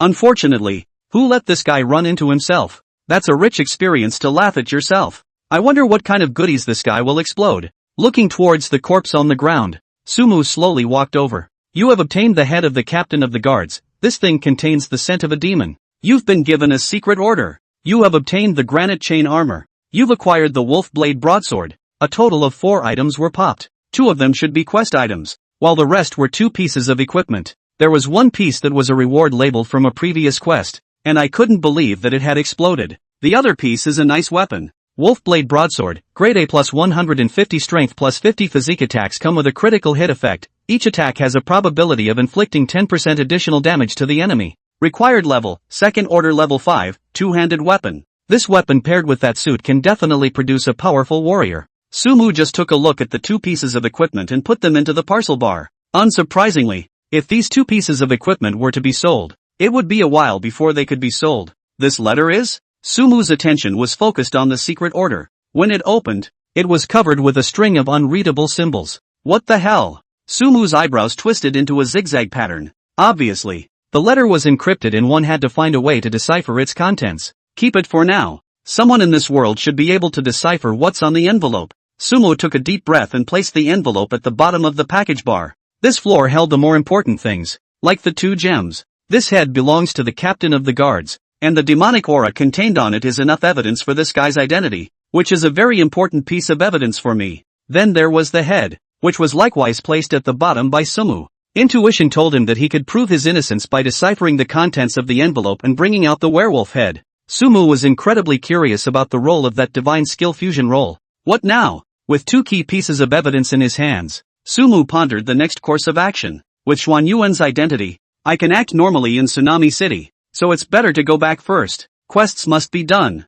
Sure, but you can't forget to upgrade. The captain of the guards had already been dealt with, and there was no point in continuing to stay in White Mist Town. Sumu looked at the misty mountain range behind him and turned around to disappear into the night. Pretty country. A human man looked at the email on his computer with an incredibly pale expression on his face. He stood up in a hurry and hurried toward an office. Boom! Boom! He reached out and knocked hard on the door. Come in. The man inside seemed to be in a good mood. Something's wrong. The henchman entered the door and said apprehensively, the people we sent to HF City are all wiped out. The man inside sniffed and his body trembled. Who did this? It's said to be a fire that was classified as an accident. But Doug and those men are too good to make a mistake like that. So it looks like someone's onto us. The henchman reported. Could it be that Sumu? The man pondered for a moment and suddenly asked. Don't rule that out. The henchman nodded. If it's really him, that means he's in HF City. The man had a smile on his face when he heard that. Send all our men to HF City. We must find out what is going on. If it's really that Sumu who made the move, I'll find him even if I have to dig up the ground to find him. Magic City. Chin Fraction is running wild on the treadmill. It was fast up there. So fast that a normal person couldn't even manage it. And yet he ran with an air of ease. This is the feedback brought to reality by the God's Way game. Shinfen enjoyed the boost that the God's Way game brought him. In the same way, Shinfen hated the shame that the God's Way game brought him. All because of that live event. The eating public might think that it was a deliberate arrangement. But there are many people who know the truth behind it. In the eyes of many people, Shinfen was completely reduced to a laughingstock. Bell, bell, bell. At that moment, the cell phone he had put aside suddenly rang. Shinfen was slightly surprised. It's late. Who could this call be from? This guy is? Seeing the name of the caller, Qin Min frowned as if recalling the identity of the other party. He picked up the phone. Young Qin, how have you been? A standard polite opening came from the other end. You are? Qin asked with some confusion. I'm Su Shiji from Daheng Group. The head replied. Oh, so it's Mr. Su. Qin froze for a moment, his expression a little strange. He didn't know Su Shiji well, but only had a meeting at a certain party and exchanged business cards with each other. On the other end of the phone, Su Shiji's voice continued to ring out. There's something I want to cooperate with young Qin. What is it? Qinfen's tone was flat, not keen on the so-called cooperation. I know that's Su Mu's secret. I wonder if young Qin is interested in learning about it. But right after Su Shiji's words were spoken, Qinfen steeply widened his eyes, his face full of disbelief. Su Fa God's secret? This is great news. Chapter 141, The Ghostly Cave, Third Shift. Tell me about it. Qinfen forced down the fluttering within his heart, his tone carrying a few tremors. After the last live incident, he obviously will not easily trust anyone. I'm from the same novice village as Su Fei Shin, and that guy ran off to the high-level monster area when everyone was still killing level 1 monsters, and he's been brushing the monsters alone the whole time. Su Shiji slowly opened his mouth. Brushing monsters alone? Qinfen smelled the crux of the problem. According to the difficulty of practicing in the God's Way game, all those high-level players could all be in the echelon upgrading method. How is it possible for a person to do a quick upgrade? Are you serious? Qinfen pursued. I can guarantee that he's definitely alone. Even if he has friends, it's only that Xian Yuan. Su Shiji's tone was certain. I'm in White Mist Town right now, and I've even killed that Su Fei Shin once. You killed Su Fei Shin once? Qinfen's tone was even more surprised. Of course he knew about the White Mist Town announcement, but he half believed Su Shiji's words. Young Qin, I can guarantee with Daheng's credibility that everything I said is true. Su Shiji made another guarantee. Young Su, I don't quite understand what you mean. As the words came out, Qinfen's expression became more and more puzzled. Why don't you be more direct? How do you want to cooperate with me? Ha ha. On the other end of the phone, Su Shiji laughed. That Sumu holds the secret to upgrading. If only we can find him in reality. Su Shiji didn't finish his words, but it was such a sentence that Qinfen trembled after hearing it, and almost didn't even hold his cell phone steady. If everything is really as Su Shiji said, this is a great opportunity. What do you need me to do? Qinfenjong was moved. Deploy manpower to collect information related to Su Mu, and then determine who was most likely to be that Sumu. Su Shiji's reply was also straightforward. Deal. Da Hang Group Building. Su Shiji heard the answer on the other end and hung up his cell phone. He opened his address book and dialed the next number. Finding Sumu is like looking for a needle in a haystack. With his power alone, it was simply impossible. So he's looking for allies. Or maybe he's making an enemy out of Sumu. There is a good saying. The piker is not guilty. The piker is not guilty. Whether or not Sufa God possessed any secrets of upgrading, no one knew, including him, was also an inference. But it is precisely this inference that always amplifies the greed within a person. The phone rang for a long time and was picked up again. Hello, is this Mr. Wang? I want to talk to you about a cooperation. World of God's Way. The sun was already high in the sky. A player walked down the road in the large tsunami city, striding along. This was none other than Su Mu, who had transformed into Xian Yuan. After a night of traveling, he returned to the city once again. When he came to the outskirts of the city, he made a point of observing it. In his own viewpoint, those guards of Tsunami City were in a state of red name, which meant that the news that Simon had been killed by himself had gotten back here. That Simon died in a strange way. There must be something wrong with his body. He looked toward the road sign pointing to the city lord's residence. Simon's body must have been sent to the city's main house. Forget it, we can't do anything rash for now. But on second thought, he gave up his intention of going to the city lord's mansion to find out what was going on. If the mastermind behind framing himself was the city lord of Whispering Moon City, with his current strength, he might not be able to deal with him. Let's go up to the third rank first. Sumu looked to his rank. It's not far from the third order. Moreover, after killing that werewolf boss, the advancement value of the scepter of the god of law was almost at the third rank. Heading to the quest hall, Sumu picked up quite a few second order level 8 quests. The destination of the quest was the dark cave outside of Whispering Moon City. Unsurprisingly, that place should be the location of the third order copy. First, I'll brush up on the third order sets, and the proofs of each profession. I believe that by that time, even the city lord of Tsunami Moon City will not be my opponent, right? After taking over the mission, a confident smile appeared at the corner of Sumu's mouth. Just as he was about to leave the mission hall, a man suddenly walked in. It's an NPC. His pace was slow, and his face had a very grave expression, and even more so, a pallor. You're an adventurer? After seeing Sumu, his eyes lit up and he hurriedly walked over. Yes, may I ask how can I help you? When Sumu saw his appearance, she knew that there was a mission coming and hurriedly answered. I'm the coroner of Tsunami Moon City, and just yesterday, something terrible happened in the city lord's mansion. The NPC seemed to trust an adventurer like Sumu and opened his mouth to narrate. As usual, some guy's body was sent to me. The difference being that this guy is the new mayor of White Mist. But just as I was about to examine his death, his body suddenly disappeared. Speaking of which, the NPC's face grew more and more ugly. After my examination, I actually found traces of the demon where Simon's body disappeared. Then I started to do some tracking, and finally realized that the trail of that demonic creature pointed to the dark cave outside of Whispering Moon City. He stared intently at Sumu, his eyes full of pleading. Adventurer, can you help me retrieve Simon's body? Do you accept the quest, go to the dark cave and retrieve Simon's body? Reward for completing the quest, the coroner's gift. Looking at the mission that popped up in front of her, Sumu couldn't help but smile. This is too much of a coincidence, isn't it? This is a mission you have to take on yourself. Don't worry, I'll help. Sumu decisively accepted the mission. Chapter 142, Retro Monster Swiping Methods. The dark cave was located in the southwest direction outside of Whispering Moon City. Compared to the Howling Swamp on the other side, this place was more eerie.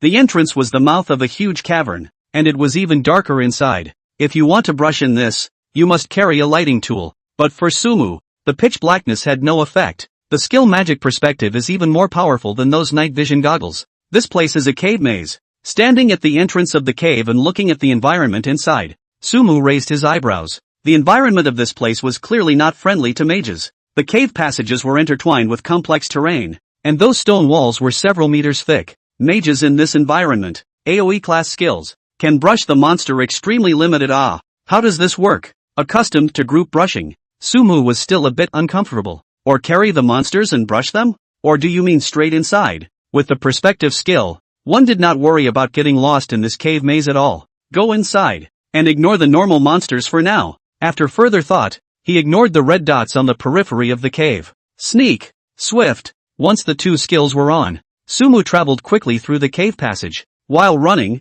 he observed the monsters in the cave. The looks were very strange, resembling a dark shadow-like creature. The name of the label is Little Shadow Devil. Most of these monsters were around second order level 6 to level 7, scattered in various locations along the passageway and not concentrated. Blink. When the time for sneaking was about to end, Sumu directly made an ultra displacement and came to the safety of the line of sight. At this pace, he was rushing through this maze of caves at a very fast pace. After some time, Sumu stopped. Now you can start brushing. As you look around, the red dot on the path of the cave in front of you gets bigger. Those should all be elite monsters, with an average of 3 on a passageway, spread out wide. It's a bit of a chore trying to brush together. Sumu didn't rush into it and began to plan his route to pulling monsters. The most annoying thing about this cave labyrinth is that many passages are not connected to each other, and many are even dead ends. So if you want to pull monsters, you have to go back, and you can't flash through walls. Otherwise those monsters would instantly lose their target and wouldn't follow them.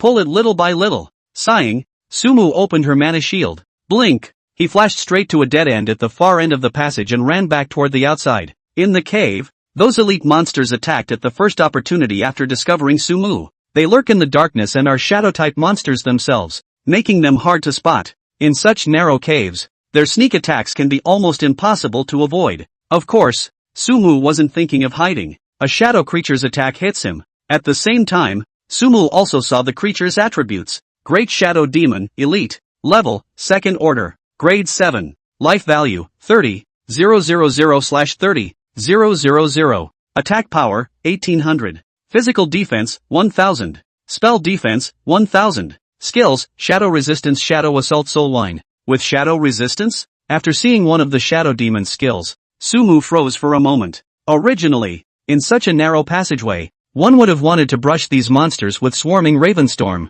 but Swarming Ravenstorm is shadow damage, which is sure to be mitigated. Fire and Rain. Sumu made a snap decision and unleashed a rain of fire in the passageway. -7,943. -7,943. A few Shadow Demons' blood levels dropped a notch when they were hit by the rain of fire. Sumu didn't continue to attack. All this damage is just to attract hate. Swift. Turning on the sprint skill, Sumu quickly ran through the cave. After spending more than a minute, 10 or so Shadow Demons were in hot pursuit behind him. So little. Sumu was somewhat helpless. If this was on an open field, one would have pulled hundreds of monsters with this maneuver, to say the least. Take your time brushing. Fire and Rain. While unleashing a rain of fire, Sumu pulled in more monsters. After the duration of the magic shield wore off, he topped himself off with another Holy Light Shield. The shield value of this skill is less than Mana Shield, but it beats the low blue consumption. With that percentage of blue consumption for Mana Shield, even if one had over 40,000 blue now,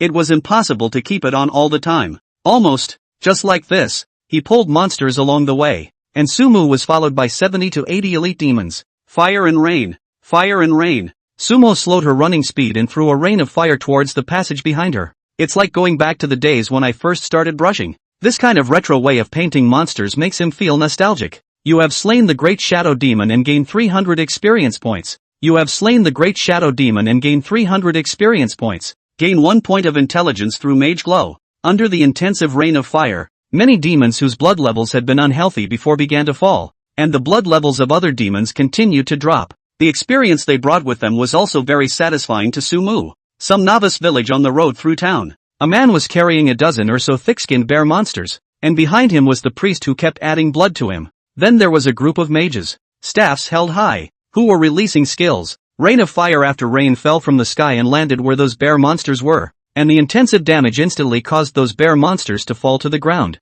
It's pretty comfortable to AoE brush monsters like this. Yeah, this rain of fire went down and a dozen damage numbers popped up, adding up to over 1,000 damage. It's just 2 blue consuming and has a long cooldown, but it's pretty efficient. You guys, if we hit our experience on one person with this brushing method, won't we catch up to Suefation in minutes? That's a must. He's one mage. Can he match the damage of a dozen of us? That's right. It's just a shame. We can't afford to lose anyone's rank if we want to maintain this efficiency. The group of mages discussed it while waiting for the skills to cool down. All of these mages had an air of arrogance on their faces. Those who can AoE brush monsters at this stage are definitely the top mages in God's way. Chapter 143, a copy of a hidden profession. Congratulations on your upgrade. Gain 30 attribute points and 20 skill points. In the dark cave, after resolving the elite demons behind him, Sumu's level came to second order level 9. The rich experience of the elite monsters allowed him to upgrade as if he were riding a rocket. And this kind of efficiency was simply something that other people wouldn't even dare to think about.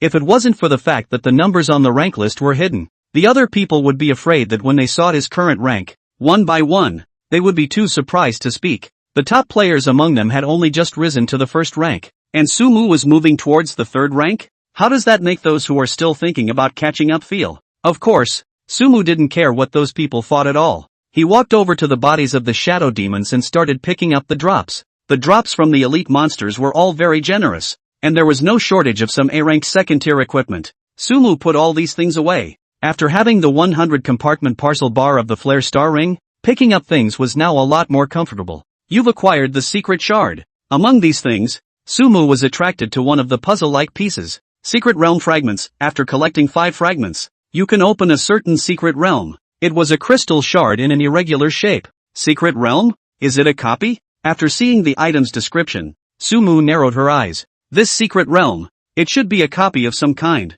Looks like there's still a lot of brushing to be done. For this thing, Sumu was still very interested. He looked to the other red dots in the cavern. If you wanted to collect all 5 shards, it was estimated that you would have to brush all of the monsters in this cave before you could do so. There's no pressure. There was no one to rob the monsters, and Sumu turned on Energy Awakening with a relaxed face. Once his blue level was back up, he turned on his swiftness skill, topped off his mana shield, and continued to pull monsters. Fire and Rain. After the monster was hit, he attacked using a rain of fire while pulling more monsters. You have slain the Great Shadow Demon and gained 200 experience points. You have slain the Great Shadow Demon and gained 200 experience points. Gain 1 point of intelligence through Mage Glow. Under this intense way of brushing monsters, Sumu's experience bar was once again full. Congratulations, you've been upgraded. Gain 30 attribute points and 20 skill points. His level had already reached second order level 10. The experience bar also disappeared. And please get proof of progression, reminder appeared on it. Seeing this, Sumu smiled slightly. For yourself, experience is not the only benefit of brushing. He looked to the scepter of the law god in his hand. A few hundred points short of the growth value. This weapon would have advanced to the 3rd rank. Keep brushing. Sumu was not polite at all and had no intention of sparing any of the demons in the cave. After brushing another wave of monsters, the scepter of the god of law was upgraded to the 3rd rank first. Scepter of the god of law, 3rd level plus 350 intelligence plus 350 spirit plus 350 physique. Using a powerful magical item grants the scepter the corresponding phrase. Current number of phrases, 3 growth value 0/50. 000. Each of the 3 attributes has been increased by 150 points, and the number of words opened has become 3. It's just that I don't have any suitable magic items on hand. Looking at this weapon in his hand, Sumu felt that he was really a bit sorry for its power. If these 3 attributes were to get some kind of percentage boosted output and percentage boosted spell attack, it would be a fluff. But Sumu knew in her heart that she couldn't rush. It doesn't make much sense to get attributes up that don't fit. Secret Realm Fragments. Give me more of them. Picking up the drops on the ground, Sumu muttered in his heart. You've acquired the secret shard. You've acquired the secret shard. As luck would have it, shards popped one after the other. When put together, it happens to be a triangular piece of crystal. It's just that there's a small triangle missing from the center of this one. Secret Realm Fragment. It can open the lava cave in the depths of the dark cave. The description on the shard changed when the 4 pieces were put together. Lava caves? The name of that secret realm even made Sumu's eyes light up. He immediately looked at a gem on the bottom tier of the parcel bar. That gray mage gem. You need fire attribute items if you want to activate this gem. This copy of Lava Cave. As soon as I heard it, it had something to do with the fire attribute. My hurry up and get the key to this open door. Concerning the hidden profession, the expression on Sumu's face became excited. He looked to the remaining demons in the cave in front of him. One would never leave without popping the last shard. What followed was an even more frantic brushing of monsters. Even if it was some very deep dead-end passages, Sumu didn't let go of a single demonic creature inside. After brushing another 200 or so one after another, the 100-item bar of the Flare Star Ring was almost full. But the remaining piece of the Secret Realm Fragment just didn't pop out. Does that mean the little monsters don't explode? Sumu frowned. Shards don't have a low pop rate, and they don't pop duplicates. After brushing so many elite monsters by himself, it was logical how he should have collected them all. On the boss of this place? Sumu looked deeper into the cavern. With the perspective skill, hundreds of meters ahead, the deepest part of this cave had been reached. But in that place, there was no red dot. There's no way this place doesn't have a boss. Sumu's heart was clear. At the core of every map, there would definitely be a boss present,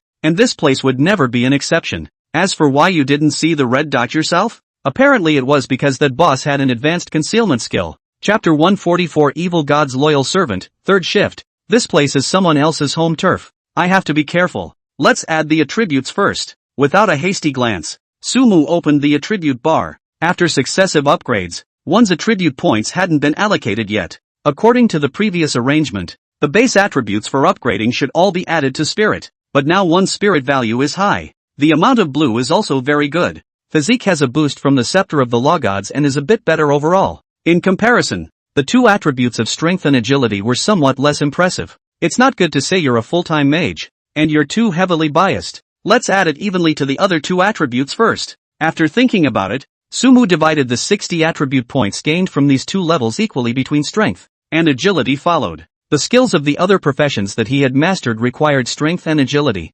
Open the property bar. Player, Sumu. Profession, Mage. Level, second order 10, to be advanced. Life value, 9680. Mana, 48, 200. Melee physical attack, 876. Spell attack, 3036. Physical defense, 1068. Spell defense, 1505. Attributes, strength 338. Constitution 338, plus 430. Agility 338. Mental 665, plus 540. Intelligence 820, plus 560. This attribute is too exaggerated. Is this the joy of being a full-time mage? Seeing his own attributes at this moment, Rao Sumu felt a bit perverted. After brushing so many elite monsters in the cavern, the Farcer's Glow had gained more than 50 points of intelligence, and his own base intelligence had already taken a step towards the 4-digit mark. And with the equipment and basic attributes, his own blue amount was about to break through 50,000. With this amount of blue and this spell attack that he had now,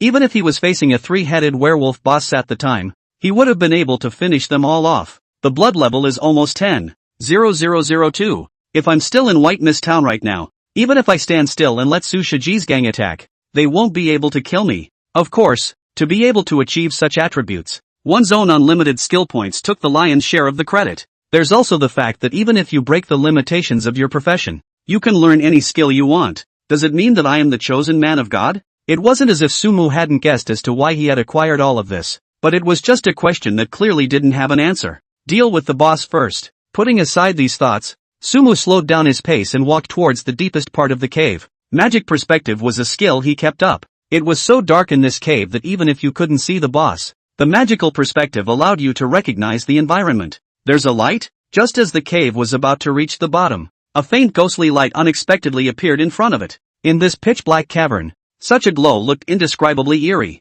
Sumu's brows furrowed as he slowly probed towards the location where the light was emanating from. It is? Without the need for magical perspective. Under those pale blue ethereal lights, an empty zone appeared in Sumu's line of sight. It's a cave dotted with stalactite caves. The first thing that attracted Sumu was an area at the back of the cave that was permeated with red light. Those red liquids emitting scorching heat should be the entrance to that copy of the molten cave. Where's the boss again? Just as Sumu was about to look for the location of the boss, a burst of laughter suddenly rang out. Ha! Ha! Ha! Someone? It was the sound of a human's laughter, and at the same time, it made Sumu feel a bit familiar. He looked in the direction from which the laughter came and his eyes widened abruptly. It was a large rock with a man sitting on it. Simon, isn't this guy dead? Sumu couldn't help but murmur. Seeing a dead man in a place like this gave him a few yucky feelings. With this body, I don't have to harbor in this place. At that moment, Simon spoke again. His voice was still the same voice that Sumu was familiar with before, only the tone was a bit not quite right. This guy is not Simon. Sumu quickly reacted that Simon's body was possessed by some kind of demon. Then that means the boss of this place ran to Tsunami City, got Simon killed, and then possessed him just to frame me? Can the bosses in this place still run? Sumu was truly a bit confused. Based on those shadow demons outside, the boss here should also be a type of shadow demon. This type of demonic creature that had the skill of possession. That really didn't surprise himself. What one couldn't imagine was that the boss on this map could still leave? Of course, it's all thanks to the gift of that evil god's lord. Simon's voice rang out again. He fell to his knees and bowed with a reverent look on his face. My lord, I will be your most loyal servant. A slightly frenzied voice filled the cavern. Sure enough, it was that evil god who did this. So that guy can influence the rules? Sumu's eyes gradually became cold as she listened to these words. It seems that when he took out Cinder, he offended a certain being of great importance. That evil god is trying to make me a public enemy and use this to consume my 10 chances of resurrection? After thinking carefully, Sumu figured out the other party's intention to frame himself. This is an attempt to drive himself out of the God's way world. In that case, I won't be polite to you. Sumu's face was frosty, staring intently at Simon, who was kneeling on the ground, the faithful servant of this evil god. It's certain death today. Chapter 145, Tsunami Moon City Lord is a demon? With his eyes locked on Simon, Sumu began to plan the battle in his head. After all, it was the boss of this place, and with that evil god behind him, one had to go all out. Just use the no explanation combo. Taking a deep breath, Sumu decisively opened her mana shield. Energy awakening. Blue recovery skills followed. Watching the amount of blue rise little by little, Sumu's eyes turned to Simon. Holy Light Strike. The starter is the most powerful output skill. A holy light appeared out of nowhere in the dimly lit cavern and struck Simon with pinpoint accuracy. Minus 23,643. An extremely high damage number popped up. Kneeling on the ground, Simon obviously had not reacted yet, and hurriedly got up from the ground. Looking around, suddenly, he felt a sense of dizziness coming from his head, and his whole person was like a dumb wooden chicken. Thunderbolt Thunder. Minus 17,752. Charge. Thunderbolt Thunder. Minus 17,752. Minus 5,325. Kidney Strike. Sumu a passive unexplained combos. A brain towards Simon greeted. In the cave, the lightning flashed continuously, and under the addition of Sumu's powerful spell attacks, Simon's blood level dropped wildly. Triggering 3 mana surges in a row is too comfortable. Another shot of lightning struck, and seeing the 2 damage numbers that emerged one after another, Sumu couldn't help but have the corners of his mouth rise. This string of moves by himself dealt a whopping 130,000 points of damage. I'm sure a sneak attack is the way to go. It's you? On the field, Simon came out of his stunned state, and when he saw Sumu behind him, his mouth opened wide with an expression of incomparable surprise. In his opinion, Sumu should have been trapped in White Mist Town. How could he suddenly appear here? Hello, Lord Mayor. Sumu smiled and said hello, not at all as friendly as she looked. The moment the words fell, another thunderbolt fell. You guys. Simon also felt the power of the thunder light, and his 2 eyes glared at Sumu in death. Facing Sumu's wild bombardment just now, he had already lost most of his blood, but it had happened so fast that he was only able to respond now. Just then, Sumu was surprised to find that the falling lightning did not cause damage when it hit Simon. Simon's body was even more as if he had lost his strength, and all of a sudden he paralyzed on the ground. Run away? Sumu's pupils dilated, and something came violently to mind. Gravity field. In the next second, a skill was directly made. Where? Under the control of the powerful force field. Sumu knew deep down that that boss couldn't escape and hastily looked around. There are shadows everywhere. For bosses, these shadows are great hiding spots. Magic perspective. Sumu decisively opened the perspective skill. Still can't see? What made Sumu somewhat surprised was that magic perspective seemed to be completely useless when facing this boss. Blink. Without hesitation, Sumu flashed to the location of the exit at the first opportunity. There was only a narrow passage here, and that boss would have to pass by his side if he wanted to escape. You can't run away. Guarding the place, Sumu let out a shout while watching the shadowy parts. The magical perspective had lost its effect, but his own keen insight was still there.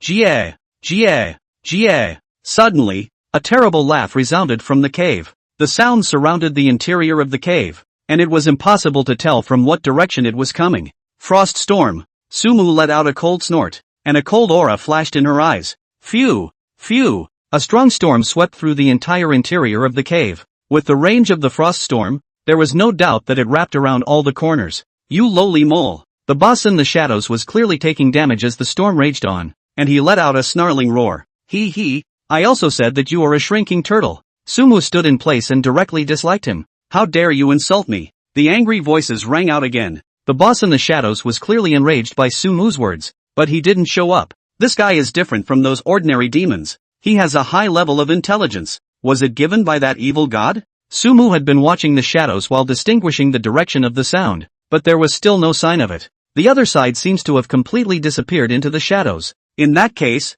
I'll grind you to death. Sumu wasn't in a hurry either. This shadow demon boss had a spell defense of up to 5,000 points, and it even had a 30% spell resistance. Froststorm's damage per jump was 750, and the damage it could deal in 8s was 6,000 points. This boss had a total of 180,000 points of blood, with roughly less than 50,000 000 points left. After 10 storms of time, this guy will be dead for sure. I can't lose this position. Just as my control skills are about to cool down. Sumu also didn't bother with the shadows in the cave. All one has to do is guard this escape exit. Time passed by, and after the time of one frost storm was over, Sumu raised his hand for another storm. The already chilly cave was chilled to the bone. Kid, stop it now. Do you know who you're facing? The boss in the shadows sulked and spoke out threateningly. I'm Lord Evil God's spokesperson in Tsunami Moon City. If you kill me, you'll never have a good ending. Sumu listened to the harsh words and was indifferent. If that so-called evil god could really take a shot at himself,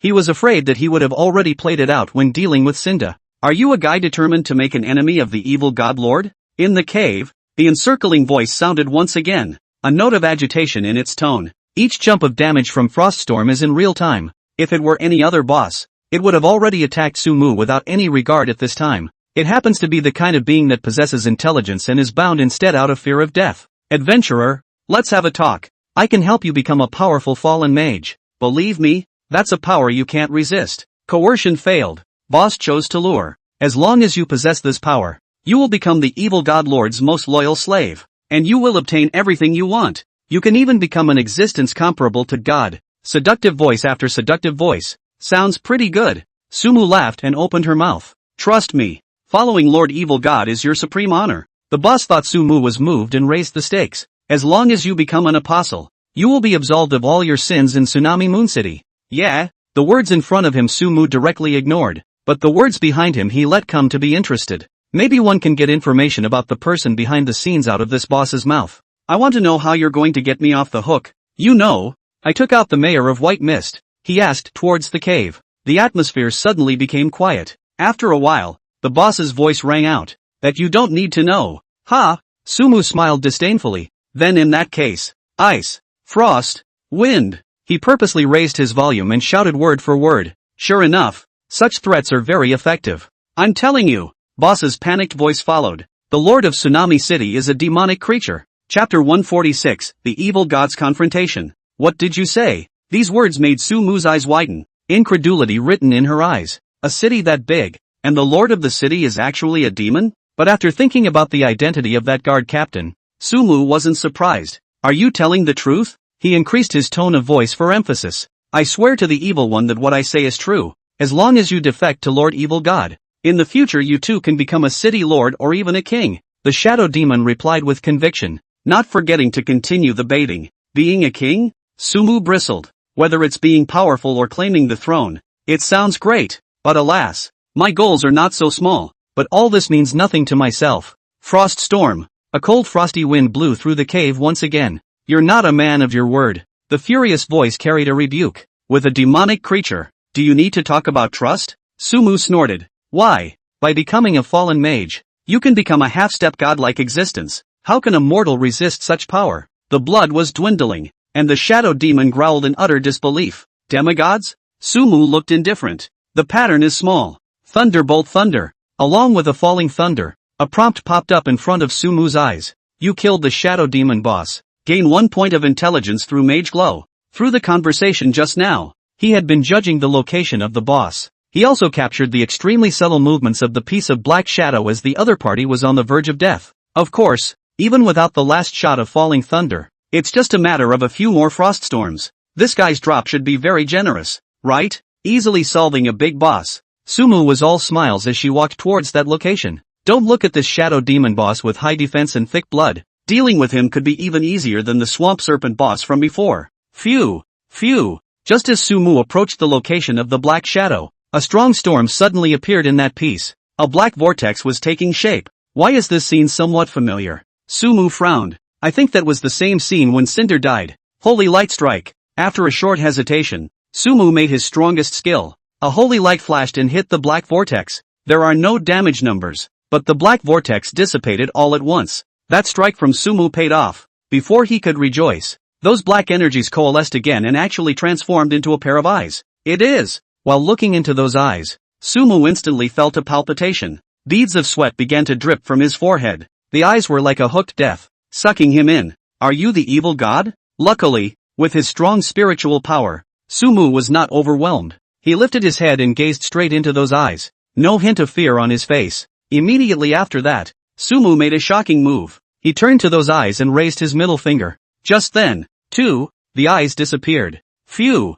The pressure that had enveloped him suddenly disappeared, and Sumu let out a huge breath. Those horrible eyes made him realize something. There was still a huge gap between himself and the so-called god. The road is still long. Smiling bitterly, Sumu walked over to the shadow demon's corpse. There was a cluster of light next to the shadows. You've acquired the secret shard. You've gained the shadow maneuver. You get the shadow remnant. A total of 3 things popped out. One of them happens to be the missing piece of Sumo. Sumu took out the secret realm fragment that the previous 4 fragments had put together. After placing the last shard on it, the thing changed as well. Secret realm key. It can open the lava cave located in the depths of the dark cave. Finally, I've got this key, so we'll see if we can pop out fire attribute items next. As long as I can activate this gem, I'll be able to transfer to a hidden profession. Clutching the key in his hand, Sumu looked towards the entrance of that copy within the cave. Even if they were far apart, they could feel the searing flame energy themselves. And this copy also relates to the third order transfer.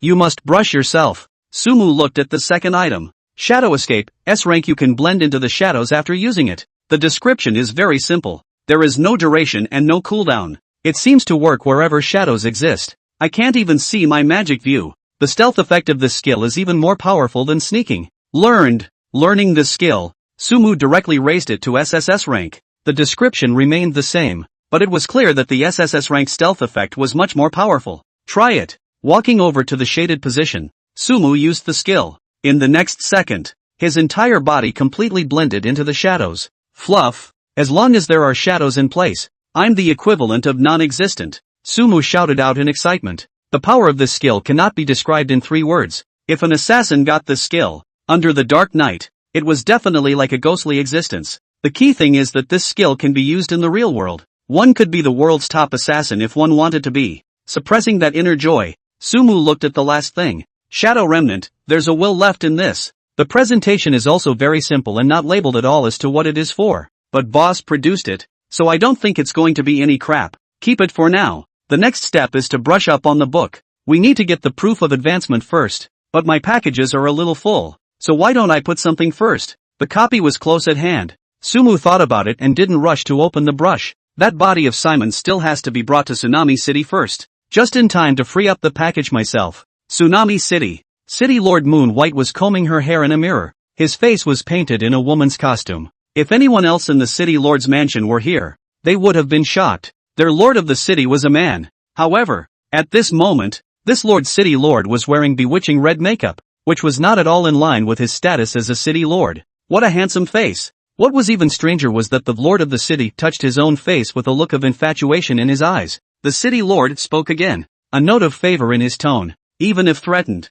I won't put you in a crisis. World of God's way. It's a bottomless abyss. Below was a vast expanse of darkness. In the midst of this darkness, a monster with black wings and a hideous face was flying upwards. Puff! Thunderbolt! Just after he reached a certain location in the abyss, a force of order surged forth and completely enveloped its body. Under this force, the monster turned into flying dust in an instant. Yet that's not all. Below the abyss, another identical-looking monster flew up. It seemed to be under the control of some kind of existence, wanting to cross that invisible order. Chapter 147, a chance to finish the task. Tsunami City. Sumo carried Simon's body and returned here. This is Lord Simon's body? What happened? The guards guarding the city were all shocked when they saw Simon. Sumo ignored them and rushed in the direction of the mission hall. It's still early and the coroner should still be there waiting. Adventurer, you actually did retrieve Lord Simon's body? When Sumu came to the mission hall, the coroner's eyes widened when he saw the corpse he was carrying. That cunning demonic creature was able to sneak into Tsunami Moon City. Its strength was definitely not to be underestimated, and it was unexpected that this adventurer in front of him was actually able to defeat the demonic creature. I want to ask you a favor. Placing the body on the ground, Sumu revealed a smile. What favor? The coroner sniffed and froze. The smile on Sumu's face grew wider. While carrying back Simon's body, a plan came to himself. A plan that would allow one to complete the main quest. Come with me to the City Lord's mansion. He looked at the coroner and spoke slowly. Alright. The coroner didn't refuse and carried the corpse, following behind Sumu. The two of them rushed together in the direction of the City Lord's mansion. What the hell do you want me to do? On the way, the coroner asked Sumu with some apprehension. Sumu's face was flat. I want you to verify Simon's death in front of the City Lord.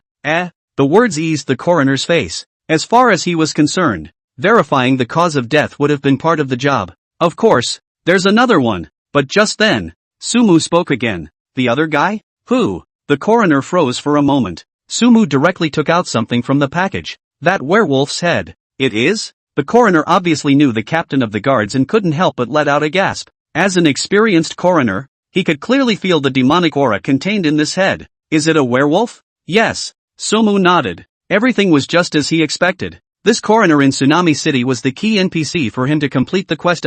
As I recall, he was in charge of escorting Simon to White Mist. The coroner took a deep breath, a grim look on his face. I want you to report these truthfully to Lord City Lord. Sumu followed suit and spoke. Don't worry, it's my duty. The coroner agreed in a single breath. The two walked for a long time more before a building appeared ahead. The imposing City Lord's mansion. Quickly go report to Lord City Lord. Something extraordinary has happened. The coroner, who was obviously not of low status, shouted directly toward the soldiers guarding the outside. The latter, seeing the head in the coroner's hand and the body on his back, also knew that something terrible had happened and hurriedly ran inside the City Lord's mansion. Sumu stood next to the coroner, quietly waiting for the next development. Soon, the soldier hurried back and led the two inside the City Lord. It's still the same council chamber. City Lord Yubai did not have the heart to sit on his throne this time. What the hell happened? He inquired sternly as he walked over to the coroner, staring intently at Simon's body. Earlier, when I was preparing to conduct an examination of Simon-sama's death, I suddenly realized that a demonic creature had stolen his body. That's why I entrusted this adventurer with the task of traveling to the spectral cave to find Lord Simon's body.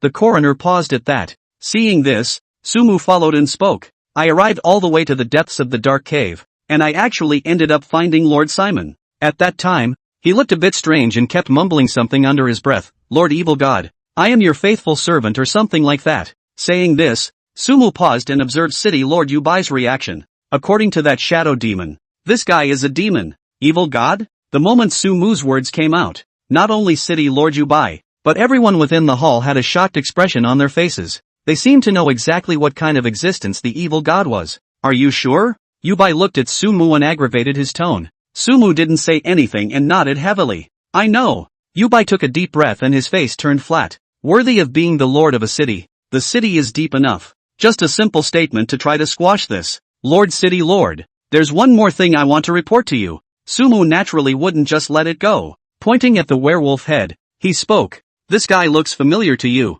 right? This? Moonwhite narrowed his eyes after slightly scowling at the werewolf head. It's the captain of my guards? When this guy was chasing that Sumu earlier, he was bumped into by me. And that's when I realized that this guy is actually a werewolf. Sumu took the opportunity to speak. In the next second, the faces of everyone in the hall changed once again. The captain of the guards of the Tsunami City Lord's mansion was actually a werewolf. Yubai's face instantly turned ironic. I know. After a few moments of silence, he still had the same faint words. Yubai's reaction was expected by Sumu, but he obviously couldn't let things pass just like that. Lord City Lord, could it be that you didn't notice? Or are you deliberately turning a blind eye? What do you mean by that? Yubai froze for a moment, his voice sinking. Lord Simon was possessed by a demonic creature, and the captain of the guards of the City Lord's mansion was a werewolf. And on the contrary, Simon, who was escorted by this werewolf, died in White Mist Town. So isn't it obvious that the adventurer called Sumu will take the blame for this?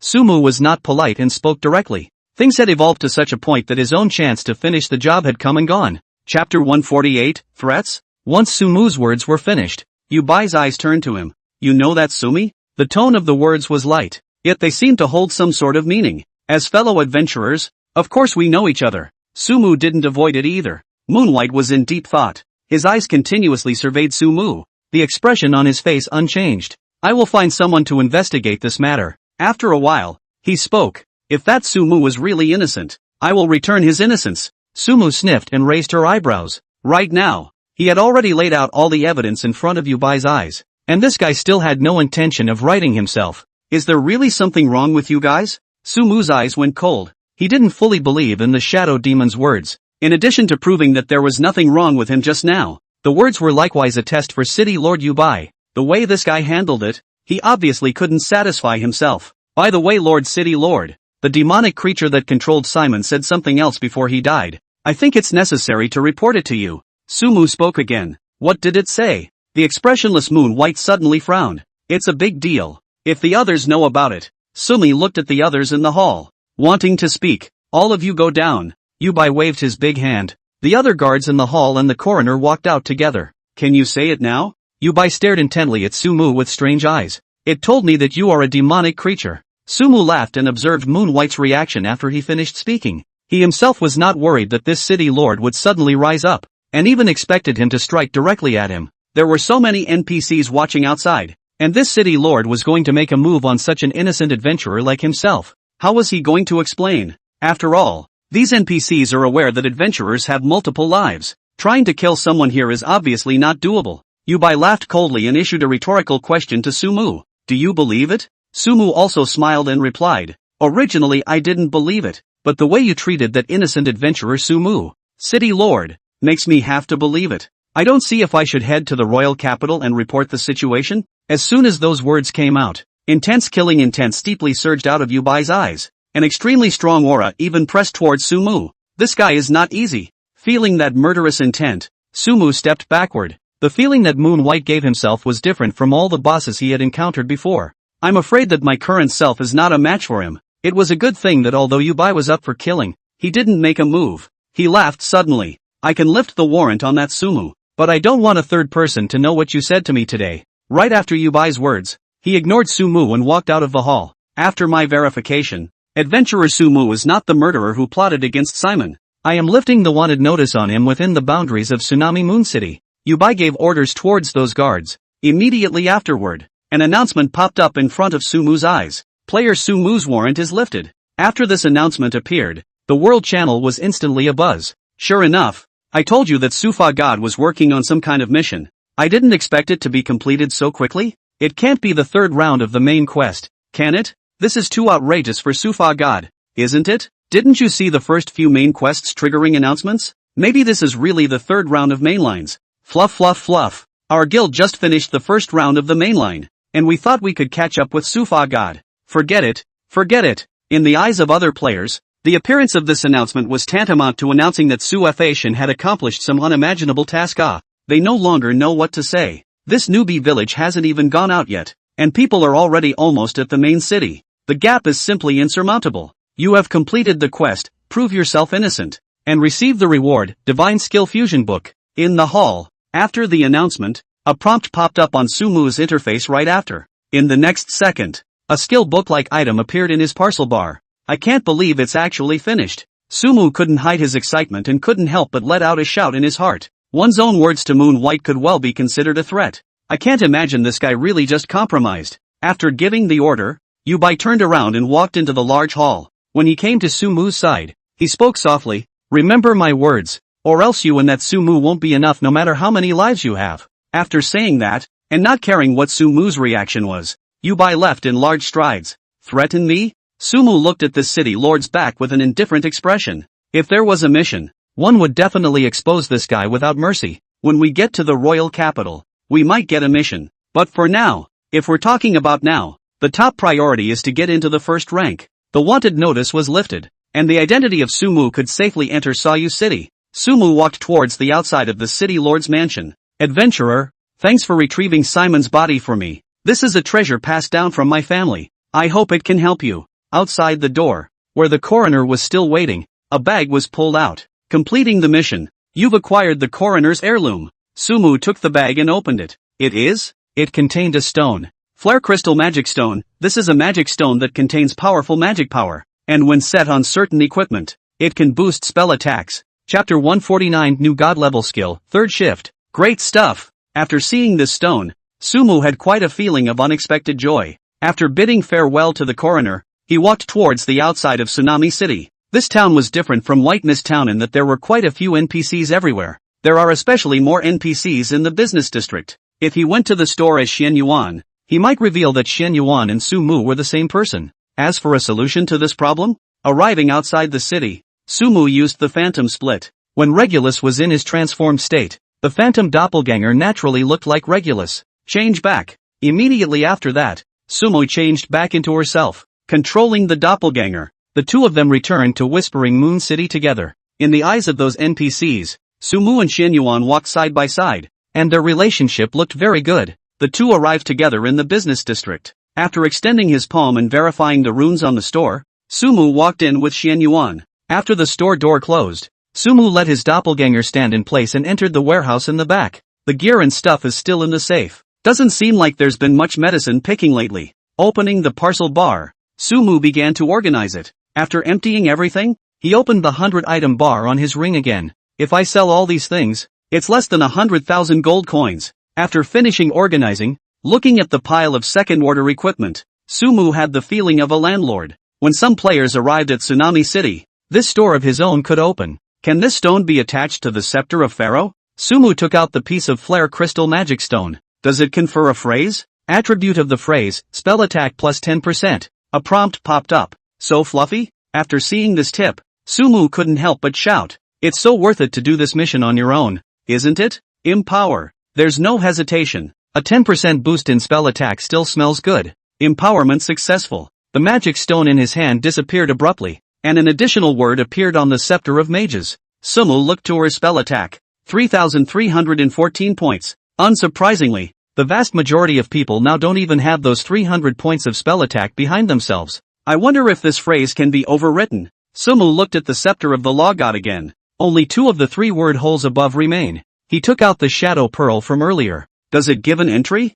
Also replaces the first entry. A prompt appeared, also causing Sumu to nod. Sure enough, just as I thought, the phrase is toppable. In that case, as long as one had the right attributes, he or she could safely use it first and replace it later when he or she acquired a more powerful magic item. And then there's you. Sumu looked at another item in the parcel bar, her body trembling uncontrollably from excitement. That Divine Skill Fusion book. Divine Skill Fusion book, after using it, you can choose 5S ranked, passive/active, skills that you have already mastered and fuse them to obtain a brand new divine skill. At a glance from the introduction, this skill allows you to fuse 5 passives or 5 actives. The fused skills must all be at S rank though. For many players, I'm afraid that the skill points that need to be spent in order to upgrade 5 skills to S rank will require a lot of quests. But for Sumu, how to choose between these 5 skills had in turn become a difficult problem. I have too many skills, and they're from different professions. What kind of god-level skills will I obtain if I rashly fuse them? Opening the skill bar and looking at the skills that were all at least S ranked on there,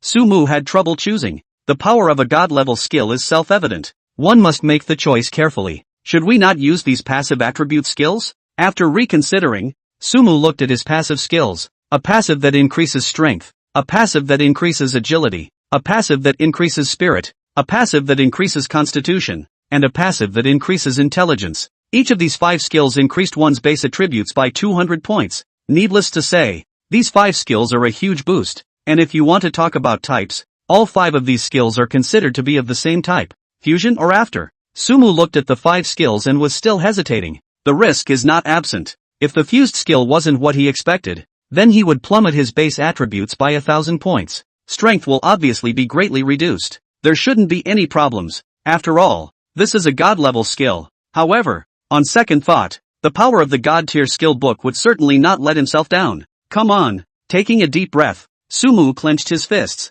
He directly used that divine grade skill book. Please select the skill to be fused. After the prompt appeared, Sumu opened his skill bar. He placed the skills of wisdom for mages and spirit for priests one by one. Is it fused? The confirmation alert popped up. Sumu looked at the 2 choices with an apprehensive expression. Yes. He gritted his teeth and pressed on. A powerful light immediately surged from that skill book. The 5 skills Sumu had chosen disappeared from his skill bar one after another. At the same time, each of his basic attributes was reduced by 200 points. Sumu looked at the white light in her hand, her eyes filled with anticipation. The fusion lasted for several minutes, and the glow slowly dimmed. After the light completely dissipated, a skill book also appeared in Sumu's hand. Attribute Enhancement, Divine 50% increase in the 5 basic attributes. Chapter 150, Ultra Limit Upgrade. All attributes plus 50%? After seeing the description of this skill, Sumu's eyes widened and his heart couldn't calm down for a long time. This skill is too unbelievable, isn't it?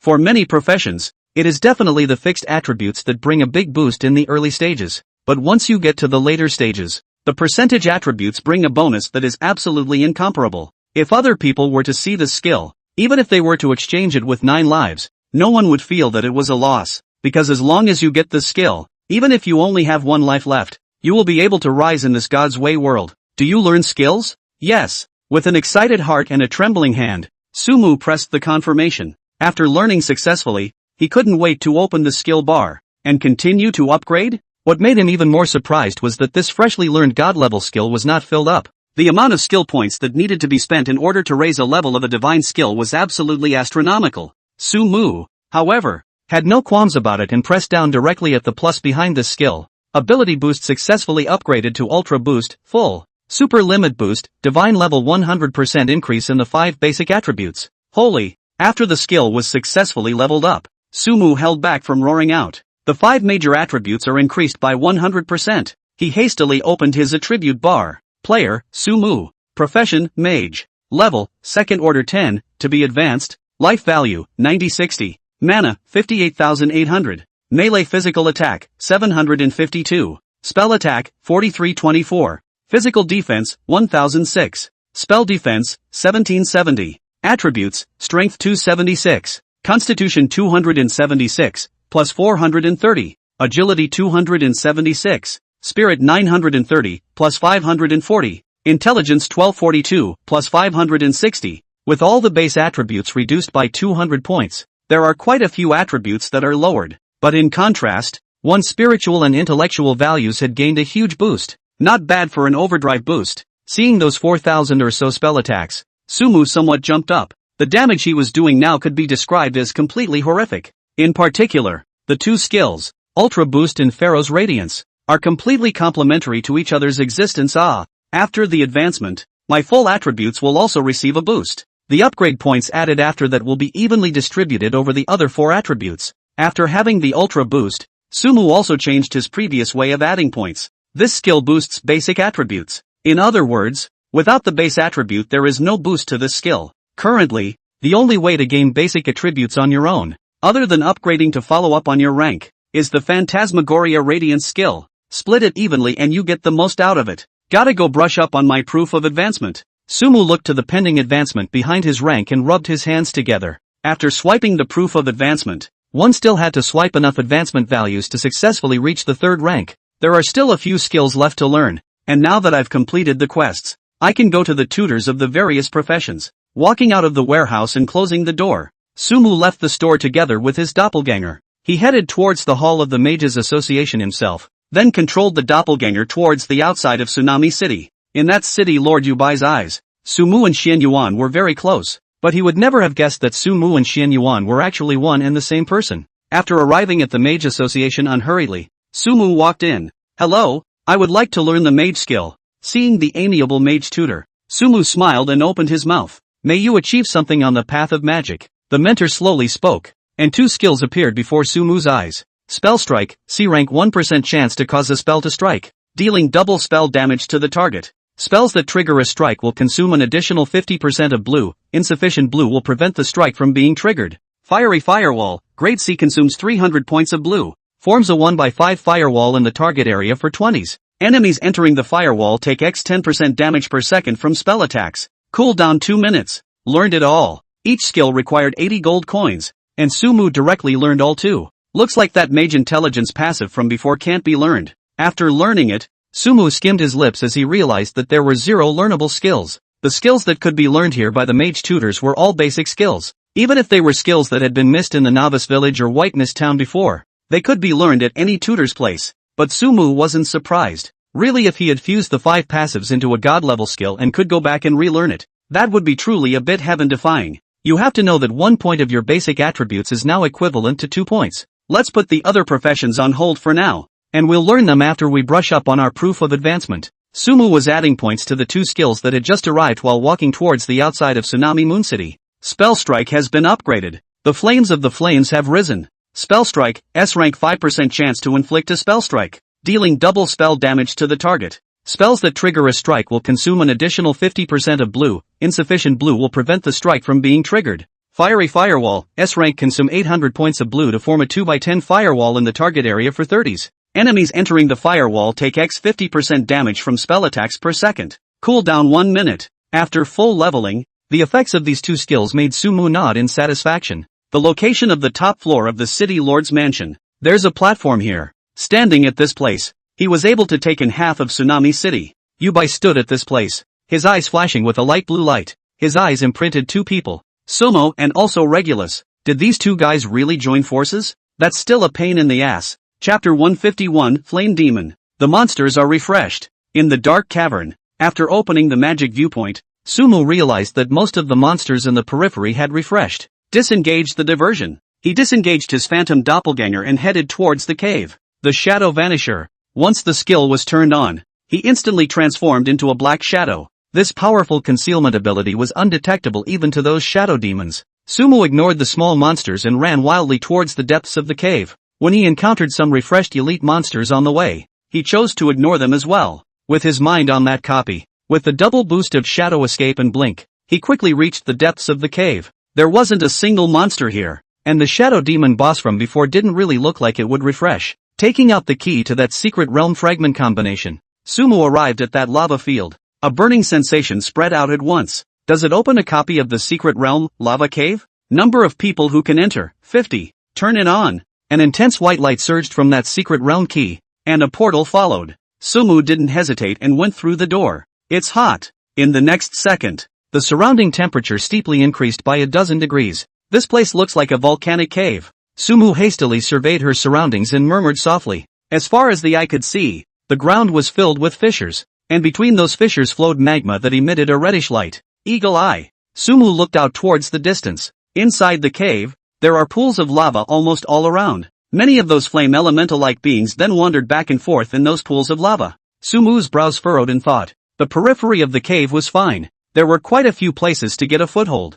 but the further in you went, the larger the lava pools became. That meant that he was afraid that he would have to fight those fire elemental creatures in the lava pool. What would happen if I stepped into this pool of lava? Straight up melting? Or deduct blood? Sumo looked towards the rift not far in front of him. Mana shield. Turning on the shield skill, Sumo walked over and stretched out his foot to slowly step on it. Minus 500. The next second, a damage number emerged from his head. Does it do that much damage? This damage number made Sumo freeze. His own defense was high, and he had spell resistance, and touching it actually caused 500 points of damage. Reaching out, he touched the lava again. The entry is a burning sensation, but it's within acceptable limits. Minus 500. Another identical damage number popped up. This means that by touching the lava, you take 500 points of fixed damage. The difficulty of this copy is not small. No wonder it needs 50 people. 500 points of damage was a significant number for any profession that had reached the second rank of level 10. There was no doubt that without 50 players who had reached second order level 10 and all of them had reached the elite level, they would definitely not be able to pass through this copy. Those flame demons can lie in the magma. Their flame resistance is not low.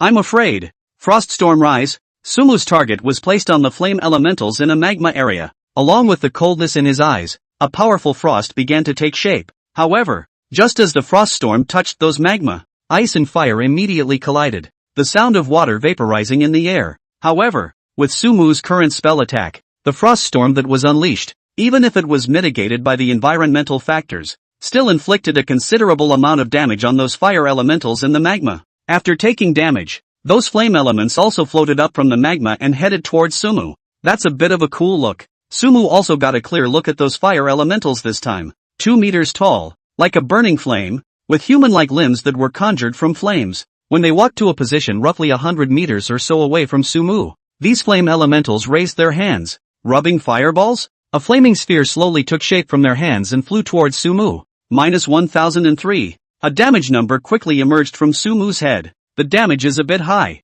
After seeing this number, Sumo was slightly surprised. Your own spell defense is now very high, along with spell resistance. Despite this, the damage dealt by these flame elements was still in the 4-digit range, which was really a bit fluffy. Sumo took a few steps forward and saw the properties of those flame elements. Flame Devil, Elite, Level, Second Order, Level 10, Life Value 10064/40, 000, Spell Attack, 2000, Physical Defense, 800, Spell Defense, 1200, Skills, Flame Resistance Great Fireball Spell. As you could see from the attributes, these flame fiends were all law monsters. Although his own Froststorm just now was mitigated by 50% by the environment, it still dealt nearly 30,000 damage. One more. Sumo used Froststorm again. Minus 3,742. Minus 1,117. Minus 5,613. Various different damages emerged from the heads of those flame demons. Each jump of damage from Frost Storm is independently triggered by Mana Surge with Spell Strike.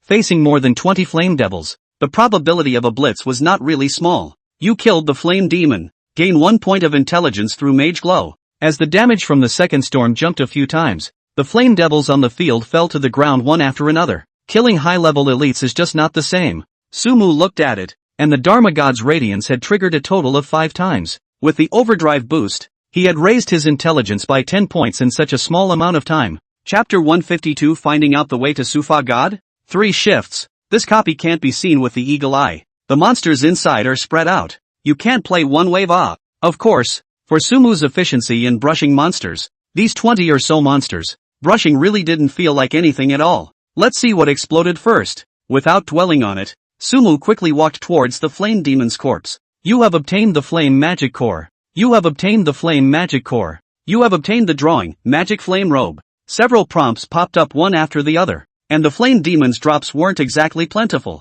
but that drawing did make Sumu's eyes light up. Magic Flame Robe, Second Order Magic Cloth X100 Second Order Rune Thread X10 Flame Essence X5 Second Order Magic Crystals X5 Attribute, Intelligence plus 100 Spirit plus 100 Final Damage from Fire Attribute Skills plus 5%, Set Effect, Fire Attribute Skills Blue Consumption reduced by 10%, Damage increased by 10%, a Second Order Mage Suit? Sumu smiled. One's sheepskin suit can always be replaced. Although the Second Order Mage set was more suitable for Flame Mages, the attribute bonus of the Second Order set was clearly higher than the sheepskin set, and the outfit only comes in 3 pieces, the shirt, the pants, and the hat. Compared to the 5 pieces of the sheepskin set, this 3-piece set is still more comfortable and allows for more room for fitting. What is this flame essence? It was just that there was a material in it that Sumu hadn't seen before. This copy should pop. There's no rush. But Sumu wasn't in a hurry. He was already in the copy. Was he still afraid of not being able to brush the materials? He looked towards the Flame Magic Cores.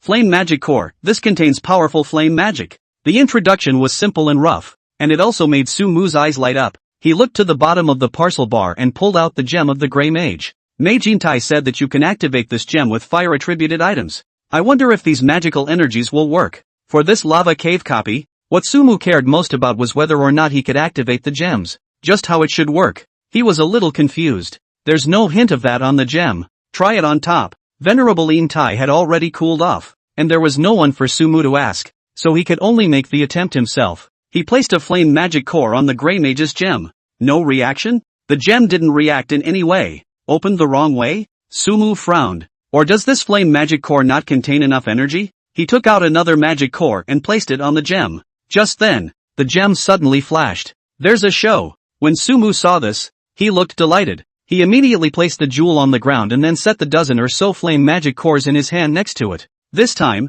the gem seemed to sense enough flame energy and glowed with a faint light. In the next second, all of those flame magic cores burned, wrapping the Grey Mage's gem in them. Just as Sumu was expecting to be able to activate the gem, the flames only lasted for a few short seconds before dissipating all at once. The faint glow emanating from the gem also came to an abrupt end. It really isn't that simple. Sumu sighed, slightly disappointed. But think about it, after all, it was related to the transfer of a hidden profession. If one really relied on a few ordinary magic cores to activate it, one would be looking down on this hidden profession instead. Still not enough energy. Looks like I'll have to collect more magic cores or even more powerful flame items to make it work. Sumu's eyes turned to the depths of the cave. In this copy, there must be a powerful boss present, and the items it pops out may help you activate gems. Of course, even if a single trip doesn't activate it, you can still do a few more trips on your own. There are still landing spots in those lava pools, so slowly push across them. A brilliant light flashed in his eyes,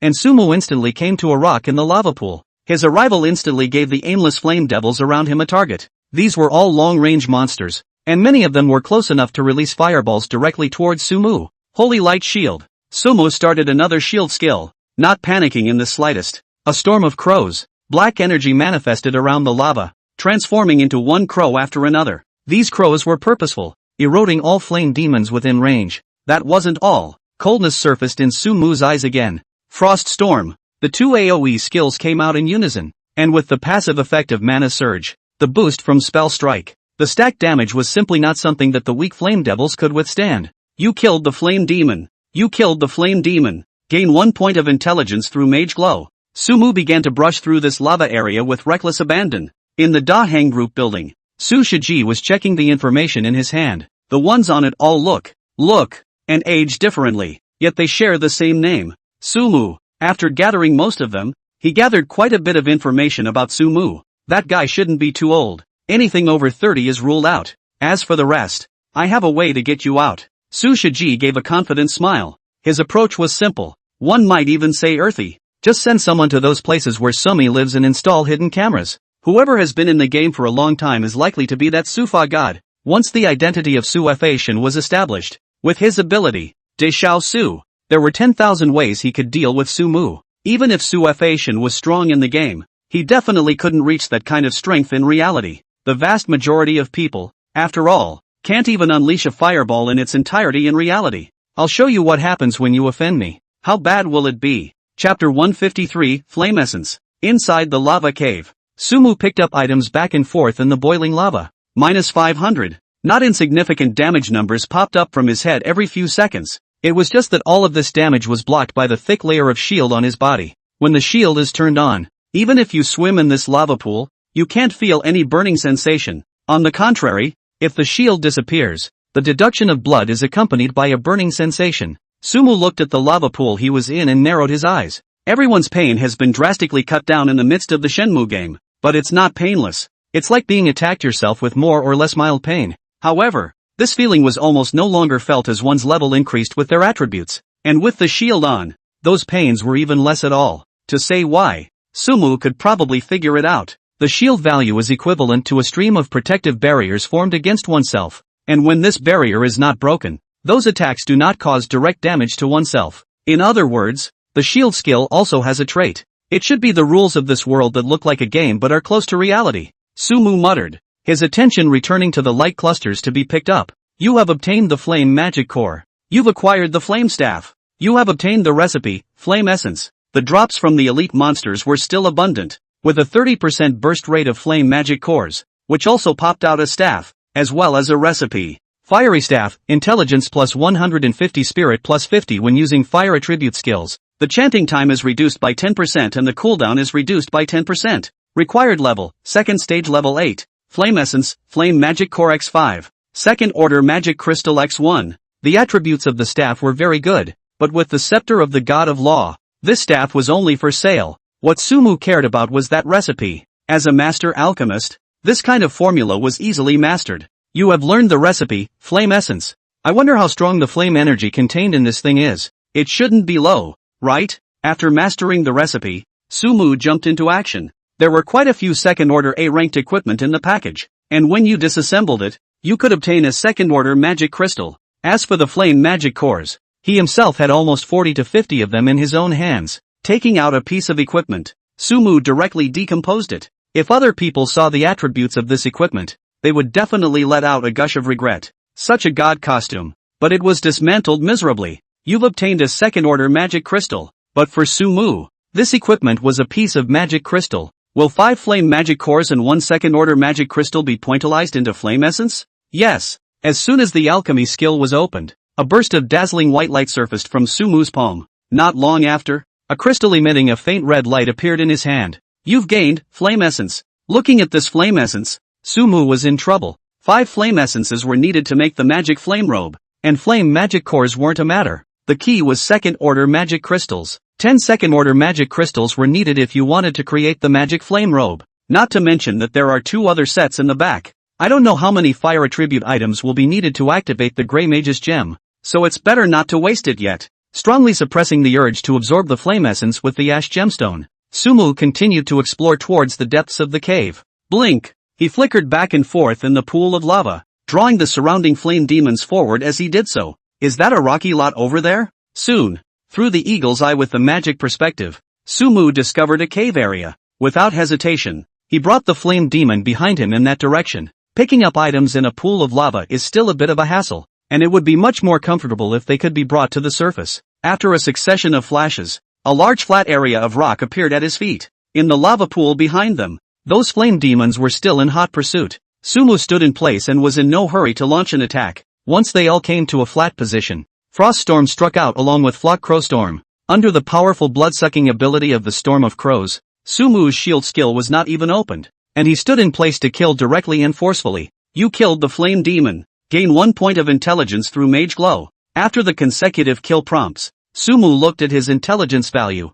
1358, plus 560, about 200 flame devils were brushed along the way, and a total of 58 phasers lights were triggered. With the bonus of the Ultra Boost, one's intelligence had increased by a total of 116 points. This could be higher than the attribute bonus from upgrading. You have obtained the Flame Magic Core. You have obtained the Drawing, Flame Longsword, set. Flame Longsword, 2nd Order Forged Iron X100 Flame Essence X5 2nd Order Magic Crystal X5 plus 150 Strength plus 50 Agility Attack with 200 points of flame damage. Fixed value, set effect, Physical Blitz plus 2%. You've earned the 3rd Order Priest Advancement Certificate. You've obtained the 3rd Order Mage Advancement Certificate. The drops this time were also very good, and even more surprising was the 2 proofs of profession advancement that popped out, one of which was a mage's. This meant that one could return to Whispering Moon City to advance. After all, in the state of no advancement, one's current killing of monsters is no advancement value and experience. The benefit is too much less. Let's see what the situation looks like and get back to town.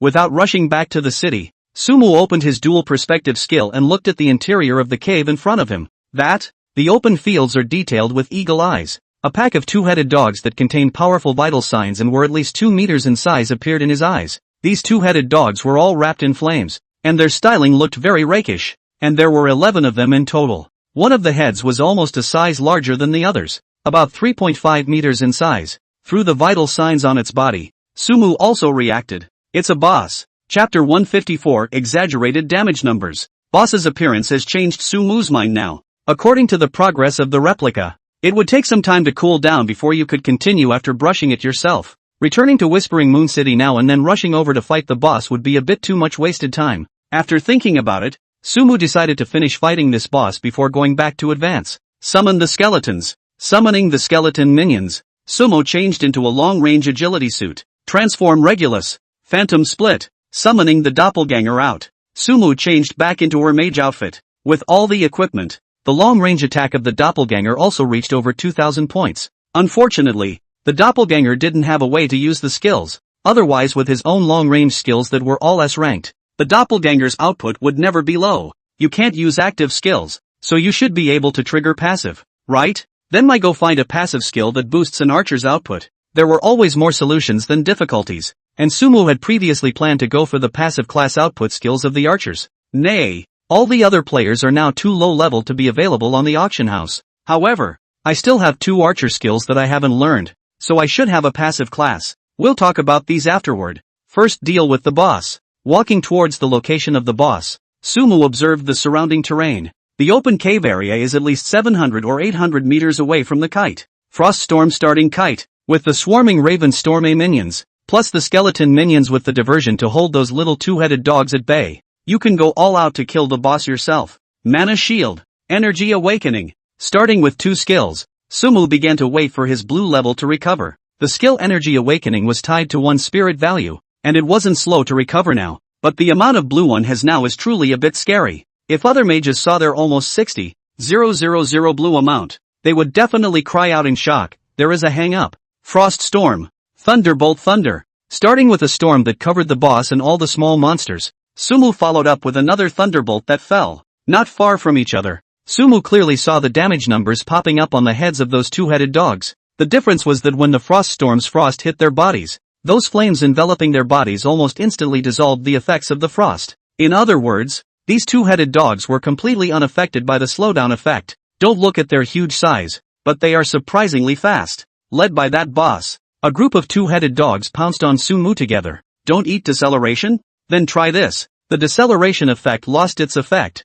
and Sumu raised an eyebrow as an invisible pressure suddenly enveloped the entire cave. Gravity field. The figures of the rapidly running 2-headed dogs all lurched. Go! Sumu greeted the skeleton minions and maneuvered his doppelganger to launch an attack on the boss again, his own eyes flashing with electricity together. Thunderbolt Thunder. A storm of crows. While single-pointing the boss, Sumu also didn't forget to take care of the other small monsters. In this tight range, one's AoE skills are almost always a sure hit. Roar! Just as Sumu was about to continue using Thunder Light to quickly kill the boss, the 2-headed dog that was fixed in place let out a roar. This roar carried a sonic attack, and Sumu instantly felt a little dizzy in his head. You've been affected by the flaming two-headed dog's roaring shock effect. Silence for 5s. A prompt popped up right after. And with silence? Sumu's pupils dilated steeply and his face sank. For a mage, silence is undoubtedly deadly. That wasn't all. The flaming dog boss raised its huge forepaw and stomped heavily towards the ground. Boom!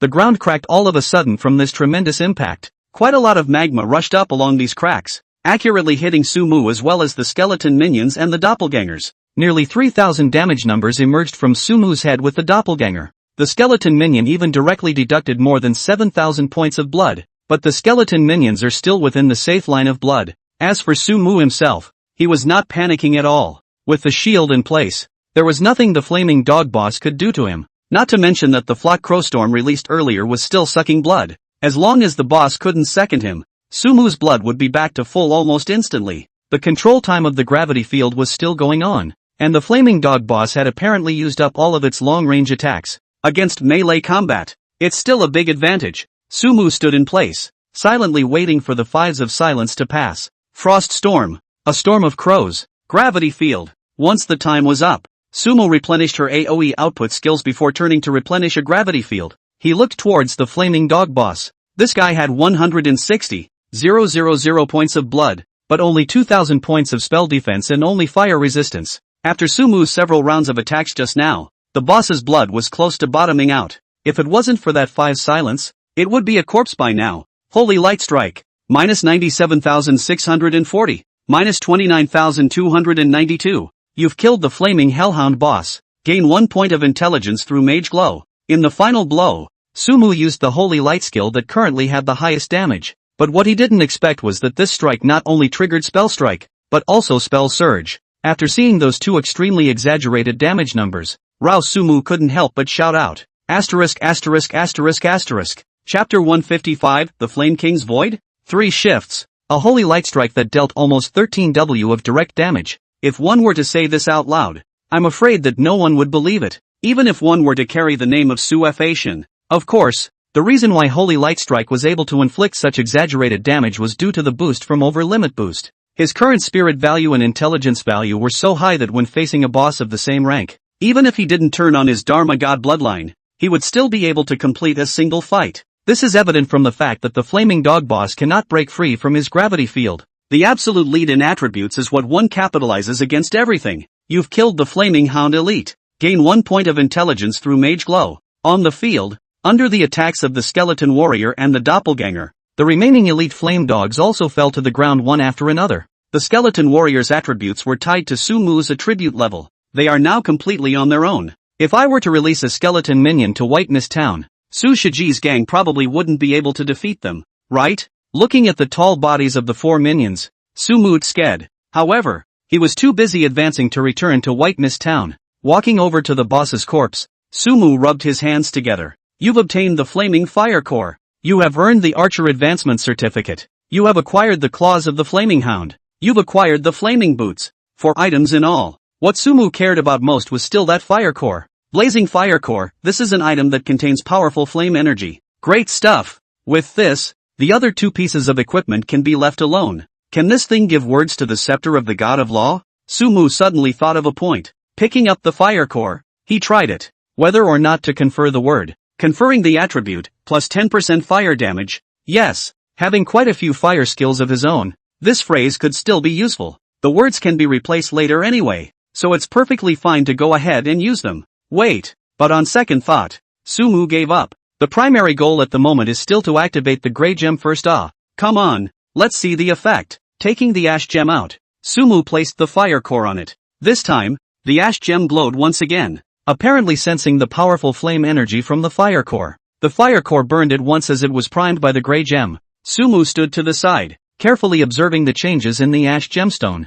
This time, the Fire Core burned for tens of seconds before the flames on it slowly dissipated. This gem has a temperature? Sumu picked up the Ash Gem and quickly noticed the difference. I had tried it myself before with those ordinary Fire Cores, but at that time, the flame-scorched Ash Gems were completely cold to the touch. And now, this thing isn't hot, but it does have a little warmth to it. It's fine. Just follow it up with this item pile. I don't believe I can activate you. There was a change in the Ash Gemstone, and Sumu smiled faintly. He picked up the drops of 10 other small monsters. There were quite a few extra things in the package, 2 of which were usable. Flame boots, grade A plus 80 spirit plus 50 physique characteristics, heat resistant. Gloves of rockfire, grade A plus 80 intelligence plus 30 constitution plus 1% spell hit. Compared to the sheepskin set, these 2 pieces of equipment had more attribute bonuses, especially the shoes characteristic that one should not be harmed if one wore them and stood in a pool of lava. Let's wait until the flame set is made before we change it. However, for the sake of the 10% spell attack bonus of the sheepskin 5-piece set,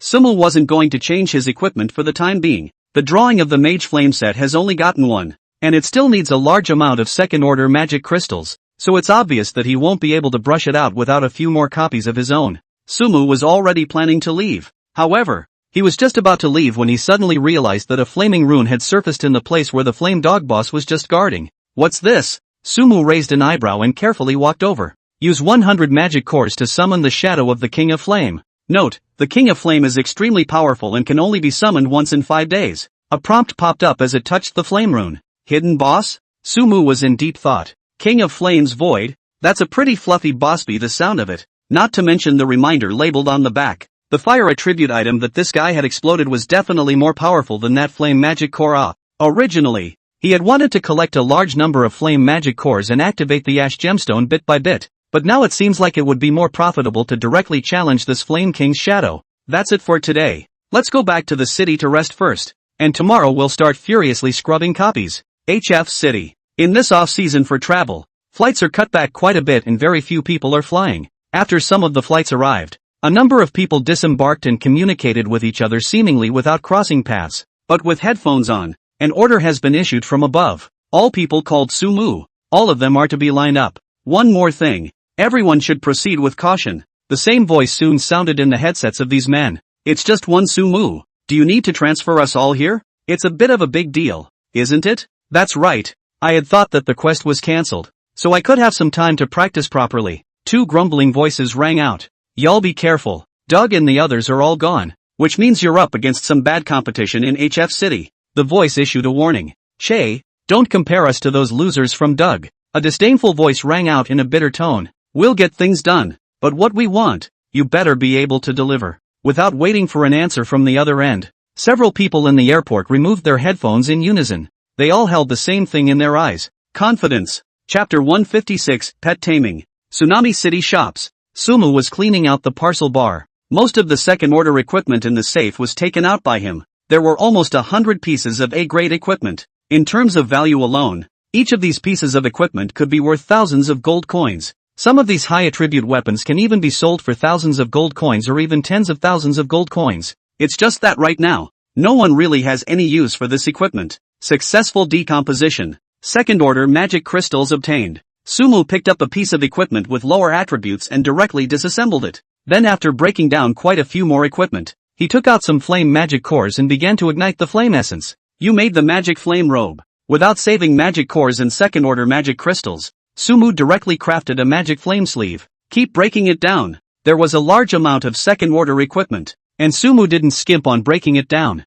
Dozens of second-order magic crystals quickly appeared in his parcel bar. However, he didn't continue to ignite the flame essence. Summoning the King of Flames Void required 100 flame magic cores, and one had to make sure that there were enough of them first. Placing the other materials for crafting the magic flame set in his parcel bar, Sumu left the store. It's time to go for the advancement. With 3 proofs of advancement in his hand, the first thing Sumu headed for was the Mage Association. Advancement successful. After submitting the proof, the words pending advancement behind the level bar changed to advancement value 0/100. With a calm expression, Sumu headed to the Priest Association. Adventurer, may the holy light always guide your path. After being bathed by the peaceful holy light, the power of holiness enveloped Sumu's body. He looked at the priest tutor and spoke. I want to learn the priest skill. As you wish. The career mentor smiled amiably. 2 skills also appeared in front of Sumu's eyes. Light of Spirit, grade C. The healing amount inflicted gains a healing effect of spirit value x 100%.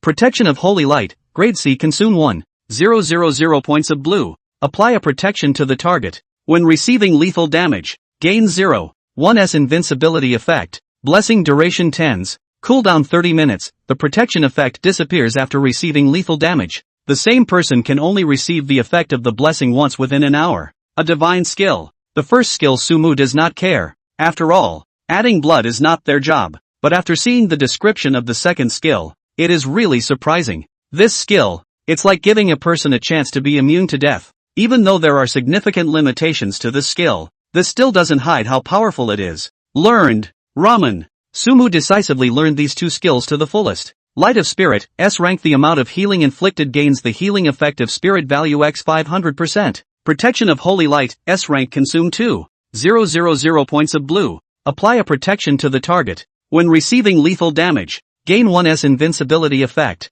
Blessing duration 10s. Cooldown 20 minutes. The blessing effect disappears after receiving lethal damage. The same person can only be affected by the blessing effect once within an hour. With his current high spiritual value, the amount of blood restored by a mouthful of milk could be described as completely exaggerated. As long as your opponent can't second yourself, your blood level will be back up in an instant. And the Holy Light Blessing skill, once used, could definitely have a flipping effect, but with my strength, I guess it's hard to use this skill. Sumu hemmed and hawed and rushed towards the Archers Association. It was getting late, and after advancing and learning 2 new skills, he was going offline himself. Come to the Archers Guild Hall. The experienced hunter gave Sumu some guidance. The new skills of the 2 archers then appeared before his eyes. Hunter's Focus, C rank. Each of your attacks has a 5% chance to deal agility x 100% bonus damage, not subject to physical defense reduction. Pet Taming, profession. You can tame a beast and use it as your pet. You can summon/dismiss the summon after using it, and you won't be able to summon it after the pet's death. Seeing these 2 skills, Sumu's face was overjoyed. The first passive skill, Split, can be triggered, just enough to greatly increase the output of Split. And the second skill is pretty straightforward. No upgrades are required. Only vocational skills are labeled. This means that only archers can tame pets. Sumu recalled the archer NPC he had encountered in the Wind Sand Plains earlier, who was carrying a falcon pet as a scout. I've got to summon a powerful baby, like tame a dragon or something. This pet can be a mount, right? This skill made Sumu's mind surge. Just ask anyone who doesn't want to be a dragon rider. We'll talk about these afterward. I'm a little tired today. Get off the line. Xiao Su. The people have all been arranged. When will we move? Su Shiji was sitting on the couch and was videoing with someone. Upon hearing the man's words, he scratched up his chin with his right hand, his brow deep in thought. The person on the other end of the video didn't rush and waited patiently. After 10 minutes or so, Su Shiji seemed to have an idea. Let's just act tomorrow at noon.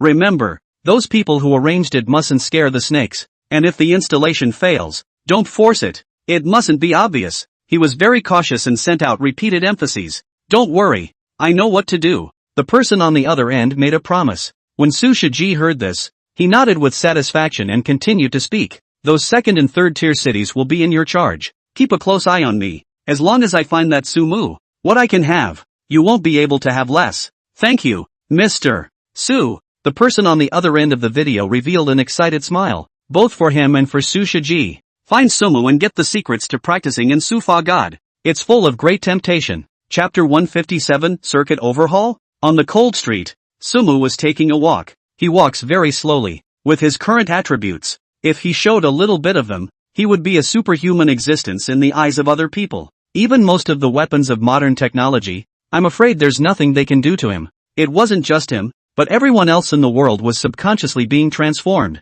It was just a slower process. Dude, some kebabs? As he walked, a voice called out to him. Turning his head to look, it was a cold barbecue stand. There were only a few sporadic customers at the booth. The one who spoke was a chubby middle-aged man who was currently all smiles. Then bake some. Sumu thought about it and walked over. It's been a while since I've had a barbecue myself. Dude, first things first, the price of this skewer has gone up. The boss saw Sumu sitting down and brought a menu with a smile. Sumu nodded slightly and looked at the menu. That expensive? It's a shock not to see. Regular meats are basically priced in the hundreds of dollars for a few bunches, and cheap vegetable items are in the tens. That's a barbecue meal that will cost you $1,000, to say the least. That's an outrageous price in such an average third-tier city. It can't be helped. It's all this market now. Everyone is playing games. The boss looked at Sumu's expression and added, then grill me some kebabs and some random whole vegetables. For Sumu, who is rich in money, he still has the strength to have a barbecue. After all, one has to spend several gold coins on a meal in the God's Way game. Nowadays, business is not good. Everyone goes to the game. I heard that if you eat and drink in that game, you don't have to eat in reality. I don't know if it's true. The boss chatted with Sumu while grilling the skewers. Who knows? Sumu knew this better than anyone and answered ambiguously. Anyway, I don't do that dream of becoming a god anymore. People always have to survive. Relying on that game is just too hard. I can't kill a few monsters in half a day. It's not as good as what I'm earning now. The boss was obviously a chatterbox, having a chat with Sumu. Out of politeness, Sumu responded symbolically, but inwardly he pondered. There are not many, if not the vast majority, of people like barbecue stall owners. Even if it is really possible to live in the world of God's way, how many people will be able to maintain it with the amount of gold that needs to be spent? But the impact of the Shenandoah game is still huge. No one can say what the world will become in the future. Your string is ready. The kebab smelled good,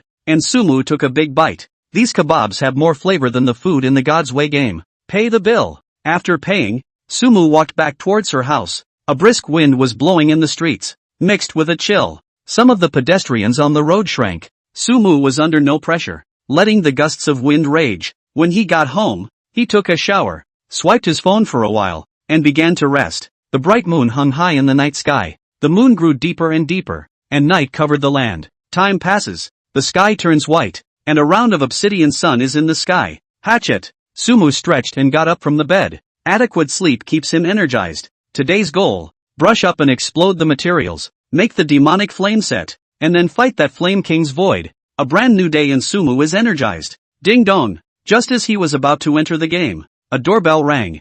Sumu instantly frowned. It had been a long time since he had crossed paths with another person, so who could it be that came to his door? Magic perspective. As soon as her eyes closed and opened, the image outside the door appeared in Sumu's eyes. It was a man in overalls and carrying a toolkit. Anyone home? Circuit maintenance. Outside the door, voices rang out. Circuit overhaul? Sumu's eyes sank. In magical view, the man outside had a faint reddish tinge to him. It shows that he is hostile to himself. Would someone who really is a circuit overhauler be hostile to himself? Well, let's see what this guy's up to. Sumu walked to the door and opened it. What for? He put on a normal demeanor and opened his mouth to ask. It's like this. The neighborhood has recently had a circuit overhaul. Every house needs to check the circuit condition. Please cooperate. The man outside the door smiled and opened his mouth. Very polite. Come in. Sumu nodded and let the man enter the house. I'm quick here. As soon as the man entered, he walked over to an outlet and took out his tools and got busy.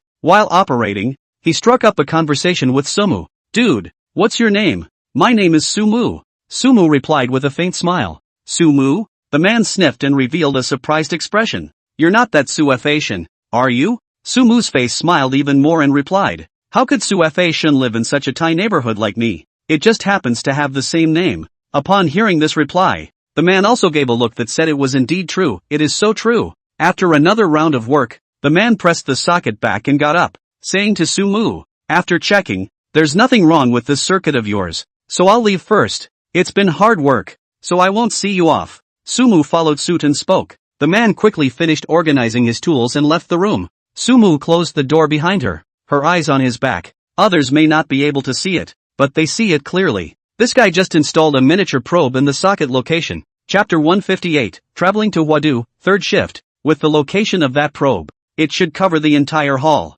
In other words, the other party was trying to monitor their actions. Did this guy spot me? Combined with what he had just told himself, Sumu narrowed his eyes and a murderous intent arose. Let's just see what kind of tricks you guys want to pull. Putting on a look as if nothing had happened, Sumu walked to the toilet. Phantom split. As soon as the skill was turned on, a person exactly like Sumu appeared in the toilet. In the next second, Sumu's main body directly disappeared and arrived at the roof of a building outside. Eagle eye. With his vision skill on, he had the movement of that maintenance man firmly in his sights. On the other hand, he controlled the altar and walked down the hall, making it lie down on the couch. In that surveillance view, it looked like a disheveled young man who was sleeping back to sleep. Sumu didn't bother with the home side. Her attention was all on that overhauler. Blink. Dual viewpoints plus blinking. Sumu followed this person closely to a place. It's a hotel. It was definitely considered the most upscale in his own small, third-tier city. That overhauler took the elevator directly to the topmost luxury suite.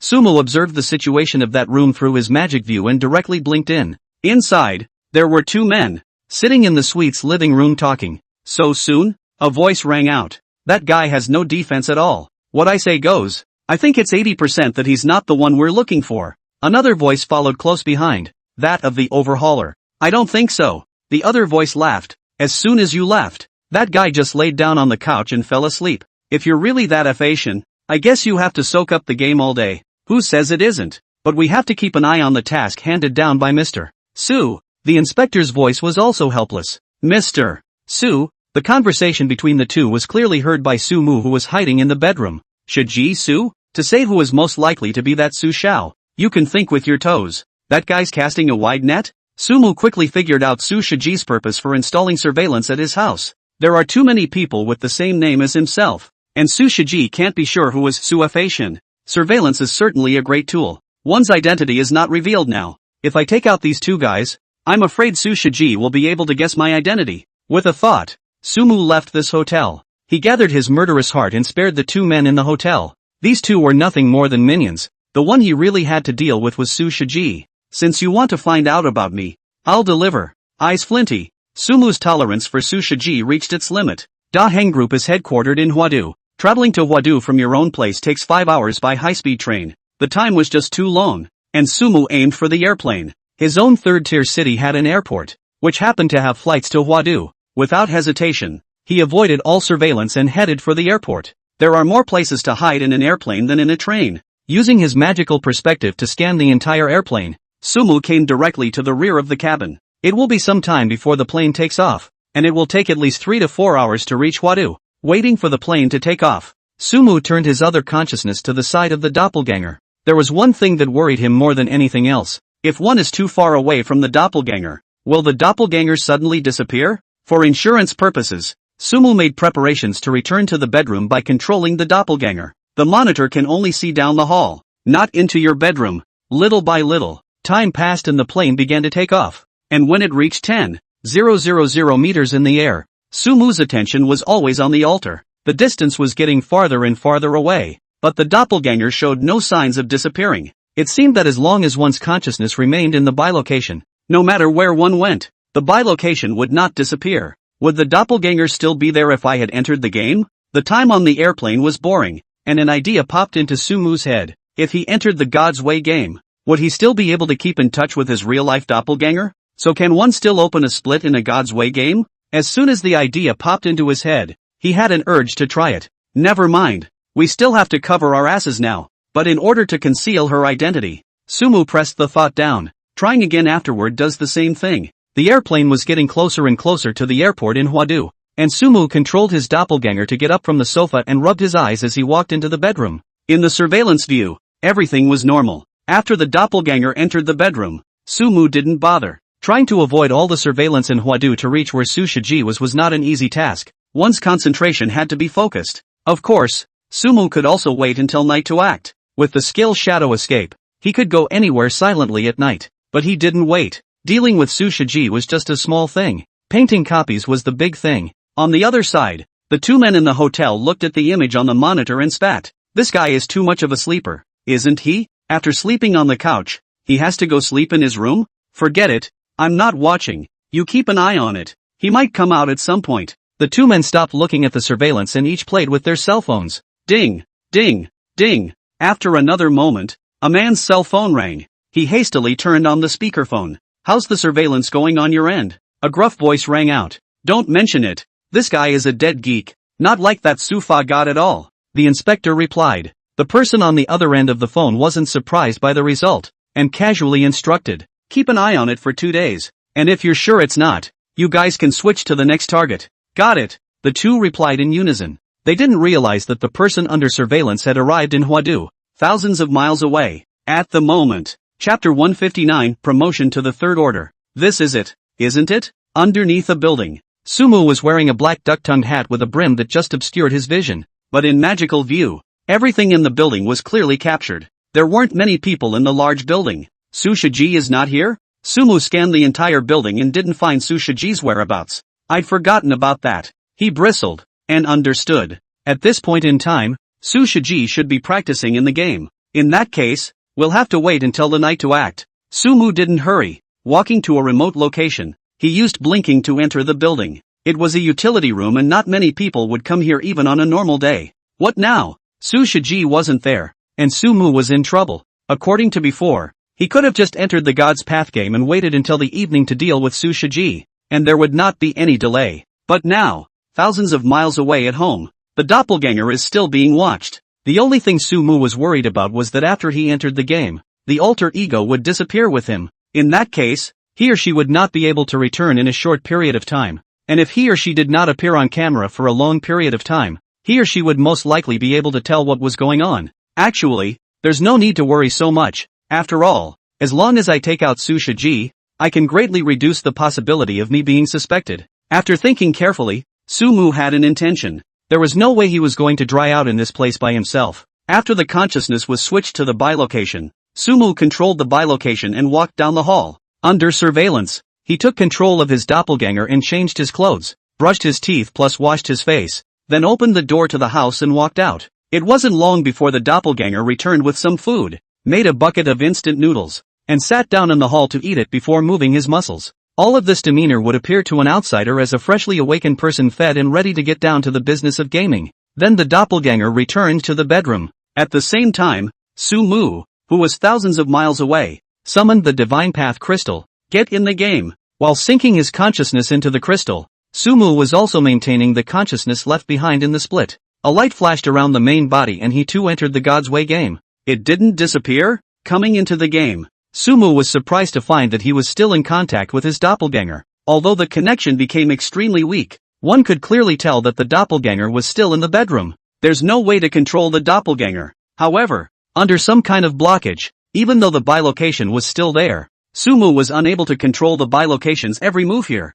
He looked to the skill bar. The phantom split is being turned on. Now my plan can be realized perfectly. The corners of Sumu's mouth rose. The doppelganger would remain in the bedroom as long as he or she did not cancel the summoning. Even if you can't control it in the game, just quit the game yourself. Brush up on your copy. What happened in the real world? Sumu also put aside for the time being. He hurried in the direction of the shadowy cave. After arriving at the depths of the dark cave, Sumu ignored the elite monsters and came directly to the entrance of the copy. Is the lava cave open? Yes. A burning hot strong wind met his face, and without hesitation, Sumu pressed the two skills together. Mana Shield, Energy Awakening. After 10 seconds or so, he turned on another skill, Swift. After his movement speed gained a boost, Sumu faintly smiled and ran towards the front. A few flame devils quickly realized his presence and launched fireball attacks. Sumu didn't pay any attention to it and directly made a blink, instantly appearing beside the next batch of monsters. Freeze spell. A frost surged around his body, and more than a dozen flame devils were frozen in place as well. Sumu glanced at the rear. Those flame devils at the very outside also caught up. He didn't rush the offense. After mastering the entire copy of the terrain, then of course a stream of brush up the most economical. Blink. Arriving at the magma pool zone, Sumu directly topped those scorching damages and went forward. Freeze spell. His means of pulling monsters was also very simple. When he was close to those flame demons, he directly used the freeze spell, attracting their hatred while at the same time fixing all of those long-range monsters in place. After all, they were all long-range monsters, and the range of their attacks wasn't low, and with the bonus of their numbers, once they were attacked by hundreds of flame fiends together, Sumu still had the pressure of pulling monsters. Should we brush the bosses together in one wave as well? Pulling a large group of monsters behind him, Sumu arrived at the innermost rocky cave. There stood 11 flaming two-headed dogs. The flame demon behind him hadn't followed yet, which also made Sumu's mind active. Better not. That guy has a silence skill.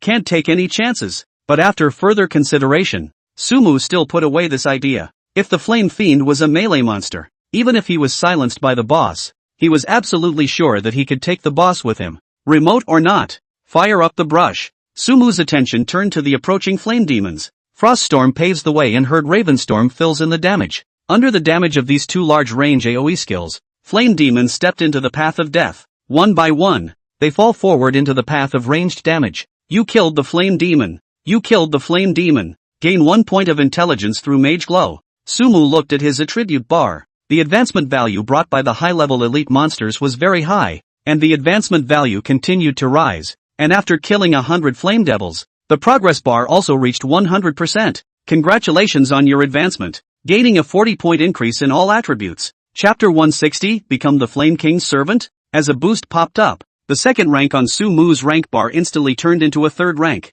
At the same time, his attributes had even gained a great boost. The attribute bonus for each advancement was the base attribute, and with the addition of Ultra Limit Boost, all of his 5 dimensions increased by 80 points. Player, Sumu. Profession, Mage. Level, 3rd Order 1, 0/30. 000. Life value, 9860. Mana, 62,000. Melee physical attack, 912. Spell attack, 4896. Physical defense, 1086. Spell defense, 1850. Attributes, strength 356. Constitution 356, plus 430. Agility 356. Spirit 1010, plus 540. Intelligence 1480, plus 560. It looks really cozy. Looking at her panel, Sumu was all smiles. There are few things that make you happier than improving your attributes. You killed the flame demon. On the field, the other flame demons were still coming, but none of them were able to get out of the area where the frost storm was stacked with the flock crow storm.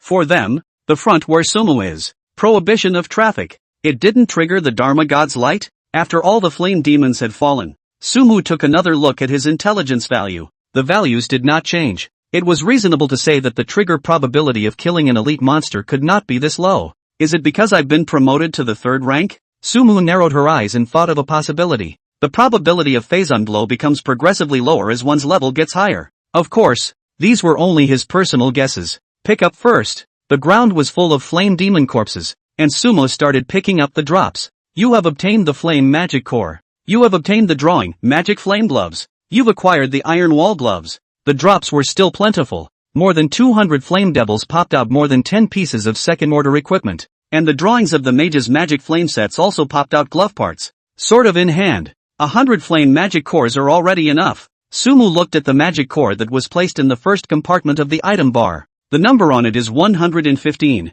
One was already able to summon the King of Flames shadow. Your turn. If you want to summon the King of Flames, you still have to solve the boss guarding that piece. Sumu's eyes directly locked onto the flaming dog while he was in the state of turning on energy awakening. Holy light strike. Thunderbolt thunder. Minus 51,850. Minus 46,960. Two skills came out one after another. And two extremely exaggerated numbers came out one after another from the flame dog boss's head. That's if neither skill triggered spell strike with mana surge. Frost storm. A storm of crows. Sumu struck out with two more AoE skills together. This combo was done in one go, taking less than 10s in total. When one flock crow storm ended, Sumu added another one. The boss and its minions had just reached Sumu's side, and their blood levels had already bottomed out. Freeze spell. Sumo finishes off with a freeze, hitting for control and supplementing the damage as well. You killed the flaming two-headed dog boss. Gain 1 point of intelligence through Mage Glow. The kill prompt appeared, and only the death of the boss triggered the Pharaoh's radiance,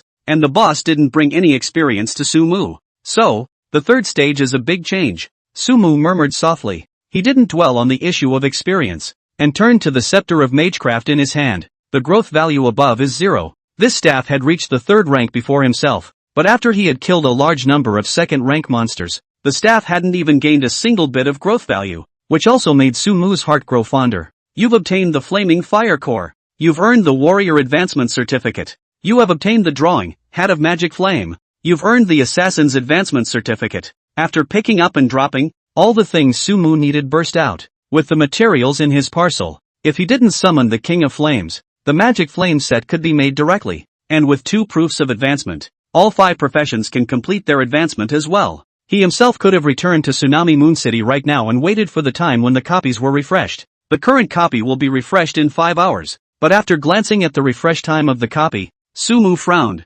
5 hours is not a long time to refresh. Now that he had reached the 3rd rank, he couldn't even gain experience from this highest ranked copy, let alone anywhere else. Either that or go somewhere else to gather herbs and do a little digging. Otherwise there's really not much to do. Since it's the shadow of the King of Flames, that guy must have a high fire resistance. Sumu rubbed his chin and thought. He was trying to wait until the Magic Flame set was done and the Sheepskin set was replaced before taking on the King of Flames Void. After all, the attribute boost of 2nd order equipment was much higher than that of 1st order sets. Without knowing the strength of your opponent, it's important to put on your strongest stance to ensure that nothing goes wrong. To fight or not to fight? Sumu looked towards the runes over there with a tangled expression. Forget it, there's nothing to wait for. Just get on with it. After deep thought, his eyes became determined. The attributes of the sheepskin set were a bit lower, but having that 10% bonus to spell attacks was enough. Taking out 100 flame magic cores, Sumu walked to where the runes were. Does it summon the shadow of the King of Flames?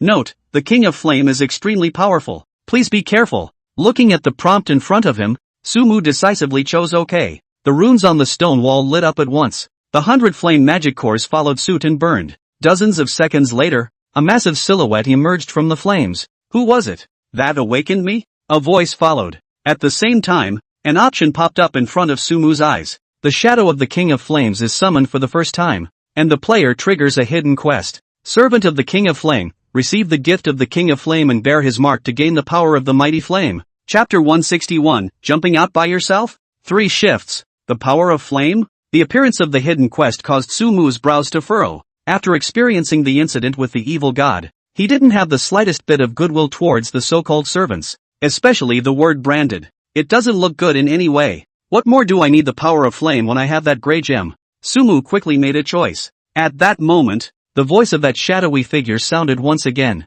Human, did you summon me? Sumu didn't reply, silently looking at the virtual shadow, a faint smile appearing at the corner of his mouth. Thunderbolt thunder. A falling thunderbolt descended from the sky and smashed on top of the silhouette. Miss, no harm done? Sumu froze for a moment, then reacted. This vista should not be fully formed yet. In the face of this sudden strike, the void seemed to freeze for a moment as well. Human, how dare you strike out at me? It sent out a question to Sumu. Cut the crap. I'm not going to defect to you. Hurry up and fight. Sumu shrugged his shoulders and answered very dryly. These words made the vapors that had wanted to speak instantly lose their voices. Its illusory eyes stared straight at Sumu with an indefinable meaning. If you defect to me, you will become my spokesperson, and when I set foot in this world, you will become my servant, which is your supreme honor. The void's voice towered over the others, carrying a tone that could not be refused. Chop! It was answered by another falling thunderbolt. Miss! Still no damage done. Are you guys done with your bull asterisk?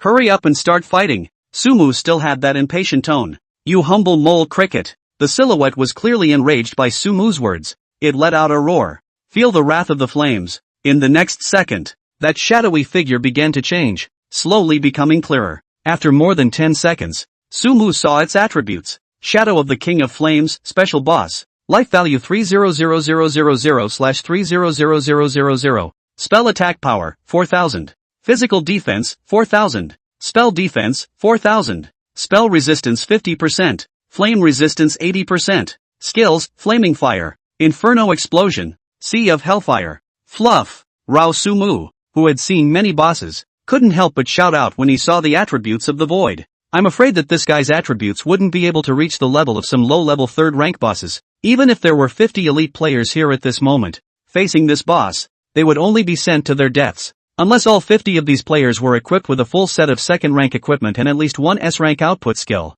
they would not be able to have the power to fight. Griffin, witness my might. The silhouette was still in that lofty stance. At the same time as its voice sounded, a flame flew towards Sumu. -2767. A damage number emerged from Sumu's head. It can be a skill with 8,000 points of damage. Sumu calculated that the base damage of this shot of flames was about 8,000 points. In exchange for any warrior at this stage, I'm afraid that they would only be killed in seconds. It's just that the blow doesn't hurt for myself. Holy Light Strike. Sumu backhanded a skill in response. -24,825. The shadow had 50% spell resistance, and Sumu's most powerful strike only dealt over 20,000 points of damage. But comparing the damage of the boss, he was more like that boss instead. You damned bastard. This strike also caused the void to roar once again. Boss's name for Sumu even changed from Griffin to Guy. I'll give you one more chance. Defect to me and you'll gain unrivaled power. The void shadow once again threw out an olive branch to Sumu.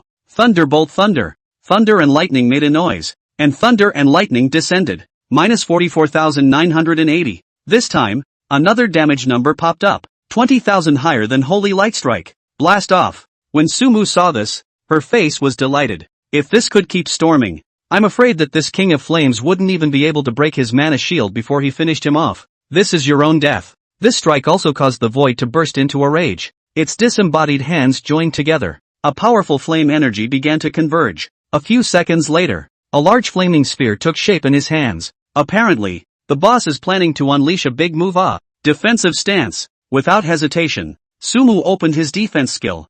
This skill reduces 30% of spell damage and lasts for 30s. -3,197. No small damage numbers emerged from Sumu's head. How is this possible? But upon seeing that number, the void roared out in surprise. This was its highest single output damage skill, and it was running to kill Sumu in seconds. Nothing is impossible. Thunderbolt thunder. Sumu smiled faintly and stood loftily in place. For the next 30s of time, one was a bit worried about whether or not the boss would be able to break one's mana shield. White Mist Town. Su Shiji was leading a group of people to brush the monsters. Jia Shao. Most of our people are planted out and are eliminating their targets. A few of the more suspicious ones don't seem to have any problems. While brushing the monsters, a man spoke up. They had seen Sufa God, but with the adjusted appearance. Sufa God's appearance was still very different from reality, and they could only vaguely recognize some facial similarities. And anything with the slightest resemblance is a target they focus on monitoring. No problem, also give me continue to keep an eye on it.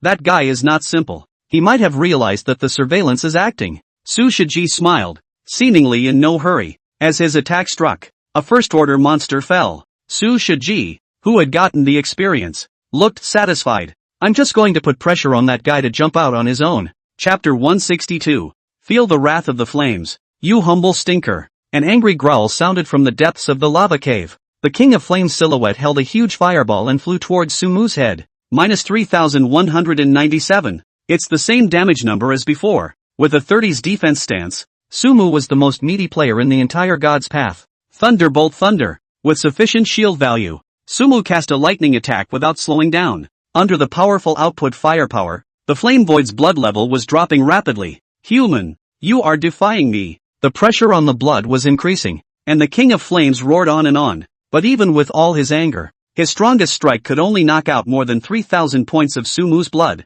With his frequency, half of Sumu's shield value hadn't even been knocked out yet. Cut. Listening to the Void Shadow's words, Sumu disdainfully skimmed his mouth. That laborious evil god himself wasn't even in his sights, let alone this King of Flames who might not even be a god yet. This is the final blow. Intense killing intent surged out from the bottom of his eyes, and the light of thunder and lightning flickered continuously. Thunderbolt. Thunderbolt. Minus 44,980. Minus 13,494. Two damage numbers appear together. The damage from this last hit added up to nearly 60,000. The Shadow's blood level was also completely emptied with this strike. You've slain the Flame King's Void. Gain 1 point of intelligence through Mage Glow. 2 prompts appeared, and Sumu raised an eyebrow. No experience? With the power of the Flame King's Shadow, it should have provided experience, right? Just as Sumu was puzzled, the shadows that had bottomed out in blood didn't disappear the first time. It's like a flame that's slowly dying out. Human, this is just a strand of my remaining consciousness.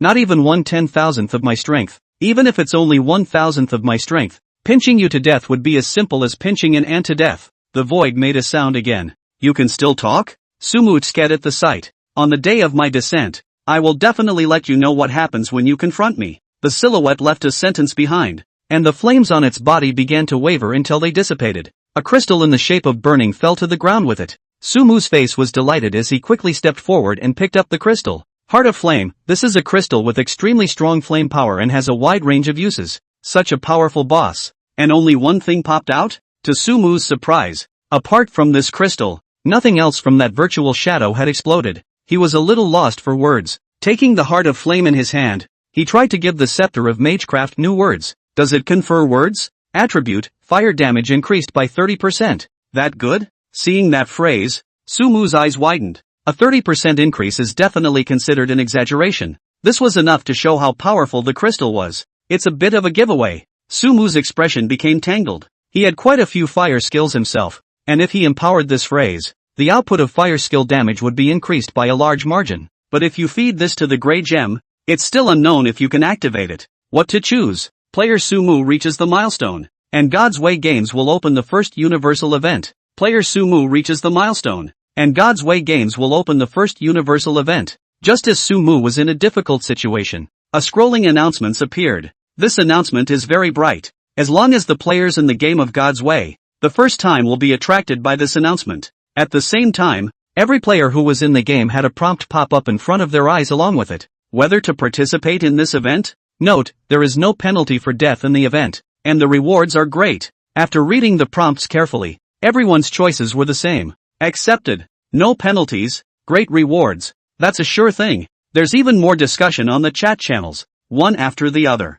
Suafation is too fluffy. I don't know what stage I've completed. It's too fierce. I'm more curious about this event. Ah, that's opened by the god of Sufa. Is it something we people can participate in? That's right. I'm only level 3 now. Participating in this laborious activity, will I be seconded right from the start? It should be unlikely. It's a national event after all. We have to be given a chance. Do you guys think the Sufa god who opened the event knows the specifics of the event? Sufa should come out and tell us about it. Thanks to the fact that God's Way chat didn't have the it function. Otherwise the world would be full of people at Sumu right now. But they obviously guessed wrong. At this moment, Sumu's eyes appeared to be the same prompt as everyone else's. Are you participating in this event? Yes. Sumu made the same choice as everyone else. What kind of event will it be? He narrowed his eyes, equally curious about the content of this event. To say that milestone was reached, it was obviously because he had killed the Flame King's void. It's hard to believe that this event has something to do with the Flame King?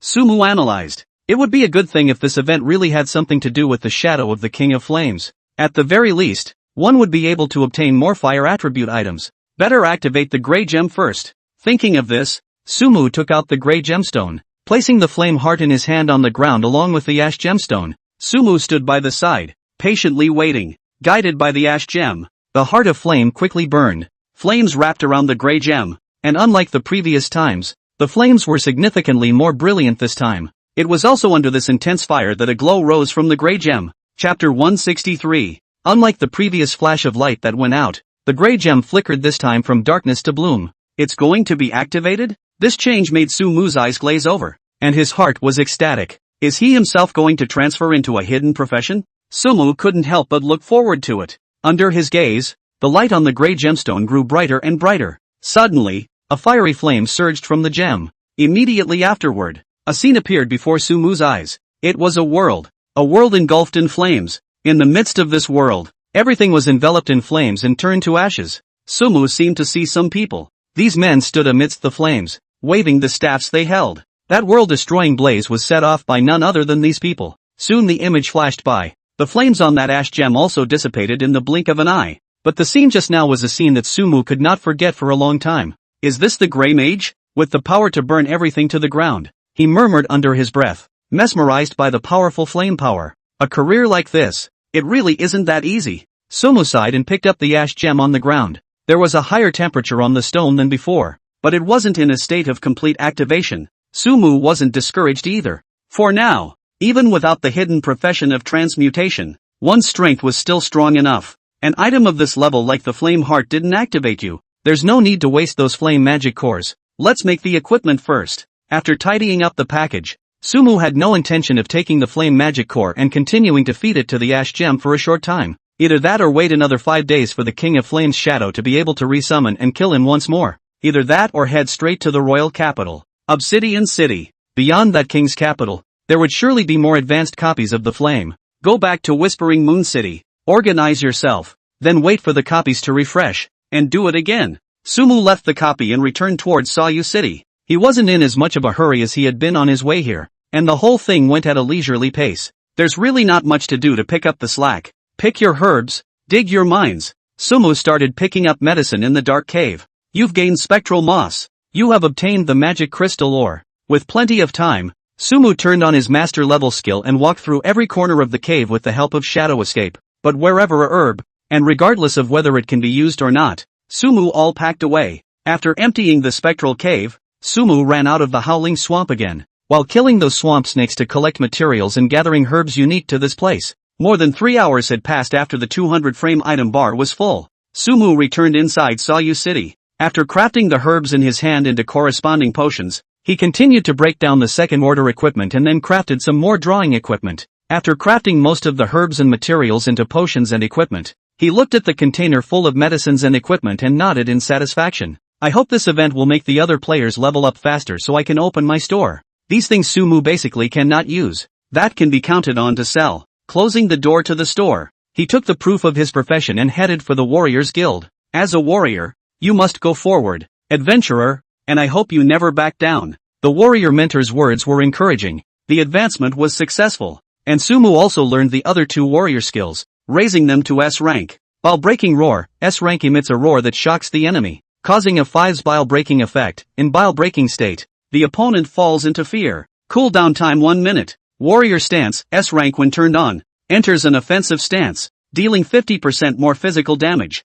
but taking 30% more damage. The interval between turning it on and off is tens. These two skills are okay. What Sumu was more optimistic about was that bile-breaking roar, which was also considered a control skill. Then there's the assassin profession. After coming to the Assassins Association, Sumu completed his advancement and also upgraded his 2 assassin skills to S rank. Slitting throat, S rank slits the throat of an enemy. Inflicting physical attack X 1000% damage, needs to attack the throat area to inflict damage. Cooldown time 30 seconds. Frenzied dance, grade S1 on. Your attacks deal physical attack X 200% splash damage to all enemies within 10 meters of you for 30s. Cooldown 3 minutes. Nice. A high damage skill, a melee AoE skill, and overall a great skill. And one's warrior skills can be paired with assassin skills. If I had a higher physical attack, I could try a melee group rush. Sumu was playful. Looking at the time, the copy of the lava cave was almost ready to be refreshed. Let's not rush off to brush up on the books. There's still one more thing to do. Sumu didn't rush towards the cave and stood still to exit the game. The images around him flashed and he was back in the utility room. With a thought, Sumu connected his consciousness with his doppelganger. Soon the connection was re-established. Under Sumu's control, the doppelganger walked towards the hall outside. All of this was naturally captured by the probes outside as well. Sumu controlled the doppelganger and unhurriedly started cooking. No matter how you look at it, this looks like a normal person who just finished a game and is ready to eat and rest. Under the powerful spiritual power, Sumu was using 2 things at once, and his main body continued to scan the entire building with the magical perspective turned on. Not long after, a familiar figure appeared in sight. Found you. Chapter 164, I'm standing right here. Promise not to hide. 3 shifts. Su Shiji is obviously a very flamboyant person. Coupled with the name of Daheng Group, he often made various front-page headlines. It wasn't hard to recognize this guy. Is this guy going home? Under the magical view, Sumu saw Su Shiji taking the elevator to the basement. He was accompanied by 2 of his men. Not yet. Sumu thought about it and didn't intend to make a move in this place. The time was already late in the evening. The building was full of people, and once he forced himself to do it, he would surely set off quite a storm. It's about to get dark. Night was coming, and Sumu's eyes went cold. Daheng Group parking lot. Young Su. That Sumu was making a splash again. Next to Su Shiji stood a tall, burly man who seemed to be his bodyguard. Don't worry. When we find him, the limelight will be ours from now on. Su Shiji smiled faintly. His eyes seemed to envision a beautiful future. That's right. That Sumu can be a bit horizontal in the game. But here, Su Xiao is the one. Another skinnier looking person gave Su Shiji a thumbs up. You keep your head down. Su Shiji clearly enjoyed this kind of horse's ass and was full of smiles. Xiao Su, I'm telling the truth here. In my opinion, that Sumu just found the game's bugs. He's definitely the lose in reality. He's not even worthy of shining your shoes. That little brother continued to pat his ass.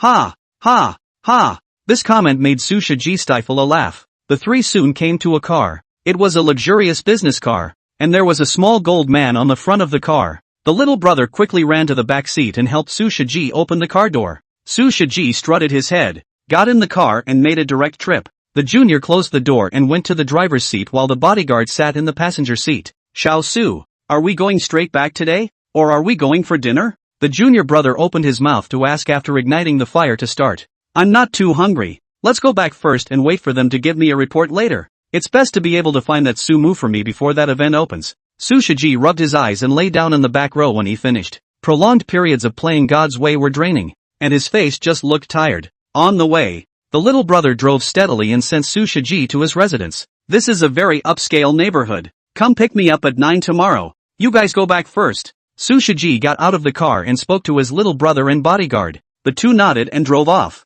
Su Shiji walked into the elevator alone and pressed the floor before arriving in a large luxurious flat. He took off the clothes he was wearing and walked over to the wine cooler in the kitchen. There was a variety of red wines there, and Su Shiji picked one, skillfully opening it and pouring it into a wine glass. Sitting on that plush yet comfortable leather couch, he took out his cell phone and made a call. Young Su. After connecting, a respectful voice came from the other end. Su Shiji took a sip of wine and said faintly, "How's the lineup going?" "So far, there are a few that are more problematic, appearing on the surveillance screen for a short period of time. While a few others have left the house, the rest are nothing out of the ordinary and don't look like the targets we're looking for," the head reported. "Focus on checking those with high suspicion. As for those with no suspicion, keep an eye on them for one more day, and all of them will change their targets." Su Shiji shook the wine glass in his hand and spoke. "Got it," the head immediately responded. When the conversation came to an end, Su Shiji didn't have any more orders and directly hung up the phone. he sat on the couch, cozying up to the red wine in his hand.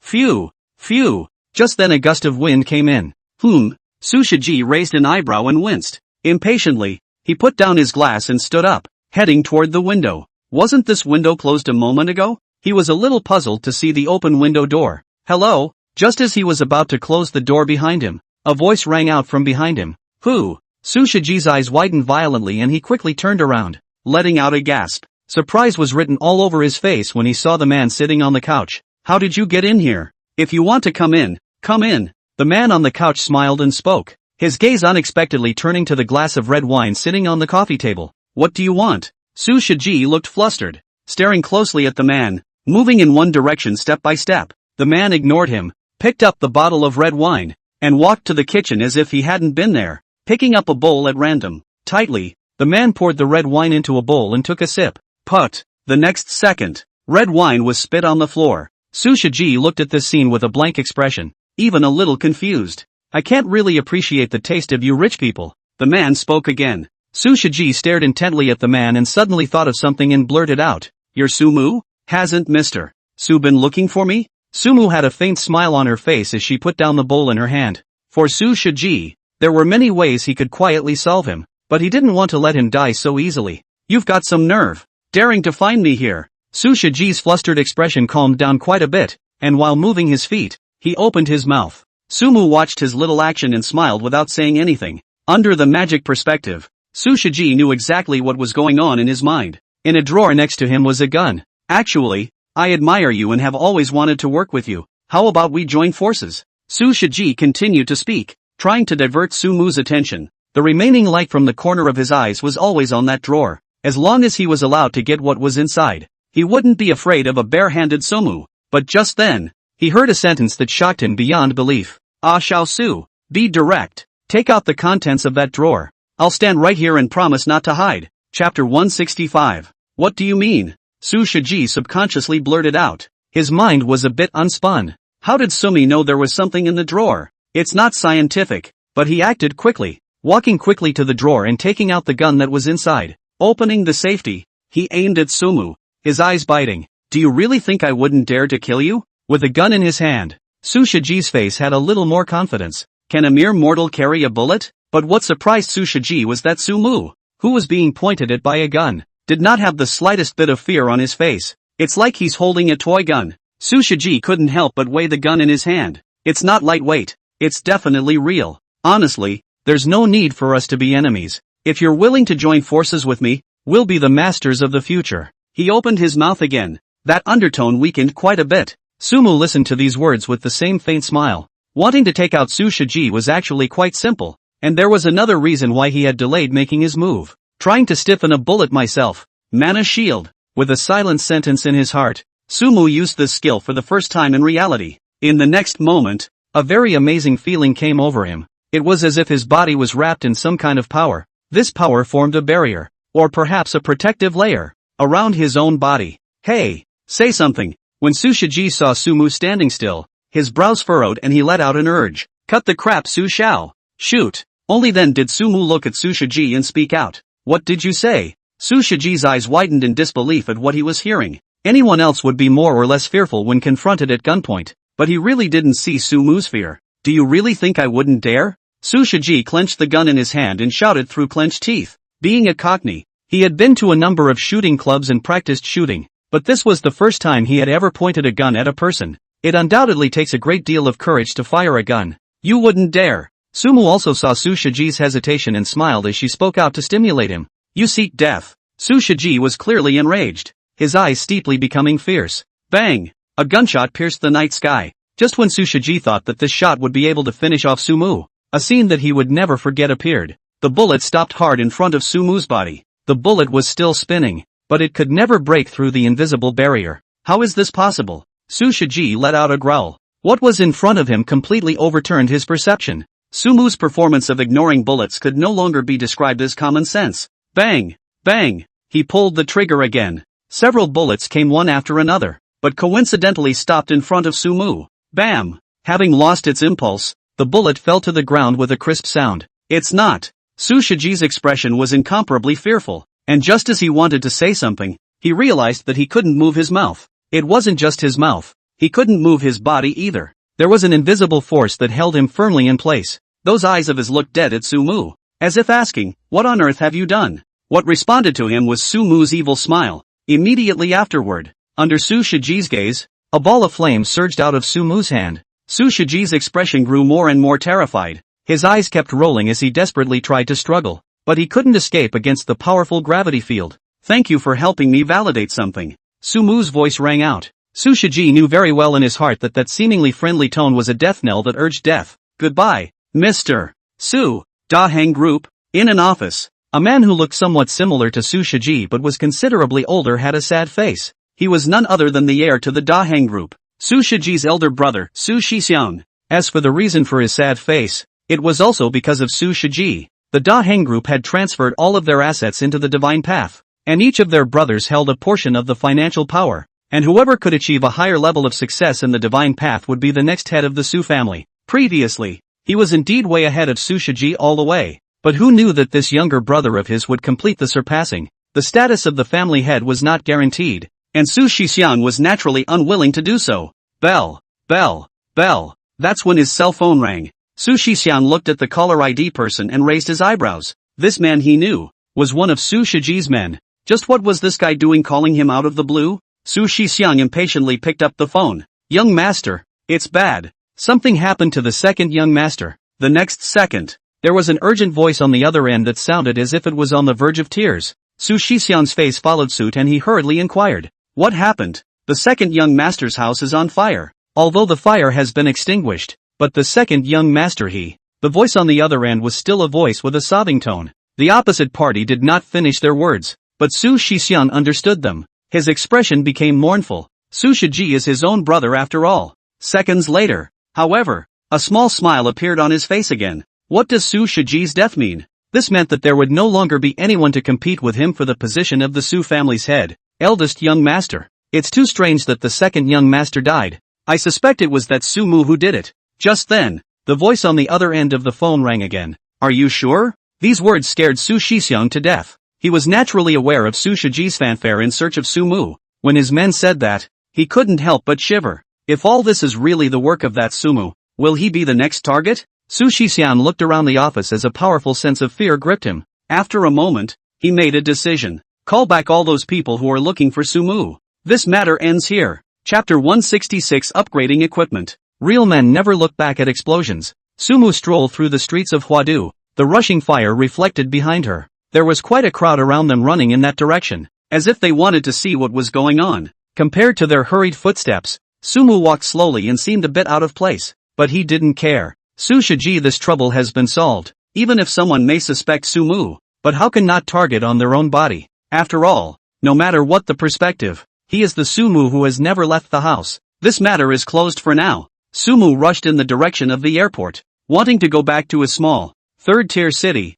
Huadu only has one flight a day. The clock is still 10 hours away from that flight taking off. One certainly can't keep spending time here. Coming to a remote corner of the airport, Sumu controlled his doppelganger to enter the bedroom, then summoned the Divine Path crystal. Sinking his consciousness into it, he entered the game. 5 hours had passed and the lava cave copy had been refreshed. Under the shroud of night, the entire world of God's Way was strewn with shadows. Sumu used the shadow escape skill and rushed towards the lava cave. When he came to the depths of the shadowy cavern, he looked at a large red dot. It was a shadow demon boss. This guy refreshed? Sumu was observing the boss in his shadow escape state. The other side didn't notice his presence. Totally different from that guy before? And the attributes are much lower? Sumu walked around the boss and also saw its attributes, raising an eyebrow. Clearly, this guy was very different from the mutated shadow demon from before. Ambush. Holy light strike. Thunderbolt thunder. Kidney strike. After observing for a while longer, Sumu made a decisive move.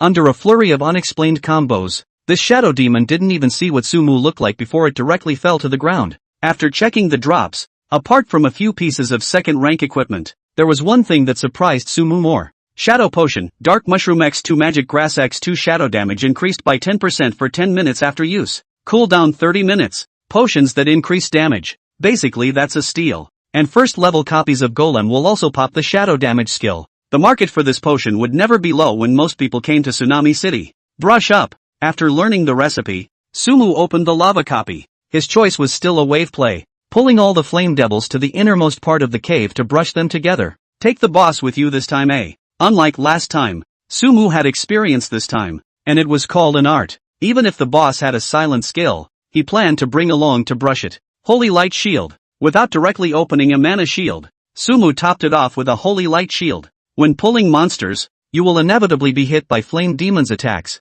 and with this shield, you can greatly increase the margin of error. Swift, Blink, Freeze Spell. Sumu was still pulling monsters in the old way, bringing those flame devils towards the innermost area in batches. From time to time, some of the closer flames slammed into his body, all of which were counteracted by the Holy Light Shield. Soon, Sumu arrived at the innermost area. Come on, he murmured softly, frost glowing in his eyes. In the next second, an intense blizzard blew up with him at the center. Holy Light Strike. Thunderbolt Thunder. It was still the same output combo. Sumu first gave the boss a set, and then unleashed a storm of swarming crows centered on himself. With enough blue, he began to lay a frost road towards the other side. The other side uses a gravity field to keep the boss with its minions in place. From a safe distance, the boss fell to the ground without releasing any skills. The depths of the large cave were filled with all the drops. You have obtained the Flame Magic Core. You have obtained the Drawing Magic Flame Armor. Sumu kept picking up items, filling the parcel bar to the brim.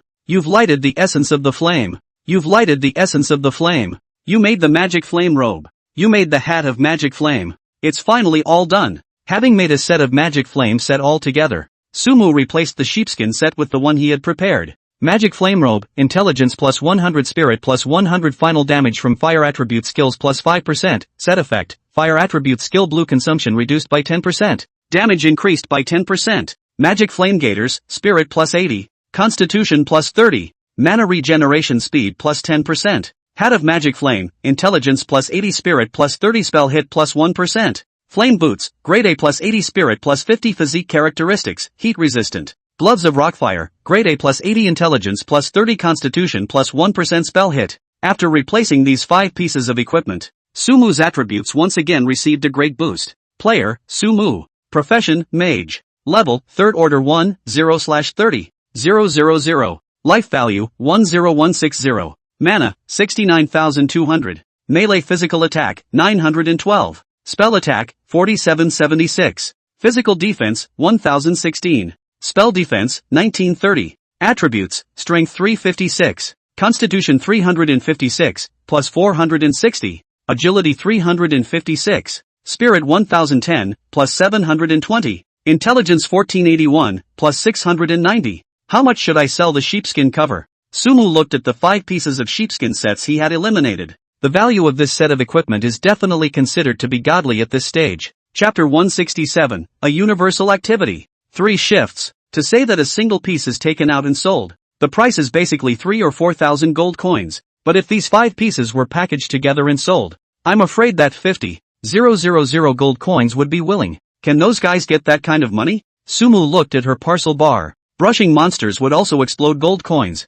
and although the amount wasn't much, the gold coins in one's parcel bar still reached 300,000 coins after accumulating during this period of time. For an individual, this is definitely an extremely exaggerated, if not unimaginable, number. But with a huge player base, this amount of gold was really nothing. As the player's level increases, the level of the monsters killed also follows, and the amount of gold gained increases exponentially. The price of gold coins had fallen to 1/10 of what it was at the very beginning since the game opened, and those who were the first to buy the equipment also gained a greater profit by virtue of the equipment. These, Sumu did not understand. He hadn't paid any attention to the gold coin market. His mind was focused on brushing monsters and upgrading. Shout and sell. Sumu opened the chat channel. He sent up the properties of the sheepskin cover, selling first-order suits to the highest bidder. Don't come if you're messing up. Because of the special title, the moment he spoke, he immediately drew attention. Asterisk.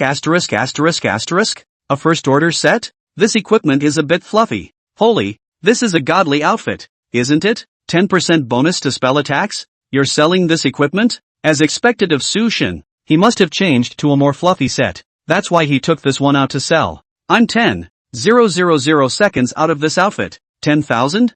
I'll just double it. 20,000. Su Shin, can you reveal information about the new campaign? The chat channels were full of all sorts of remarks. Sumu's simple sentence touched countless players. At the same time, his private chat messages exploded even more instantly. I don't know how many bars are available for tens of thousands of dollars alone. It was obvious that the value of this set had sent many players into a frenzy. Keep filtering the news and list the top 10 prices. Sumu continued to sift through the messages, and soon there were only 10 left. Hello, I'm Li Xiao. We've traded before. I can offer 40,000 gold coins for this set of equipment. The first in line seems to be an acquaintance. Li Xiao? Sumu stroked his chin, having a few impressions of this name. After all, it's third on the rank list. Lo, Sumu ignored the message that followed and replied to Li Xiao. How much do you want to sell? Li Xiao returned in seconds. 10,000 for one piece. 50,000. Sumu directly added 10,000. Li Xiao's side was suddenly silent.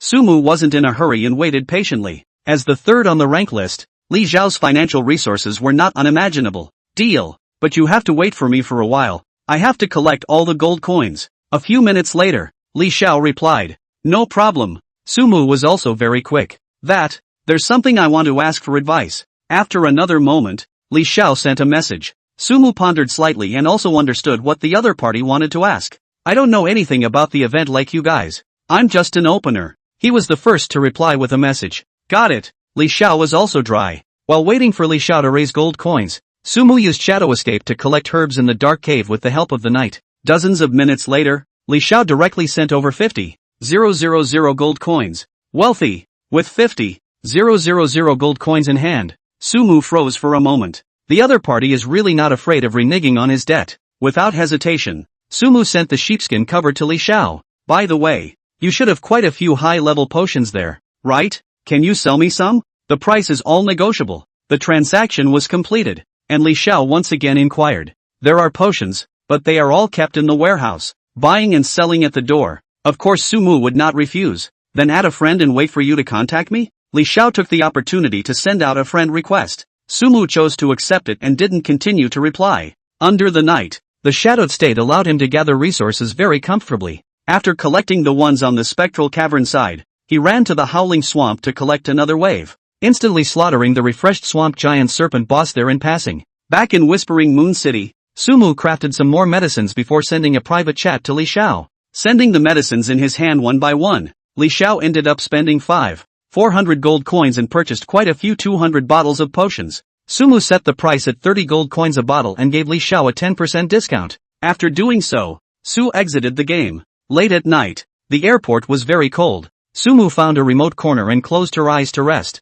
The day dawned quickly. Airplanes are slowly starting to land as well as take off from the large airport. Sumu quickly found his flight and blinked into the cargo hold. A few hours later, he was back in the middle of his bedroom. Unsummoning the doppelganger. Sumu used magical view to look at the probe hidden in the socket. Turned off? The red dot that was previously lit up on this probe is no longer lit up. Apparently, this probe was in the off state. It's because of Su Shiche's death? Sumu quickly responded. Once Su Shiji died, his minions obviously had no reason to continue the mission. Or perhaps, having ruled himself out of suspicion, there was naturally no need for surveillance. Thinking of this, the corners of Sumu's mouth couldn't help but rise. This trip to Huadu had accomplished its own purpose. Just then, a prompt suddenly popped up in front of his eyes. The national event will officially open at 3 p.m. All players who have confirmed their participation are requested to enter the pending entry area inside the crystal before 3 p.m.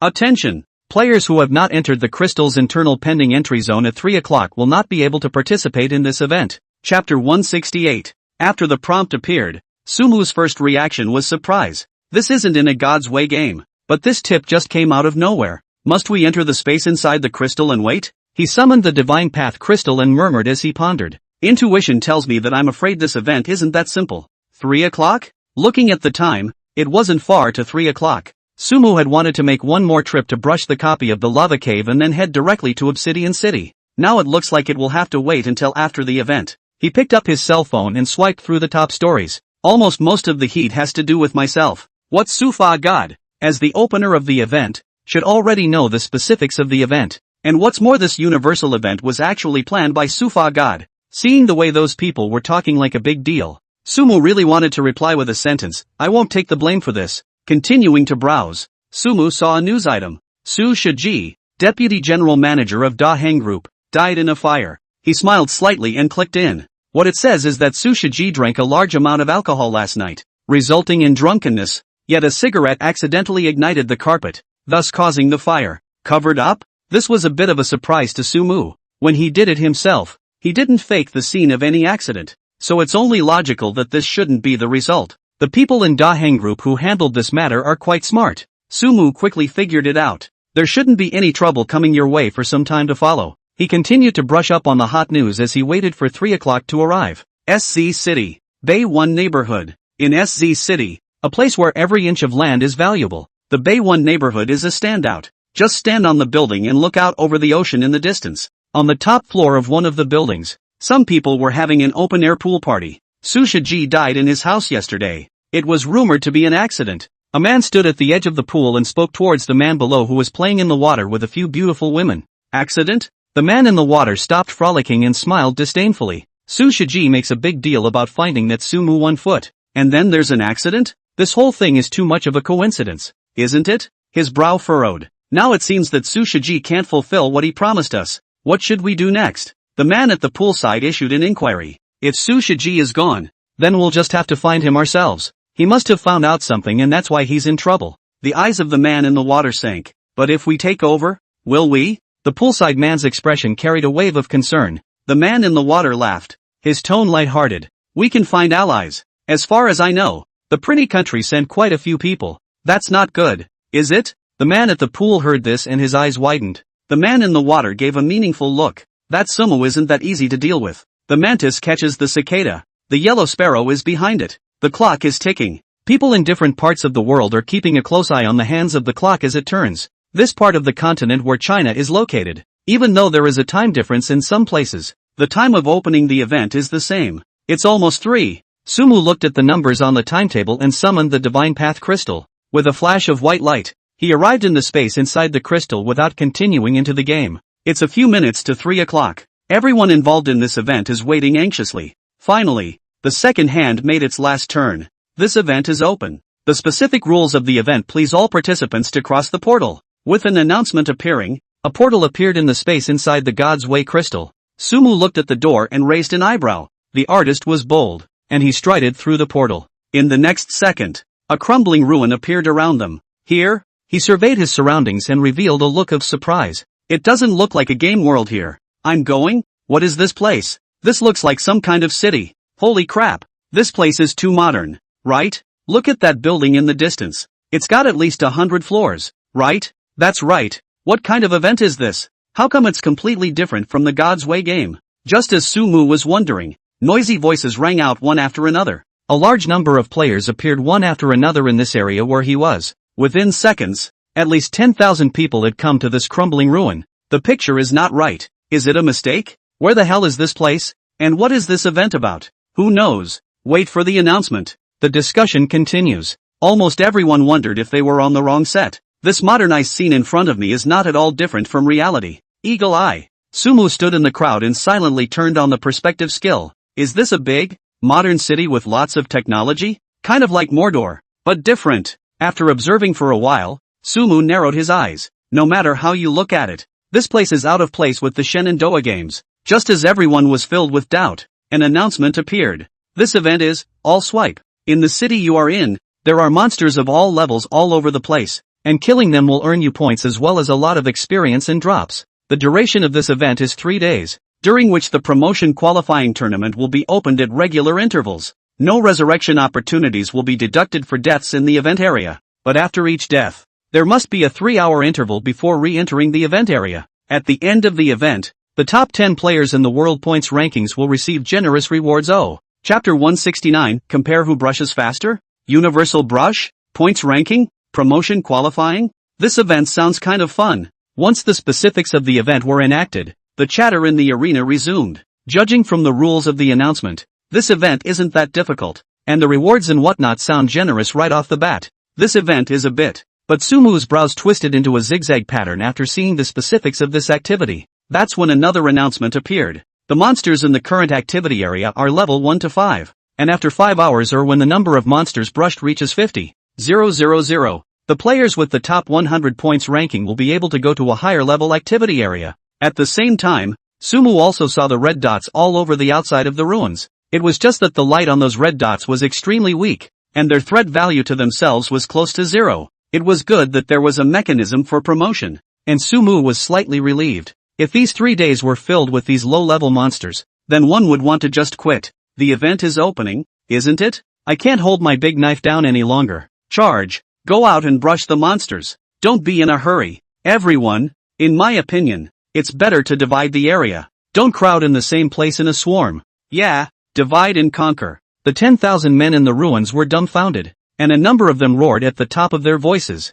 Their words also made everyone in the room realize something. If they really crowded together to brush the monsters, no one would be able to get much benefit. I'm looking at quite a few exits over here. Why don't we equalize the crowd by the number of exits? That's a great idea. Let's get moving. People. Some people are even bringing up the tempo directly. While these people were dividing the number of people, Sumu skimmed his mouth and ignored it, walking towards an exit on his own. Dude, don't be in a hurry. Wait for everyone. That's right. There are so many monsters out there. You won't be able to do much good out there alone. A few people immediately shouted when they saw Sumu's actions. Sumu ignored it and took it in stride. Is this guy rushing to throw in the towel? Forget it. It's probably a high level and wants to brush more points to advance to the next area. Leave him alone. Che, what kind of expert is he pretending to be? Even if all those monsters outside are given to him to brush, can he finish it alone? There were quite a few people who looked at Sumu's back and spat along. And there were some people who thought they had great strength who didn't bother about the division of numbers when they saw Sumu's actions,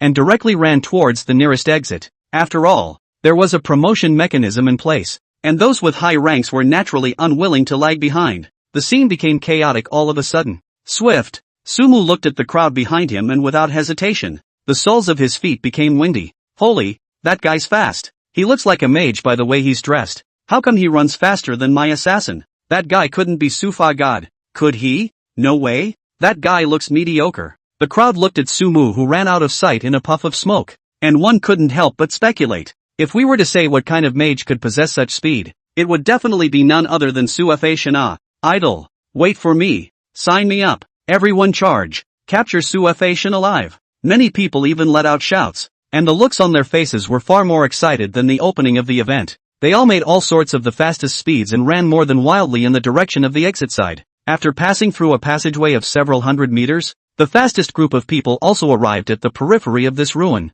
It is? When these people saw the scene in front of them, each of them grew their mouths in surprise. The temperature of the air carried a searing heat. The path ahead of them was strewn with walls of fire formed by flames. In those walls of fire were even more monster corpses lying one after another.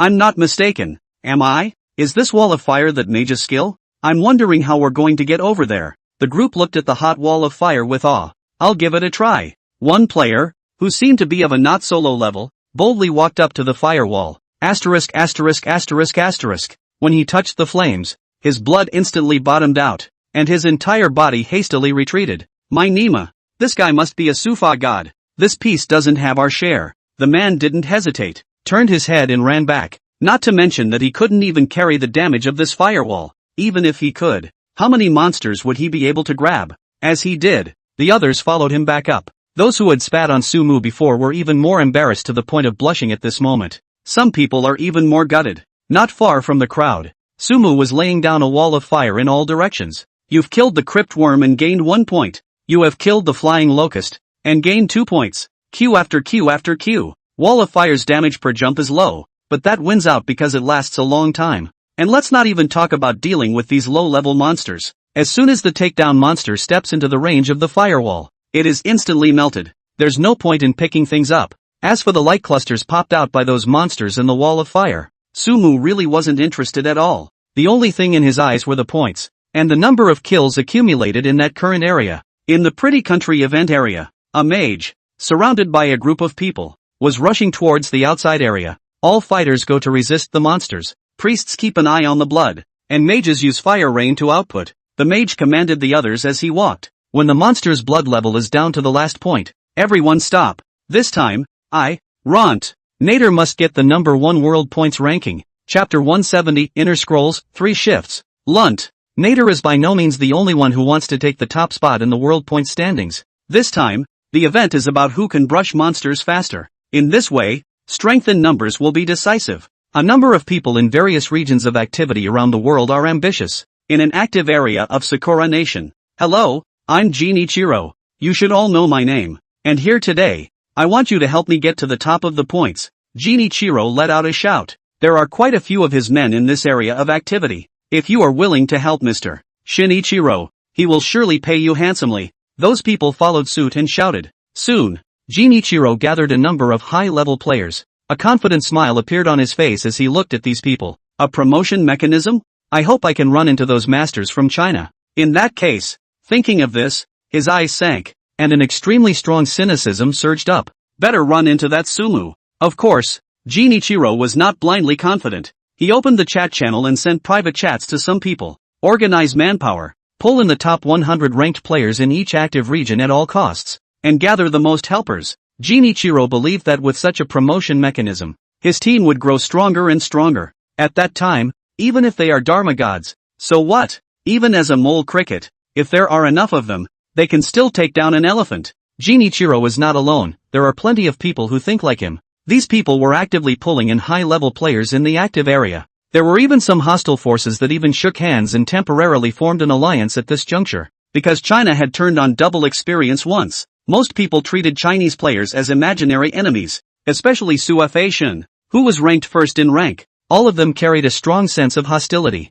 If there was an opportunity to suppress Su Fei-shun in this event, they would definitely not mince words. You've killed the hard beetle and gained 5 points. The brush is so slow. Looking at the prompts that kept appearing on the interface, Sumu revealed a less than satisfied expression. The event had started less than 30 minutes ago, and his current point count was almost 3,000 points. Killing a level 1 gargoyle is 1 point. A level 2 gargoyle is 2 points. And so on. It was just that in Sumu's eyes, there was absolutely no difference in the level of these monsters. He's concerned about the 3243/50,000 number of area-wide brush monsters. Look again at the points leaderboard for this event area. The second place had over 200 points, not even a fraction of his own. Can't count on them. Sumu rubbed his nose and looked around. The distribution of monsters wasn't too dense, and if one didn't use blink to pull monsters, the efficiency of brushing monsters wasn't high. Crazy mode it is then. In order to travel to the next area as quickly as possible, Sumu was not polite. Blink, wall of fire,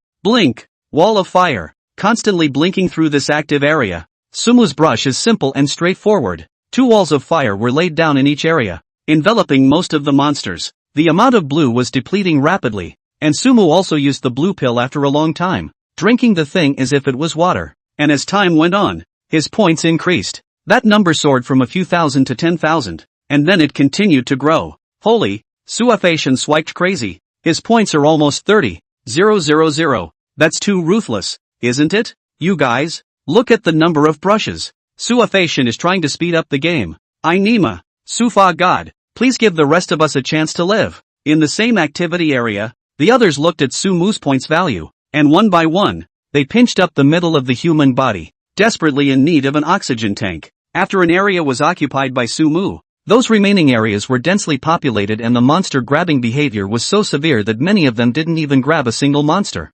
Sumu's tens of thousands of points were unimaginable. Cheer up and brush up. With that Somo around, the first round will be over soon. We have to make sure we're in the top 100. That guy is just too ruthless. Look at the high-level monster area over there. There are firewalls everywhere. How did he do that? In the area, there were quite a few high-level players who had reached the first rank who were also screaming in pain. Originally, it wasn't difficult for them to rush to the top 100 with their rank advantage, but now it wasn't easy to say. Not many monsters left for them. Whoever grabs the monsters will be able to advance. If we can't, then we'll take care of everyone else in the area. I assume it's okay to take shots at other players at this event? Soon, these high-level players thought of a way. There is no resurrection deduction for dying in the event, and they are perfectly capable of doing it to other people. That's it. A group of high-level players made an example of killing the low-level players in the area. You get points for killing players as well? After doing so, they were surprised to discover something. Depending on the level of the player killed, they are able to earn a corresponding point value. Of course, this behavior has certainly stirred up anger among the player base. It's not like death wastes the number of resurrections. Big deal for you low-leveled ones is to wait for a few hours and come back in to brush the monsters again. Even if you are allowed to advance, will you be able to brush the monsters in the back? The high-leveled players had no sense of guilt. This also caused those other players with high levels to react. The benefits of brushing low-level monsters are similarly low for their level. It's not as straightforward as eliminating other players if you want to advance. As for the number of swipes, letting those monsters be painted by Sufa God was obviously much faster than doing it themselves. The players in this area quickly imploded. Chapter 171, The Terrible Firewall. In the active area, Sumu flickered back and forth from place to place, and naturally discovered the players who were attacking each other. Why are these guys fighting instead of brushing their monsters? He frowned in some confusion. Having raised the efficiency of brushing monsters in this area by themselves, it was logical that the gang should be busy grabbing monsters. It is? There are points for killing players too? But after looking at that points leaderboard, Sumu reacted at once. The number of monsters swiped didn't grow, but those players' points went up and up. That means the player has more points. And once that player killed has points, the killer will get all the points he has. Looks like the hidden rule of this event is player against player. After figuring this out, Sumu narrowed her eyes. Unlike those monsters, the other players are rendered gray in magic view. It's easy to tell the difference at a glance. It was easy to strike at them yourself. Just release a frost storm towards the area where the people were densest. Leave them alone for now. On second thought, Sumu didn't rush out. With his current points, advancing to the next level was not difficult at all. He would not take on other players for the time being until it was clear if the points would be inherited to the next level. Once the points could not be inherited, there was no point in getting any more points at this level on your own. Blink. Wall of fire. Of course, although Sumu didn't intentionally kill players, he wouldn't be polite to those people either. He kept unleashing walls of fire in various areas, dropping one wherever there were monsters and leaving, not caring if he would accidentally hurt others. At one point, the entire event area was covered with walls of fire. When the other players saw this, they were all surprised. This situation is also too terrifying, right? So many walls of fire? Does he have enough blue? Doesn't he have a CD for his skills? True to its name, this is a true FA god. I finally know why Fa god leveled up so fast. I'm speechless. The fire rain that I managed to level up to B rank is not even worthy of this firewall. Am I really a mage? Those level 5 monsters were instantly melted. How can this be a monster grab? Countless voices spat out. Sumu's kind of playstyle simply left the other players with no monsters to paint, which caused them to focus more on the others. The presence of a wall of fire divided the areas into dueling arenas. Asterisk.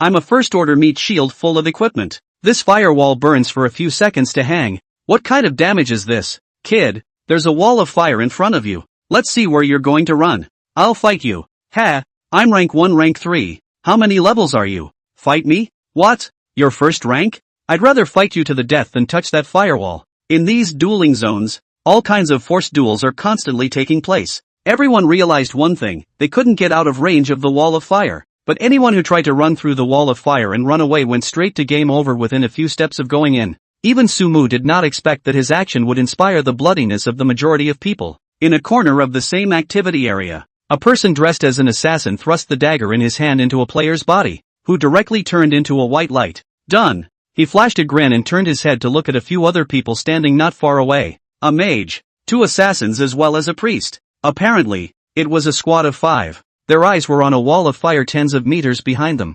Ri-yen, watch my blood. Among the 4, a man dressed as an assassin spoke softly. The woman dressed as a priest next to him nodded. Immediately afterward, the man walked toward the wall of fire. The next second, a 4-digit damage popped up on his head. At the same time, a holy light fell from the sky and landed on him. A 4-digit blood-boosting number followed suit. That much damage? The man immediately backed away. A look of utter awe on his face. You shall. I've done the math. This firewall lasts for 30 seconds and covers a large area. It's definitely an S-rank skill. Priest Lai Yen spoke up. How is this possible? That's right. Even if that Sumu has risen to the 3rd rank, how can the gap be so big? A few others sniffed and couldn't help but cry out. Based on this damage calculation, the total damage of this firewall amounted to more than 30,000. What kind of inflated numbers are these? Looks like we underestimated him after all. Yu Zhao's eye sank and his tone was icy cold. I think this guy's strength in reality is also far more powerful than we think.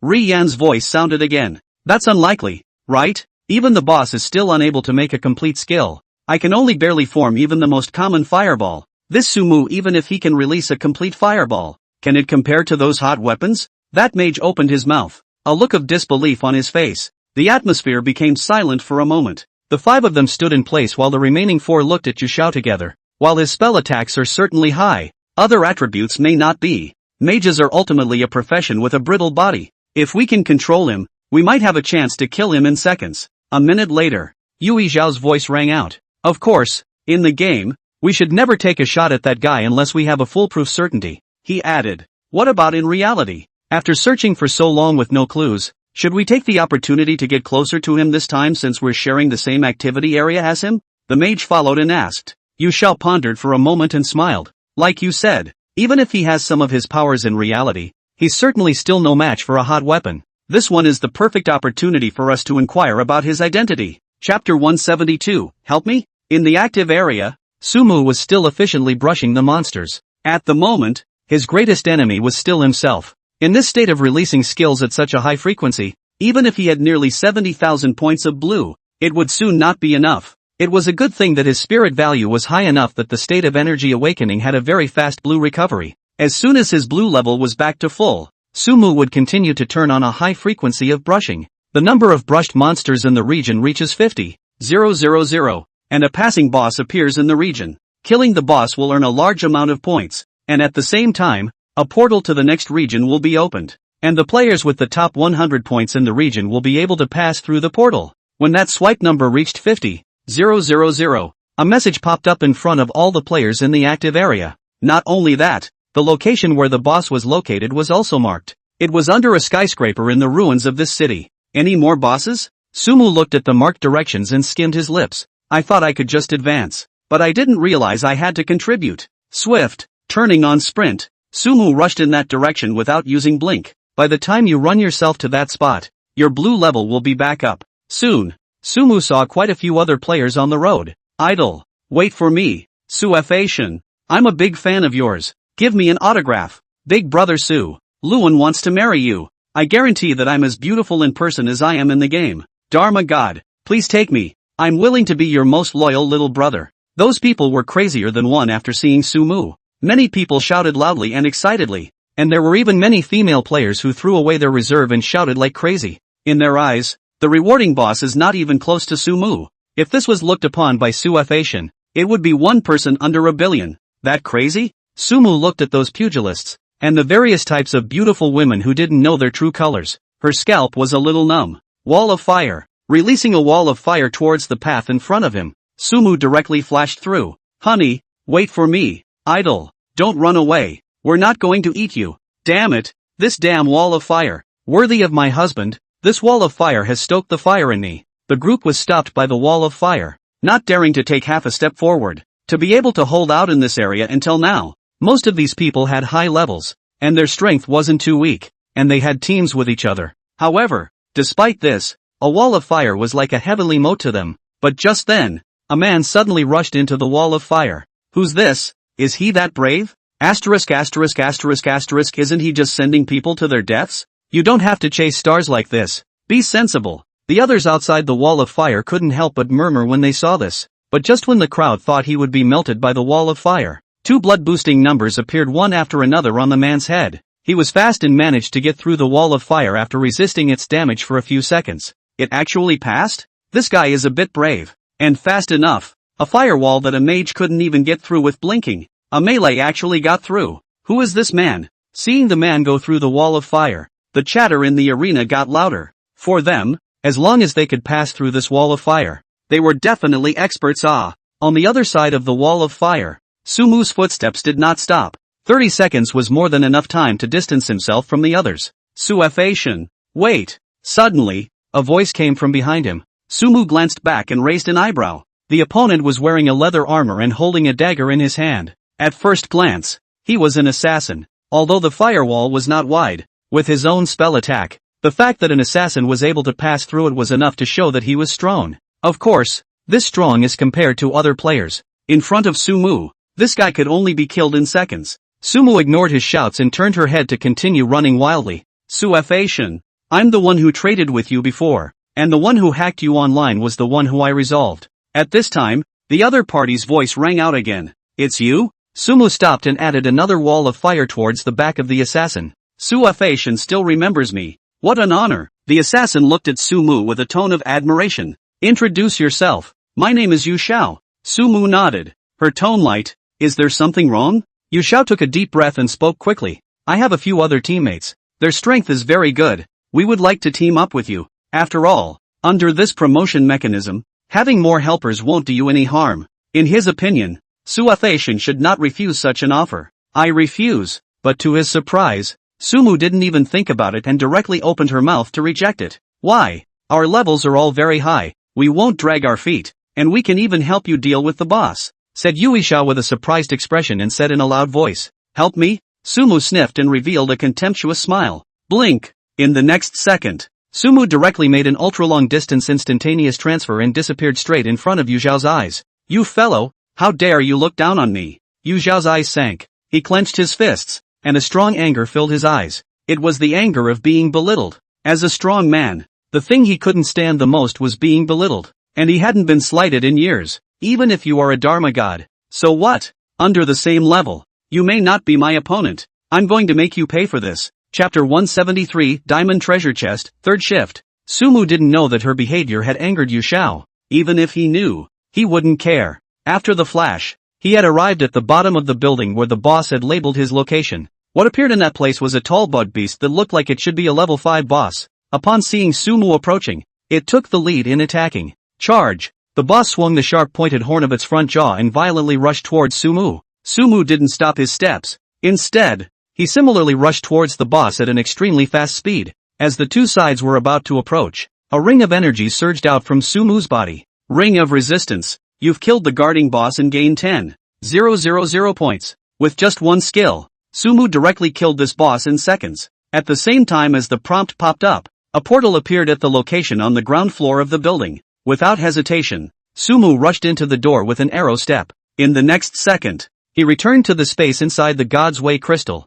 How is it here? Sumu narrowed her eyes, a little puzzled. Shouldn't he have advanced himself? At that moment, an announcement reappeared before his eyes. Congratulations to the players for advancing to the next round. Please be patient. The rewards for the first round have already been distributed. Immediately afterward, a treasure chest appeared in this interior space. This treasure chest is encrusted with diamonds, and at first glance there's something good inside. This is my reward for the first round? Sumu looked at the shiny diamonds with some anticipation. The 50,000 monsters in the first round were basically swiped by themselves, and although they didn't pay attention when they came out, they had more than 100,000 points less. Better skill me up. Sumu walked to the front of the diamond treasure chest and kept rubbing his hands together. Equipment and whatnot. One is really not interested anymore. What attracts one the most now is the skills. Reaching out her hand, Sumu opened the box in front of her. There were several things sitting inside. A skill book, 2 diamonds, and a piece of equipment. Here come the skills. Sumu didn't look at anything else and picked up that skill book at the first opportunity. 10,000 trees, S rank consume 1,000 mana to summon a patch of trees and vines within 500 meters of yourself, randomly imprisoning enemies in the area. Dealing spell attack x 300% damage to them and imprisoning them for 3s. Casting time 5 seconds. Cooldown 5 minutes. Great stuff. This skill made Sumu smile. Surprisingly, he had directly opened an S-rank skill himself. Rise full. After studying it, Sumu raised the Maneki bush to SSS rank. Although the blue consumption was raised to 3,000, the range was expanded to 2,000 meters, and the damage dealt has been raised to spell attack x 1,000%, and the control effect has become 5s. A high-output AoE skill with a powerful control. Sumu summarized the advantages of this skill. It deals more direct damage than Froststorm and also achieves the control effect of Gravity Field. The only downside is that it's too blue draining. With the blessing of the Mage God's bloodline, he was able to direct a 6,000-meter random strike by himself by consuming 9,000 points of blue. That scene kinda goes with the name of the skill. If I can brush up to 100,000 points on every level, wouldn't that be an S-rank skill for every level? Sumu instantly became excited about the event. If you can get more powerful skills, those low-level monsters will fill yourself with motivation when you brush them. He continued to look at the rest of the contents of the box. Diamond crystals, each worth 10,000 gold coins. Crystal necklace, S-grade plus 100 spirit plus 100 intelligence plus 30% blue return speed required level. First class level 10. Asterisk.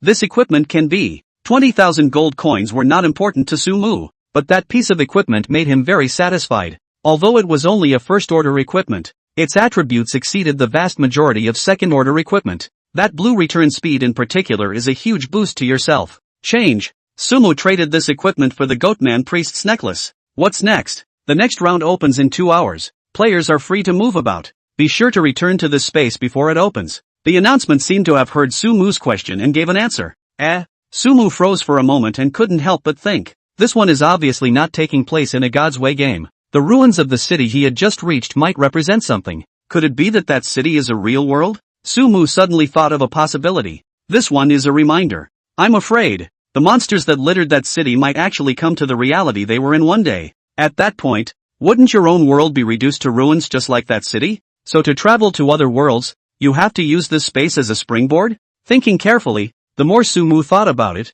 the more she felt a chill on her back. Compared to other players, he has already touched some kind of rules. Can't think about it and can't think about it anymore. Taking a deep breath, Sumu gathered her thoughts back. Even though he was already very strong now, he was still far from being able to touch the so-called rules. There's still plenty of time. Go brush a copy of the lava cave. There were still 2 hours to go, and Sumu wasn't going to be idle. The lava copies are still very rewarding, and it's good to find something to do to keep your mind off your own nonsense. Just as Sumu was heading to his copy of the lava cave, there was still a monster battle going on in the other activity areas. Charge. You must pass. Don't steal my monster. Asterisk asterisk asterisk asterisk. How dare you attack me? Did you all notice that killing a player gets you all of the opponent's points? Everyone was energized and discovered the hidden rules of the event. One after another. A number of active areas finished brushing 50,000 monsters. The first round of bosses are low level and basically no difficulty, and there are plenty of people who pass.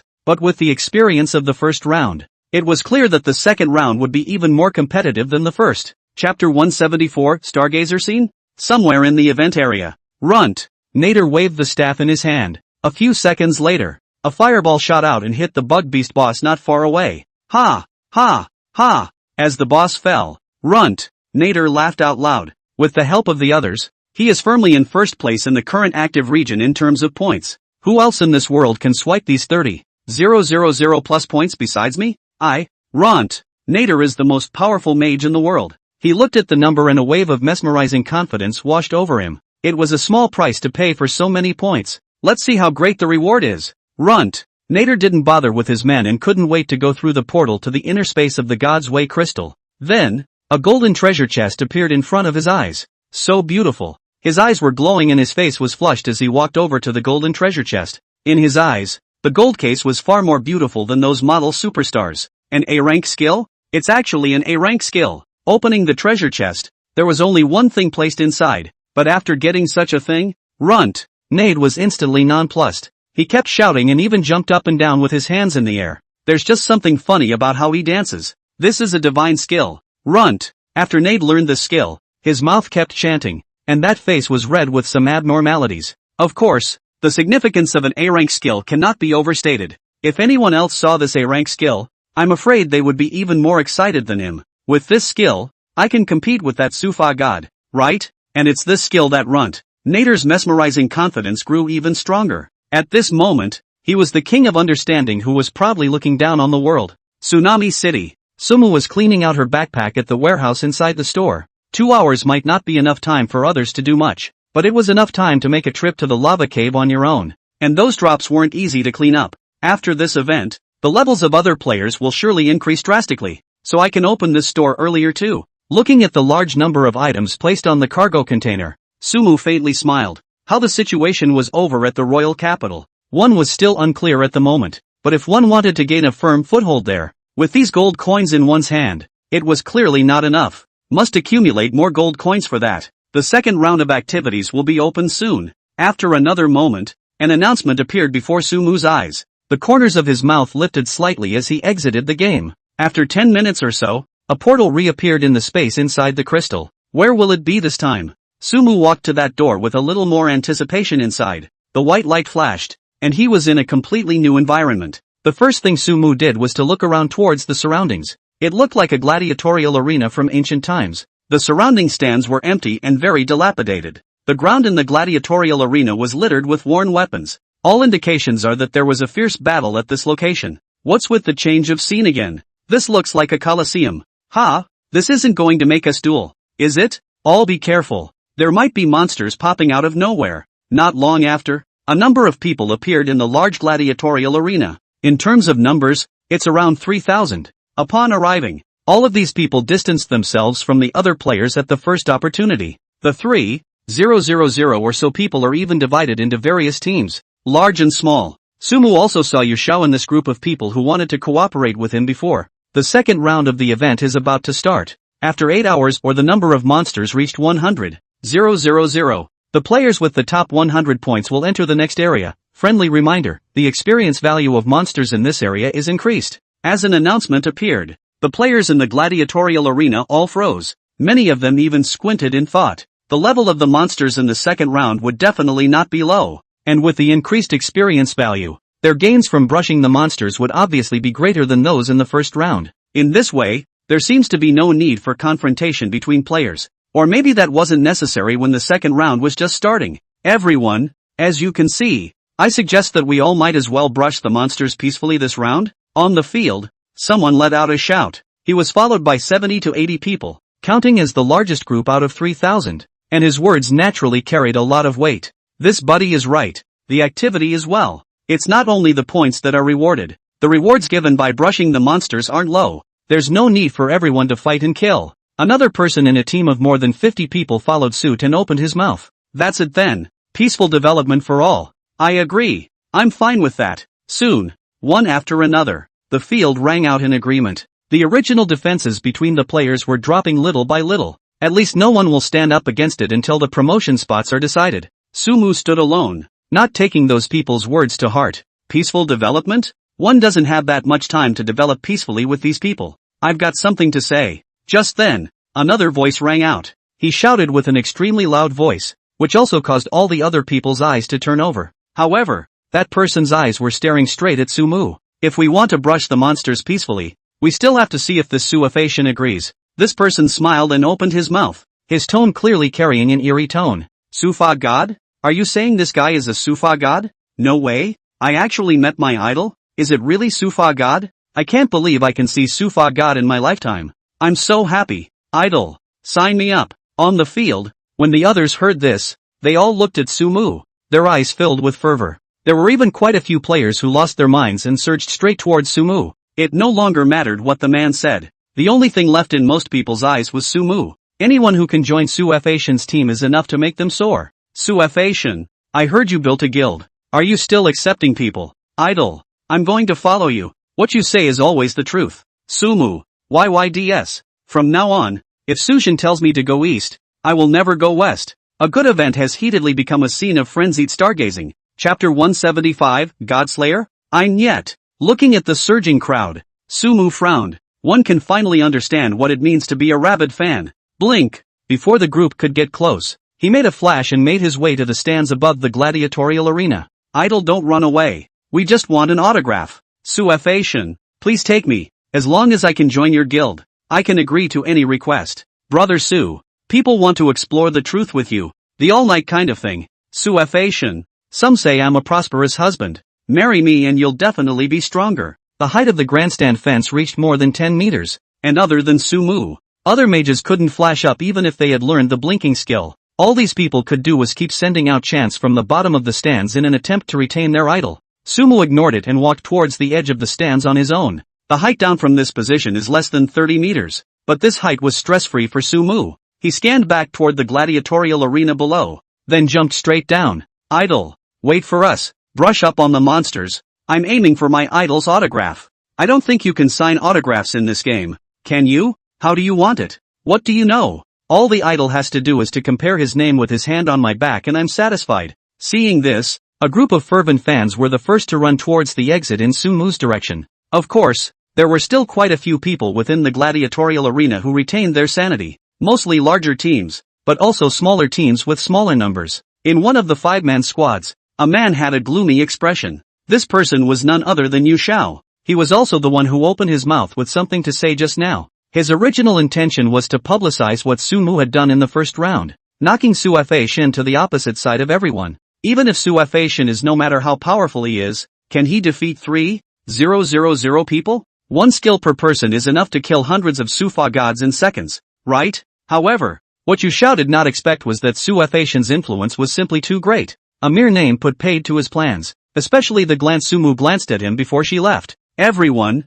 This Suefation is not a good host. He was madly swiping monsters in the first round and didn't give other players a chance at all. With a tumor like him around, it's just too hard for us to swipe monsters and upgrade. Not one to sit back and wait for the rest of the field. Yui Xiao shouted at the rest of the field. You guys are trying to get us to deal with Sufa God? By the looks of you, you have some kind of grudge against that Dharma God, don't you? Hee, you're a little too hasty if you want to kill someone with a borrowed knife. It was just that those remaining teams didn't take kindly to Yu Zhao's words, to offend Sufa God with just one sentence alone. These people weren't that stupid. Humph. Yu Zhao seemed to know what these people were thinking as well, and laughed coldly. Since you don't believe me, just wait and see. He put down a sentence and led a few others to run towards the outside of the gladiatorial arena without looking back. Xiao, just let it go? While running, the mage in the group opened his mouth somewhat unwillingly. Yu Zhao's eyes were bitterly cold, and the expression on his face became flat instead. He smiled slightly and said, with that Sumu's flamboyance,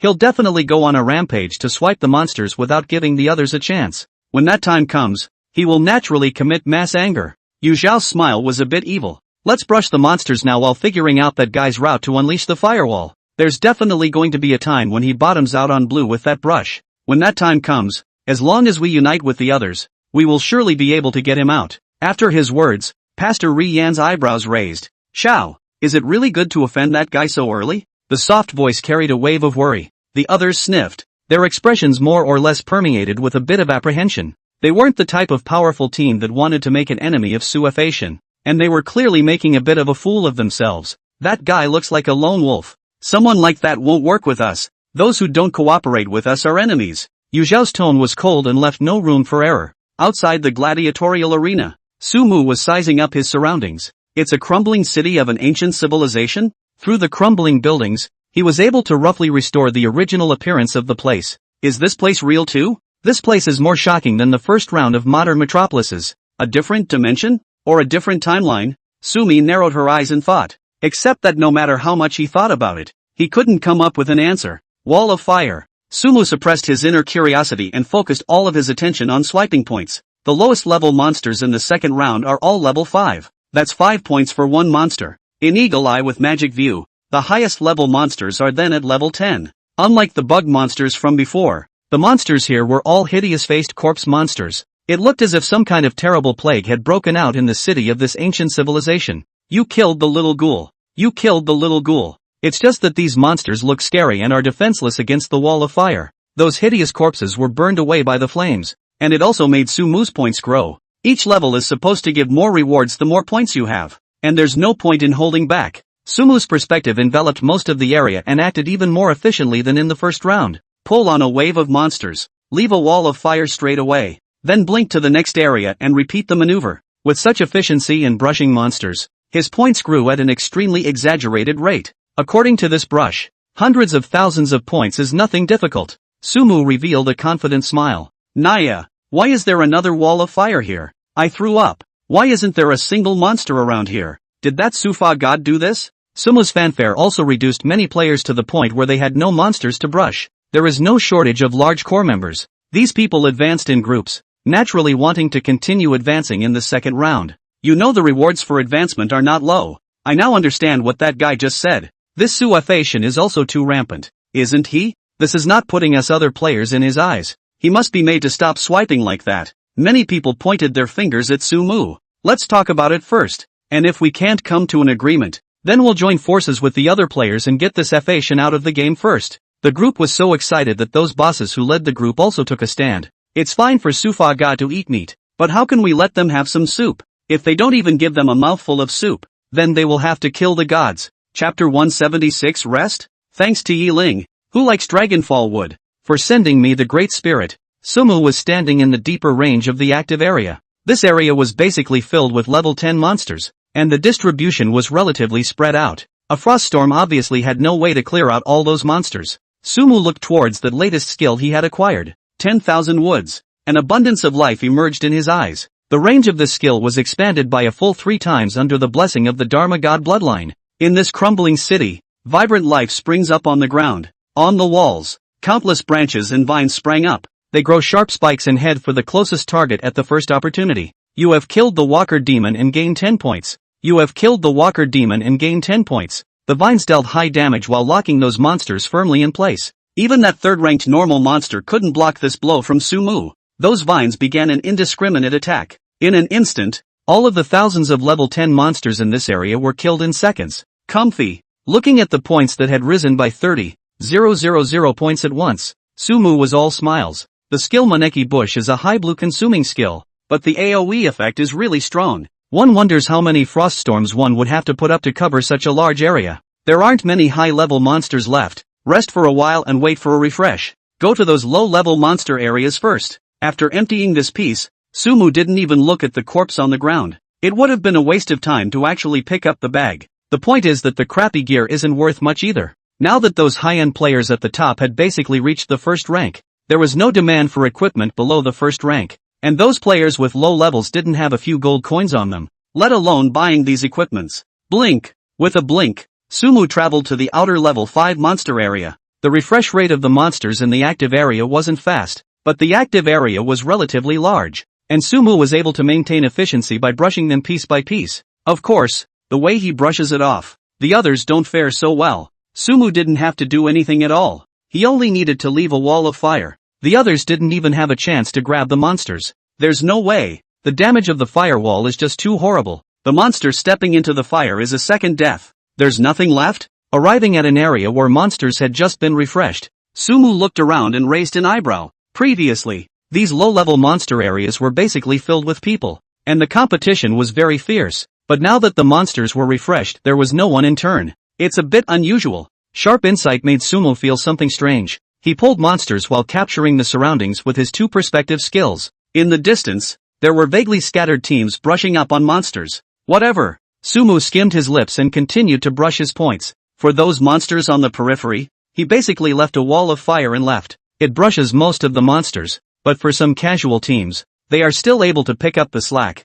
Of course, that little bit of monsters obviously won't satisfy a large group of dozens of people. At the other end of the event area, thousands of people gathered in this place. On closer inspection, it is not difficult to see that these are all large groups of at least 40 or 50 men. The purpose of their gathering here is also simple. As you can see, that Suafation is so tall, we can't even brush the monsters. Yeah, I think people need to stand up to that guy and talk some sense into him. I don't think it'll take him long to brush up against this place. So let's send a couple of representatives and talk to that guy then. What do you all think? The leaders of the regiments stood in the center, talking amongst themselves. Although activities need to be competitive, but we can only win together if everyone develops peacefully, isn't it? I'm more in favor of it. It's better to let that Sufa god give up the low-level monster area. That's not going to work. We have to brush the low-level monsters, but the high-level monsters are just as important. I think it's best to divide an area for that guy, and we'll do the rest as well. That's the best solution. That's a good idea. So let's do it. After a long discussion, these people also reached a consensus. Most of them were from large group guilds, and none of their levels were low yet. And in addition to making sure they advanced to the next round, they were all thinking of bringing more people into the next round. After all, under the rules of such an event, the more people there are, the more initiative there is. This can only be accomplished with a large gerrymandered area. But even if the gang had their own agenda, right now they had the same trouble. Thousands of people stood in their respective camps, all giving up on brushing monsters and waiting patiently. There was a long time to follow, and they were in no hurry for this moment. Coming. Dozens of minutes later, a man opened his mouth and shouted. Thousands of people suddenly looked in that direction in unison. A mage with a staff was pulling monsters at a running speed that surpassed that of an assassin, and along with the appearance of a wall of fire, those monsters were all burned to ashes. It was just that compared to that wall of fire, the human wall of thousands of people was obviously more spectacular. Dharma God Su, can you have a chat with the big guys? A loud man shouted at the top of his voice. That's right, have a little chat. Then, thousands of people shouted in unison. Anyone else in this formation would definitely be taken aback. But to Su Mu, these thousands of people were not as good as thousands of monsters. Not much blue left. So let's talk for a while. Looking at the blue bar that was about to bottom out, Su Mu stopped. Then a dozen or so people came out of the thousands. Hello Sufa God. Instead of showing hostility, these people greeted each other warmly. Anything? Sumu asked in a flat tone. It's like this. The way you're brushing the monsters. All of us won't be able to upgrade. The monsters only have points for you. No experience. Can you give it up to the big guys? A person spoke up. But before the man could finish, another voice rang out. You're just Suafation, right?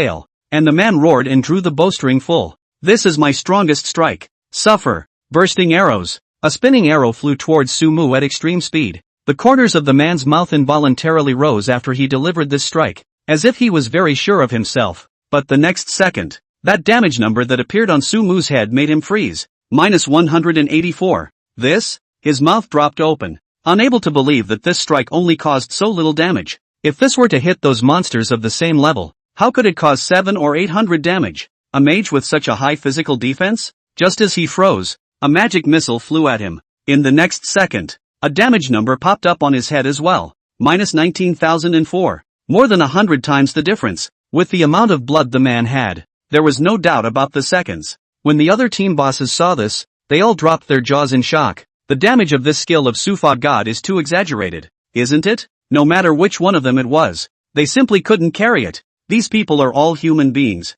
and by this time they have already beaten a retreat. Suafation is bullying people too much. Let's all join hands and finish him off. Finish off Sufa God. Just as they were about to order a retreat, I don't know who let out a shout that incited everyone. At the same time, another attack flew towards Sumu. Mana Shield. Facing thousands of people, Sumu opened his shield skill without panic. Various damage numbers then popped up on his head. Most are -1, and a few are double-digit damage. He didn't rush out and looked over to one part of the crowd. A familiar figure appeared in sight. Your guy's wishful thinking is very loud, isn't it? Sumu murmured softly. That person was none other than Yu Shao. The one who opened his mouth to shout just now was also him, while the one who shot out to attack himself was the mage next to him and the priest. Apparently, this move is called a borrowed knife. At this moment, Yu Shao was also looking at Sumu, and their lines of sight collided. He had a faint smile on his face, as if he was waiting for a good show. But soon, he couldn't stop laughing. Even though there were many people who were far away and couldn't attack Sumu, there were at least 200 to 300 people who could make a move. However, when those attacks landed on Sumu's body, 99% of the damage was unable to break defense. Sufa God just stood there silently, as if being tickled. Withdraw. Yu Xiao made a split-second decision and shouted to his teammates next to him. Those guys also executed well, running towards the back of the group at the first opportunity. But not a second later, they realized they couldn't move. Not just them, but everyone in the room. What's the situation? Why can't I move? What the hell is going on? They could feel an invisible force that held them firmly in place. For a while, shock, doubt, and awe filled the thousands. Chapter 178, The Dharma God's Deterrence. 3 shifts. Suefation. We didn't do anything. Yes, Lord Dharma God. We just wanted to consult with you. If you don't agree, it's not impossible for us to brush the outer monsters. Being fixed in place, those team leaders were filled with fear as they begged for mercy towards Sumu. Until this moment, they were truly experiencing the terror of a Dharma God. Just one skill could actually make thousands of people unable to move. There was also that horrible defense and blood quantity. It was like not giving their other professions a chance to live. At this moment, the hearts of thousands of people were almost all thinking the same thing. Master Fa, please give us a way out. A storm of crows. Sumu was expressionless as he directly struck out towards the location where Yu Xiao was. Shadow energy raged, and the dark ravens kept devouring the crowd in it. Seconds without exception, the others looked at the area with unspeakable fear in their eyes. It was the fear of the strong. It was clear in their psyches that if they were in that darkness, they wouldn't be able to get out of the out. And under Sumu's perspective, Yu Xiao and those around him all turned into white light. I'll leave the outer area to you guys. Give me a hard brush. Brush 100. 000 monsters early. Oh. After resolving those few people, Sumu grinned and shouted at the top of his voice. Those team bosses had no way to move, or one of them would have nodded like a chicken pecking at a rice paddle. As for getting this back, anyone who dared to venture that thought, they would immediately fire that person. Without saying anything more, Sumu disappeared in front of everyone with a blink. He headed towards another area of high-level advanced monsters, intending to use the 10,000 trees for a quick brush. There should be a limit to the rewards in the early stages, and as much as I swipe, I should only be able to get diamond treasure chests. In that case, why don't you let those guys brush the monsters for me and save me some effort as well? The main reason why Sumu didn't take care of all those people was because he wanted to keep those people to brush the monsters. After all, the sooner you finish brushing the 100,000 monsters, the more time you'll have to brush up on the book and pick up your own medicine. Moreover, if he himself were to go on a killing spree, then he would have fallen for Yu Xiao's trick. Showing absolute strength to those people and giving enough deterrence is the best option. That is, of course, if these people haven't learned their lesson. It was just a matter of a frost storm to destroy them. Rest for a while. This high-intensity brushing of monsters is indeed a bit tiring. After releasing a Wanmu clump,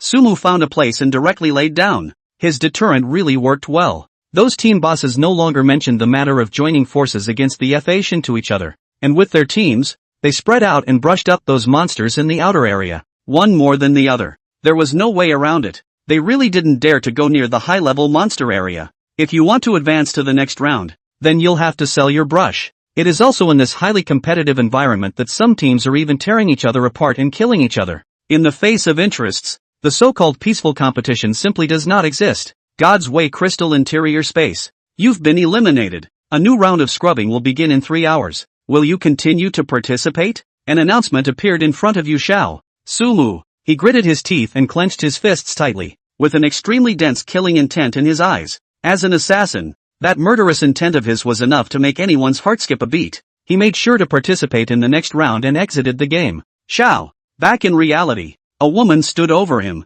her face grave. Do you understand? Yu Xiao grabbed the woman by the shoulders and stared. The woman didn't answer, nodding vigorously. To me, it's disgraceful. I will not spare anyone who gives me shame. The expression on Yu Xiao's face seemed to be somewhat manic as he squeezed the woman's shoulders with great force. The woman frowned tightly and forced herself to endure the pain. Sorry for hurting you. After a while, Yu Xiao also realized that he had lost his temper and loosened his hands. What are you going to do next? The woman asked. Wasn't that Su Shiji looking for Sumu before? He died in a bizarre manner, obviously related to that Sumu. Perhaps he has found that Sumu's true identity. When Yu Xiao said this, his eyes were ice cold. He pulled out a cell phone. Xiao, what do you need us to do? After connecting, the voice from the other end was very direct. We'll rendezvous at Huadu. You guys find a way to get inside Daheng Group and collect all the information about Sumu. This is our only chance to take him out while he's still growing in reality. Yu Xiao gave the order. In this world, he is the king who hides under the shadows.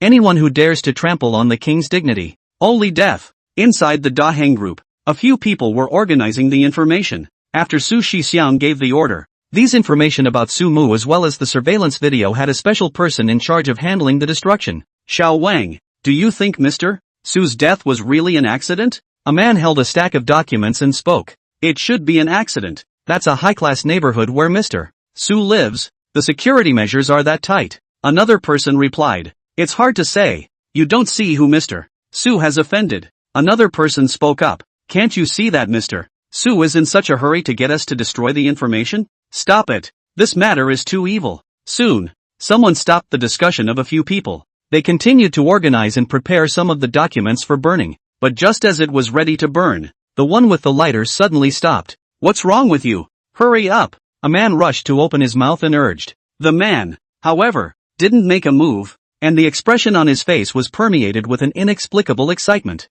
You guys, if it's true that Su Faishan made a move against Mr. Su, then is it possible that among these people we're checking out, there's that Su Faishan among them? His words made the crowd freeze. What are you talking about? That's right, even with that Su Faishan, can we still take revenge for Mr. Su? The two men skimmed. If there really is that Su Fa god in here, this information in our hands could be more valuable than gold. The man spoke again, and the words he spoke caused everyone to tremble. These guys look at me and I look at you. Greed was written all over his eyes. Chapter 179 Dragon Eggs? In the active area, Sumu basically only brushed high-level monsters and spent the rest of the time paddling. But despite this, the progress of monster brushing in this area was still efficient. After all, most of the players who had advanced were generally higher leveled than the low-level monsters in the periphery, and it really wasn't that difficult to brush them. And there's just so much pressure to compete. Everyone was desperately brushing low-level monsters, trying to squeeze their points into the top 100. With this high degree of involutional behavior, the progress of this activity area is unimaginable in other activity areas. The cumulative number of monsters killed in the current area has reached 100,000, and the next level can be opened after killing the boss. It's time to collect your reward. As a prompt appeared, Sumu laughed out loud and rushed towards the direction where the boss was located. The surrounding scene kept changing, and this city full of ancient civilizations was reduced to a backdrop for Sumu. As a magnificent palace appeared, so did a body dressed in magnificent garments with a crown on its head. Is it the king here? Sumu scowled at the boss. A first-order boss with high attributes. It would still be quite a struggle for other players to fight it. But one didn't care about its blood. One cared about what it was. Even the king has fallen? Sumu murmured softly under his breath. Hungry. At this time, the zombie king also let out a roar and launched himself towards Sumu. Holy light strike. Before it could take a few steps, a holy light fell from the sky and enveloped it. Minus 119,630. A terrifying damage number popped up on the zombie king's head, which was instantly melted by the white light. Double damage? Sumu looked at that number and widened her eyes. Just now, this strike did not bludgeon, nor did it trigger mana surge. The reason why the damage is double is because the zombie king is an undead monster. Looks like we need to get more holy light-based output skills. I wonder if the boxes will be openable in a little while. Sumu became a little expectant. Through the portal, he also returned to the inner space of the crystal. The first day has ended and you have successfully advanced to the third round. The third round will officially open tomorrow morning at 8 a.m. Please arrive here before it starts. The announcement popped up quickly. Is the third round of events going to wait until tomorrow? Seeing this announcement, Sumu pursed her lips. It's still early enough to do a lot of things on your own to pick up where you left off. But there is only one thing that matters right now. Open the treasure chest. After that diamond treasure chest full of shiny diamonds appeared, Sumu somewhat impatiently walked up. Give me a fluff skill. He rubbed his hands together and slowly opened the box in front of him. It is? The next second, what was inside made him freeze. It was an egg. A very oddly shaped egg. Below it was wrapped in a cloud that emanated thunder. Pet eggs? Sumu thought of something and his face was ecstatic. Since it's the order of the game, how can you go wrong with a pet? He reached out and touched the egg in a hurry. You have obtained the egg of the thunder dragon. Dragon eggs? Seeing the prompt in front of her, Sumu's expression was not calm. I've played a lot of games myself, but no matter which game it is, the dragon creature is a top-notch existence. What's it gonna take to hatch? Sumu held this dragon egg tightly and kept checking it. The lines on the egg are all lightning bolts, as it is labeled. However, there were no instructions on how exactly to hatch this dragon egg. Tame the pet. Sumu thought about it and used that pet taming skill. The opponent is in an unhatched state and cannot be tamed. Sumu froze for a moment and couldn't help but roll her eyes. You tell me how to hatch it. Forget it, wait until we get to the royal capital and find someone to ask. With a helpless expression, Sumu could only put this dragon egg into the parcel bar. This thing looked like a tangled mess to itself when placed next to that grey gem and the odd magic stone. All good things really are more trouble than they're worth. He spat, then entered the game. Get organized and this store can just open. Arriving at the store, Sumu began to arrange the things in the warehouse on the container. He organized it meticulously, putting everything into categories. There were counters specializing in weapons, counters specializing in medicines, and materials as well as other miscellaneous things. How should it be priced? After the things were set up, how to price them? Sumu was in trouble. The exact price of these things needs to be based on the player's needs, and those needs are different at each stage. Sell it at an expensive price. These things are scarce now. After thinking about it, Sumu set a high price. Weapons with high attributes sell for 5,000 gold. The rest of the bulk was laid out at 3,000 gold. Then there's a mage magic flame suit that I made myself along with a warrior magic flame suit. Each set of equipment directly posed a price of 100,000 gold coins. If someone saw this price, they would definitely curse Sumu, rogue trader. But when they saw the attributes of the magic flame set, they might change their words, conscientious merchants. After all, the attributes of this second-order equipment were just too top-notch. Autonomous purchase mode. No labor, no goods when you come back to make up for it on the line. Compared to the auction house can be left a large amount of fees. Sumu set up the purchase. Very trendy unmanned shopping model. Just pay the appropriate price for what you have selected, and those gold coins will be automatically deposited into the store's warehouse. Of course, there are still some drawbacks to this approach. For example, many buyers are dissuaded because of price fixing. Let's get it that way first, and then we'll recruit a crook to watch the store for me afterward. However, it was impossible for Sumu to stay here all the time, so for the time being, he could only get it this way. Take a name. The store was also considered open, and Sumu looked at the plaque outside. Let's call it Sajanetsi. Chapter 180, The Edge of Heaven. A light mist hung over Huadu in the darkness of the night. For those of you who are familiar with it, that stuff is called haze. The good thing is that the crowds have decreased dramatically in the meantime, and a long-lost moon has appeared in the sky over Huadu. A man is driving his car towards a remote suburban area of the city. The back of the car held a pile of documents. Turn left at the intersection ahead. The navigation blared and the man jerked the steering wheel to the left. Soon a plant appeared in front of him. Drop! The man honked his horn. Not a moment later, the door to the plant was opened. The man took a deep breath and pulled in. After stopping, a man approached. Did you bring everything? It's all sitting in the back seat of the car. The man pointed to the back seat. The other man glanced back and walked to the back door. Where's the money I want? The man hastily pressed the locking car and spoke with an eager face. The other one glared at him, a sneer appearing at the corner of his mouth as he took several large steps backward one after another. The smile gave the man a sudden bad feeling. Bam! It was also at this time that a heavy object fell from the sky and hit the driver's seat in an unbiased manner. The entire front half of the car was completely scrapped. The one in the driver's seat was even smashed to a pulp. Standing next to him, the smile on the other man's face grew more and more grim. He quickly stepped forward and opened the back seat of the car, taking out all of its contents. After organizing it, he took out his cell phone. Brother Xiao, the information has arrived. Tough luck. Spread out all the information. On the other end, Yu Zhao's voice quickly sounded. Got it. The man responded, then spoke again. It's just that those weapons and equipment you asked me to get are a bit tricky. On the other end of the phone, Yu Zhao was silent for a long time and said in a deep voice, that Sumu's strength is even more powerful than we predicted. I'm afraid we can't deal with him without those things. Brother Xiao, are you serious? The man sniffed, his tone somewhat incredulous. I'm serious. Yu Zhao's tone was extremely serious. Phew. The man exhaled a mouthful of turbid air. I still think it's a bit exaggerated. So much weaponry just to deal with one Sumu? Would it be too much of a fuss? You should know my style of doing things. Yu Zhao's voice was cold and sinister. The man stopped talking at once. Under the cold wind, the cell phone rang doh of a busy signal. The real world. Sumu was lying on the sofa playing with her cell phone. He was reading a post. The specific rules for this event are explained above. One elimination doesn't mean it's a straight out. After each elimination, as long as 3 hours have elapsed, the event can be resumed, but you have to continue advancing from the first round. And the rules of this campaign have most people straight up in their conscience. In this way, many people with low levels can use this event to upgrade their monsters without any worries. Any way you look at it, It feels like this event is leveling up other players. Sumu looked at the post and narrowed her eyes. Instead of universal brushing, it's universal upgrading. You know that you started this event on your own. It's kind of a good thing. The more everyone's leveling progress goes up, the better I'll be able to sell my stuff.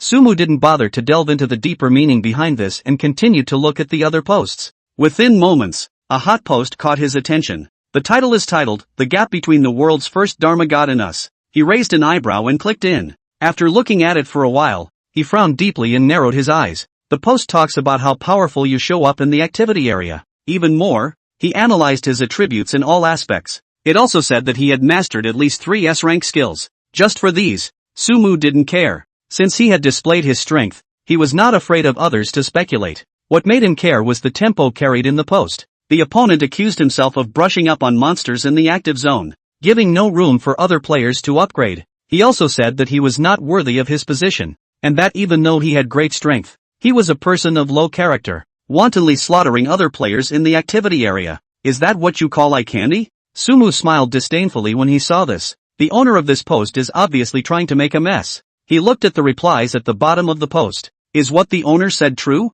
This Sumu is also too hateful, right? If that's the case, we suggest letting this guy out to give thanks. Don't listen to the owner's nonsense. I was also in that activity area at the time. It was clearly the others who tried to deal with Sufa Shin. And Sufa Shin was the one who fought back. Upstairs was sent by Sufa God to wash the floor, right? Upstairs is, do I, Sufa Shin, need to wash? Don't forget this event was started by Sufa Shin. How does he want to play it? It's your turn to say anything about it, you keyboard warriors? Even though there were some deliberate tempos, the general winds were still blowing in their favor. Overall, this post caused a bit of a furor but caused little impact. After the first few public outcries, it's clear that the people who eat the food have their eyes polished. Once a person becomes too famous, there will always be all sorts of troubles that follow. Sumu couldn't help but lament. This is the path that the strong must go through. He put down his cell phone and walked over to the window seat. The night sky is dotted with stars. That mysterious universe is colorful under the starlight.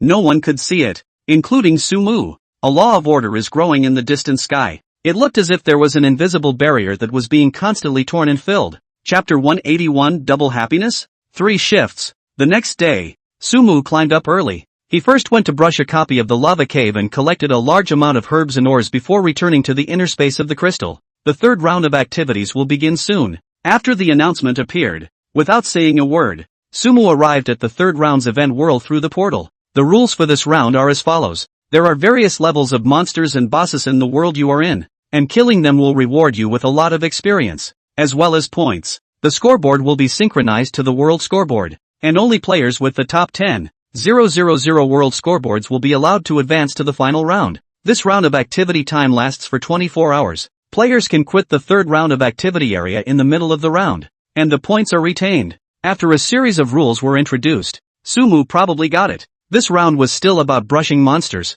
but the competition could be much stronger than the previous rounds. How many people are there in the world? Not to say that everyone participated in the event. Billions still did. Trying to be in the top 10,000 of billions of people. That's one in a couple 100,000. If the world points ranking is concerned, will Xian Yuan be able to make it to the list as well? Sumu looked at that list and an idea bubbled up. Will he or she be able to get 2 rewards with the identity of Regulus? He looked around. This seems to be the same big modern city as before. His own location was an isolated alleyway. There was no one else around. It looks like all the players were assigned to various parts of the city this round. With the size of this city, it wouldn't be hard to hold tens of millions of people, and it shouldn't be too dense between players. This means that this round limits those players who hug the monsters, and the competition is about the individual's ability to brush the monsters. Transform Regulus. Sumu decisively turned into Xuan Yuan's identity. Putting on his agility set and grabbing his bow and arrow, he quickly ran towards where there were monsters in the street outside.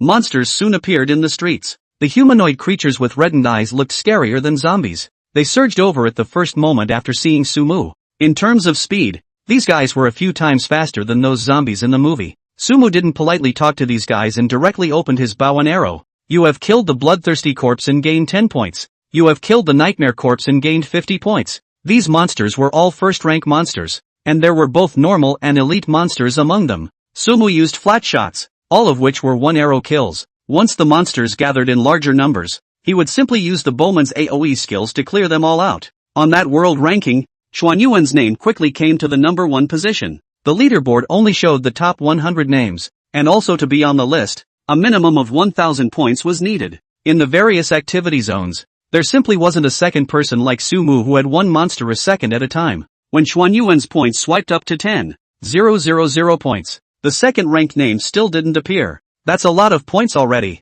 Sumu didn't pay attention to the situation on the leaderboard. He glanced at Regulus' points and changed straight back. Fireball. Picking a random target, a fireball flew past. You've gained 10 points. Currently ranked 1587897778. Sure enough, after seeing his ranking, Sumu smiled. The ranking of Regulus is separate from that of Sumu. This suggests that one is perfectly capable of carrying both identities into the final. Once you can take 2 ranking rewards for yourself, that's double the joy. Brush with Regulus first. Sumu transformed into Xianyuan once again. Compared to Xianyuan, the identity of Sufa God is obviously faster to brush up. With a little brushing up yourself, you can reach heights that no one else can. Unbeknownst to Sumu, Xuanyuan's appearance on the list caused a furor on the chat channel. What's going on? How come Su Fashion isn't on the list? With his strength, he can definitely surpass Xianyuan. Everyone who has a Sufa God friend, can you ask the God of Law if he overslept and missed this round of events? I feel like it's possible. Let's not talk about who swipes faster between Xianyuan and Su Fashion. Su Fashion isn't so bad that he hasn't been on the list yet, right? I think Su Fashion should have gone ahead and upgraded. I guess after a while, he'll come and brush up. The third round of the event is still quite free. It's hard to say. Maybe your Sufa God really did oversleep. Che, how about oversleeping? Even if Su Fashion starts over from the first round, he can definitely advance. Unlike you, who can make it to the top 100 million in the world rankings? No. The chat channel was abuzz with chatter. Many Regulus fans even shouted the slogan Regulus NO. 1 inch. There were even archers arguing with mages, arguing over whether archers were better at solo brushing or mages were better at solo brushing. Under these people's discussion, other people's names also appeared on the world ranking one after another. Unsurprisingly, the top-ranked players were all Chinese players. There are some great names among them. Li Xiao was even in second place. With his very luxurious equipment and ample medicines, he was definitely the first mage under Sumu, and most of the ones behind him in line were mages as well. Among these mages, though, there was one name that stood out. I can't believe I'm only in 78th place. Lunt. Nader's voice trailed off as he looked at his world ranking. He continued to scan upwards and suddenly smiled. That Sumu isn't here? Not seeing Sumu's name, he smiled like a child. I got it. This guy is oversleeping. Ha, ha, ha. He laughed and murmured at the same time. All I know it all. Runt. The more Nader thought about it, the happier he got, and even danced the tango in the street. Chapter 182. How is this possible? Compared to mages, Archer's group brush ability was indeed a few points weaker, but Archer's single combat ability was stronger than mages. Flexible positioning, super high range, these are the advantages that archers have. Sumu opened his bow and arrows and continuously cleared the monsters around him. Relying on his powerful strength, he had been brushing towards the high-level area, encountering first-ranked high-level elite monsters, with some bosses among them. For those bosses, Sumu all killed them with a single arrow. Almost there. He looked at Regulus' current points. 30,000 points. Further down the list, the second highest ranking is over 2,000 points. A difference of over 10 times is almost desperate. On the chat channel, many people were also taking Regulus points. This Xianyuan is also too damn fluffy, right? 30,000 points? Can the second-ranked brush it in one day? It's horrible. Are archers this strong too? Don't forget, Xuanyuan's level is also second-ranked upwards, so it's not easy to deal with these first-ranked monsters. Needless to say, I would like to call Xianyuan the god of arrows. Arrow god? There's something about that name. I think Hui sounds better. No at all. For the vast majority of players, relying on their own strength to kill a monster of the same rank alone was still a bit of a struggle. Not to mention the elite monsters and bosses. Xuanyuan's points were astronomical in their eyes. On the chat channel, Xianyuan was so popular that everyone seemed to have forgotten that there was another Su Fashion. In the activity area, Sumu put away the longbow in his hand and changed back to his identity. He picked up the scepter of the fawn god and released an extremely large amount of energy. 10,000 woods. Seconds later, thick branches and leaves grew in this area. Those vines began to randomly deal damage to the monsters around them. Any monster located in this area, whether it was an elite monster or a boss monster, was killed in seconds without exception. You've gained 10 points. You've earned 50 points. You've gained 1,000 points. Looking at his points value that was rising, Sumu didn't stop there. With an ultra-long distance blink, he arrived in the middle of another area, 10,000 woods. Another super wide-range AoE struck, and Sumu stood in place patiently waiting. This skill was a random strike, but the frequency was really not low, and nearly 80% or so of the monsters were taken care of in their entirety. At this moment, the number one position in the point standings also changed hands. With just 2 skills, Sumu's point value reached 50,000 points. That's it. After seeing this score, Sumu smiled with satisfaction. Even if he were to call it quits now, no one would be able to surpass the first and second place.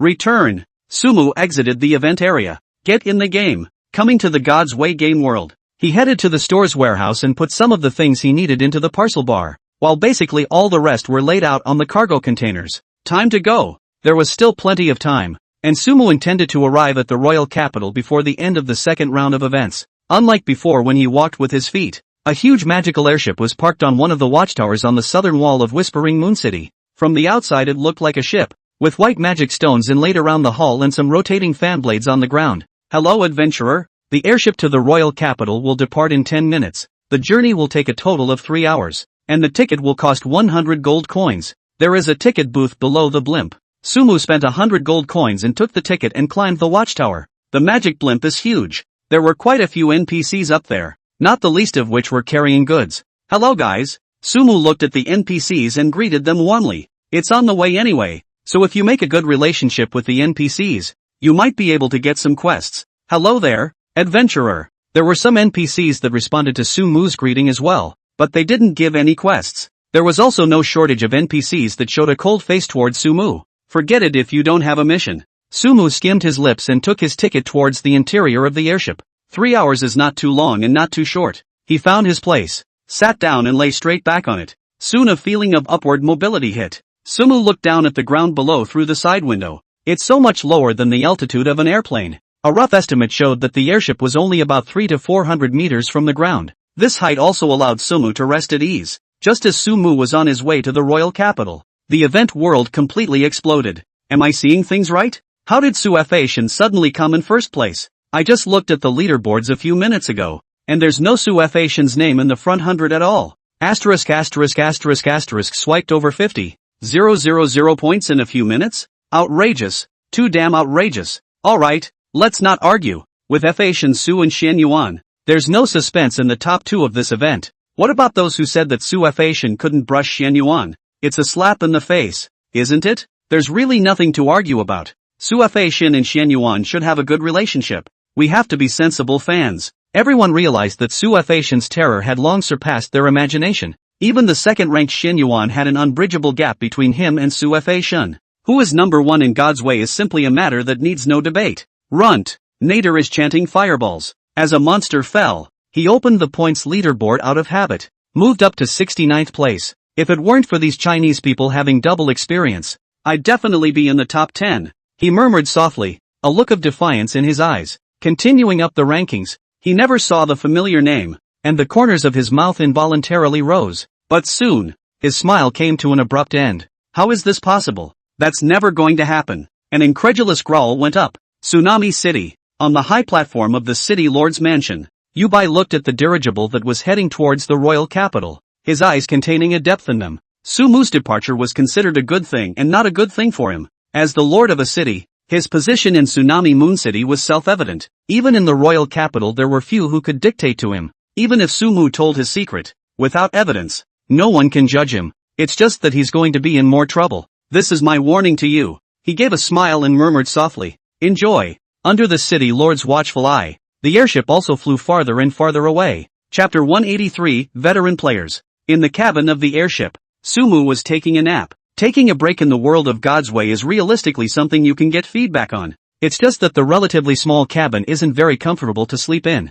Sumu's sleep was light, and he would turn awake at the first sign of any wind. The airship sped through the air, those magic stones around the hull providing plenty of energy, combined with the guards dotted all over the airship. The trip to the royal capital looked as if it would be very safe. Time passed by, and the dirigible had long since sailed away from the boundaries of Whispering Moon City. A vast dense forest appeared below. After coming to this place, those guards on the airship became nervous. They stood guard at the cannons that were carved with runes. Not good. Suddenly, A voice rang out from the very center of the blimp. That's the man who pilots this magical airship. What happened? One of the guards immediately ran towards that side. A large number of demons are approaching. The pilot's face was serious, staring intently at the explorer on the ship. The device was similar to Sumu's magical viewpoint, which showed a dense red dot. What's going on with so many demons out together? The guards looked at the red dots and were too surprised to speak. Whispering Moon City had airships traveling to the royal capital every day, and there were occasional incidents of demons attacking the airships, but they were basically just a few scattered demons. An attack as large as today's hadn't happened to them in a long time. Inform everyone to get ready. The guards gave their orders decisively. With hundreds of guards on the airship and those magic weapons, they still had a chance to break out. Boom! However, just as everyone was preparing to meet the enemy, a loud explosion sounded from the position of the left wing of the airship. The sudden explosion was something that no one had expected. The large airship even lost its balance at the first moment. Jesus! What the hell is going on here? Ah! Help! Forced landing. Emergency landing. Everyone grab the handrails and prepare for impact. Countless voices intertwined together, and those ordinary NPC passengers kept letting out panicked cries, while the guards around them reminded them one by one. But even so, the faces of everyone on the dirigible were so pale as they were subjected to gravity's descent. Of course, there is one exception among these people. In the cabin, Sumu looked through the glass at the ground that was getting closer and closer, his eyes bitterly cold. Did that guy do that? He looked in the direction of Tsunami City and murmured softly. The magical airship traveled to the royal capital on a daily basis, and it was preferred that this airship had an accident after he had boarded it. Could this be a coincidence? Apparently not. If he were to say that there was anyone in Tsunami Moon City who would deal with him, the only person Sumu could think of was that city lord. So this guy is trying to give me a hard time. With regards to the Tsunami Moon City lord's intentions, Sumu understood after a little thought. Players, unlike NPCs, don't really die when they die once. This is known to the NPC. Moonwhite couldn't stop himself from traveling to the royal capital even if he let himself die once because of the airship crash. Don't want me to tell you who you really are? I'm not eating that. Figuring out the key here. Sumu sneered. The fact that the Lord of Tsunami Moon City was a demonic creature, even if he ran to the royal capital to make a big fuss about it, I'm afraid that no one would believe it. But there must be some kind of hidden mission waiting for him regarding Moonwhite's identity. Taking a deep breath, Sumu temporarily put these thoughts away. The crisis at hand hasn't been lifted yet. 30 meters to go. 20 meters. He watched the distance between the blimp and the ground, his entire being unusually calm. 10 meters. Blink. A magical energy flashed in the cabin, and Sumu instantly arrived at a large tree 100 meters away from the blimp. Rumble. The airship crashed to the ground with a huge explosion that resonated throughout the forest. Sumu looked towards that location, and the magic view opened at the same time as the eagle eyes. The explosion of damage killed many NPCs directly. The vital signs emanating from those remaining NPCs also became very weak. What a great deal. Sumu didn't pity the NPC's death. What he cared about was the Tsunami Moon City Lord's methods. Out of sight, a large number of demons were rushing to the location where the ship had crashed. This is not going to leave a single one alive. It had to be said that the Tsunami City Lord was indeed a ruthless man, getting their hands on the magical airships and sending a large number of magical creatures to take care of all of them. There was no proof of death, and even if it was investigated afterward, I'm afraid it would be considered just an accident of a demonic creature attacking a blimp. It's just a pity that you missed one point in all your calculations. The corners of Sumu's mouth rose, and a wave of confidence spread across her face. In the magical perspective, those magical creatures don't contain strong vital signs. It also meant that with his own strength, he was completely capable of wiping out those demons in one go. As long as the airships were left alive, they could be allowed to report what had happened here to the royal capital. At that point, there would inevitably be NPCs demanding that they thoroughly investigate the cause of the airship's crash, and who those demons had been assigned to. As long as one looked into it and directed the investigation towards the Tsunami Moon City Lord, one could firmly grasp the initiative. A proper hidden quest, and the final boss of the quest is still a city lord. This quest won't have a bad reward any way you look at it. Sumu would never let this opportunity pass. I'm a veteran player myself. As for how to deal with NPCs, no other player dares to claim first if he or she dares to say second. Don't rush out yet. Wait until the situation is critical. At that time, those NPCs have a request for me.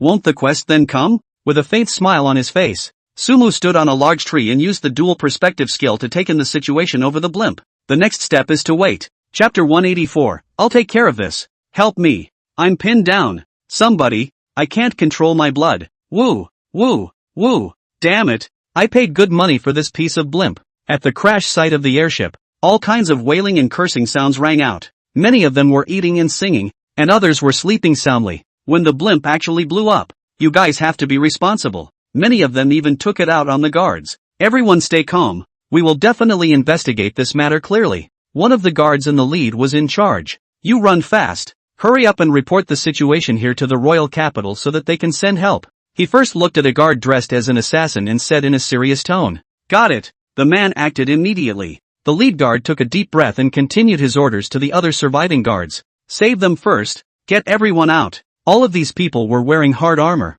and the shock wasn't too great. With their help, many were rescued. The entire time, the face of the guard in the lead had been ugly. The explosion of the airship was just the beginning, and a large number of demons awaited them next. See what else works on the blimp's up magic cannons. Set up a defensive formation. No matter what, we must hold out until help arrives. He commanded the situation apprehensively. Woo! Not long after, a wolf howl rang out. Prepare to meet the enemy. This time, the NPCs around the wreckage of the dirigible were more nervous than one another. Woo! Another wolf howled. From the surrounding dense forest, one wolf-like demonic creature after another scurried out. It's the blizzard wolf. A guard couldn't help but shout. Use a magic cannon to force them back. The lead guard gritted his teeth and pointed a magic cannon at the wolves directly in front of him. Bang! Magic runes surged and a large magic missile attacked the wolves. Upon reaching the target's location, the missile bursts, dealing a sizable amount of AoE damage. It was just that those blizzard wolves were obviously not any ordinary magical creatures,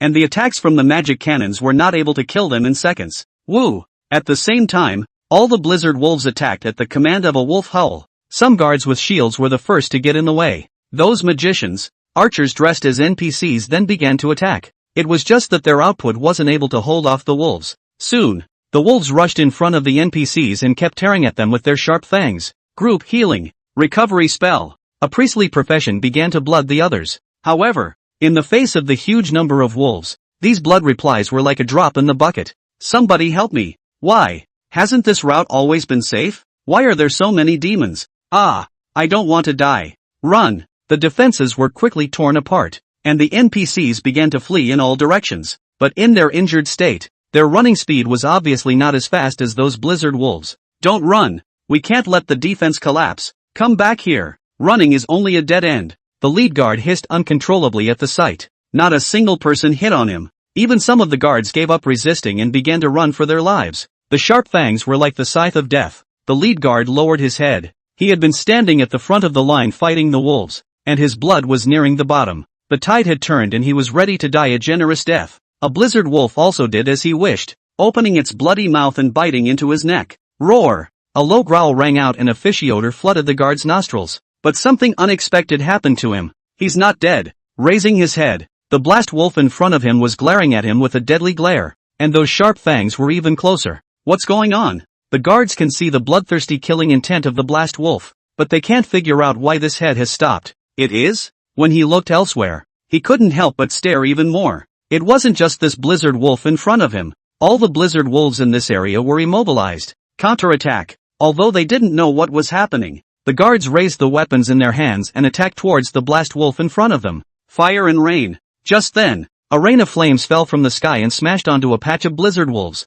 Those blizzard wolves followed suit and fell to the ground. The guards also saw the man who unleashed the rain of fire. It's the adventurer from the previous blimp. Adventurer, are these guys being controlled by your skill? The guard quickly thought of something, and a wave of hope surged through his despairing expression. It's me. Sumu directly nodded his head in response. Great. I hope you can help us. When we get to the royal capital, I will truthfully report your accomplishments, and you will be richly rewarded. The lead guard spoke again. In the next second, a quest appeared in front of Sumu's eyes. Do you accept the mission, get out of trouble? Help the NPCs who survived the airship to escape from the demons. Then, of course, accept it. Sumu waited for this mission and took it without saying a word. Powerful healing spell. Immediately after that, Sumo raised her hand and released a holy light to the guards. You are? A large tube of blood returned at once, and disbelief was written all over the guard's face. A wizard actually gave him back a blood? And this blood actually made him almost full? If the fleeing priests knew about this,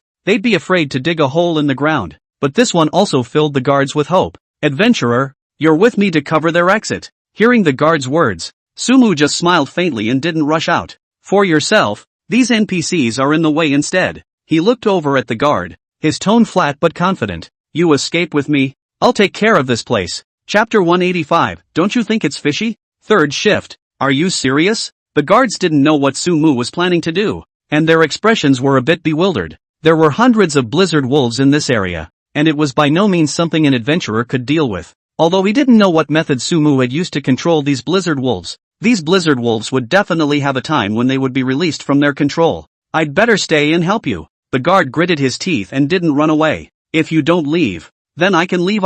Sumu shrugged his shoulders and instead took on a stance of preparing to bolt. Then it's all yours. The captain of the guards was out of ideas. As things stood, he could only place all his hopes on this adventurer. Sumu didn't say anything and watched the captain of the guards leave. These NPCs didn't know that Sumu was desperately trying to control the gravity field at the moment. It was indeed easy to control all the enemies in an area, but it still took some effort to both control the blizzard wolf and leave the other NPCs unaffected. Finally, a third-order monster brush. It's on. When all the NPCs had left, Sumu had no more worries. Frost Storm. The monsters were more concentrated, and he chose the Storm skill. Under the control of the gravity field, those blizzard wolves around them had nowhere to run. Minus 8,972. With every jump Storm made, a huge damage number would appear on the heads of these blast wolves. If those NPCs from before were here, they would definitely be shocked by that number. Their magical cannons do about that much damage. Sumu the adventurer was practically a walking magic cannon. You have killed the blizzard wolf and gained 300 experience points. Gain 1 point of intelligence through Mage Glow. Under the Frost Storm's attack, those third-rank elite-level wolf monsters fell head after head. Finally, some experience. Looking at his rising experience bar, Sumu had a feeling that it was not easy. Although he had been brushing monsters all this time, the experience value had not moved under the level gap. Now, well, with the experience value provided by these third-order elite monsters, the efficiency of leveling up went up in a flash. Congratulations, you've been upgraded and gained 40 points of assignable attributes and 50 skill points. As one blizzard wolf after another fell, Sumu's level was raised to third-order level 2. You have killed the blizzard wolf and gained 200 experience points. That wasn't all. The experience of these elite monsters was lucrative and numerous, and Sumu's experience bar was continuing to rise. When the duration of the frost storm was all but over, another alert went off. Congratulations, you've been upgraded. Gained 40 points of assignable attributes and 50 skill points. 2 levels up. Not bad. Leveling up to third order level 3. Sumu's expression was flat. Too bad there's no boss level monsters. Skimming his lips, Sumu began to pick up those blizzard wolf drops. You have acquired the blast dagger. You've obtained the gale robe. You've gained the skill, gale steps. You've gained a third order pelt. The drops from third order elite monsters are very generous. The attributes of those third rank equipment were all very good. But what surprised Sumu was a skill. Gliding wind steps, grade A increases movement speed by 30%. Attack speed by 30% for 10s. Next attack deals X 100% extra damage to physical attack. Cooldown 3 minutes. This is a physical skill. More than the swiftness skill. This skill also adds a large amount of attack speed. Ramen. Sumu decisively learned the skill and upgraded it to S rank. The effect of the skill has been increased to 50% and the extra damage to 150%. This skill is still great with sneaking. Looking at her skills, Sumu pursed her lips. There are a lot of skills that look average, but are still very powerful when paired with each other. It's just that he has so many skills that he doesn't have a chance to use most of them. Trouble. In response, Sumu scratched his head. If anyone else had heard the words he murmured, they would have absolutely rolled their eyes. Just ask, who wouldn't want that kind of trouble? 80 attributes, plus 20 points each. Sumu turned off the skill interface and opened the attribute interface. Increase each attribute by 20 points except intelligence. With the Ultra Boost, all 4 attributes except intelligence were raised by 40 points. Player, Sumu. Profession, Mage. Level, 3rd Order 3, 1100/40, 000. Life value, 10560. Mana, 72,800. Melee physical attack, 992. Spell attack, 4974. Physical defense, 1056. Spell defense, 1970. Attributes, Strength 396, Constitution 396, plus 460, Agility 396, Spirit 1050, plus 770,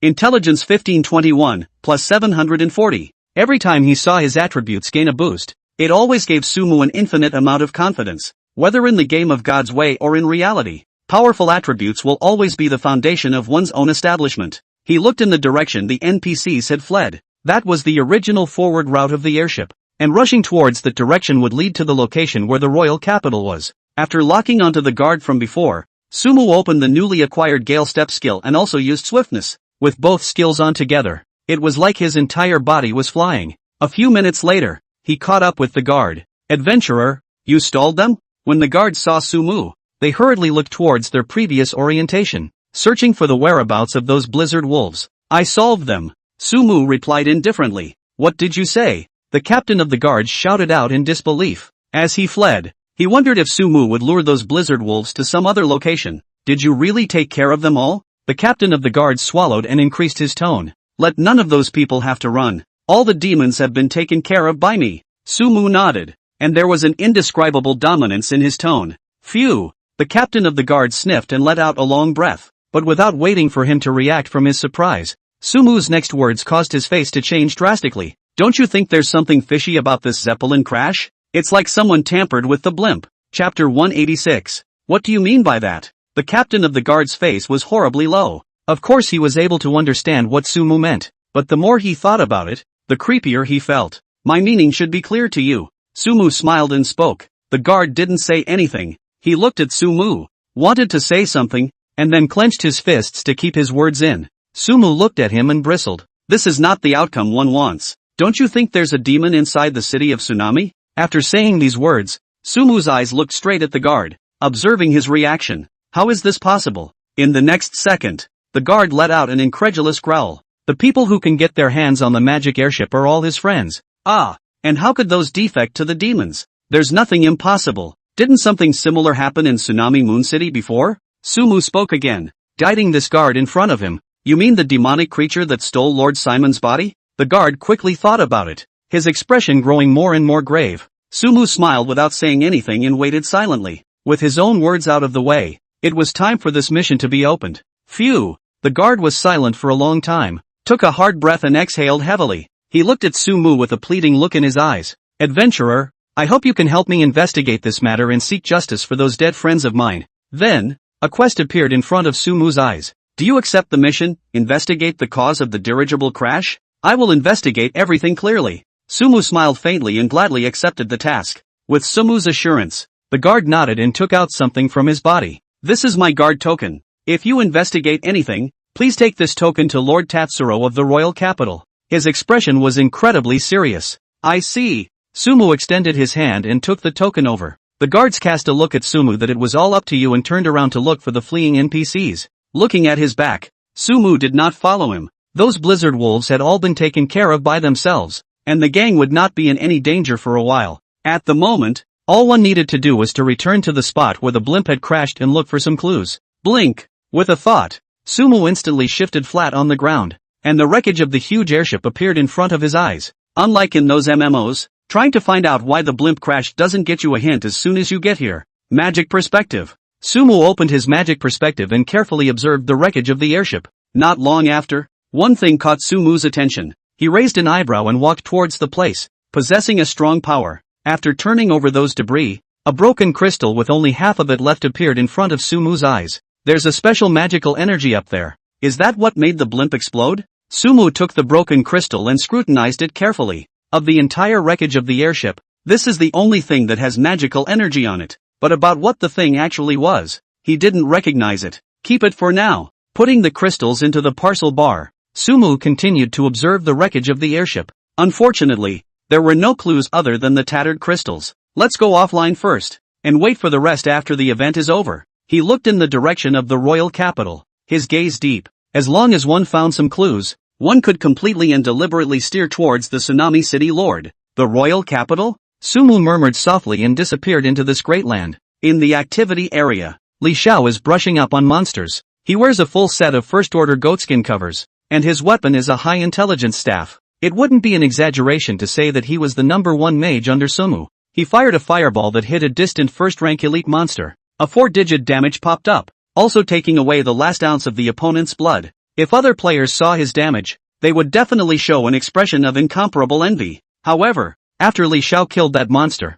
there was not a trace of pride on his face. The gap is still too big. He looked at Sumu, who was #1 on the leaderboard. The figure of more than 50, 000 points at the back was like a huge mountain pressing down on him. I've been swiping for so long, and now I only have 5,000 points. Same mage. Why is this guy so exaggerated? Li Xiao couldn't stop murmuring, and there was a pale sense of powerlessness in his tone. After obtaining that sheepskin set, he had always fantasized about being able to catch up with the sofa god. Now it seems that it was all just a luxury. Top of the charts. 80% of the top 100 were players from China. With a large population base, China already had a certain advantage, and with the double experience that Su Mu had brought before, it had raised the overall strength of China all of a sudden. This strength to dominate the rankings naturally suffered the jealousy of other players. Of course, in the hearts of these people, there is always only one biggest that enemy. Su Mu. Even the second-ranked Xianyuan was ignored by them. It's all because of this guy. Without him,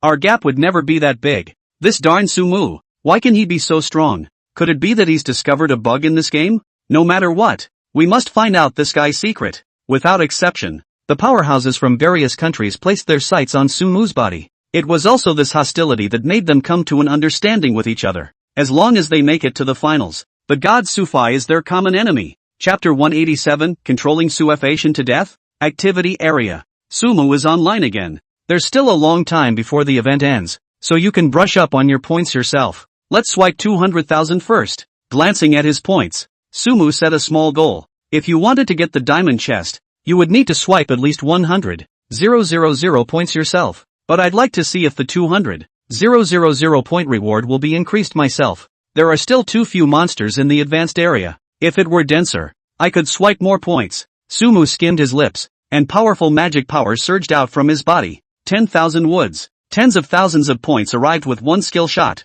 This kind of efficiency in brushing monsters was something that any player would have to look forward to. Transform Regulus. Transforming into an archer, Sumu began to clear the area of those missing fish. After Sumu's points had increased by a large amount, Xuanyuan's points were also slowly increasing. Asterisk asterisk asterisk asterisk. Why is this area full of monster corpses? Cheating. I said I didn't encounter a single monster, so they've all been swiped. Could it be that I'm in the same activity zone as Sufa God? In the same activity area, one after another, people came to the area where Su Mu was brushing monsters, and one after another, they were surprised. They kept gulping as they looked at those items scattered everywhere. There was no lack of elite monsters and bosses in there, so if they could pick up the drops, they were definitely going to get rich. What a waste! The ground was full of drops that no one had picked up, and the crowd was looking at it. Unfortunately, the monster wasn't theirs to kill, and they simply didn't have the authority to pick it up. There was a part of this group of players that sprouted great greed. He's a mage.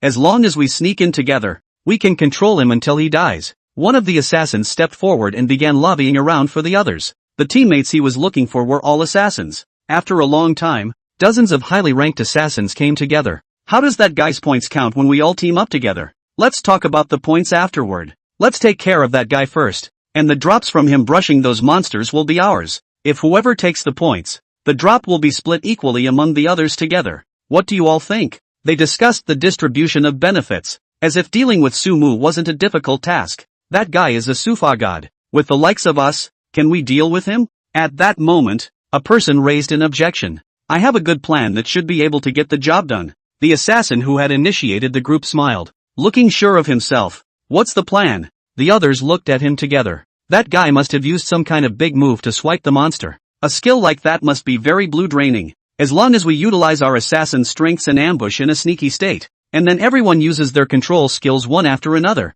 we can control that guy until he dies. As the assassin said this, an extreme excitement surfaced in his eyes. Even if Suefatian's group brush ability was strong, he was still just a mage after all. I've seen that Suefatian before. His blood and defense are especially high. Your plan is risky. On the field, a person spoke up apprehensively. Suefatian's previous record of fighting thousands of people with one man was so glorious. They were just a few dozen people. Could they push back this huge mountain? That Sumu's spell defense is really high, but his physical defense is a bit lower. All of you are elite assassins. You need to be a bit confident in your damage, and he should have used a magic shield type of skill before. That's why he was able to carry so much damage. The assassin's face was inexplicably confident, and the corners of his mouth couldn't help but rise. As long as we control him, he won't be able to cast any skills, and even if we grind him slowly, we'll still be able to grind him to death. His words made the others dumbfounded one by one. When you think about it, it seems to be true. They were all assassins. As long as they chose a perfect time to sneak together, coupled with a succession of control, they were still afraid of not being able to control a mage? Let's all take a stand. Anyone who is afraid of offending the sofa god can quit. The assassin looked at the expressions of the crowd and spoke in a loud voice. If this succeeds, I'm afraid it'll be a higher reward than our advancement. Many people's eyes widened at these words. There's a saying about being rich and famous. Being in the same area as Sumu, they didn't have many monsters to brush, and wanting to advance would have been an exceptionally difficult thing to do. Comparing the two, dealing with Suafation seemed to have a better chance. I'm in. Big deal.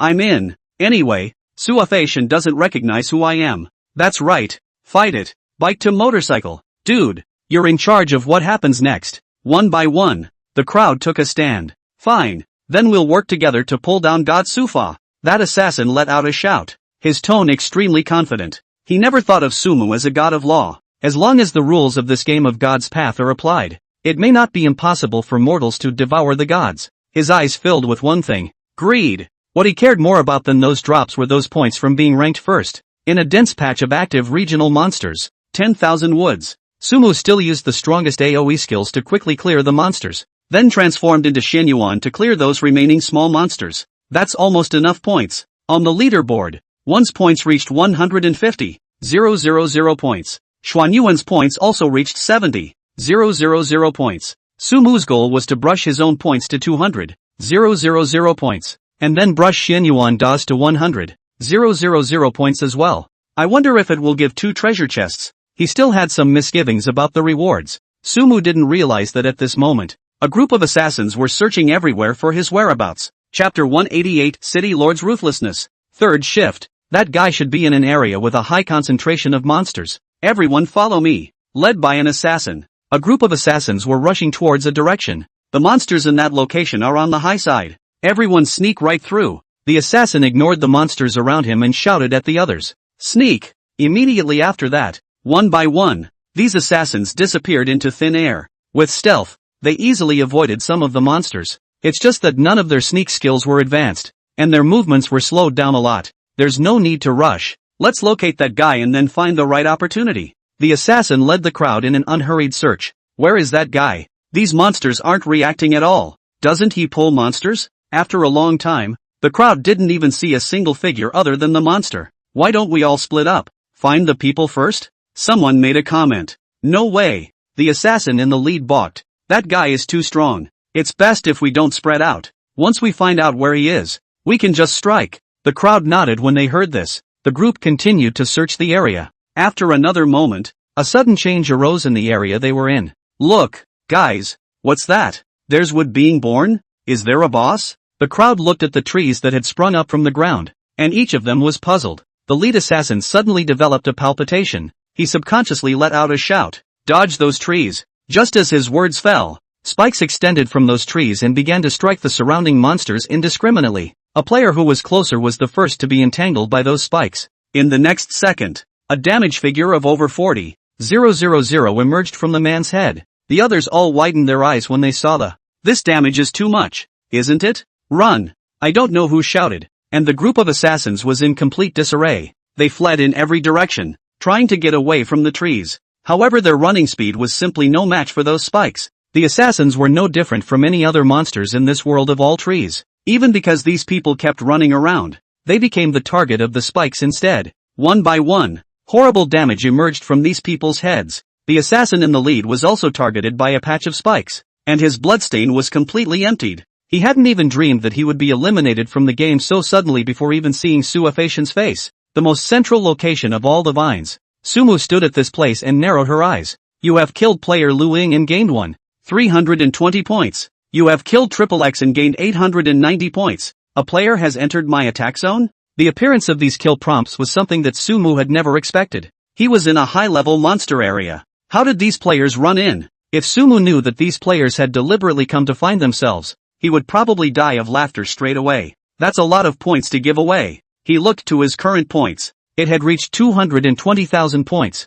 Transform Regulus, with the goal already achieved. Sumu turned into an archer and continued to swipe the points. Soon, Xuanyuan's points also reached 100,000 points. That's enough points to exit the event. Sumu decisively exited the event and came to the interior of the God's Way crystal. Get in the game. The surroundings changed, and he arrived in the middle of the dense forest from before. Swift, Gale steps, blink. As soon as the catch-up skill was turned on, Sumu started running furiously in the direction of the royal capital. There weren't many monsters in the dense forest, and with her magical perspective, Sumu was easily able to avoid those monsters. It's still a bit troublesome to run with your feet. If only there were teleportation-type skills. The amount of blue dropped rapidly, and Sumu had a helpless face. The efficiency of this rush on its own was clearly no match for the blimp.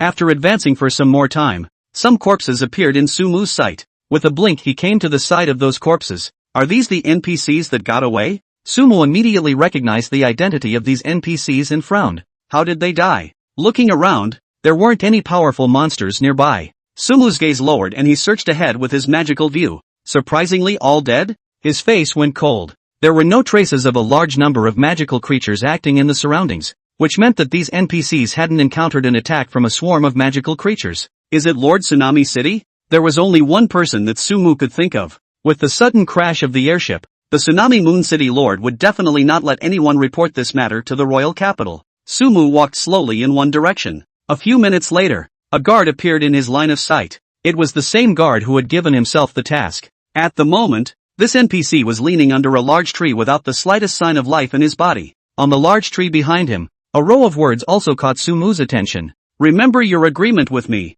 A simple sentence reveals a strong threat. That's tough. Sumu coldly grimaced as a wave of anger welled up from the bottom of her heart. Just for the sake of giving himself a warning, the Tsunami Moon City Lord had actually buried an entire airship full of people. Sumu turned his head to look in the direction of Tsunami Moon City. I for one have never taken any threats. Tsunami City. Yubai was still standing on that high platform. The light in the sky was dimming, and the land was about to be enveloped in darkness. He raised his head, his hands behind his back, and his body exuded the powerful aura of the Lord of a city. I hope you'll be a wise man. Chapter 189, The Reward of the Second Round of Activities. As night fell, Sumu walked forward alone in the dense forest. He had been hurrying for a long time. This king's capital is too far away, isn't it? Looking at the road ahead, Sumu stopped in her tracks, somewhat powerless. It's just not the same running on your feet as flying in the sky. If he had taken the airship, he was afraid that he would already be in the royal capital doing his quest. That's it for today. Phew. Slowly exhaling a mouthful of turbid air, Sumu chose to exit the game. The second round of the event has ended, and you have won the first place in this round and have successfully advanced to the third round. Coming inside the God's Way crystal, a prompt popped up. Sumu froze for a moment. I didn't realize that so much time had passed without realizing it. He hastily scanned around the area. 2 diamond chests? Soon, 2 crystals emitting the same light appeared in Sumu's line of sight. Comfy. With a happy smile on her face, Sumu walked quickly to the side of the 2 treasure chests. Open the first chest and 2 items appear inside. Pear Blossom Bow, S-grade agility plus 300 physique plus 100 archery speed plus 20%. Long range attack plus 10% required level, 3rd order level 1. Rain of arrows from the sky, Great S shoots a shower of arrows at the target. Inflicts X 300% damage from long range attacks, with a penetration effect that ignores 30% of the opponent's physical defense. Range of 100 meters. Cooldown time of 90 seconds. This reward is for Xian Yuan. Seeing these 2 things, Sumu immediately reacted. A superb weapon for an archer and a superb skill for an archer are very powerful any way you look at it. Sumu put that bow into the parcel bar and directly learned that skill, then raised it to SSS rank. Both the damage and the effect have been increased by a large margin. Your turn. On the field, there was another diamond case glittering. Sumu extended her hand with anticipation. As the box was opened, 2 things also appeared in Sumu's sight. Spell Shell, S rank, consume 1200 points of blue to increase 1 spell defense by 30% for 1 minute. Cooldown 10 minutes. Arcane Cloak, S-grade intelligence plus 200 spirit plus 200 spell strike plus 1% required level, 3rd order level 1. Same with 1 skill. 1 piece of equipment. Upon seeing these 2 things, the excitement in Sumu's eyes grew stronger. Power to you. He couldn't help but let out a shout. You've learned the Spell Shell. You've upgraded Spell Shell to SSS rank, raising that skill straight to full level. The bonus to the Spell Shell also became 100% and the duration became 2 minutes. You are equipped with an Arcane Cloak. With a prompt, a grey cloak also appeared behind Sumu's back. With the staff in his hand and the mage's hat, he gives off a feeling of this mage is not a simple one from his appearance. After opening the Spell Shell, Sumu glanced at his current spell defense, 4,740 points. That number was almost as high as his own spell attacks. Let alone players. Even some mage NPCs of the same rank can't break my defense, right? Sumu herself felt that it was a bit exaggerated. Unless it was a mage with S-rank skills and a spell attack of 1,000 points or more, he could still break his defense. Mages with spell attacks below 1,000 points or less were even more unthinkable. In other words, this mage should have at least 500 points of intelligence. For himself 500 points of intelligence was nothing, but for other players at this stage, 500 points of intelligence was an astronomical figure. The third round of events will open tomorrow at 12 noon. At that time, at the end of the activity points ranking top 10 players, will get the opportunity to draw the highest can get god level skills, god level equipment and so on the reward. Oh, that's when another announcement appeared. You can draw out god level skills and equipment? Although the specific rules of the event hadn't been introduced yet, the two words god tier made Sumu stupidly excited. The higher the ranking, the more draws you should get. I don't know how many times I'll be able to smoke it if I have two identities together. Sumu narrowed her eyes, itching to start the lottery now. If this could draw a god tier skill or equipment, one's chances of dealing with that Tsunami Moon City Lord would be even greater. Let's go offline and rest first, and try to reach the royal capital before the event starts. Exiting the internal space of the crystal, Sumu took a shower and directly lay on the bed. With his current mental strength, he only needed to rest for a few hours to regain his abundant physical strength. There was no rush to sleep as he pulled out his cell phone and flipped through it. How terrifying is Suefation? How difficult is it to brush 200,000 points? Please listen to my careful analysis. The comprehensive strength of Suefation is detailed, revealing to you the true strength of this Fation. Just how far can such a terrifying Dharma god go in reality? Let me explain it to you all. There were a lot of hot posts that appeared in Sumu's site. Just by seeing those titles, Sumu had no desire to click in. These people have no idea what level of real strength they have reached, and their so-called analysis is nothing more than eye candy. Continuing to scroll down, one of the hotter posts appeared in Sumu's line of sight. According to reliable intelligence, people from other countries are already planning to join forces against China in the third round of events. Join forces? Sumu didn't click in, and a wave of disdain filled her eyes. The population base of China was huge, plus there had been a double experience before. The number of high-level players added up to more than other countries combined. I'm afraid. Besides, with myself around, what waves can those people make? If we could have run into those guys in the first place, a straight storm would have sent you all home. Sumu also lost the mind to continue brushing the posting and put down her cell phone. The night is getting deeper and deeper. He lay in bed, sleeping soundly. The other side of the world. The sun is still shining here. Lunt. Nader is on the phone. I would like you to send me the list of players who have entered the third round of the event this time. And in exchange, I will give you the list I have here as well. The person on the other end was silent for a while and replied in English. Okay, as long as we can eliminate that Sumu, we can cooperate with you unconditionally. Yes, said Lunt. Nader could not help shouting when he heard this reply. He quickly adjusted his excitement and assumed a calm tone. Don't worry, I will unite with the other countries, and this time we will put down the barriers that once separated us. Happy cooperation, the head quickly replied. Lunt. Nader hung up the phone in satisfaction. However, that wasn't all. He continued to pick up the phone. Put me through. There was a quick busy signal on the other end of the line. The cross-country call apparently wasn't that easy to get through. Lunt. Nader was in no hurry. He has no shortage of allies. Chapter 190 City Lord Demon? Along with the rising sun in the sky, a towering city wall appeared in Sumu's sight.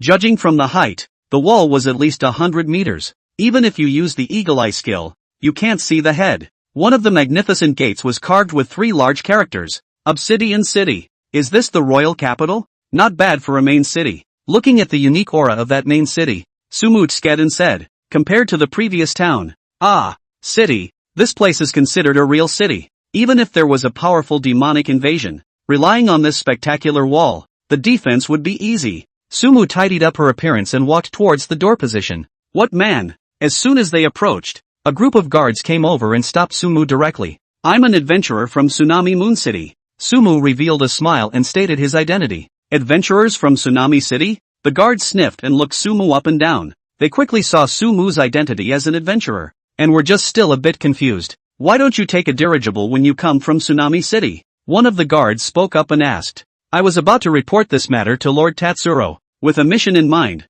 Sumu didn't panic at all and took out the token from before. This is our token. How did you get it? The guards saw the token in Sumu's hand and had surprised expressions. I'll have to report the specifics after I see Lord Tatsuro. Sumu replied. The crowd of guards lapsed into silence. They looked at each other for a few moments, and one of the higher status guards took a deep breath. Come with me. Sumu didn't hesitate and followed the other party. Passing through the city gates, the prosperity of the royal capital was also reflected in Sumu's eyes. The roads are full of pedestrians traveling to and from the city, and there are quite a few vendors. It's more of a real country than the previous map. The airship that was supposed to arrive at the royal capital from Tsunami City yesterday suddenly lost contact. What you have to report must have something to do with that, right? While walking, the guard opened his mouth and asked. Yes. Sumu didn't hide it. The guards didn't continue to pursue the question and led Sumu to continue forward. After a long time, the two walked to a keep.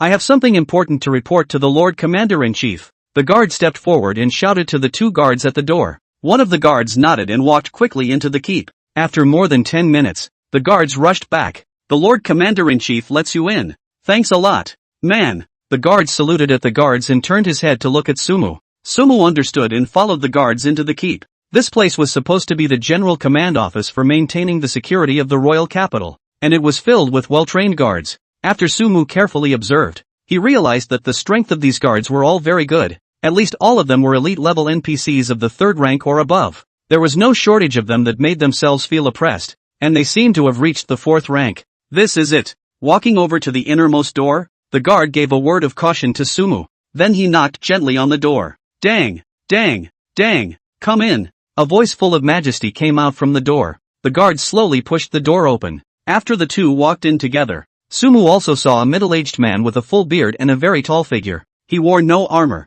and was wearing a light green suit. The clothes seemed to be a little tight, clinging to his muscles and showing off exaggerated lines. This guy's not weak. Sumu felt a powerful sense of oppression just by looking at this person. Anything? This person just glanced at Sumu and lowered his head to read those documents on the table. Are you Lord Tatsuro? Sumu asked rhetorically. It's me, Tatsuro replied indifferently. It's like this. The magical airship I was traveling on from Tsunami City to the royal capital exploded halfway. No one else in the entourage was spared except me. Sumu explained what had happened. What did you say? The guard on the side was not calm and subconsciously shouted out. No one in an entire blimp was spared. This would be a big deal if it got out. Tatsuro, who had been keeping his head down, wasn't calm anymore. He raised his head and shouted at the guard. There's nothing more for you here. Go ahead. The guards also realized their rudeness and silently exited the room. Was it attacked by a demon? Tatsuro wrapped his arms around his body, the expression on his face easing up quite a bit. True to form,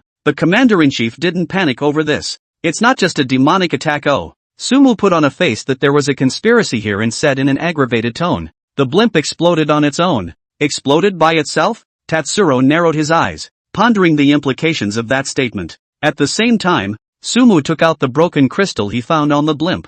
I found this in the wreckage of the blimp. It should have something to do with the explosion of the blimp. This thing is? Tatsuro just glanced at it and clearly recognized what the crystal was. I know about this. His low voice rang out. Sumu watched his reaction with a frown. And this guy just didn't follow through? You've gone to a lot of trouble for this mission yourself. Just as Sumu was about to open her mouth to fight for the mission, Chanlu knocked on the table. Thank you for bringing the information. But this is not something you can handle. Speaking of which, a weapon appeared out of thin air in Tatsuro's hand. It was a staff. By the way you're dressed, you're a mage, aren't you? This is even my reward for you. Tatsuro placed the weapon on the table. Sumu stood on the other side, her gaze like a torch. With Tatsuya's status, the rewards given would never be low, and that staff might as well be an S-ranked third-order equipment. However, for Sumu, who possessed the scepter of the god of law, this weapon could not even enter his eyes. If this is taken, I'm afraid that the subsequent mission won't go the way I expected. Aside from the blimp thing, there's one more thing I want to report to you. Ignoring the staff, Sumu spoke in a serious tone. Tell me about it. Tatsuro crossed his legs with a very calm expression. He couldn't think of any more important news that Sumu could report than the dirigible crash. As far as I know, the city lord of Tsunami Moon City is a demonic creature. However, just as he was holding this thought, Sumu's next words made him stand up in a mischievous manner. Tatsuro hammered his fist so hard on the table in front of him that cracks appeared on it, enough to see his excitement. His expression was incomparably serious, and his two eyes stared at Sumu with a deadpan expression. Do you realize what you're saying? Chapter 191, Master Alchemist. Of course I know. Facing Chanlu's questioning, Sumu replied calmly. Seeing Sumu's such a confident tone, Chanlu clenched his fists, his gaze deep, not knowing what he was thinking about. He resumed the dignified stance and spoke in a low voice. Do you have any proof? No! Sumu threw out both hands. When Chen Lu heard this, his eyebrows raised and his face instantly sank. Even as the chief commander of the royal capital's guards, he did not dare to issue an accusation against the lord of a city without evidence. Sumu's comments undoubtedly seemed crazy to Tatsuo, except he wasn't going to pursue it. This was considered his tolerance for adventurers, and a little compensation for Sumu bringing this news. You can leave now. Chen Lu looked at Sumu and waved his hand. His meaning was expressed very clearly. That's the end of the matter. However, he had underestimated Sumu's determination. You can go looking for evidence if you don't have it, and the people in this blimp can't have died for nothing, can they? While speaking, Sumu took out an item. I wonder if Lord Commander-in-Chief recognizes this thing. Then, Sumu placed a black object on the table. Tatsuo immediately scrutinized the black object, half a day but couldn't see a reason, and could only ask, what is this thing? Fragment of the evil god's consciousness. Sumu smiled faintly and spoke indifferently. What did you say? Tatsuo instantly became nonplussed. His strong body involuntarily trembled, obviously terrified of the word evil god. What the hell happened? After a long time, he held the black object tightly, and his two eyes stared straight at Sumu. The time has come. Sumu took this opportunity to talk about his encounter in Tsunami Moon City. This included the Tsunami City Guard captain, who was a werewolf, trying to drive himself to extinction in White Mist Town, as well as the conversation he later had with Moon White in the Tsunami City Lord's mansion. The more Tatsuro listened, the uglier the expression on his face became. That's how it happened. After Sumu finished speaking, he observed the change in Chen Lu's expression. Whether this Lord Commander-in-Chief believed what he said or not, he had already planted a seed of doubt in him. Tatsuro took a deep breath and sat down in the same chair he had. He rubbed his eyes and covered his face with his hands, as if digesting what Sumu had said. Sumu stood aside and did not urge, quietly waiting for this Commander-in-Chief's decision. The things you said are really too relevant, and without evidence, I can't listen to your side of the story. A powerlessness was evident in Chen Lu's tone. He was tempted to arrest you to confirm it, and if everything was really as Sumu said, he had to seek justice for the people of that one airship. But he can't. This answer also made Sumu feel a few surprises. It's hard to see how a mission in hand can just fly away. Well, at this time, Tatsuro spoke again. I hope you can secretly conduct an investigation and find sufficient and powerful evidence. Do you accept the hidden mission, investigate the true identity of City Lord Yubai? Reward for completion, unknown. Another unknown reward? As the quest appeared in front of him, Sumu's face was joyful, but after seeing the unknown rewards, the whole person became wary again. His gaze swept back and forth over Tatsuro, and a frightening thought suddenly arose. This Commander-in-Chief wouldn't have any ulterior motives with Moonlight, would he? Chen Lu looked at Sumu's expression filled with concern, took a deep breath, and then said, I know that this task is very difficult, but if you can really accomplish it, I will ask for a reward from the Royal Capital Council on your behalf. In time, the treasury of the Royal Capital will be opened for you. Hearing this, Sumu's concerns were dispelled quite a bit. I accept. He spoke slowly, accepting the task. Chen Lu also smiled and looked at Sumu with a few more points of appreciation. There's a master alchemist in the city who might know how to make demons manifest. I'll have someone take you to him later. Don't worry, Lord Commander-in-Chief. I'll definitely accomplish this mission. Things had developed to this point, and Sumu's purpose had been accomplished. He cares about getting the assignment and doesn't care about the process of getting it done. Whether Yubai was a demon or not, one could be 100% certain. As long as he took out this demonic creature himself, there was no chance of the mission failing. Slap! Tatsuro slapped. Immediately after that, the guard who brought Sumu in earlier walked into the room. Take this adventurer to Master Shei's residence, and tell him that I'm looking for help from the master. Tatsuo gave the order to the guards. Please follow me, adventurer. The guards signaled to Sumu. Then I'll leave first, Lord Commander-in-Chief. Sumu bid farewell to Chen Lu and followed behind the guards. The two quickly walked out of the keep. Master Shei is rather withdrawn, always fiddling with alchemy recipes, and his premises are rather remote, so we'll need to go there through the teleportation array. While walking, the guards explained to Sumu, the entire king's capital was very large, and each separate area was several times larger than Tsunami Moon City, so it was impractical to walk on two legs. Luckily, there were teleportation magic arrays located in various places within the city, so it was still convenient. Master Shei? Why does that name sound so familiar? Sumu pondered for a while and remembered this Master Shia. Wasn't the dusty magic stone in his own parcel bar the one he was looking for this mage to unseal? I didn't expect it to come together with my own mission. This is a good thing to do. Sumu laughed. Speaking of which, I am also a master alchemist, so I might be able to learn some powerful alchemy recipes. Sumu couldn't help but quicken her pace. Anticipation written all over her face. Chapter 192, Spending Money? The two of them soon arrived at the location of a teleportation array. There were several teleportation arrays next to each other, and the area to which they led was labeled on the side of each one. Sumu looked at it. The place he was going to was the South City. Just step onto the teleportation array. The guard explained and took the lead on the teleportation array. In the next second, his entire body disappeared with him. Seeing this, Sumu quickly stepped forward and entered the area of the teleportation array. With a flash of white light, the scenery around him suddenly changed. The old house had a putrid smell in the air. Sumu just sucked in 2 mouthfuls of air, and her eyebrows suddenly twisted into a zigzag pattern. This is the slums of the king's capital now, and it's the lowest place in the entire king's capital. The guard stood next to Sumu and said with a helpless expression, "No matter where you are, there will always be an underclass, even in this glorious royal capital." Sumu similarly understood this and didn't say anything more. The two walked for more than 10 minutes before coming to a dilapidated wooden house. "Master Shay, are you there?" The guard knocked on the door. There was no response from inside the door. Dang! Thunk! The guards increased their force. "Who?" A short while later, a pale voice came from the door. "It's Lord Tatsuro who sent us." The guards shouted towards the inside. After a while, the door creaked open. An old man with a full head of white hair, wearing tattered cloth clothes and a thin body appeared in Sumu's line of sight. "What does that brat Tatsuhaku want with me?" The old man hunched over and spoke in a deep voice. The guard rushed to make a wink at Sumu. "It's like this. Lord Tatsuraku wanted me to ask for advice on how to make a demon manifest." Sumu went straight to the point. "Make demons manifest?" Shay's wrinkled face froze a little. "Wouldn't it be better to use manifestation grass?" he said impatiently. Hearing the words manifestation grass,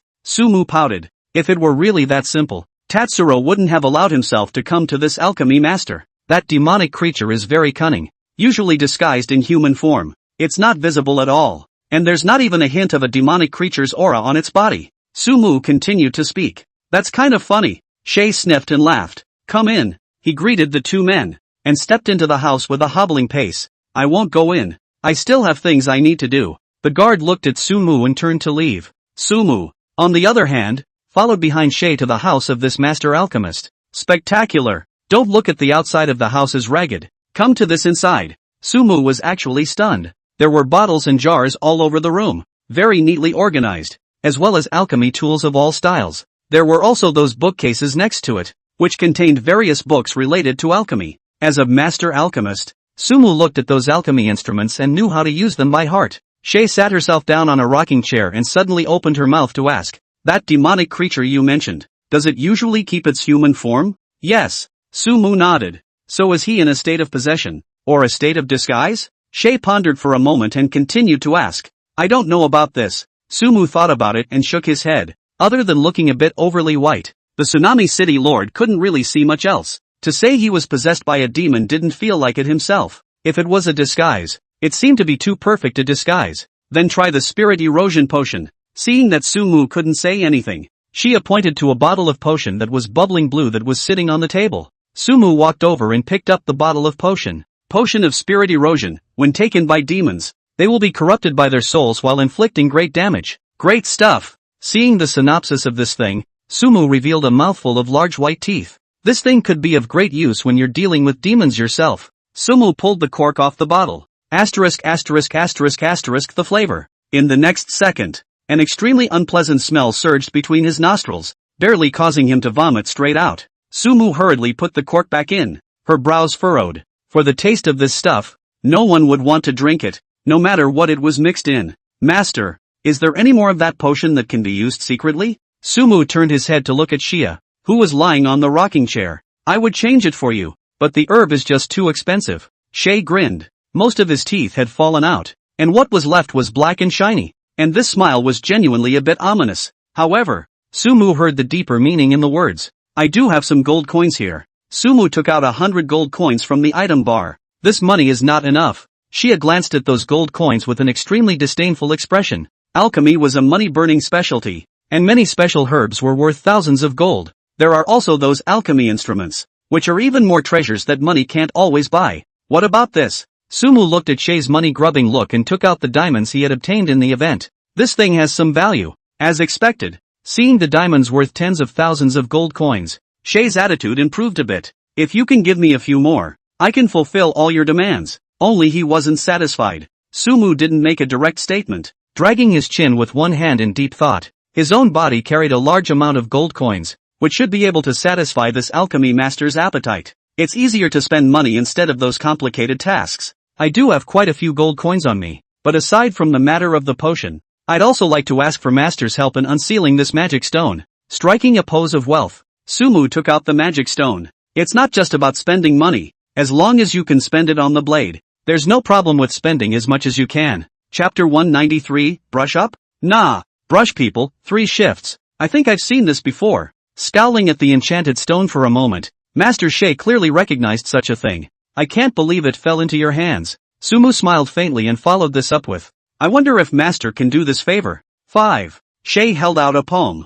50,000 gold coins? Sumu murmured softly. 1 diamond is worth 10,000 gold coins. 5 that's 50,000. That price seems a bit steep. Master, can it be cheaper? Sumu spoke to Master Shia about the price. Trying to activate this magic stone would take a lot of my energy. Not to mention the fact that the raw materials you need for the potion are particularly rare. Shay kept shaking her head, not negotiating in the slightest. I only have 40,000 gold coins here. So if it's okay, they're yours. Sumu would take out the diamond crystals as well as the gold coins. When they were laid out in front of her, Shay's pupils dilated slightly and she couldn't take her eyes off of them. The money had been enough for him to do quite a bit of alchemical research. Deal. Shay agreed after further thought. Then I'll trouble Master. Sumu smiled. Master Shay slowly rose from his rocking chair. He took the magic stone from Sumu's hand, walking over to one of the alchemical implements. Master Shay placed the magic stone inside. A strong glow soon flooded the apparatus. There. After 10 seconds or so,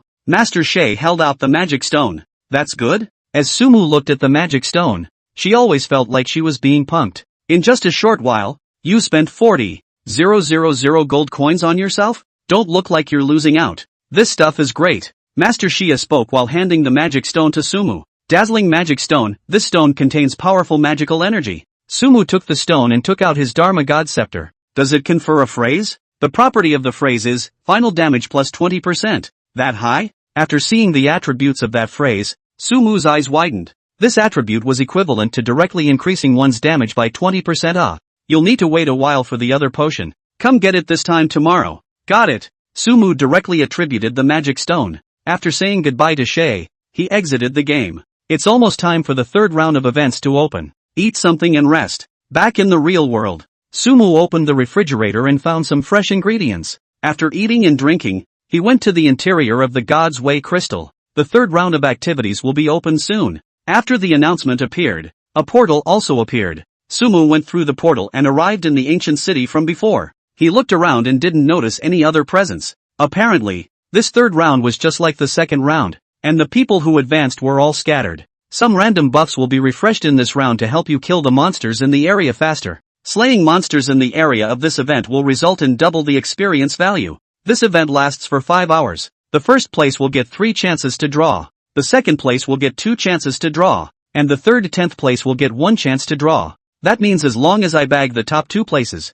I'll get 5 chances in the lottery. How can we draw a godly reward out of this? After reading the specifics of the event, Sumu was confident. This time, the monsters in the event area were basically those below the 3rd rank, which was simply no difficulty at all. Other people want to compete with their brush speed? I'm afraid I can't even compare to one of my own skeleton minions. Summon the skeletons. Sumu thought about it and summoned skeleton minion. Feel free to brush up on your monsters. Giving orders to a few minions, Sumu transformed into Xuanyuan's appearance and ran in another direction. Picking up that newly acquired pear blossom bow, Sumu's long-range attack now reached over 3,000 points. A rain of arrows. Opening his bow, he unleashed that AoE skill he had acquired earlier towards a denser area. You've gained 20 points. You've gained 100 points. Just by relying on a single skill, Xuanyuan directly ascended to the top of the leaderboards, with the number of points displayed behind him being more than 5,000 points. It didn't take long for the second in the rankings to show up as well. It was Sumu himself, and the points were over 1,000. The efficiency of 4 skeleton minions brushing monsters is still very good. Phantom Split. After thinking about it, Sumu summoned the doppelganger in the state of Regulus. Then he changed back into himself, controlling Xuanyuan's doppelganger to launch an attack on the monsters. Xuanyuan's points on the leaderboard began to grow. Sumu used a skill to kill a monster by himself, and Sumu's points on the leaderboard grew by a few points. Perfect. Sumu snapped her fingers, her smile radiant. In this way, once two identities can exist at the same time and swipe points together. Although the doppelganger can't use skills, the efficiency of brushing monsters when triggering the passive is quite good. Blink. Sumu directly left the area and turned on his magic viewpoint along with his eagle eyes. He didn't deliberately swipe at the monsters. He just threw a frost storm in passing towards the more densely populated areas of the monsters every time he passed by. It's useless to swipe more points in the third round than in the previous two. The number of draws for the ranking rewards is fixed,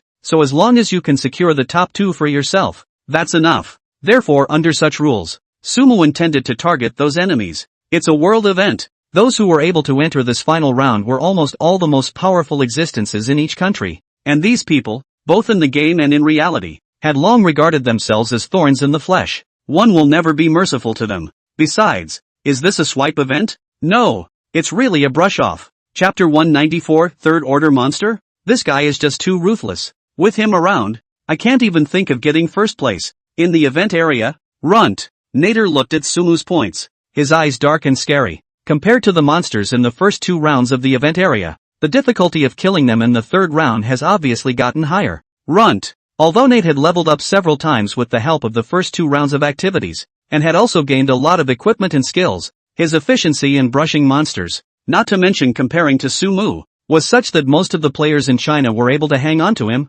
There's no need to keep brushing the monsters at this point. Look for allies first. Runt. Nader made a very good decision. The key to this final round of events is not the efficiency of the brush, but the strength of numbers. As long as he was able to gather a large number of people, he would be able to take the initiative of this round of events. Brushing monsters works a lot better than brushing people. Runt. Nader looked around at the monsters. What he had to do was simple. Just clear out the monsters on the path he must take. As for whether or not what he encountered was an ally, he wasn't worried at all. Flash of thunder. He targeted one of the monsters in front of him. With a ball of thunder emerging from his palm, he launched an attack. It's worthy of being an A-rank skill. It's too powerful. Seeing the damage numbers popping up on the monster's head, Runt. Nade smiled contentedly, counting the level and also the equipment's bonus. His intelligence reached more than 300 points and his spell attack had more than 600 points. The damage bonus of this A-rank lightning output skill was as high as 500%. And after deducting the monster's defense,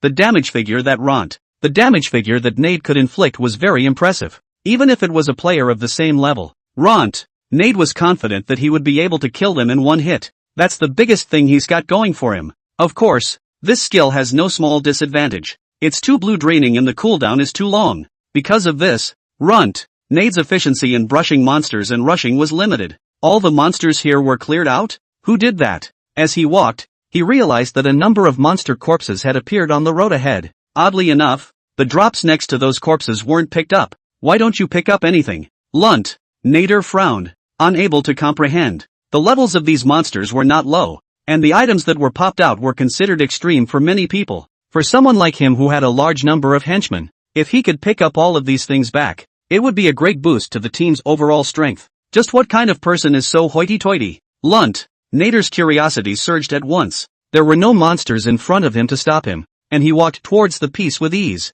I'm not mistaken, am I? Soon he saw a surprising sight. A plain-looking skeleton was waving the bone blade in its hand and launched an attack on the surrounding monsters. What kind of monster is this? Is it a boss? Lunt. Nader muttered something incomprehensible. Why is this monster killing monsters? If I kill this monster, are those drops all mine? He looked at the skeleton, and after thinking about it, a bold idea came to him. Although he didn't know why the skeleton was attacking the monster, this was undoubtedly the perfect opportunity for him to get rich. There's a saying in the country of China that it's better to sit back and reap the benefits of fishing. As long as I launch a sneak attack when this skeleton monster is under siege from the other monsters, I can be that fisherman. Runt. A surge of greed welled up in Nader's eyes. Of course, he still retained a part of his sanity. That skeleton was able to easily abuse the other monsters, and I'm afraid that the powerful strength was not something he could deal with alone. The timing of the strike becomes especially important. That thing is? At that moment, Runt. Nader suddenly saw a glowing circle. It's right in the thick of the monster zone. Buff? He remembered the announcement prompt at the start of the event. To make it easier for players to brush their monsters, various types of buffs will randomly appear on this event map. Runt. Nader looked at the glow, his eyes wide with urgent desire written all over his face. Only the skeleton hadn't left yet, and he could only do nothing about it. After another moment, the skeleton took care of all the monsters in this area and rushed to another area. Lantanard couldn't wait to run to the location of the halo. You gain an attack buff? Spell attacks are increased by 50% for 30 minutes. Perfect. Runt. Nader's face was overflowing with excitement when he got this buff. Who can stop me now? His tone was extremely confident. Soon, he chased after the skeleton in the direction it had left. Gotta get out early. The duration of the buff was only 30 minutes, and during that time, he naturally wanted to brush up on more monsters. It was also at this time that the skeleton charged into the middle of a bunch of monsters. What an opportunity! Runt! Nader had that big smile on his face when he saw it.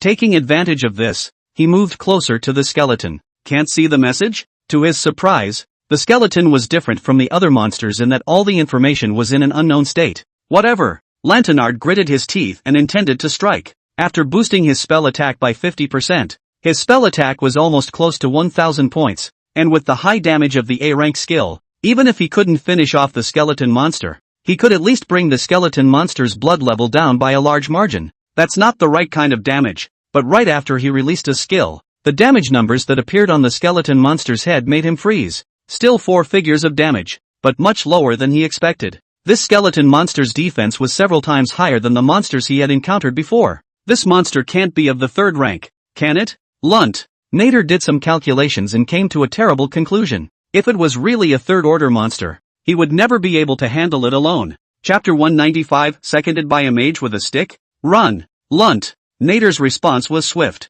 While the skeleton was still tangling with the other monsters, he ran as far as he could. But he had underestimated the level of intelligence of that skeleton. After being hit by his attack, the skeleton gave up on the other monsters for the first time and turned to Runt. Nader. Raising the bone sword in his hand, skeleton took a few arrow steps towards Runt. Nader chased after him. A distance of 100 meters was closed by this skeleton within seconds. Running so fast? Runt! Nader felt the strong wind coming from behind him and looked horrified. He couldn't even imagine how powerful this skeleton with no visible message was. That's right. This was exactly the skeleton minions that Sumu had summoned. Since it was a player's summon, other players naturally couldn't see the skeleton's information. After receiving Sumu's order, the 4 skeleton minions scattered in all directions, continuously swiping points in this area. Coincidentally, one of the skeleton minions runs into Runt. Nader. The level of the skeleton minions is linked to the level of Sumu. Sumu was already of the 3rd rank, and the ones he summoned were naturally elite monsters of the 3rd rank.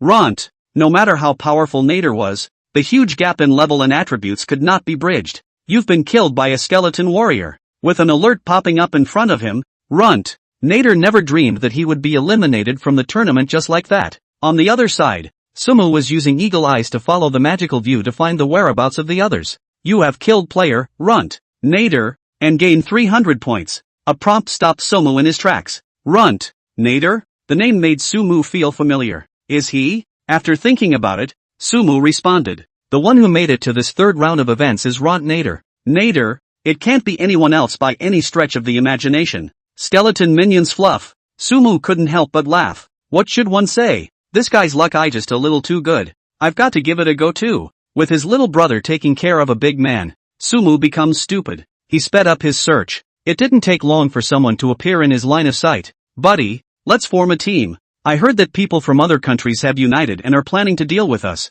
so we have to be careful. After this person saw Sumu, he sent out an invitation to form a team. No need. Sumu balked at the man and continued her search. Soon, a group of people appeared in Hawkeye's view. Judging from their faces, these people should all be from the Sakura country. Just you guys. The group was small in number, and Sumu didn't intend to let them go, directly running wildly towards that side. On the way, there were quite a few monsters that were also attracted to Sumu. Simmons, I can't believe we ran into each other.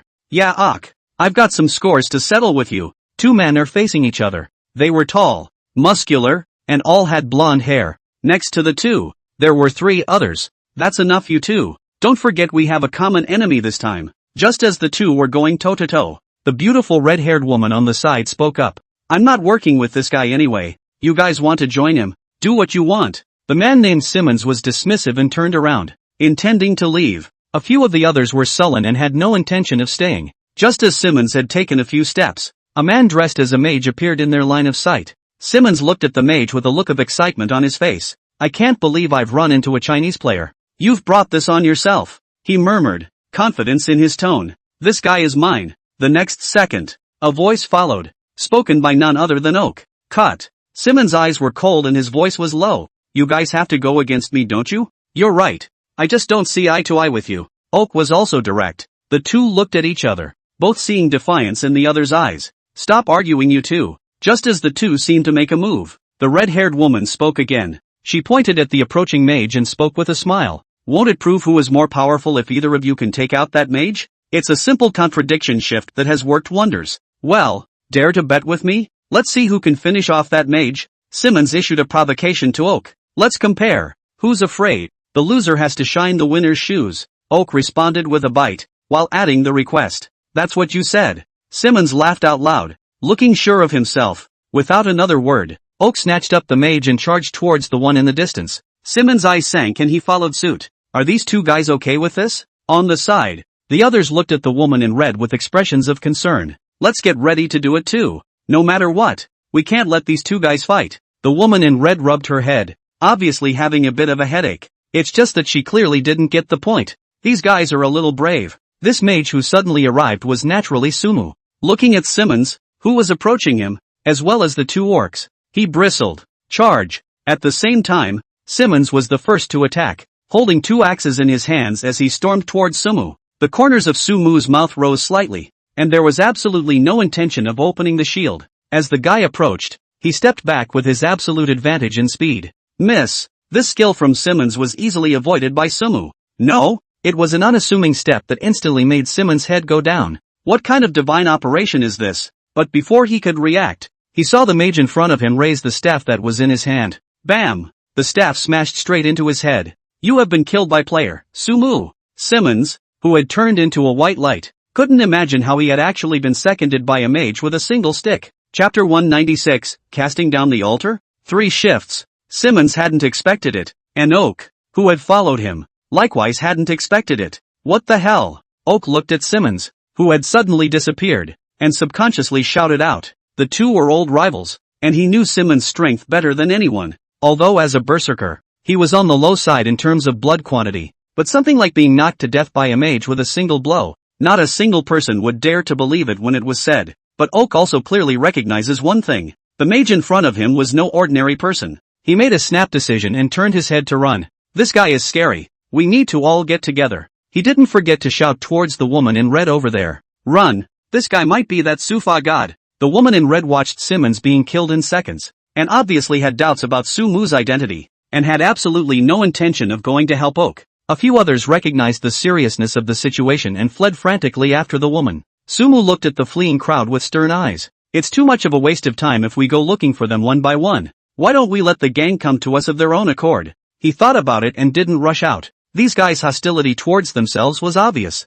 and as long as they let these identify themselves as Sufa gods, they would definitely try to get themselves killed. That woman runs pretty fast, so let her go. Sumu had plans. His eyes turned to the oinker. Magic missile. A missile made of magical energy hit Oak at a very high speed. The next second, tens of thousands of damage numbers popped up. You have killed player Oak, and gained 320 points. After resolving Oak, Sumu didn't rush to continue his attack. He's creating an illusion that while your damage is high, your blue consumption and cooldowns are equally high. Only then would he have a chance to let go of the redhead. That guy is definitely Sumu. That's him. Just look at the points, you guys. The few people who had fled watched Sumu kill Oak in seconds again and opened their mouths in unison. Sumu's points were currently in first place, and after killing Simmons and Oak, he had gained a few hundred more points, just enough to be able to match up. Why isn't that guy attacking? He's out of blue? Or is it a skill CD? Seeing that Sumu didn't continue to attack them,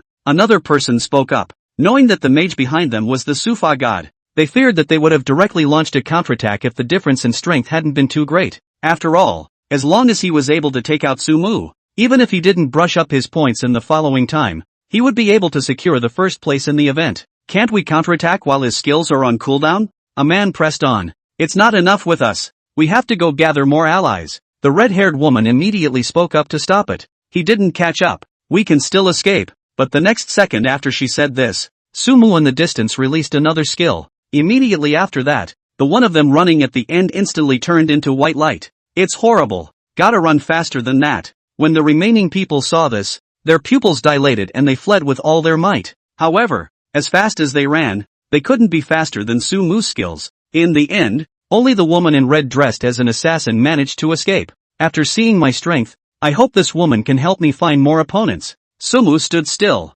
her eagle-eye view capturing the red-haired woman to death. At this distance, he had many ways to kill his opponent in seconds, but Sumu wasn't going to do that. He looked to the monsters in the area. I've got to brush all these monsters so that it'll be a little easier for the people who are looking for trouble with me. I hope those guys come together in a group. Sumu revealed a smile, not worried in the slightest that trouble would come to his door. If he could, he would have liked to expose his position to everyone's interface. Letting the red-headed woman go was nothing more than that. Make way first. The others should be able to guess that I'm in the neighborhood as well when they realize that this area is full of dead monsters. Sumu acted decisively. In the process of brushing the monsters, he also saw a lot of buff auras. Save those halos for the guys who are looking for something to add to their courage. Without picking up these buffs, Sumu was extremely generous and left them to his opponent. With his efficiency in brushing monsters, this large area around him had also turned into a monster-free vacuum. Sumu found a more conspicuous building and sat in this place and waited patiently. The third round of the event area is not very extensive. After all, there were only 10,000 players participating in the event. There's no shortage of players to run into during the brushing process.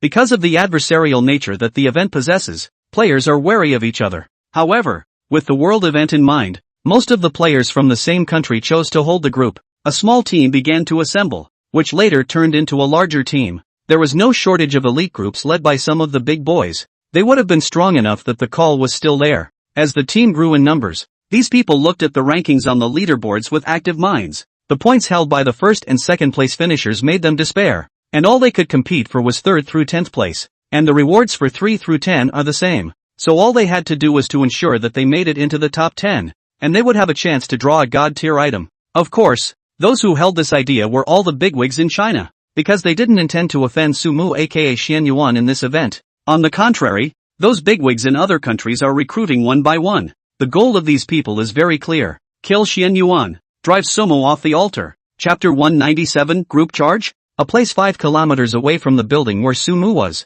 A crowd is assembling. In terms of numbers, there were almost 200 of these people. The group was divided into a number of small groups, which appeared to have considerable differences from the outside. They weren't as harmonious as they appeared to be either. Everyone, I can be 100% certain that Sumu is in that area up ahead. A red-headed woman in the crowd let out a shout. The language she spoke was automatically translated into words that everyone else in the game could understand. Everyone in the room also unanimously looked in the direction she was pointing. Then what are we waiting for? Runt. His Excellency Nader has already agreed with us before that we all have to cooperate in this event and work together to solve that Sumu. Another voice rang out, and the one who spoke was none other than Jinichiro. Mr. Jinichiro, there's no need to be in such a hurry. There are so many of us that we're not afraid of a single Sumu. Why don't we talk about points? A burly man with a full beard and a tall, imposing figure looked over at Jinichiro. He said this seemingly to Jinichiro, but actually to everyone. 200 elite players capable of advancing to the 3rd round,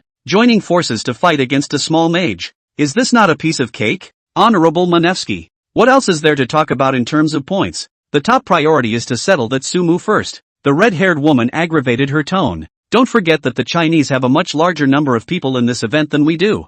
Beautiful lady. You're right, but as far as I know, that Sumu is acting just as wild. There may not be any Chinese players willing to help him. A curly-haired, very gentlemanly man retorted with a smile. Mr. Henry is right.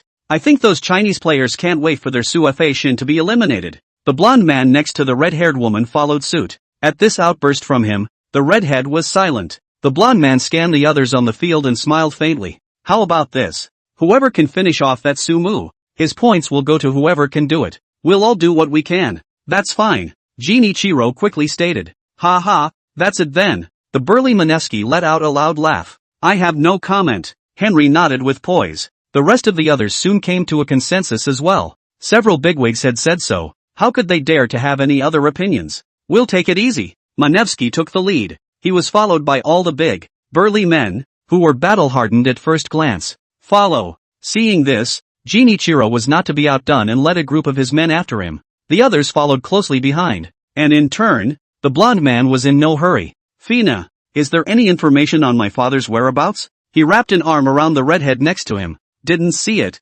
Shouldn't be around here. Fina, the redhead, replied with a pouty expression. Since father isn't here, it's up to me to command the big picture. Our Nader family's people are the brightest protagonists no matter where we are. The corners of the blonde man's mouth rose, his tone extremely confident. Just let those guys try that sumo first, and I'll take care of the rest. John Nader. Speaking of this, John Nader turned his head to look at the group of men behind him and ordered, "Follow them, keep a distance of a few hundred meters, and all of you don't rush to attack at first." Understood. Yes, a group of people immediately responded. John Nader smiled with satisfaction. As the eldest son of Ront Nader, he was naturally the first heir to the huge family. Nader's oldest son. He is naturally the first heir to this huge family. But because of the emergence of the Shenmue game, all of this seems less important. If he can take first place in this event, he's going to outrank Ront Nader. Nader! I'm sorry, father. John Nader murmured softly. In this city of ancient Roman architecture, Sumu sat beneath an unknown statue and snorted. More than 2 hours had passed since the event began. I don't know if it was because he had brushed all the monsters in the neighborhood, but there were never any other players close to this area. Or maybe the place where you are has become a forbidden place in the hearts of other players. Boring. Aren't those looking for trouble going to come yet? Sumu turned on his eagle eyes and kept observing the situation around him. After 10 minutes or so, a number of red dots appeared under the viewpoint skill. Sumu stood up and hammed and hawed. This fun is finally here. Without hesitation, he rushed in that direction. Brothers, take down Sumu and show the world how powerful our combat nation is. Manhwa rushes forward at the front of the group, looking very strong. That's the way they've always done it in the fighting states. Is that a mage? Soon, Manhwa noticed a player dressed as a mage appearing not far in front of him. Is that the Sumu? He revealed a look of excitement, and a big, scary-looking axe even appeared in his hand. Brothers charge! Letting out a shout to the others behind him, he displayed a go-for-broke demeanor. By taking out Sumu, his name, Manhwa, would appear at the top of the leaderboard. That would be a great honor. Suffer death. Sumu Manhwa initiates the charge. He held that big axe high with both hands, ready to deliver a heavy blow to Sumu. During the charge, Manhwa's line of sight was also kept on Sumu's body, obviously worried that Sumu would use the mage's blink skill to dodge his charge. But to his surprise, Sumu stood frozen in place. Dumbfounded by my aura? Manhwa raised an eyebrow, a little surprised. Charge. Kill. At the same time, the others behind him entered the range to release their skills. The men, like Manhwa, charged forward. Chapter 198, Save Yourself the Trouble. Third round of activity zones. Apart from players from various countries, the most numerous players here were Chinese players. Team Dragon. There are quite a few foreign players gathering. I'm afraid they're heading for Suefation. A group of people were in this area. Not too many. About 40 to 50 people. And the leader was none other than Long Fei. Hearing the team members' report, Long Fei narrowed his eyes. Suefation is the symbol of our Chinese nation. We can't just let him be besieged by people from other countries. We have to go and help. Long Fei quickly made a decision. Old Dragon. I don't think we need to go. At this time, a mage next to Long Fei suddenly spoke up. Wen Yao. What do you mean by that? Long Fei raised his eyebrows and asked in confusion. You're not unaware of Mage Sumu's power. Thousands of people didn't even take advantage in his hands before, let alone those foreign players. Mage Wen Yao replied indifferently. But the ones who made it to the third round are not weak. How can they be compared to those before them? Long Fei retorted. Mage Fumio smiled. He looked at the others on the field. These are the players that Long Fei has trained. Whether it's level, equipment, or combat literacy, these people are second to none among players. Maybe those foreign players are good in our eyes. Wen Yao shrugged at that. But in the eyes of Lord Sufa, those guys, and even us, are just a bunch of rabble. There was a sense of helplessness in his words. Long Fei also fell into silence. It's not a nice thing to say, but it's true. Wen Yao took a deep breath and added,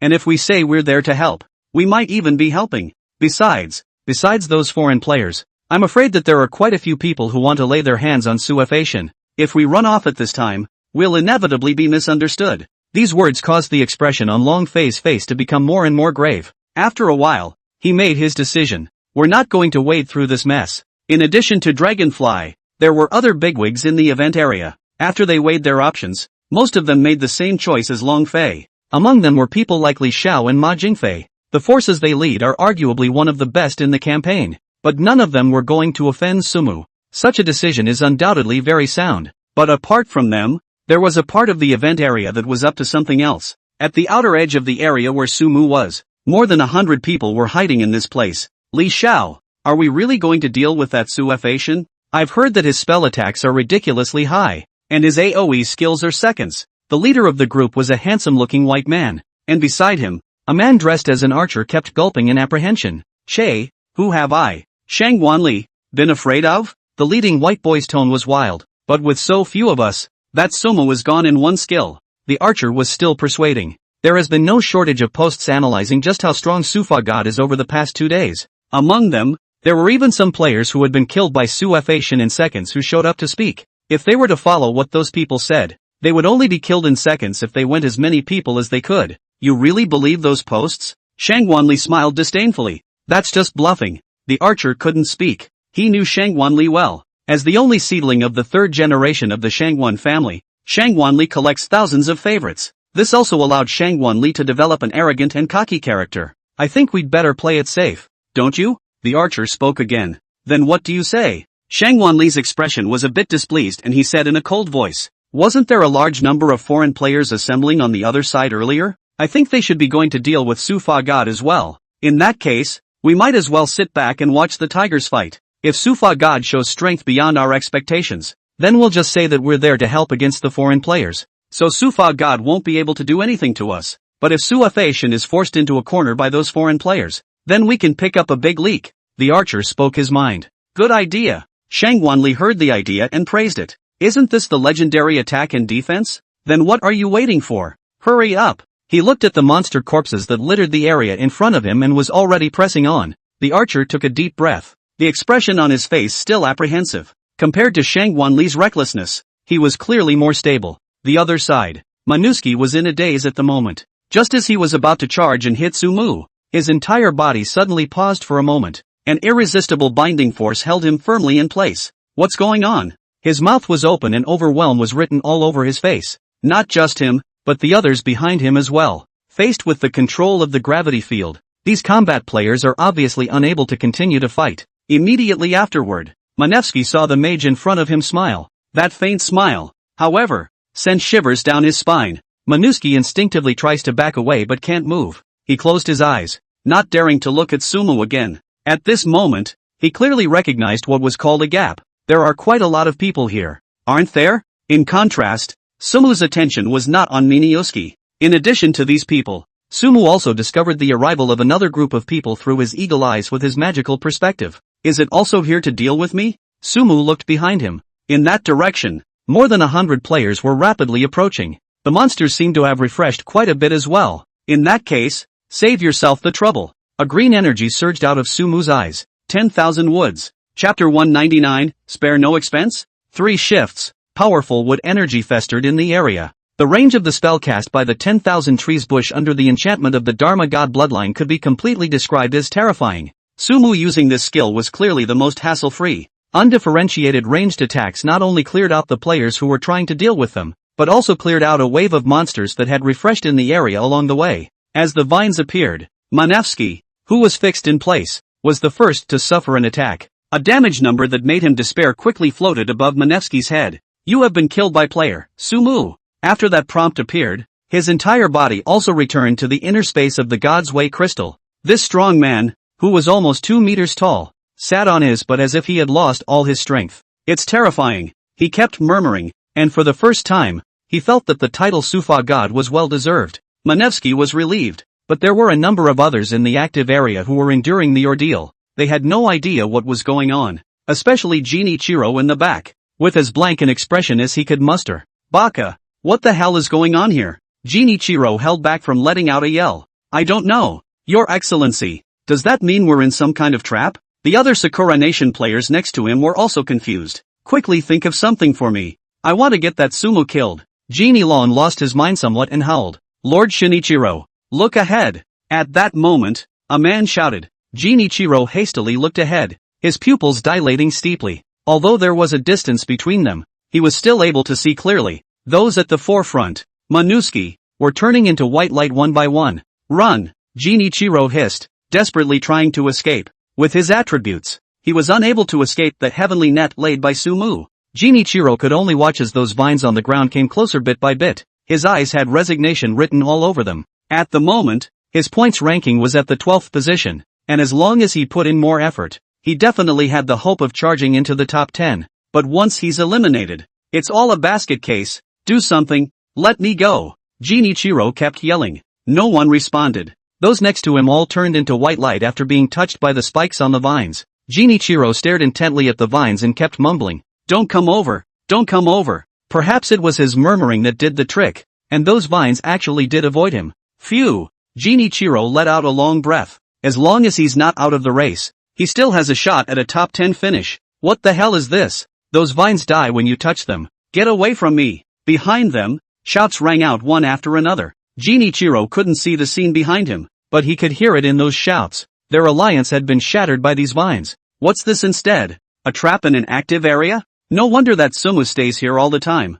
Genichiro looked at those terrifying vines and couldn't imagine how this was actually just a skill of Sumu. After another moment, he suddenly realized he could move. He hastened to look back. Less than 5 people remained from a team of hundreds. The rest of them all stood in place, not daring to move lightly for fear of becoming the target of those vines. Damn it! Genichiro let out a roar. Suddenly, a figure appeared in his line of sight. After seeing the other party's appearance clearly, Genichiro raised an eyebrow and quickly reacted. This is a Wakwak Venerable. ******Q. Without hesitation, he directly unleashed his strongest strike towards the figure. -1. However, when a damage number popped up on the man's head, Genichiro was completely dumbfounded. He looks like a dopey footpad chicken. A little damage? This was the first time he had dealt such low damage since entering the God's Way game. What does this little bit of damage mean? This spell attack of his that stood at the pinnacle of the Sakura Kingdom hadn't even broken Sumu's defense? Shinichiro's head went completely down.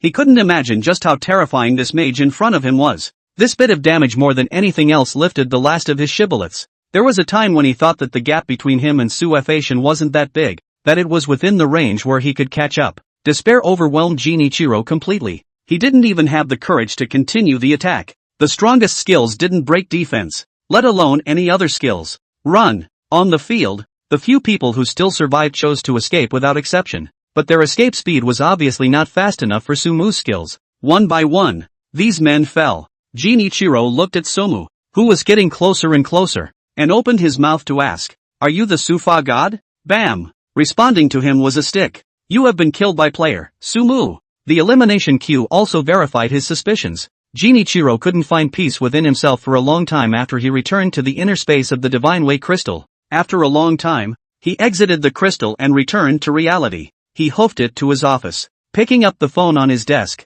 he looked flustered. Breathing in and out hard, he dialed a phone. "Your Highness, that Sumu is unstoppable in the game." After picking up, he spoke in a hurry. "Unstoppable? Are you serious, Lord Shinichiro?" The head was very surprised. "I'm serious. I'm afraid that we won't be able to catch up with that guy in the game any more than we have to." Genichiro's tone was incredibly serious. "So what do we do?" the head inquired. Genichiro pondered for a moment, his eyes grim and terrifying. "We have to erase it in reality, even at any cost." Chapter 200, Grand Prize. In the activity area. One Yao. Everything is just as you expected. This Suefation is really too strong. Long Fei looked at the number 1 ranked points value and couldn't help but feel emotional. Wen Yao laughed with a matter-of-fact expression on his face. In his eyes, "We're still no match for those second-order monsters. At least the second-order monsters have much more blood than us." How exactly did he grow up? Long Fei revealed a puzzled expression. They had been gathering intelligence related to Suefation all this time, and the conclusions they had come to had surprised them beyond measure. Sufa God didn't form any forces. With just his own strength, he had become a Dharma God that made everyone look up to him. "I also want to know the secret." Wen Yao laughed and said jokingly, "Why don't we arrest that guy and interrogate him properly?" "Come on you." Long Fei rolled his eyes and slapped Wen Yao's back. "Hey!" Wen Yao's smile grew wider. "AI." Long Fei saw this and let out a long sigh. His gaze was worried and his tone was heavy. This time, Suefation has shown his absolute strength in front of the whole world.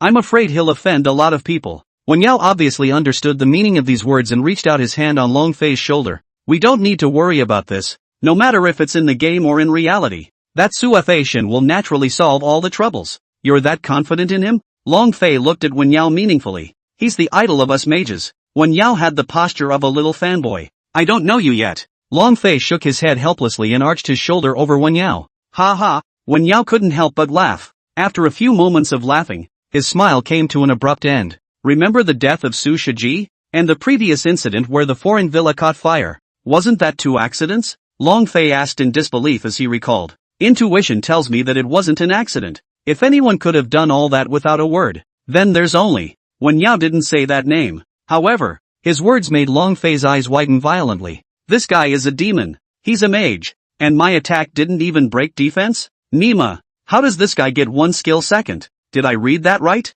He just knocked our guild's meatiest warrior to death with a single blow? In the event area, the place became a nightmare for those foreign players. After settling those people of Genie Long, Sumu did not stay idle and began to search for those fish that missed the net. Some of the small teams saw the single Sumu. That is called an initiative. But when they actually did it, these people realized what it meant to be cruel. Sumu was completely nonchalant. As long as it looked like a foreign player, all of them were solved by hand. For a while, the legend of the terrorist god of law remained in the area of activity. For the first time, the world's top players realized what the real gap was. For them, Sufa God was no longer a code name. It was a really big mountain, an insurmountable mountain. Suafation is too scary. This guy is already invincible in the game. I've never seen such a fluffy mage before. I've been playing the game for decades and this is horrible. We're finished. It's impossible to surpass Suafation. I'm afraid there's no more room for us in the world's activities. Those elite players around the world are complaining. Even if they were all united together,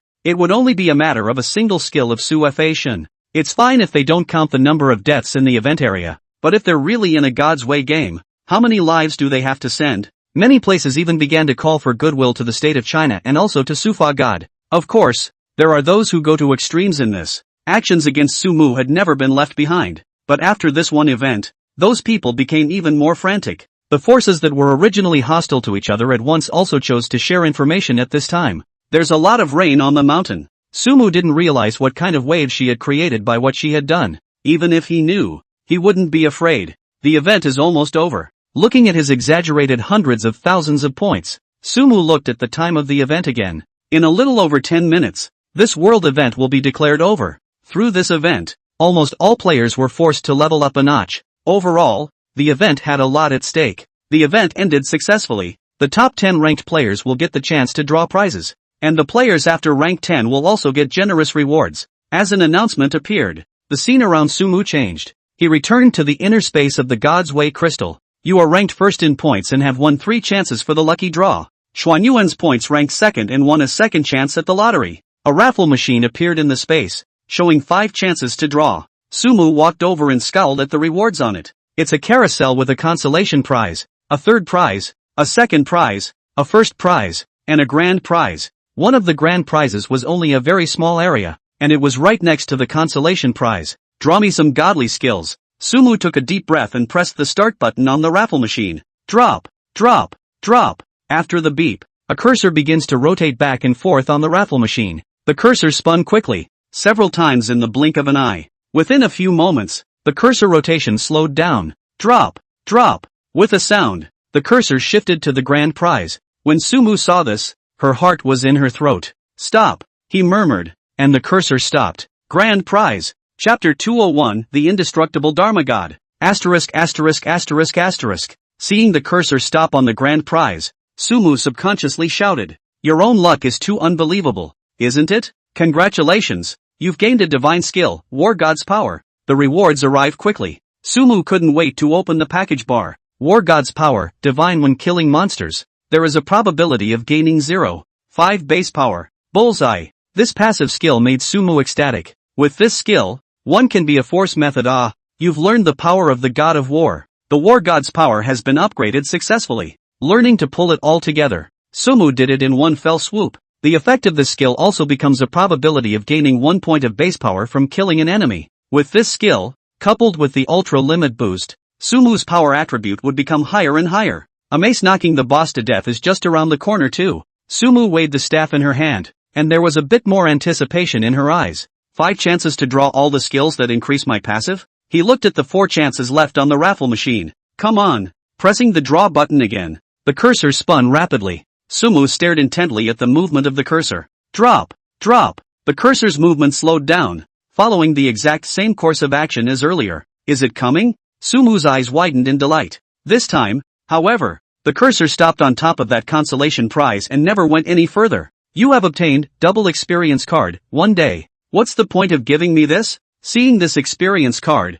Sumu really didn't have much interest. With his current monster swiping efficiency, it really didn't matter if he had this card or not. That consolation prize isn't enough consolation. Keep it, it should fetch a good price. Putting the experience card away, Sumu planned to sell the thing. I'm sure those tycoons who want to upgrade quickly will offer a price that will satisfy them. Don't come to comfort the general. Sumu chanted and continued to start the lottery. Drop, drop, drop. The raffle machine ran, this time stopping at the first prize. You have obtained the necromancy potion, S rank. A bottle of potion worthy of first prize? Seeing the prompt in front of her, Sumu was not calm. He hastily opened the parcel bar and found the potion. Necrotic potion, S rank. After using it, all your damage will have a necrotic effect attached to it, inflicts 1% of your opponent's maximum life value and real damage, for 10 minutes. Sumu couldn't speak. The introduction of this potion seemed simple, but the 1% true damage was enough to show how powerful it was. This thing would allow one to deal with those existences that were far more powerful than oneself at this stage.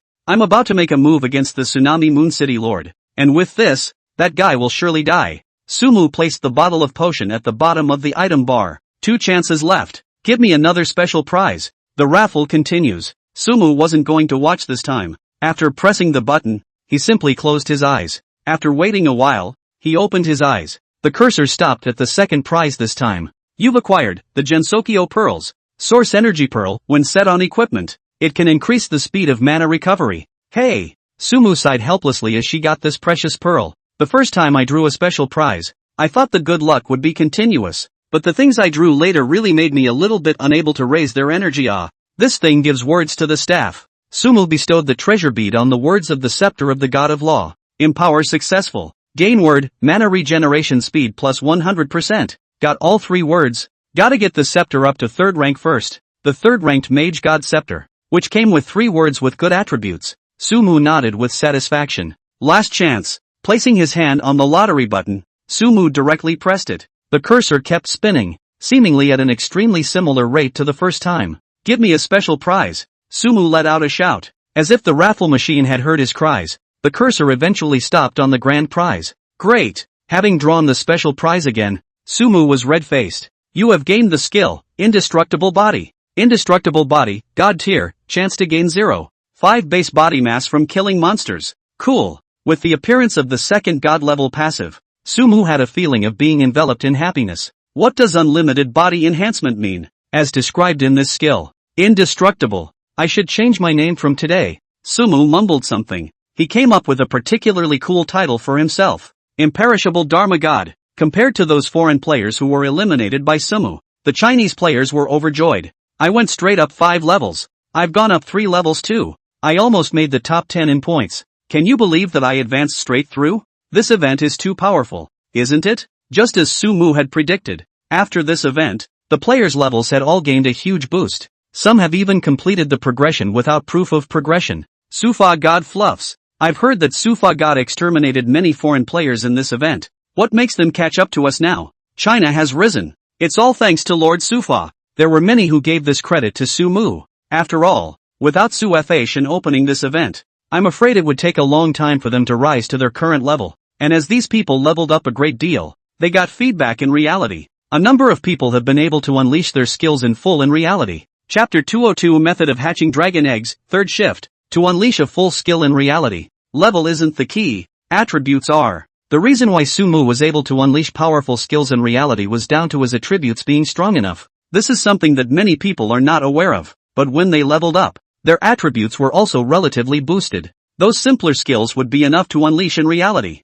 In the courtyard of a villa, Li Xiao was holding a sword. He's building up his strength. Not long afterward, a cross-cut emerged from the blade of the sword. It was wonderful. Li Xiao let out a cry of surprise as he felt this powerful force. With a wave of his hand, the cross-chopper flew straight out, hitting a flower bed with precision. Bang! The flower bed exploded in pieces at once. Soon, a couple of puffers ran up and quickly cleaned up. Li Xiao silently watched all of this with an unspeakable excitement in his eyes. Sumu didn't realize that because of this one event, the hidden dangers of reality were slowly surfacing. When people have great power, their ambitions will also be extremely inflated. But even if Sumu knew, he wouldn't care. Even if the reality of how powerful that person had gained was, no one could hide from the one who deserved to be seconded by himself. Let's go and wander around the city first. Walking through the city of Obsidian, Sumu was incomparably curious about the main city. The large royal capital was truly magnificent, with all types of buildings popping up. Sumu passed the signs on the road and arrived in the bustling trade area.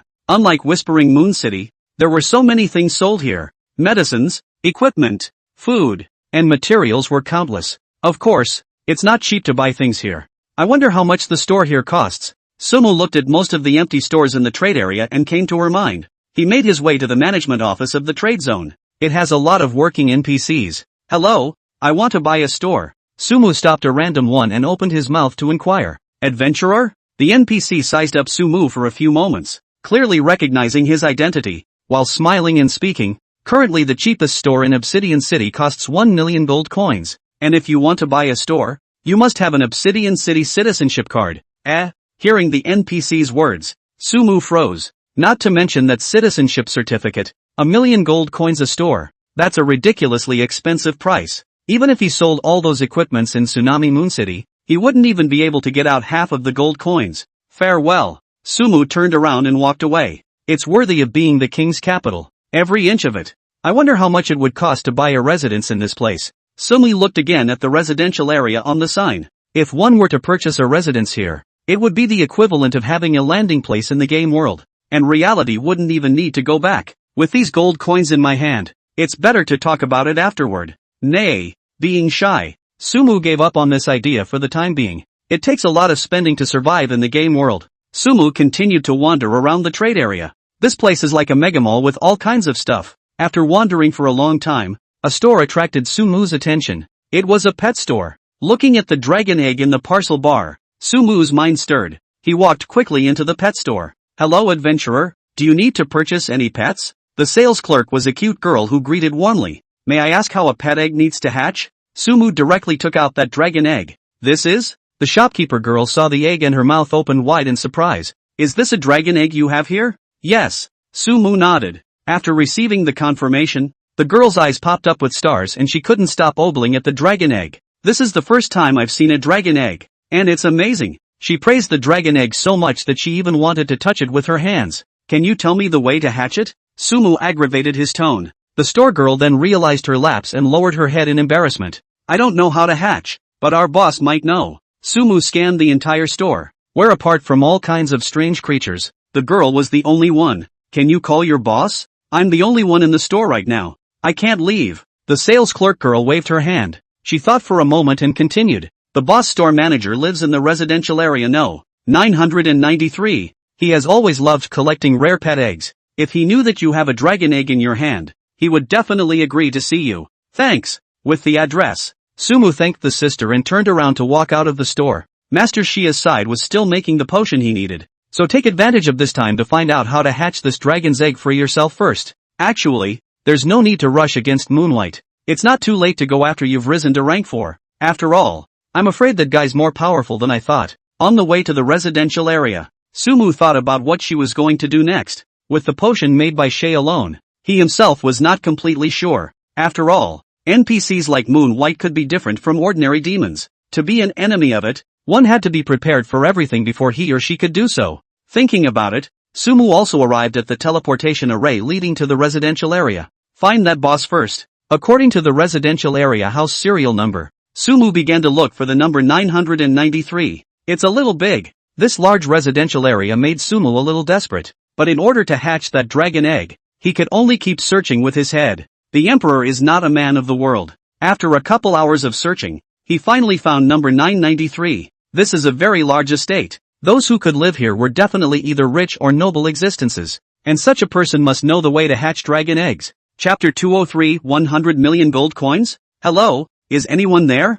Sumu sent out a shout towards the courtyard. A short while later, the gate outside the courtyard opened. An old man wearing a butler's uniform and looking extremely temperamental appeared in front of Sumu's eyes. This is a private residence. What can I do for you? The old man inquired courteously. This gesture also made Sumu couldn't help but send out an appreciation in her heart. Not bad for a big family. I've heard that the owner here likes to collect rare pets, and I have a pet egg I want to ask him to help me identify. Sumu changed his words while taking out the dragon egg. Oh my god. This thing is a dragon egg? The housekeeper couldn't help but let out a shocked cry after seeing the dragon egg and sizing it up. Apparently, he knows something about pet eggs as well. Noble guest, please come in. He hurriedly gestured for Sumu to enter, and his two eyes even glanced at the dragon egg from time to time. Seeing him in this state, Sumu had a number in her heart. This dragon egg is an absolute treasure. Through a long garden passage, the butler led Sumu to the bottom of a castle-like style building. The butler led Sumu through the door, and inside was a very spacious hall.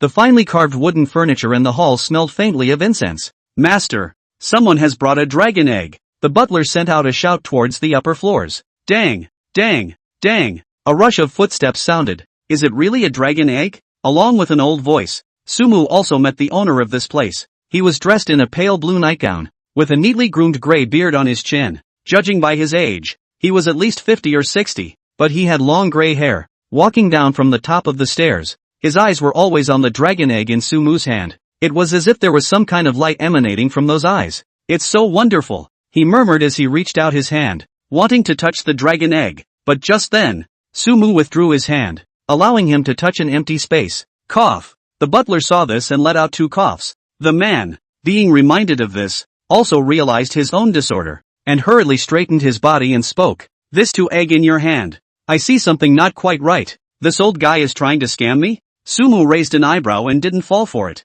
Judging from that performance of this old man just now, he himself is now the one who holds the initiative. Since this one isn't a dragon egg, then I won't bother you anymore. Sumu put on a regretful expression and turned around, ready to leave. The old man was obviously anxious and cried out in a loud voice. I only said that there was something wrong with the egg. I didn't say that this one wasn't a dragon egg. Then how should this egg hatch? Sumu took the opportunity to ask. If you want to hatch a dragon egg, you must provide sufficient life energy. But the life force of a dragon creature is so huge that it's difficult for ordinary items to provide enough hatching energy. The old man subconsciously replied. His words made Sumu narrow her eyes. Do you need strong life energy to hatch dragon eggs? I can see the life force in my magical perspective, right? Sumu directly opened his magic perspective and observed the dragon egg in his hand. Sure enough, the magical view penetrated the outer eggshell and captured the creature inside. It was a young dragon-like creature, already developing a fledgling form, but containing weak vital signs. Where can I find items with life energy?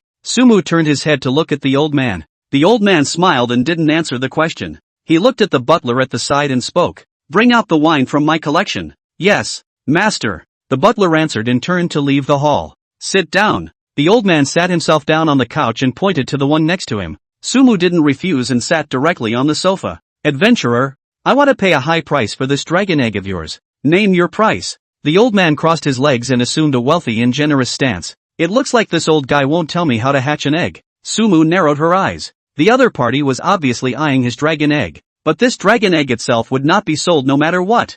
I wonder how much gold you can offer. Sumu tried without moving. Name your price. I'll never counteroffer. The old man seemed to be very sure of his financial power. Or maybe he wanted to poke at Sumu's bottom line. Sumu held his chin in one hand and pondered. Judging from how much the other party valued this dragon egg, the value of this thing was definitely extraordinary. In that case, I will offer an unacceptable sky-high price. I want this 100 million gold coins. Sumu held out a finger. Not a million. Not 10 million. What did you say? The old man couldn't sit still and snapped to his feet, a growl in his voice. 100 million gold coins? This adventurer in front of me really has the guts to say it. Adventurer, if you don't have any sincerity, then please return. The old man completely lost the warm and hospitable demeanor he had at the beginning, and issued an expulsion order with a sullen face, not yet having set the information he wanted. Sumu naturally wouldn't leave easily, and smiled as he opened his mouth. Wasn't it you who told me to open the price at will? But your price is too outrageous,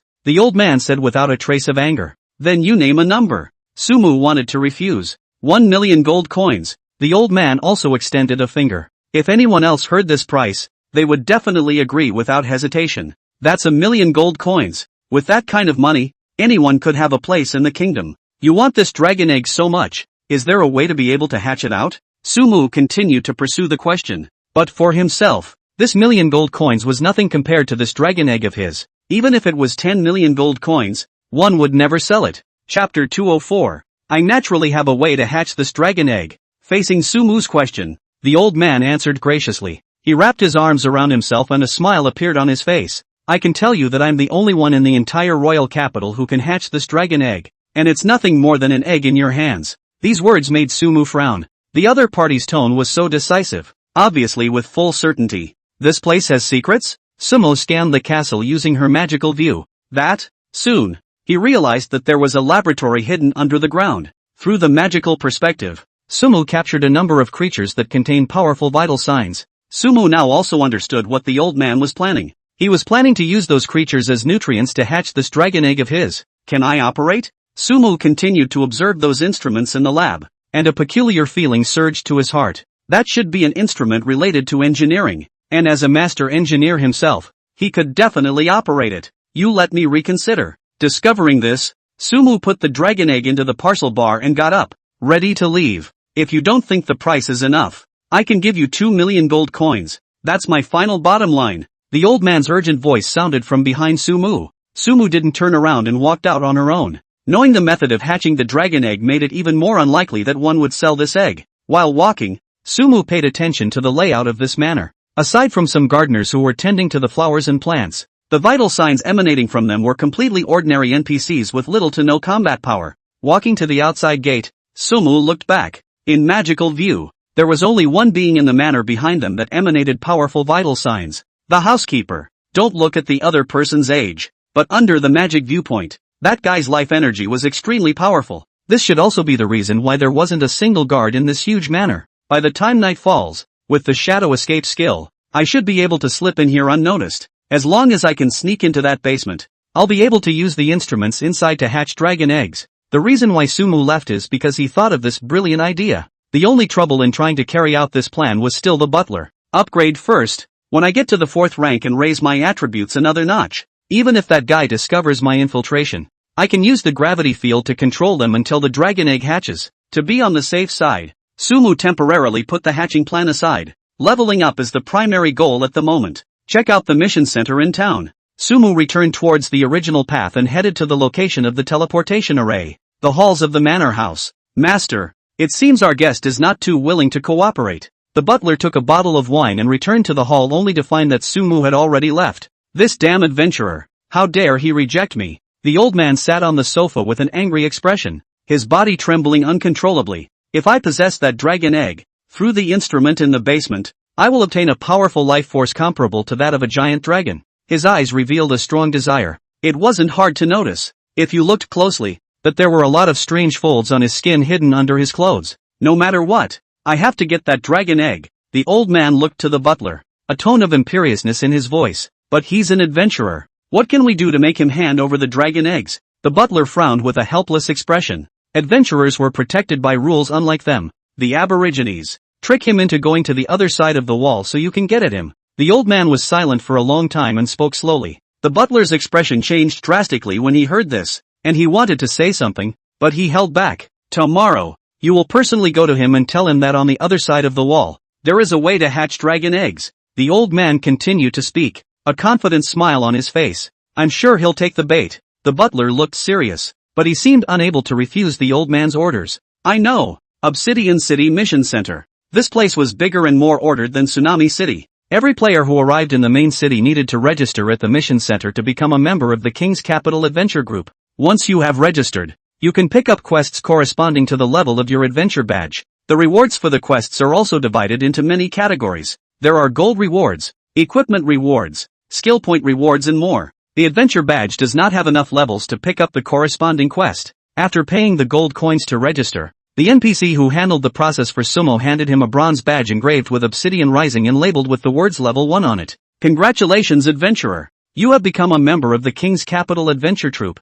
A friendly reminder, do not travel beyond the wall if you are not strong enough." The NPC also gave a piece of advice in passing. "Beyond the wall? What's that?" Sumu was a bit confused and couldn't help but ask. The NPC smiled, not surprised. He aggravated his tone, his expression serious. "Outside the wall is a place classified as a forbidden area. Before you advance to the 5th rank, you must not cross the wall. At present, the tasks you can take can be completed within the wall. When you have enough strength, you can go outside the wall, to break into the world." "I see." Sumo nodded and thanked the NPC. Although the NPC's description was only a little bit of it, one could probably understand it. The so-called Beyond the Wall should be a broader map. Or maybe getting out of the wall is where this game really begins. Chapter 205, Borrowing a Knife to Kill? 3 shifts. Adventurer, the higher the level of your badge, the more rights you enjoy in the city. Go for it. The NPC's voice sounded again. Sumu revealed a smile and walked towards the quest release bar on the other side. There are only 3 quests that can be taken on with a bronze level 1 badge. Go to the Forest of Devils in the eastern part of Obsidian City and bring back 10 third-order magic cores for 500 gold coins. Go to the Forest of Devils and collect 20 scarlet banjos, rewarded with 50 skill points. Travel to the Forest of Demons. Search for the flaming saber-toothed tiger and bring back its head. Elite quest. Reward equipment, tiger-toothed greatsword, grade A. The rewards for the quest were average, and the third-rank equipment was somewhat useful. For Sumu, the main thing was the points gained from completing missions. As long as you do these 3 quests, the points you earn will upgrade the level of your badge. This city should be the final landing spot. I have to level up this badge before I can do that. Taking over the task,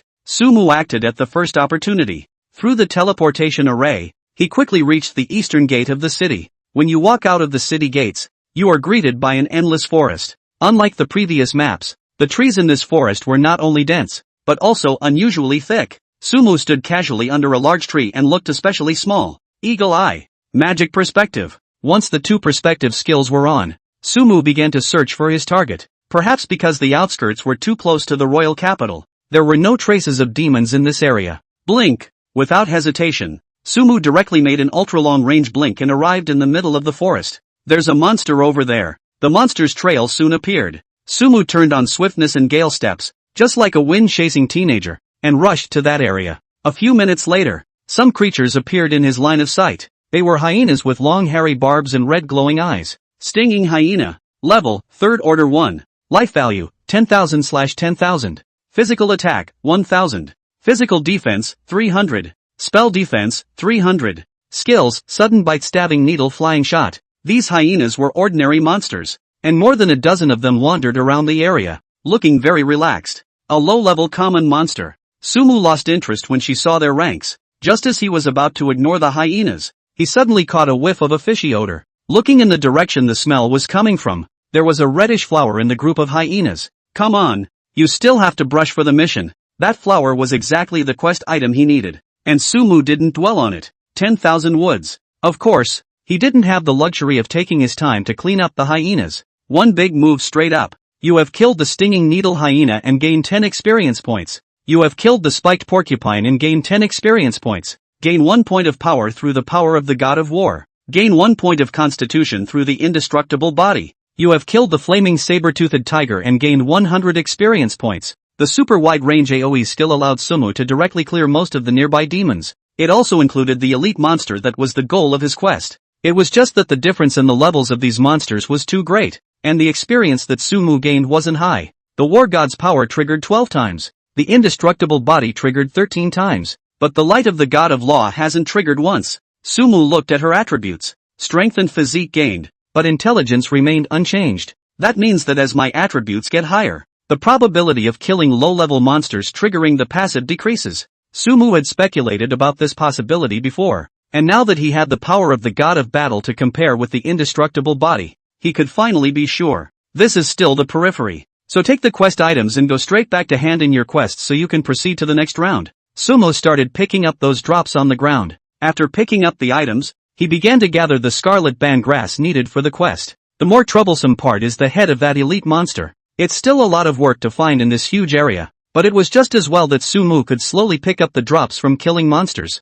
Although it was only something that was popped out by ordinary monsters, it still had some value. Even if it was sold to the stores in the royal capital, it would be worth a few gold coins. First save up 1,000,000 gold coins and buy a suite in the royal capital. I wonder what an estate like that guy's would cost. Looking at the more than 200,000 gold coins in the parcel bar, Sumu felt what was called a long way to go. The real world. Yu Xiao looked at the pile of information in front of him and was flipping through it without stopping. Brother Xiao, with so many Sumu, which one is the target we're looking for? There were several other people standing next to Yu Xiao, and one by one, they were also looking over the information in front of them. After getting that information into their hands, they have been studying it. Su Shiji had labeled many key suspects in the targets he had previously monitored. These are the people they need to focus on. Go one by one and try them out. No matter what, make sure you find that guy. Yu Zhao's tone was icy cold and his killing intent was determined. in order to deal with Sumu. He had paid a huge amount of energy and price,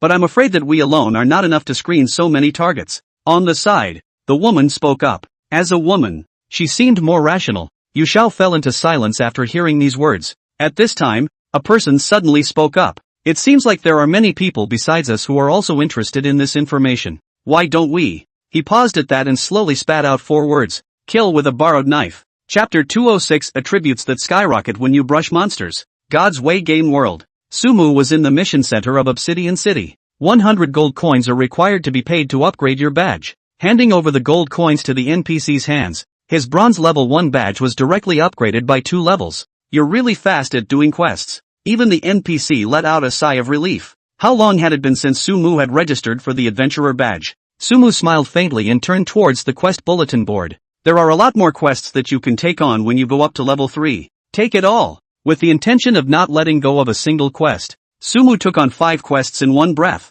2 gathering, 3 killing monsters. 2 of them were elite quests that required killing elite level demons. For myself, though, these tasks don't make much difference. After doing these quests, I'll have enough points to upgrade my badge to silver level. Sumu estimated the value of the points. If it wasn't for the fact that the badge level wasn't enough to take on higher difficulty quests, he would have wanted to go straight to those boss killing quests. The mission center should be considered the more convenient place in the entire city. With the teleportation array close by, Sumu went straight to the Forest of Devils. Stepping into the outskirts of the Forest of Devils, Sumu began to search for his target monster through his eagle eye and magic view. As the difficulty of the quest increased, the level of the monsters naturally became higher. Let's just take our time pulling monsters and brushing them this time. Otherwise picking things up is just too much of a hassle. Based on the distribution of the monsters, Sumu didn't directly use the 10,000 woods this time. This skill has a big enough range, but it's not a big trouble after killing monsters. Once the monsters were dead,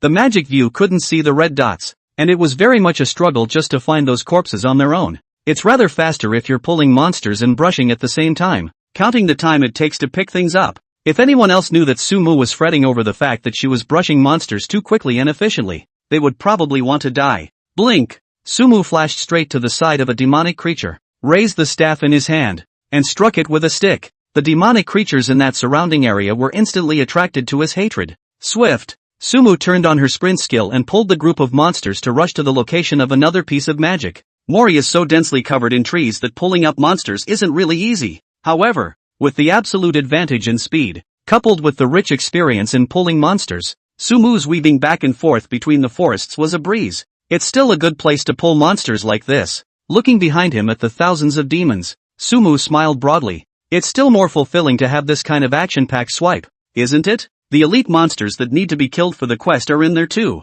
All the monsters in this neighborhood are here. While running, Sumu turned back and searched for the swarm of demons. After confirming that the elite monsters he needed to kill were among them, frost surged out of his eyes. Frost storm. The roaring cold wind enveloped thousands of demonic creatures. You have killed the Ironhide Brown Bear and gained 50 experience points. Gain 1 point of constitution through the indestructible body. You have killed the Tyrannical Lizard and gained 500 experience points. Gain 1 point of intelligence through Mage Glow. You have killed the Wind Tiger and gained 50 experience points. Gain 1 point of power through the power of the God of War. The scene was extremely spectacular, and as these magical beasts fell down head after head, all kinds of tips kept popping up on Sumu's interface. Although these monsters were of a lower level, with the added weight of numbers, Sumu directly rose a level and his experience value continued to increase, and his own 3 passive skills were triggering in succession. The Warlord's power triggered 63 times directly. The indestructible body also triggered 41 times.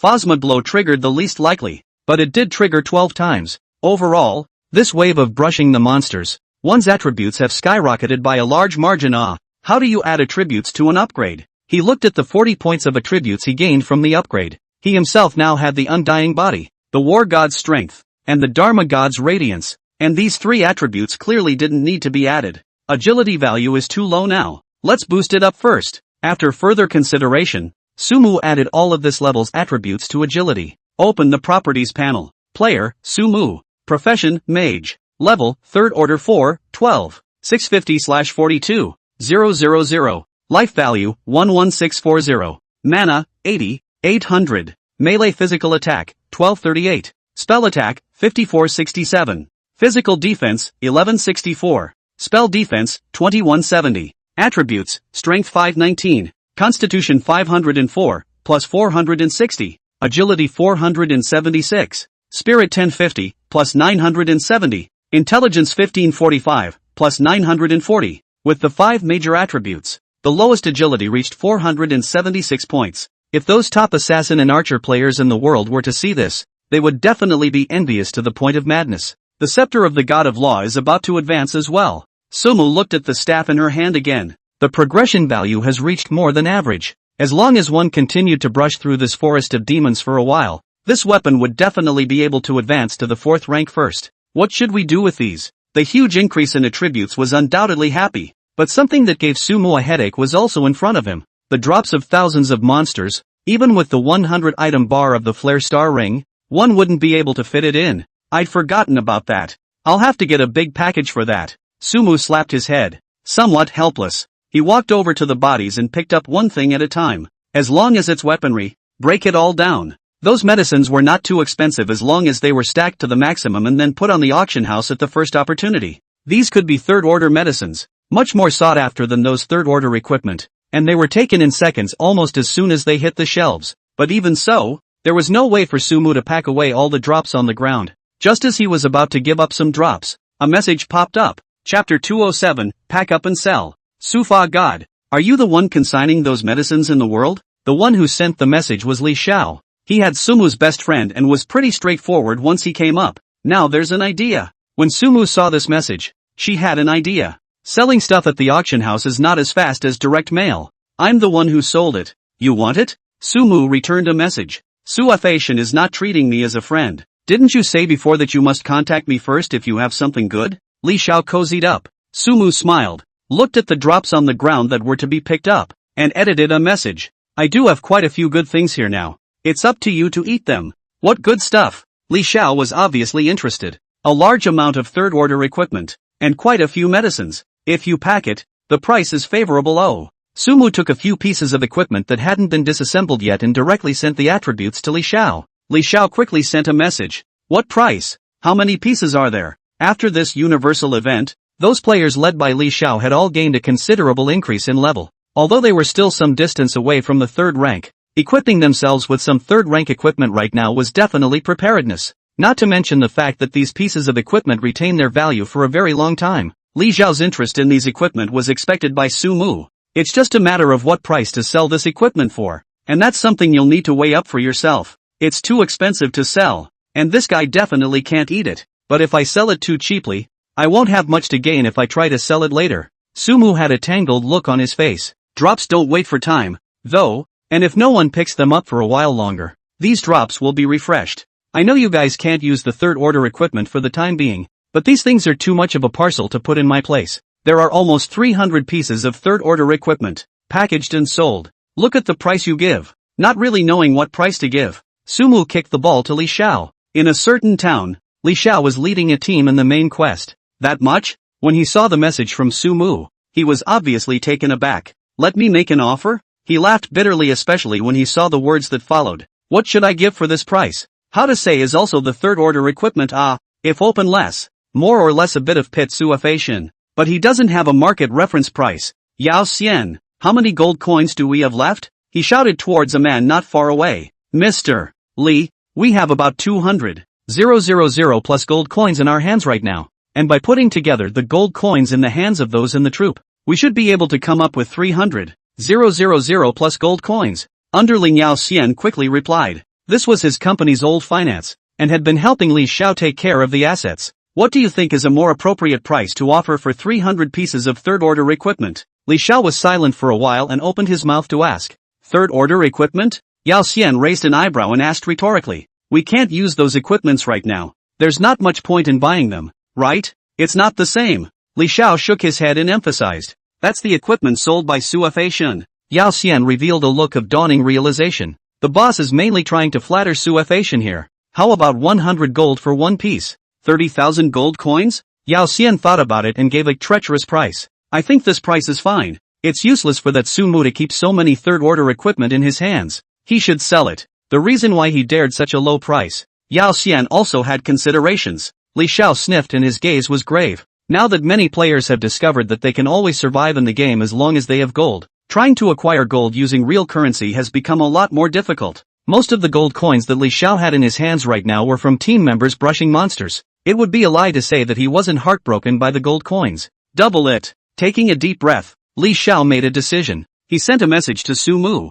How about 200 gold coins per piece then? 400 for weapons? After sending it successfully, Li Xiao had a very apprehensive expression on his face, afraid that Su Mu wasn't satisfied enough with the price. In the Forest of Devils, Su Mu looked at that price sent by Li Xiao and frowned. A piece of third-order equipment was definitely worth more than 200 gold coins. The price given by Li Xiao was really a bit pitiful, but on second thought, Su Mu also understood. Third-ranked equipment, even for the world's top team like Li Xiao, would take a long time to equip. In that case, the other party will certainly not be able to afford to invest a large amount of gold coins to be able to give this price. I think I've given myself a lot of face. It's only a few dozen gold coins to sell the store, and the disassembled materials won't sell for much, so this price is actually acceptable. Su Mu had plans in mind. Deal. After sending a message to Li Xiao, Su Mu started picking up those drops and then packed them up and mailed them to Li Xiao. Li Xiao was now the third in the world rankings anyways, plus he had traded with him before,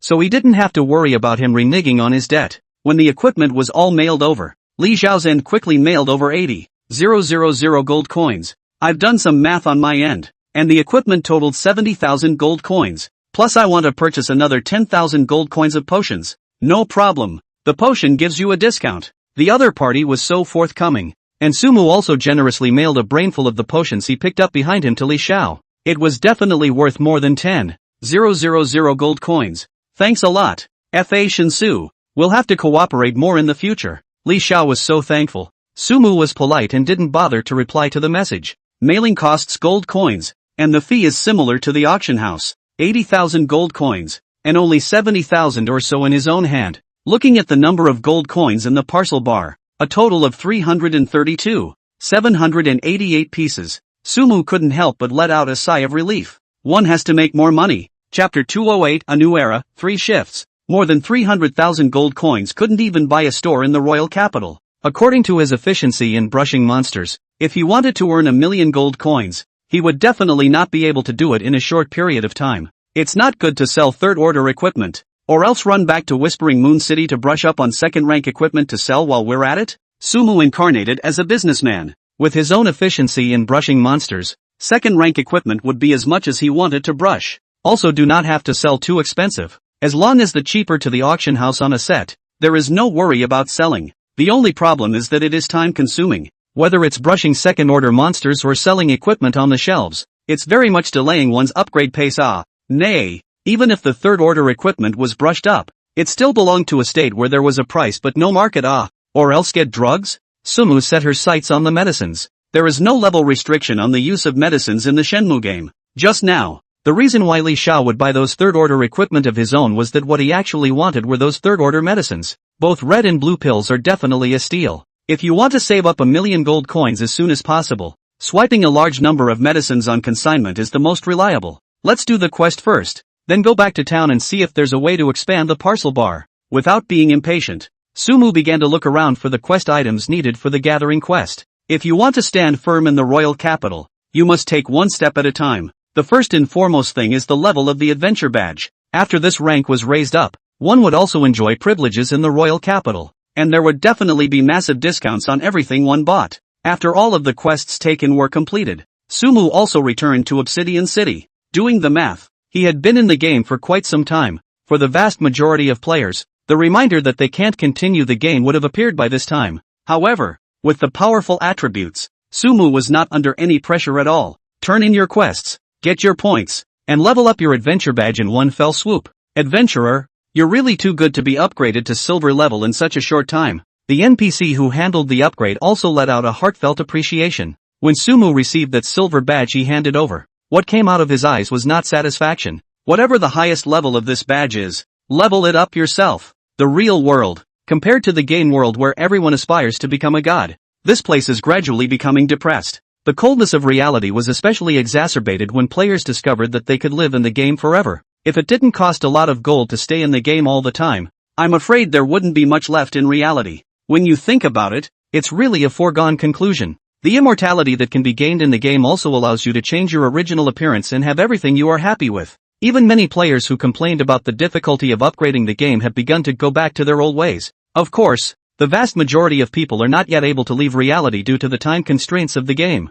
But anyway, the whole world is changing. There were fewer and fewer people on the streets, and the prices of goods were getting higher and higher. And some people even started to sell items with the gold coins of the God's Way game. A new era has dawned and it is an unstoppable trend. Everyone understands that as they level up, they will get a second life in the game. They can live in the game. They can get food in the game. And they can even get a lot of things in the game that they wouldn't otherwise be able to get. It's just that all of them don't know exactly what they need to face when that day actually comes. A mountain. A man in a Taoist robe was taking a quick leap through the forest. If anyone was here, they would be speechless with amazement. The speed of this little Taoist priest clearly surpassed the limits of human beings. And even the world's fastest champion could not catch up with his shadow. That's not all. After a quick weaving, the little Taoist brought up his whole body's strength and fiercely punched a large tree in front of him. It was a deep forest, and the large tree with its large trunk would take several adults to encircle. But it was such a heavenly ancient tree that after receiving the impact of that punch, it broke hard at the torso. Boom! The tree fell to the ground with a loud crash that shattered the silence of the mountains. The young Taoist looked at the fallen tree and rippled. Somewhere. A shooting range. Are you ready? A man holding an airsoft gun looked at the man not far away. Come on. The man took a deep breath and shouted. The man with the airsoft gun was at full attention, took aim and pulled the trigger. It's an airsoft gun, but it doesn't shoot slow. But the man he was aiming at wasn't moving slow, dodging shots with various dodges. Awesome. Dodged most of the attacks. The powder rounds left only a few marks on the man's body and a thumbs up from the shooter. As long as my agility attribute gets higher and higher in the game, even if it's a real bullet, I'll be able to dodge it. The man laughed, his tone extremely confident. Similar scenes are happening all over the world. After understanding how much the game enhances reality, some forces inevitably become fearful. They are in fear of the god Sufa. Those who wanted to make an enemy of Sumu coincidentally came up with a terrifying thought. To what extent can the Suafation of today? The more they thought about it, the more horror grew within them. Perhaps one day, in a fit of rage, this Dharma god would be able to annihilate them with the lift of a hand. We can't let him continue to grow. We must obliterate him even if we have to use super firepower. Many people made up their minds. Before God grows up, it is only a mortal body. As long as the firepower is strong enough, yet even with enough firepower, they were equally helpless without a target. One after another, people arrived in China in this otherwise sparsely populated era. They have one purpose: determine the true identity of Sufa God. Chapter 209, Storage Belt. Obsidian City. Sumu returned from the Forest of Devils and went to the quest center to finish handing in his quest at the first opportunity. That silver badge on his chest was also upgraded to level 3. After taking on a few more quests, he didn't head straight to the quest location and turned to the bustling trade area. The package should have something to do with the tailor's store. Go find it. Sumu's gaze landed on a rather large store. Most of what's sold here are tops, from all professions, and they're pretty good from a quality standpoint.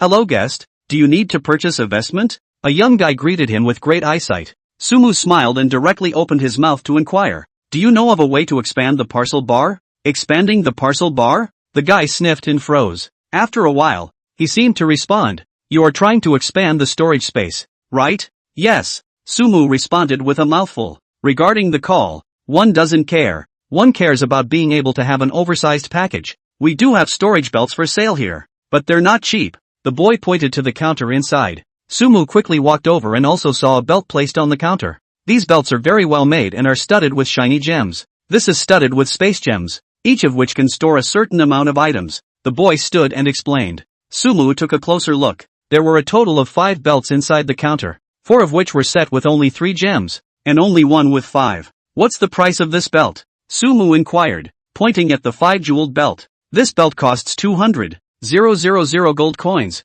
The guy smiled and offered a price that made even Sumu startled. 200,000 gold coins? Looking at the gold coins in the parcel bar, Sumu's brows furrowed and his face hesitated. This was a large portion of one's savings. Was it really a good deal to use it to purchase such a belt? Can I see the properties of this belt first? Sumu looked over at the little guy. Of course. The guy cheerfully opened the counter and took out the belt. Storage belt has 500 storage bars. Receiving the belt, Sumu narrowed her eyes. 500 storage bars is definitely a snowball's chance in hell for yourself. With this belt, you can basically pack away all the things you explode from brushing monsters. The price of 200,000 000 gold coins is a bit expensive, but it's within the acceptable range. Sumu pondered. Can I get a discount? He rushed at the boy and compared the silver badge he was wearing. I'm sorry, but we only offer a 10% discount to platinum level adventurers here. The guy gave an apologetic expression. Sumu didn't bother to dwell on it. There's no telling how long it will take to get up to a platinum badge. Buy it. Gritting her teeth, Sumu decided to buy the belt. Adventurer, this is 200,000 gold coins. Are you sure? The boy obviously didn't expect Sumu to be so wealthy. Sumu nodded and took out those gold coins. When the gold coins worth $200,000 were laid out in front of him, the guy did a double take. You have spent over 200,000 gold coins in our store. From now on, you are a VIP user of our store, enjoying a 20% discount on the entire site. And we can customize a set of equipment for you. The guy sounded excited and looked thrilled. It's a big client. We have to serve him well. What suit? Equipping the belt on. Sumu also came to be interested in the set that the fellow was talking about. A third-order suit that attaches to your profession. As long as you bring all the materials with you, we'll do the work for you for free. The fellow explained. Any drawings? Sumu raised an eyebrow and inquired. As a master tailor, one obviously doesn't need any substitutions as long as one has the drawings. Since they had already spent 200,000 gold coins,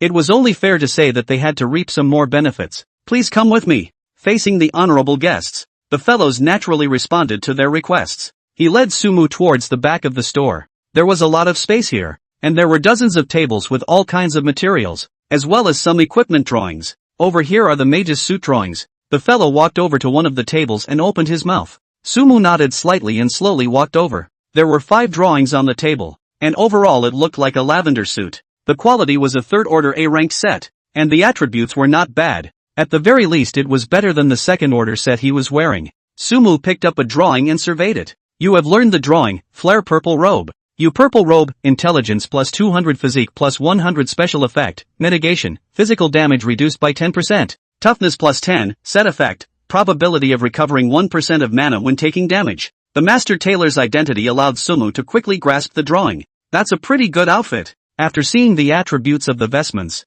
Sumu kept nodding in her mind. Overall, this kit adds less spirit and focuses more on constitution. It also corresponds perfectly to the effect of the set. Although there was less spirit and the amount of blue would become less, but if the trigger probability of the set effect was given, this set of equipment was obviously more suitable for you all. Imagine if you just pulled on a bunch of monsters with a mana shield on top of you and let them launch their attacks. Wouldn't the blue level come back in spurts? Sumu put down the drawing in his hand and picked up another one. This set of equipment is quite good.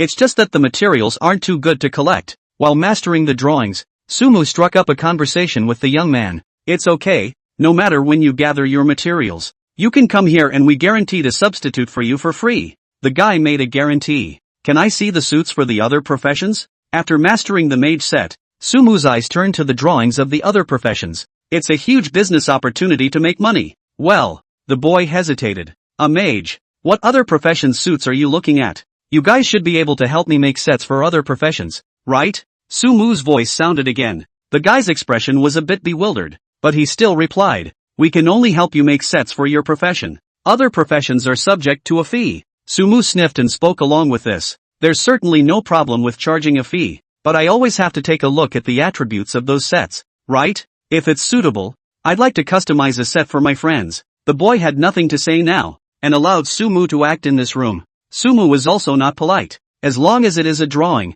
all of them picked up to observe some. With his status as a master tailor, he quickly got hold of all the drawings here. Alright, when I get the materials together, I'll definitely come to you guys for a customized one. Leaving behind a sentence, Sumu walked out of the store with large strides. The guy smiles and cheers, not realizing the seriousness of the problem. Chapter 210, Catching Up? Since I can master the drawings in this tailor's store, is it possible to learn drawings or recipes from other stores as well? Walking through the streets of the trade area, Sumu looked around at the stores dotted around, dumbfounded. Those weapon stores were surely able to build high-grade weapons, and as long as they could see the drawings themselves, they could immediately master them. And those pharmacy potion recipes, how about getting some formulas? Having just spent out 200,000 gold coins, Sumu was now not going to let go of any business opportunity as long as it was a business opportunity. Instead of the third-order equipment that couldn't be sold, third-order medicines were more marketable. Sumu walked into an apothecary store. The store was large,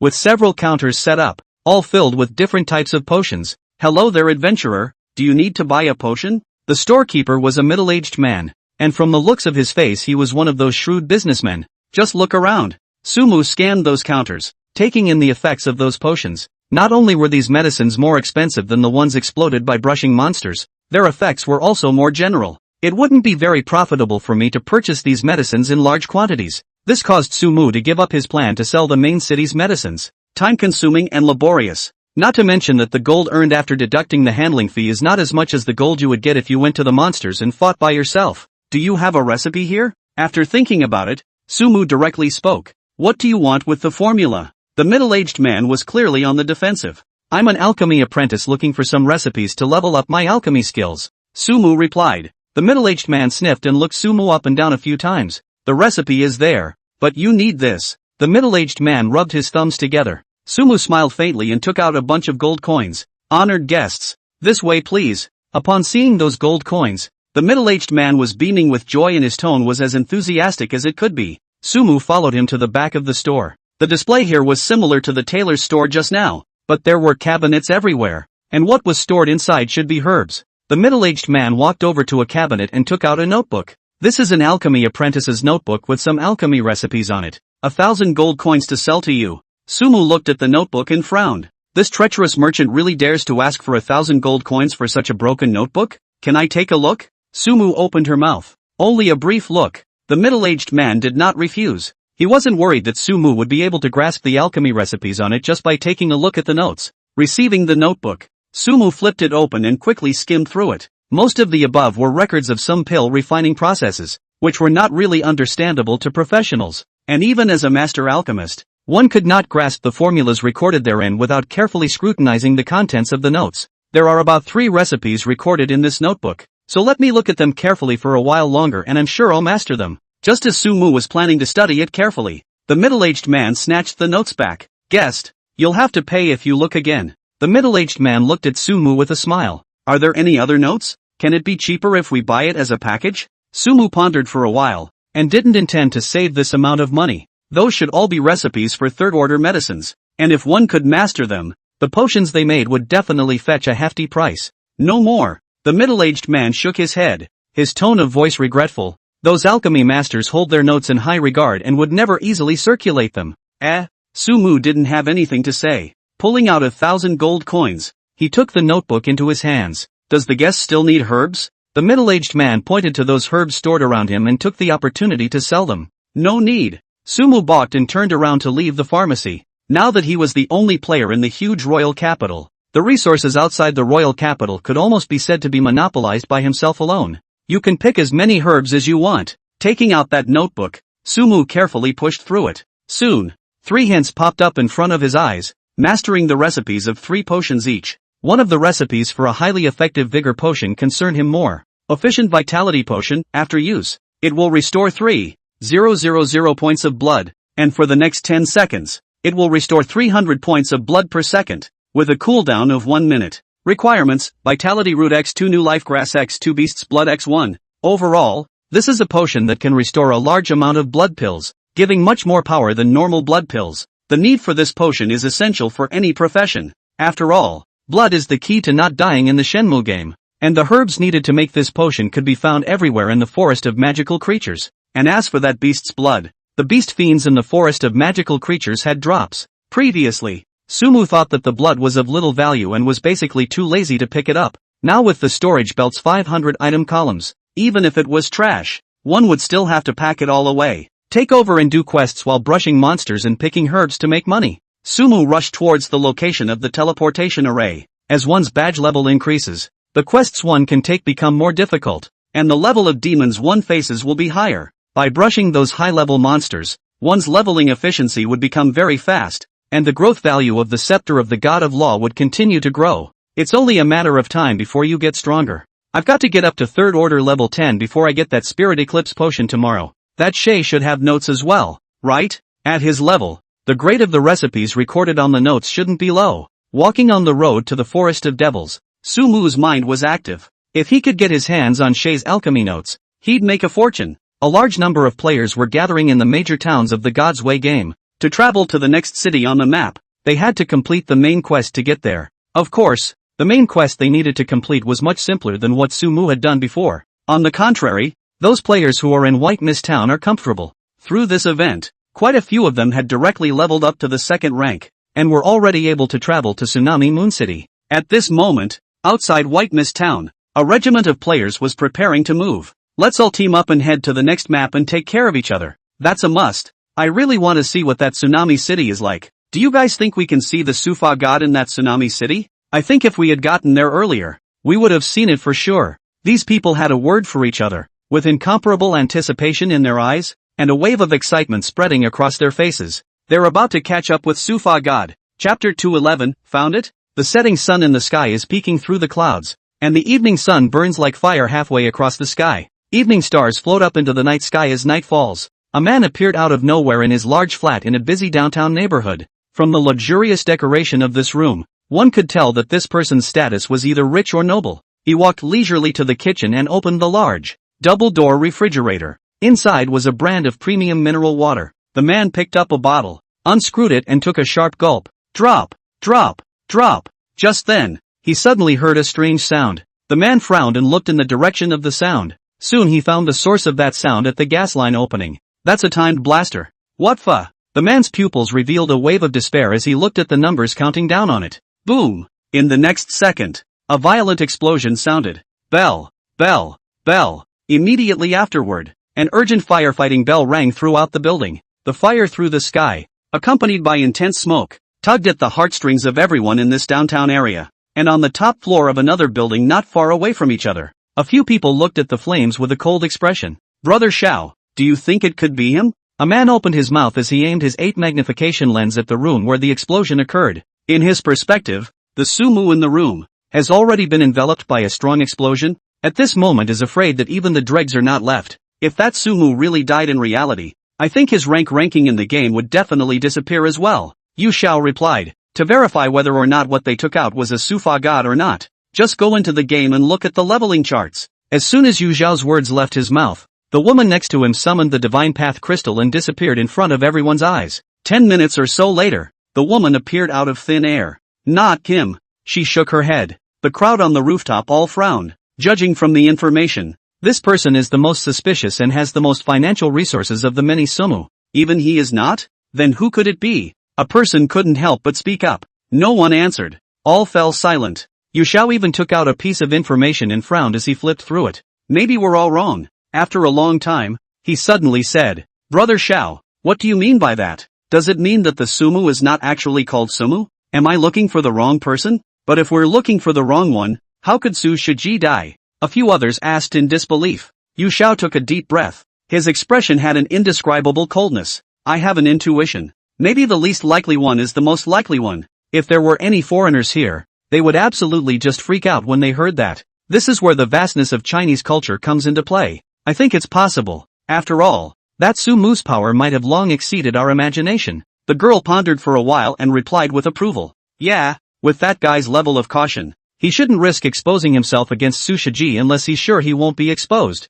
So, the least suspicious one in the profile is instead the most likely target for us? A few others responded. Everybody looked carefully. Yu Xiao hurriedly distributed the information in his hand to the crowd. The wind is cold. The gang kept flipping through the profiles on the rooftop. Each of them had a serious expression on their face, looking for those most unlikely people. I have a target in me, and no matter which way you look at it, he can't be that Sufa God. After a long time, one spoke up. Let me see. Yu Xiao took the piece of information in his hand. Ordinary people living in a third-tier city, with few friends, little savings, and no background. This man had an even better alibi for the time period in which Su Shiji died. Yu Xiao read it out while looking at that information. Judging from this information, this Sumu does not seem to have anything to do with that Suefation. Even in so many profiles, this Sumu is the least suspicious one. In a different situation, they would indeed have simply ignored such a target. But now, as Yu Xiao looked at this Sumu, his brows were deeply locked.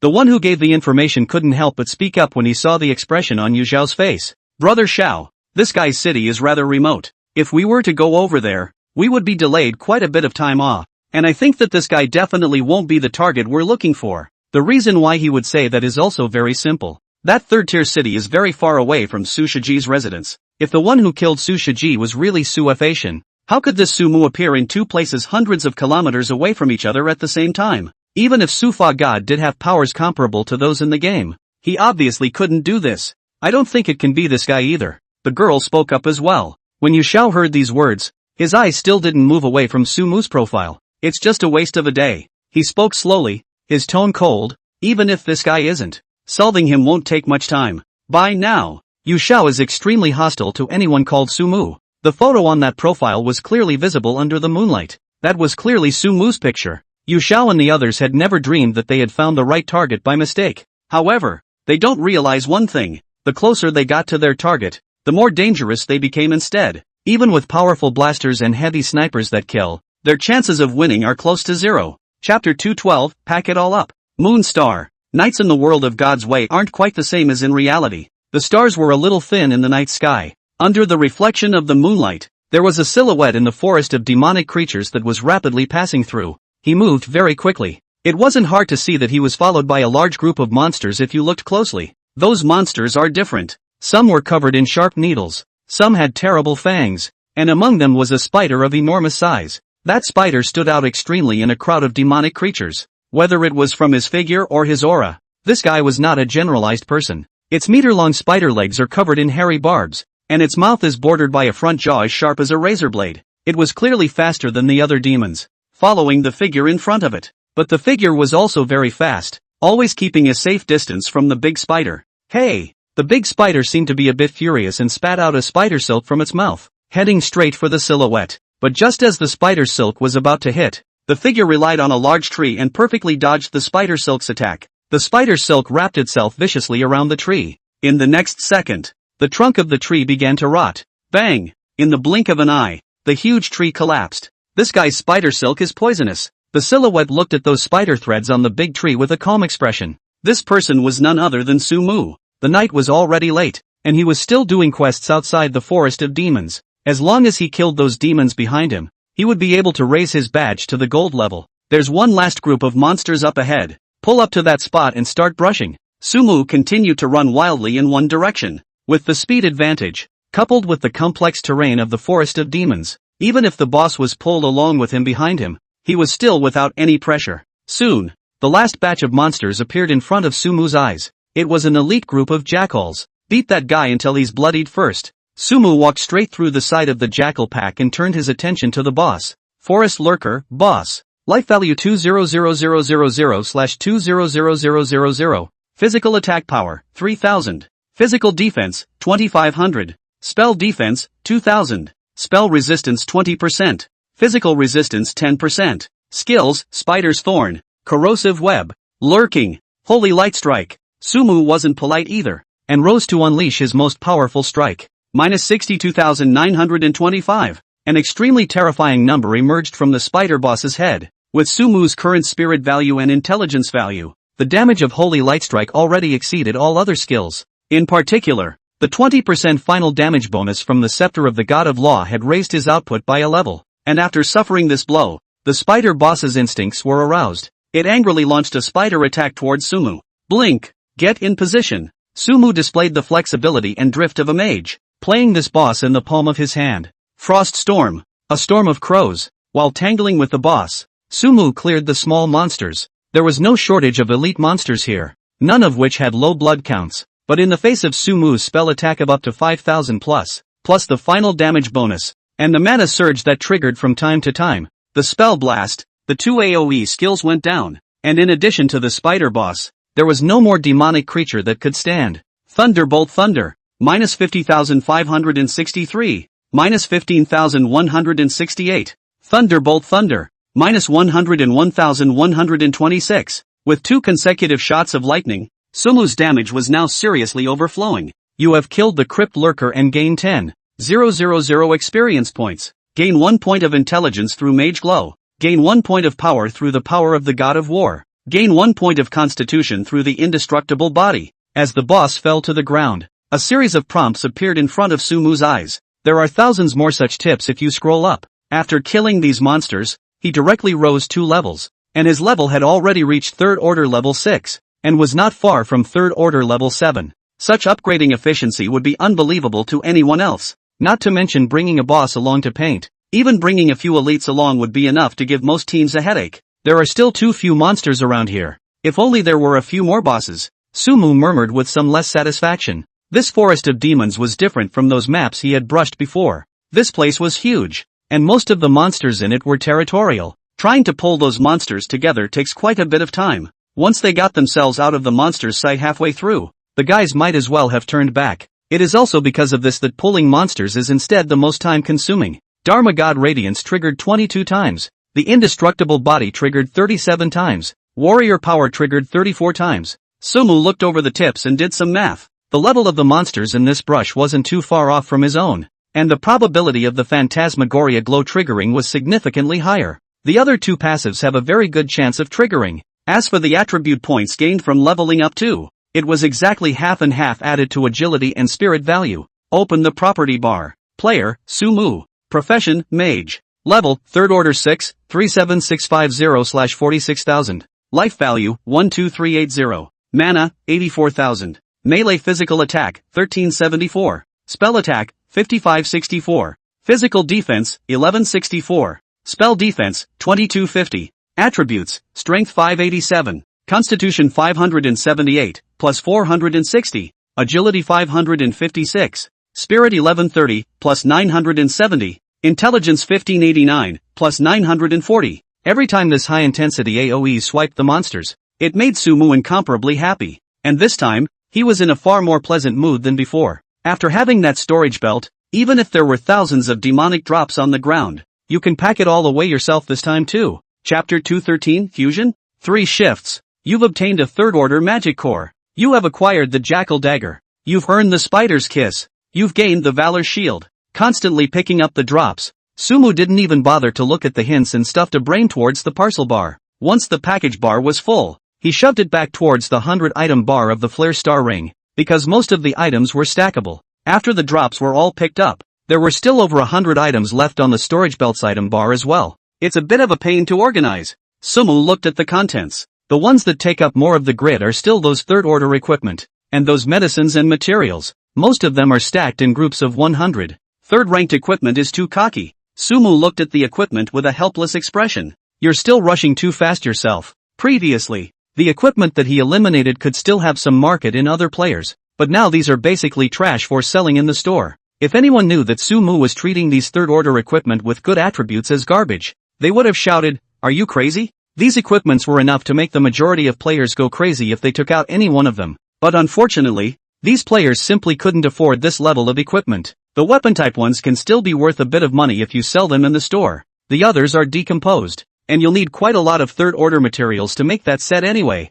Sumu returned towards the direction of the city while breaking down those 3rd-rank equipment, leaving the weapon-type and shield-type in his hands. Of course, it is impossible to decompose the equipment popped out by the boss. Closed? The night was already very late when they returned to Obsidian City. Sumu came outside the trade area and looked at the closed store doors everywhere with a surprised expression. Looks like these NPCs talk about work and rest too. Tomorrow then. Shrugging his shoulders, Sumu directly went offline in place, coming back to reality and looking at the clock on the wall. It was 2 o'clock in the middle of the night. It seems that the higher the attributes, even in the game, I don't need to rest. Staying in the game for a long time, Sumu didn't feel any fatigue. Her energy was somewhat abundant instead. He lay down on his bed and took out his cell phone to browse the major neighborhoods. Various discussion threads are popping up, and the main theme almost always centers around one point: the impact of the God's Way game on the real world. When the power gained from the game is strong enough, will those people still be bound by the rules? Is the world about to be thrown into turmoil?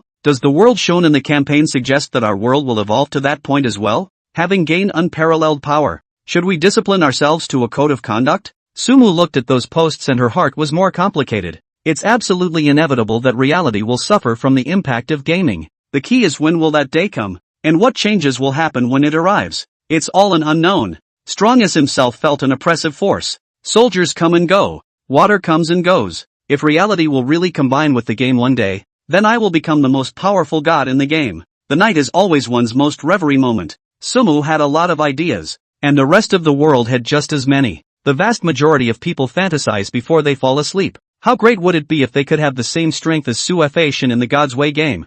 No, even if they had the same strength as Xian Yuan? I'm going to become a Sufa god. I'm going to want to have god-tier skills and high-attribute equipment too. Quite a few people are raving in their dreams. What they didn't realize was that just as they were falling asleep, the piece of divine path crystal that each of them possessed quietly appeared. These gods' path crystals contain some kind of law power that seemed to be merging with the entire reality. It was only in this process that the crystals suffered a strong resistance, causing the fusion process to be very slow. And not everyone's God's way crystals are fusing either. The next day, Sumu's sleep this time was short. He was up at 8 in the morning. Without preparing breakfast, he went straight into the God's Way game. It was also morning in the trade area at this point, and most of the stores were not open. Sumu casually found a forge store, walked in and opened his mouth to shout, "I want to sell weapons." "You want to sell weapons?" The shopkeeper was slightly surprised when he heard Sumu's words. It was the first time he had seen an adventurer selling weapons door to door. "How many weapons do you have?" He couldn't help but sound a little contemptuous.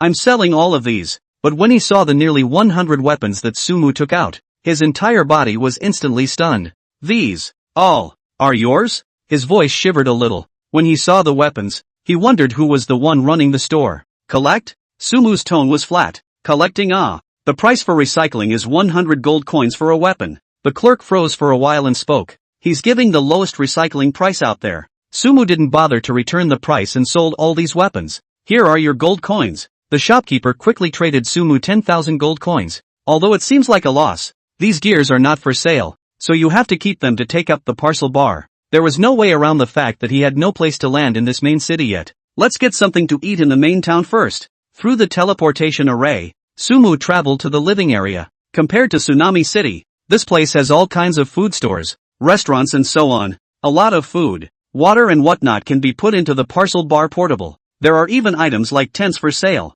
You can't pitch a tent in the main town though. You have to run off into the wilderness. Whether or not you'll be able to sleep soundly in a wilderness littered with monsters is another story. Sumu found a nice-looking restaurant and took a big step inside. Ordering a hearty meal, he feasted on it. Compared to real food, in-game food doesn't really lose. Both the texture and that feeling of fullness made Sumu give a thumbs up. The only downside is that it's expensive. A meal would cost dozens of gold coins. Just as Sumu was about to pay the bill, a voice suddenly rang out. "I'll take this adventurer's order." Chapter 214, The Valley of Apocalypse. It was an older-sounding voice. Sumu turned her head to see that the visitor was actually the housekeeper from that manor yesterday. He took a big step to where the counter was, flung some gold coins on it, and said with great bravado, "Keep the change." Sumu silently watched the scene and narrowed her eyes. Why had this butler suddenly sought himself out? Could it be that the pet store owner was planning to offer himself a higher price? "If you're here to buy a dragon egg from me, then you can go back and tell your boss.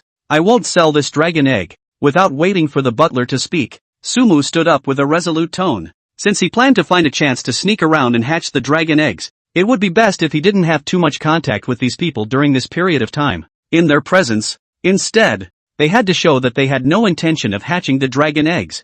"I didn't come here today looking for you to purchase dragon eggs." The butler laughed and let out a shout. Sumu retracted the foot that was about to step out and raised an eyebrow. "Then what are you looking for me for?" The smile on the butler's face intensified as he spoke. "Our master has decided to help you hatch that dragon egg." "Help me hatch dragon eggs?" These words made Sumu become wary. There is no such thing as a free lunch. The attitude he had shown at the manor yesterday had clearly not given that old man face. That the other side would come to their aid so ungratefully? Thinking with her toes, Sumu could feel that something was wrong. However, in order to figure out what drug the other party was selling, he still put on a posture of urgency. "Are you telling the truth?" When it comes to the acting piece, Sumu was called a self-taught. The look of anticipation in his eyes, coupled with his trembling body due to excitement, was a first-class performance, and the gesture pleased the housekeeper immensely. "Our lord has always been interested in exotic creatures, so rather than letting the dragon eggs stay in your hands and be wasted, we'll help you hatch them." The butler spoke up and made a request.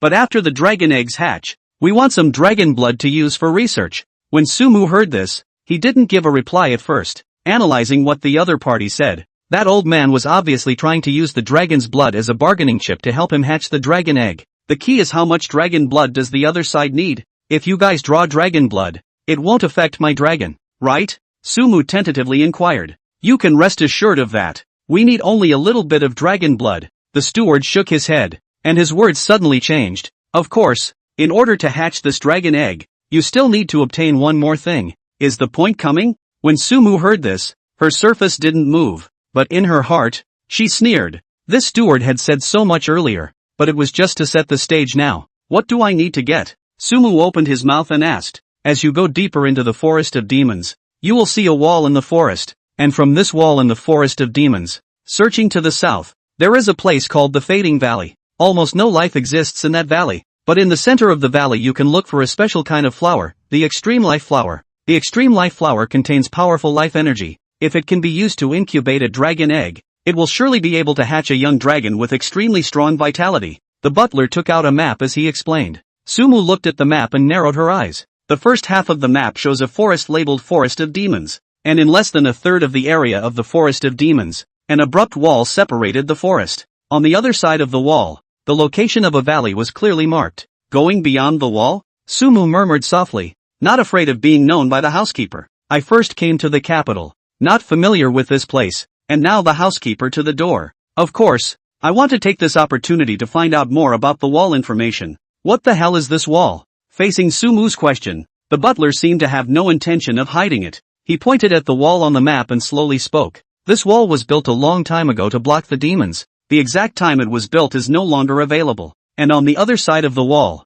that's a huge world full of demonic creatures, with various forbidden zones. The butler spoke with some emotion. It is said that on the other side of the wall holds the opportunity to be able to become a god. He let out a long sigh and said something that shocked Sumu. Even if the one who said this was the butler with a heart of gold, Sumu still believed it. As the name of this game suggests, the journey behind the wall can only be considered a true god's way. Sumu's expression was somewhat serious. On the side, the butler saw Sumu's grim face and hurriedly spoke. You don't have to worry too much. The Withering Valley is not far from the wall. With your strength, you still have a chance to get the Extreme Life Flower, and I can travel with you. When these words came out of the butler's mouth, Sumu's pupils dilated violently. This is the first time an NPC has had to help themselves to a quest, not to mention the fact that it was such a dangerous place to go. Sumu once again sized up the butler in front of him. He gave the impression that he was an ordinary old man, but how could someone who dared to go with him to beyond the wall be a commoner? What exactly is this guy's purpose? Sumu kept thinking in his mind. The butler obviously also saw Sumu's concern and added, although there isn't much life in the Withering Valley, there is a powerful demonic creature stationed there. I can only slow him down, and I still need someone to collect the Extreme Life Flower. At this point in the conversation, everything makes sense. At the same time, a prompt even popped up in front of Sumu's eyes. Do you accept the quest, pick the Extreme Life Flower? Chapter 215, The Big Boys Who Pay First. The appearance of the mission didn't make Sumi let her guard down. Having dealt with NPCs so many times, how many problematic quests are there? My current level is too low. It's not too good to go to the other side of the wall at this time, right? Sumu politely refused. There's not much you need to do with me around. And as an adventurer, don't you even have the courage to take that risk? The butler's tone became a little off. He seems to want to use agitation. Sumu smiled disdainfully in her heart, but her face put on a look of awe. Can you let me reconsider? The butler's eyes held more than a little contempt, and he couldn't help but shake his head. Don't you want to hatch that dragon egg? Of course I want to, Sumu blurted out, showing her eagerness on her face. Then what are you still considering? If you set off now, you'll be able to arrive at the Withering Valley by this time tomorrow. At that time, you only need to go and collect the 3 Extreme Life Flowers, and leave the rest to me. The butler's voice carried a sense of temptation. I'd better reconsider. Sumu wrote the word torn on her face and hesitated to make a choice. How long do you need to think about it? The butler was at his wit's end and inquired helplessly. Give me 2 days. I'll personally pay my respects at that time. Sumu gave his answer after some thought. The butler didn't say anything more. His eyes scanned Sumu up and down a few times, and left the place with an elegant gesture. Trying to punk me? When his back disappeared from sight, Sumu sneered. If it were any other player, facing such a seemingly easy task, they would definitely go for it. 2 days is enough time for me to ascend to rank 4. So I'll make the mage's 3rd rank set first then. As for the Extreme Life Flower that guy was talking about, why don't I go to that Fading Valley and take a look at it first? Sumu stroked his chin, planning what he was going to do next. Judging from the distance marked on that map just now, a normal rush would take a day and a night, but if it was his own rush speed, he would be able to reach the location of that wall in more than 10 hours. Compared to moving with the housekeeper, Sumu instead felt safer moving alone. It's better not to be in a hurry. Wait until I've advanced to the 4th rank. Then we'll see what kind of medicine that guy's gourd is selling. On second thought, Sumu pressed down on the idea of traveling to the Withering Valley to find out what was going on. One was that there was some warehousing of time. and the other was that there was no need to disrupt one's original plan of action just because of a surprise visit from the housekeeper. Let's craft medicines and make a fortune in gold first. Walking through the streets of Obsidian City, all of Sumu's attention was focused on making medicines. After mastering the recipe of the potion, you only need enough materials in the parcel bar to synthesize it directly by yourself. You've obtained the highly effective vitality potion. Right now, what Sumu mainly made was still the highly efficient vitality pill. The amount of blood added to this thing is just too much. With the massive leveling gained, all the major teams should be brushing up on their first rank copies by now. After all, there are many others who need proof of advancement. The highly effective vitality potion is just what they need. In addition to these types of medicines, there were also several sets of Super Mana Potion and Super Life Potion in Sumu's parcel bar. These are popped by small monsters. For most professions with blue, a Super Mana Potion would help them unleash several more skills, but it would be a drop in the bucket for themselves. Sumu kept a group for a rainy day, and planned to sell all the others.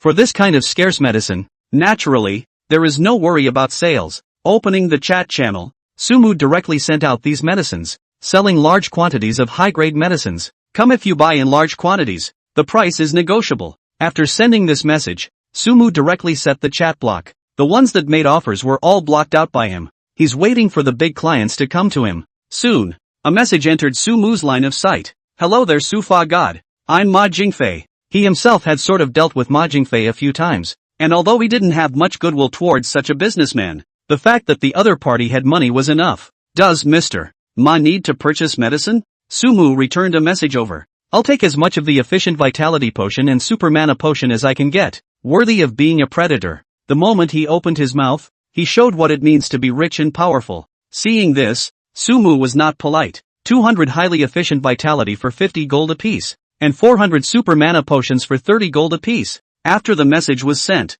Sumu waited patiently. In terms of the price of medicines, the price he offers is definitely at the level of a lion's share. However, whenever Horseshocker's team used more medicines while brushing copies, the profit from brushing the book would be negative if they messed up. But Sumu wasn't worried about not being able to sell it at this price. The chances of resurrecting those elites are clearly more important than the proceeds. And these medicines happen to be the key to enlisting people and recruiting talent. At the price you said, I'll take it all. As expected, a few minutes later, Horseshocker sent the gold coins directly, without even returning the price. With more than 20,000 gold coins in hand, Sumu also mailed the medicines to Ma Jingfei. This deal was completed quickly, and Sumu smiled with satisfaction. It only takes half a day to get these medicines if you want to do it yourself. Although Horseshocker definitely didn't need it in a short period of time after purchasing a large number of medicines. The number of people who chatted privately about themselves was called an endless stream of people. There were a number of these big men who had indicated their identity, and who wanted to buy large quantities of medicines from their own hands, to be well prepared for the succeeding copies. To this, Sumu only replied, I have sold all the medicines I currently have on hand and will let you know when they are available. Dharma God Su. I'm Zhang Mingsan. Here are 20,000 gold coins. Mail them to you first. When there are medicines, please mail them to me first. Brother Dharma God. I'm Old Wang. I have 10,000 gold coins here. If there's more of that vitality potion, why don't you mail me some first? Brother Su. My old China. Before with you have had a little misunderstanding. This time to find you to apologize. In addition, can you give priority to sell me part of the medicine? The gold coins have been mailed to you first. And these bigots are no less human. In order to curry favor with Sumu, they actually boldly mailed gold coins to Sumu when they didn't receive the medicine. In just a moment's effort, Sumu's parcel bar directly had more than 200,000 gold coins. Chapter 216, Trouble Comes to the Door. 3 shifts. These guys trust me that much? Looking at those gold coins that arrived, Sumu was still a bit surprised. Gold coins are the real currency of this world, and it is related to whether these people can survive in the game world. Even tens of thousands of gold coins is a lot of money for many teams. Before obtaining their own assurances, these people even gave these gold coins directly to themselves, which was clearly filled with a sense of currying favor. Since it was given to me, there's no reason why I shouldn't take it. Taking on a large order of more than 200,000 gold coins, Sumu gladly took on this hot potato. The time spent trying to make a medicine that cost 200,000 gold coins was self-evident. But one doesn't really have to get that much medicine in a short period of time. For every batch of medicine made, divide it evenly among these people so that they can all be stabilized. Sumu already had plans. After tidying up the parcel bar and taking out some of the potions he had left behind, Sumu mailed them to each of these tycoons. That's all that's left. I was going to use it for myself, so I'll give it to you guys to use first. This rhetoric has obviously had good results. Several bigwigs expressed their gratitude and signaled that Sumu didn't need to be in such a hurry. Of course Sumu wouldn't be in a hurry. With the huge order weighing on him, he had no intention whatsoever of leaving the city to gather the materials, and wandered slowly towards the residence of Shay's master. Arriving outside the dilapidated door, Sumu cleared his throat and shouted, "Master Shia, I've come for my things." There's no reaction inside. Sumu raised an eyebrow and looked towards the door. Instead of a door, it's just a plank of wood. Sumu got a rise out of it and walked over to the door. Unlocked? With a push, the door creaked open. Sumu's face was happy and she walked in gently. The alchemy room that he had seen before quickly appeared in Sumu's line of sight. He didn't bother to look at those strange and weird alchemy implements, and turned to the papers scattered everywhere with words written all over them. These are alchemical sequences, and alchemical runes. It's just too jumbled to put together. With the level of a master alchemist, Sumu wasn't polite with Shia at all. That old man had charged himself tens of thousands of gold coins. This thing is? After rummaging around for a while, Sumu found a piece of paper on the pedestal of an alchemy appliance and was instantly drawn to it. It was a hexagram with some unknown creature drawn in the center. It looked like a dragon type with wings and a bat. Originally knowing very little about this world, Sumu naturally couldn't recognize it. But he, who possessed a master level, sensed the strangeness of the paper. This doesn't look like a recipe for some kind of alchemical medicine. This seems to be some kind of experiment? Sumu looked at that alchemy formula with a deep frown. Alchemy is vast and profound, and it's not the only kind of alchemy. From the depiction on top of this formula, it looks more like an experiment on people. Ahem. Cough. Just as Sumu was in shock, a sharp coughing sound rang out. Being caught peeking at someone's alchemy recipe in their home was naturally an embarrassing thing. Sumu, however, held the piece of paper with a calm face and turned around as if nothing had happened. "Hello, Master Shay." After seeing Shay's pale face, Sumu smiled and greeted him. "It's not a good habit for you guys to rashly break into other people's homes." Shia grimaced and took an arrow step to Sumu's body, snatching the piece of paper away with one hand. Judging by his athletic stance, this guy didn't seem as old as he looked. "I haven't been calling out to you for a long time, but no one is paying attention." Sumu had a shameless smile. As long as the person who is embarrassed is not themselves, then the embarrassment is someone else. "I made the potion you need." Still wearing that cold face, Shay picked up a bottle of clear potion that was sitting on the table. "As you requested. This is now colorless and odorless." After saying that, and not waiting for Sumu to react, he directly that bottle of potion towards Sumu threw it. This sudden move also caught Sumu a little off guard. It was a good thing that his attributes were high enough to catch the potion with one hand. Spirit Eclipse Potion. It can cause great damage to magical creatures. This bottle has been improved so that it's hard to be detected by demons. This potion has an additional description. "Get your potion and get out of my house." Shay roared, the piece of paper in his death grip. Looking at his tense expression, Sumu shrugged his shoulders and exited the house without a word.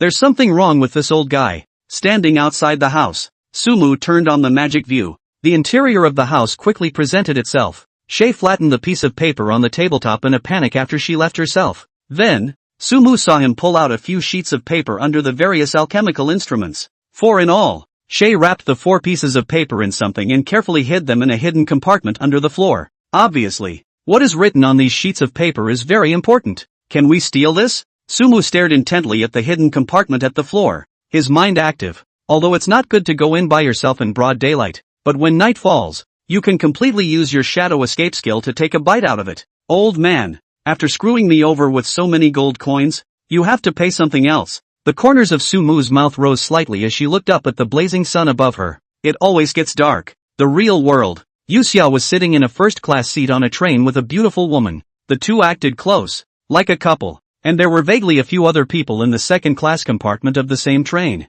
These people were none other than Yu Zhao's men. They were traveling on the same train, but they were in a posture of not knowing each other. As the car arrived at a station, the men got off one by one and left in different directions from the train station. After some more time, the men gathered at the same destination. This place was exactly the neighborhood where Sumu lived. Chapter 217 Forced Sale? Congratulations! You've been promoted! In the Forest of Devils, Sumu's surroundings lay densely packed with monster corpses. If you looked closely, among these monsters, there was no lack of bosses of huge size. Mission accomplished. I'll be able to upgrade my badge to platinum level when I get back, so I'll be able to enjoy a lot of discounts in town. After picking up the drops on the ground, Gather a wave of herbs in this area and make some medicine out of it for those earthlings first. This wasn't the first batch of monsters that Sumu had brushed, but he had basically cleared out all of the ones he had encountered on the way. At this moment, his level had risen to 3rd order level 8. Dharma God Radiance triggered 32 times. Indestructible Body triggered 56 times.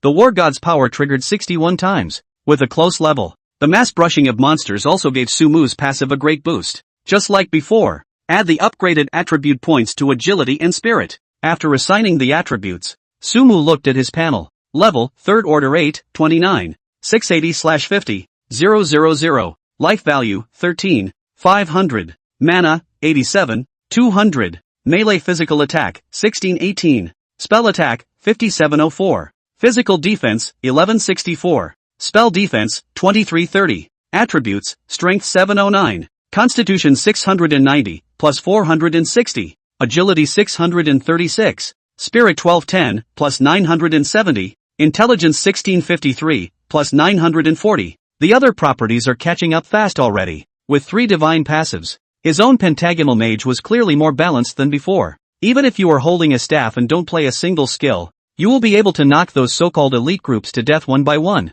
Of course, Sumu wasn't going to do something so boring. After the attributes were done, he started picking up the drops all over the floor. Based on those gold coins collected earlier, Sumu divided the medicines dropped by the monsters into equal parts. It's too much of a loss to sell these equipments at the store, or else hitch some to help the tycoons? After the medicines were divided up, Sumu was just about to mail them out when an idea suddenly came to her. Although these 3rd order equipment has a price, but if you force sell, those tycoons cannot accept it? It's true that I don't have many medicines here, but there are some good 3rd rank equipment. You guys can take them first, and I don't count the price as expensive for you.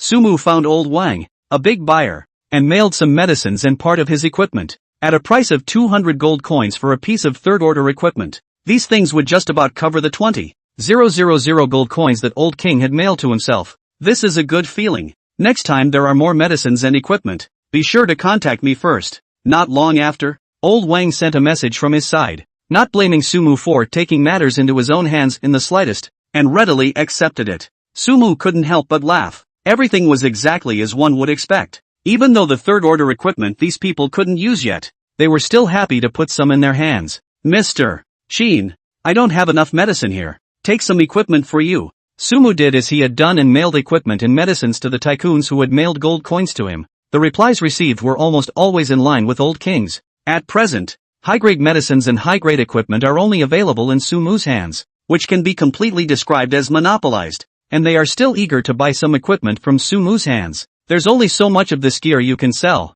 Any more than that won't do. After sending all the hundreds of pieces of equipment in the item bar, Sumu skimmed his lips. At this rate of swiping equipment by himself, the market would be saturated in less than 2 days. If you want to earn a lot of gold in a short period of time, you still have to rely on medicines. While picking herbs, Sumu made a potion. With those equipments at the bottom, the 200,000 or so gold coins owed before were basically almost paid off. However, those tycoons also had a lot of medicines in their hands, and they would definitely not continue to look for themselves to buy them in a short period of time. Save the medicines first. After collecting the herbs in the Forest of Demons, Sumu made quite a few highly effective vigor potions and didn't mail them to the tycoons. There's a saying, the odd one out. Those potions that could be exploded by brushing monsters. It didn't matter if they were sold for more, but potions like highly efficient vitality, one didn't intend to sell too many of them in a short period of time. It's better to wait for the dirtbags to come forward and buy from themselves. After all, if they wanted to quickly brush the first rank copies,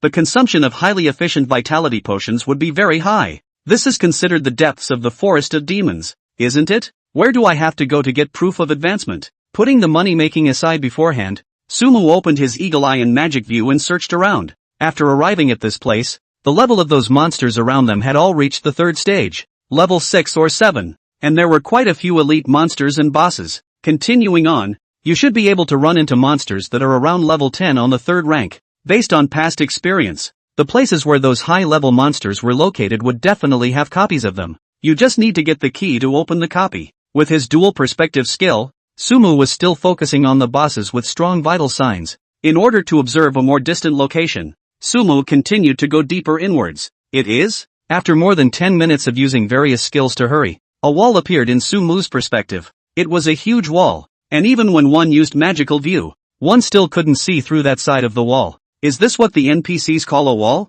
Sumu frowned, thinking of what the housekeeper had said earlier. Now it seems that if you want to brush higher level monsters, you'll have to head to that side of the wall yourself. Chapter 218, Beyond the Wall. Blink. With a super long range blink, Sumu came to the bottom of the wall. It's so high, at least 200 or 300 meters. Looking upwards, Sumu couldn't help but let out a low cry. The wall was just too high, and only in a game world like this could a wall like this be built. There are a lot of landings on the wall. Was it designed that way on purpose? Sumu observed for a while longer and realized that there was a landing suitable for climbing every other section between the walls, which seemed to have been designed that way in order to make it easier for people to climb up. Why don't you go up and take a look? With his current attributes, it wasn't difficult to climb this wall, and Sumu jumped at the chance. Before climbing, though, one has to make another attempt on one's own. Reaching out her hand, Sumu touched the wall. It doesn't feel any different than a regular brick. Only Sumu's heart is very clear. This wall is definitely not any ordinary wall. Raising his fist, he hammered it toward the wall. Dang! A crisp sound rang out. The wall intact. Sumu wasn't surprised. If this amount of his power could cause damage to the wall wouldn't have been able to exist for so long. Thunderbolt thunder. Raising the staff in her hand, Sumu released the thunder light skill. Zip! Lightning is useless. Kind of funny. Sumu narrowed her eyes. His own thunderbolt was able to deal close to 50,000 damage. Yet it failed to leave a single mark on the wall. It's kind of scary how defensive a wall like that is. Can you teleport out? Sumu quickly made a second attempt. Ignoring the blue depletion, Sumu set her blinking destination on the other side of the wall. Blink! The powerful magical energy flashed by, and Sumu's blue bar instantly dropped by half, but his entire body remained in place. The results are already obvious. There was no way for this wall to blink past on its own. Sumu raised an eyebrow, his gaze resting on the top of the wall. Blink is a skill that can blink upwards. Blink! Sumu used his skill again, trying to instantly move to the top of the wall. Something that made him unexpected happened. An invisible force suppressed the blinking, and he himself was directly blocked back. So it's just a matter of climbing up? Sumu's brows furrowed. His eyes swept over the several landing spots on the wall, and his entire body leapt upwards. With his agility added to his strength, he rose up into the air, one hand just catching a bump, in the place of a less powerful one. It's not really possible to climb it. With the attribute bonus, Sumu climbed very quickly. Before long, he came to the top of the wall. Condescending. Looking out from this position, the endless forest made Sumu's eyes widen. Compared to the forest of demons inside the wall, the one outside the wall is the real forest of demons. Under the magical perspective, the distance was filled with magical creatures emitting powerful vital signs, and there was no shortage of fourth-ranked monsters among them. Sumu walked to the other side of the wall and looked down. The other side of the wall was so smooth that there wasn't a single spot to land at a height of several hundred meters. Very different from the side inside the wall. It's not that easy if you want to go down. And the wall had some sort of rule around it that restricted all displacement-type skills. How much blood would be deducted from jumping from such a high place? Since he had already come to the wall, Sumu naturally wanted to go down and take a look. According to the rules of the Shenmue game, as long as the blood level does not fall below 1 point, you will not die. With his current blood level, there was a high probability that his blood bar wouldn't be emptied if he jumped from this height. When the time came, all you had to do was to casually milk a few mouthfuls, and your own bloodstain would instantly be back to full. But there is another critical issue that needs to be addressed. How would one come back after jumping? The smooth wall was definitely impossible to climb, and the blinking didn't work, so it was hard to believe that you had to stay out of the wall all the time. There should be a place to get down there. Sumu didn't rush, recalling the map that the butler had shown himself earlier. That seems to be marked with a ladder-like icon. On which side? Sumu used the perspective skill and looked to the left and right. There's someone there? Soon, Sumu noticed vital signs appearing on the left wall. After a little thought, Sumu ran over in that direction. With the swiftness skill, after a few minutes, Sumu saw a building that resembled a sentry tower. There was a group of soldiers in armor that was guarding the location of the sentry tower. What man? The soldier also spotted Sumu at the first opportunity and alertly issued a question. I'm an adventurer from Obsidian City. Sumu replied in a loud voice while signaling that he was not hostile. When the soldier heard the word adventurer, he looked at Sumu for a long time, and the hostility on his face disappeared. These NPCs obviously have a way of recognizing the identity of adventurers. Adventurer, are you looking to travel to the outside of the wall? A soldier was the first to speak. Yes. Sumu nodded. The soldiers weren't surprised. Being an adventurer, that's a sure way to venture beyond the walls. the outside of the wall is very dangerous. So if you want to go down, you can go down via the rope ladder. And likewise when you come back up, you can come back up via the rope ladder. I must warn you though, we will not lower the rope ladder once a powerful demon is near. The soldier issued a warning to Sumu, as was his duty to guard the place. I want to go down. Sumu smiled faintly, her tone firm. Good luck. Without saying anything more, the soldier lowered a rope ladder down the wall. Just as Sumu was about to climb down, the soldier spoke again. If you want to return, there's a rope in the corresponding position directly below the sentry tower. Just pull it and we'll receive a signal. Got it. Sumu responded and purposely waited for a while, wanting to see if the soldier had anything else to add. The soldier didn't say a word. Sumu raised an eyebrow and walked over to where the rope ladder was, tugging hard. The thing seemed to be made of some kind of magical creature's skin, and it was very secure. Sumu began to climb down the rope ladder. After a short while he came to the wall. Chapter 219, Destroying the Building? 3 shifts. When his feet stood on the ground outside the wall, a prompt popped up in front of Sumu's eyes. You have come to the wall, where it will be impossible to get off the line and all your senses will be fully restored. Once you enter the weak state, your blood level will continue to drop until it reaches 0. Can't get offline outside the wall. Can't use chat, auction, etc. There's more of that? Seeing the prompt in front of her, Sumu was a bit confused. He opened the function bar. The chat channel was indeed in an unusable state. The same goes for auction houses. This means one can't chat outside of the walls, nor can one buy and consign items. Quit the game. Sumo tries to leave the game. There's no half-assed response. The place he was in now seemed to become more real. With all the senses restored, will it produce severe pain if attacked? Sumu couldn't help but think about it. When playing the game before, the senses were actually nerfed, such as the pain of being attacked, some of the sensations of wrapping around a touching object, the burning sensation, the cold sensation, and so on. It's also easy to verify. Sumu walked slowly in one direction. 100 meters ahead, a demonic creature was wandering. It was a fierce tiger with fangs. It was the size of a tank and exuded the aura of a king. This is an elite monster. This area was clearly its territory, and the other demonic creatures didn't even dare to approach. Roar! When Sumu appeared, the manticore directly attacked him, the uninvited guest. Come on! Sumu stood in place, making no movement whatsoever, allowing the tiger to open its bloody mouth. The sharp fangs bit straight into Sumu's shoulder while dealing over 2,000 points of damage to him. It doesn't hurt? Unlike what was imagined, the pain from this strike was completely within Sumu's range of acceptance, and there were no bruises where the fangs hit. Still the same rules of the game, and yet it seems a little different. But what exactly was different? Sumu couldn't really say. Rules aka order? Sumu mused. Roar! On the side. Seeing how calm Sumu was, the tiger let out a growl, while that bloody mouth bit Sumu. It also swung its sharp front claws and slapped Sumu's head. With this strike, Sumu similarly did not dodge. It's still the same. It's about as damaging as a rip and feels about the same. That is to say, the higher the damage, the more intense the pain it brings? Sumu murmured. This conclusion is also just his guess and needs further authentication. You're useless. Raising his staff, Sumu casually gave the tiger a fireball. You have killed the mighty red tiger and gained 800 experience points. Gain 1 point of intelligence through Mage Glow. Gain 1 point of constitution through the indestructible body. After killing this high-level elite monster, Sumu directly triggered 2 passives. If I brush here, I'll soon be able to rise to 3rd order level 10. By the time I find a way to advance to the 4th rank, I'll be able to go find trouble with Moonlight. Sumu looked ahead to the forest. There are a lot more monsters in there that are stronger than the mighty red tiger. Judging from their vital signs, all the demons outside the wall are elite level. Upgrading in this place, not only would the experience value go up very quickly, the probability of triggering the 3 god level passives would also increase greatly.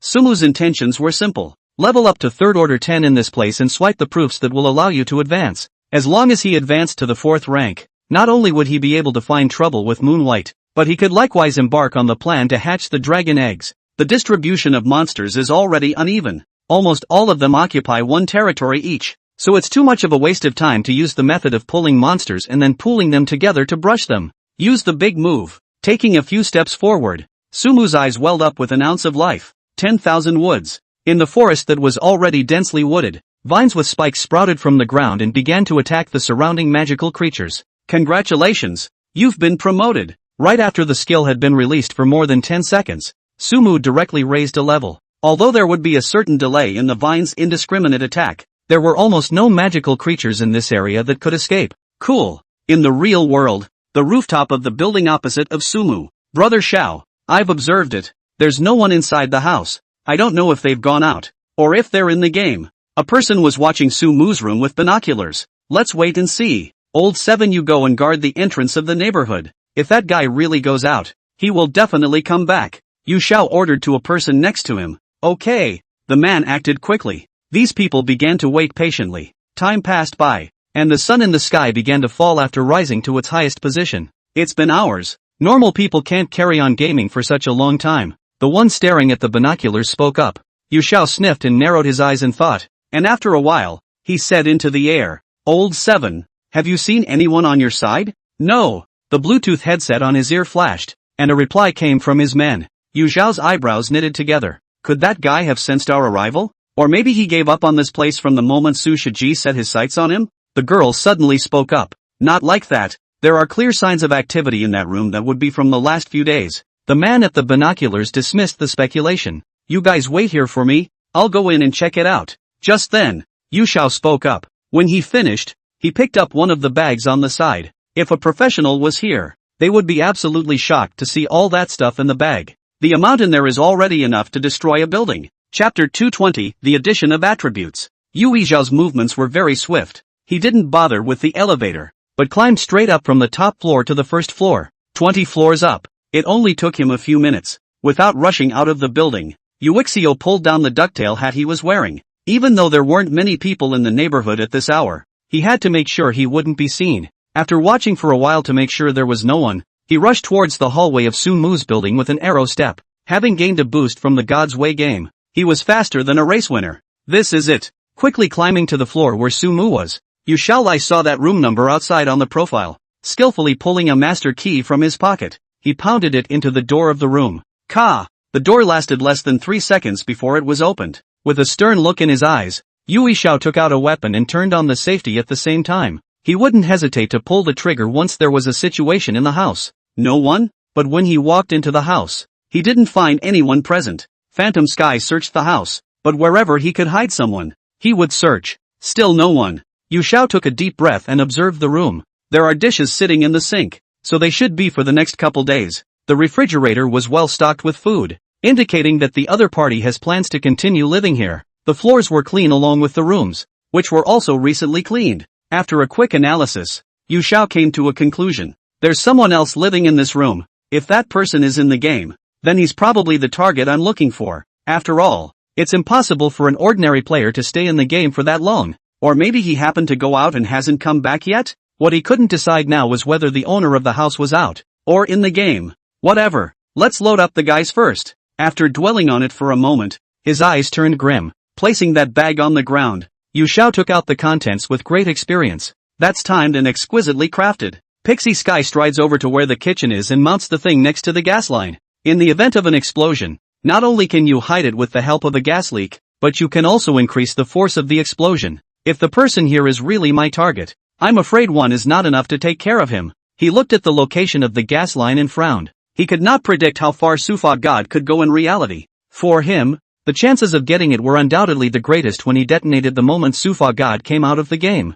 The quantity determines the power of the explosion. A few more. Yu Yixiao opened the bag again and filled it in one of the more hidden spots in the house. He hadn't collected much, and once the target here wasn't, he still needed to deal with the next one. After loading it up, Yu Xiao's icy voice rang out. Even if you were the so-called god of law, you'd still be blown to dust, right? God's Way game world. Beyond the wall, Sumu was standing in front of a big guy. It was a giant lizard that was 2 meters tall and about 4 or 5 meters long. Forest lizard, boss. Level, 3rd order. Level 10. Life value, 350. 000/350. 000. Physical attack, 3,500. Spell attack, 2,000. Physical defense, 3,000. Spell defense, 2,000. Lightning resistance, 30%. Skills, electricity. Gargoyle rush, tail sweeping. This lizard's body was emitting electric arcs, giving off a strong feeling from its appearance. It is none other than the overlord of this area.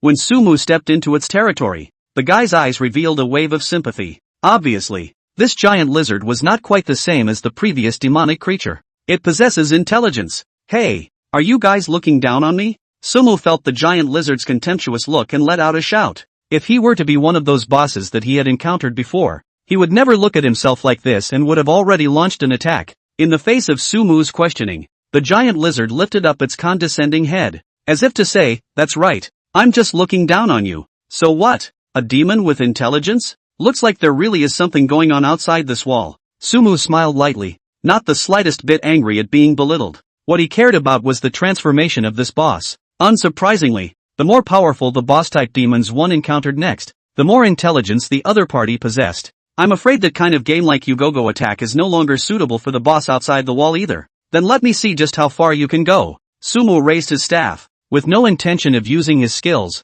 and turned to charge the lizard. The giant lizard visibly froze at the sight. It seemed to be able to recognize Sumu's mage costume, and precisely because it could, it instead suspected that the lizard was alive. Without waiting for it to react, Sumu knocked on its body with a mace at an extremely fast speed. The super high physical defense didn't do the trick, and a not so small damage number surfaced on its head, and it was even put into a stun state. Stun for 2 seconds? That long? Sumu raised an eyebrow when he saw the stun mark on the giant lizard's head. The stun time of the charge skill shouldn't be this short, and it's still facing a boss. Does that mean it's because of the power bonus? After a short period of thinking, Sumu came up with a key point. On the outside of this wall, the realism of the game is undoubtedly enhanced. With a charge launched with that great power of his own, the stun time naturally increased. And the way to verify this is very simple. Sumu raised his staff and made a full force shock towards the ground. Mad Axe Shock. Chapter 221, a feeling you've never had before. The iguana doesn't realize the magnitude of the problem, and doesn't know what kind of monster it's messing with. After the 2-second stun time slowed down, the first thing it wanted to do was to swing that long and powerful tail and perform a sweeping attack on Sumu. But at that moment, the ground beneath its feet suddenly shook violently. The giant lizard still do not know what happened. It once again fell into a state of unconsciousness. That just moved up the tail is even hard to stop. Sure enough, on the contrary, Sumu, after seeing the 8-second-long stun time on the giant lizard's head, he couldn't mention how happy he was laughing. He glanced at the power value displayed on his panel. 929 points. Before finding this giant lizard, he himself had brushed a lot of elite monsters outside these walls, and his level had long since reached 3rd order level 10, and his 3 passives had been triggered a very large number of times. It was also this nearly 1,000 points of power that added greatly to the strength of one's skills. 8 seconds of stun time, but control is still a boss. The genus is a bit exaggerated. If this hit an ordinary player, it could probably control them for a dozen seconds or so. Now that's a slow output. Controlling the giant lizard, Sumu raised his staff, not rushing to attack at all. Don't look at the giant lizard's large size, but it still couldn't escape from his hand. Strike hard, kidney strike, backstab, bloodthirsty rampage. A series of melee skills went down, and with his own physical attack of up to 2,000 points along with those S-rank skills, the giant lizard's blood level plummeted during the stun time. If any other players saw this scene, they would be absolutely amazed and speechless. A mage with a fragile body is actually knocking down a boss with a broken staff? If this gets out, people will say, don't spread rumors, don't believe them, even if the person is Sufa God. But to say who felt it the most, that's not a giant lizard. The stuns on its head came one after another, and by the time it came to its senses completely, its blood level had dropped by more than 200,000 points. Is this something a mage could do? The gargoyle wanted to say to Sumu, please be human, but it couldn't speak. With the terrifying strength that Sumu had displayed, its instincts told it the same answer as that bit of wisdom. Escape. As fast as you can. Run as fast as you can. As it turned to escape, it didn't forget to make a sweeping strike at Sumu. Block. Unperturbed, Sumu blocked his staff in front of him. Sweeping tail belonged to physical attacks, and Sumu easily blocked it, and the damage that appeared on his head was miss. It's true that those with intelligence are afraid of death. Looking at the giant lizard's dashing escape posture, Sumu couldn't help but laugh. The instinct of these demons to fear death is really surprisingly consistent. Then let's send you on your way. The corners of his mouth rose as Sumu made a holy light strike. The high damage numbers instantly took away all the remaining blood of the giant lizard. You killed the forest lizard. Gain 1 point of intelligence through Mage Glow. Gain a point of stamina through the indestructible body. Gain a little power through the power of the God of War. The level had already reached the 3rd stage, level 10, and in the state of no advancement. Sumu was unable to gain advancement value, and naturally had no experience in killing the giant lizard. The good thing is that killing the boss can steadily trigger the passive. The increased attributes are real. Walking over to the boss's corpse, Sumu picked up the drop. You have obtained the heart of a forest lizard. You've obtained a third-order Great Demon Core. You've been given the electricity-sensitive jacket. You've gained the Dance of the Gargoyle. 4 items, of which there are 2 pieces of equipment and 2 items. Sumu glanced at the 2 pieces of equipment. Both of them were third-order A-ranked high-attribute equipment, a defensive outfit and a 2-handed melee weapon. When most of the players had risen to the 3rd rank, these 2 pieces of equipment would definitely be able to fetch a good price. But for now, they could only lie quietly in the item bar. What made Sumu care was that third-order Great Demon Core, third-order Great Magic Core. Go to the major associations in Obsidian City and you can complete your advancement through the energy contained in the core. Don't you need a proof of advancement now? Sumu frowned and whispered softly. Previously advancement was all about swiping the book to get proof of advancement. That saves effort. Putting the large magic core away, Sumu placed it next to the 3rd rank magic core in the item bar. Those were popped by killing elite monsters, and there were over 100 of them in total. There was just no description of how to use them. You can go back. Sumu glanced at the forest further away and put away his intention to continue exploring. This forest was simply too big, and it was clearly unrealistic to try to explore the unknown area ahead. Counting the time, it was getting close to being insufficient, and one had to return. Blink. Swift. While blinking, Sumu accelerated the pace of his rush. On the way, he looked at his attribute panel. Player, Sumu. Level, 3rd order 10, to be advanced. Life value, 15,900. Mana, 90. 400. Melee physical attack, 2064. Spell attack, 6034. Physical defense, 1404. Spell defense, 2410. Attributes, strength 932. Constitution 930, plus 460. Agility 716. Spirit 1290, plus 970. Intelligence 1830, plus 940. The strength and physique attributes could be completely described as skyrocketing. And even the increase in intelligence was huge. All of this was unrelated to the fact that the attributes of these elite monsters outside the wall were on the high side and their strength was on the strong side. Especially after killing those monsters, Sumu was able to clearly feel drawing on a wave of energy from the other side. When this energy gave itself the feeling of being almost full, the passive was triggered as a result. It's also a feeling you never get inside the walls. Chapter 222. A noble mage never works overtime, 3 shifts. If one were to find an adjective for this feeling, Sumu thought of a very apt description.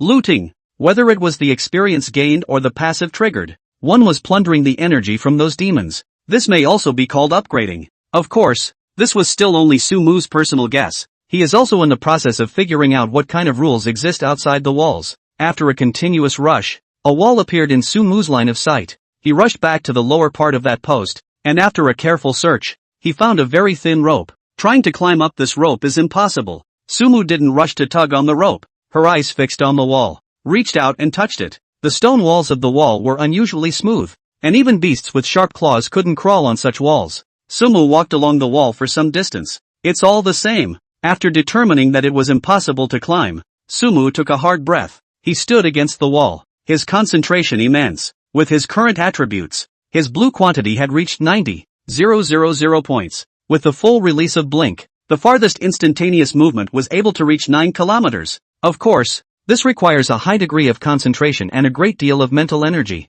Sumu's spirit is not much lower than his intellect, and it is perfectly adequate. His attention quickly focused. The target site is 9 kilometers behind the wall. This time he set his destination far away so that he could consume his entire blue amount. Blink! In the next second, 90,000 points of blue were instantly emptied, and Sumu's body moved. But just as he touched the wall, a powerful force of order manifested and blocked his blink directly. What a powerful hindrance! Unlike the last time, this time Sumu could clearly feel the resistance, but not unbreakable. Similarly, Sumu also discovered that there was an upper limit to that power. As soon as one's blue level reaches a certain point, one can use Blink to go through this wall. Still not strong enough? Understanding this, Sumu smiled bitterly. The wall was able to block most of the demons, but once the strength reached a certain point, the wall was useless. Right now, though, there was only one way one could get over the wall. Sumu returned to where that rope was and yanked hard. After waiting a moment, a head popped up above the wall. After identifying himself, a rope ladder was dropped from the wall. Sumu climbed the wall using this local method. Adventurer, outside the wall is more treacherous than you thought, right? Seeing Sumu again, the soldier greeted him, quite menacing. Sumu replied with a faint smile. Hearing this answer, the soldier stopped talking nonsense and silently put away the rope ladder. As Sumu watched the soldier's movements, a question popped up in his head. If we run into those flying demons, won't they get over the wall easily? Out of curiosity, Sumu asked the question. The soldier sniffed and replied with a calm face. The 100 meters outside the wall. That's a no-fly zone. As long as this wall is there, the demons will never be able to cross it. As a soldier stationed here, he had absolute confidence in the wall. Sumu looked at his extremely confident expression and stifled the second question. The question one wants to ask is, what would happen if the laws on the wall lost their effect? But on second thought, it was clearly not something a soldier could answer. Silently walking to the other side of the wall, Sumu turned on the climbing mode. After returning to the inside of the wall, he didn't feel anything special. Energy awakening. Turning on back to blue, Sumu returned in the direction of the royal capital. The daylight had begun to fade and dusk was approaching. Sumu intended to rush back to the Mage Association in Obsidian City before nightfall. After getting that big magic core, he had to figure out how to advance himself before he could do so. Once advanced, all of one's attributes should increase by 50 points. With the Ultra Boost, that's 100 points. In addition to agility, all the other attributes can be on the 1000. Intelligence can reach 2000 points. This does not count the equipment additive. I have enough materials on hand to make the third order mage set first. That suit is Meteor. So I can consider going to Tsunami City to deal with Moonwhite first. Opening the quest bar. The unfinished one was the one related to Moonwhite. Regarding this Obsidian City's treasure trove, Sumu was really quite curious. With that bottle of colorless and tasteless Spirit Eclipse potion, if he boosted his strength by another wave, would he still be afraid of not being able to get the rewards for the quest? Without stopping to rush, as soon as his blue level returned, Sumu directly used long-distance blinking. When the sun completely set, he also arrived at Tsunami City. All in all, most of Sumu's time in this day was spent on rushing. Brushing the monsters backfired without much delay. That being said, with this terrifying spell attack of his and his AoE ability, there was no way that brushing monsters would be slow. How come it's closed? Sumu rushed to the Mage Association without stopping, but after arriving, the place was already closed. Apparently, these noble mages in Obsidian City don't work overtime. Envious. Sumu thought of her own previous past when she was 996 by her black-hearted boss, and she was envious. The skill follow-up leveling will have to come tomorrow as well. Shrugging his shoulders, Sumu rushed to the living area. There are also many taverns and restaurants open for business. After staying outside the wall for quite some time, Sumu could clearly feel the loss of physical strength, as well as hunger and thirst. We'll have to bring supplies with us next time we go outside the wall. Better stay a few days and explore. Finding a store, Sumu ordered a table of sumptuous dishes and delicious drinks. After eating and drinking, he wasn't about to get off the line. One more thing to do in the game itself. Chapter 223, The Drunkard's Mission. It was not a cold night in Obsidian City, at least in this part of the living area. It totally counts as a city that never sleeps. Each building is studded with glowing magic stones. The city seemed to look even more magnificent under the illumination of these magic stones. Walking around, you see NPCs out getting high everywhere. There is no shortage of white-skinned beauties among them. They wore the iconic costumes of their various professions. And among them, the leather-armored female assassin was one that even Sumu couldn't help but look at a few more times. A cacophony of music suddenly started. Sumu stopped in his tracks, and in front of him was a tavern. The extreme splendor of the dazzling light, paired with the magical colors, also made the place crowded. It was still early, so Sumu walked into the tavern. Move it, move it, move it. The upbeat music makes you want to dance. There were NPCs everywhere around them, glasses raised in their hands, declaiming their emotions. Hello, adventurer. Do you need something to drink? A beautiful NPC in uniform came up to Sumu's side and spoke enthusiastically. Let's have some signature. Sumu smiled in response and took out a few gold coins, placing them on the tray in the beauty's hand. Yes, the shiny gold coins made the beauty smile. Sumu walked over to a pedestal and sat directly on it. Adventurer, alone? Not long after, a beautiful woman dressed in a flamboyant manner walked over and sat right next to Sumu. With a winking smile on her face, she threw up a wink at Sumu. What does that mean? Sumu looked at this NPC's actions and raised an eyebrow. Is this beautiful woman looking at herself? Buy me a drink. As long as I'm drunk, I'm yours. The beautiful woman spoke again.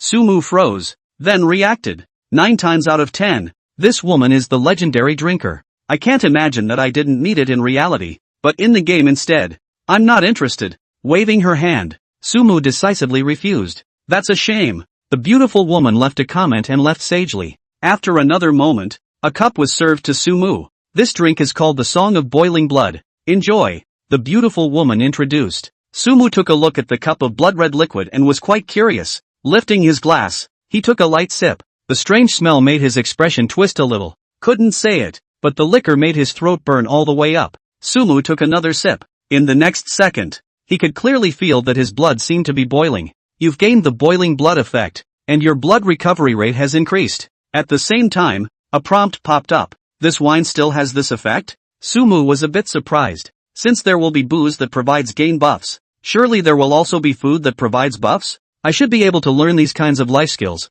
right? Sumu got up a thought. With unlimited skill points, one can master the master level in minutes.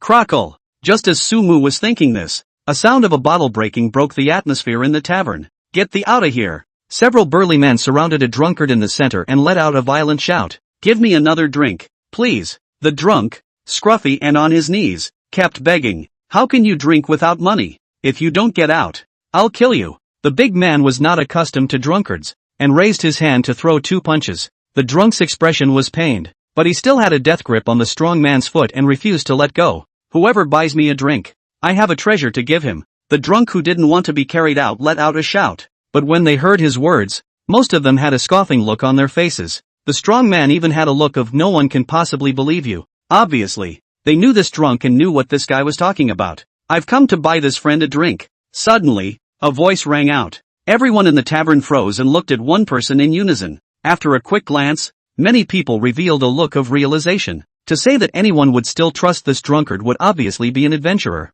This guy is punking you. Are you sure? The burly man also glared at Sumu, his tone still relatively polite. Here are the gold coins. Bring up all the wine you have here and let this friend have a drink. Sumu didn't hesitate and directly took out hundreds of gold coins. Take the wine. With the gold coins in front of him, the burly man's attitude took a 180-degree turn. Immediately a large quantity of wine was brought. The drunk didn't care. He took the bottle and drank. Adventurer, you fell for it. This guy is guaranteed to get drunk. And when he wakes up the next day, he'll start acting like a scoundrel. And there's no such thing as a bull ***** treasure. After collecting the money, the burly man's tone was somewhat gloating. Sumu froze for a moment. The reason why he bought this drunkard a drink was because the quest option appeared in front of his own face when he opened his mouth. With the intention of spending money to be able to complete the task without doing it for nothing, Sumu then chose to accept it. Looks like you're being punked. Looking at the drunkard's wolfish stance, Sumu slapped his head. After a few large bottles in a row, the drunk seemed to be out of it and went straight to the floor. What now? The burly man inquired to Sumu. Can you help me send him back? Sumu thought for a moment and spoke. Okay, perhaps it was the larger amount of money taken, or the fact that the drunken man had not finished his drink, and the burly man agreed to it in a heartbeat. He led a few of his men and carried the drunken man. Sumu followed a few people, intending to head to the drunkard's house to find out what was going on. This guy's home doesn't have anything valuable. The burly man saw Sumu's intentions and reminded. Sumu didn't answer either, walking silently at the end. Passing through the teleportation array, several people arrived at the slums. A few of the burly men familiarly carried the drunken man outside a ramshackle house and unceremoniously dropped him by the door. Before leaving, the burly man glanced sympathetically at Sumu and couldn't stop shaking his head. The men didn't realize that it was shortly after they left. Sumu's face showed delight. Chapter 224 Late Night Explosion. Arriving outside this house,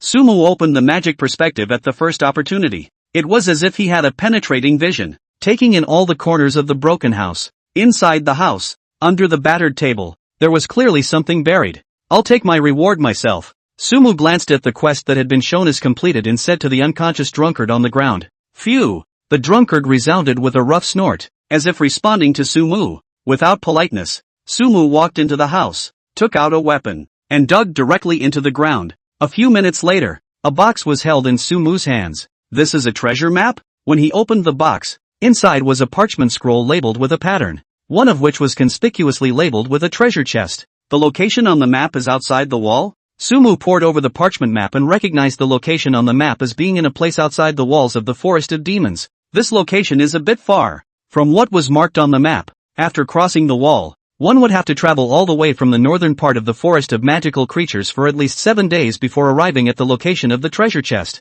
But Sumu wasn't really interested in the treasure chest anymore. What he cared about was the location of the treasure chest. It was a canyon marked with flames. Flame Canyon? There must be fire monsters there. My ash gem might be able to activate it. The appearance of the flames made this trip imperative for Sumu. He put the parchment scroll away and buried the box back. walking out of the house. Sumu looked at the soundly sleeping drunk and smiled broadly. That's not a bad way to spend 100 gold coins. Now that we're in the slums, it's time to get down to business. The nights in this slum are a little bleak compared to the brightly lit living quarters. The roads were sparsely populated, and the dilapidated houses were naturally not studded with illuminating jewels. There were shadows everywhere. The shadow vanisher. Sumu stepped into a shadow and merged completely with the darkness. With his memory, he rushed to Master Shei's mansion. It's not too late at the moment. Sumu stood outside the door and used her magic view to look into the house. Shei, like an old man resting on time, was lying in the loft on the second floor. Such a good opportunity. Of course, Sumu would not let it go. The house was also shaded, and it was easy to slip inside in the shadowed state. Immediately afterward, Sumu's attention was placed on a place where magical patterns were arranged. If you want to unlock this magic pattern, you have to figure out how it's set up. As a master alchemist, Sumu had an innate familiarity with magic patterns. He began to look through Shei's notes scattered around. You've realized the Spirit Eclipse Potion. You've realized the Forbidden Magic Formation. You've realized the Petrifying Potion. Shia was no less than an old alchemy master, and after reading those notes, Sumu comprehended a large number of alchemy recipes. It also includes the use of magical patterns. Keep looking. In order not to alarm Shia, Sumu also had no intention of taking all these notes away, and directly looked at them in the house. As time passed by, Sumu looked at her notes while keeping an eye on the movements upstairs. Armed with a plethora of recipes, he walked over to the edge of the magical tattoo. It's a small magic formation. After grasping Shei's notes, Sumu also knew the way to break this magic formation.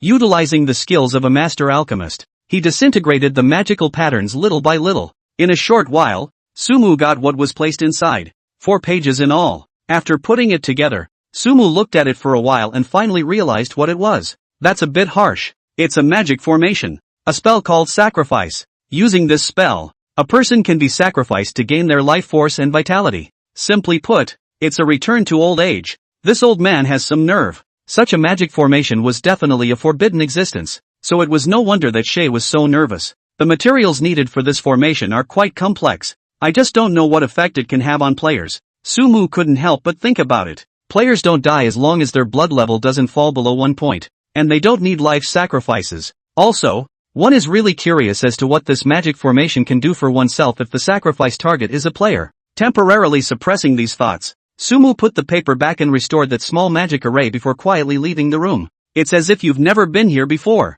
The real world. Hatchet. On the roof of the rooftop building, the man staring through the binoculars snorted. They had been waiting here for a long time, but there was no sign of Sumu. Shao, that guy didn't go out and didn't come back. Did he? He stayed out tonight? A person couldn't help but speak up. Yeah, if it's really in the game, that's too long, isn't it? Someone immediately added. Cut the crap and cheer up. You guys can't carry it. Replace me to keep an eye on it. Yu Shao had a cold look on his face and took over the one by the binoculars. Several people saw this and, without a word, lay straight down on the floor of the balcony. Time passes by. Yu Zhao's eyes were always watching the situation in Sumu's house through the binoculars. After another moment a figure appeared in the telescope. It's him. The first time Yu Shao saw Sumu, his pupils abruptly dilated. He was certain that Sumu had appeared out of thin air. This means that the other person has been in the game all this time. Anyone who can manage to stay in the game for a whole day is definitely a master in the game. Yu Shao had already determined Sumu's identity. His eyes grew steeply grim, and he took a remote control out of his pocket. All get ready. I'm going to do it. Before he pressed on, he issued a reminder to the others. A few of the others immediately got ready. Boom! Bang! In the dead of night, a violent explosion rang through the sky.